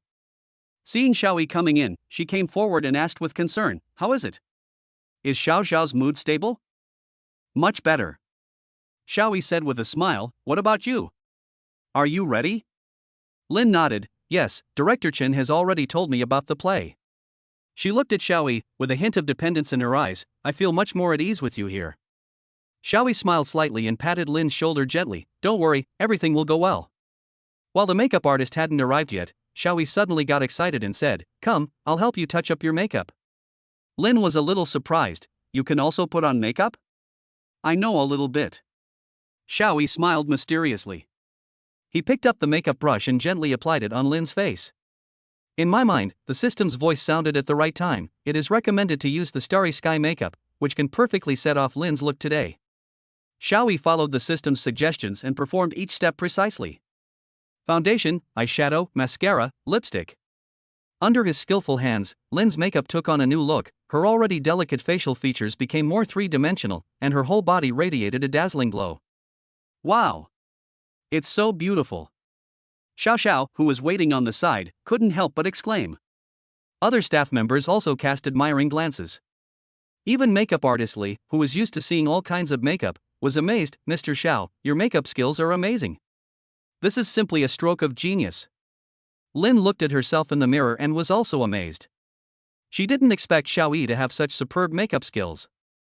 Facing the praise from everyone, Xiaoyi just smiled modestly. "It's just a trivial skill, not worth mentioning." "Mr. Xiao, this is not just a trivial skill. It is at the master level." Makeup artist Li said excitedly. "It would be a pity if your skills were buried." "Yes, yes." Others echoed. "Mr. Xiao, have you ever considered?" Makeup artist Li suddenly lowered her voice and said mysteriously, "I know a few celebrities."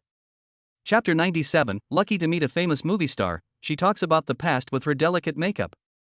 Before makeup artist Li could finish his words, Xiaoyi politely interrupted him. "Thank you for your kindness. I just want to focus on improving my skills right now."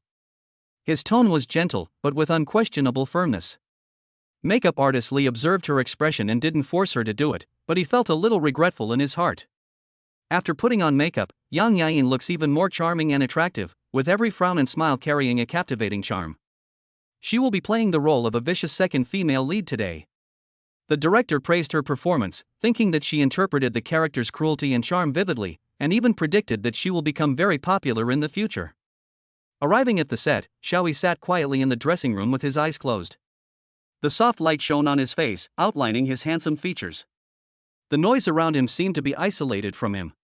He was immersed in his own world, calm and peaceful. "Mr. Xiao, Mr. Xiao?" A slightly hurried voice broke the silence of the dressing room. Xiaoyi slowly opened his eyes and saw a young makeup artist standing in front of him with a slightly anxious look on his face. "Hello, what can I do for you?" Xiaoyi asked politely. "Mr. Xiao, Mr. Dongwu is here and asked you to do his makeup." The young makeup artist's tone was filled with excitement and nervousness. Dongwu? Xiaoyi was stunned. Of course he had heard of this name. He was a legendary figure in the Chinese film industry and the creator of countless classic movies. He actually came to make a cameo appearance in this movie? And he even asked me to put makeup on him myself? Xiaoyi's heart was full of doubts and curiosity, but he immediately stood up and followed the young makeup artist to Dongwu's lounge. Dongwu's lounge is decorated simply and elegantly, with a faint scent of sandalwood filling the air. As soon as Xiaoyi entered the door, he saw an energetic old man sitting on the sofa, flipping through a script. The years have left traces on his face, but have also added a unique charm. He is Dongwu, the leading figure in the Chinese film industry. "Hello, Mr. Dongwu, I am Xiaoyi." Xiaoyi bowed respectfully. Dongwu raised his head, his eyes fell on Xiaoyi, and he showed a kind smile. "Are you Xiaoyi? I heard from Yain that your makeup skills are very good." Xiaoyi was somewhat flattered and quickly said, "Mr. Dongwu, thank you for your praise. I only know a little bit about it." "Young man, don't be modest." Dongwu said with a smile, "Do you know my movies?" "Of course I understand." Xiaoyi's eyes flashed with excitement. "Your Heroes of Troubled Times and The Story of Revenge are both my favorites, especially the role of Dugacho Bai you played in The Story of Revenge, which is simply a classic among classics." Dongwu laughed loudly, and the wrinkles at the corners of his eyes became deeper, but also more kind. "I didn't expect that young people today still remember my old movies." As he said this, he let Xiaoyi put on makeup for him. Xiaoyi applied makeup to Dongwu skillfully and gently. As they chatted, the two talked about movies, ranging from classic old films to the latest special effects technology. Xiaoyi discovered that Dongwu was not only an outstanding actor and director, but also a knowledgeable and well-informed elder. After finishing her makeup, Dongwu looked at herself in the mirror carefully and nodded with satisfaction. Xiaoyi, your makeup skills are really good, very talented. He turned to look at Xiaoyi with a hint of admiration in his eyes. Young man, do a good job, I am optimistic about you. A warm feeling surged in Xiaoyi's heart. He thanked Dongwu respectfully, then turned and left the lounge. As soon as he walked out of the room, Xiaoyi heard a familiar voice. Xiaoyi? He looked in the direction of the voice and saw Yang Yain standing not far away with a surprised expression on her face. She walked quickly to Xiaoyi, looked him up and down, and said with a hint of disbelief, You just came out of Mr. Dongwu's lounge? Xiaoyi nodded and smiled faintly. Yes, I just put on makeup for Mr. Dongwu. Yang Yain's eyes widened, as if she had heard something incredible. You actually did makeup for Mr. Dongwu? How do you know him? She asked a series of questions, her tone full of curiosity and confusion. Xiaoyi shrugged helplessly. Actually, I don't know him either. He asked me to do his makeup. Maybe he thought my makeup skills were good? He said half jokingly, but he was also a little confused in his heart. Why did Dongwu choose him? Is it really just because of makeup techniques? Oh my god! Yang Yain exclaimed, her tone full of envy. Mr. Dongwu is my idol. I have always hoped to have the opportunity to work with him, even if it is just a small supporting role. She sighed, with a hint of regret in her tone. Unfortunately, I don't have the opportunity to play opposite him this time. Only Lu Shiqian has a scene opposite him. She paused, lowered her voice, and said mysteriously, Do you know? Mr. Dongwu is still single. Xiaoyi was slightly stunned. He didn't expect Yang Yain to suddenly gossip about Dongwu's love life. He smiled and didn't respond, but he secretly thought in his heart that it was not surprising that a person like Dongwu was single. After all, his standards must be very high. Let's go and see Lu Shiqian and Mr. Dongwu filming. Yang Yain pulled Xiaoyi's arm and walked towards the set excitedly. On the set, the lights were bright and people were coming and going. Lu Shiqian and Dongwu were filming a scene where they play against each other. Lu Shiqian was dressed in gorgeous costume, with exquisite makeup and elegant manners, just like a noble princess. Dongwu was dressed in a simple robe, with a calm temperament and a strong aura, and his every move exuded the majesty of a superior. The two people standing together formed a sharp contrast, yet wonderfully harmonious. Start. Director Chen gave the order and the filming officially began.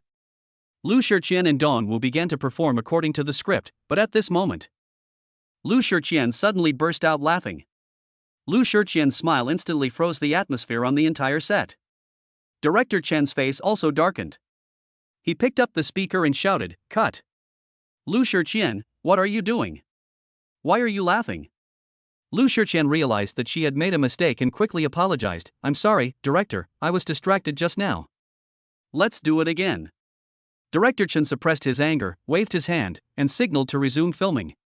However, the subsequent filming was even less smooth. Lu Shiqian either forgot her lines or her expressions were not right. After several NGs, Director Chen's face became more and more unsightly, and the atmosphere on the set became more and more tense. Cut. Cut. Cut. Director Chen's voice was almost a roar. Lu Shiqian, what's wrong with you? Can't you memorize your lines?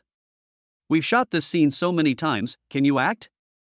Lu Shiqian's eyes were filled with tears, and she choked up and said, Director, I'm sorry, Stop talking. Director Chen interrupted her impatiently. If you're not feeling well, go back and rest. We'll talk about this scene later. Lu Shiqian couldn't hold it in any longer and ran back to the dressing room crying. Everyone on the set looked at each other in confusion. The atmosphere was awkward and tense. Dongwu frowned and looked at Lu Shiqian's departing back. Just then, Xiaoyi walked up to Dongwu and whispered a few words. After listening to this, Dongwu turned his gaze to Yang Yain, who was standing beside him. He looked her over carefully. Director Chen, Dongwu said in a steady and powerful voice, I think someone else can play this scene. Director Chen was stunned and looked at Dongwu in confusion. Change people? Who? Dongwu did not answer directly, but waved at Yang Yain. Miss Yang, come here. Yang Yain was delighted and quickly walked up to Dongwu. Dongwu and Yang Yain talked in a low voice for a few words, and a look of surprise appeared on Yang Yain's face. Dongwu turned to look at Director Chen and said slowly, I think Yang Yain is more suitable for this role. Director Chen showed hesitation on his face. Chapter 98, The change of roles on the set caused a disturbance. Director Chen frowned, his eyes moving back and forth between Dongwu and Yang Yain. Although Lu Shiqian's acting skills are a little immature, her image and temperament fit the role very well. Now that he has to temporarily replace her, he can't help but feel a little hesitant. Is this appropriate? He asked hesitantly. At this moment, the door of the dressing room was suddenly pushed open, and Lu Shiqian walked out angrily with red eyes from crying. Change? Why change? She pointed at Yang Yain and said sharply, why can she play my role? The set suddenly fell silent, and everyone's eyes were focused on Lu Shiqian. She choked and tears welled up in her eyes again. Do you know how much effort I put into this role? I practice my lines until late at night every day, trying to figure out the character's inner world over and over again. Now you just want to replace me. What do you think of me? Dongwu looked calm and said firmly, Ms. Lu, I know you work hard, but your condition is really not suitable for continuing the filming. Rather than delaying the progress of the entire crew, it is better to give a more suitable person a chance. Suitable? Who is suitable? Her? Lu Shiqian pointed at Yang Yain, her tone full of disdain. What qualifications does she have to play my role? Just because my acting skills are better than yours. Yang Yain hit back without showing any weakness. Okay, let's compete. Lu Shiqian laughed in anger. Director, I want to compete with her. Whoever performs better will be allowed to perform. Director Chen's eyes lit up. This was a good solution. He immediately made the decision. Okay, let's do it. The two of you should prepare yourself, and the competition will begin in 10 minutes. The atmosphere on the set suddenly became serious, and the staff were busy preparing for this sudden competition. Dongwu walked to Yang Yain's side and whispered, Don't be nervous, just play your best. Yang Yain took a deep breath and nodded. At this time, Xiaoyi came over and said, Ms. Yang, your makeup needs to be slightly adjusted to better suit the character's setting. He picked up the makeup brush and skillfully applied makeup to Yang Yain. Yang Yain looked at herself in the mirror, her heart full of anticipation. She knew that this was a rare opportunity and she must seize it. Okay. Xiaoyi put down the makeup brush and nodded with satisfaction. Yang Yain smiled confidently at the mirror. Thank you, Xiaoyi. I wish you success. Xiaoyi smiled slightly. Begin. Director Chen gave the order. Yang Yain took a deep breath, straightened her back, and her eyes flashed with confidence. Okay, I accept the challenge. She answered in a resounding voice, which was crisp and firm and echoed throughout the set. Xiaoyi walked to Yang Yain's side, picked up the makeup brush, and gently but skillfully applied makeup to her. The touch of his fingertips was delicate, as if carrying a hint of magic, which gradually calmed Yang Yain's originally slightly nervous mood. The faint scent of powder permeated the air, mixed with the unique smell of lighting on the set, creating a peculiar atmosphere. The eyeshadow should be slightly darker to better reflect the character's inner sadness. Xiaoyi said as he gently smudged Yang Yain's eye sockets with an eyeshadow brush. His voice was low and magnetic, as if it carried a soothing power. Yang Yain looked at herself in the mirror, her eyes moving. Under Xiaoyi's skillful hands, her originally beautiful face became even more charming, like a tragic beauty walking out of a painting. I wish you success. Xiaoyi smiled slightly. The competition began, and Yang Yain and Dongwu performed a rival scene according to the script. The lights focused on them, and everything around them seemed to disappear, leaving only the two of them immersed in the world of their characters. Yang Yain's performance was full of tension, and she portrayed the character's inner sadness, despair, and struggle vividly. Her voice was trembling and choked with sobs, which was heartbreaking to hear. When she spoke the key lines, a crystal teardrop slid down from the corner of her eye, shining movingly under the light. The set was silent. Everyone was captivated by Yang Yain's performance. They felt as if they were in the play, feeling the character's joys and sorrows. Even Director Chen, who is usually strict, couldn't help but nod slightly, with an admiring look in his eyes. There is a faint smell of sadness in the air, making people feel depressed and suffocated. Yang Yain's crying, Dongwu's sighing, and the suppressed breathing of the surrounding staff intertwined together, forming an indescribable atmosphere. Just then, suddenly, a sharp cry broke the silence. Stop! Stop! Stop! Lu Shiqian stood up suddenly and stomped her feet. The sound of her high heels hitting the ground was particularly harsh in the silent set. What is she acting? It's so fake.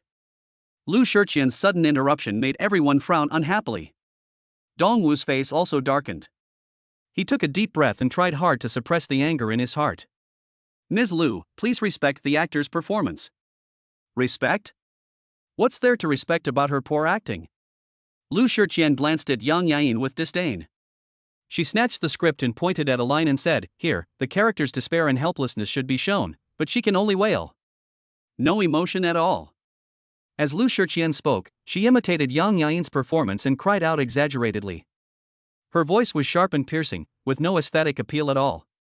The staff on the set couldn't help but cover their ears, with embarrassed looks on their faces. "Then Miss Lu, why don't you demonstrate it to us?" Dongwu said with a sneer, with a hint of provocation in his tone. When Lu Shiqian heard this, she immediately became excited. She straightened her back, took a deep breath, and prepared to show off her superb acting skills.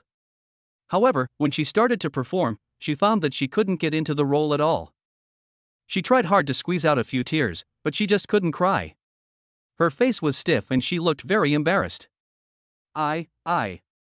Lu Shiqian stammered, unable to speak, her face flushed red, and she felt the gazes around her like needles prickling her skin. She explained in a panic, I wasn't ready just now. Do it again. Director Chen's face turned pale and he slammed the script in his hand to the ground with a loud bang. Enough! He roared, his voice echoing around the set. Lu Shiqian, your condition is too bad. I don't want to waste any more time. He turned and left, his back filled with anger and disappointment.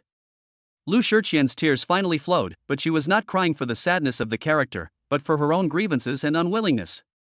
She covered her face, ran back to the dressing room crying, leaving the set in a mess. There was an awkward, intense atmosphere in the air, and the staff looked at each other, not knowing what to do.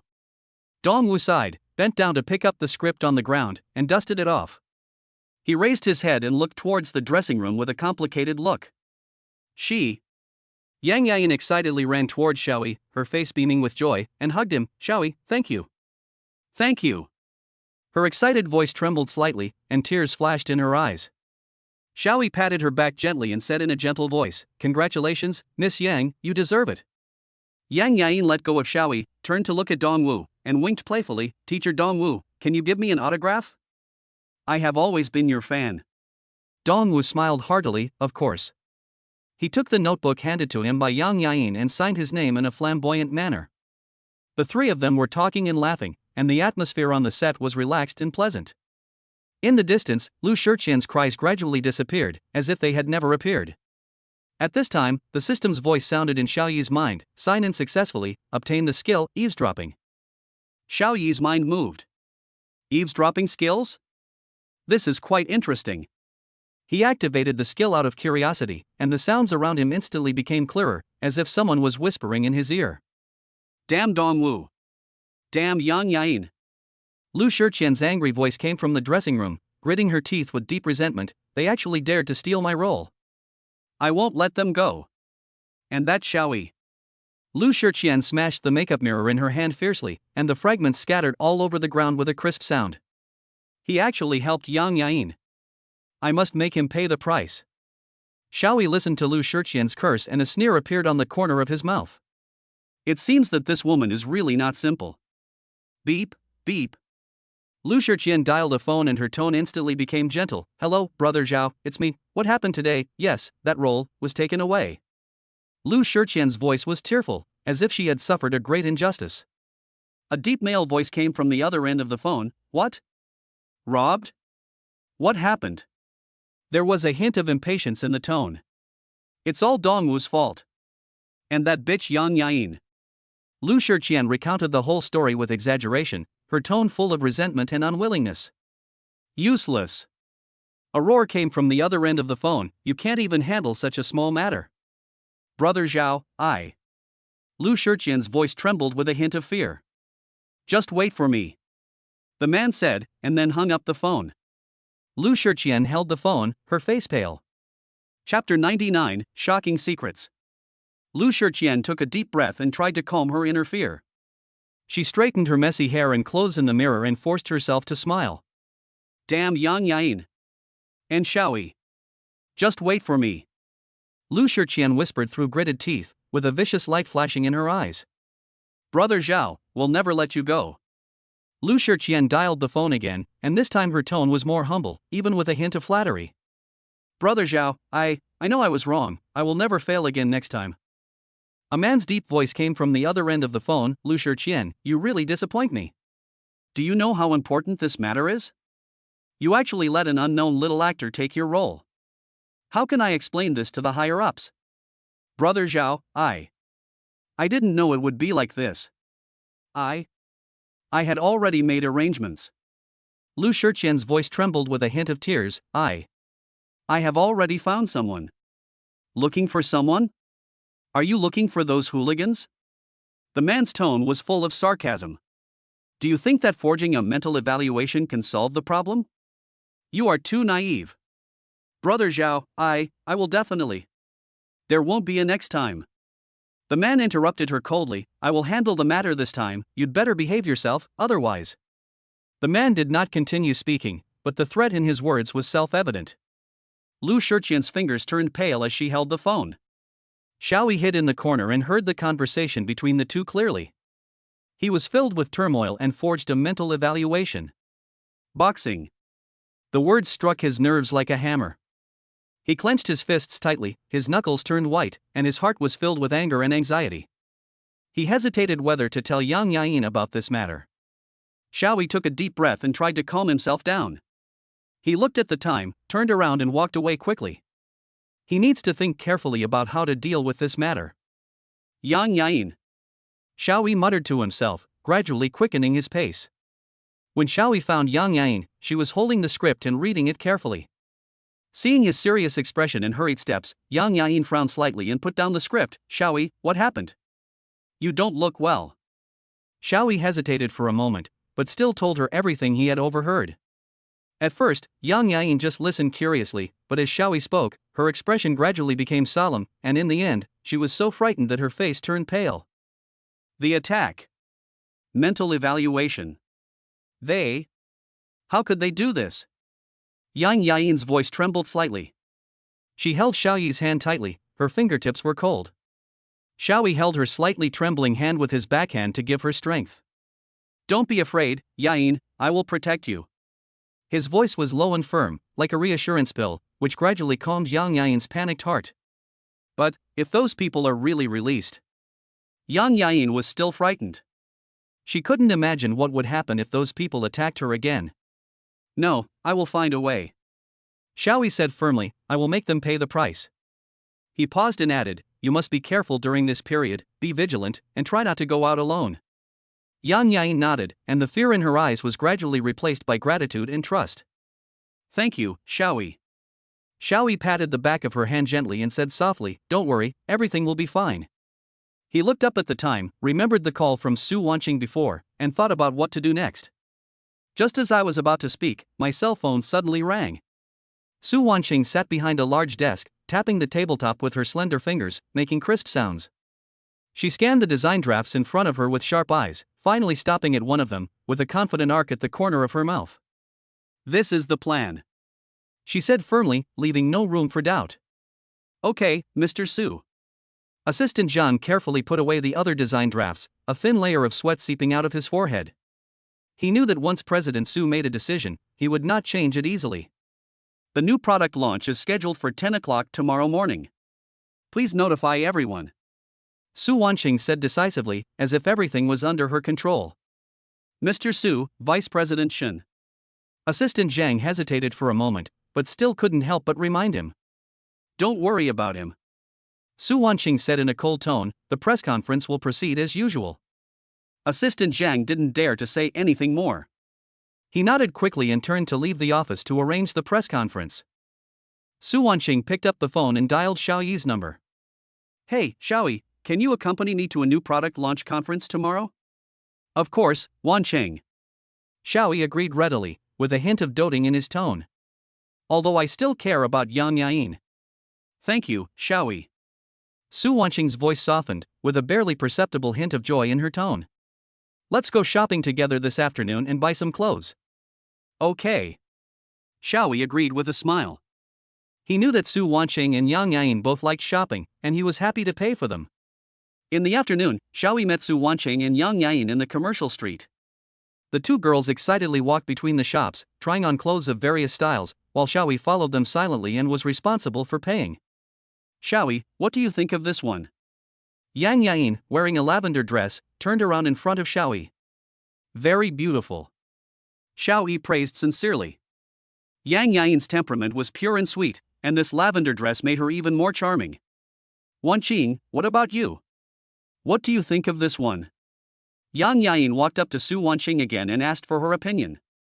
Su Wanqing wore a red slim dress, looking noble and elegant, full of aura. It suits you very well. She smiled slightly, with a hint of appreciation in her tone. Then let's go with this one. Yang Yain decided happily, and then pulled Su Wanqing to the fitting room to change clothes.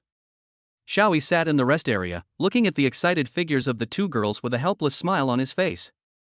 He knew that there would be another bloody fight. After an unknown amount of time, the two girls finally came out of the fitting room. Xiaoyi looked up, but was suddenly stunned. Yang Yain changed into a goose yellow long dress. The light and flowing skirt swayed gently with her steps, like the blooming forsythia in spring, fresh and moving.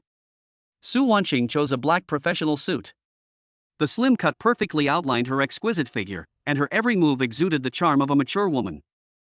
Xiaoyi's eyes lit up. Seeing two beauties with very different styles standing together was so pleasing to the eye. The three were about to leave when a young man with dyed yellow hair and wearing a flowered shirt, named Sun Xianyan, blocked their way. You two beauties are so beautiful. Do you want to go and play with your brother? Sun Xianyan looked at Yang Yain and Su Wanqing with lustful eyes and spoke in a frivolous tone. Xiaoyi's face darkened, and he stood in front of the two girls, saying in a cold tone, "Get out of here."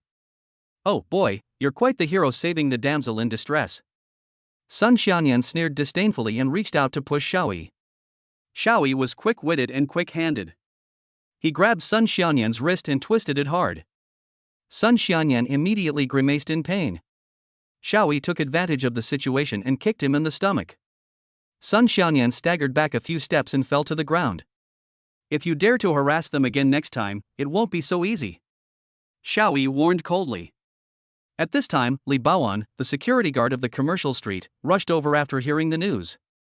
When he saw Sun Xianyan lying on the ground, he immediately understood what had happened. He helped Sun Xianyan up and asked sternly, "What's going on?" Sun Xianyan pointed at Xiaoyi and said viciously, "This kid hit me. You were the one who harassed these two ladies first." Li Baoan said righteously, "I warn you, don't come here to cause trouble again, otherwise don't blame me for being rude." Sun Xianyan held his stomach, glared at Xiaoyi with resentment, and said harshly, "Just wait for me." Then he left in shame. "Let's go eat. I'm hungry," Yang Yain suggested, holding Xiaoyi's arm. "I know there's a popular restaurant nearby that's delicious." The three of them came to a popular restaurant and asked for a private room. Exquisite dishes were served one after another.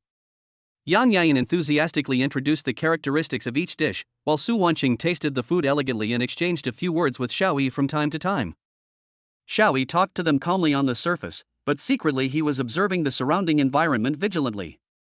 He always felt that something was wrong, but he couldn't put his finger on it. Suddenly, he heard a familiar voice coming from the next room. That voice. "Boss Xue, don't worry, I will definitely get this done." Chapter 100, Shocked by the Conspiracy. Xiaoyi's heart was shocked. Isn't this voice Xinxian? How come she is here? Who was talking to her? Curiosity and vigilance drove him to quietly walk to the wall and put his ear against it. "Mr. Xue, don't worry, I will definitely get things done this time." Xinxian's voice came again, with a hint of flattery. "Humph, Xinxian, if you mess up again this time, you know the consequences." A deep male voice sounded, and Xiaoyi immediately recognized the owner of the voice, Yuan, the guy who had been pursuing Su Wanqing but failed and who held a grudge against Xiaoyi. "I have bribed a few reporters. At Su Wanqing's new product launch tomorrow, they will deliberately make things difficult for her and humiliate her." Xinxian vowed. "It's not enough to just make things difficult for her," Yuan snorted coldly, "I want to ruin her reputation. I have arranged for people to create chaos at the press conference, and then..." Xiaoyi didn't listen to what Yuan said next. He felt a chill running from the soles of his feet to the top of his head. It turns out that Xinxian and Yuan are colluding with each other to frame Su Wanqing. He must tell Su Wanqing about this immediately. Xiaoyi took a deep breath, returned to his seat, and tried to make his expression look more natural. What's wrong? Su Wanqing keenly noticed Xiaoyi's strangeness. Why do you look so bad? Xiaoyi hesitated for a moment, but decided to tell Su Wanqing what he had heard. Wanqing, I just overheard something. He told her everything about Xin Xian and Shuebo Yuan's conspiracy. Su Wanqing was eating the food elegantly, but after hearing Xiaoyi's words, the fork in her hand stopped in mid-air. She said in a low voice with a hint of chill in her tone. Tomorrow's press conference. Xiaoyi looked at Su Wanqing worriedly. I'm afraid there will be trouble. Su Wanqing put down the fork in her hand and her eyes became sharp. If an enemy comes, we will fight him. If a flood comes, we will block it with earth. She said in a deep voice, her tone full of confidence and determination. I want to see what tricks they can play. Su Wanqing's eyes flashed and she said decisively, Yain, pay the bill. Xiaoyi, let's go. The three of them hurriedly finished their dinner and quickly rushed back to Yuexia Group. The Yuexia building was brightly lit under the cover of night, and the air was filled with a tense atmosphere. In the president's office, Su Wanqing, Xiaoyi, Yang Yain and Xin Xian sat around the conference table in a solemn atmosphere. Su Wanqing told Yang Yain what Xiaoyi had heard and arranged the next response strategy. Yang Yain looked solemn. She nodded from time to time and quickly wrote down the key points. Xin Xian pretended to be calm, her eyes flickering, and she occasionally stole glances at Su Wanqing's reaction, feeling uneasy inside. The next day, the new product launch site was crowded with people and the spotlights were flashing non-stop. Su Wanqing, dressed in an elegant white dress, walked onto the stage gracefully, emitting confidence in her every move. She introduced the new products calmly, and her professional explanation and elegant temperament won rounds of applause. However, just as the press conference was about to end, something unexpected happened. A ragged middle-aged woman suddenly rushed onto the stage, pointing at Su Wanqing and yelling, Su Wanqing, you black-hearted boss. You withhold wages and force people to death. The woman's screams at the top of her lungs immediately caused a commotion at the scene. Immediately afterwards, several people dressed similarly rushed onto the stage and started shouting and cursing together, and the scene suddenly fell into chaos. Seeing this, Xiaoyi immediately rushed onto the stage, stood in front of Su Wanqing, and tried to stop the troublemaker. However, the woman pushed him away and pounced on Su Wanqing, still cursing. Everyone exclaimed and the scene was in chaos, with no idea how to end it. Security. Where is the security? Yang Yain shouted anxiously, but her voice was drowned out by the noisy shouting and cursing. The woman struggled, and was dragged out by the security guard holding her arms. She suddenly shouted at the top of her voice, Xin Xian promised to give me money. Let me come. Chapter 101 The Conspiracy Behind the Riot. The woman was dragged out by two security guards holding her arms. She struggled desperately, still nagging, Xin Xian promised to give me money. She asked me to slander Mr. Su for withholding wages and forcing people to death. She also said. The woman was dragged to the door, and her hoarse shouting gradually faded away, leaving only the two words Xin Xian echoing in the press conference. Everyone looked at each other, whispered, and cast their eyes on Xin Xian sitting in the guest seats. Xin Xian's face turned pale. She stood up suddenly and shouted angrily, What nonsense! Security, hurry up and drag this crazy woman out. Su Wanqing raised her hand to stop the security guard who was about to drag the woman away. Wait. She said calmly, but with unquestionable majesty, let her finish what she is saying. Xin Xian's face changed. Boss Su, why bother paying attention to such crazy talk? Let her leave first and don't delay the press conference. Su Wanqing glanced at Xin Xian sharply, and said indifferently, Manager Xin seems very anxious? Is he afraid that she will say something she shouldn't say? Xin Xian suppressed her panic and pretended to be calm. Boss Su, you are joking. I just don't want such unreasonable people to disrupt the order of the press conference. Su Wanqing ignored Xin Xian and looked at the woman who was held by the security guard. She asked calmly, Tell me, who sent you here? The woman seemed to have grabbed a life-saving straw and shouted quickly, It's Xin Xian. It's her. She gave me some money and asked me to come. Before the woman finished speaking, Xin Xian suddenly rushed forward, covered her mouth with one hand, and said sternly, Don't talk nonsense. Xian Yi's mouth was covered and she struggled desperately, her eyes full of fear and anger, and a whimpering sound squeezed out of her throat like a trapped beast. She twisted her body desperately, trying to break free from Xin Xian's grip, her high heels rubbing against the floor, making a harsh sound. Xin Xian's face was pale, beads of sweat appeared on her forehead, and her hand covering Xian Yi was trembling slightly. She forced herself to remain calm and forced a stiff smile at the people around her. Don't listen to her nonsense, this person has mental problems. Su Wanqing looked at Xin Xian's panic and sneered. She clapped her hands gently, and a photo suddenly appeared on the big screen. In the photo, Xin Xian and Xianyi were having a secret conversation in a cafe, and a thick stack of banknotes was on the table. The photo clearly recorded the scene of the transaction between the two people, and even the sinister smile on Xin Xian's face was clearly visible. Manager Xin, do you have anything to explain about this photo? Su Wanqing's voice was cold, but carried a strong sense of oppression. Xin Xian's face turned pale instantly, her lips trembled, and she was unable to speak for a long time. She looked at the photo on the big screen, and a hint of despair flashed in her eyes. People around began to whisper, looking at Xin Xian with suspicion and contempt. This photo is fake. Someone deliberately framed me. Xin Xian finally found her voice, but her voice was trembling and she lacked confidence. Framed? Su Wanqing sneered. Manager Xin, do you think I would accuse you without any evidence? She clapped her hands again, and a video appeared on the big screen again. In the video, Xin Xian was talking on the phone with a man, and she ordered the other party in a sinister tone to disrupt the press conference. Now, what else do you have to say? Su Wanqing's voice was as cold as the north wind in winter. Xin Xian was completely panicked, she knew she was finished. She slumped weakly in the chair, her eyes empty, as if she had lost her soul. Boss Su, I think the most important thing right now is to stabilize the situation. The press conference can't be delayed any further. Xin Xian took a deep breath and forced herself to calm down. She looked at Su Wanqing with a hint of viciousness in her eyes. For the benefit of the company, I hope you can leave the scene temporarily and let me handle the follow-up matters. Seeing her conspiracy exposed, Xin Xian decided to go all out. She pointed at Xiaoyi and said sternly, Boss Su, although I did this, it was ultimately because of this man of unknown origin. Why would he marry you when he's just a delivery man? He's just after your money and status. He's just a gigolo, a gigolo. If it weren't for him, how could this happen in the company? Her words hit the mark exactly what some people wanted. Shuebu Yuan had always admired Su Wanqing for a long time. Seeing an opportunity, he immediately agreed, Boss Su, Manager Xin is right. I have always felt that Xiao Yi is not worthy of you. You are a daughter of heaven, how can you be with such an inferior person? Director Zhou also chimed in, yes, President Su, you are of noble status, how can you let such a person tarnish your reputation? For the sake of the group's image, you should cut off your relationship with him as soon as possible. Su Wanqing glanced at them coldly and was about to speak, but Xiaoyi gently pulled her hand, shook his head at her, and signaled her not to speak. Xiaoyi took a deep breath and said calmly, I know that in your eyes, I am just a delivery boy and not worthy of Wanqing. But I love her, there is no doubt about that. As for the money and status you mentioned, I don't care at all. He paused and looked at Su Wanqing firmly. Wanqing, do you believe me? Su Wanqing held Xiaoyi's hand and gave him an affirmative look. I believe you. Humph, what's the point of believing? The facts are right in front of us. Xin Xian sneered, who do you think you are? A delivery man, you want to climb up the social ladder? Why don't you take a piss and look at yourself? Xiaoyi ignored Xin Xian's sarcasm.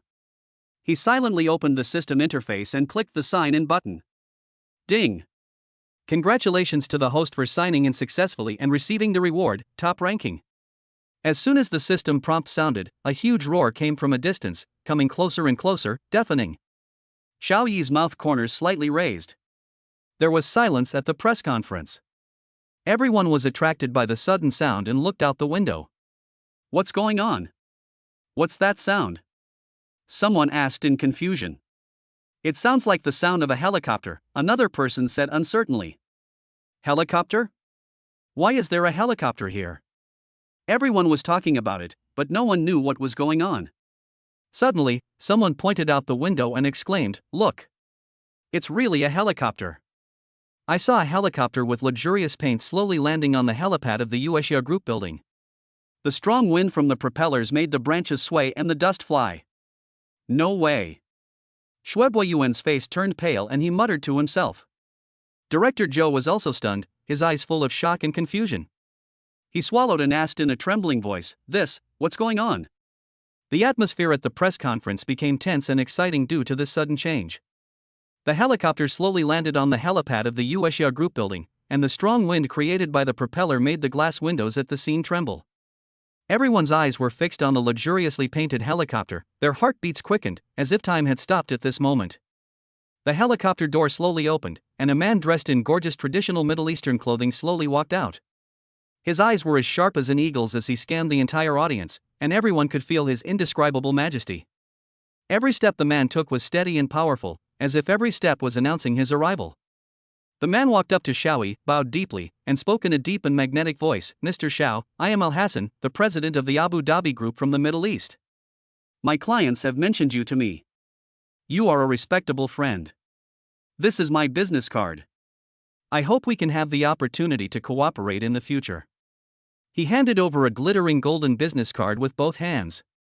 Xiaoyi smiled slightly, took the business card, and nodded in thanks. Al Hassan looked around and announced loudly, "To express my respect, I have prepared these golden business cards. I hope everyone here can accept them." After he said that, he waved his hand to signal the assistant behind him to distribute a stack of golden business cards to everyone present. Each business card shines with golden light, which is completely different from ordinary business cards. Everyone's eyes were filled with shock and curiosity, and many of them were holding the golden business cards in their hands, stunned.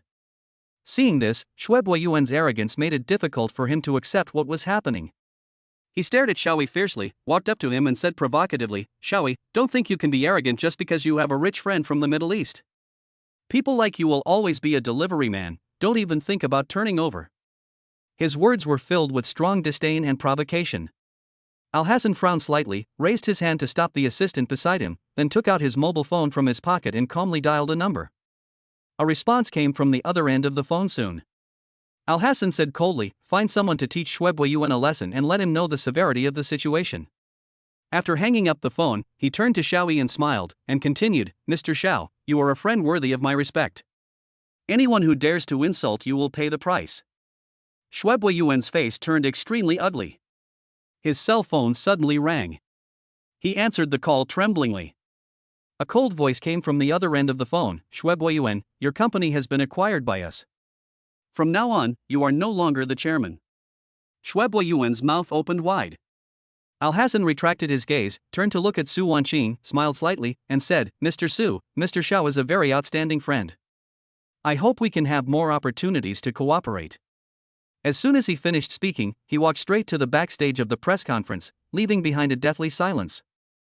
Xin Xian's face turned extremely pale, her eyes were filled with fear. She slowly stood up, trembling towards Su Wanqing, her voice so low that it was almost inaudible, "Boss Su, please."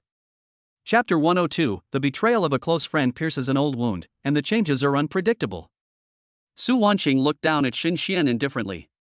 Xin Xian used to be her best friend and most trusted partner, but now she stood against her, her eyes full of pleading and fear. Xin Xian stretched out her hand tremblingly, trying to grab Su Wanqing's sleeve, but Su Wanqing dodged her without making a sound. Xin Xian's fingertips froze in the air, just like her desperate mood at the moment. Su Wanqing's heart was in turmoil. The deep sisterly love she once had was now nothing but cold betrayal. She closed her eyes, took a deep breath, and tried hard to suppress the pain in her heart. When she opened her eyes again, her gaze had become as hard as steel. "Xin Xian, what you have done has exceeded my tolerance." Su Wanqing's voice was cold, without a trace of emotion, and every word was like a sharp knife piercing Xin Xian's heart. "From now on, you are no longer the vice president of Yuexia Group. You are fired." As soon as Su Wanqing finished her words, the originally silent reporters in the audience suddenly exploded, swarming forward like sharks smelling blood, surrounding Su Wanqing and Xin Xian. Flashbulbs flashed non-stop, microphones were extended in front of them like long guns and short cannons, and various questions came like bombardments. "Mr. Su, why did you fire Vice President Chen? Vice President Chen, what is your response to Mr. Su's decision? What irreconcilable conflict has occurred between the two of you?" Xin Xian's face was pale. She had thought that the board of directors would say a few words for her because of their past friendship. However, when she looked around, she found that those directors who usually treated her as brothers and sisters were now lowering their heads and deliberately avoiding her gaze. Despair surged into her heart like a tide, and she laughed miserably, with a cold arc at the corner of her mouth. "Su Wanqing," Xin Xian's voice was hoarse and full of hatred, "do you think you won? Do you think you can really cover the sky with one hand?" Her voice was getting louder and louder, almost drowning out the noise of the reporters. "I tell you, you are wrong. You are totally wrong." Xin Xian raised her head abruptly, with a crazy light flashing in her eyes. "Since you are so heartless, don't blame me for being ungrateful. There are some things I didn't want to say, but now. She paused, staring straight at Su Wanqing, and said word by word, I want to destroy your life and reputation. Xin Xian's shrill laughter echoed in the press conference hall, sharp and piercing, as creepy as nails scratching on a blackboard. Su Wanqing, why are you pretending to be so noble? Do you think I don't know what happened between you and Shuebuo Yuan? He was infatuated with you, but you married that loser for the so-called family interests. You trampled on his feelings and ruined everything for me. Su Wanqing was struck by lightning. She staggered back a step, and her face turned pale in an instant. Shuebuo Yuan's name exploded in her ears like a thunder. She shook her head blankly, I don't know. I don't know what you are talking about. Her voice trembled with a hint of incredible grievance. She never thought that Xin Xian's resentment came from this. You don't know? Xin Xian laughed even more hysterically, as if she had heard a huge joke. Why are you pretending to be innocent? You clearly know that he likes you, but you take advantage of his feelings time and time again and make him do whatever you want for you. What do you think of him? You think of him as a fool, a toy that you can play with at will. Xin Xian became more and more agitated, and her originally delicate makeup became hideous because of her distorted expression. I hate you. I hate you for taking him away, I hate you for destroying everything I have. She pounced on Su Wanqing, her hands reaching out to her neck like eagle claws, trying to strangle her to death. Wanqing. At the critical moment, a figure flashed by and pushed Xin Xian away fiercely. Another figure also appeared at the same time, protecting Su Wanqing behind him. In the chaos, Su Wanqing only saw a blurry figure and felt a warm embrace. Xin Xian was pushed away and fell to the ground in a mess, but the crazy look in her eyes did not diminish at all. She struggled to get up, pointed at Su Wanqing, and screamed with all her strength, Su Wanqing, do you think you are a good person? You are just an illegitimate daughter. You are not qualified to inherit the Su family's property. You. Pa. A loud slap interrupted Xin Xian's words. Su Wanqing raised her hand tremblingly, unable to believe that she had actually hit Xin Xian. She stared at Xin Xian and said word by word, shut up. Xin Xian covered her face with her hands, a trace of blood seeping from the corner of her mouth. She looked at Su Wanqing with resentment, with a chilling light flashing in her eyes. She spoke slowly, her voice low and cold, this is just the beginning. Xiaoyi hugged Su Wanqing in his arms, patted her back gently, and whispered comfortingly, it's okay, I'm here. His cold eyes swept over Xin Xian with a strong warning. Wanqing, Xianer was just impulsive at the moment. Please forgive her this time. Shuebuo Yuan stepped forward and pleaded for Xin Xian in an anxious tone, completely disregarding Su Wanqing's feelings at the moment. He looked at Su Wanqing affectionately, his eyes full of regret, I know you still have me in your heart, let's start over, okay? Xiao Yi's face darkened instantly. He protected Su Wanqing even tighter, and his tone was full of unquestionable majesty. Shuebuo Yuan, watch your words. Wanqing is my wife, you have no right to interfere in our affairs. He frowned in disgust, also, Xin Xian's behavior has violated the law, I will hold her accountable.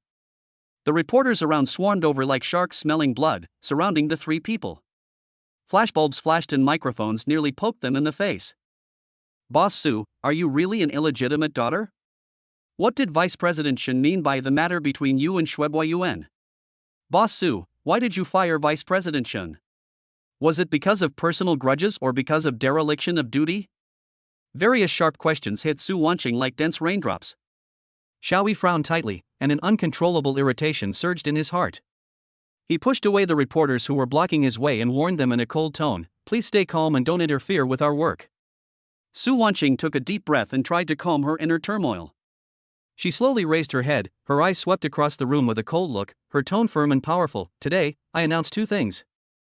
First, Xin Xian has been completely expelled for leaking company secrets and damaging the company's interests, and will be included in the industry blacklist and will never be hired again. She paused, her eyes became more stern. Second, from today on, Yuexia Group will officially be renamed Xingyi Group. The whole audience was in an uproar. Everyone was shocked by Su Wanqing's decisiveness and ruthlessness, and the originally noisy meeting room suddenly became silent. Xin Xian slumped on the ground, her face as pale as paper and her eyes empty, as if she had lost her soul. Shuebuo Yuan stood there in a daze, looking at Su Wanqing in disbelief. He could never have imagined that Su Wanqing would be so resolute. Let's go. Xiao Yi put his arm around Su Wanqing's shoulders and turned to walk out of the venue. Xiao Yi. Su Wanqing's voice was as thin as a mosquito, almost inaudible. Xiao Yi hugged Su Wanqing and walked out of Yuexia building. The cold wind blew across Su Wanqing's cheeks, but it could not dispel the coldness in her heart at all. The high heels made a crisp sound as they stepped on the marble floor, and every step seemed to step on her heart, causing her to feel a tingling pain. After forcing herself to walk to Xiao Yi's car, Su Wanqing could no longer hold on. Her body went limp and she collapsed into Xiao Yi's arms. Xiao Yi, take me home, I'm so tired. Su Wanqing's voice was weak and trembling. Her usual coolness and strength were gone, replaced by endless fatigue and fragility. Xiao Yi hugged her tightly with concern, picked her up sideways, and placed her carefully in the car. Start the car, drive all the way, leaving the hustle and bustle behind. Back at the apartment, Su Wanqing curled up on the sofa, looking out the window with empty eyes, like a sculpture that had lost its soul. How can human hearts be so ugly? Su Wanqing murmured to herself, her voice hoarse and with a hint of unspeakable bitterness. She thought of Xinxian's hysterical accusations, Shuebuoyuan's hypocritical concern, and the greedy eyes of those reporters, and waves of nausea surged in her heart. Once upon a time, she thought she could control everything and protect everything she wanted to protect with her own abilities and efforts. But today, she realized how fragile and vulnerable she was. Xiao Yi sat beside her, gently holding her in his arms, and stroking her hair with his warm palms, again and again, as if comforting a wounded little animal. Don't think about it, it will all pass. His voice was low and gentle, carrying a reassuring power. Su Wanqing nodded woodenly, but her tears kept flowing down, soaking Xiao Yi's clothes. The emotions that had been suppressed for so long finally collapsed at this moment. She grabbed Xiao Yi's clothes tightly and burst into tears, like a lost child who finally found support. Xiao Yi hugged her silently, letting her tears soak his shoulders. The crying gradually subsided, and Su Wanqing fell asleep in Xiao Yi's arms. Xiao Yi gently picked her up, put her on the bed and covered her with a quilt. He sat by the bed, looking at her quietly. After a long while, he stood up, walked to the window, and made a phone call. Ms. Yang? This is Xiao Yi. Please help me check all the information about Shuebuoyuan and Xinxian. The more detailed the better. His voice was low and cold, with a subtle hint of murderous intent. Outside the window, the night is dark, like a huge curtain that hides all the secrets. The next morning, Yain walked out of the house and prepared to go shopping. The sun is shining, the air is fresh, and everything seems so beautiful. Suddenly, several burly men appeared in her sight. They had cold eyes and walked hurriedly towards her. Chapter 103, Dangerous Situation. Yain was wearing sunglasses and walking happily in the mall. The dazzling array of goods dazzled her. Suddenly, several burly and ferocious-looking men appeared in the field of vision. They walked hurriedly with cold eyes and went straight towards Yain. Yain's heart tightened and an ominous premonition arose. Sister Yain, something seems to be wrong. Assistant Xiao nervously pulled Yain's sleeve, her voice trembling. However, when those big men got closer, Xiao took a few steps back calmly and hid behind a huge billboard. What are you doing? A clear female voice sounded in Yain's ears. A tall and outgoing woman stood in front of Yain. It was Wang Yanin. She put her hands on her hips and stared at the big men with sharp eyes. You bitch, mind your own business. Get out of here. The leading kidnapper, Zhang, glared at Wang Yanin viciously, his tone full of threats. What do you want to do in broad daylight? I tell you, you'd better get out of here, or I'll call the police. Wang Yanin was fearless and spoke in a firm tone. Yanin, don't worry about it, let's go. Wang Yanin's male companion, a flashy and pretty boy named Zhao, timidly pulled Wang Yanin's sleeve and whispered to her. Wang Yanin shook off Zhao Xiaobai's hand and shouted angrily, Shut up. I'll take care of this matter. Kidnapper Zhang pushed Wang Yanin impatiently and said, You bitch, if you don't accept my toast, you'll have to drink the wine for punishment. As he said that, another kidnapper Zhang grabbed Yain's arm and dragged her out. Let her go. Wang Yanin rushed forward and tried to pull Yain back. Pa! A loud slap hit Wang Yanin's face, and her cheeks instantly became red and swollen. Ah! You dare to hit people! Zhao Xiaobai exclaimed, but did not dare to step forward. Damn it, this woman actually dared to resist. Take them away together. The kidnapper Zhang grabbed Wang Yanin's hair and dragged her and Yain out of the mall together. You, what are you going to do? I tell you, she is the big star Yain. If you dare to touch a hair on her, you will be dead. Zhao Xiaobai shouted with a stern face and a trembling voice, but he didn't dare to chase after them. There was chaos in the mall, people were screaming in fear and hiding everywhere. Drive to the West City factory. The kidnapper Zhang stuffed Yang Yain and Wang Yanan into a van and ordered viciously. When Xiaoyi received the news that Yang Yain was missing, he immediately rushed to the company to ask Xiao Xiao. Where did Yain go today? Did she tell you? Xiao Xiao pretended to be calm and said, No, Sister Yain's whereabouts have always been kept secret. I don't know where she went. Xiaoyi stared at Xiao Xiao with a sharp gaze. Are you sure? This is related to Yain's safety. I hope you think about it seriously and don't hide anything. Under Xiaoyi's gaze, Xiao Xiao's eyes flickered and she bit her lips unconsciously. Her thoughts went back to a while ago when Lu Shiqian stuffed a thick stack of banknotes into her hands and asked her to reveal Yang Yain's whereabouts. Thinking of the tempting money and Lu Shiqian's threat, Xiao Xiao couldn't help but shudder. I really don't know. Xiao Xiao's voice trembled and her eyes were wandering. Xiaoyi keenly caught Xiao Xiao's abnormality and said in a sharper tone, Xiao Xiao, you'd better tell the truth. If you hide something, you can't afford the consequences.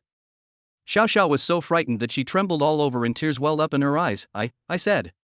She told him incoherently how Lu Shiqian had seduced her and how she had betrayed Yang Yain's whereabouts. Where is Lu Shiqian now? Xiaoyi asked, suppressing his anger. Xiao Xiao raised her head in horror. She said she would meet at the factory in the west of the city. Xiaoyi ignored Xiao Xiao and turned away quickly. He knew that the most important thing now was to find Yang Yain. He drove to the factory in the west of the city. From afar, he saw factories of all sizes standing side by side, like a maze. Damn, there are so many factories, where do I start? Xiaoyi thought anxiously. Suddenly, a system prompt sounded in his mind, ding. Congratulations to the host, the eavesdropping skill has been upgraded. Upgraded task, give Wang Yanan a princess hug. Xiaoyi was stunned. He remembered that Wang Yanan was kidnapped together with Yang Yain. If he could not complete the upgrade task, the eavesdropping skill would be taken back. System, the situation is urgent now. Can we change the task? Xiaoyi tried to communicate with the system. No. The system's cold answer made Xiaoyi feel desperate. He clenched his teeth, his heart filled with helplessness and urgency. On one side are his skills that may be taken back at any time, and on the other side is Yang Yain whose life or death is uncertain. How should he choose? At this moment, a noisy voice came from deep inside the factory. Boss, the ransom has been received. Chapter 104, The Hostage is frightened in the face of danger. In the abandoned factory in the west of the city, the air is filled with pungent smells of mold and rust. Yang Yain and Wang Yanan had their hands tied behind their backs and were left lying on the cold concrete floor. Yang Yain tried hard to stay calm, but her heart was beating like a drum, hitting her nerves again and again. Wang Yanan looked panic-stricken and tears kept flowing down her face. Boss, we got the ransom. Zhang's men ran into the factory happily, carrying a heavy black leather suitcase in their hands. Boss Zhang took the suitcase with satisfaction, opened it and took a look. It was full of red banknotes. A greedy smile appeared on his face, as if he saw a bright future. After Boss Zhang took most of the men away, a thin gangster named Zhang Xiao stayed behind to guard Yang Yain and Wang Yanan. He approached Yang Yain with an air of superiority, his eyes wandering over her body with a hint of lust. Wow, big star, I didn't expect that your skin is so good when I see you from such a close distance. He stretched out his dirty hand and wanted to touch Yang Yain's cheek. Yang Yain dodged in disgust, suppressed her inner fear, and said calmly, as long as you let me go, I will give you double the money, how about it? Zhang Xiao husband smiled, revealing his yellow teeth. Money? Do you think I'm short of money? What I want is you. Yang Yain felt a sense of despair. She knew what kind of devil's den she had fallen into. I'm Boss Zhang's subordinate, you'd better know your place. Little hoodlum Zhang introduced himself and stared at Yang Yain with lustful eyes. I heard that you have a good relationship with CEO Su Wanqing?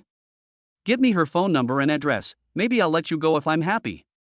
Wang Yanan couldn't bear it and angrily scolded, you are dreaming. We won't tell you. The gangster Zhang slapped Wang Yanan in the face, leaving a bright red palm print. You bitch, you still have some nerve. Just wait and see how I'm going to deal with you. As he said this, he was about to tear off Wang Yanan's clothes. No! Yang Yain screamed and stood in front of Wang Yanan. If you have anything to say, come to me. Don't touch her. Outside the factory, a black car stopped silently. The car door opened and a woman came out. It was Lu Shiqian. She held a small camera in her hand and a sinister smile appeared on the corner of her mouth. Yain, let's see how you can turn things around this time. She lowered her voice and talked to herself. At this time, the factory gate opened, and Zhang Xiaohan bowed and greeted her. Miss Lu, you are here. Lu Shiqian walked into the abandoned factory in her high heels. The gangster Zhang bowed and nodded and came forward. Ms. Lu, now you are here, everything has been arranged.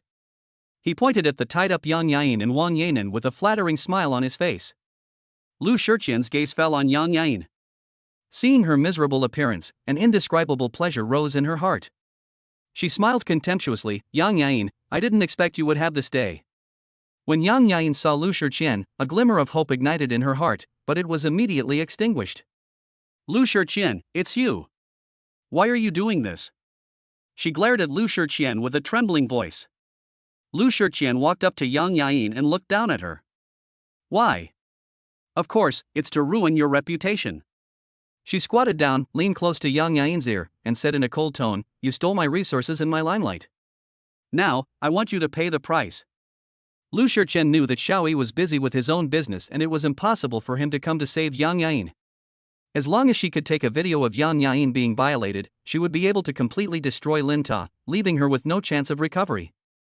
Thinking of this, Lu Shiqian. Zhang Xiao, why are you still standing there? Let's get started. Lu Shiqian urged. When Zhang the gangster heard Lu Shiqian's order, he couldn't wait to start taking off his clothes. He rubbed his hands and stared at Yain greedily, as if a hungry wolf saw its prey. No.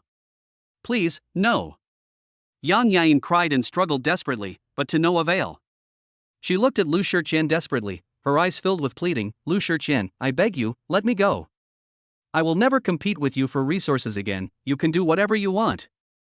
Lu Shiqian snorted coldly, beg for mercy now? It's too late. She picked up the camera, pointed it at Yain, and a cruel smile appeared at the corner of her mouth. Zhang the gangster approached Yain step by step, and the air was filled with fear and despair. Yain closed her eyes, tears streaming down her cheeks, waiting for the upcoming nightmare. Wait, Lu Shiqian suddenly said. She looked at Yain in the camera with a sinister smile on her face. I have a more interesting idea. Chapter 105, Evil Thoughts and Dangers Arise. Lu Shiqian's words filled the air with tension and despair. Her voice was cold and firm, like a queen standing high above, looking down at her prey who was about to be destroyed. Do you think I can't do it? I've disliked you for a long time. Lu Shiqian's words pierced Yain's heart like ice, making her feel unprecedented fear. Yain's tears fell like beads from a broken string, and she couldn't stop. Her heart was beating violently in her chest, and every beat seemed to be her death knell. Wang Yain, go and persuade her and see if you can make her calm down. Yain's voice was almost begging. The corners of her mouth twitched and her eyes were full of despair. Wang Yain stepped forward quickly, trying to pull Zhang away, but he kicked her away and she fell heavily to the ground. The moment her body hit the ground, a dull sound was heard in the air, making people feel depressed. Don't meddle in other people's business and get out of here. Zhang the gangster's tone was full of violence, and his eyes revealed greed and fanaticism. He approached Yain step by step, his hands became more and more violent and began to tear her clothes. No. Please, no. Yain's voice was hoarse.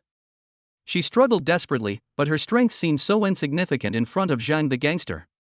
She felt her clothes being torn and a cold touch was left on her skin, as if countless cold hands were wandering over her body, and her heart almost stopped beating. Lu Shiqian looked at this scene and a sneer appeared on her lips. She raised the camera and pointed it at Yain, her distorted face reflected in the lens. There was a smug gleam in her eyes, as if she had already seen the revenge that was about to be realized. This is what happens to you. Who asked you to compete with me for resources? Lu Shiqian's voice was cold and clear, and every word pierced Yain's heart like a knife.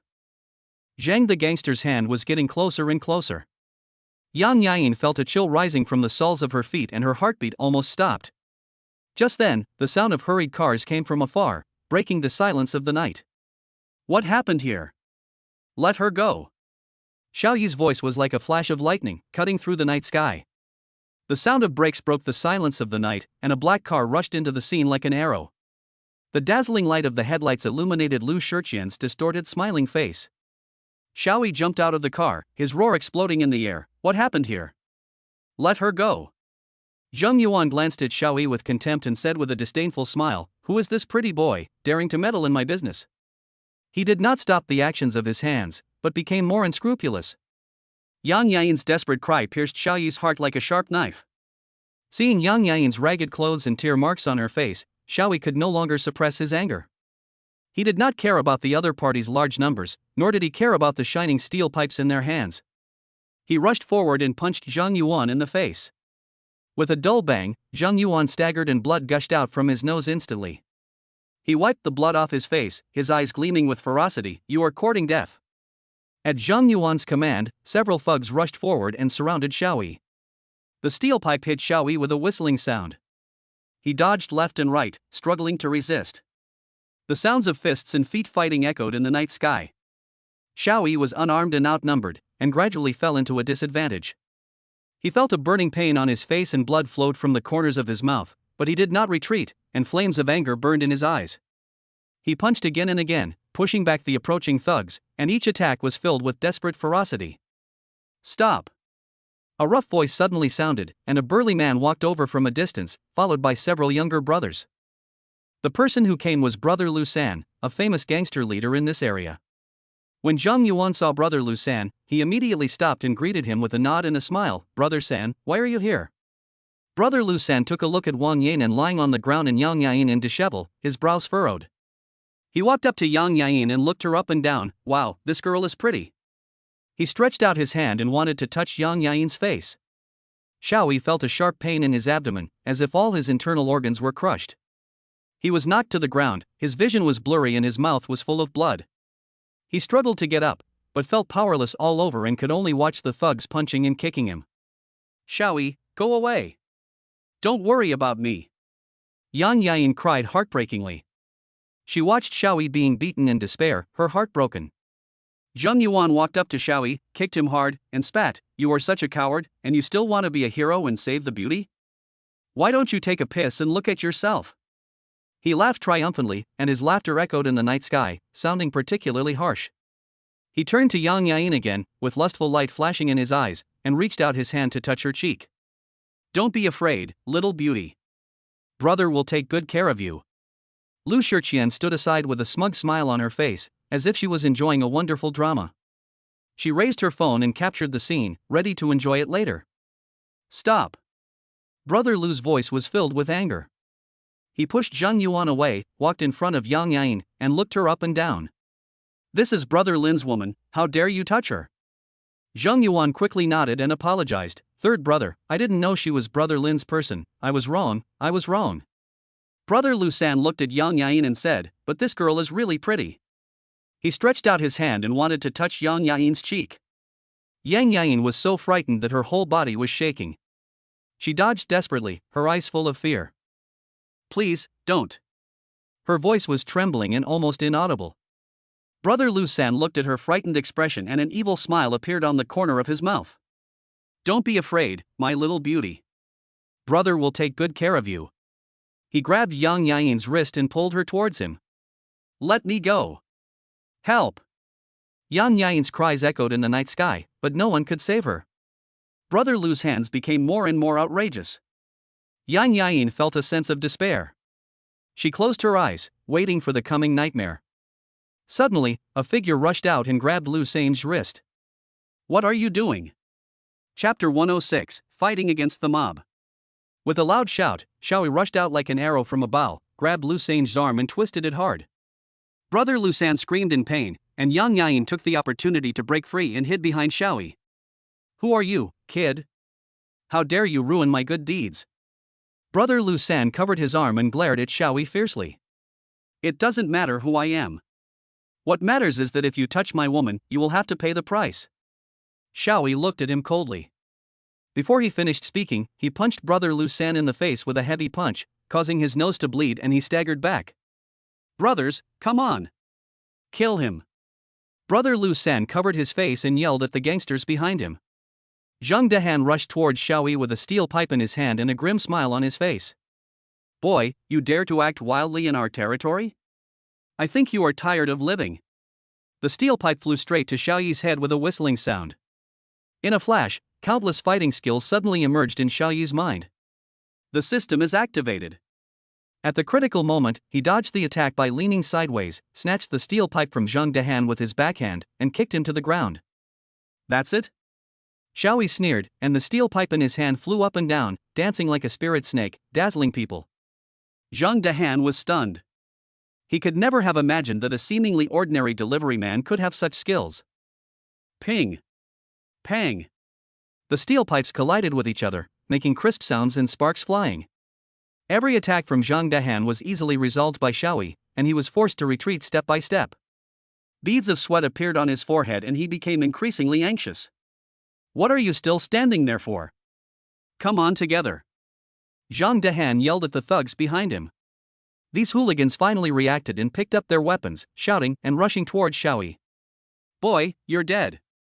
Xiao Yi sneered and danced the pole in his hand tightly, with shadows of the pole swirling like wildly dancing silver snakes.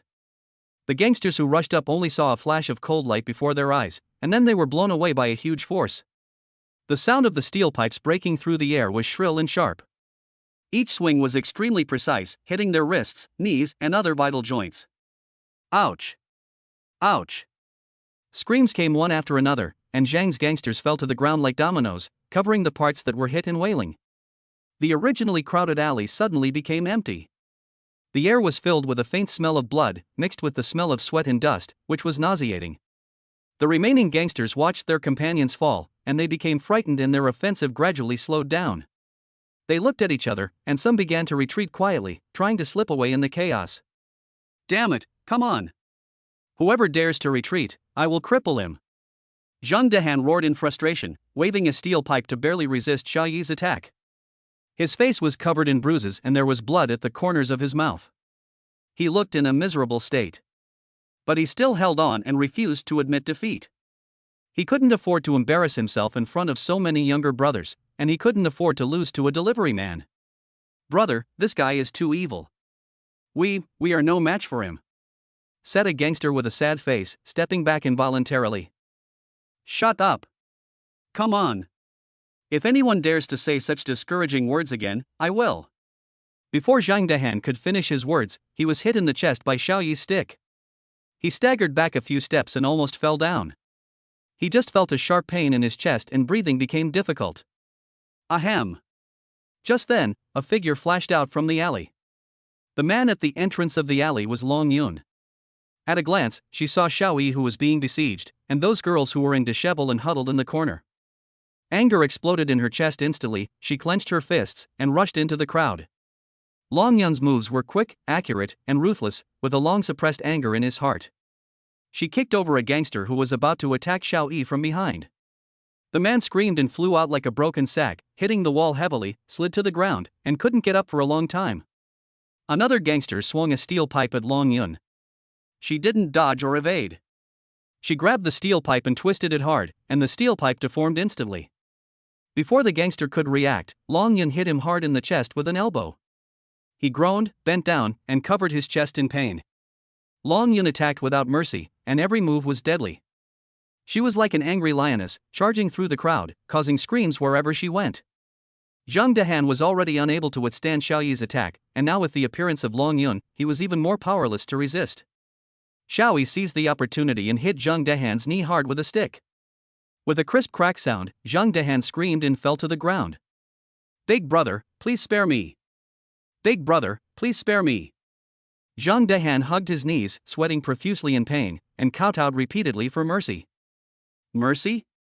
Why didn't you think of mercy when you bullied these girls just now? Long Yun stepped on Zhang Dehan's back and shouted angrily. Seeing this, the other hooligans also knelt down and begged for mercy. Big brother, spare our lives. We won't dare to do it again. After Wang Yanin was untied, a trembling hoodlum pointed at Zhang Dehan and said, It was Lu Shiqian who asked us to do it. She said, as long as we. Lu Shiqian? Xiao Yi's face darkened and a chill emanated from him. Big brother, please spare us. We were forced to do it. We really didn't know the gangsters were so scared that they kowtowed desperately. Xiaoyi glanced coldly at Zhang and the other gangsters who were kneeling on the ground begging for mercy, and walked to Yain who was huddled in the corner. Her clothes were disheveled, her eyes were empty, and her body was trembling slightly. Xiaoyi took off his coat and gently draped it over Yain, his movements as gentle as if he was treating a precious piece of porcelain. Then, he bent down and picked up Yain by the waist. The princess hug posture made Yain's originally tense body relax a little. She subconsciously buried her head in Xiaoyi's chest, seeking a sense of security. Long Yun, I leave this to you. Xiaoyi held Yain in his arms and said to Long Yun, with unquestionable majesty in his tone. Don't worry, I will take care of it.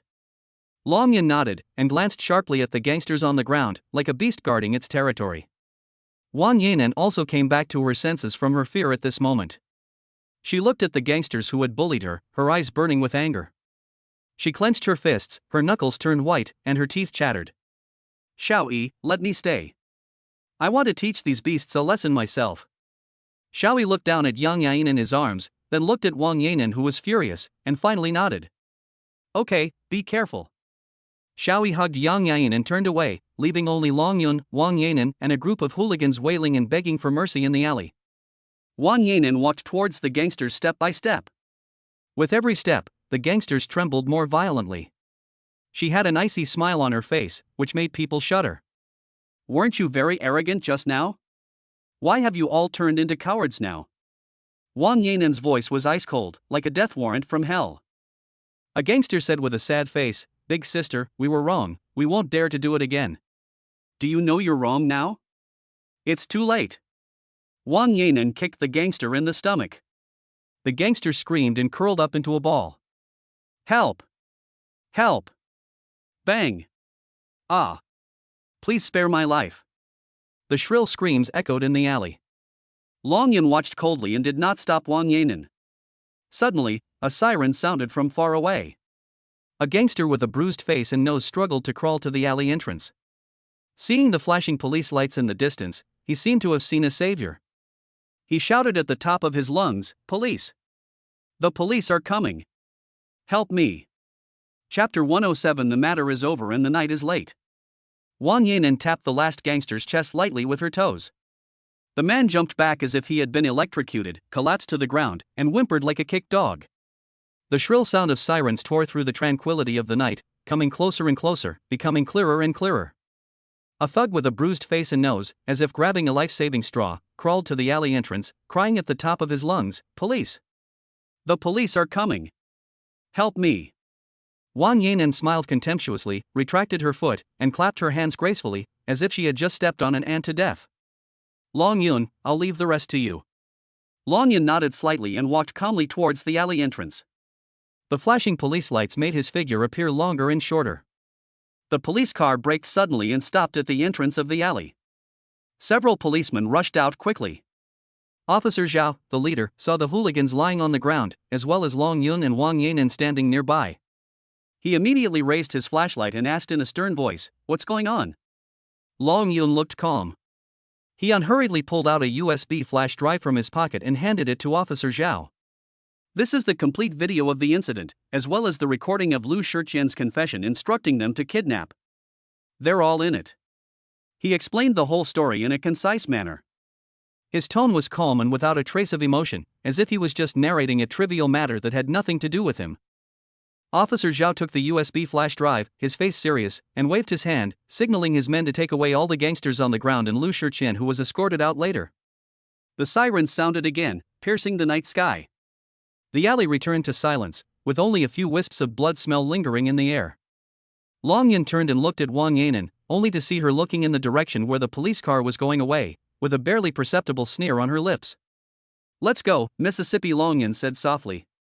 Yain retracted her gaze, nodded, and the two of them left the alley side by side. The dim street lights stretched their shadows very long, and gradually disappeared into the night. Long Yun's cell phone suddenly vibrated. He glanced at the caller ID and frowned slightly. It's a call from the master. Xiaoyi stopped a taxi and carefully helped Yain into the back seat. In the dim carriage, Yain's face was pale and her breathing was weak.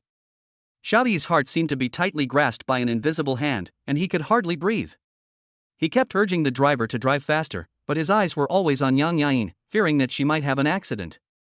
The street scene quickly retreated, and the light and shadow of the street lamps danced on the car window, reflecting Xiao Yi's anxious expression.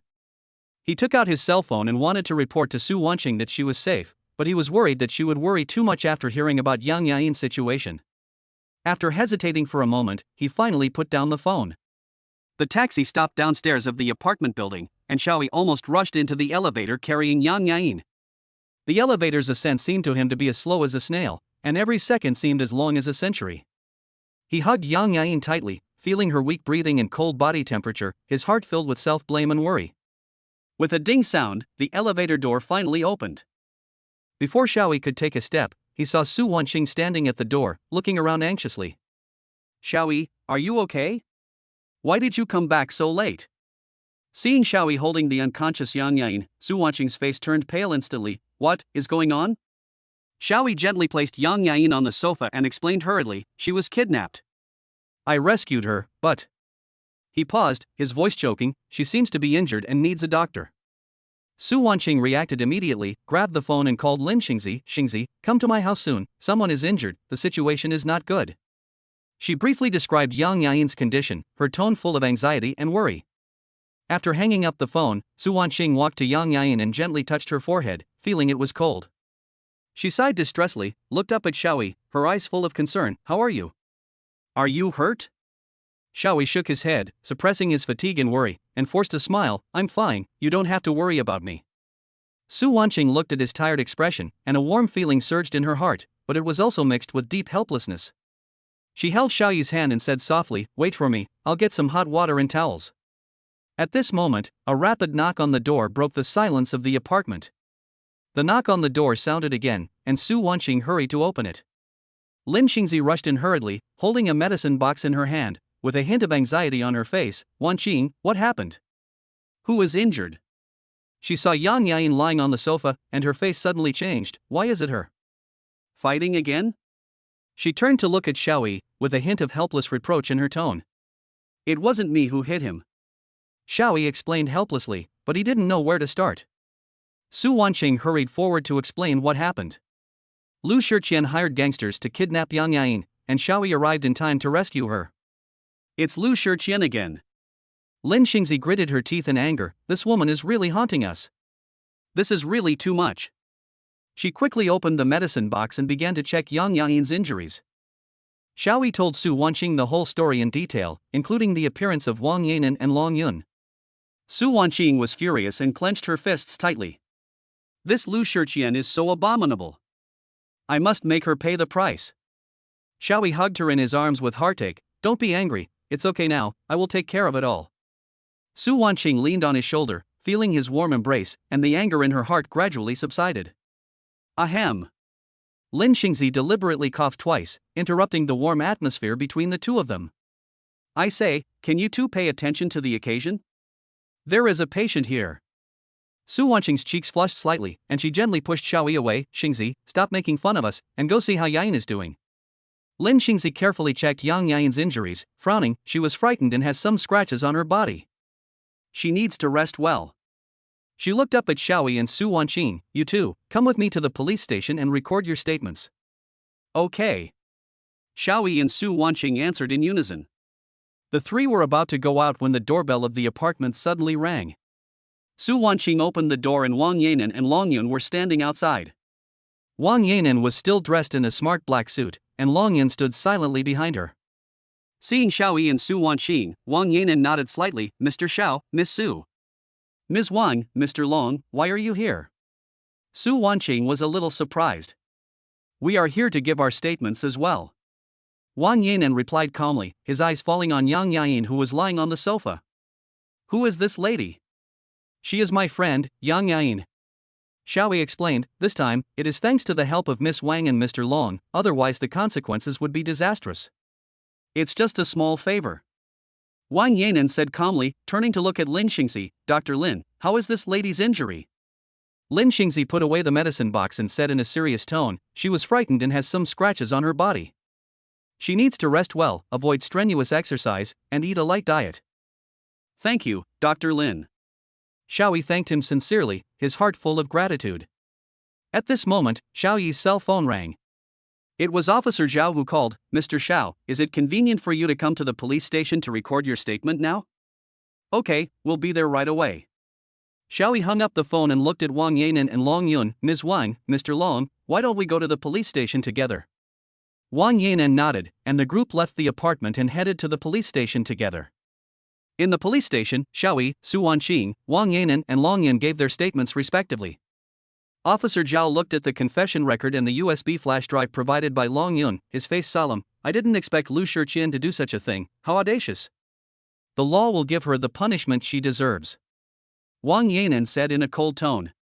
It was late at night when they left the police station. Xiaoyi sent Su Wanqing back to the apartment and then turned around to leave. Xiaoyi, Wang Yanan suddenly called him. Thank you for saving Yain, and thank you for everything you did today. You're welcome. This is what I should do. Xiaoyi smiled and said, Ms. Wang, go back and have a rest early. Wait, Wang Yanan hesitated for a moment and said, there are things I want to talk to you about alone. Xiaoyi looked at her serious eyes, and a trace of doubt rose in his heart. What's the matter? Wang Yanan's eyes fell on his face, and he said in a low voice, about violence. Chapter 108, Borrowing a Villa Just Because of Brotherly Love. Xiaoyi looked at Wang Yanan's serious eyes, and a trace of doubt rose in his heart. What's the matter? Wang Yanan's eyes fell on his face, and he said in a low voice, about violence. Xiaoyi suddenly felt uneasy. He and Wang Yanan had never discussed such a heavy topic before. He nodded slightly, motioning for her to continue. I know you saved Yain and helped us a lot. Wang Yanan's voice was trembling. But sometimes, some things have to be fought with violence. I know it sounds cruel, but in this world, the weak often have no choice. Xiaoyi frowned, feeling a little regretful. He thought that what happened today was over, but he didn't expect Wang Yanan still had so many concerns. He was about to explain, but Wang Yanan continued, I understand your good intentions, but sometimes, we must have the courage to protect ourselves. Not everyone is as lucky as you to meet a noble person like you. After hearing this, Xiaoyi felt a slight sinking in his heart. He knew he couldn't refute directly because Wang Yanan's words did make sense. But he also knew that violence was not the best way to solve problems. He was thinking about how to answer when his cell phone suddenly rang, breaking the silence. Xiaoyi took out his cell phone and saw that it was Hou calling. He pressed the answer button. Hello, Hou, what's going on? Xiaoyi, where are you? Hou's voice sounded a little anxious. I just came out of the police station. What's the matter? Xiaoyi asked. I'm waiting for you downstairs at your house. I have something to discuss with you. There was a hint of uneasiness in Hou's tone. Okay, I'll be there right away. Xiaoyi hung up the phone and turned to look at Wang Yanan. Ms. Wang, I have something to do and I have to leave first. Wang Yanan nodded, with a hint of reluctance in her eyes. Be careful on the road. Xiaoyi smiled slightly, turned and left. In the dark of night, he quickly came to the villa area and saw Hou standing under the streetlight with an anxious look on his face. Why are you waiting for me here? Xiaoyi teased, with a hint of ease in his tone. You kid, you don't know how long I have waited to see you. Hou sighed. Although he complained, his sad face showed that he cared about his girlfriend. What's wrong? Are you in any trouble? Xiaoyi asked with a smile.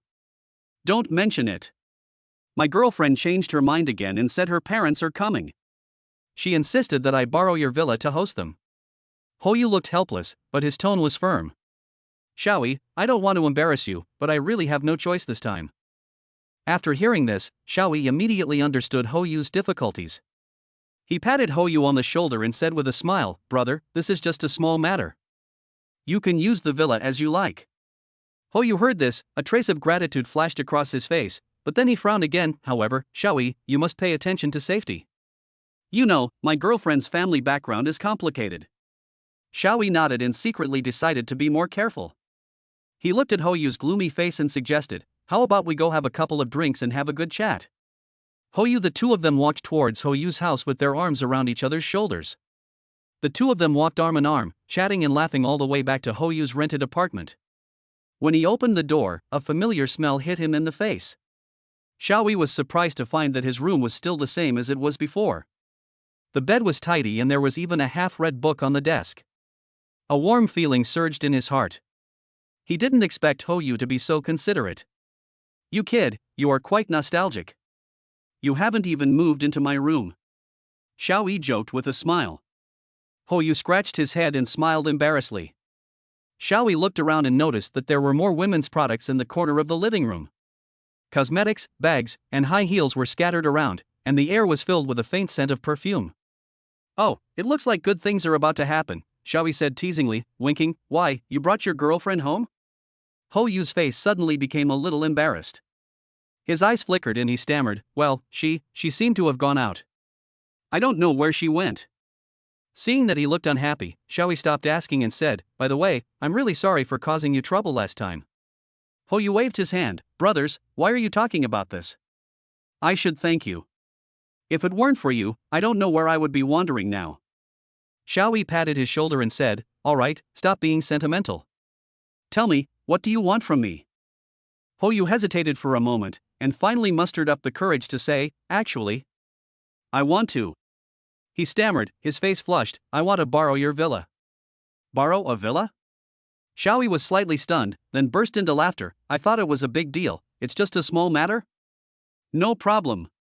Hou Yu's eyes widened in surprise, really? Are you really willing to lend it to me? Of course, Xiao Yi took out the key to the villa from his pocket and handed it to Hou Yu. Why should we be polite to each other, brothers?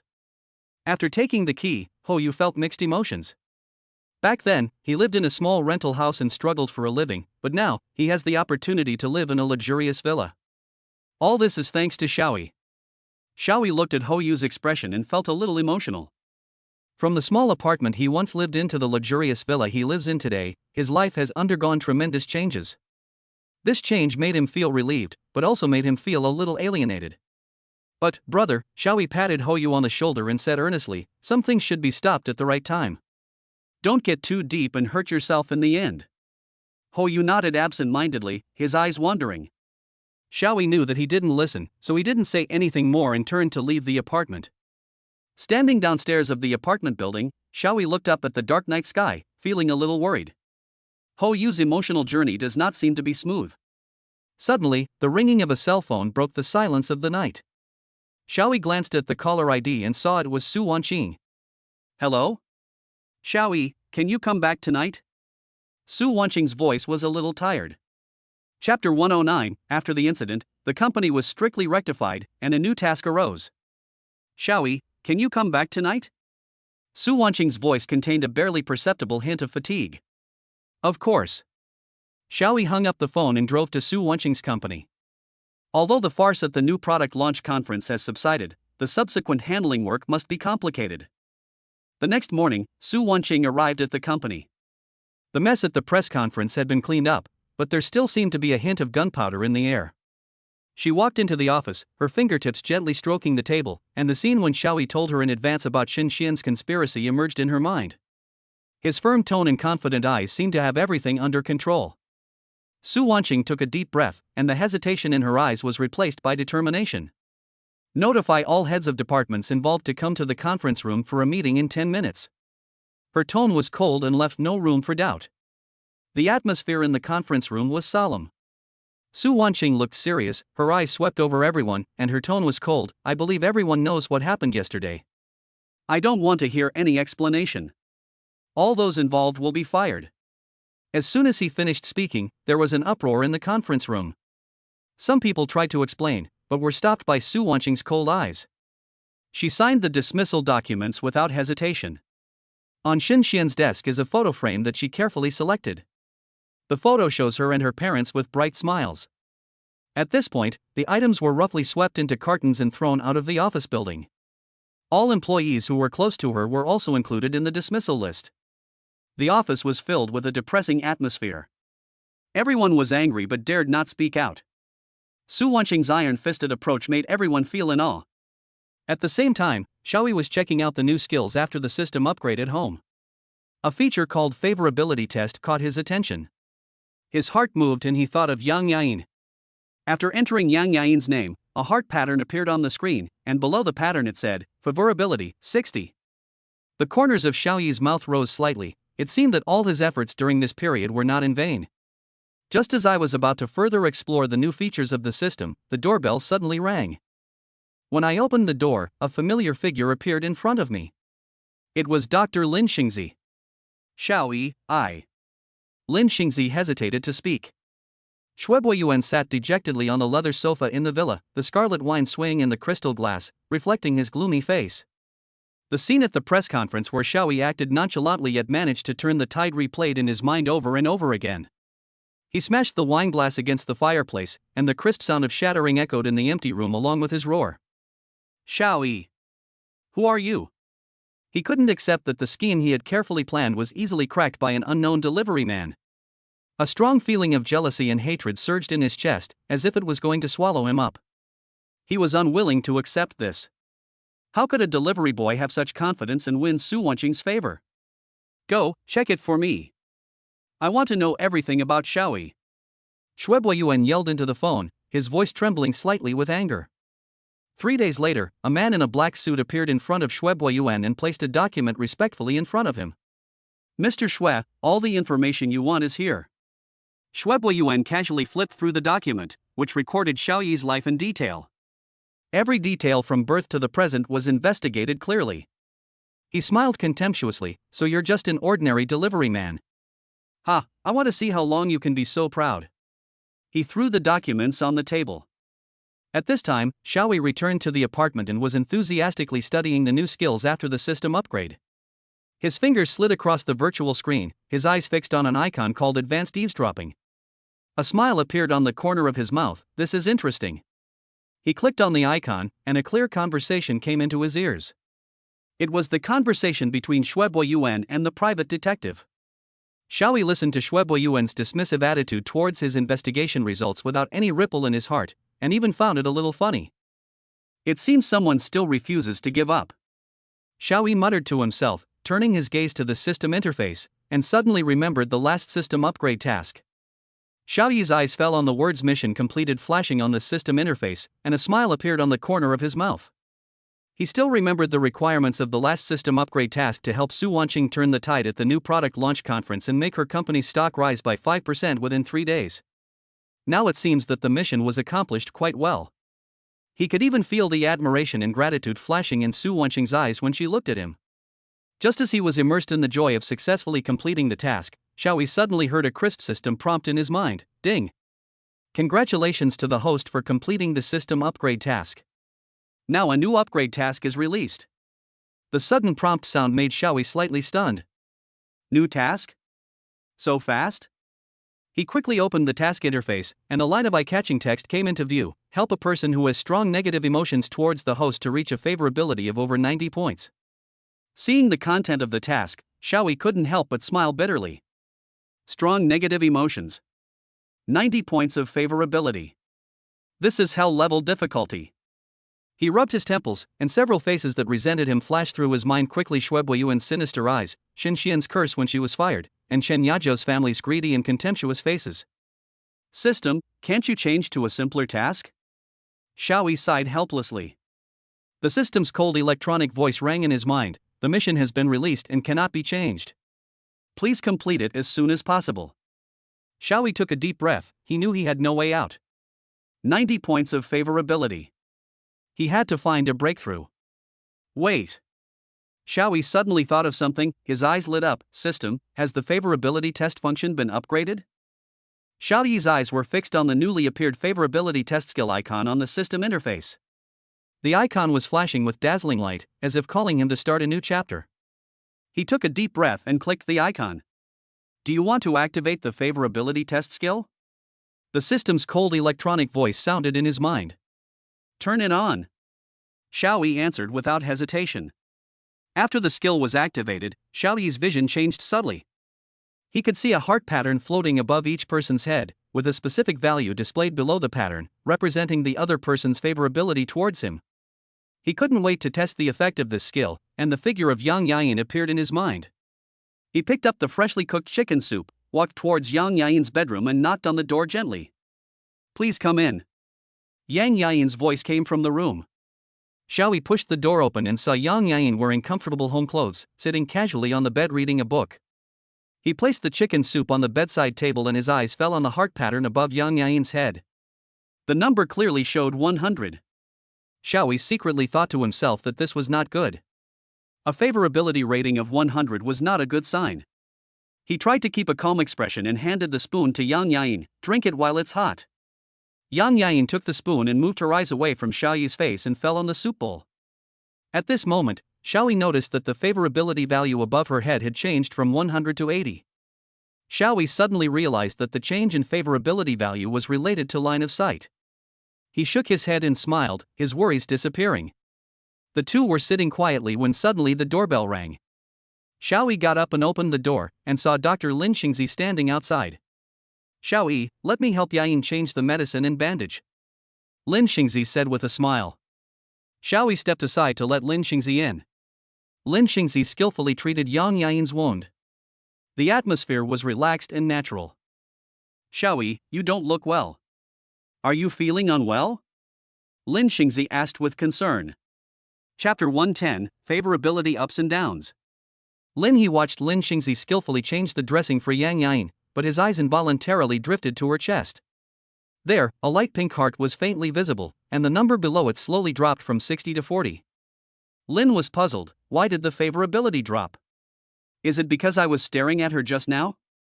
As if she noticed Lin's gaze, Lin Xingzi pulled her collar closer uncomfortably, and said with a slightly dissatisfied tone, "What are you looking at?" Lin quickly retracted his gaze and touched his nose, pretending to be innocent. "I didn't see anything, I just saw that you treated the wound very professionally." Lin Xingzi looked at him suspiciously, said nothing more, and continued with her actions. After changing the medicine, she stood up and said to Lin He, "Xiaoyi, I have something I want to ask you for help." When Lin heard this, he immediately patted his chest and assured, "Sister Xingzi, just tell me if you have anything to say. I will go through fire and water for you without any hesitation."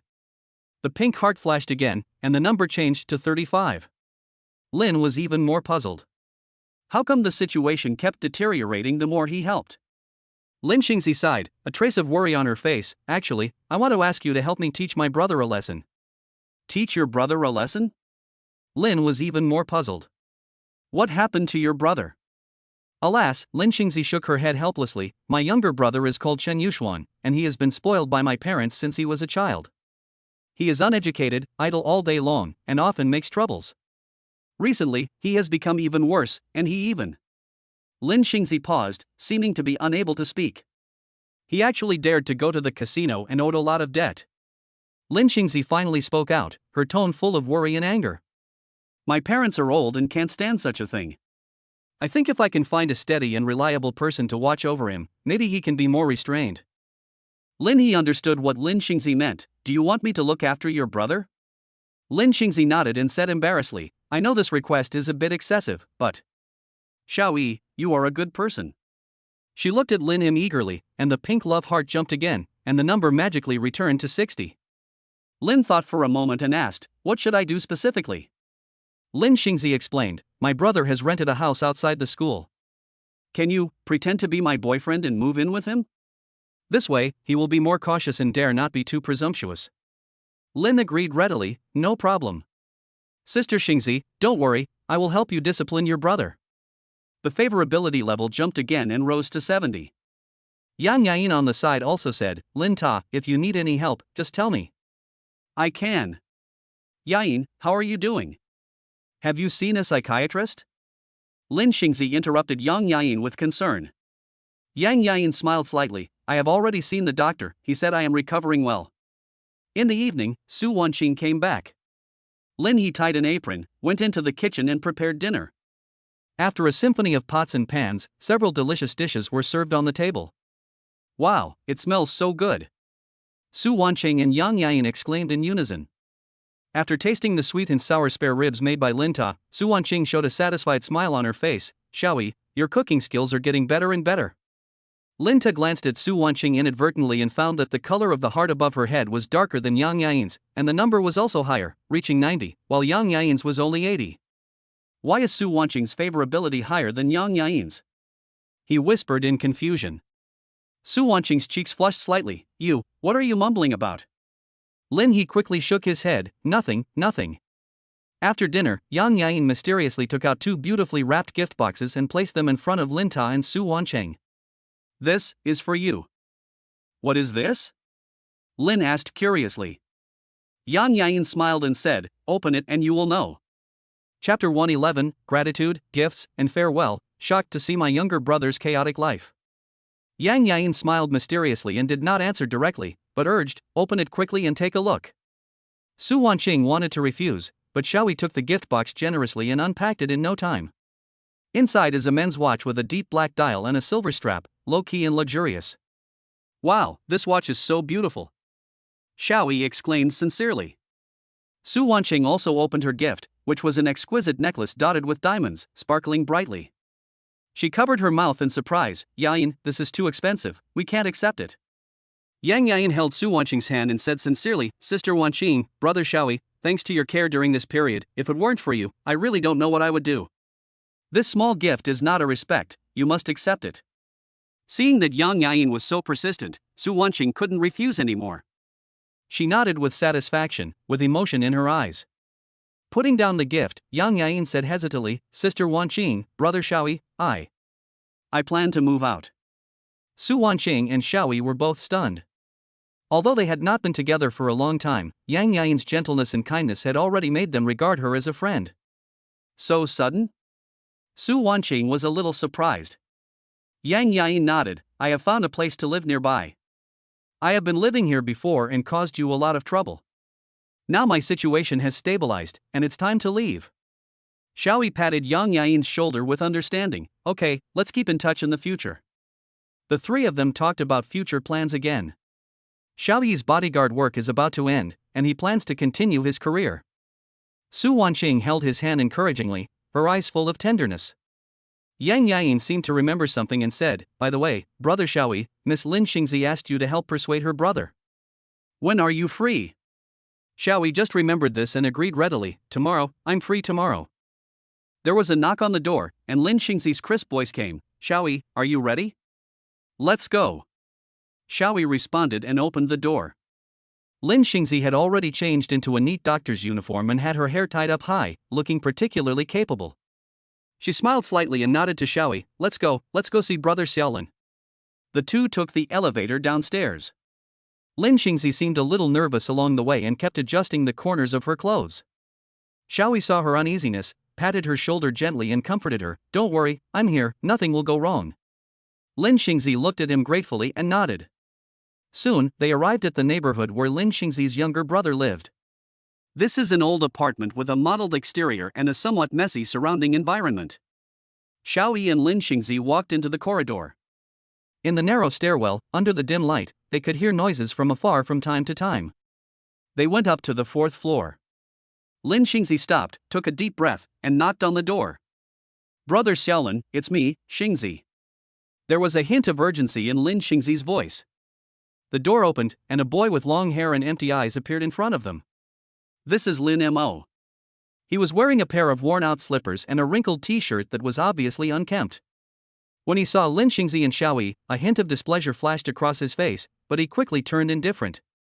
What are you doing here? Lin Mo's voice was cold, with an icy tone that kept people at a distance. Lin Xingzi frowned and tried to remain calm. Brother Xiaolin, we came to see you and find out about your recent situation. Lin Mo's eyes suddenly became gloomy. He took a step back and said coldly, Come in.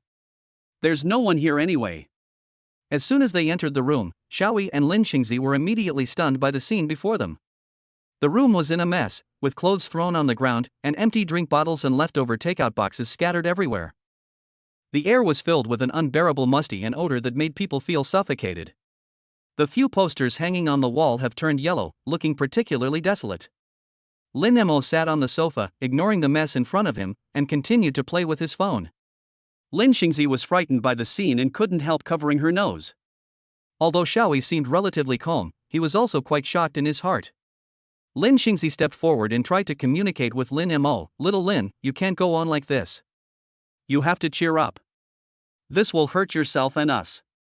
Lin Mo raised his head with a hint of sarcasm in his eyes. Your hearts? I have seen through them a long time ago. I am the only one in this world. As he spoke, he stood up, his attitude became more arrogant, and he staggered towards the bedroom. On the way, he kicked an empty wine bottle away, and it hit the wall with a crisp cracking sound. Lin Xingzi was completely frightened by the scene, tears welled up in her eyes and flowed silently. She could no longer control herself and said in a trembling voice, What on earth are you doing, Brother Xiaolin? If you continue like this, you will ruin yourself. Xiaoyi walked forward, gently helped Lin Xingzi to the side, and said to Lin Mo seriously, Lin Mo, if you continue like this, it will only make you more miserable. You still have us, and your future. You can't just give up like this. Lin Mo laughed coldly a few times, turned and walked into the bedroom. The moment he closed the door, Lin Xingzi finally broke down and burst into tears. Xiaoyi silently handed her a tissue and comforted her. We will help you, we will. Lin Xingzi took the tissue, wiped her tears, picked up the clothes on the ground, threw them at Lin Mo, turned around and looked out the window. Chapter 112, the encounter between the brother and sister caused a disturbance, and the new boyfriend was disliked by the brother. After throwing away the clothes, Lin Xingzi turned her back to Lin Mo and looked out the window. The tall buildings and the busy traffic seemed to be covered by a layer of gray filter in her eyes, reflecting her mood at the moment. There was a rustling sound coming from the bedroom. Lin Mo put on his clothes and walked out. He lowered his head and rubbed the corner of his clothes awkwardly, no longer as arrogant as before. Sister, why are you here? Lin Mo's voice was very low, with a hint of barely perceptible embarrassment. Lin Xingzi turned around and looked at her brother's appearance, feeling mixed emotions. She took a deep breath, with a hint of helplessness and reproach in her tone. Little Lin, look at what you are like now. What a disgrace. Do you know how worried your mother is about you? And how worried we are about you. Lin Mo bit his lip and said nothing. He avoided her gaze and didn't dare to look directly at Lin Xingzi. The atmosphere in the room was somewhat solemn, filled with a sense of oppression. Let me introduce him to you, Lin Xingzi pointed at Xiaoyi beside her, trying to calm her tone. This is my boyfriend, Xiaoyi. Xiaoyi nodded politely to Lin Mo and gave him a friendly smile. However, he keenly caught the flash of hostility in Lin Mo's eyes. It was a complex emotion, mixed with hostility, jealousy, and even a subtle hint of fear. Lin Mo's gaze stayed on Xiaoyi for a few seconds, then moved away, with obvious hostility in his tone. Boyfriend? Sister, when did you find a boyfriend? The dissatisfaction in his tone almost overflowed, and the air in the room seemed to solidify. Xiaoyi felt the hostility emanating from Lin Mo, and couldn't help but frown slightly, with a sense of helplessness rising in his heart. Lin Xingzi was about to explain but was interrupted by Lin Mo. He suddenly raised his head and stared at Xiaoyi, his eyes full of provocation. Who are you? Xiaoyi was slightly stunned. He didn't expect Lin Mo to be so rude. He was about to speak, but Lin Xingzi spoke first. Little Lin, how can you talk to your elders like that? Xiaoyi is my boyfriend, you should respect him a little. Lin Mo became even more annoyed when he heard what Lin Xingzi said. He felt that his sister was completely biased towards Xiaoyi and didn't care about his feelings at all. A surge of anger surged from the bottom of his heart, burning his face and ears.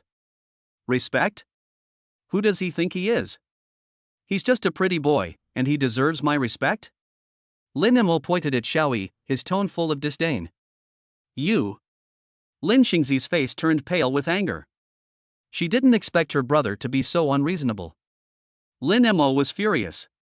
He felt that he was humiliated by his sister and Xiaoyi. He rushed towards Xiaoyi and reached out to grab his collar. Xiaoyi was prepared and slightly turned sideways to avoid Lin Mo's attack. Lin Mo missed his target, staggered a few steps and almost fell. He became angry and turned around to hug Xiaoyi again, trying to push him down. However, Xiaoyi was like a big tree rooted in the ground, not moving at all. No matter how hard Lin Mo tried, he couldn't shake Xiaoyi at all. Lin Mo's face turned red and veins popped out on his forehead. He felt like a clown and was completely powerless in front of Xiaoyi. Xiaoyi sighed lightly and gave a gentle push, and Lin Mo fell to the ground again like a kite with a broken string. This time, he fell harder in his but hit the floor with a dull thud. Lin Mo struggled to get up. He glared at Xiaoyi fiercely, as if he wanted to eat him alive. Little Lin brother. Lin Xingzi shouted, have you had enough of making trouble? Lin Mo gritted his teeth and said nothing. He just stared at Xiaoyi fiercely, his chest heaving violently. The atmosphere in the room was tense, as if a fierce conflict would break out at any second. Lin Xingzi took a deep breath and tried to calm herself down. She looked at Lin Mo and said in a cold tone, Little Lin, if you keep making trouble like this, you won't get your living expenses this month. When Lin Mo heard the words living expenses, it was as if a bucket of cold water was poured on him, and the anger that was originally burning was instantly extinguished by more than half. He let go of his hand dejectedly, slumped down on the sofa, and looked ahead with empty eyes. He knew that he could not defeat his sister, let alone this man who looked gentle but was actually very capable. Sister, you have changed. Lin Mo's voice was low and hoarse, with a hint of grievance and helplessness that was difficult to conceal. Xiaoyi watched all this calmly, with the corners of his mouth slightly raised, revealing a barely perceptible hint of mockery. He gently dusted himself off, as if nothing had happened. Brother Xiaolin, you've grown up. There are some things you should face on your own. Lin Xingzi walked to Lin Mo and gently stroked his hair, with a hint of helplessness and heartache in her tone. Lin Mo remained silent, he lowered his head, his eyes flickering, and no one knew what he was thinking. The room was so quiet that only the sound of each other's breathing could be heard. The atmosphere was depressing and heavy. Tell me, how did you two know each other? Lin Mo suddenly raised his head and stared at Xiaoyi with burning eyes, with a hint of questioning and provocation in his tone. Xiaoyi smiled and said slowly, on a sunny afternoon, I met your sister on my way to deliver food. She accidentally sprained her ankle, so I sent her to the hospital. And then? Lin Mo asked. Then, we fell in love. Xiaoyi shrugged, his tone relaxed and casual, as if he was telling an insignificant story. TSK, keep making it up. Lin Mo sneered, his tone full of disdain, how can a delivery boy like you be worthy of my sister? Are you attracted by my sister's money? Brother Xiaolin, please be careful with your words. Lin Xingzi frowned, with a hint of warning in her tone. Xiaoyi smiled and said nonchalantly, whether I am a gigolo or not is not important. What is important is that your sister likes me and I like your sister too. But you, an adult, still have to rely on your sister for support, how dare you say that to me? Lin Mo was choked by Xiaoyi's words. He opened his mouth but didn't know what to say. His face turned pale and blue. Lin Mo was about to open his mouth to refute, but was interrupted by Xiaoyi. What? Nothing to say? Xiaoyi raised his eyebrows, with a hint of teasing in his tone, since you have nothing to say, then shut up. Lin Mo gritted his teeth, glared at Xiaoyi fiercely, but finally chose to remain silent. He lowered his head and clenched his hands into fists, his nails digging deep into the flesh, but he didn't feel any pain. Xiaoyi. Lin Xingzi was about to speak, but was interrupted by a rapid knock on the door. After the knock on the door, a nurse came in with some documents in her hand. Ms. Lin, the surgery is scheduled for 8 a.m. tomorrow. You need to sign some documents now. Lin Xingzi took the document, glanced through it quickly, and then signed her name. Brother Xiaolin, I have to go prepare for the surgery. You should have a good rest and don't cause any more trouble. She glanced at Xiaoyi with a hint of apology in her eyes. Xiaoyi, you should stay and accompany him. He needs someone to take care of him now. Sister. What do you mean? Let him stay? I don't want him to stay. Lin Mo stood up suddenly and protested excitedly. Lin Xingzi sighed helplessly, little Lin, be obedient. Xiaoyi has nowhere to live now, so let him stay here temporarily. What? No place to live? Sister, you weren't cheated by him, were you? He couldn't be a liar? Lin Mo widened his eyes and looked at Lin Xingzi in disbelief. Brother Xiaolin. What nonsense are you talking about? Xiaoyi is not a liar. He just encountered some temporary difficulties. Lin Xingzi explained somewhat awkwardly, anyway, let him stay here first until my surgery is over. After saying that, Lin Xingzi followed the nurse out of the ward. Xiaoyi and Lin Mo were the only ones left in the room, and the atmosphere was awkward and solemn. The two were silent for a moment. Suddenly, the bathroom door opened and a scantily clad woman walked out. She walked up to Xiaoyi, handed him a business card, then twisted her waist and left the room. Xiaoyi looked at the business card in his hand, which said special service. He coughed awkwardly, trying to break the awkward atmosphere. Ahem, are you hungry? Lin Mo ignored Xiaoyi.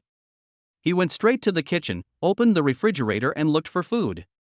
Xiaoyi sighed helplessly, walked to the trash can, threw the business card that the woman had just left in, and cleaned up the garbage in the kitchen. What are you doing? Lin Mo suddenly turned around and glared at Xiaoyi. Xiaoyi was stunned for a moment. I'm cleaning up the garbage. Who told you to touch my things? That's my midnight snack.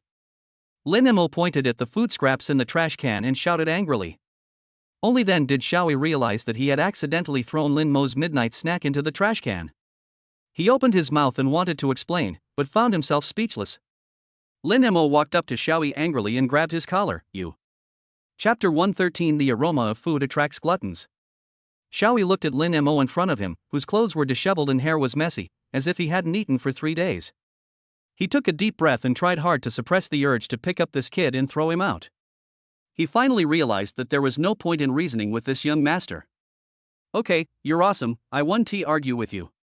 Xiaoyi turned and walked towards the kitchen, opened the refrigerator door, and a gust of cold air hit him in the face. There are quite a lot of ingredients in the refrigerator, including fresh vegetables, premium beef, and even a few baked crabs. It seems that this kid has a good life, but he just can't take care of himself.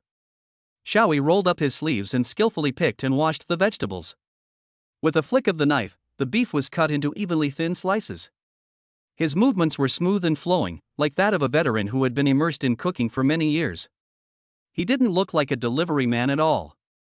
Soon, 4 dishes and a soup were placed on the table. Braised beef, steamed crab, garlic broccoli, plus a bowl of steaming tomato and egg soup. The aroma instantly filled the whole room, making people's appetite grow. Lin Mo, who was originally very angry, couldn't help but secretly swallow his saliva at this moment. He stared at the dishes on the table, and his stomach made a rumbling sound. Xiaoyi handed the chopsticks to Lin Mo and signaled him to start eating with his eyes. Lin Mo snorted awkwardly, but sat down honestly. The next second, he started eating like a starving ghost. The beef was tender and juicy. He stuffed big chunks of it into his mouth and swallowed it without much chewing. The crab was plump and he ripped it clean in no time. He ate all the crab roe and meat without leaving any residue. The broccoli was crisp and refreshing, and he gobbled it all up. Cough, cough, cough. A large piece of beef was stuck in Lin Mo's throat. His face turned red and he pounded his chest hard, but to no avail. Xiaoyi quickly handed over a bowl of tomato and egg soup. Lin Mo grabbed it and gulped it down. Only then did he recover. He took a long breath, wiped his mouth with a napkin, and said pretentiously, "The taste is just so-so, barely edible." Really? Xiaoyi looked at him with a smile. In that case, then I'll have the soup. He pretended to pick up the bowl of tomato and egg soup. What are you doing? Lin Mo held the soup bowl tightly and stared at Xiaoyi vigilantly. The soup seems too salty. I have to pour it out and make it again, Xiaoyi said, reaching for the soup bowl. Seeing that his last rations were about to be taken away from him, Lin Mo refused to give in. He held the soup bowl tightly with both hands as if he was protecting some treasure, his eyes full of vigilance and hostility.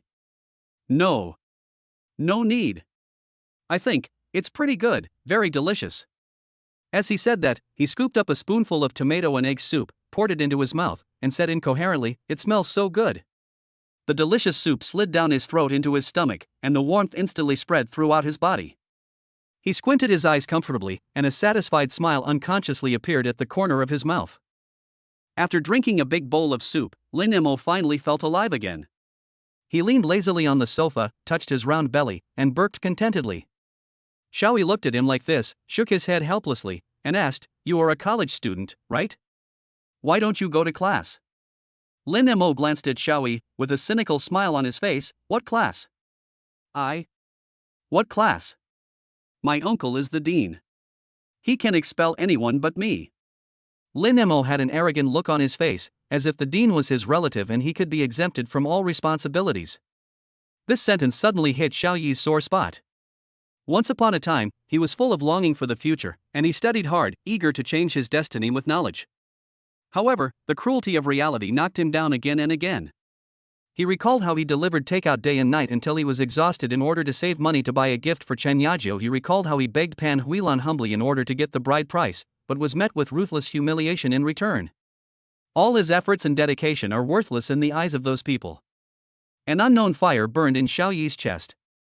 He stood up suddenly, grabbed Lin Mo's arm, and said in a cold tone, "Let's go to class." Lin Mo was startled by this sudden action. He struggled to shake off Xiaoyi's hand, cursing, "What are you doing? Let me go. You are a delivery man, why do you care about me?" Xiaoyi didn't say anything, but just exerted slight force on his hands, and his knuckles made a crisp cracking sound. Lin Mo only felt a sharp pain in his arm, as if his bones were about to be crushed. His face turned pale in an instant and his eyes were filled with fear.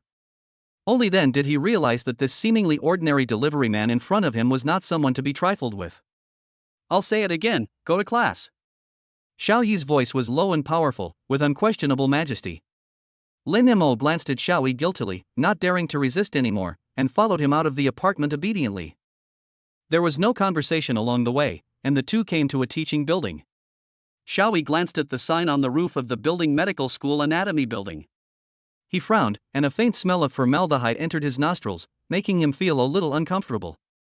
Lin Mo had a gloomy face and walked in front without saying a word.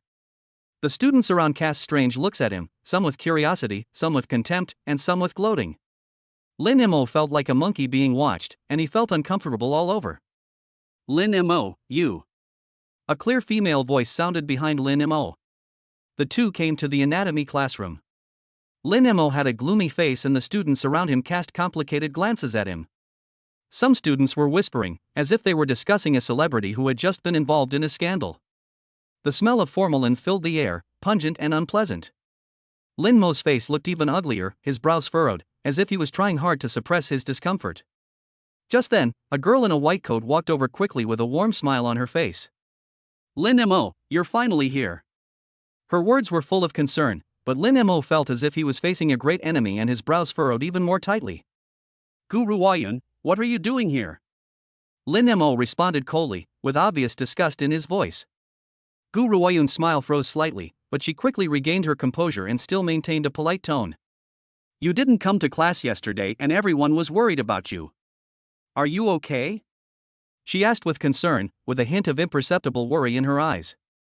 Lin Mo, however, remained unmoved, his eyes dodging, and it was obvious that he did not appreciate Guru Yain's concern. I'm fine, don't bother me, he said in a stiff tone, then turned around and prepared to leave. Guru Yain's Lin Mo, you. Just as she opened her mouth to say something else, Lin Mo had already walked away quickly, leaving her standing there alone. Xiaoyi stood aside, observing all this silently. He didn't know how many stories Lin Mo had hidden in his heart, but the scene before him made him frown. At this moment, a figure suddenly appeared at the door of the classroom and met Lin Mo's eyes unexpectedly. Lin Mo's face suddenly turned red, and a hint of panic appeared in his eyes. You? Lin Mo hesitated, his voice weak and almost drowned out by the noise in the classroom. Xiaoyi's eyes followed Lin Mo closely. He had a vague premonition in his heart, but he did not say anything. He just waited quietly for what would happen next. Chapter 114 A glimpse of beauty makes my heart surprise. Guru Yain walked into the classroom gracefully. She was wearing a lavender dress today, which made her skin look even whiter than snow and her temperament even more extraordinary. Her long black hair fell softly on her shoulders, swaying gently with her steps, like a blooming violet, attracting the attention of many people in the classroom.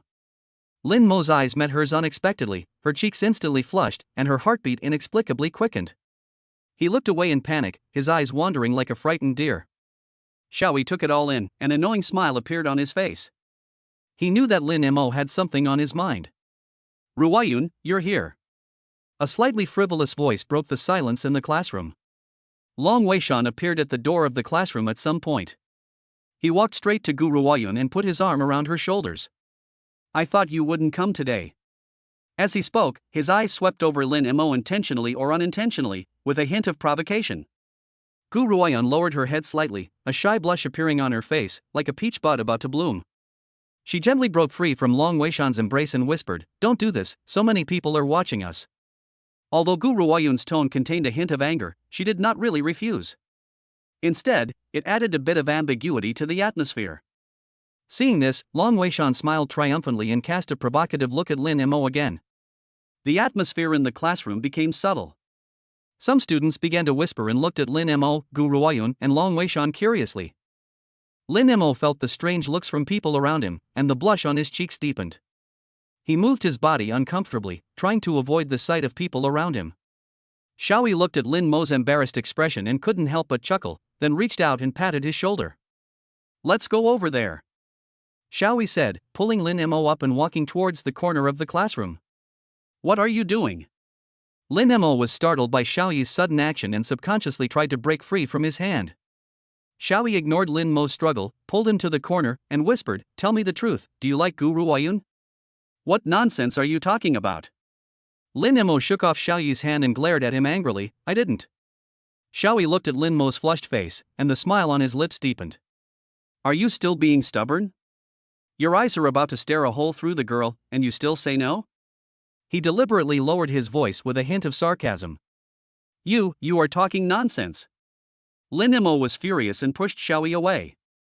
His eyes flickered and he didn't dare to look directly into Xiaoyi's eyes. Don't talk nonsense, she and I, there's nothing between us. Xiaoyi was not annoyed, he just shrugged his shoulders, but there was a hint of inquiry in his eyes. It's really nothing? What's going on with Long Weishan? He seems very upset with you. When Lin Mo heard Long Weishan's name, his face instantly darkened. He bit his lower lip and clenched his fists tightly. He has been pestering Ruoyan, but Ruoyan doesn't like him at all. Oh? Entanglement? Xiaoyi raised his eyebrows, with a hint of doubt in his tone. That's not a good word. What kind of entanglement? Lin Mo hesitated for a moment, but finally couldn't help but say, he relied on his good family background and forced Ruoyan to be with him. Ruoyan didn't want to, but she couldn't resist. Lin Mo's voice became lower and lower, and finally turned into a muttering. Xiaoyi touched his chin. Forced? What is the origin of this Long Wei mountain? Lin Mo took a deep breath, as if trying to suppress the anger and unwillingness in his heart. The Long family is very powerful in this area. Oh? Very powerful? Xiaoyi asked, how does it compare to the Lin family? He noticed that when he mentioned the word Lin family, Lin Mo's face instantly turned pale and his eyes dimmed. Lin Mo was silent for a moment, and finally nodded slowly. Xiaoyi noticed the change in Lin Mo's expression and understood. It seems that the Long family is indeed a tricky existence. The fact that a family like Lin Mo could show such a decadent state cannot be simply described as very powerful. So, Xiaoyi patted Lin Mo's shoulder and said in a relaxed tone, you are just too unconfident. In terms of appearance, you are not bad. In terms of talent, you are an excellent student in medicine. Why do you think you are not as good as that Long Weishan? As he spoke, he deliberately winked at Lin Mo and made an extremely narcissistic face. Lin Mo was originally immersed in the distress of the huge disparity in power between his family and the Long family, but he was suddenly amused by Xiaoyi's funny expression and burst out laughing. You, stop talking nonsense. He said this, but his tense expression was obviously relaxed a lot. Seeing that Lin Mo finally smiled, Xiaoyi nodded with satisfaction. That's right. A real man should have confidence in himself. What's more? Xiaoyi paused, a sly look flashed in his eyes. Don't you still have a brother like me? The bell rang and the anatomy class officially began. The air was filled with the pungent smell of formaldehyde, causing many students to frown subconsciously. A dissecting table covered with a white cloth was placed in the middle of the classroom. The vague outlines under the white cloth made some timid girls cover their mouths. Students, today is our first anatomy class. You may feel a little uncomfortable. The professor's voice echoed in the classroom, but was soon drowned out by the students' nervous breathing. Now, let's start forming groups. As soon as the professor finished speaking, the students began to look for their team members. Xiaoyi and Lin Mo were assigned to the same group. They looked at each other and saw a hint of helplessness in each other's eyes. The white cloth was slowly pulled open, and a well-preserved cadaver appeared in front of everyone. A low cry of surprise suddenly rang out in the classroom, and some timid girls even couldn't help but scream. Xiaoyi looked at the cadaver teacher, and for some reason, he suddenly felt his stomach churning and a strong feeling of nausea surged into his heart. He suddenly covered his mouth and retched a few times. Xiaoyi, are you okay? Lin Mo asked with concern. Xiaoyi waved his hands to indicate that he was fine. However, the moment he raised his head, a golden light suddenly flashed before his eyes. Ding! The host is detected to be in a special environment, triggering the God-level sign-in system. Sign-in successful. Congratulations to the host for obtaining the skill, Mastery of Medical Skills. Xiaoyi was stunned for a moment, then he was overjoyed. Proficient in medical skills? This is good stuff. He suppressed his inner excitement and looked at the cadaver teacher again. This time, he didn't feel sick, but a little intimate? Xiaoyi. Lin Mo looked at Xiaoyi's changing expression, puzzled. Are you really okay? Xiaoyi's face gradually turned rosy from the initial paleness, and even had a strange smile. It's okay, I'm fine. Xiaoyi grinned, revealing a mouthful of white teeth. I feel great now. As he spoke, he stretched out his hand to the cadaver teacher. Gu Ruoyun's gaze fell on Lin Mo in the corner. His expression was gloomy, with a hint of melancholy between his brows. She felt inexplicably sad, as if something was pressing on her chest, making it hard for her to breathe. Long Weishan noticed Gu Ruoyun's gaze. He smiled frivolously, put his arm around Gu Ruoyun's shoulders, and whispered in her ear, "What's wrong? Are you heartbroken? Do you want me to call him over for you?" Gu Ruoyun trembled. She was afraid that Long Weishan would really harass Lin Mo, so she quickly apologized humbly. "Weishan, I'm sorry, I didn't mean it, please don't." When the anatomy class was divided into groups, Lin Mo and Gu Ruoyun were actually assigned to the same group. Lin Mo's cheeks flushed instantly. He glanced at Gu Ruoyun secretly and found that she was also looking at him with a hint of surprise and a subtle hint of joy. Lin Mo's heartbeat suddenly quickened. He clenched his fists nervously, his palms full of sweat. On the other hand, Xiaoyi's face suddenly changed when he saw the cadaver teacher, and he let out an exaggerated scream. "Oh my god! Ghost!" The classroom burst into laughter, and his classmates looked at him with strange eyes. Someone joked, "Xiaoyi, are you too timid? This is just a cadaver teacher, not a real ghost." Xiaoyi scratched his head awkwardly, wishing he could find a crack in the ground to crawl into. At this moment, a golden light suddenly flashed before Xiaoyi's eyes. Ding! The host is detected to be in a special environment, triggering the God-level sign-in system. Sign-in successful. Congratulations to the host for obtaining the skill, Mastery of Medical Skills. Xiaoyi was stunned, and then ecstasy surged in his heart. Proficient in medical skills. This is a coveted skill. He took a deep breath, tried to calm his excitement, and looked at the cadaver teacher on the dissection table again. This time, he no longer felt fear, but instead had an inexplicable sense of intimacy. He slowly reached out his hand and picked up the scalpel lying beside him. This knife. Chapter 115. A skilled doctor appears in the medical hall. Xiaoyi's fingers gently stroked the cold metal texture of the scalpel, and a strange electric current instantly spread throughout his body. The timidity and panic of the previous moment seemed to be dispelled by an invisible force, and was replaced by an unprecedented calmness and confidence. He took a deep breath and stared at the cadaver teacher on the dissecting table with sharp eyes. This knife. Xiaoyi muttered to himself, his hand holding the knife as steady as a rock. He is no longer the clumsy intern, but has transformed into an experienced and skilled master surgeon. The originally noisy classroom gradually became quiet, and everyone's eyes were focused on Xiaoyi. They were surprised to find that Xiaoyi's movements were no longer as flustered as before, but instead became extremely smooth and natural like flowing water. He cut with great precision, and each cut perfectly avoided important blood vessels and nerves. He peeled away the muscle tissue with ease, demonstrating amazing anatomical skills. 5 minutes later, Xiaoyi completed the entire dissection process. He put down the scalpel, breathed a sigh of relief, and beads of sweat appeared on his forehead. The classroom was silent, and everyone was shocked by Xiaoyi's superb skills. Lin Mo and others were even more stunned. They couldn't believe that Xiaoyi, who they had just laughed at for being timid, actually possessed such superb medical skills. Just then, Mr. Qian, the anatomy teacher, came over. He carefully examined Xiaoyi's dissection results, and the expression on his face gradually changed from confusion to shock. This technique. Teacher Qian couldn't help but exclaim, "It's as accurate as a textbook." He raised his head, stared at Xiaoyi with burning eyes, and asked, "Classmate, what is your name?" Xiaoyi was speechless for a moment, he didn't know how to answer. "His name is Xiao." "Dr. Xiao," Lin Mo suddenly stood up with a firm tone, "he is an intern at our Lin's hospital. Today he is here to observe and learn." Xiaoyi looked at Lin Mo gratefully. He didn't expect that at this critical moment, Lin Mo would stand up to rescue him. Teacher Qian suddenly realized and immediately exclaimed, "No wonder the technique is so skillful. It turns out you are a talent from Lin's hospital. Young man, work hard, you will have a bright future." There was a hint of admiration in Teacher Qian's tone, as well as a hint of recognition for Lin's hospital. "Come on, students, come and take a look. Dr. Xiao has demonstrated textbook-level anatomical operations for us. If you have any questions, you can ask Dr. Xiao." Teacher Qian greeted the students enthusiastically. At first, some students were disdainful and thought Xiaoyi was just lucky. They gathered around in twos and threes, with a hint of contempt on their faces. "Tisk, it's just a cadaver dissection teacher, what's so great about that?" A boy muttered in a low voice. "That's right. Looking at his appearance, he's probably just an intern. How great can he be?" Another girl echoed. Xiaoyi ignored the questioning voices.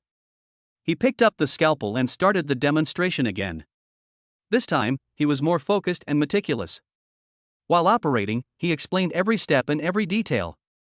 He clearly explained the direction of muscles, the distribution of blood vessels, and the direction of nerves. His voice was steady and magnetic, as if carrying a kind of magic that attracted everyone's attention. Following Xiaoyi's demonstration, the students who were originally disdainful gradually quieted down. Their looks changed from contempt to surprise, and finally to admiration. So that's how it is. I never understood how to peel the muscles in this area before, but now I finally understand, said a boy with sudden enlightenment. Dr. Zhao's technique is so exquisite. I feel like I have benefited a lot, a girl also said excitedly. The atmosphere in the classroom gradually became lively. Students asked Xiaoyi questions one after another, and Xiaoyi patiently answered every question. The bell rang for the end of get out of class, but the students were still reluctant to leave and surrounded Xiaoyi. A girl with a ponytail, blushing, mustered up the courage to walk up to Xiaoyi, handed him a note, and whispered, "Dr. Xiao, this is my contact information." Before Xiaoyi could react, Lin Emo grabbed his arm, leaned close to his ear, and said in a low voice, "My sister likes you very much, you'd better be careful." The classroom was filled with the pungent smell of formaldehyde, mixed with the restlessness of adolescent hormones. Teacher Qian excitedly shook Xiaoyi's hand, his cloudy eyes gleaming with excitement. "Dr. Xiao, your anatomical skills are simply superb. I wonder if you are interested in teaching at our school. With your level, you are fully qualified to be a visiting professor." Teacher Qian's words were like a stone thrown into a calm lake, causing ripples. The students around them also echoed, and the girl with a ponytail who passed the note shouted boldly, "Dr. Xiao, come and teach us. We all want to be your students." Xiaoyi was startled by this sudden enthusiasm. He subconsciously took a step back and declined politely, "Teacher Qian, you are too kind. I only know a little bit and am far from qualified to be a teacher." A trace of disappointment flashed across Teacher Qian's face, and the students around him sighed with regret. There was a sense of regret in the air, as if something beautiful was about to be lost. "Dr. Xiao, are you really not going to reconsider this? Our school really needs talents like you." Teacher Qian persuaded again. "I'm really sorry, Teacher Qian, I have other things to do." Xiaoyi declined again with a firm tone. Seeing Xiaoyi's firm attitude, Teacher Qian couldn't force him any further and could only sigh helplessly. At this time, several bold girls gathered around and chattered about their feelings to Xiaoyi. "Dr. Xiao, you are so handsome. Can you be my boyfriend? Dr. Xiao, add me on WeChat."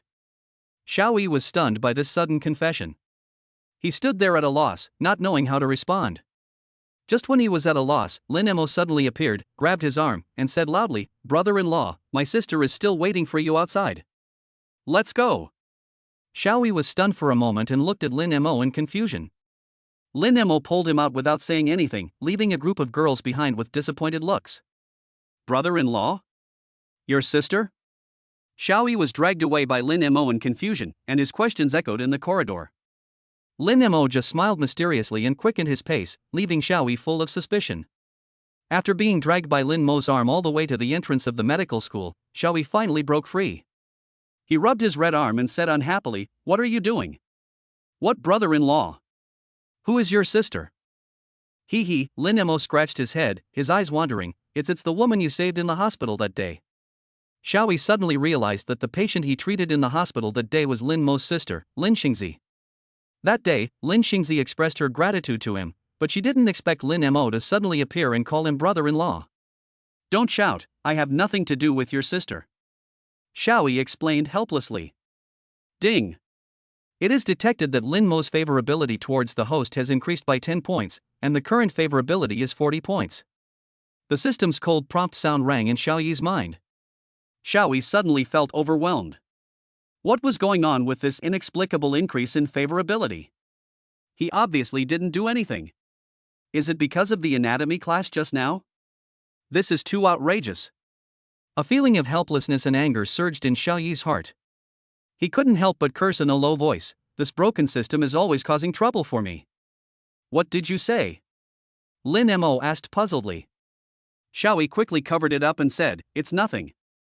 I said your sister is such a good person."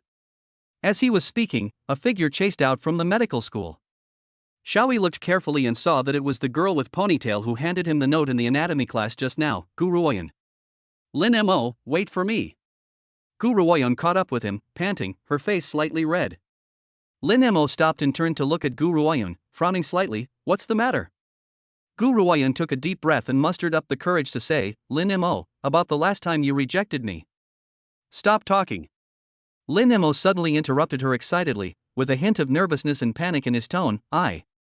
His hands clenched unconsciously, his eyes flickered, as if he had something unspeakable to hide.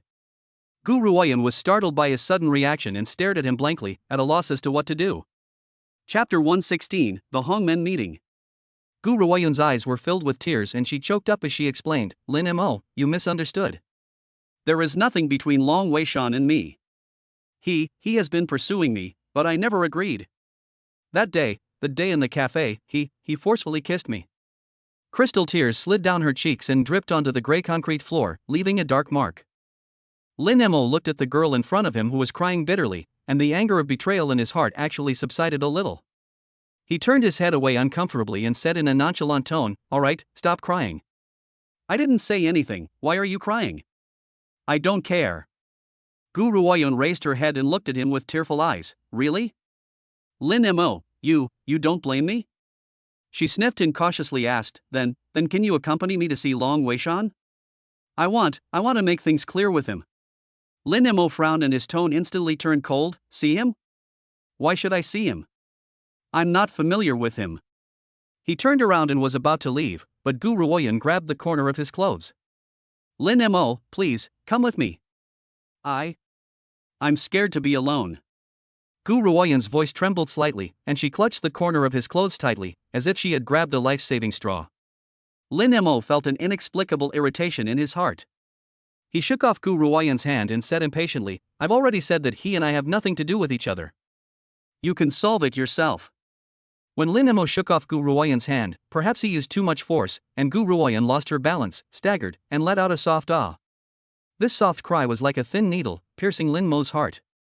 His irritability instantly dissipated, replaced by a barely perceptible worry. He subconsciously reached out to support Gu Ruoyun, and his tone softened. Are you okay? Gu Ruoyun was a little overwhelmed by his sudden change and shook her head blankly. Lin Mo held her arm and noticed that there was a particularly eye-catching purple mark on her exposed skin. Looking closely, in the purple, you can vaguely see a light brown mark left by the burning fireworks. What is this? Lin Mo's voice was low and dangerous, like the calm before the storm. He gently lifted Gu Ruoyun's sleeve, revealing more bruises and marks, which was shocking. A surge of anger surged from the bottom of his heart, burning his reason. Lin Mo clenched his fists violently, his knuckles turning white from the force. He grabbed Gu Ruoyun's wrist, his tone as cold as 1,000-year-old ice. Did Long Weishan do it? Gu Ruoyun shrank back and tried to pull her hand back, but he held it firmly. She bit her lip, her eyes flickered, and whispered, It's not what you think. Not what I thought. What is it like? Could these wounds have grown on their own? Lin Mo's voice was almost squeezed out from between his teeth, and the blue veins on his forehead were throbbing, as if they were about to explode in the next second. Lin Mo, don't be angry, I really didn't mean it. Gu Ruoyun's tears burst out again. She tried to explain, but found that any explanation seemed pale and powerless. That day I was also wrong. I shouldn't have. What have you done wrong? You are too kind and trust others too easily. Lin Mo roared, interrupting her explanation. He suddenly let go of Gu Ruoyun's hand, turned around and left. Take me to find him. Gu Ruoyun was startled by Lin Mo's sudden anger. She choked and said intermittently, in the night bar. Lin Mo, you must not be impulsive, don't do anything. Without waiting for her to finish, Lin Mo turned around and rushed out, leaving Gu Ruoyun with a resolute back. He ran back to the community in one breath and went straight to the parking lot. What are you going to do? Xiaoyi looked at Lin Mo, who was in a hurry, and asked puzzledly. Drive. Lin Mo snatched the car keys from Xiaoyi's hand and quickly opened the car door. Xiaoyi pressed the car door and stopped him. Wait, where are you going? Why are you in such a hurry? Stop talking nonsense, I'm going to the night bar. Lin Mo pushed Xiaoyi's hand away impatiently and pretended to get in the car. Bar? What are you going there for? I'll go with you, Xiaoyi said as he wanted to get in the car. No need. I can go by myself. Lin Mo grabbed Xiaoyi and said in a firm tone. Xiaoyi looked at him with a trace of inquiry in his eyes. Lin Mo, what's wrong with you? What happened? Don't worry about it. Anyway, don't follow me. Lin Mo shook off Xiao Yi's hand and tried to get in the car again. Let me open it, Xiao Yi said suddenly. Lin Mo was stunned for a moment and looked at him suspiciously. Can you drive? In his impression, Xiao Yi has always been delivering food on an electric bike. When did he learn to drive a car? Xiao Yi smiled faintly, his tone relaxed. This car is not expensive, just drive it for fun. He took the key from Lin Mo, opened the car door skillfully, and sat in the driver's seat. Lin Mo looked at him doubtfully, but finally sat in the passenger seat. Drive quickly. Don't dawdle, he urged. Xiao Yi started the car, the engine made a low roar, and then the car rushed out like an arrow. The black car sped through the night, the roar of its engine like the roar of a wild beast, deafening. Xiao Yi held the steering wheel steadily with one hand and skillfully controlled the gear with the other hand, and the car was driving at an astonishing speed. Lin Mo sat in the passenger seat, his face pale, his hands tightly grasping the door handle, feeling as if his internal organs were about to be thrown out. The strong feeling of being pushed on his back made Lin Mo's stomach churn, and he felt his heart beating so fast that it was about to jump out of his chest. The scenery on the roadside quickly receded and turned into blurry light and shadows. He couldn't help but exclaimed, "Slow down. You're going to die." The wind whistled in through the car window, ruffling Lin Mo's hair. He reached out to fix it, but found that he couldn't get it straight. When the car braked suddenly and stopped in front of the night color bar, Lin Mo's hair was already as messy as a bird's nest. He looked at his reflection in the car window and was stunned. "We're here," Xiao Yi said calmly, as if the thrilling car race just now was just an ordinary drive. Lin Mo took a deep breath, suppressed the fear in his heart, pushed open the car door, and stumbled out of the car. His steps were a little unsteady, and he held onto the car door for a long time before he stood up straight. "Wait a minute." Xiao Yi also got out of the car and walked quickly to Lin Mo's side. "What are you going to do? Just rush in like this? None of your business." Lin Mo pushed Xiao Yi away and said firmly, "I will make Long Weishan pay the price today." Xiao Yi grabbed him and said, "Calm down. Do you know who Long Weishan is? Do you know who opened this bar?" Lin Mo sneered, "I don't care who he is. If he dares to touch my people, I will make him regret it." "You?" Xiao Yi wanted to persuade him again, but Lin Mo suddenly turned around and stared at him fiercely. "If you stop me again, I will tell my sister that you used to be a delivery man." Xiao Yi was stunned. He didn't expect Lin Mo to use this matter to threaten him. He sighed helplessly and let go of Lin Mo's hand. Lin Mo walked into the bar without looking back. Xiao Yi stood there, hesitated for a moment, and finally followed in. The lights in the bar were dim, the music was deafening, and the air was filled with the strong smell of alcohol and cigarettes. On the dance floor, men and women twisted their bodies and released their passion. In the booth, some scantily clad women snuggled up to the men and whispered. Xiao Yi looked around and frowned slightly. He sensed a strange atmosphere, as if something was about to happen. "Mr. Xiao, you're here." A man in a black suit suddenly appeared in front of Xiao Yi, with a smile on his face. "Our boss is waiting for you upstairs." Chapter 117, Bar Dispute Begins.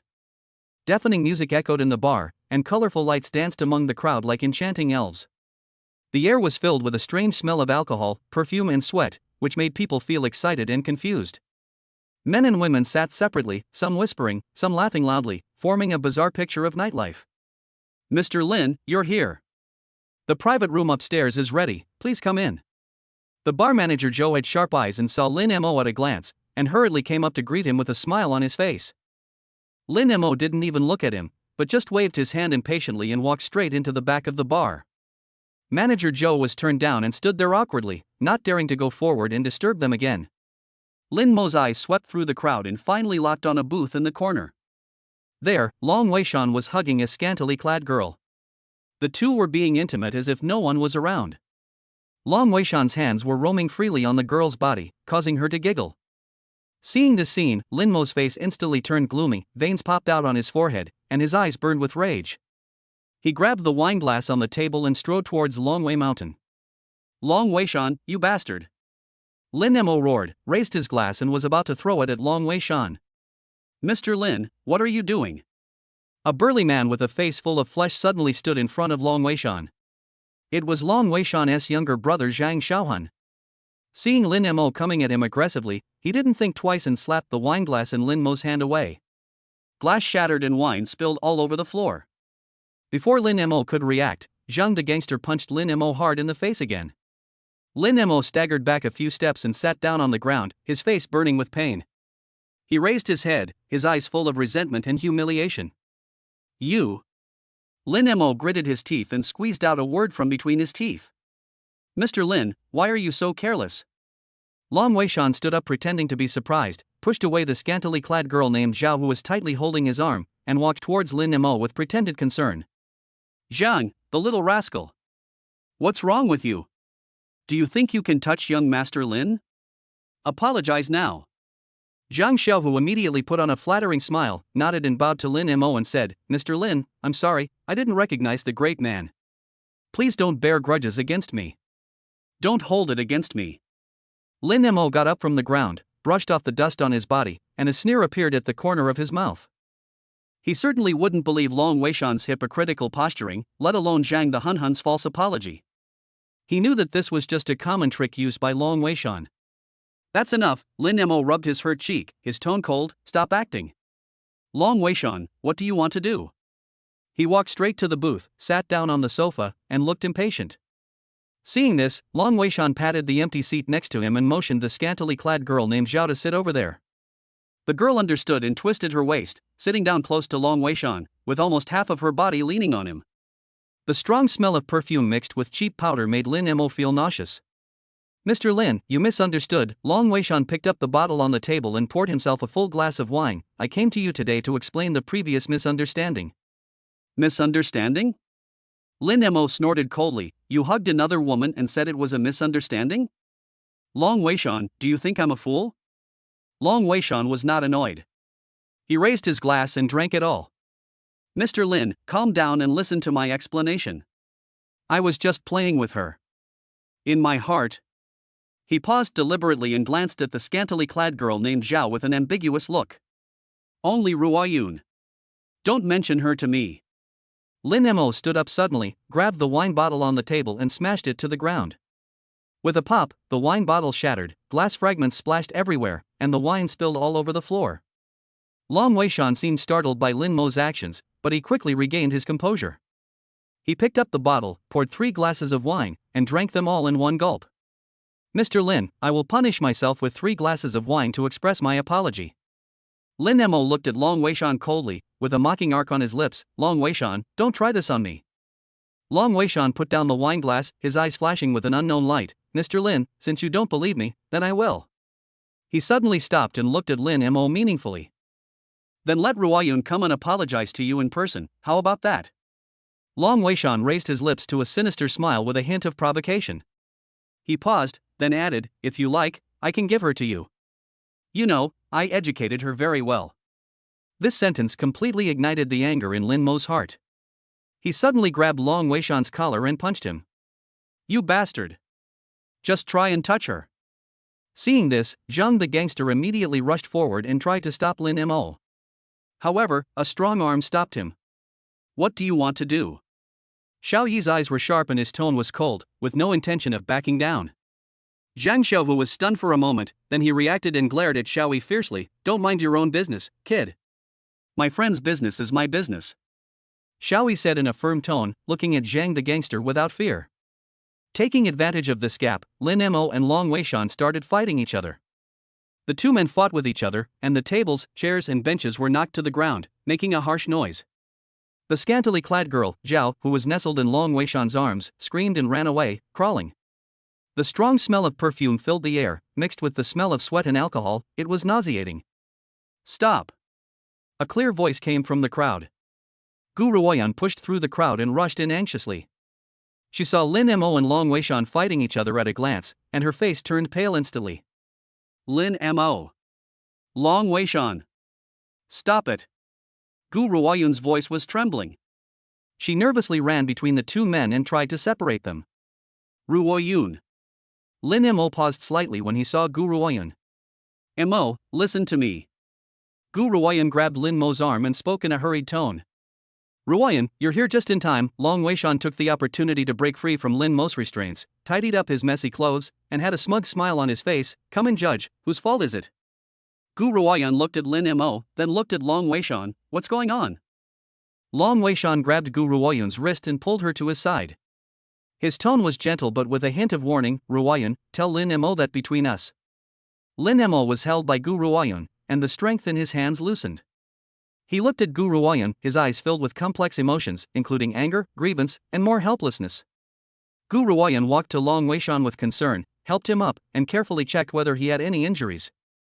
Weishan, are you okay? Long Weishan pushed Gu Ruoyan away impatiently, but then pulled her into his arms again, with rough movements and no mercy at all. I'm fine. But you, why did you come so late?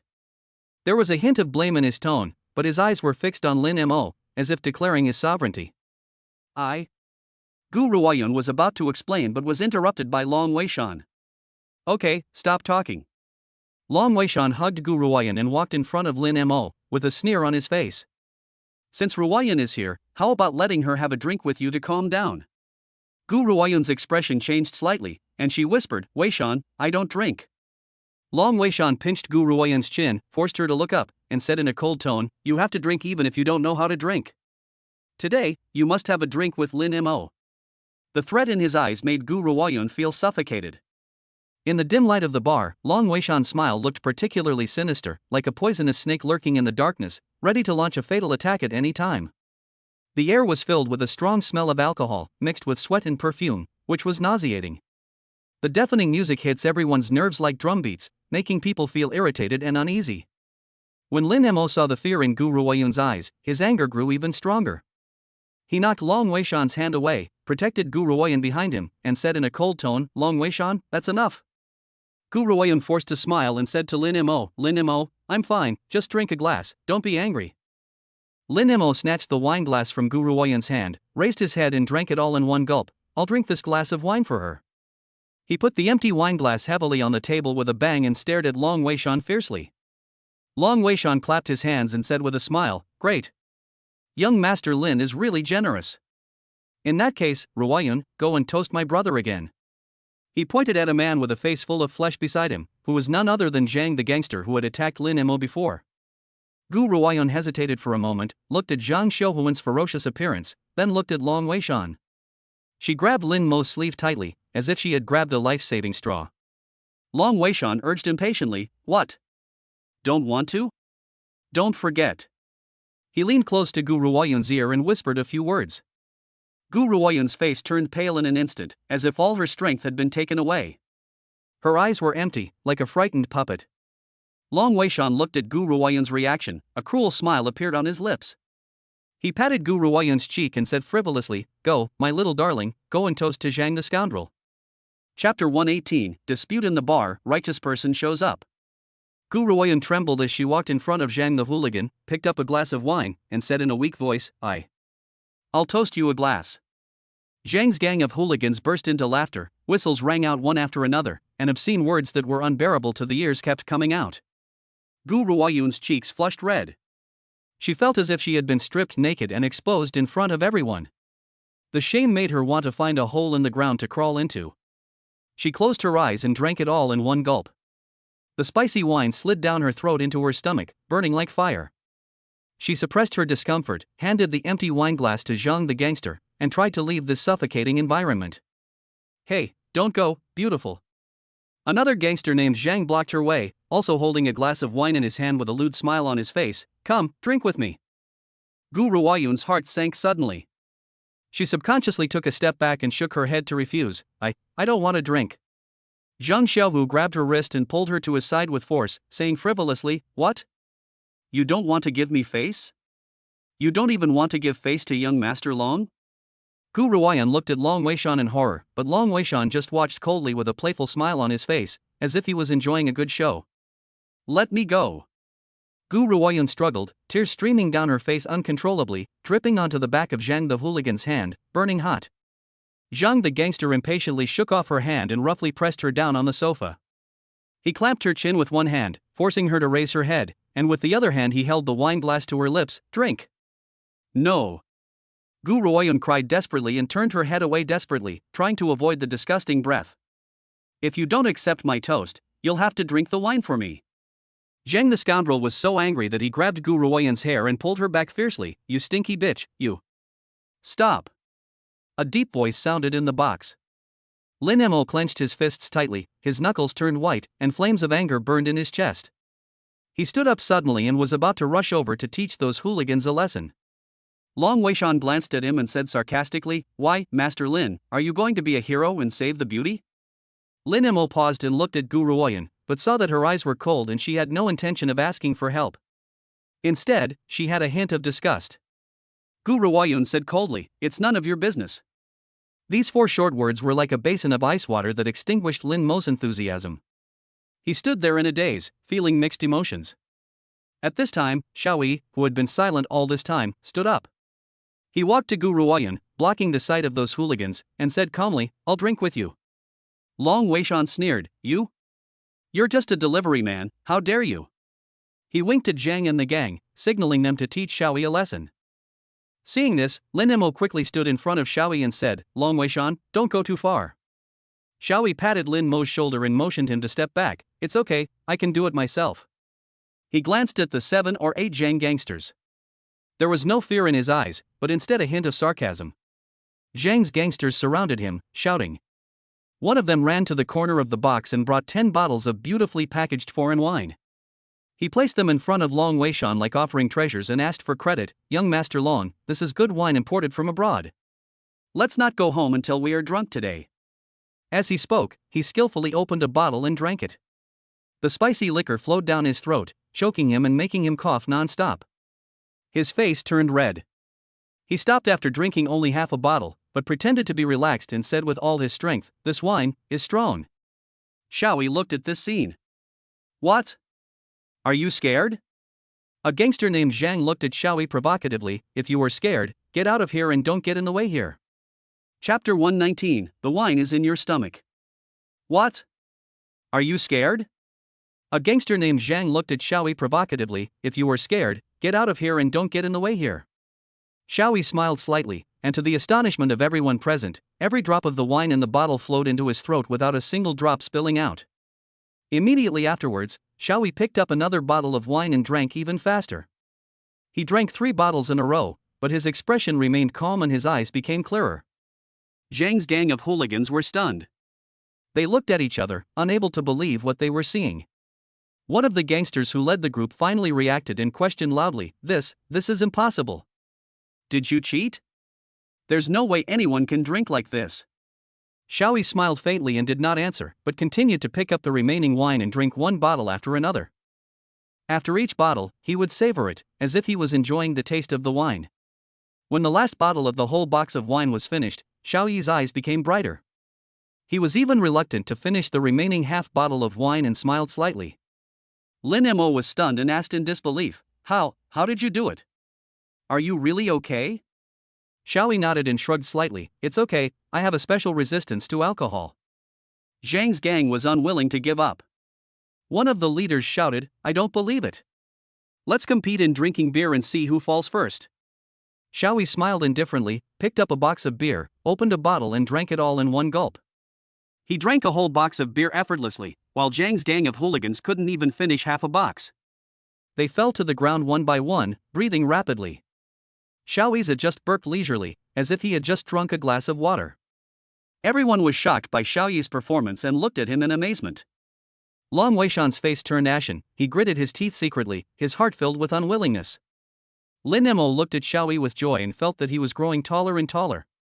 He said softly, "It seems that we have one more legend today."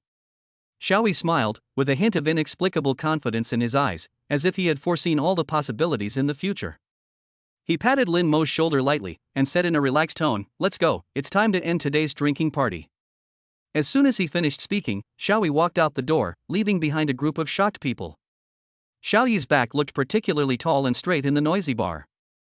Lin Mo stared at his back with admiration in his eyes. Before, he never understood why his sister was so in love with a seemingly ordinary delivery man. Now, he seems to understand a little. Xiaoyi's calm demeanor and hidden strength made him feel in awe, and also gave rise to a feeling of hero worship in his heart. Long Weishan sat in the corner with a grim face, watching his men fall drunkenly to the ground one by one, the anger in his heart growing more and more intense. He took a big gulp of the wine and stared at Xiao Yi's back with a sinister look. Suddenly, a sneer appeared on the corner of his mouth, and he stretched out his hands to hug Gu Ruoyun's slender waist beside him. Gu Ruoyun's body trembled slightly, and she tried to move away somewhat unnaturally, but Long Weishan's arms held her tightly like an iron hoop. "Why, you don't want to accompany me?" Long Weishan's voice was tinged with teasing, and his eyes wandered frivolously over Gu Ruoyun. Gu Ruoyun's cheeks flushed. Long Weishan smiled smugly, hugged Gu Ruoyun tighter on purpose, and whispered in her ear, "Don't worry, I will take good care of you." He turned to look at Lin Mo. "Mr. Lin, your friend is really amazing. He can drink 1,000 cups without getting drunk. It really opens my eyes. However, no matter how powerful he is, he can't protect the people you want to protect." Long Weishan's tone was full of malice, and his eyes wandered over Gu Ruoyun unscrupulously, as if he was showing off his trophies. Lin Mo clenched his fists tightly, his knuckles turned white, and flames of anger burned in his chest. He glared at Long Weishan, his eyes almost spitting fire. Seeing Lin Mo getting angry, Long Weishan felt even more proud. He suddenly pulled Gu Ruoyun close to him and kissed her hard on the cheek, making a loud bow sound. "How is it, Master Lin? Does it taste good?" he asked provocatively, his tone full of teasing and sarcasm. Gu Ruoyun's cheeks flushed red. "You!" Lin Mo roared, stood up suddenly, and was about to rush up to teach Long Weishan a lesson. "Lin Mo!" A steady voice sounded behind him. Xiaoyi grabbed Lin Mo's arm and pulled him back. "Calm down." Lin Mo. Xiaoyi's voice was low and powerful, with a hint of warning. "If you rush forward like this, what else can you do except get beaten? What's more, even if you save her, do you think she will be grateful to you?" When Lin Mo heard this, his body stiffened and the anger in his eyes gradually died down, replaced by deep helplessness and unwillingness. He clenched his teeth and his fists creaked, but he had to admit that Xiaoyi was right. He impulsively wanted to save people, but ignored the complicated relationship between himself and Gu Ruoyun, as well as the shortcomings of his own strength. "Then what should we do? Are we just going to watch him bully her?" Lin Mo's voice was low and hoarse, with a hint of pain and struggle. Xiaoyi patted Lin Mo's shoulder, his tone calm and firm. "Don't worry, I won't let him do whatever he wants. But now is not the right time, we need to think long term." He turned to look at Long Weishan, his eyes cold and sharp, like a sharp blade that can see through all disguises and hypocrisy. The two exchanged glances, turned around and prepared to leave tacitly. However, the moment they turned around, a crisp slap sounded in the noisy bar, like a thunder, shocking everyone's hearts. Bang! Long Weishan slapped Gu Ruoyun hard on the face, knocking her petite body to the ground. A bright red fingerprint instantly appeared on Gu Ruoyun's fair cheek, and a trace of blood oozed from the corner of her mouth. She covered her cheek with her hands, tears welling up in her eyes, but she stubbornly refused to cry out loud. You dared to hit me?" Gu Ruoyun's voice trembled with a hint of disbelief and grievance. "You bitch, if you look at me like that again, I'm going to kill you." Long Weishan roared, his eyes flashing with ferocity, like a beast ready to devour its prey. "Ah!" Lin Mo's eyes were bloodshot and he let out an angry roar. He could no longer suppress the anger in his heart and rushed forward. "Try to touch her." Seeing this, Xiaoyi sighed helplessly. He knew Lin Mo's temper. Once he got impulsive, he would not care about anything else. He could only follow closely, ready to protect Lin Mo at any time. Looking for death. Long Weishan sneered, and the surrounding gangsters also surrounded him, staring at Xiaoyi with murderous eyes, ready to attack at any time. Xiaoyi's eyes flashed, his body moved like lightning, and he instantly stood in front of Lin Mo and grabbed Long Weishan's fist with one hand. "You think you can touch him?" Xiaoyi's voice was cold and intimidating. His eyes were as sharp as a knife, staring at Long Weishan's eyes. Long Weishan only felt a powerful force coming from Xiaoyi's hand, making him unable to move. His face changed and an indescribable fear surged in his heart. "You?" Long Weishan was about to speak, but was frightened by Xiaoyi's cold eyes and shut his mouth. Seeing this, the gangsters around him also stopped and did not dare to act rashly. They looked at each other. "Come on, all of you." Xiaoyi's voice was like ice and snow in the cold winter, carrying a hint of disdain and sarcasm, echoing in the noisy bar. As soon as Xiaoyi finished speaking, the gangsters around him rushed forward and attacked him with their fists raised. Xiaoyi sneered and moved through the crowd like a ghost, each of his moves being precise and ruthless. After hearing a few muffled bang bang bang sounds, several gangsters flew out like kites with broken strings, fell heavily to the ground, and groaned in pain. Seeing this, the remaining Zhang gangsters turned pale with fright and retreated one after another, not daring to take another step forward. They looked at Xiao Yi in horror. Xiao Yi glanced at them with contempt and said in a cold voice, "With just this little ability, you dare to be so insolent in front of me?" His voice was like ice, with a hint of disdain and ridicule, making the remaining Zhang gangsters tremble and dare not look him in the eye. At this time, Lin Mo had already rushed to Long Weishan, waving his fist and hitting Long Weishan's face hard. Long Weishan was caught off guard and was hit by a punch, causing his nose to bleed, and he staggered back a few steps. He covered his nose, his eyes filled with anger and humiliation, and roared, "You are looking for death." Lin Mo roared, turning all the pain and anger in his heart into attacks, and his punches rained down on Long Weishan's body. Long Weishan was beaten back step by step and had no power to fight back. His heart was filled with fear and regret. If he had known this would happen, he should not have provoked Lin Mo and Xiao Yi. "Ah! Ah! Ah!" Long Weishan screamed miserably. His face had swollen like a pig's head and his body was covered with scars. He struggled on the ground in pain, but was unable to escape Lin Mo's attack. At this moment, a figure suddenly rushed over and hugged Lin Mo's arm tightly. Lin Mo was stunned, and when he looked down, it was Gu Ruoyun. Gu Ruoyun's face was full of tears, her eyes were full of pleading. She choked and said, "Lin Mo, please, let him go. Please." Lin Mo looked at Gu Ruoyun's tearful face, and the anger in his heart gradually subsided. He hesitated, not knowing whether he should continue fighting. "Lin Mo." Gu Ruoyun's voice trembled, with a hint of despair and helplessness, "I beg you." Chapter 120, Human hearts are unpredictable and things are unpredictable. Gu Ruoyun's pleading made Lin Mo hesitate, and his clenched fist slowly loosened. At this moment, Long Weishan suddenly broke free from Lin Mo's grip and slapped Lin Mo hard in the face with his backhand. With a crisp "pa" sound, Lin Mo was hit and his head tilted to the side, with a burning pain on his cheek. "Lin Mo!" Gu Ruoyun exclaimed and hurriedly supported the staggering Lin Mo, her eyes full of heartache and blame. "Why did you hit him? He was doing this for my own good." Lin Mo covered his face, his eyes full of disbelief. He didn't expect that Gu Ruoyun would blame him for Long Weishan. Long Weishan showed a smug look on his face. He pointed at Lin Mo and said arrogantly, "Boy, you are meddling in other people's business. This is a matter between Gu Ruoyun and me. You don't need to interfere." Xiao Yi was so furious watching from the side that he grabbed Long Weishan by the collar and lifted him up. "Say it again." Xiao Yi's voice was cold. Long Weishan was frightened by Xiao Yi's momentum. He struggled to break free from Xiao Yi's grip, but found that he could not move at all. "Let me go." Cough, cough, cough. Long Weishan said with difficulty, his face flushed. Xiao Yi glared at Long Weishan fiercely, then threw him heavily to the ground. Long Weishan fell to the ground in a mess, coughed a few times, and then struggled to get up. He pointed at Lin Mo and said viciously, "Boy, just wait. This matter is not over yet."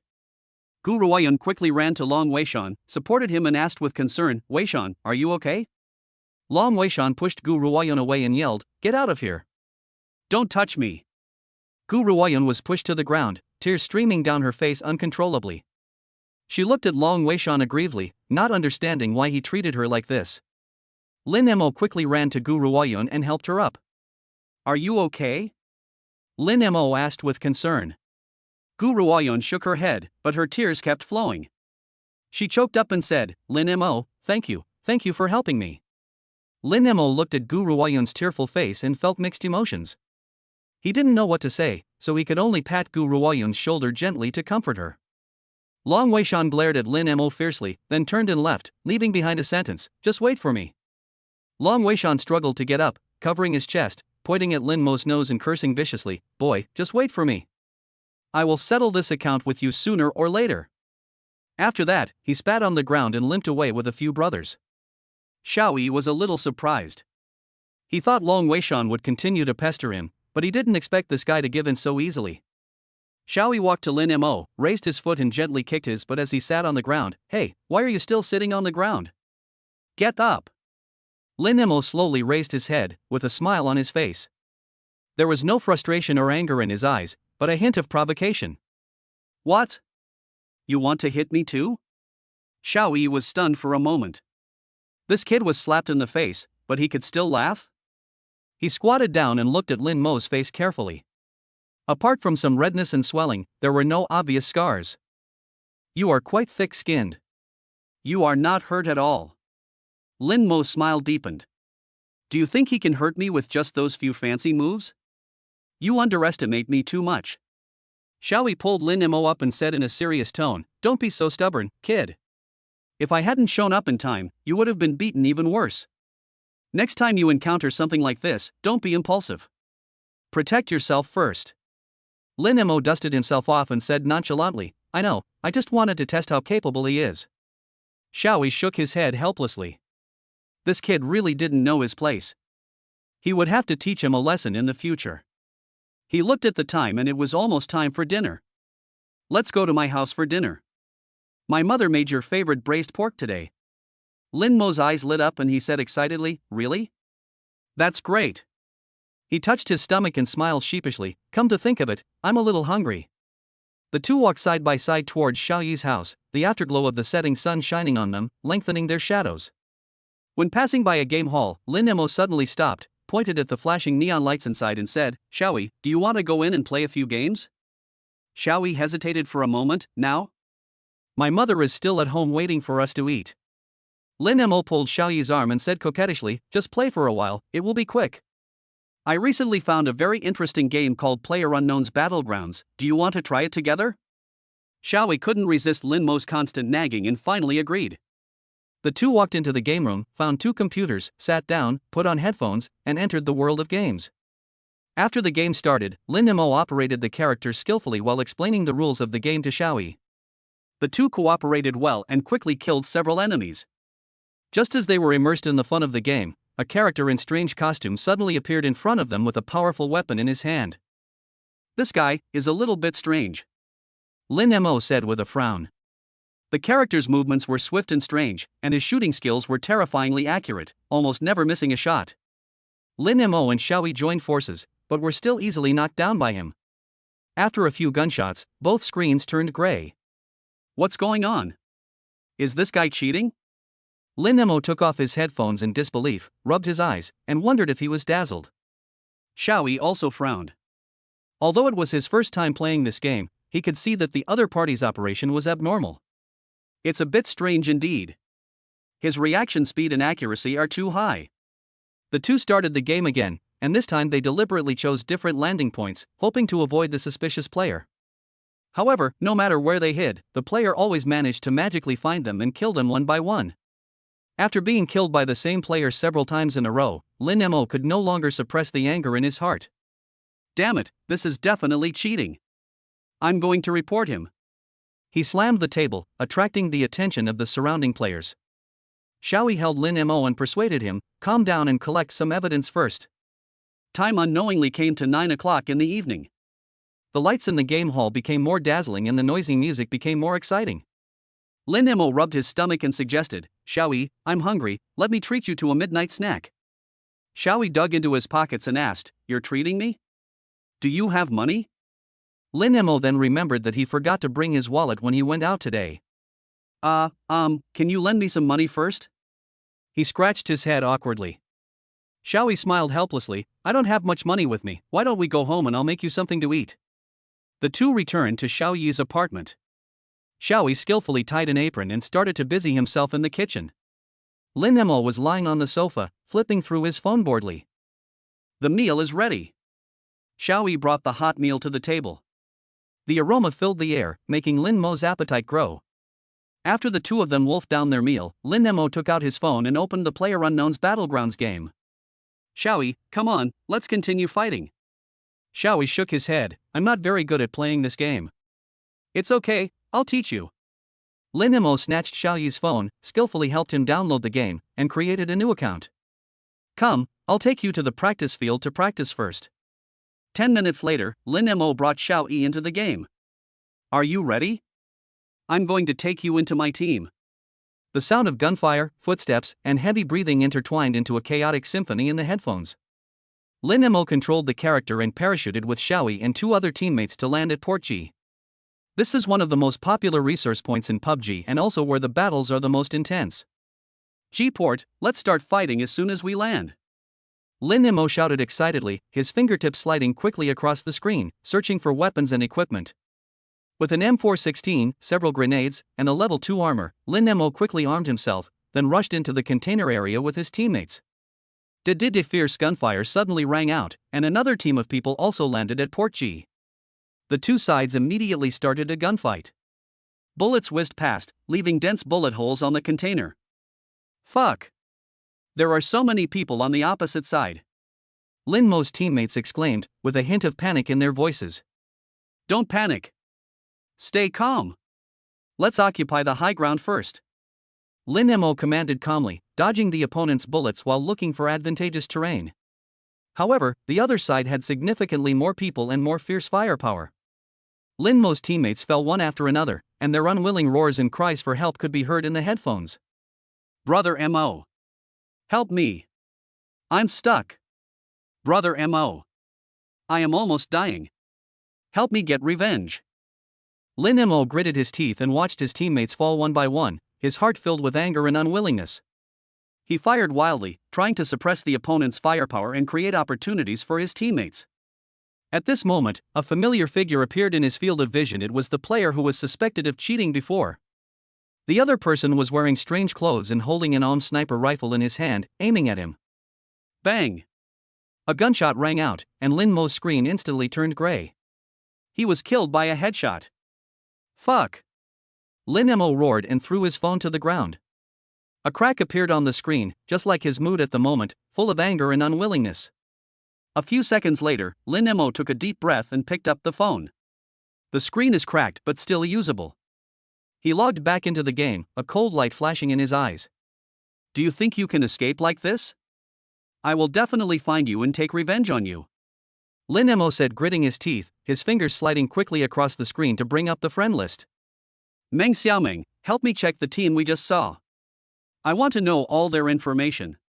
Chapter 121, the battle restarts and there are many embarrassments. Meng Xiaoming acted quickly and found it in less than 10 minutes. Brother Mo, their team is called Dragon City 2nd Generation. It is said that all of them are Krypton Gold bigwigs, and their equipment is top-notch. Lin Mo sneered, Krypton Gold bigwigs? Ha, I want to see if their money can buy real strength. He looked around at the dejected team members and said in a firm tone, Brothers, I know we lost badly this time, but this is not the end, but a new beginning. We can't be defeated by failure, we must turn grief and anger into strength and stand up again. Dragon City 2nd Generation, sooner or later, we will make them pay the price. The team members were infected by Lin Mo's passion and rekindled their fighting spirit. Brother Mo was right. We can't give up. Revenge. We must take revenge. The 2nd generation of Long City, wait for us. The training room was filled with high morale and the flame of revenge. Fighting again, on the same map, at the same location, Lin Mo led his team members and parachuted to the ground with great momentum. However, the battle this time was even more brutal than the last time. The 2nd generation team of Long City seemed to have been prepared and ambushed in every corner. Lin Mo's team members were killed one after another not long after they landed, leaving Lin Mo alone to hold on. Brother Mo. Help me. I'm stuck. Meng Xiaoming's cry for help came from the headset, followed by a scream, Brother Mo. I'm dying. Help me get revenge. Lin Mo gritted his teeth, he knew he had to stay calm and avenge his teammates. He moved quickly, looking for traces of the enemy. Suddenly, he saw a familiar figure. It was the captain of the 2nd generation of Long City. Lin Mo raised his gun without hesitation, aimed, and pulled the trigger.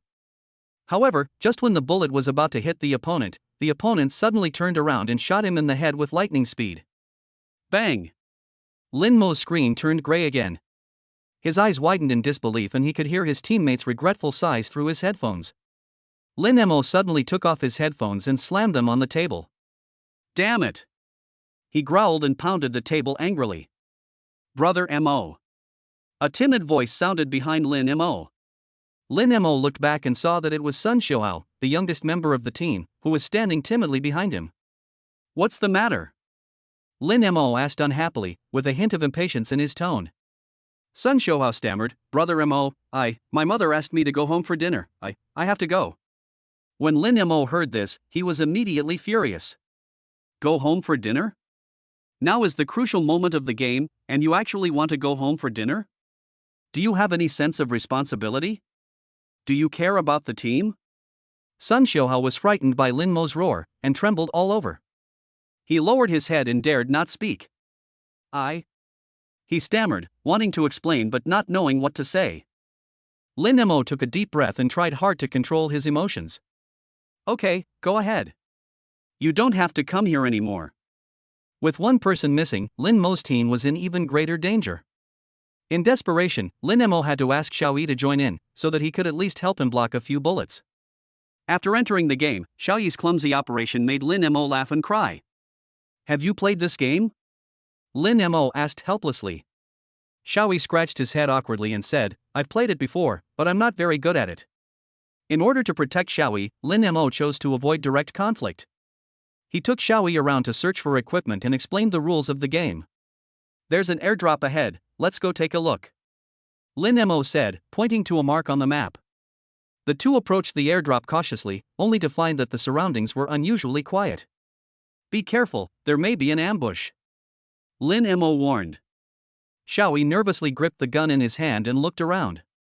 Suddenly, a mocking laugh came from not far away. Hey, isn't this the great Lin Mo? Why did you bring a rookie to play? The captain of the second generation of Longlong City appeared in front of them with several team members, a playful smile on his face. What? Are you scared? You don't dare to confront us head-on? Lin Mo's face turned pale, but he ignored the other party's provocation. He turned to Xiao Yi and said, Don't worry about them, let's go. Wait, the captain of the second generation of Longlong City blocked their way, you want to leave now? Don't you take us seriously? He looked Xiao Yi up and down with contempt. Who is this rookie? He can't be your new team member? Master Lin Mo, your team is getting worse and worse. Lin Mo suppressed his anger, he knew that now was not the time to act on impulse. He pulled Xiao Yi and turned away, not wanting to get entangled with him anymore. Brother Mo. Xiao Yi suddenly spoke, his voice a little hesitant. What's wrong? Lin Mo asked without turning his head. I want to try. Xiao Yi's voice was very low, but Lin Mo still heard it. Try what? Lin Mo stopped and looked at Xiao Yi in confusion. Try throwing a grenade. Xiao Yi pointed at the Longlong City second generation team who were mocking not far away. Lin Mo was stunned for a moment, then gave a bitter smile. Are you sure? You can't even hold a gun steady, and you expect to throw a grenade? I want to try. Xiao Yi said again, his tone firmer than before. Lin Mo sighed. He knew that Xiao Yi had a strong sense of self-esteem and didn't want to be looked down upon. Okay, then you try it. But be careful not to blow up your own people. Xiao Yi nodded and took out a grenade from his backpack. He took a deep breath and tried to keep himself calm. However, his hands could not stop shaking, and the grenade seemed to have become a hot potato in his hands. Fuck, this kid isn't really going to throw it away, is he? Meng Xiaomeng's voice sounded in the headset, his tone full of disbelief. Brother Mo, are you sure you want him to throw it? Don't let it explode on our people. Another teammate echoed. Shut up. Lin Mo growled, let him try, maybe he can create a miracle. Xiao Yi stared closely at the enemy in the distance, silently reciting the key points of the operation in his mind. He pulled the safety ring on the grenade, and then... Wait! Where did you throw it? Lin Mo exclaimed. Xiao Yi was in a panic, and the grenade kept shaking in his hand. He didn't know where to throw it, he just threw it randomly based on his feeling. Boom! With a loud bang, flames shot up into the sky. Ah! With a scream, Xiao Yi fell to the ground. Fuck! You idiot!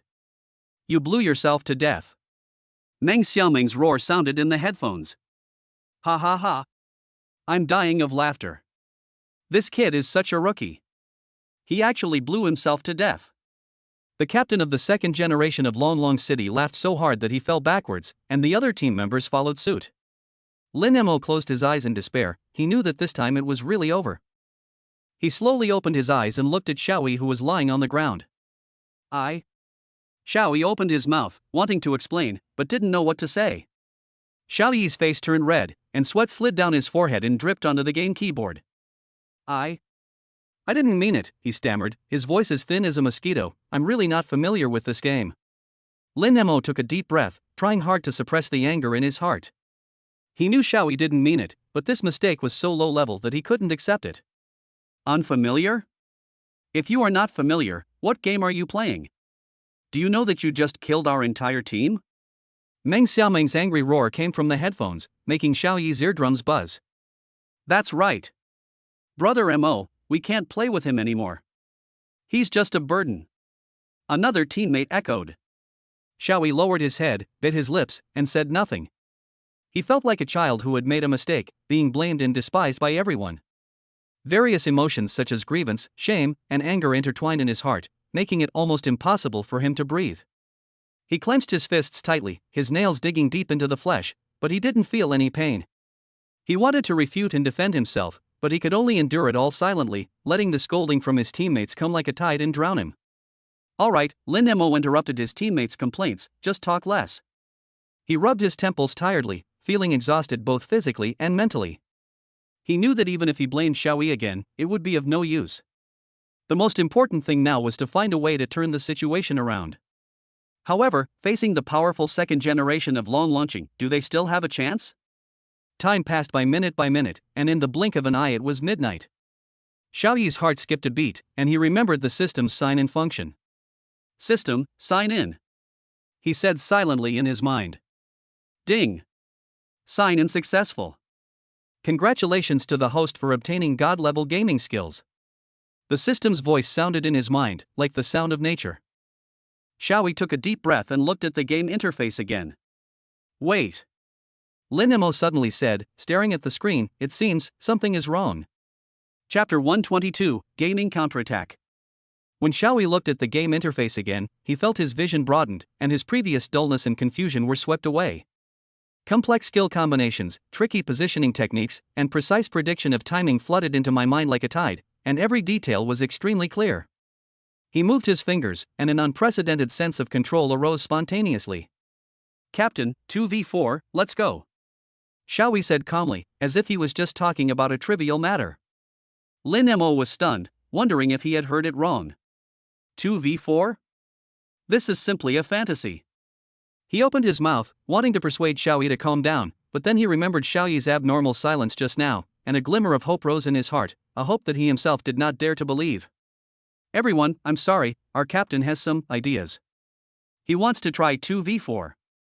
What do you think? Lin Mo gritted his teeth and sent an invitation to the other team. The opposing team was silent for a while, and then burst into unbridled laughter. 2v4? Did I hear that right? Ha, this is the funniest joke I've heard this year. It seems like the other side can't wait to surrender. Brothers, let's teach them a lesson. Quick and decisive, I'm still waiting to go back to bed. Inside the game room, the atmosphere on Lin Mo's side was extremely depressing. The team members' faces turned pale and their hands gripping the mouse were trembling slightly.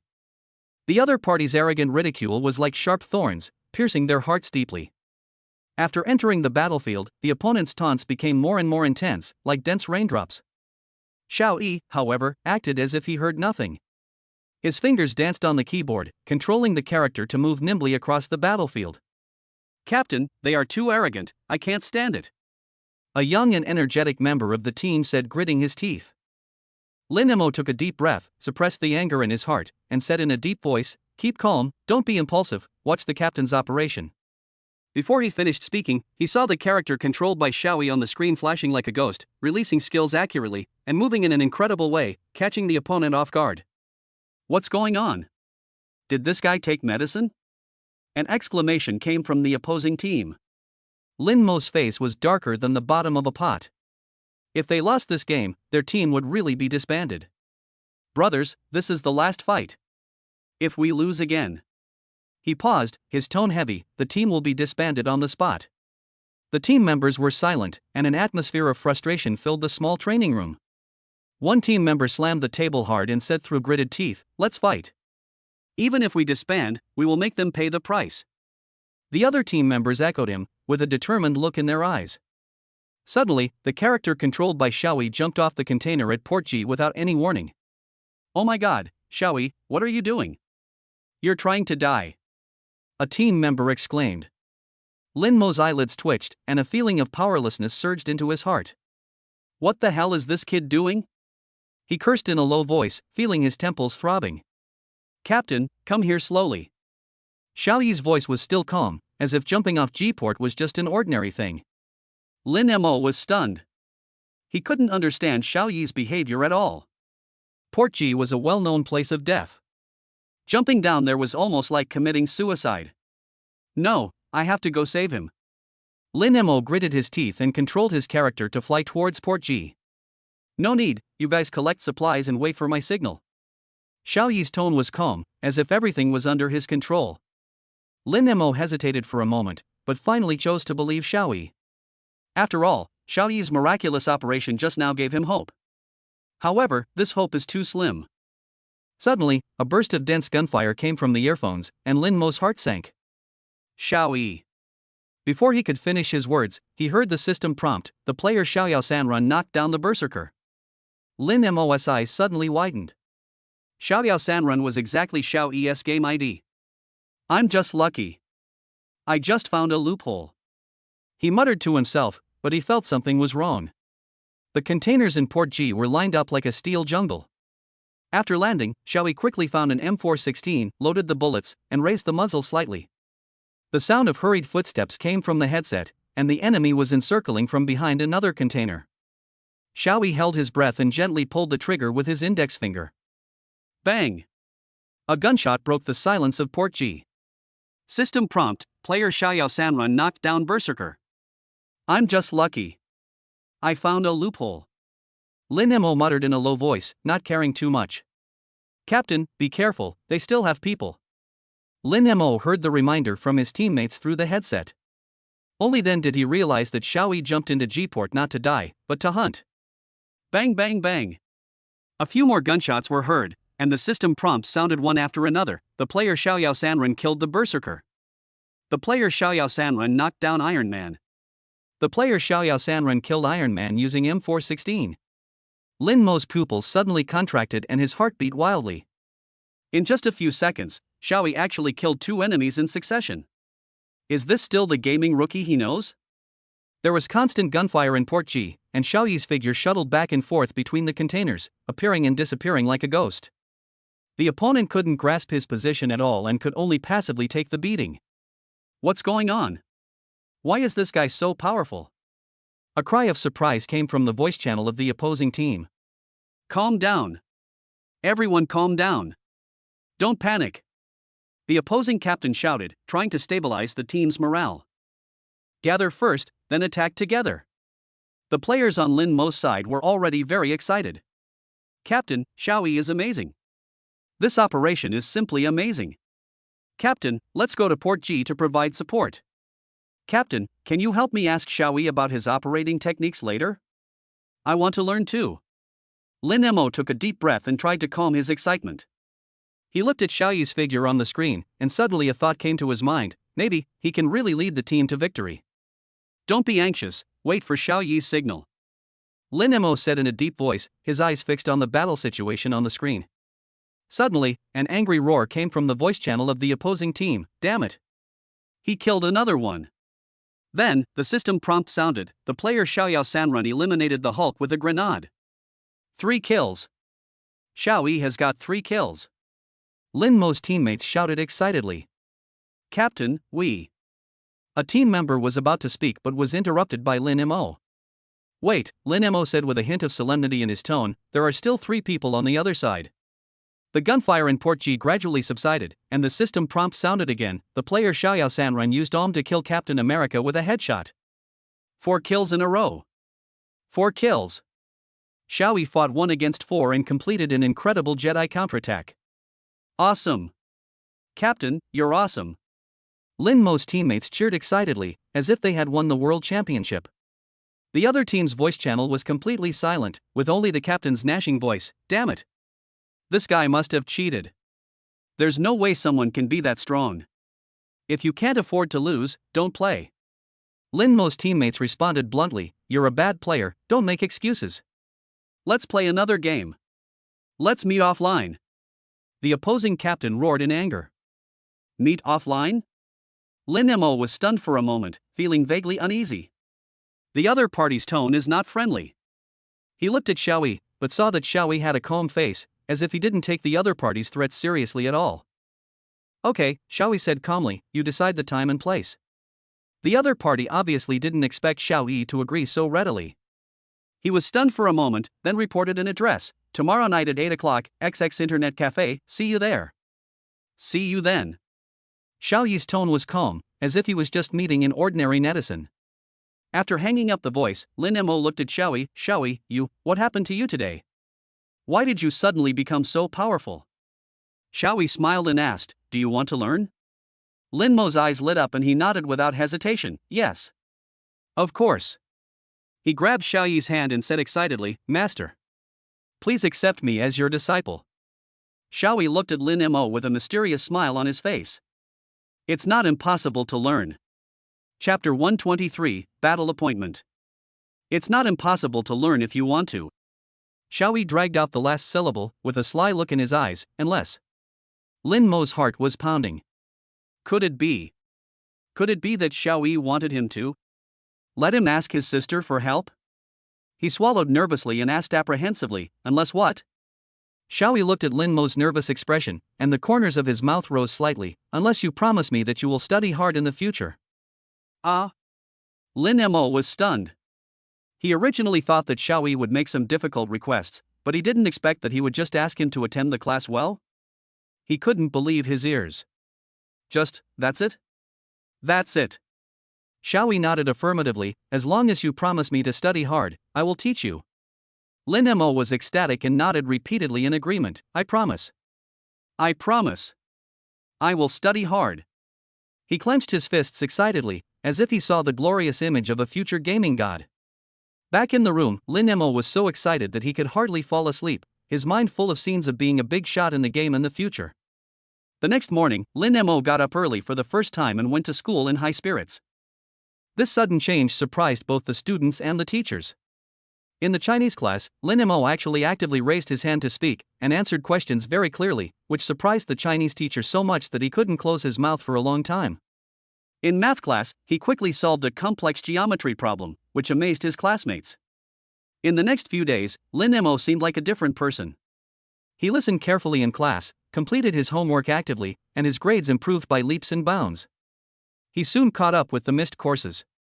The classmates all looked at him with admiration and exclaimed, we don't understand the world of academic masters. Lin Mo, you are so amazing. How did you suddenly become so smart? A classmate asked curiously. Lin Mo smiled mysteriously, hey, this is a secret. After school, Lin Mo's cell phone suddenly rang. He answered the phone, and an arrogant voice came from it, hello, is this Lin Mo? Tomorrow night at 8 o'clock, Jinyu Internet Cafe, we will have an offline battle. Do you dare to come? Lin Mo held the phone tightly, his eyes firm, come on. Who is afraid of who? After hanging up the phone, Lin Mo immediately called Xiaoyi and said excitedly, Xiaoyi, they asked us to play against each other offline tomorrow night. Jinyu Internet Cafe? Xiaoyi's voice sounded calm. Yes. It's Jinyu Network. Okay, I understand. Xiaoyi paused, his tone carrying a hint of meaning, looks like there's going to be something interesting to watch. After school, Lin Mo trotted all the way back home and excitedly told Xiaoyi the news. Xiaoyi was sitting on the sofa reading a book. When he heard Lin Mo's words, he put down the book in his hand and raised a faint smile, it seems that they can't wait. Lin Mo paced back and forth in the room excitedly, looking at Xiaoyi from time to time. He had lived in a wealthy family since he was a child. His parents had high expectations of him, but he had no interest in studying and was addicted to games instead. The scolding from his parents and the criticism from his teachers made him feel extremely depressed. It was not until he met Xiaoyi that he realized that learning could be so interesting and games could be so meaningful. Xiaoyi, you are so awesome. Why didn't I discover the joy of learning before? Lin Mo said excitedly, with a gleam in his eyes. Learning itself is a fun thing, it's just that you haven't found the right method. Xiaoyi said calmly. Lin Mo nodded heavily, and his admiration for Xiaoyi deepened. He was glad that he met Xiaoyi, who helped him find the direction of study and understand the meaning of life. Ding!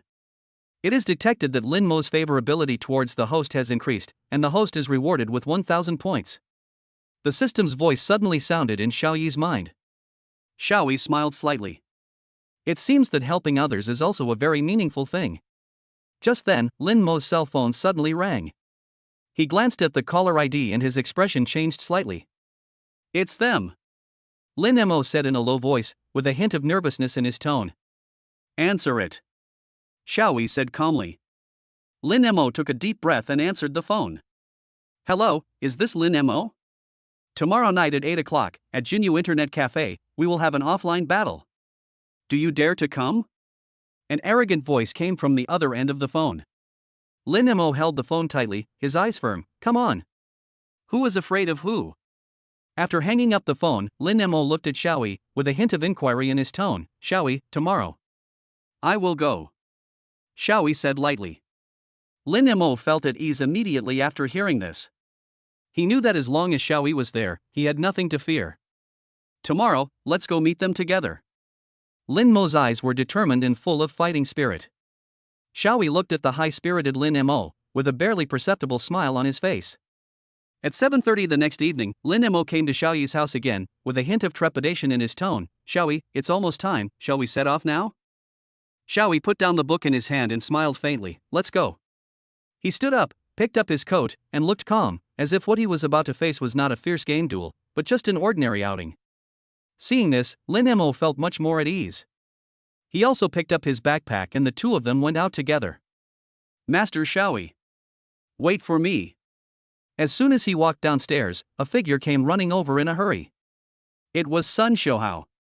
He ran up to the two of them breathlessly, with an excited look on his face. Luckily I made it. I heard there will be a big battle tonight, how can I be absent from such an exciting scene? He rubbed his hands and stared at Xiao Yi with burning eyes, as if he was a loyal fan who was about to follow his idol to the battlefield. Xiao Yi nodded slightly, didn't say much, just walked forward. Upon seeing this, Sun Xiaohao immediately followed happily, like a little tail, afraid of getting lost. Lin Mo couldn't help but laugh when he saw Sun Xiaohao's excited look. The magnificent sign of Golden Domain Internet Cafe sparkles brightly in the night. The Internet Cafe is bustling with people, and the sounds of keyboard typing and mouse clicking come one after another, interweaving into a unique electronic symphony. The air is filled with the smell of instant noodles and cigarettes, mixed with the sweat and passion of young people, making people's blood boil. As soon as Xiao Yi and the other two walked into the Internet Cafe, they saw a group of people standing in the middle of the hall in a menacing manner. Leading them was a well-dressed young man with a shiny slicked-back hair and a thick gold necklace around his neck. He looked arrogant. Song Wendong. Lin Mo recognized him at a glance, and said with a hint of disdain, I didn't expect it to be you.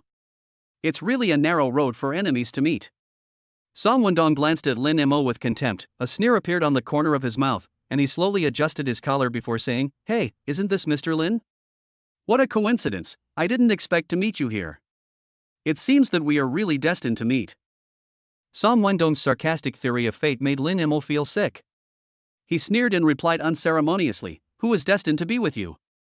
Don't be so self-indulgent. We came here today for only one purpose, and that is to completely solve this matter of cheating. The air was suddenly filled with the smell of gunpowder.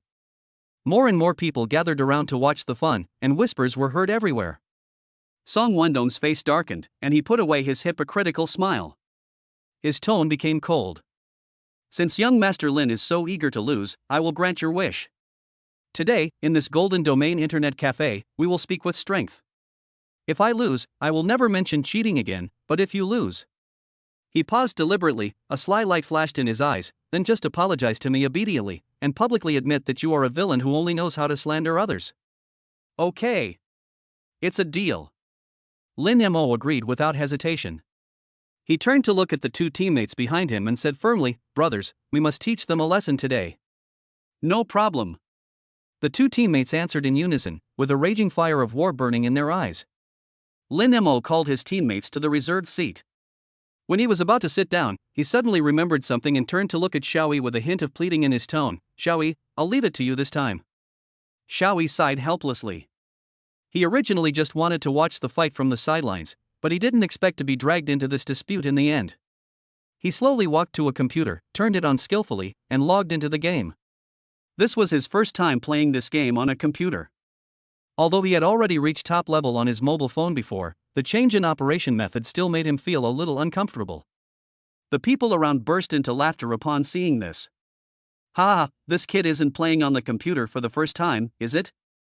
Look at how clumsy he is.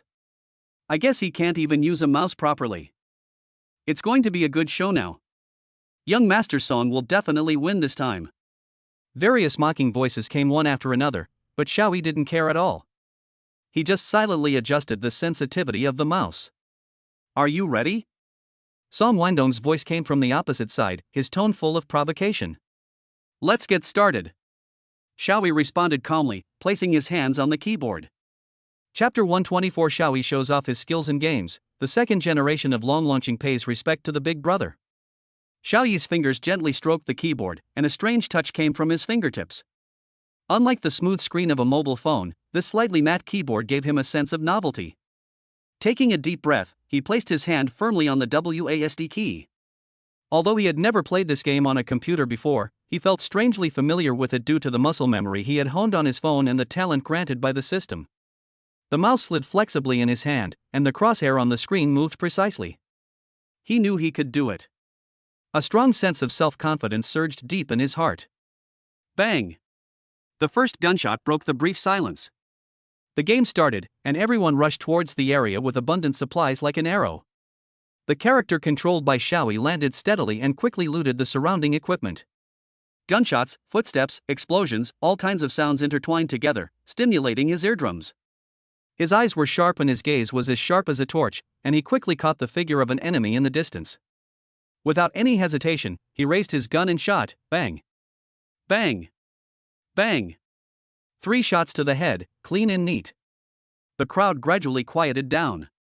They originally thought that Xiaoyi was just a rookie, but they didn't expect him to display such superb skills. Every movement, every operation, was incredibly precise. He was like a killing machine, harvesting heads at will in the game. Every kill was accompanied by exclamations and applause from the watching players. The atmosphere at the scene became more and more heated, and people's eyes were fixed on Xiaoyi, afraid of missing any wonderful moment. It's amazing. This operation is simply amazing. This shooting skill is too accurate. He never misses a shot. This reaction speed is simply inhuman. There were exclamations of praise one after another, and some people in the crowd even started to applaud and cheer for him. Even Song Wendong, who had always been hostile to Xiaoyi, couldn't help but frown at this moment. He originally thought that this game was a sure win, but he didn't expect that Xiaoyi would give him such a huge surprise. On the screen, the character controlled by Xiaoyi knocked down another enemy. He licked his lips, the corners of his mouth slightly raised, revealing a confident smile. Who else? He whispered, his eyes scanning the remaining enemies on the screen as if to declare his dominance. Suddenly, a figure appeared in his sight. It was the last member of the opposing team.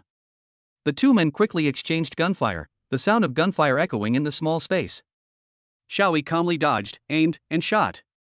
His series of movements were smooth and fluid, and he eventually knocked the opponent to the ground. We won! The crowd burst into deafening cheers and thunderous applause. Xiaoyi took off his headphones, let out a long sigh, and a feeling of exhilaration surged in his heart. At this time, several members of the Dragon City's second-generation team who had been watching the game before came over with expressions of disbelief on their faces. Brother, you are awesome. This operation is simply amazing. A tall team member said excitedly. Yeah, your shooting skills are so good that you can hit whatever you point at. Another team member echoed. Some even switched sides and said, Brother, you are my big brother from now on. Teach me. Xiaoyi was a little overwhelmed by this sudden enthusiasm and could only smile awkwardly. At this time, Song Wendong also came over with a complicated expression on his face. Brother, with your ability, it would be a shame if you don't go pro.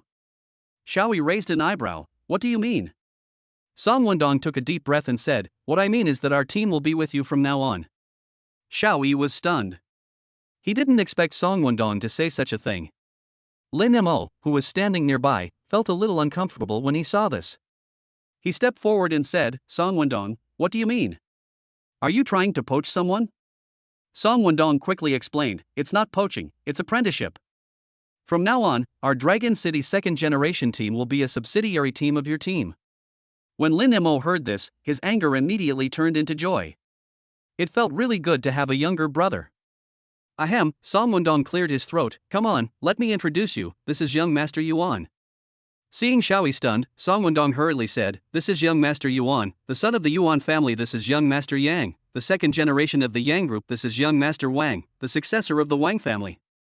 He introduced them one by one, with a bit of awe in his tone. These young men all had expressions of sincere admiration on their faces, as if Xiaoyi had become a hero in their hearts. We are all the second generation of Longlong City.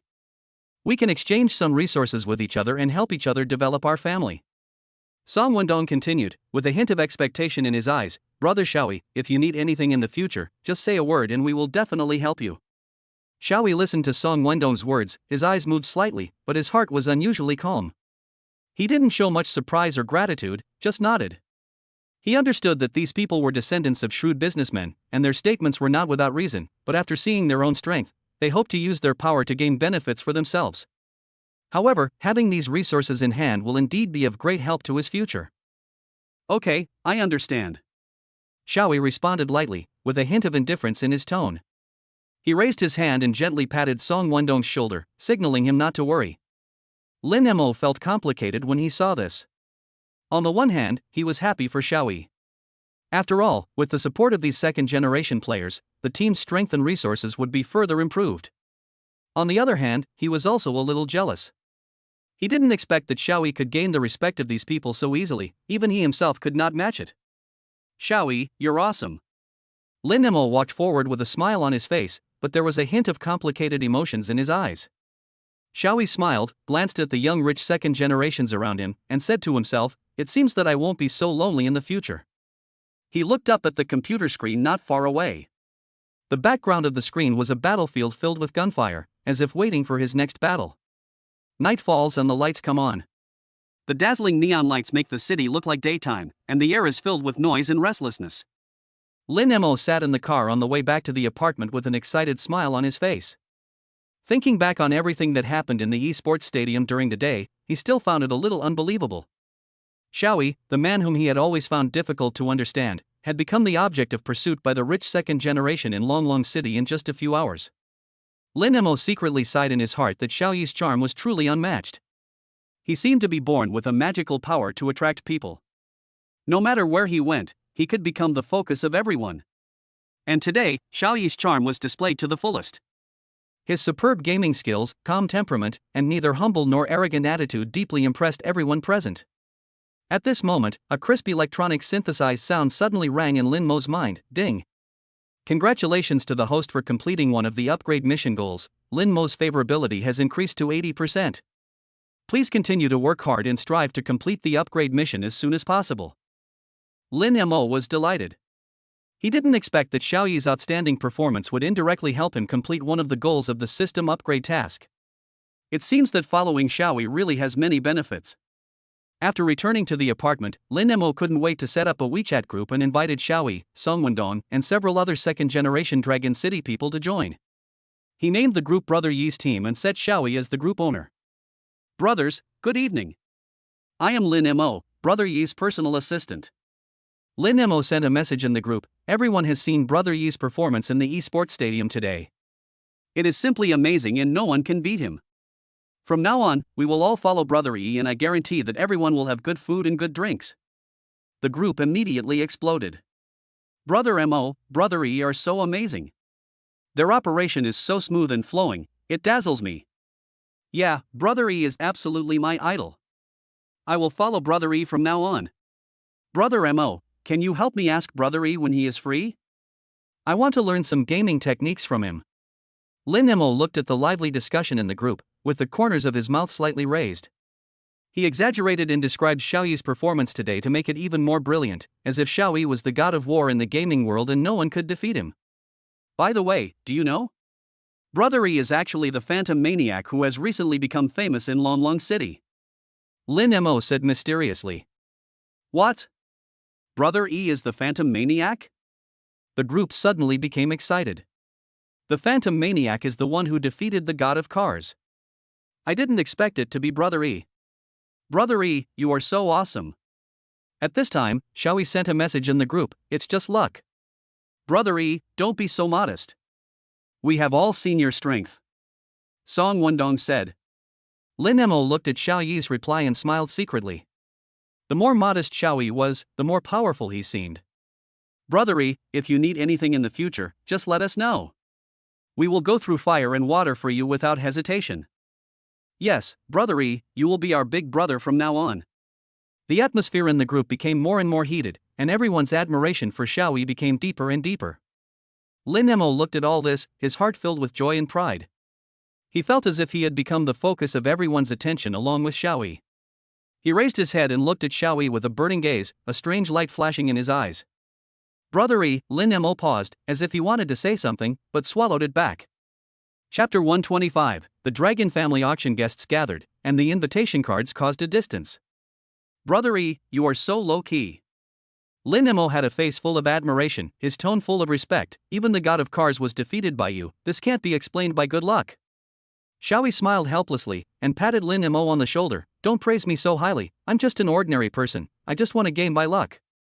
Lin Mo opened his mouth, wanting to refute, but didn't know where to start. He knew that Xiao Yi's strength was far more than just luck, but Xiao Yi's low-keyness made him admire him even more. He could only nod silently, with complex lights flashing in his eyes, which showed both admiration for Xiao Yi's abilities and appreciation for his low-keyness. At this time, the group of rich second generation in Longqing suddenly became lively. Brothers, look what this is. An arrogant voice sounded, followed by a gold-stamped invitation picture. An invitation to the Long Family Charity Auction. I heard there will be a lot of treasures at this auction, I can't wait. That's it? I received it too. Another rich second generation followed closely and also posted his own invitation, with the Long family's logo clearly printed on the picture. I heard there are rare collections from overseas this time. I'm ready to show off my skills. The group instantly exploded with all kinds of pictures and messages showing off the invitations, as if not having an invitation made one inferior. Hey, have you all received the invitation? I don't think I received it. A slightly embarrassed voice seemed particularly abrupt in the noise. Ha, Lao Wang, you weren't invited, were you? A rich second generation said jokingly, it seems that the Long family doesn't think highly of you either. That's right, you don't even have an invitation, and you still have the nerve to hang out in the group? Another rich second generation echoed. I might have been left out. The ridiculed rich second generation explained awkwardly, I'll ask the Long family later. Don't ask, you just weren't invited. A second generation rich man mercilessly exposed his lie, with your little money, you still want to participate in the Long family's auction? Forget it. The atmosphere in the group became more heated, full of comparison and ridicule. At this moment, Xiao Yi slowly sent a message in the group, I didn't receive the invitation. The group fell silent instantly. As soon as Xiao Yi's message came out, the originally lively atmosphere in the group froze instantly, as if the pause button was pressed. The faces of the few rich second generations who had been mocking Lao Wang became a little embarrassed. They paused with their fingers on the screen, wanting to retract their previous sarcastic remarks, but found that it was too late. Brothery, you didn't receive it either? The rich second generation who had shown off the invitation the most before spoke with caution, as if he was afraid of angering Xiao Yi. Yes, Xiao Yi replied calmly, it seems that the invitation to the Long family this time is quite difficult to get. The group was silent for a few seconds, and Lin Mo was the first to break the awkwardness. Brothery, if you want to go, I'll take you in. My dad has 2 tickets. Yes, brothery, I have an extra one here, do you want to take one? Another rich second generation also quickly agreed. Brothery, I can take you in too. For a moment, the group became lively again, but this time the liveliness was no longer about showing off and ridicule, but about everyone vying to invite Xiao Yi. When Xiao Yi read the news, a warm feeling surged in his heart, and the originally tense atmosphere instantly became warm. The next day, Xiao Yi and Lin Mo came to the Long family auction. Xiao Yi was wearing casual clothes. Although clean and tidy, he did not fit in with the well-dressed guests around him. Lin Mo was wearing a well-tailored suit, looking particularly energetic. Sir, this is the Long family charity auction. Do you have an invitation? The security guard Li Baoan at the door stopped Xiao Yi and Lin Mo with a hint of arrogance in his tone. He looked up and down at Xiao Yi's clothes. Yes, of course. Lin Mo took out a crumpled piece of paper from his pocket and handed it to Li Baoan. Li Baoan took it and looked at it, his brows frowned even more tightly. The invitation was wrinkled and even had some oil stains on it, and it was obvious that it had been pressed by something. He looked at Lin Mo suspiciously, and his tone became even more impolite. Sir, are you sure this is an invitation? And not paper used to pat instant noodles? Lin Mo smiled awkwardly and explained, this is indeed an invitation, I accidentally wrinkled it. Li Baoan carefully checked the information on the invitation, and then glanced at Xiaoyi and Lin Mo with suspicion. The air was filled with embarrassment and contempt, and Xiaoyi and Lin Mo both felt a little uncomfortable. Suddenly, Li Baoan's expression changed, and his tone became respectful. It turned out to be Master Lin.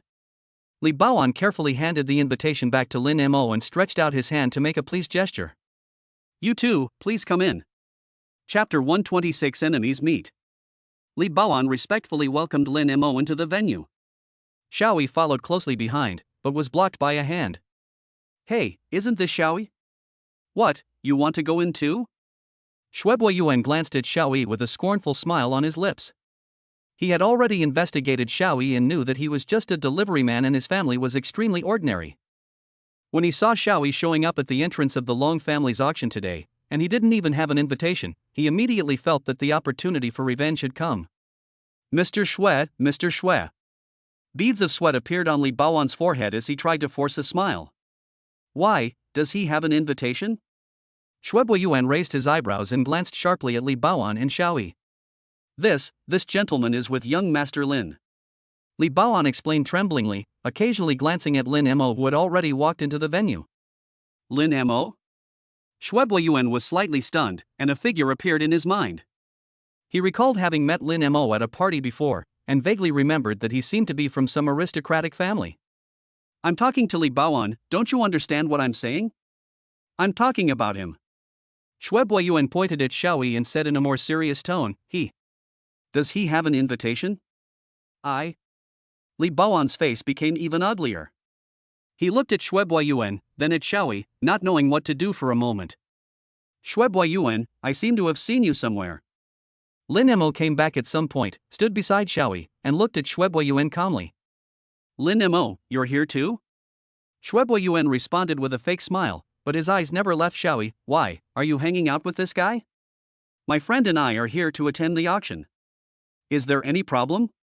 Lin Mo's tone was still calm, but with a hint of unquestionable majesty. Shuebo Yuan sneered, friend? Him? A delivery man? He turned to Li Baoan again. I'll ask you one last time, does he have an invitation? Li Baoan was so frightened that his whole body trembled and his lips shook, but he dared not make any sound. Lin Mo was about to speak. He doesn't need an invitation. Lin Mo's tone was calm, but with unquestionable majesty. I am from the Lin family. Do I need an invitation to bring a friend in? Shuebo Yuan's face changed slightly. The Lin family is one of the largest families in the local area. Although he is also a rich kid, he is still a long way behind the Lin family. His eyes rolled and a smile appeared on his face. So you are Mr. Lin's friend. I am so sorry. Mr. Lin, this guy is not a good guy at first glance. Don't be fooled by him. How about this, you send him away and I will treat you to a good time inside. Lin Mo's eyes turned cold. Lie? He is my master. Master? Shuebo Yuan was stunned, then burst into laughter. Mr. Lin, you really know how to joke. Him? A delivery man, can he be your master? Stop teasing me. A few low laughs were heard around, and several rich young men behind Shuebo Yuan also echoed them, looking at Xiaoyi with contempt. Lin Mo's face darkened. Shuebo Yuan, I'll say it again, he is my master. If you speak rudely to him, you are disrespecting me. The smile on Shuebo Yuan's face froze. He didn't expect that Lin Mo would publicly offend him for the sake of a delivery man. His face turned pale and blue, and he felt the gazes from those around him piercing his body like needles, making him lose all face. Lin Mo, don't be so arrogant. An arrogant voice came from the crowd. A young man wearing a designer suit and with shiny hair walked over. It was Wang Ziyuan. He walked up to Shuebo Yuan, patted him on the shoulder, and shouted at Lin Mo, do you think you can offend Master Xue? Who do you think you are? Lin Mo sneered, who am I? You don't deserve to know who I am. But you are barking here, and people who don't know would think it's someone's dog that's not tied up properly. You! Wang Ziyuan suddenly became furious, his face turned red, and his fists clenched so hard that they made a clattering sound. You're looking for death. He raised his fist and punched Lin Mo in the face. No sooner said than done, a slender white hand grabbed Wang Ziyuan's arm. Long Yun's fingers are slender and white, but they contain amazing power. Wang Ziyuan felt as if his arm was clamped by an iron clamp and he could not move. He turned to look at Long Yun and was shocked. Long Yun's beauty was well known far and wide, and now, seeing her up close, she was even more stunning. She was wearing a simple white dress, her long black hair was draped over her shoulders, her facial features were delicate and picturesque, and her clear eyes had a hint of coldness that made people dare not look directly at her. The air around them seemed to freeze. Everyone was attracted by Long Yun's beauty, and their eyes lingered on her. Only Shuebo Yuan's. Wang Ziyuan, what do you want to do? Long Yun's voice was as cold as ice, with a hint of warning in his tone. Wang Ziyuan's face turned red and he stammered, unable to speak. He didn't dare to offend Long Yun, so he could only retract his fist in disappointment. At this moment, a clear voice came from outside the crowd. Wang Ziyuan, what are you doing again?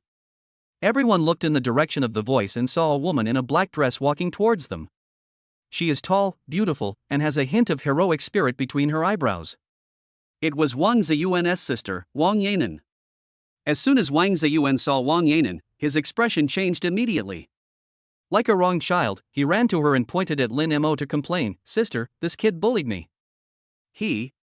Wang Yain ignored Wang Ziyuan's complaint and walked straight to Xiaoyi with a bright smile on her face. "Xiaoyi, you are here too? Long time no see." Xiaoyi was slightly stunned. He didn't expect Wang Yain to take the initiative to greet him. He responded politely, "Ms. Wang, long time no see." Wang Yain covered her mouth and chuckled, "Why are you still calling me Miss Wang? Just call me Yain." She turned to Lin Mo and teased, "Lin Mo, your master is so charming that even I can't help but try to get close to him." Lin Mo smiled faintly and said nothing. Wang Yain's gaze returned to Xiaoyi again. Xiaoyi smiled modestly, No, it's just luck." Wang Yain's smile became even brighter. She moved closer to Xiaoyi and said in a low voice, "Xiaoyi, do you know?" When Wang Ziyuan saw his sister coming, he immediately exaggerated the complaint, "Sister, it was this guy who made Lin Mo lose face for me." He pointed at Xiaoyi, spitting everywhere, as if Xiaoyi was some unforgivable sinner. Wang Yain ignored Wang Ziyuan's accusation, but turned to Xiaoyi and smiled, with a hint of gratitude in her tone. "Xiaoyi, thank you for helping me teach this useless brother a lesson. He makes trouble all the time, and I am almost annoyed by him." When Wang Ziyuan heard this, he was stunned. His mouth opened wide, like a fish out of water, and he couldn't speak for a long time. He looked at his sister in disbelief, not understanding why she wanted to thank Xiaoyi. In his opinion, Xiaoyi was clearly the culprit who caused him to lose face, and his sister should help him vent his anger. "Sister, you." Wang Ziyuan pointed at Xiaoyi and spoke incoherently, he. Wang Yain interrupted him impatiently, "Okay, stop talking. I know you've been wronged, but you're really wrong this time. How dare you provoke Lin Xiao?"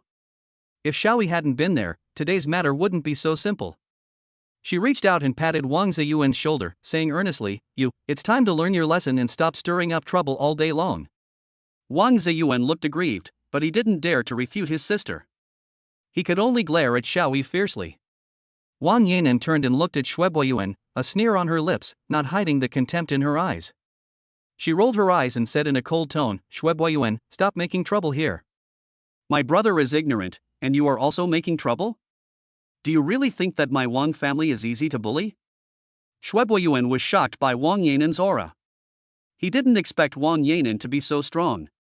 His face turned pale and blue, and beads of sweat appeared on his forehead. He opened his mouth, wanting to say something, but found that he couldn't say anything. The air around seemed to freeze and the atmosphere became extremely tense.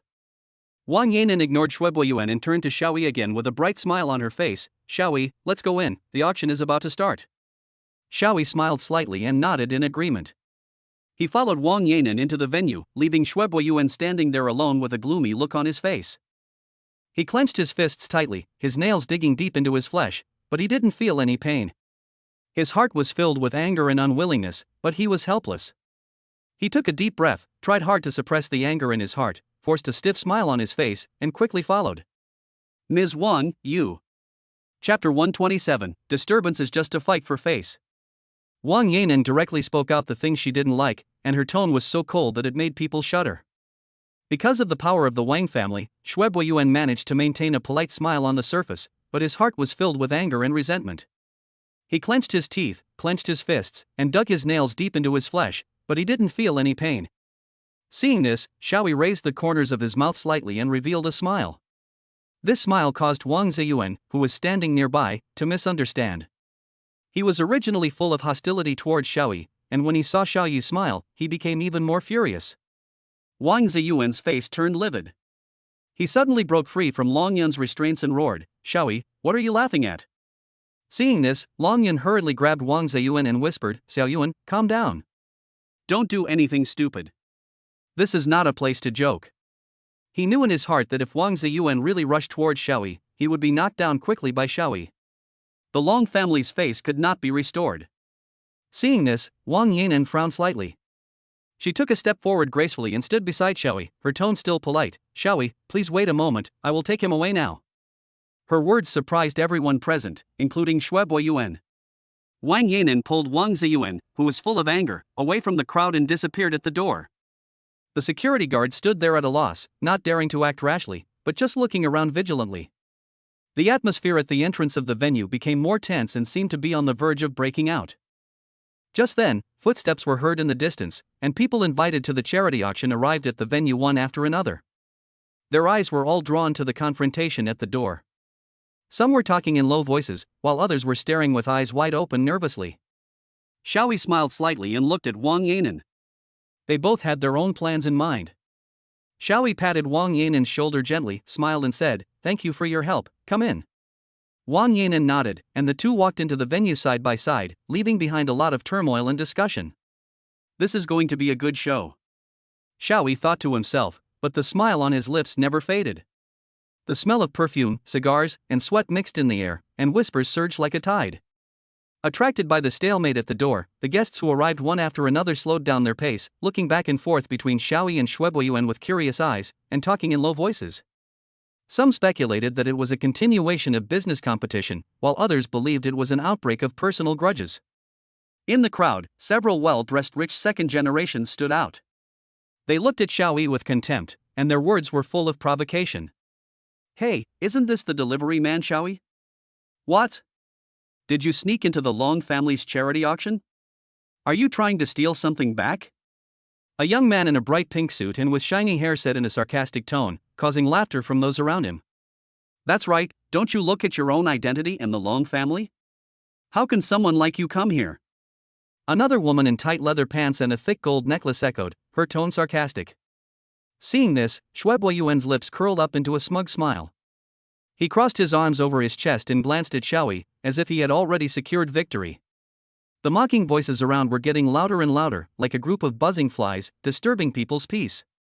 Xiaoyi remained calm and glanced at everyone calmly, as if these ridicules were just a breeze to him. At this moment, a steady voice came from the crowd, "You guys, keep your mouths shut." Everyone looked in the direction of the voice and saw Song Wendong walking over with a few burly bodyguards. He walked behind Xiaoyi and glared at those rich second generations with eyes wide open. "Mr. Xiao is an honored guest of our Song family. If you dare to disrespect him, you are disrespecting our Song family." Song Wendong's voice was loud and clear, with unquestionable majesty. The faces of those rich second generations changed. Although they were arrogant and domineering, they also knew that the strength of the Song family should not be underestimated. They exchanged glances and finally chose to shut up. "Brother Song, thank you very much." Xiaoyi smiled faintly and patted Song Wendong on the shoulder. "Mr. Xiao, you are too polite. I just saw injustice and wanted to help." Song Wendong smiled heartily and looked at Yuan with provocative eyes. "Humph, a bunch of nouveau riche who are looked down upon by the aristocratic families dare to clamor here." A cold voice came from the crowd. Everyone turned around and saw a handsome young man in a black suit slowly walking towards them. It was Lin Mo, the young master of the Longcheng Lin family.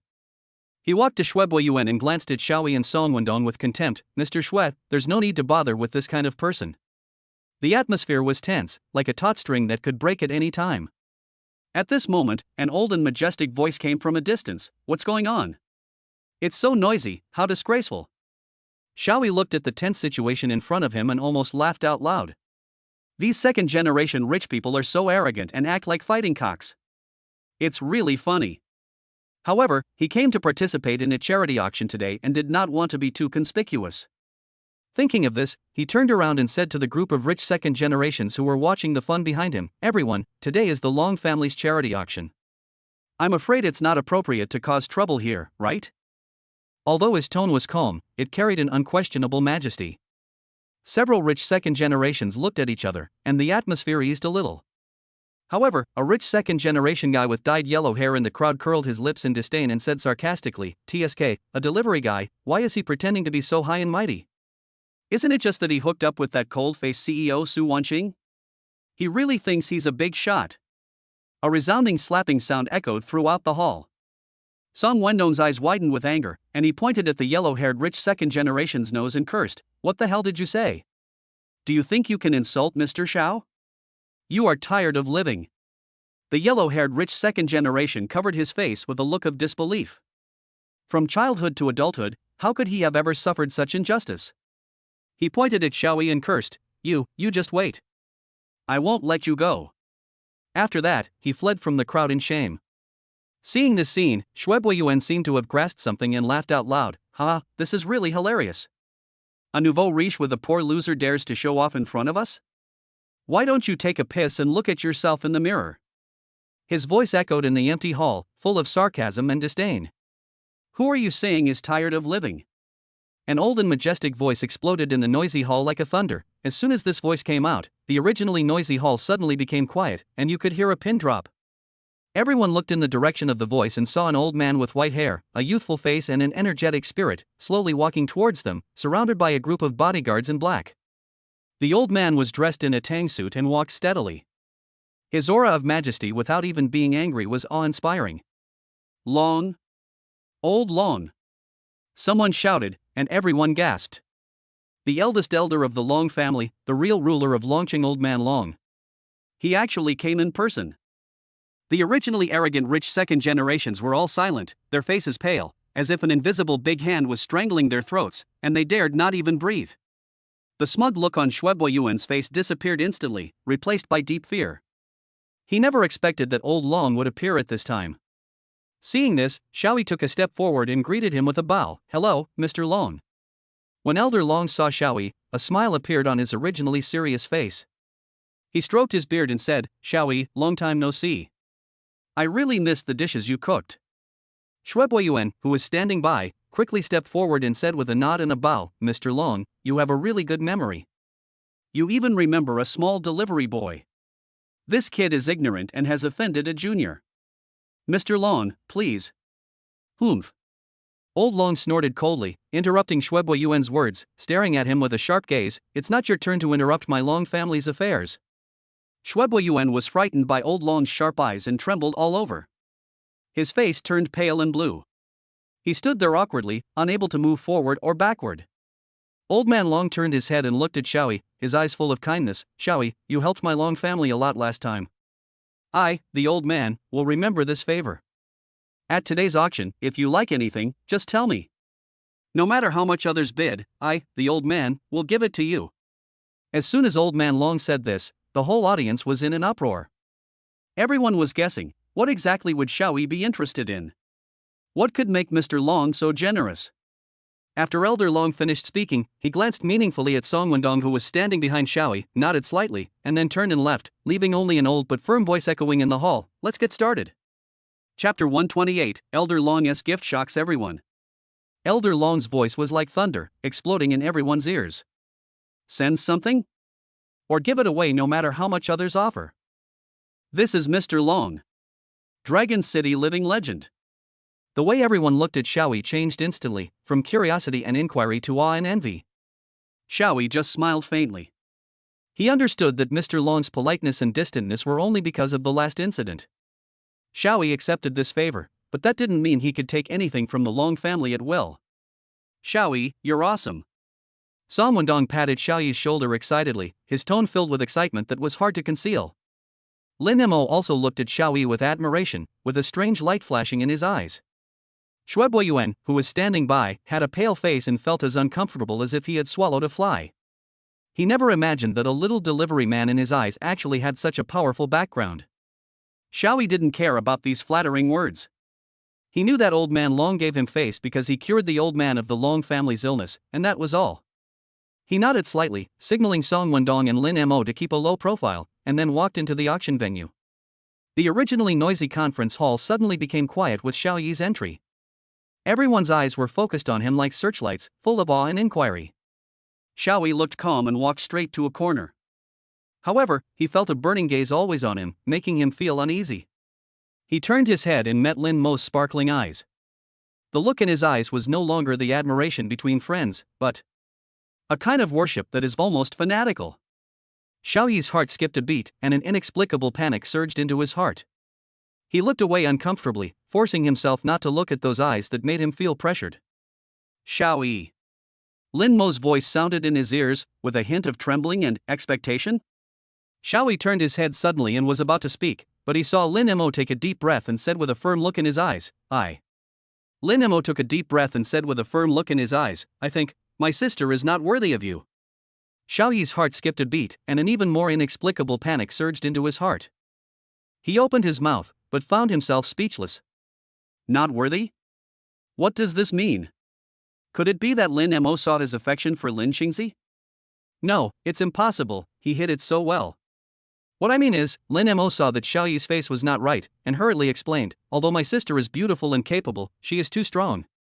If you are with her, you will definitely be dominated by her. You are so outstanding, you should find someone gentle and considerate." As Lin Mo spoke, his voice became smaller and smaller, and his face became redder and redder. Xiao Yi was stunned. Looking at Lin Mo's embarrassed look, he suddenly realized that he seemed to have thought wrongly. He coughed lightly and pretended to be calm and said, "You think too much. Your sister and I are just ordinary friends." Really? Lin Mo's eyes lit up, like twinkling stars in the night sky. "Then what kind do you like? I'll introduce it to you." The corners of Xiao Yi's mouth twitched. Why did he feel like he had jumped into a bigger pit? No need, he waved his hands quickly. "When it comes to love, just let nature take its course." He took a deep breath and was about to confess to Lin Mo his feelings about Lin Xingzi, but suddenly he heard a crisp ringtone. A graceful hostess wearing a red cheongsam walked onto the stage, holding an exquisite tray in her hand. The tray was covered with a piece of red silk, so the items underneath could not be seen clearly. "Good evening, distinguished guests." The sweet voice of the etiquette lady was like a spring breeze, instantly attracting everyone's attention. "Welcome to Longqing's annual charity auction. I'm tonight's host, Wang Li." As soon as Wang Li finished speaking, a slightly overweight middle-aged man walked onto the stage. With a big smile on his face, he said into the microphone, "Dear friends, I am Zhao Dezhu, the president of the Longqing Business Association. It is an honor to be here and witness this grand event with you all. As everyone knows, the Long family." He spoke endlessly about the glorious history of the Long family and their contributions to charity. Xiao Yi listened boredly, but his eyes were always fixed on the tray covered with red cloth. What is under the red cloth? Chapter 129, The competition at the auction is intense. What is under the red cloth? Everyone was looking forward to it, holding their breath. The lights from the auction focused on the tray, making the piece of red silk even more vivid. Host Zhang cleared his throat and introduced the Long family's contribution to charity in an emotional voice, his tone full of praise for the Long family. His tone of voice was up and down, as if every word carried magic, making the atmosphere on the scene even more lively.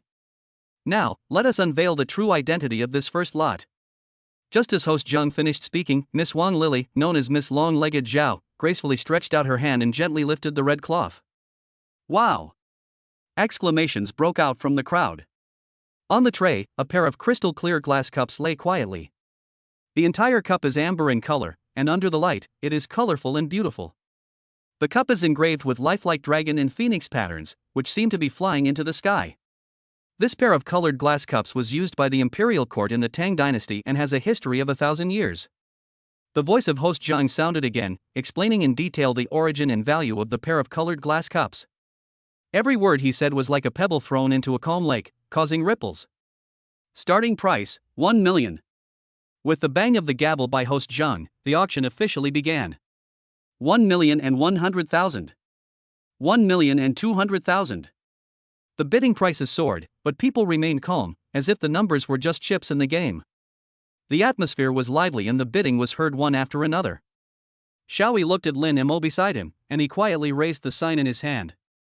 1,800,000. Xiaoyi shouted out a price, which immediately attracted the attention of the people around him. Lin Mo, who was sitting next to him, had no reaction at all. His eyes were fixed on Miss Wang Li on the stage, as if she was the only one left in the world. 2,100,000. A slightly sharp voice came from the crowd. It was Wang Ziyuan. He was determined to win and was determined to get this first lot so that he could show off in front of everyone. The price continued to rise, and finally, Wang Ziyuan bought the pair of glass cups at a high price of 3.5 million. He looked around triumphantly, expecting everyone's admiration and envy, but the people around him just clapped politely and did not respond as enthusiastically as he had imagined. A subtle sense of loss passed through his heart. Immediately afterwards, the second item was presented: an antique painting and calligraphy. Host Zhang began to introduce the history and artistic value of this calligraphy and painting, and his melodious voice once again resounded throughout the audience. This calligraphy and painting. Song Wendong turned his head, wanting to discuss the value of this calligraphy and painting with Lin Mo, but found that Lin Mo was still staring at Miss Wang Li, as if everything around him had nothing to do with him. Lin Mo? Song Wendong called again. Lin Mo still didn't respond. Seeing this, Xiaoyi raised his lips slightly and thought to himself, it seems that this kid is completely fascinated. He gently patted Lin Mo's shoulder, leaned close to his ear, and whispered, "Do you want to give her something?" Lin Mo suddenly woke up from his dream and blinked blankly. "Ah? What?" He turned to look at Xiaoyi with a hint of confusion in his eyes. Song Wendong shook his head helplessly and said to Xiaoyi, "It seems that this boy has been poisoned by beauty." "Xiaoyi, are you interested in this calligraphy and painting?" Xiaoyi shrugged and said, "I'm not interested in the Long family's junk." He glanced at the items on the stage with a hint of disdain. "However, if we can find something to amuse this kid, we can consider it." At this time, a burst of sneers came from Yuan's side. "Hey, isn't this Mr. Xiao, the good man? What, you don't plan to donate generously and contribute to charity today?" The speaker was Yuan's friend, and there was obvious provocation in his tone. Xiaoyi raised his eyebrows and was about to fight back when he heard host Zhang announce, "Second lot, sold." Lin Mo's attention was drawn again. He saw Miss Wang Li walking towards the booth with an exquisite wooden box in her hand. The box is carved with intricate patterns and exudes a faint sandalwood scent. The third item. Host Zhang's voice sounded again, but was drowned out by Lin Mo's rapid heartbeat. He stared at the wooden box in Miss Wang Lily's hand, as if it contained all his hopes. I think. Lin Mo hesitated, his face flushed red, his eyes fixed on the elegant figure of Miss Wang Lily, as if he wanted to engrave her in his heart. "What are you thinking about? Want to treat them to a meal?" Xiaoyi joked, with a hint of teasing in his tone. Lin Mo hesitated for a long time, and finally mustered up the courage to whisper, "I want to give her something, and then invite her to have dinner together." Xiaoyi raised his eyebrows and asked with interest, "Oh? Are you interested in her? If you like her, just chase her boldly. What do you want to give her as a gift? I'll buy it for you." "Really? Brother E, you are so kind." Lin Mo was so grateful that he grabbed Xiaoyi's hand and spoke incoherently with excitement, "Brother E, you are simply my savior. I love you so much." Xiaoyi smiled and pulled his hand back, patting Lin Mo's shoulder with disgust. "Alright, that's enough, it's so corny. Let's see what it is first." He cast his eyes on the wooden box in Miss Wang Li's hand and started the system scan. The screen shows, Miss Wang Li has a high favorability towards the items to be auctioned, but a very low favorability towards Yuan. "How do I send this?" Lin Mo scratched his head, looking confused. "Send it directly? Are you stupid? I'm on auction staff, how can I just take things?" Xiaoyi rolled his eyes at him unhappily. "Listen to me, take a look at what it is first." At this time, Miss Wang Li opened the wooden box. Inside was a pair of beautifully carved walnuts. A pair of century-old walnuts? Lin Mo asked doubtfully, "How about this one?" "Don't be in a hurry." Xiaoyi raised a mysterious smile and fixed his eyes on Miss Wang Li. "Listen to my arrangements." He lowered his voice and whispered a few words to Lin Mo. After listening to this, Lin Mo looked confused. "Is this okay?" Xiaoyi patted his shoulder with a firm look in his eyes. "Trust me." He raised the bidding card in his hand. The magnetic voice of host Zhang sounded again, introducing the third lot. The item being auctioned this time was tightly wrapped in a piece of crimson velvet cloth, adding a touch of mystery. Miss Wang walked slowly to the center of the booth and stood gracefully beside the tray. Her white fingertips lightly touched the velvet cloth, as if with a hint of expectation. On Xiaoyi's system screen, Miss Wan Li's favorability towards this unrevealed item rose again and was already close to the maximum value. Xiaoyi raised the corner of his mouth and whispered to Lin Mo, "This is it." Although Lin Mo didn't understand where Xiaoyi's confidence came from, he chose to believe in this friend who had repeatedly created miracles. He stared at the red cloth nervously, his palms sweating slightly. "Now, let us reveal this mysterious item," Host Zhang said in a high-pitched voice and tugged at the red cloth. A purple clay teapot with a warm color suddenly appeared in front of everyone. The body of the pot has smooth lines and a simple shape, exuding a calm and restrained temperament. Zisha teapot? Lin Mo was stunned. He didn't know much about tea art, let alone the value of a purple clay teapot. He was confused for a moment. But when he thought of Xiaoyi's confident look, the inexplicable sense of trust in his heart prevailed again. Starting price, 500,000. The moment host Zhang's voice fell, Lin Mo raised the bidding card in his hand without hesitation. 600,000. Chapter 130, Bidding for Love. 600,000. A slightly sharp voice sounded, breaking Lin Mo's brief joy. Following the voice, it was Shui Yuan, who had a grudge against Xiaoyi before. With a sneer on his lips, he looked at Lin Mo provocatively. A hint of hesitation arose in Lin Mo's heart. He really couldn't see anything special about this purple clay teapot, but its price kept soaring. He thought of Miss Lin's clear eyes. She liked the exquisite little gadgets in the street shops, not these antiques that cost hundreds of thousands of dollars. Besides, the money belonged to Xiaoyi, and he really couldn't bear to spend too much of his brother's money. 1 million. Lin Mo gritted his teeth and raised the sign again. 1,100,000. Shui Yuan chased closely. Seeing this, Xiaoyi patted Lin Mo on the shoulder and said with a smile, "It's okay, take pictures if you like, money is not a problem." He spoke in a relaxed tone, as if 1 million was just pocket money. Lin Mo's heart became even more shaken. 1 million was not a small sum for him, and Xiaoyi's understatement made him both moved and uneasy. He subconsciously looked at Miss Wang etiquette on the stage. Her slim figure and elegant temperament made his heart flutter. Wait, what was I thinking? Lin Mo suddenly came back to his senses. Could it be that what I like is woman? He quickly shook his head to get rid of this ridiculous idea. I must have been under too much pressure recently, which is why I have so many random thoughts. 1,500,000. Shui Yuan raised the price again, with a hint of pride in his tone. He recognized Lin Mo and thought to himself, how dare a poor boy steal things from me? I'm going to embarrass you today. The rich second generations around also joined in the fun, treating this auction as a face-saving battle among the rich second generations. The atmosphere suddenly became tense. Lin Mo hesitated for a moment and was about to give up, but Xiaoyi whispered in his ear, "Don't be scared, just do it." Lin Mo took a deep breath and his eyes became firm. He raised his bidding card and was about to speak, but Shui Yuan took the lead. 2 million. Shui Yuan looked at Lin Mo provocatively, as if he was sure of winning. Lin Mo's mouth corners slightly raised, revealing a confident smile.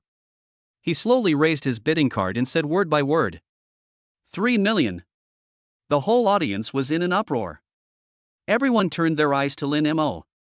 3 million to buy a purple clay teapot? Is this kid crazy? Shui Yuan's face turned pale. He didn't expect Lin Mo to be so crazy. He gritted his teeth and raised the sign again, 35 million. 40 million. Lin Mo followed without hesitation. 45 million. 50 million. The price soared all the way like a wild horse running out of control, leaving everyone present stunned. Shui Yuan's face became increasingly ugly, with beads of sweat oozing out of his forehead. He felt his breathing become a little rapid and his heart was beating violently in his chest. 80 million. Shui Yuan's voice trembled a little, and he almost shouted with gritted teeth. 8,500. Lin Mo remained calm and his tone was terrifyingly calm. Shui Yuan put down the bidding card in his hand dejectedly, he knew he had lost.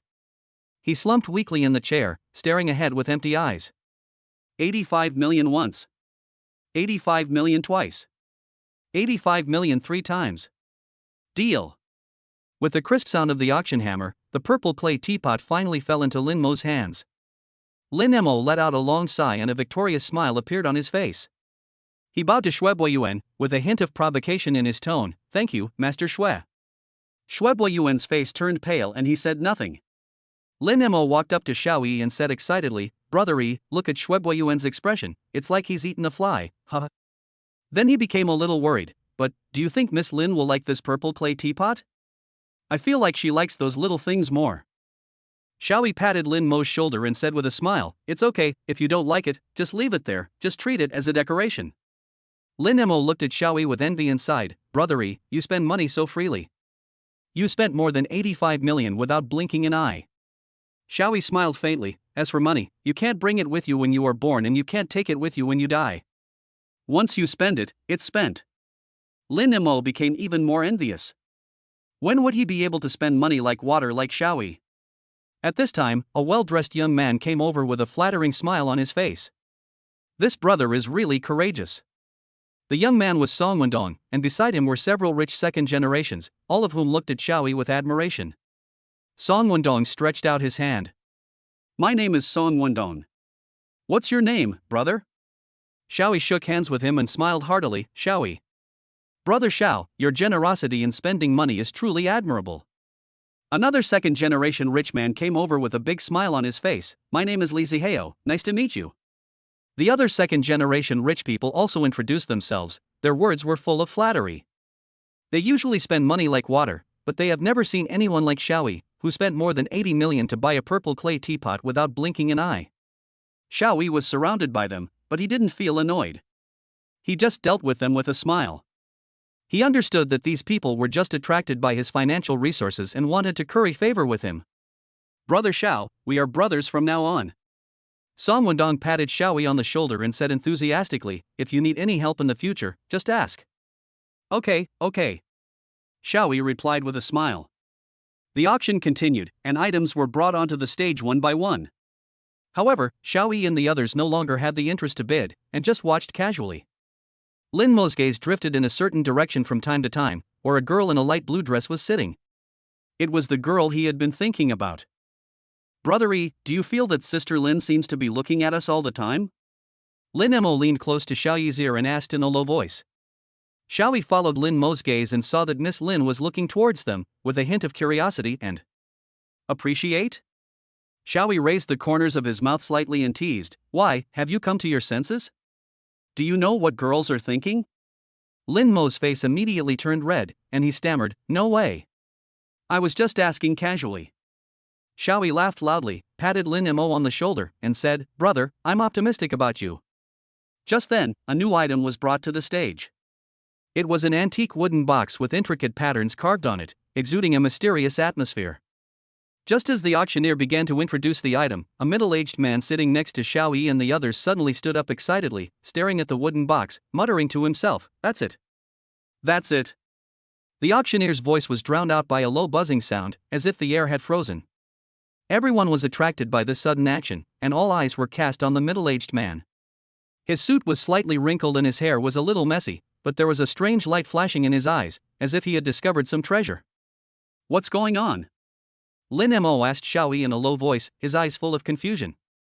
The middle-aged man was very close to them, and Lin Mo heard his mumbling clearly, but he had no idea what it meant. Xiao Yi frowned slightly and also felt a little strange. He looked at the middle-aged man, trying to read something from his expression and behavior. However, the middle-aged man seemed to be completely immersed in his own world, indifferent to everything around him. He stared closely at the quaint wooden box on the stage. Sir, do you have any questions? Miss Wan Lily walked up to the middle-aged man and asked softly. Her voice was sweet and gentle, yet with a subtle hint of wariness. The middle-aged man ignored Miss Wan Li and continued to stare at the wooden box, muttering, that's it. That's it. Miss Wan Li stood aside a little awkwardly, not knowing what to do. The auctioneer also stopped what he was doing and looked at the middle-aged man in confusion. The atmosphere became a little weird. The originally bustling auction venue was now silent, with only the low murmur of the middle-aged man echoing in the air. Suddenly, the middle-aged man raised his head abruptly, his eyes swept across the entire audience, and finally fell on Xiao Yi. His eyes were sharp and deep, as if they could see through people's hearts. Lin Mo was startled by the sudden gaze, and he subconsciously hid behind Xiao Yi. What's wrong? Xiaoyi noticed Lin Mo's abnormality and asked in a low voice. Lin Mo pointed at the middle-aged man and stammered, He seems to be looking at you. Xiaoyi looked in the direction Lin Mo's finger pointed and met the middle-aged man's gaze. The middle-aged man did not dodge. Instead, the corners of his mouth slightly raised, revealing a meaningful smile. Lin Mo felt a little scared by his gaze. He smiled awkwardly and said, Brothery, I'm going to the bathroom. After saying that, Lin Mo hurriedly left his seat, leaving Xiaoyi and the mysterious middle-aged man behind.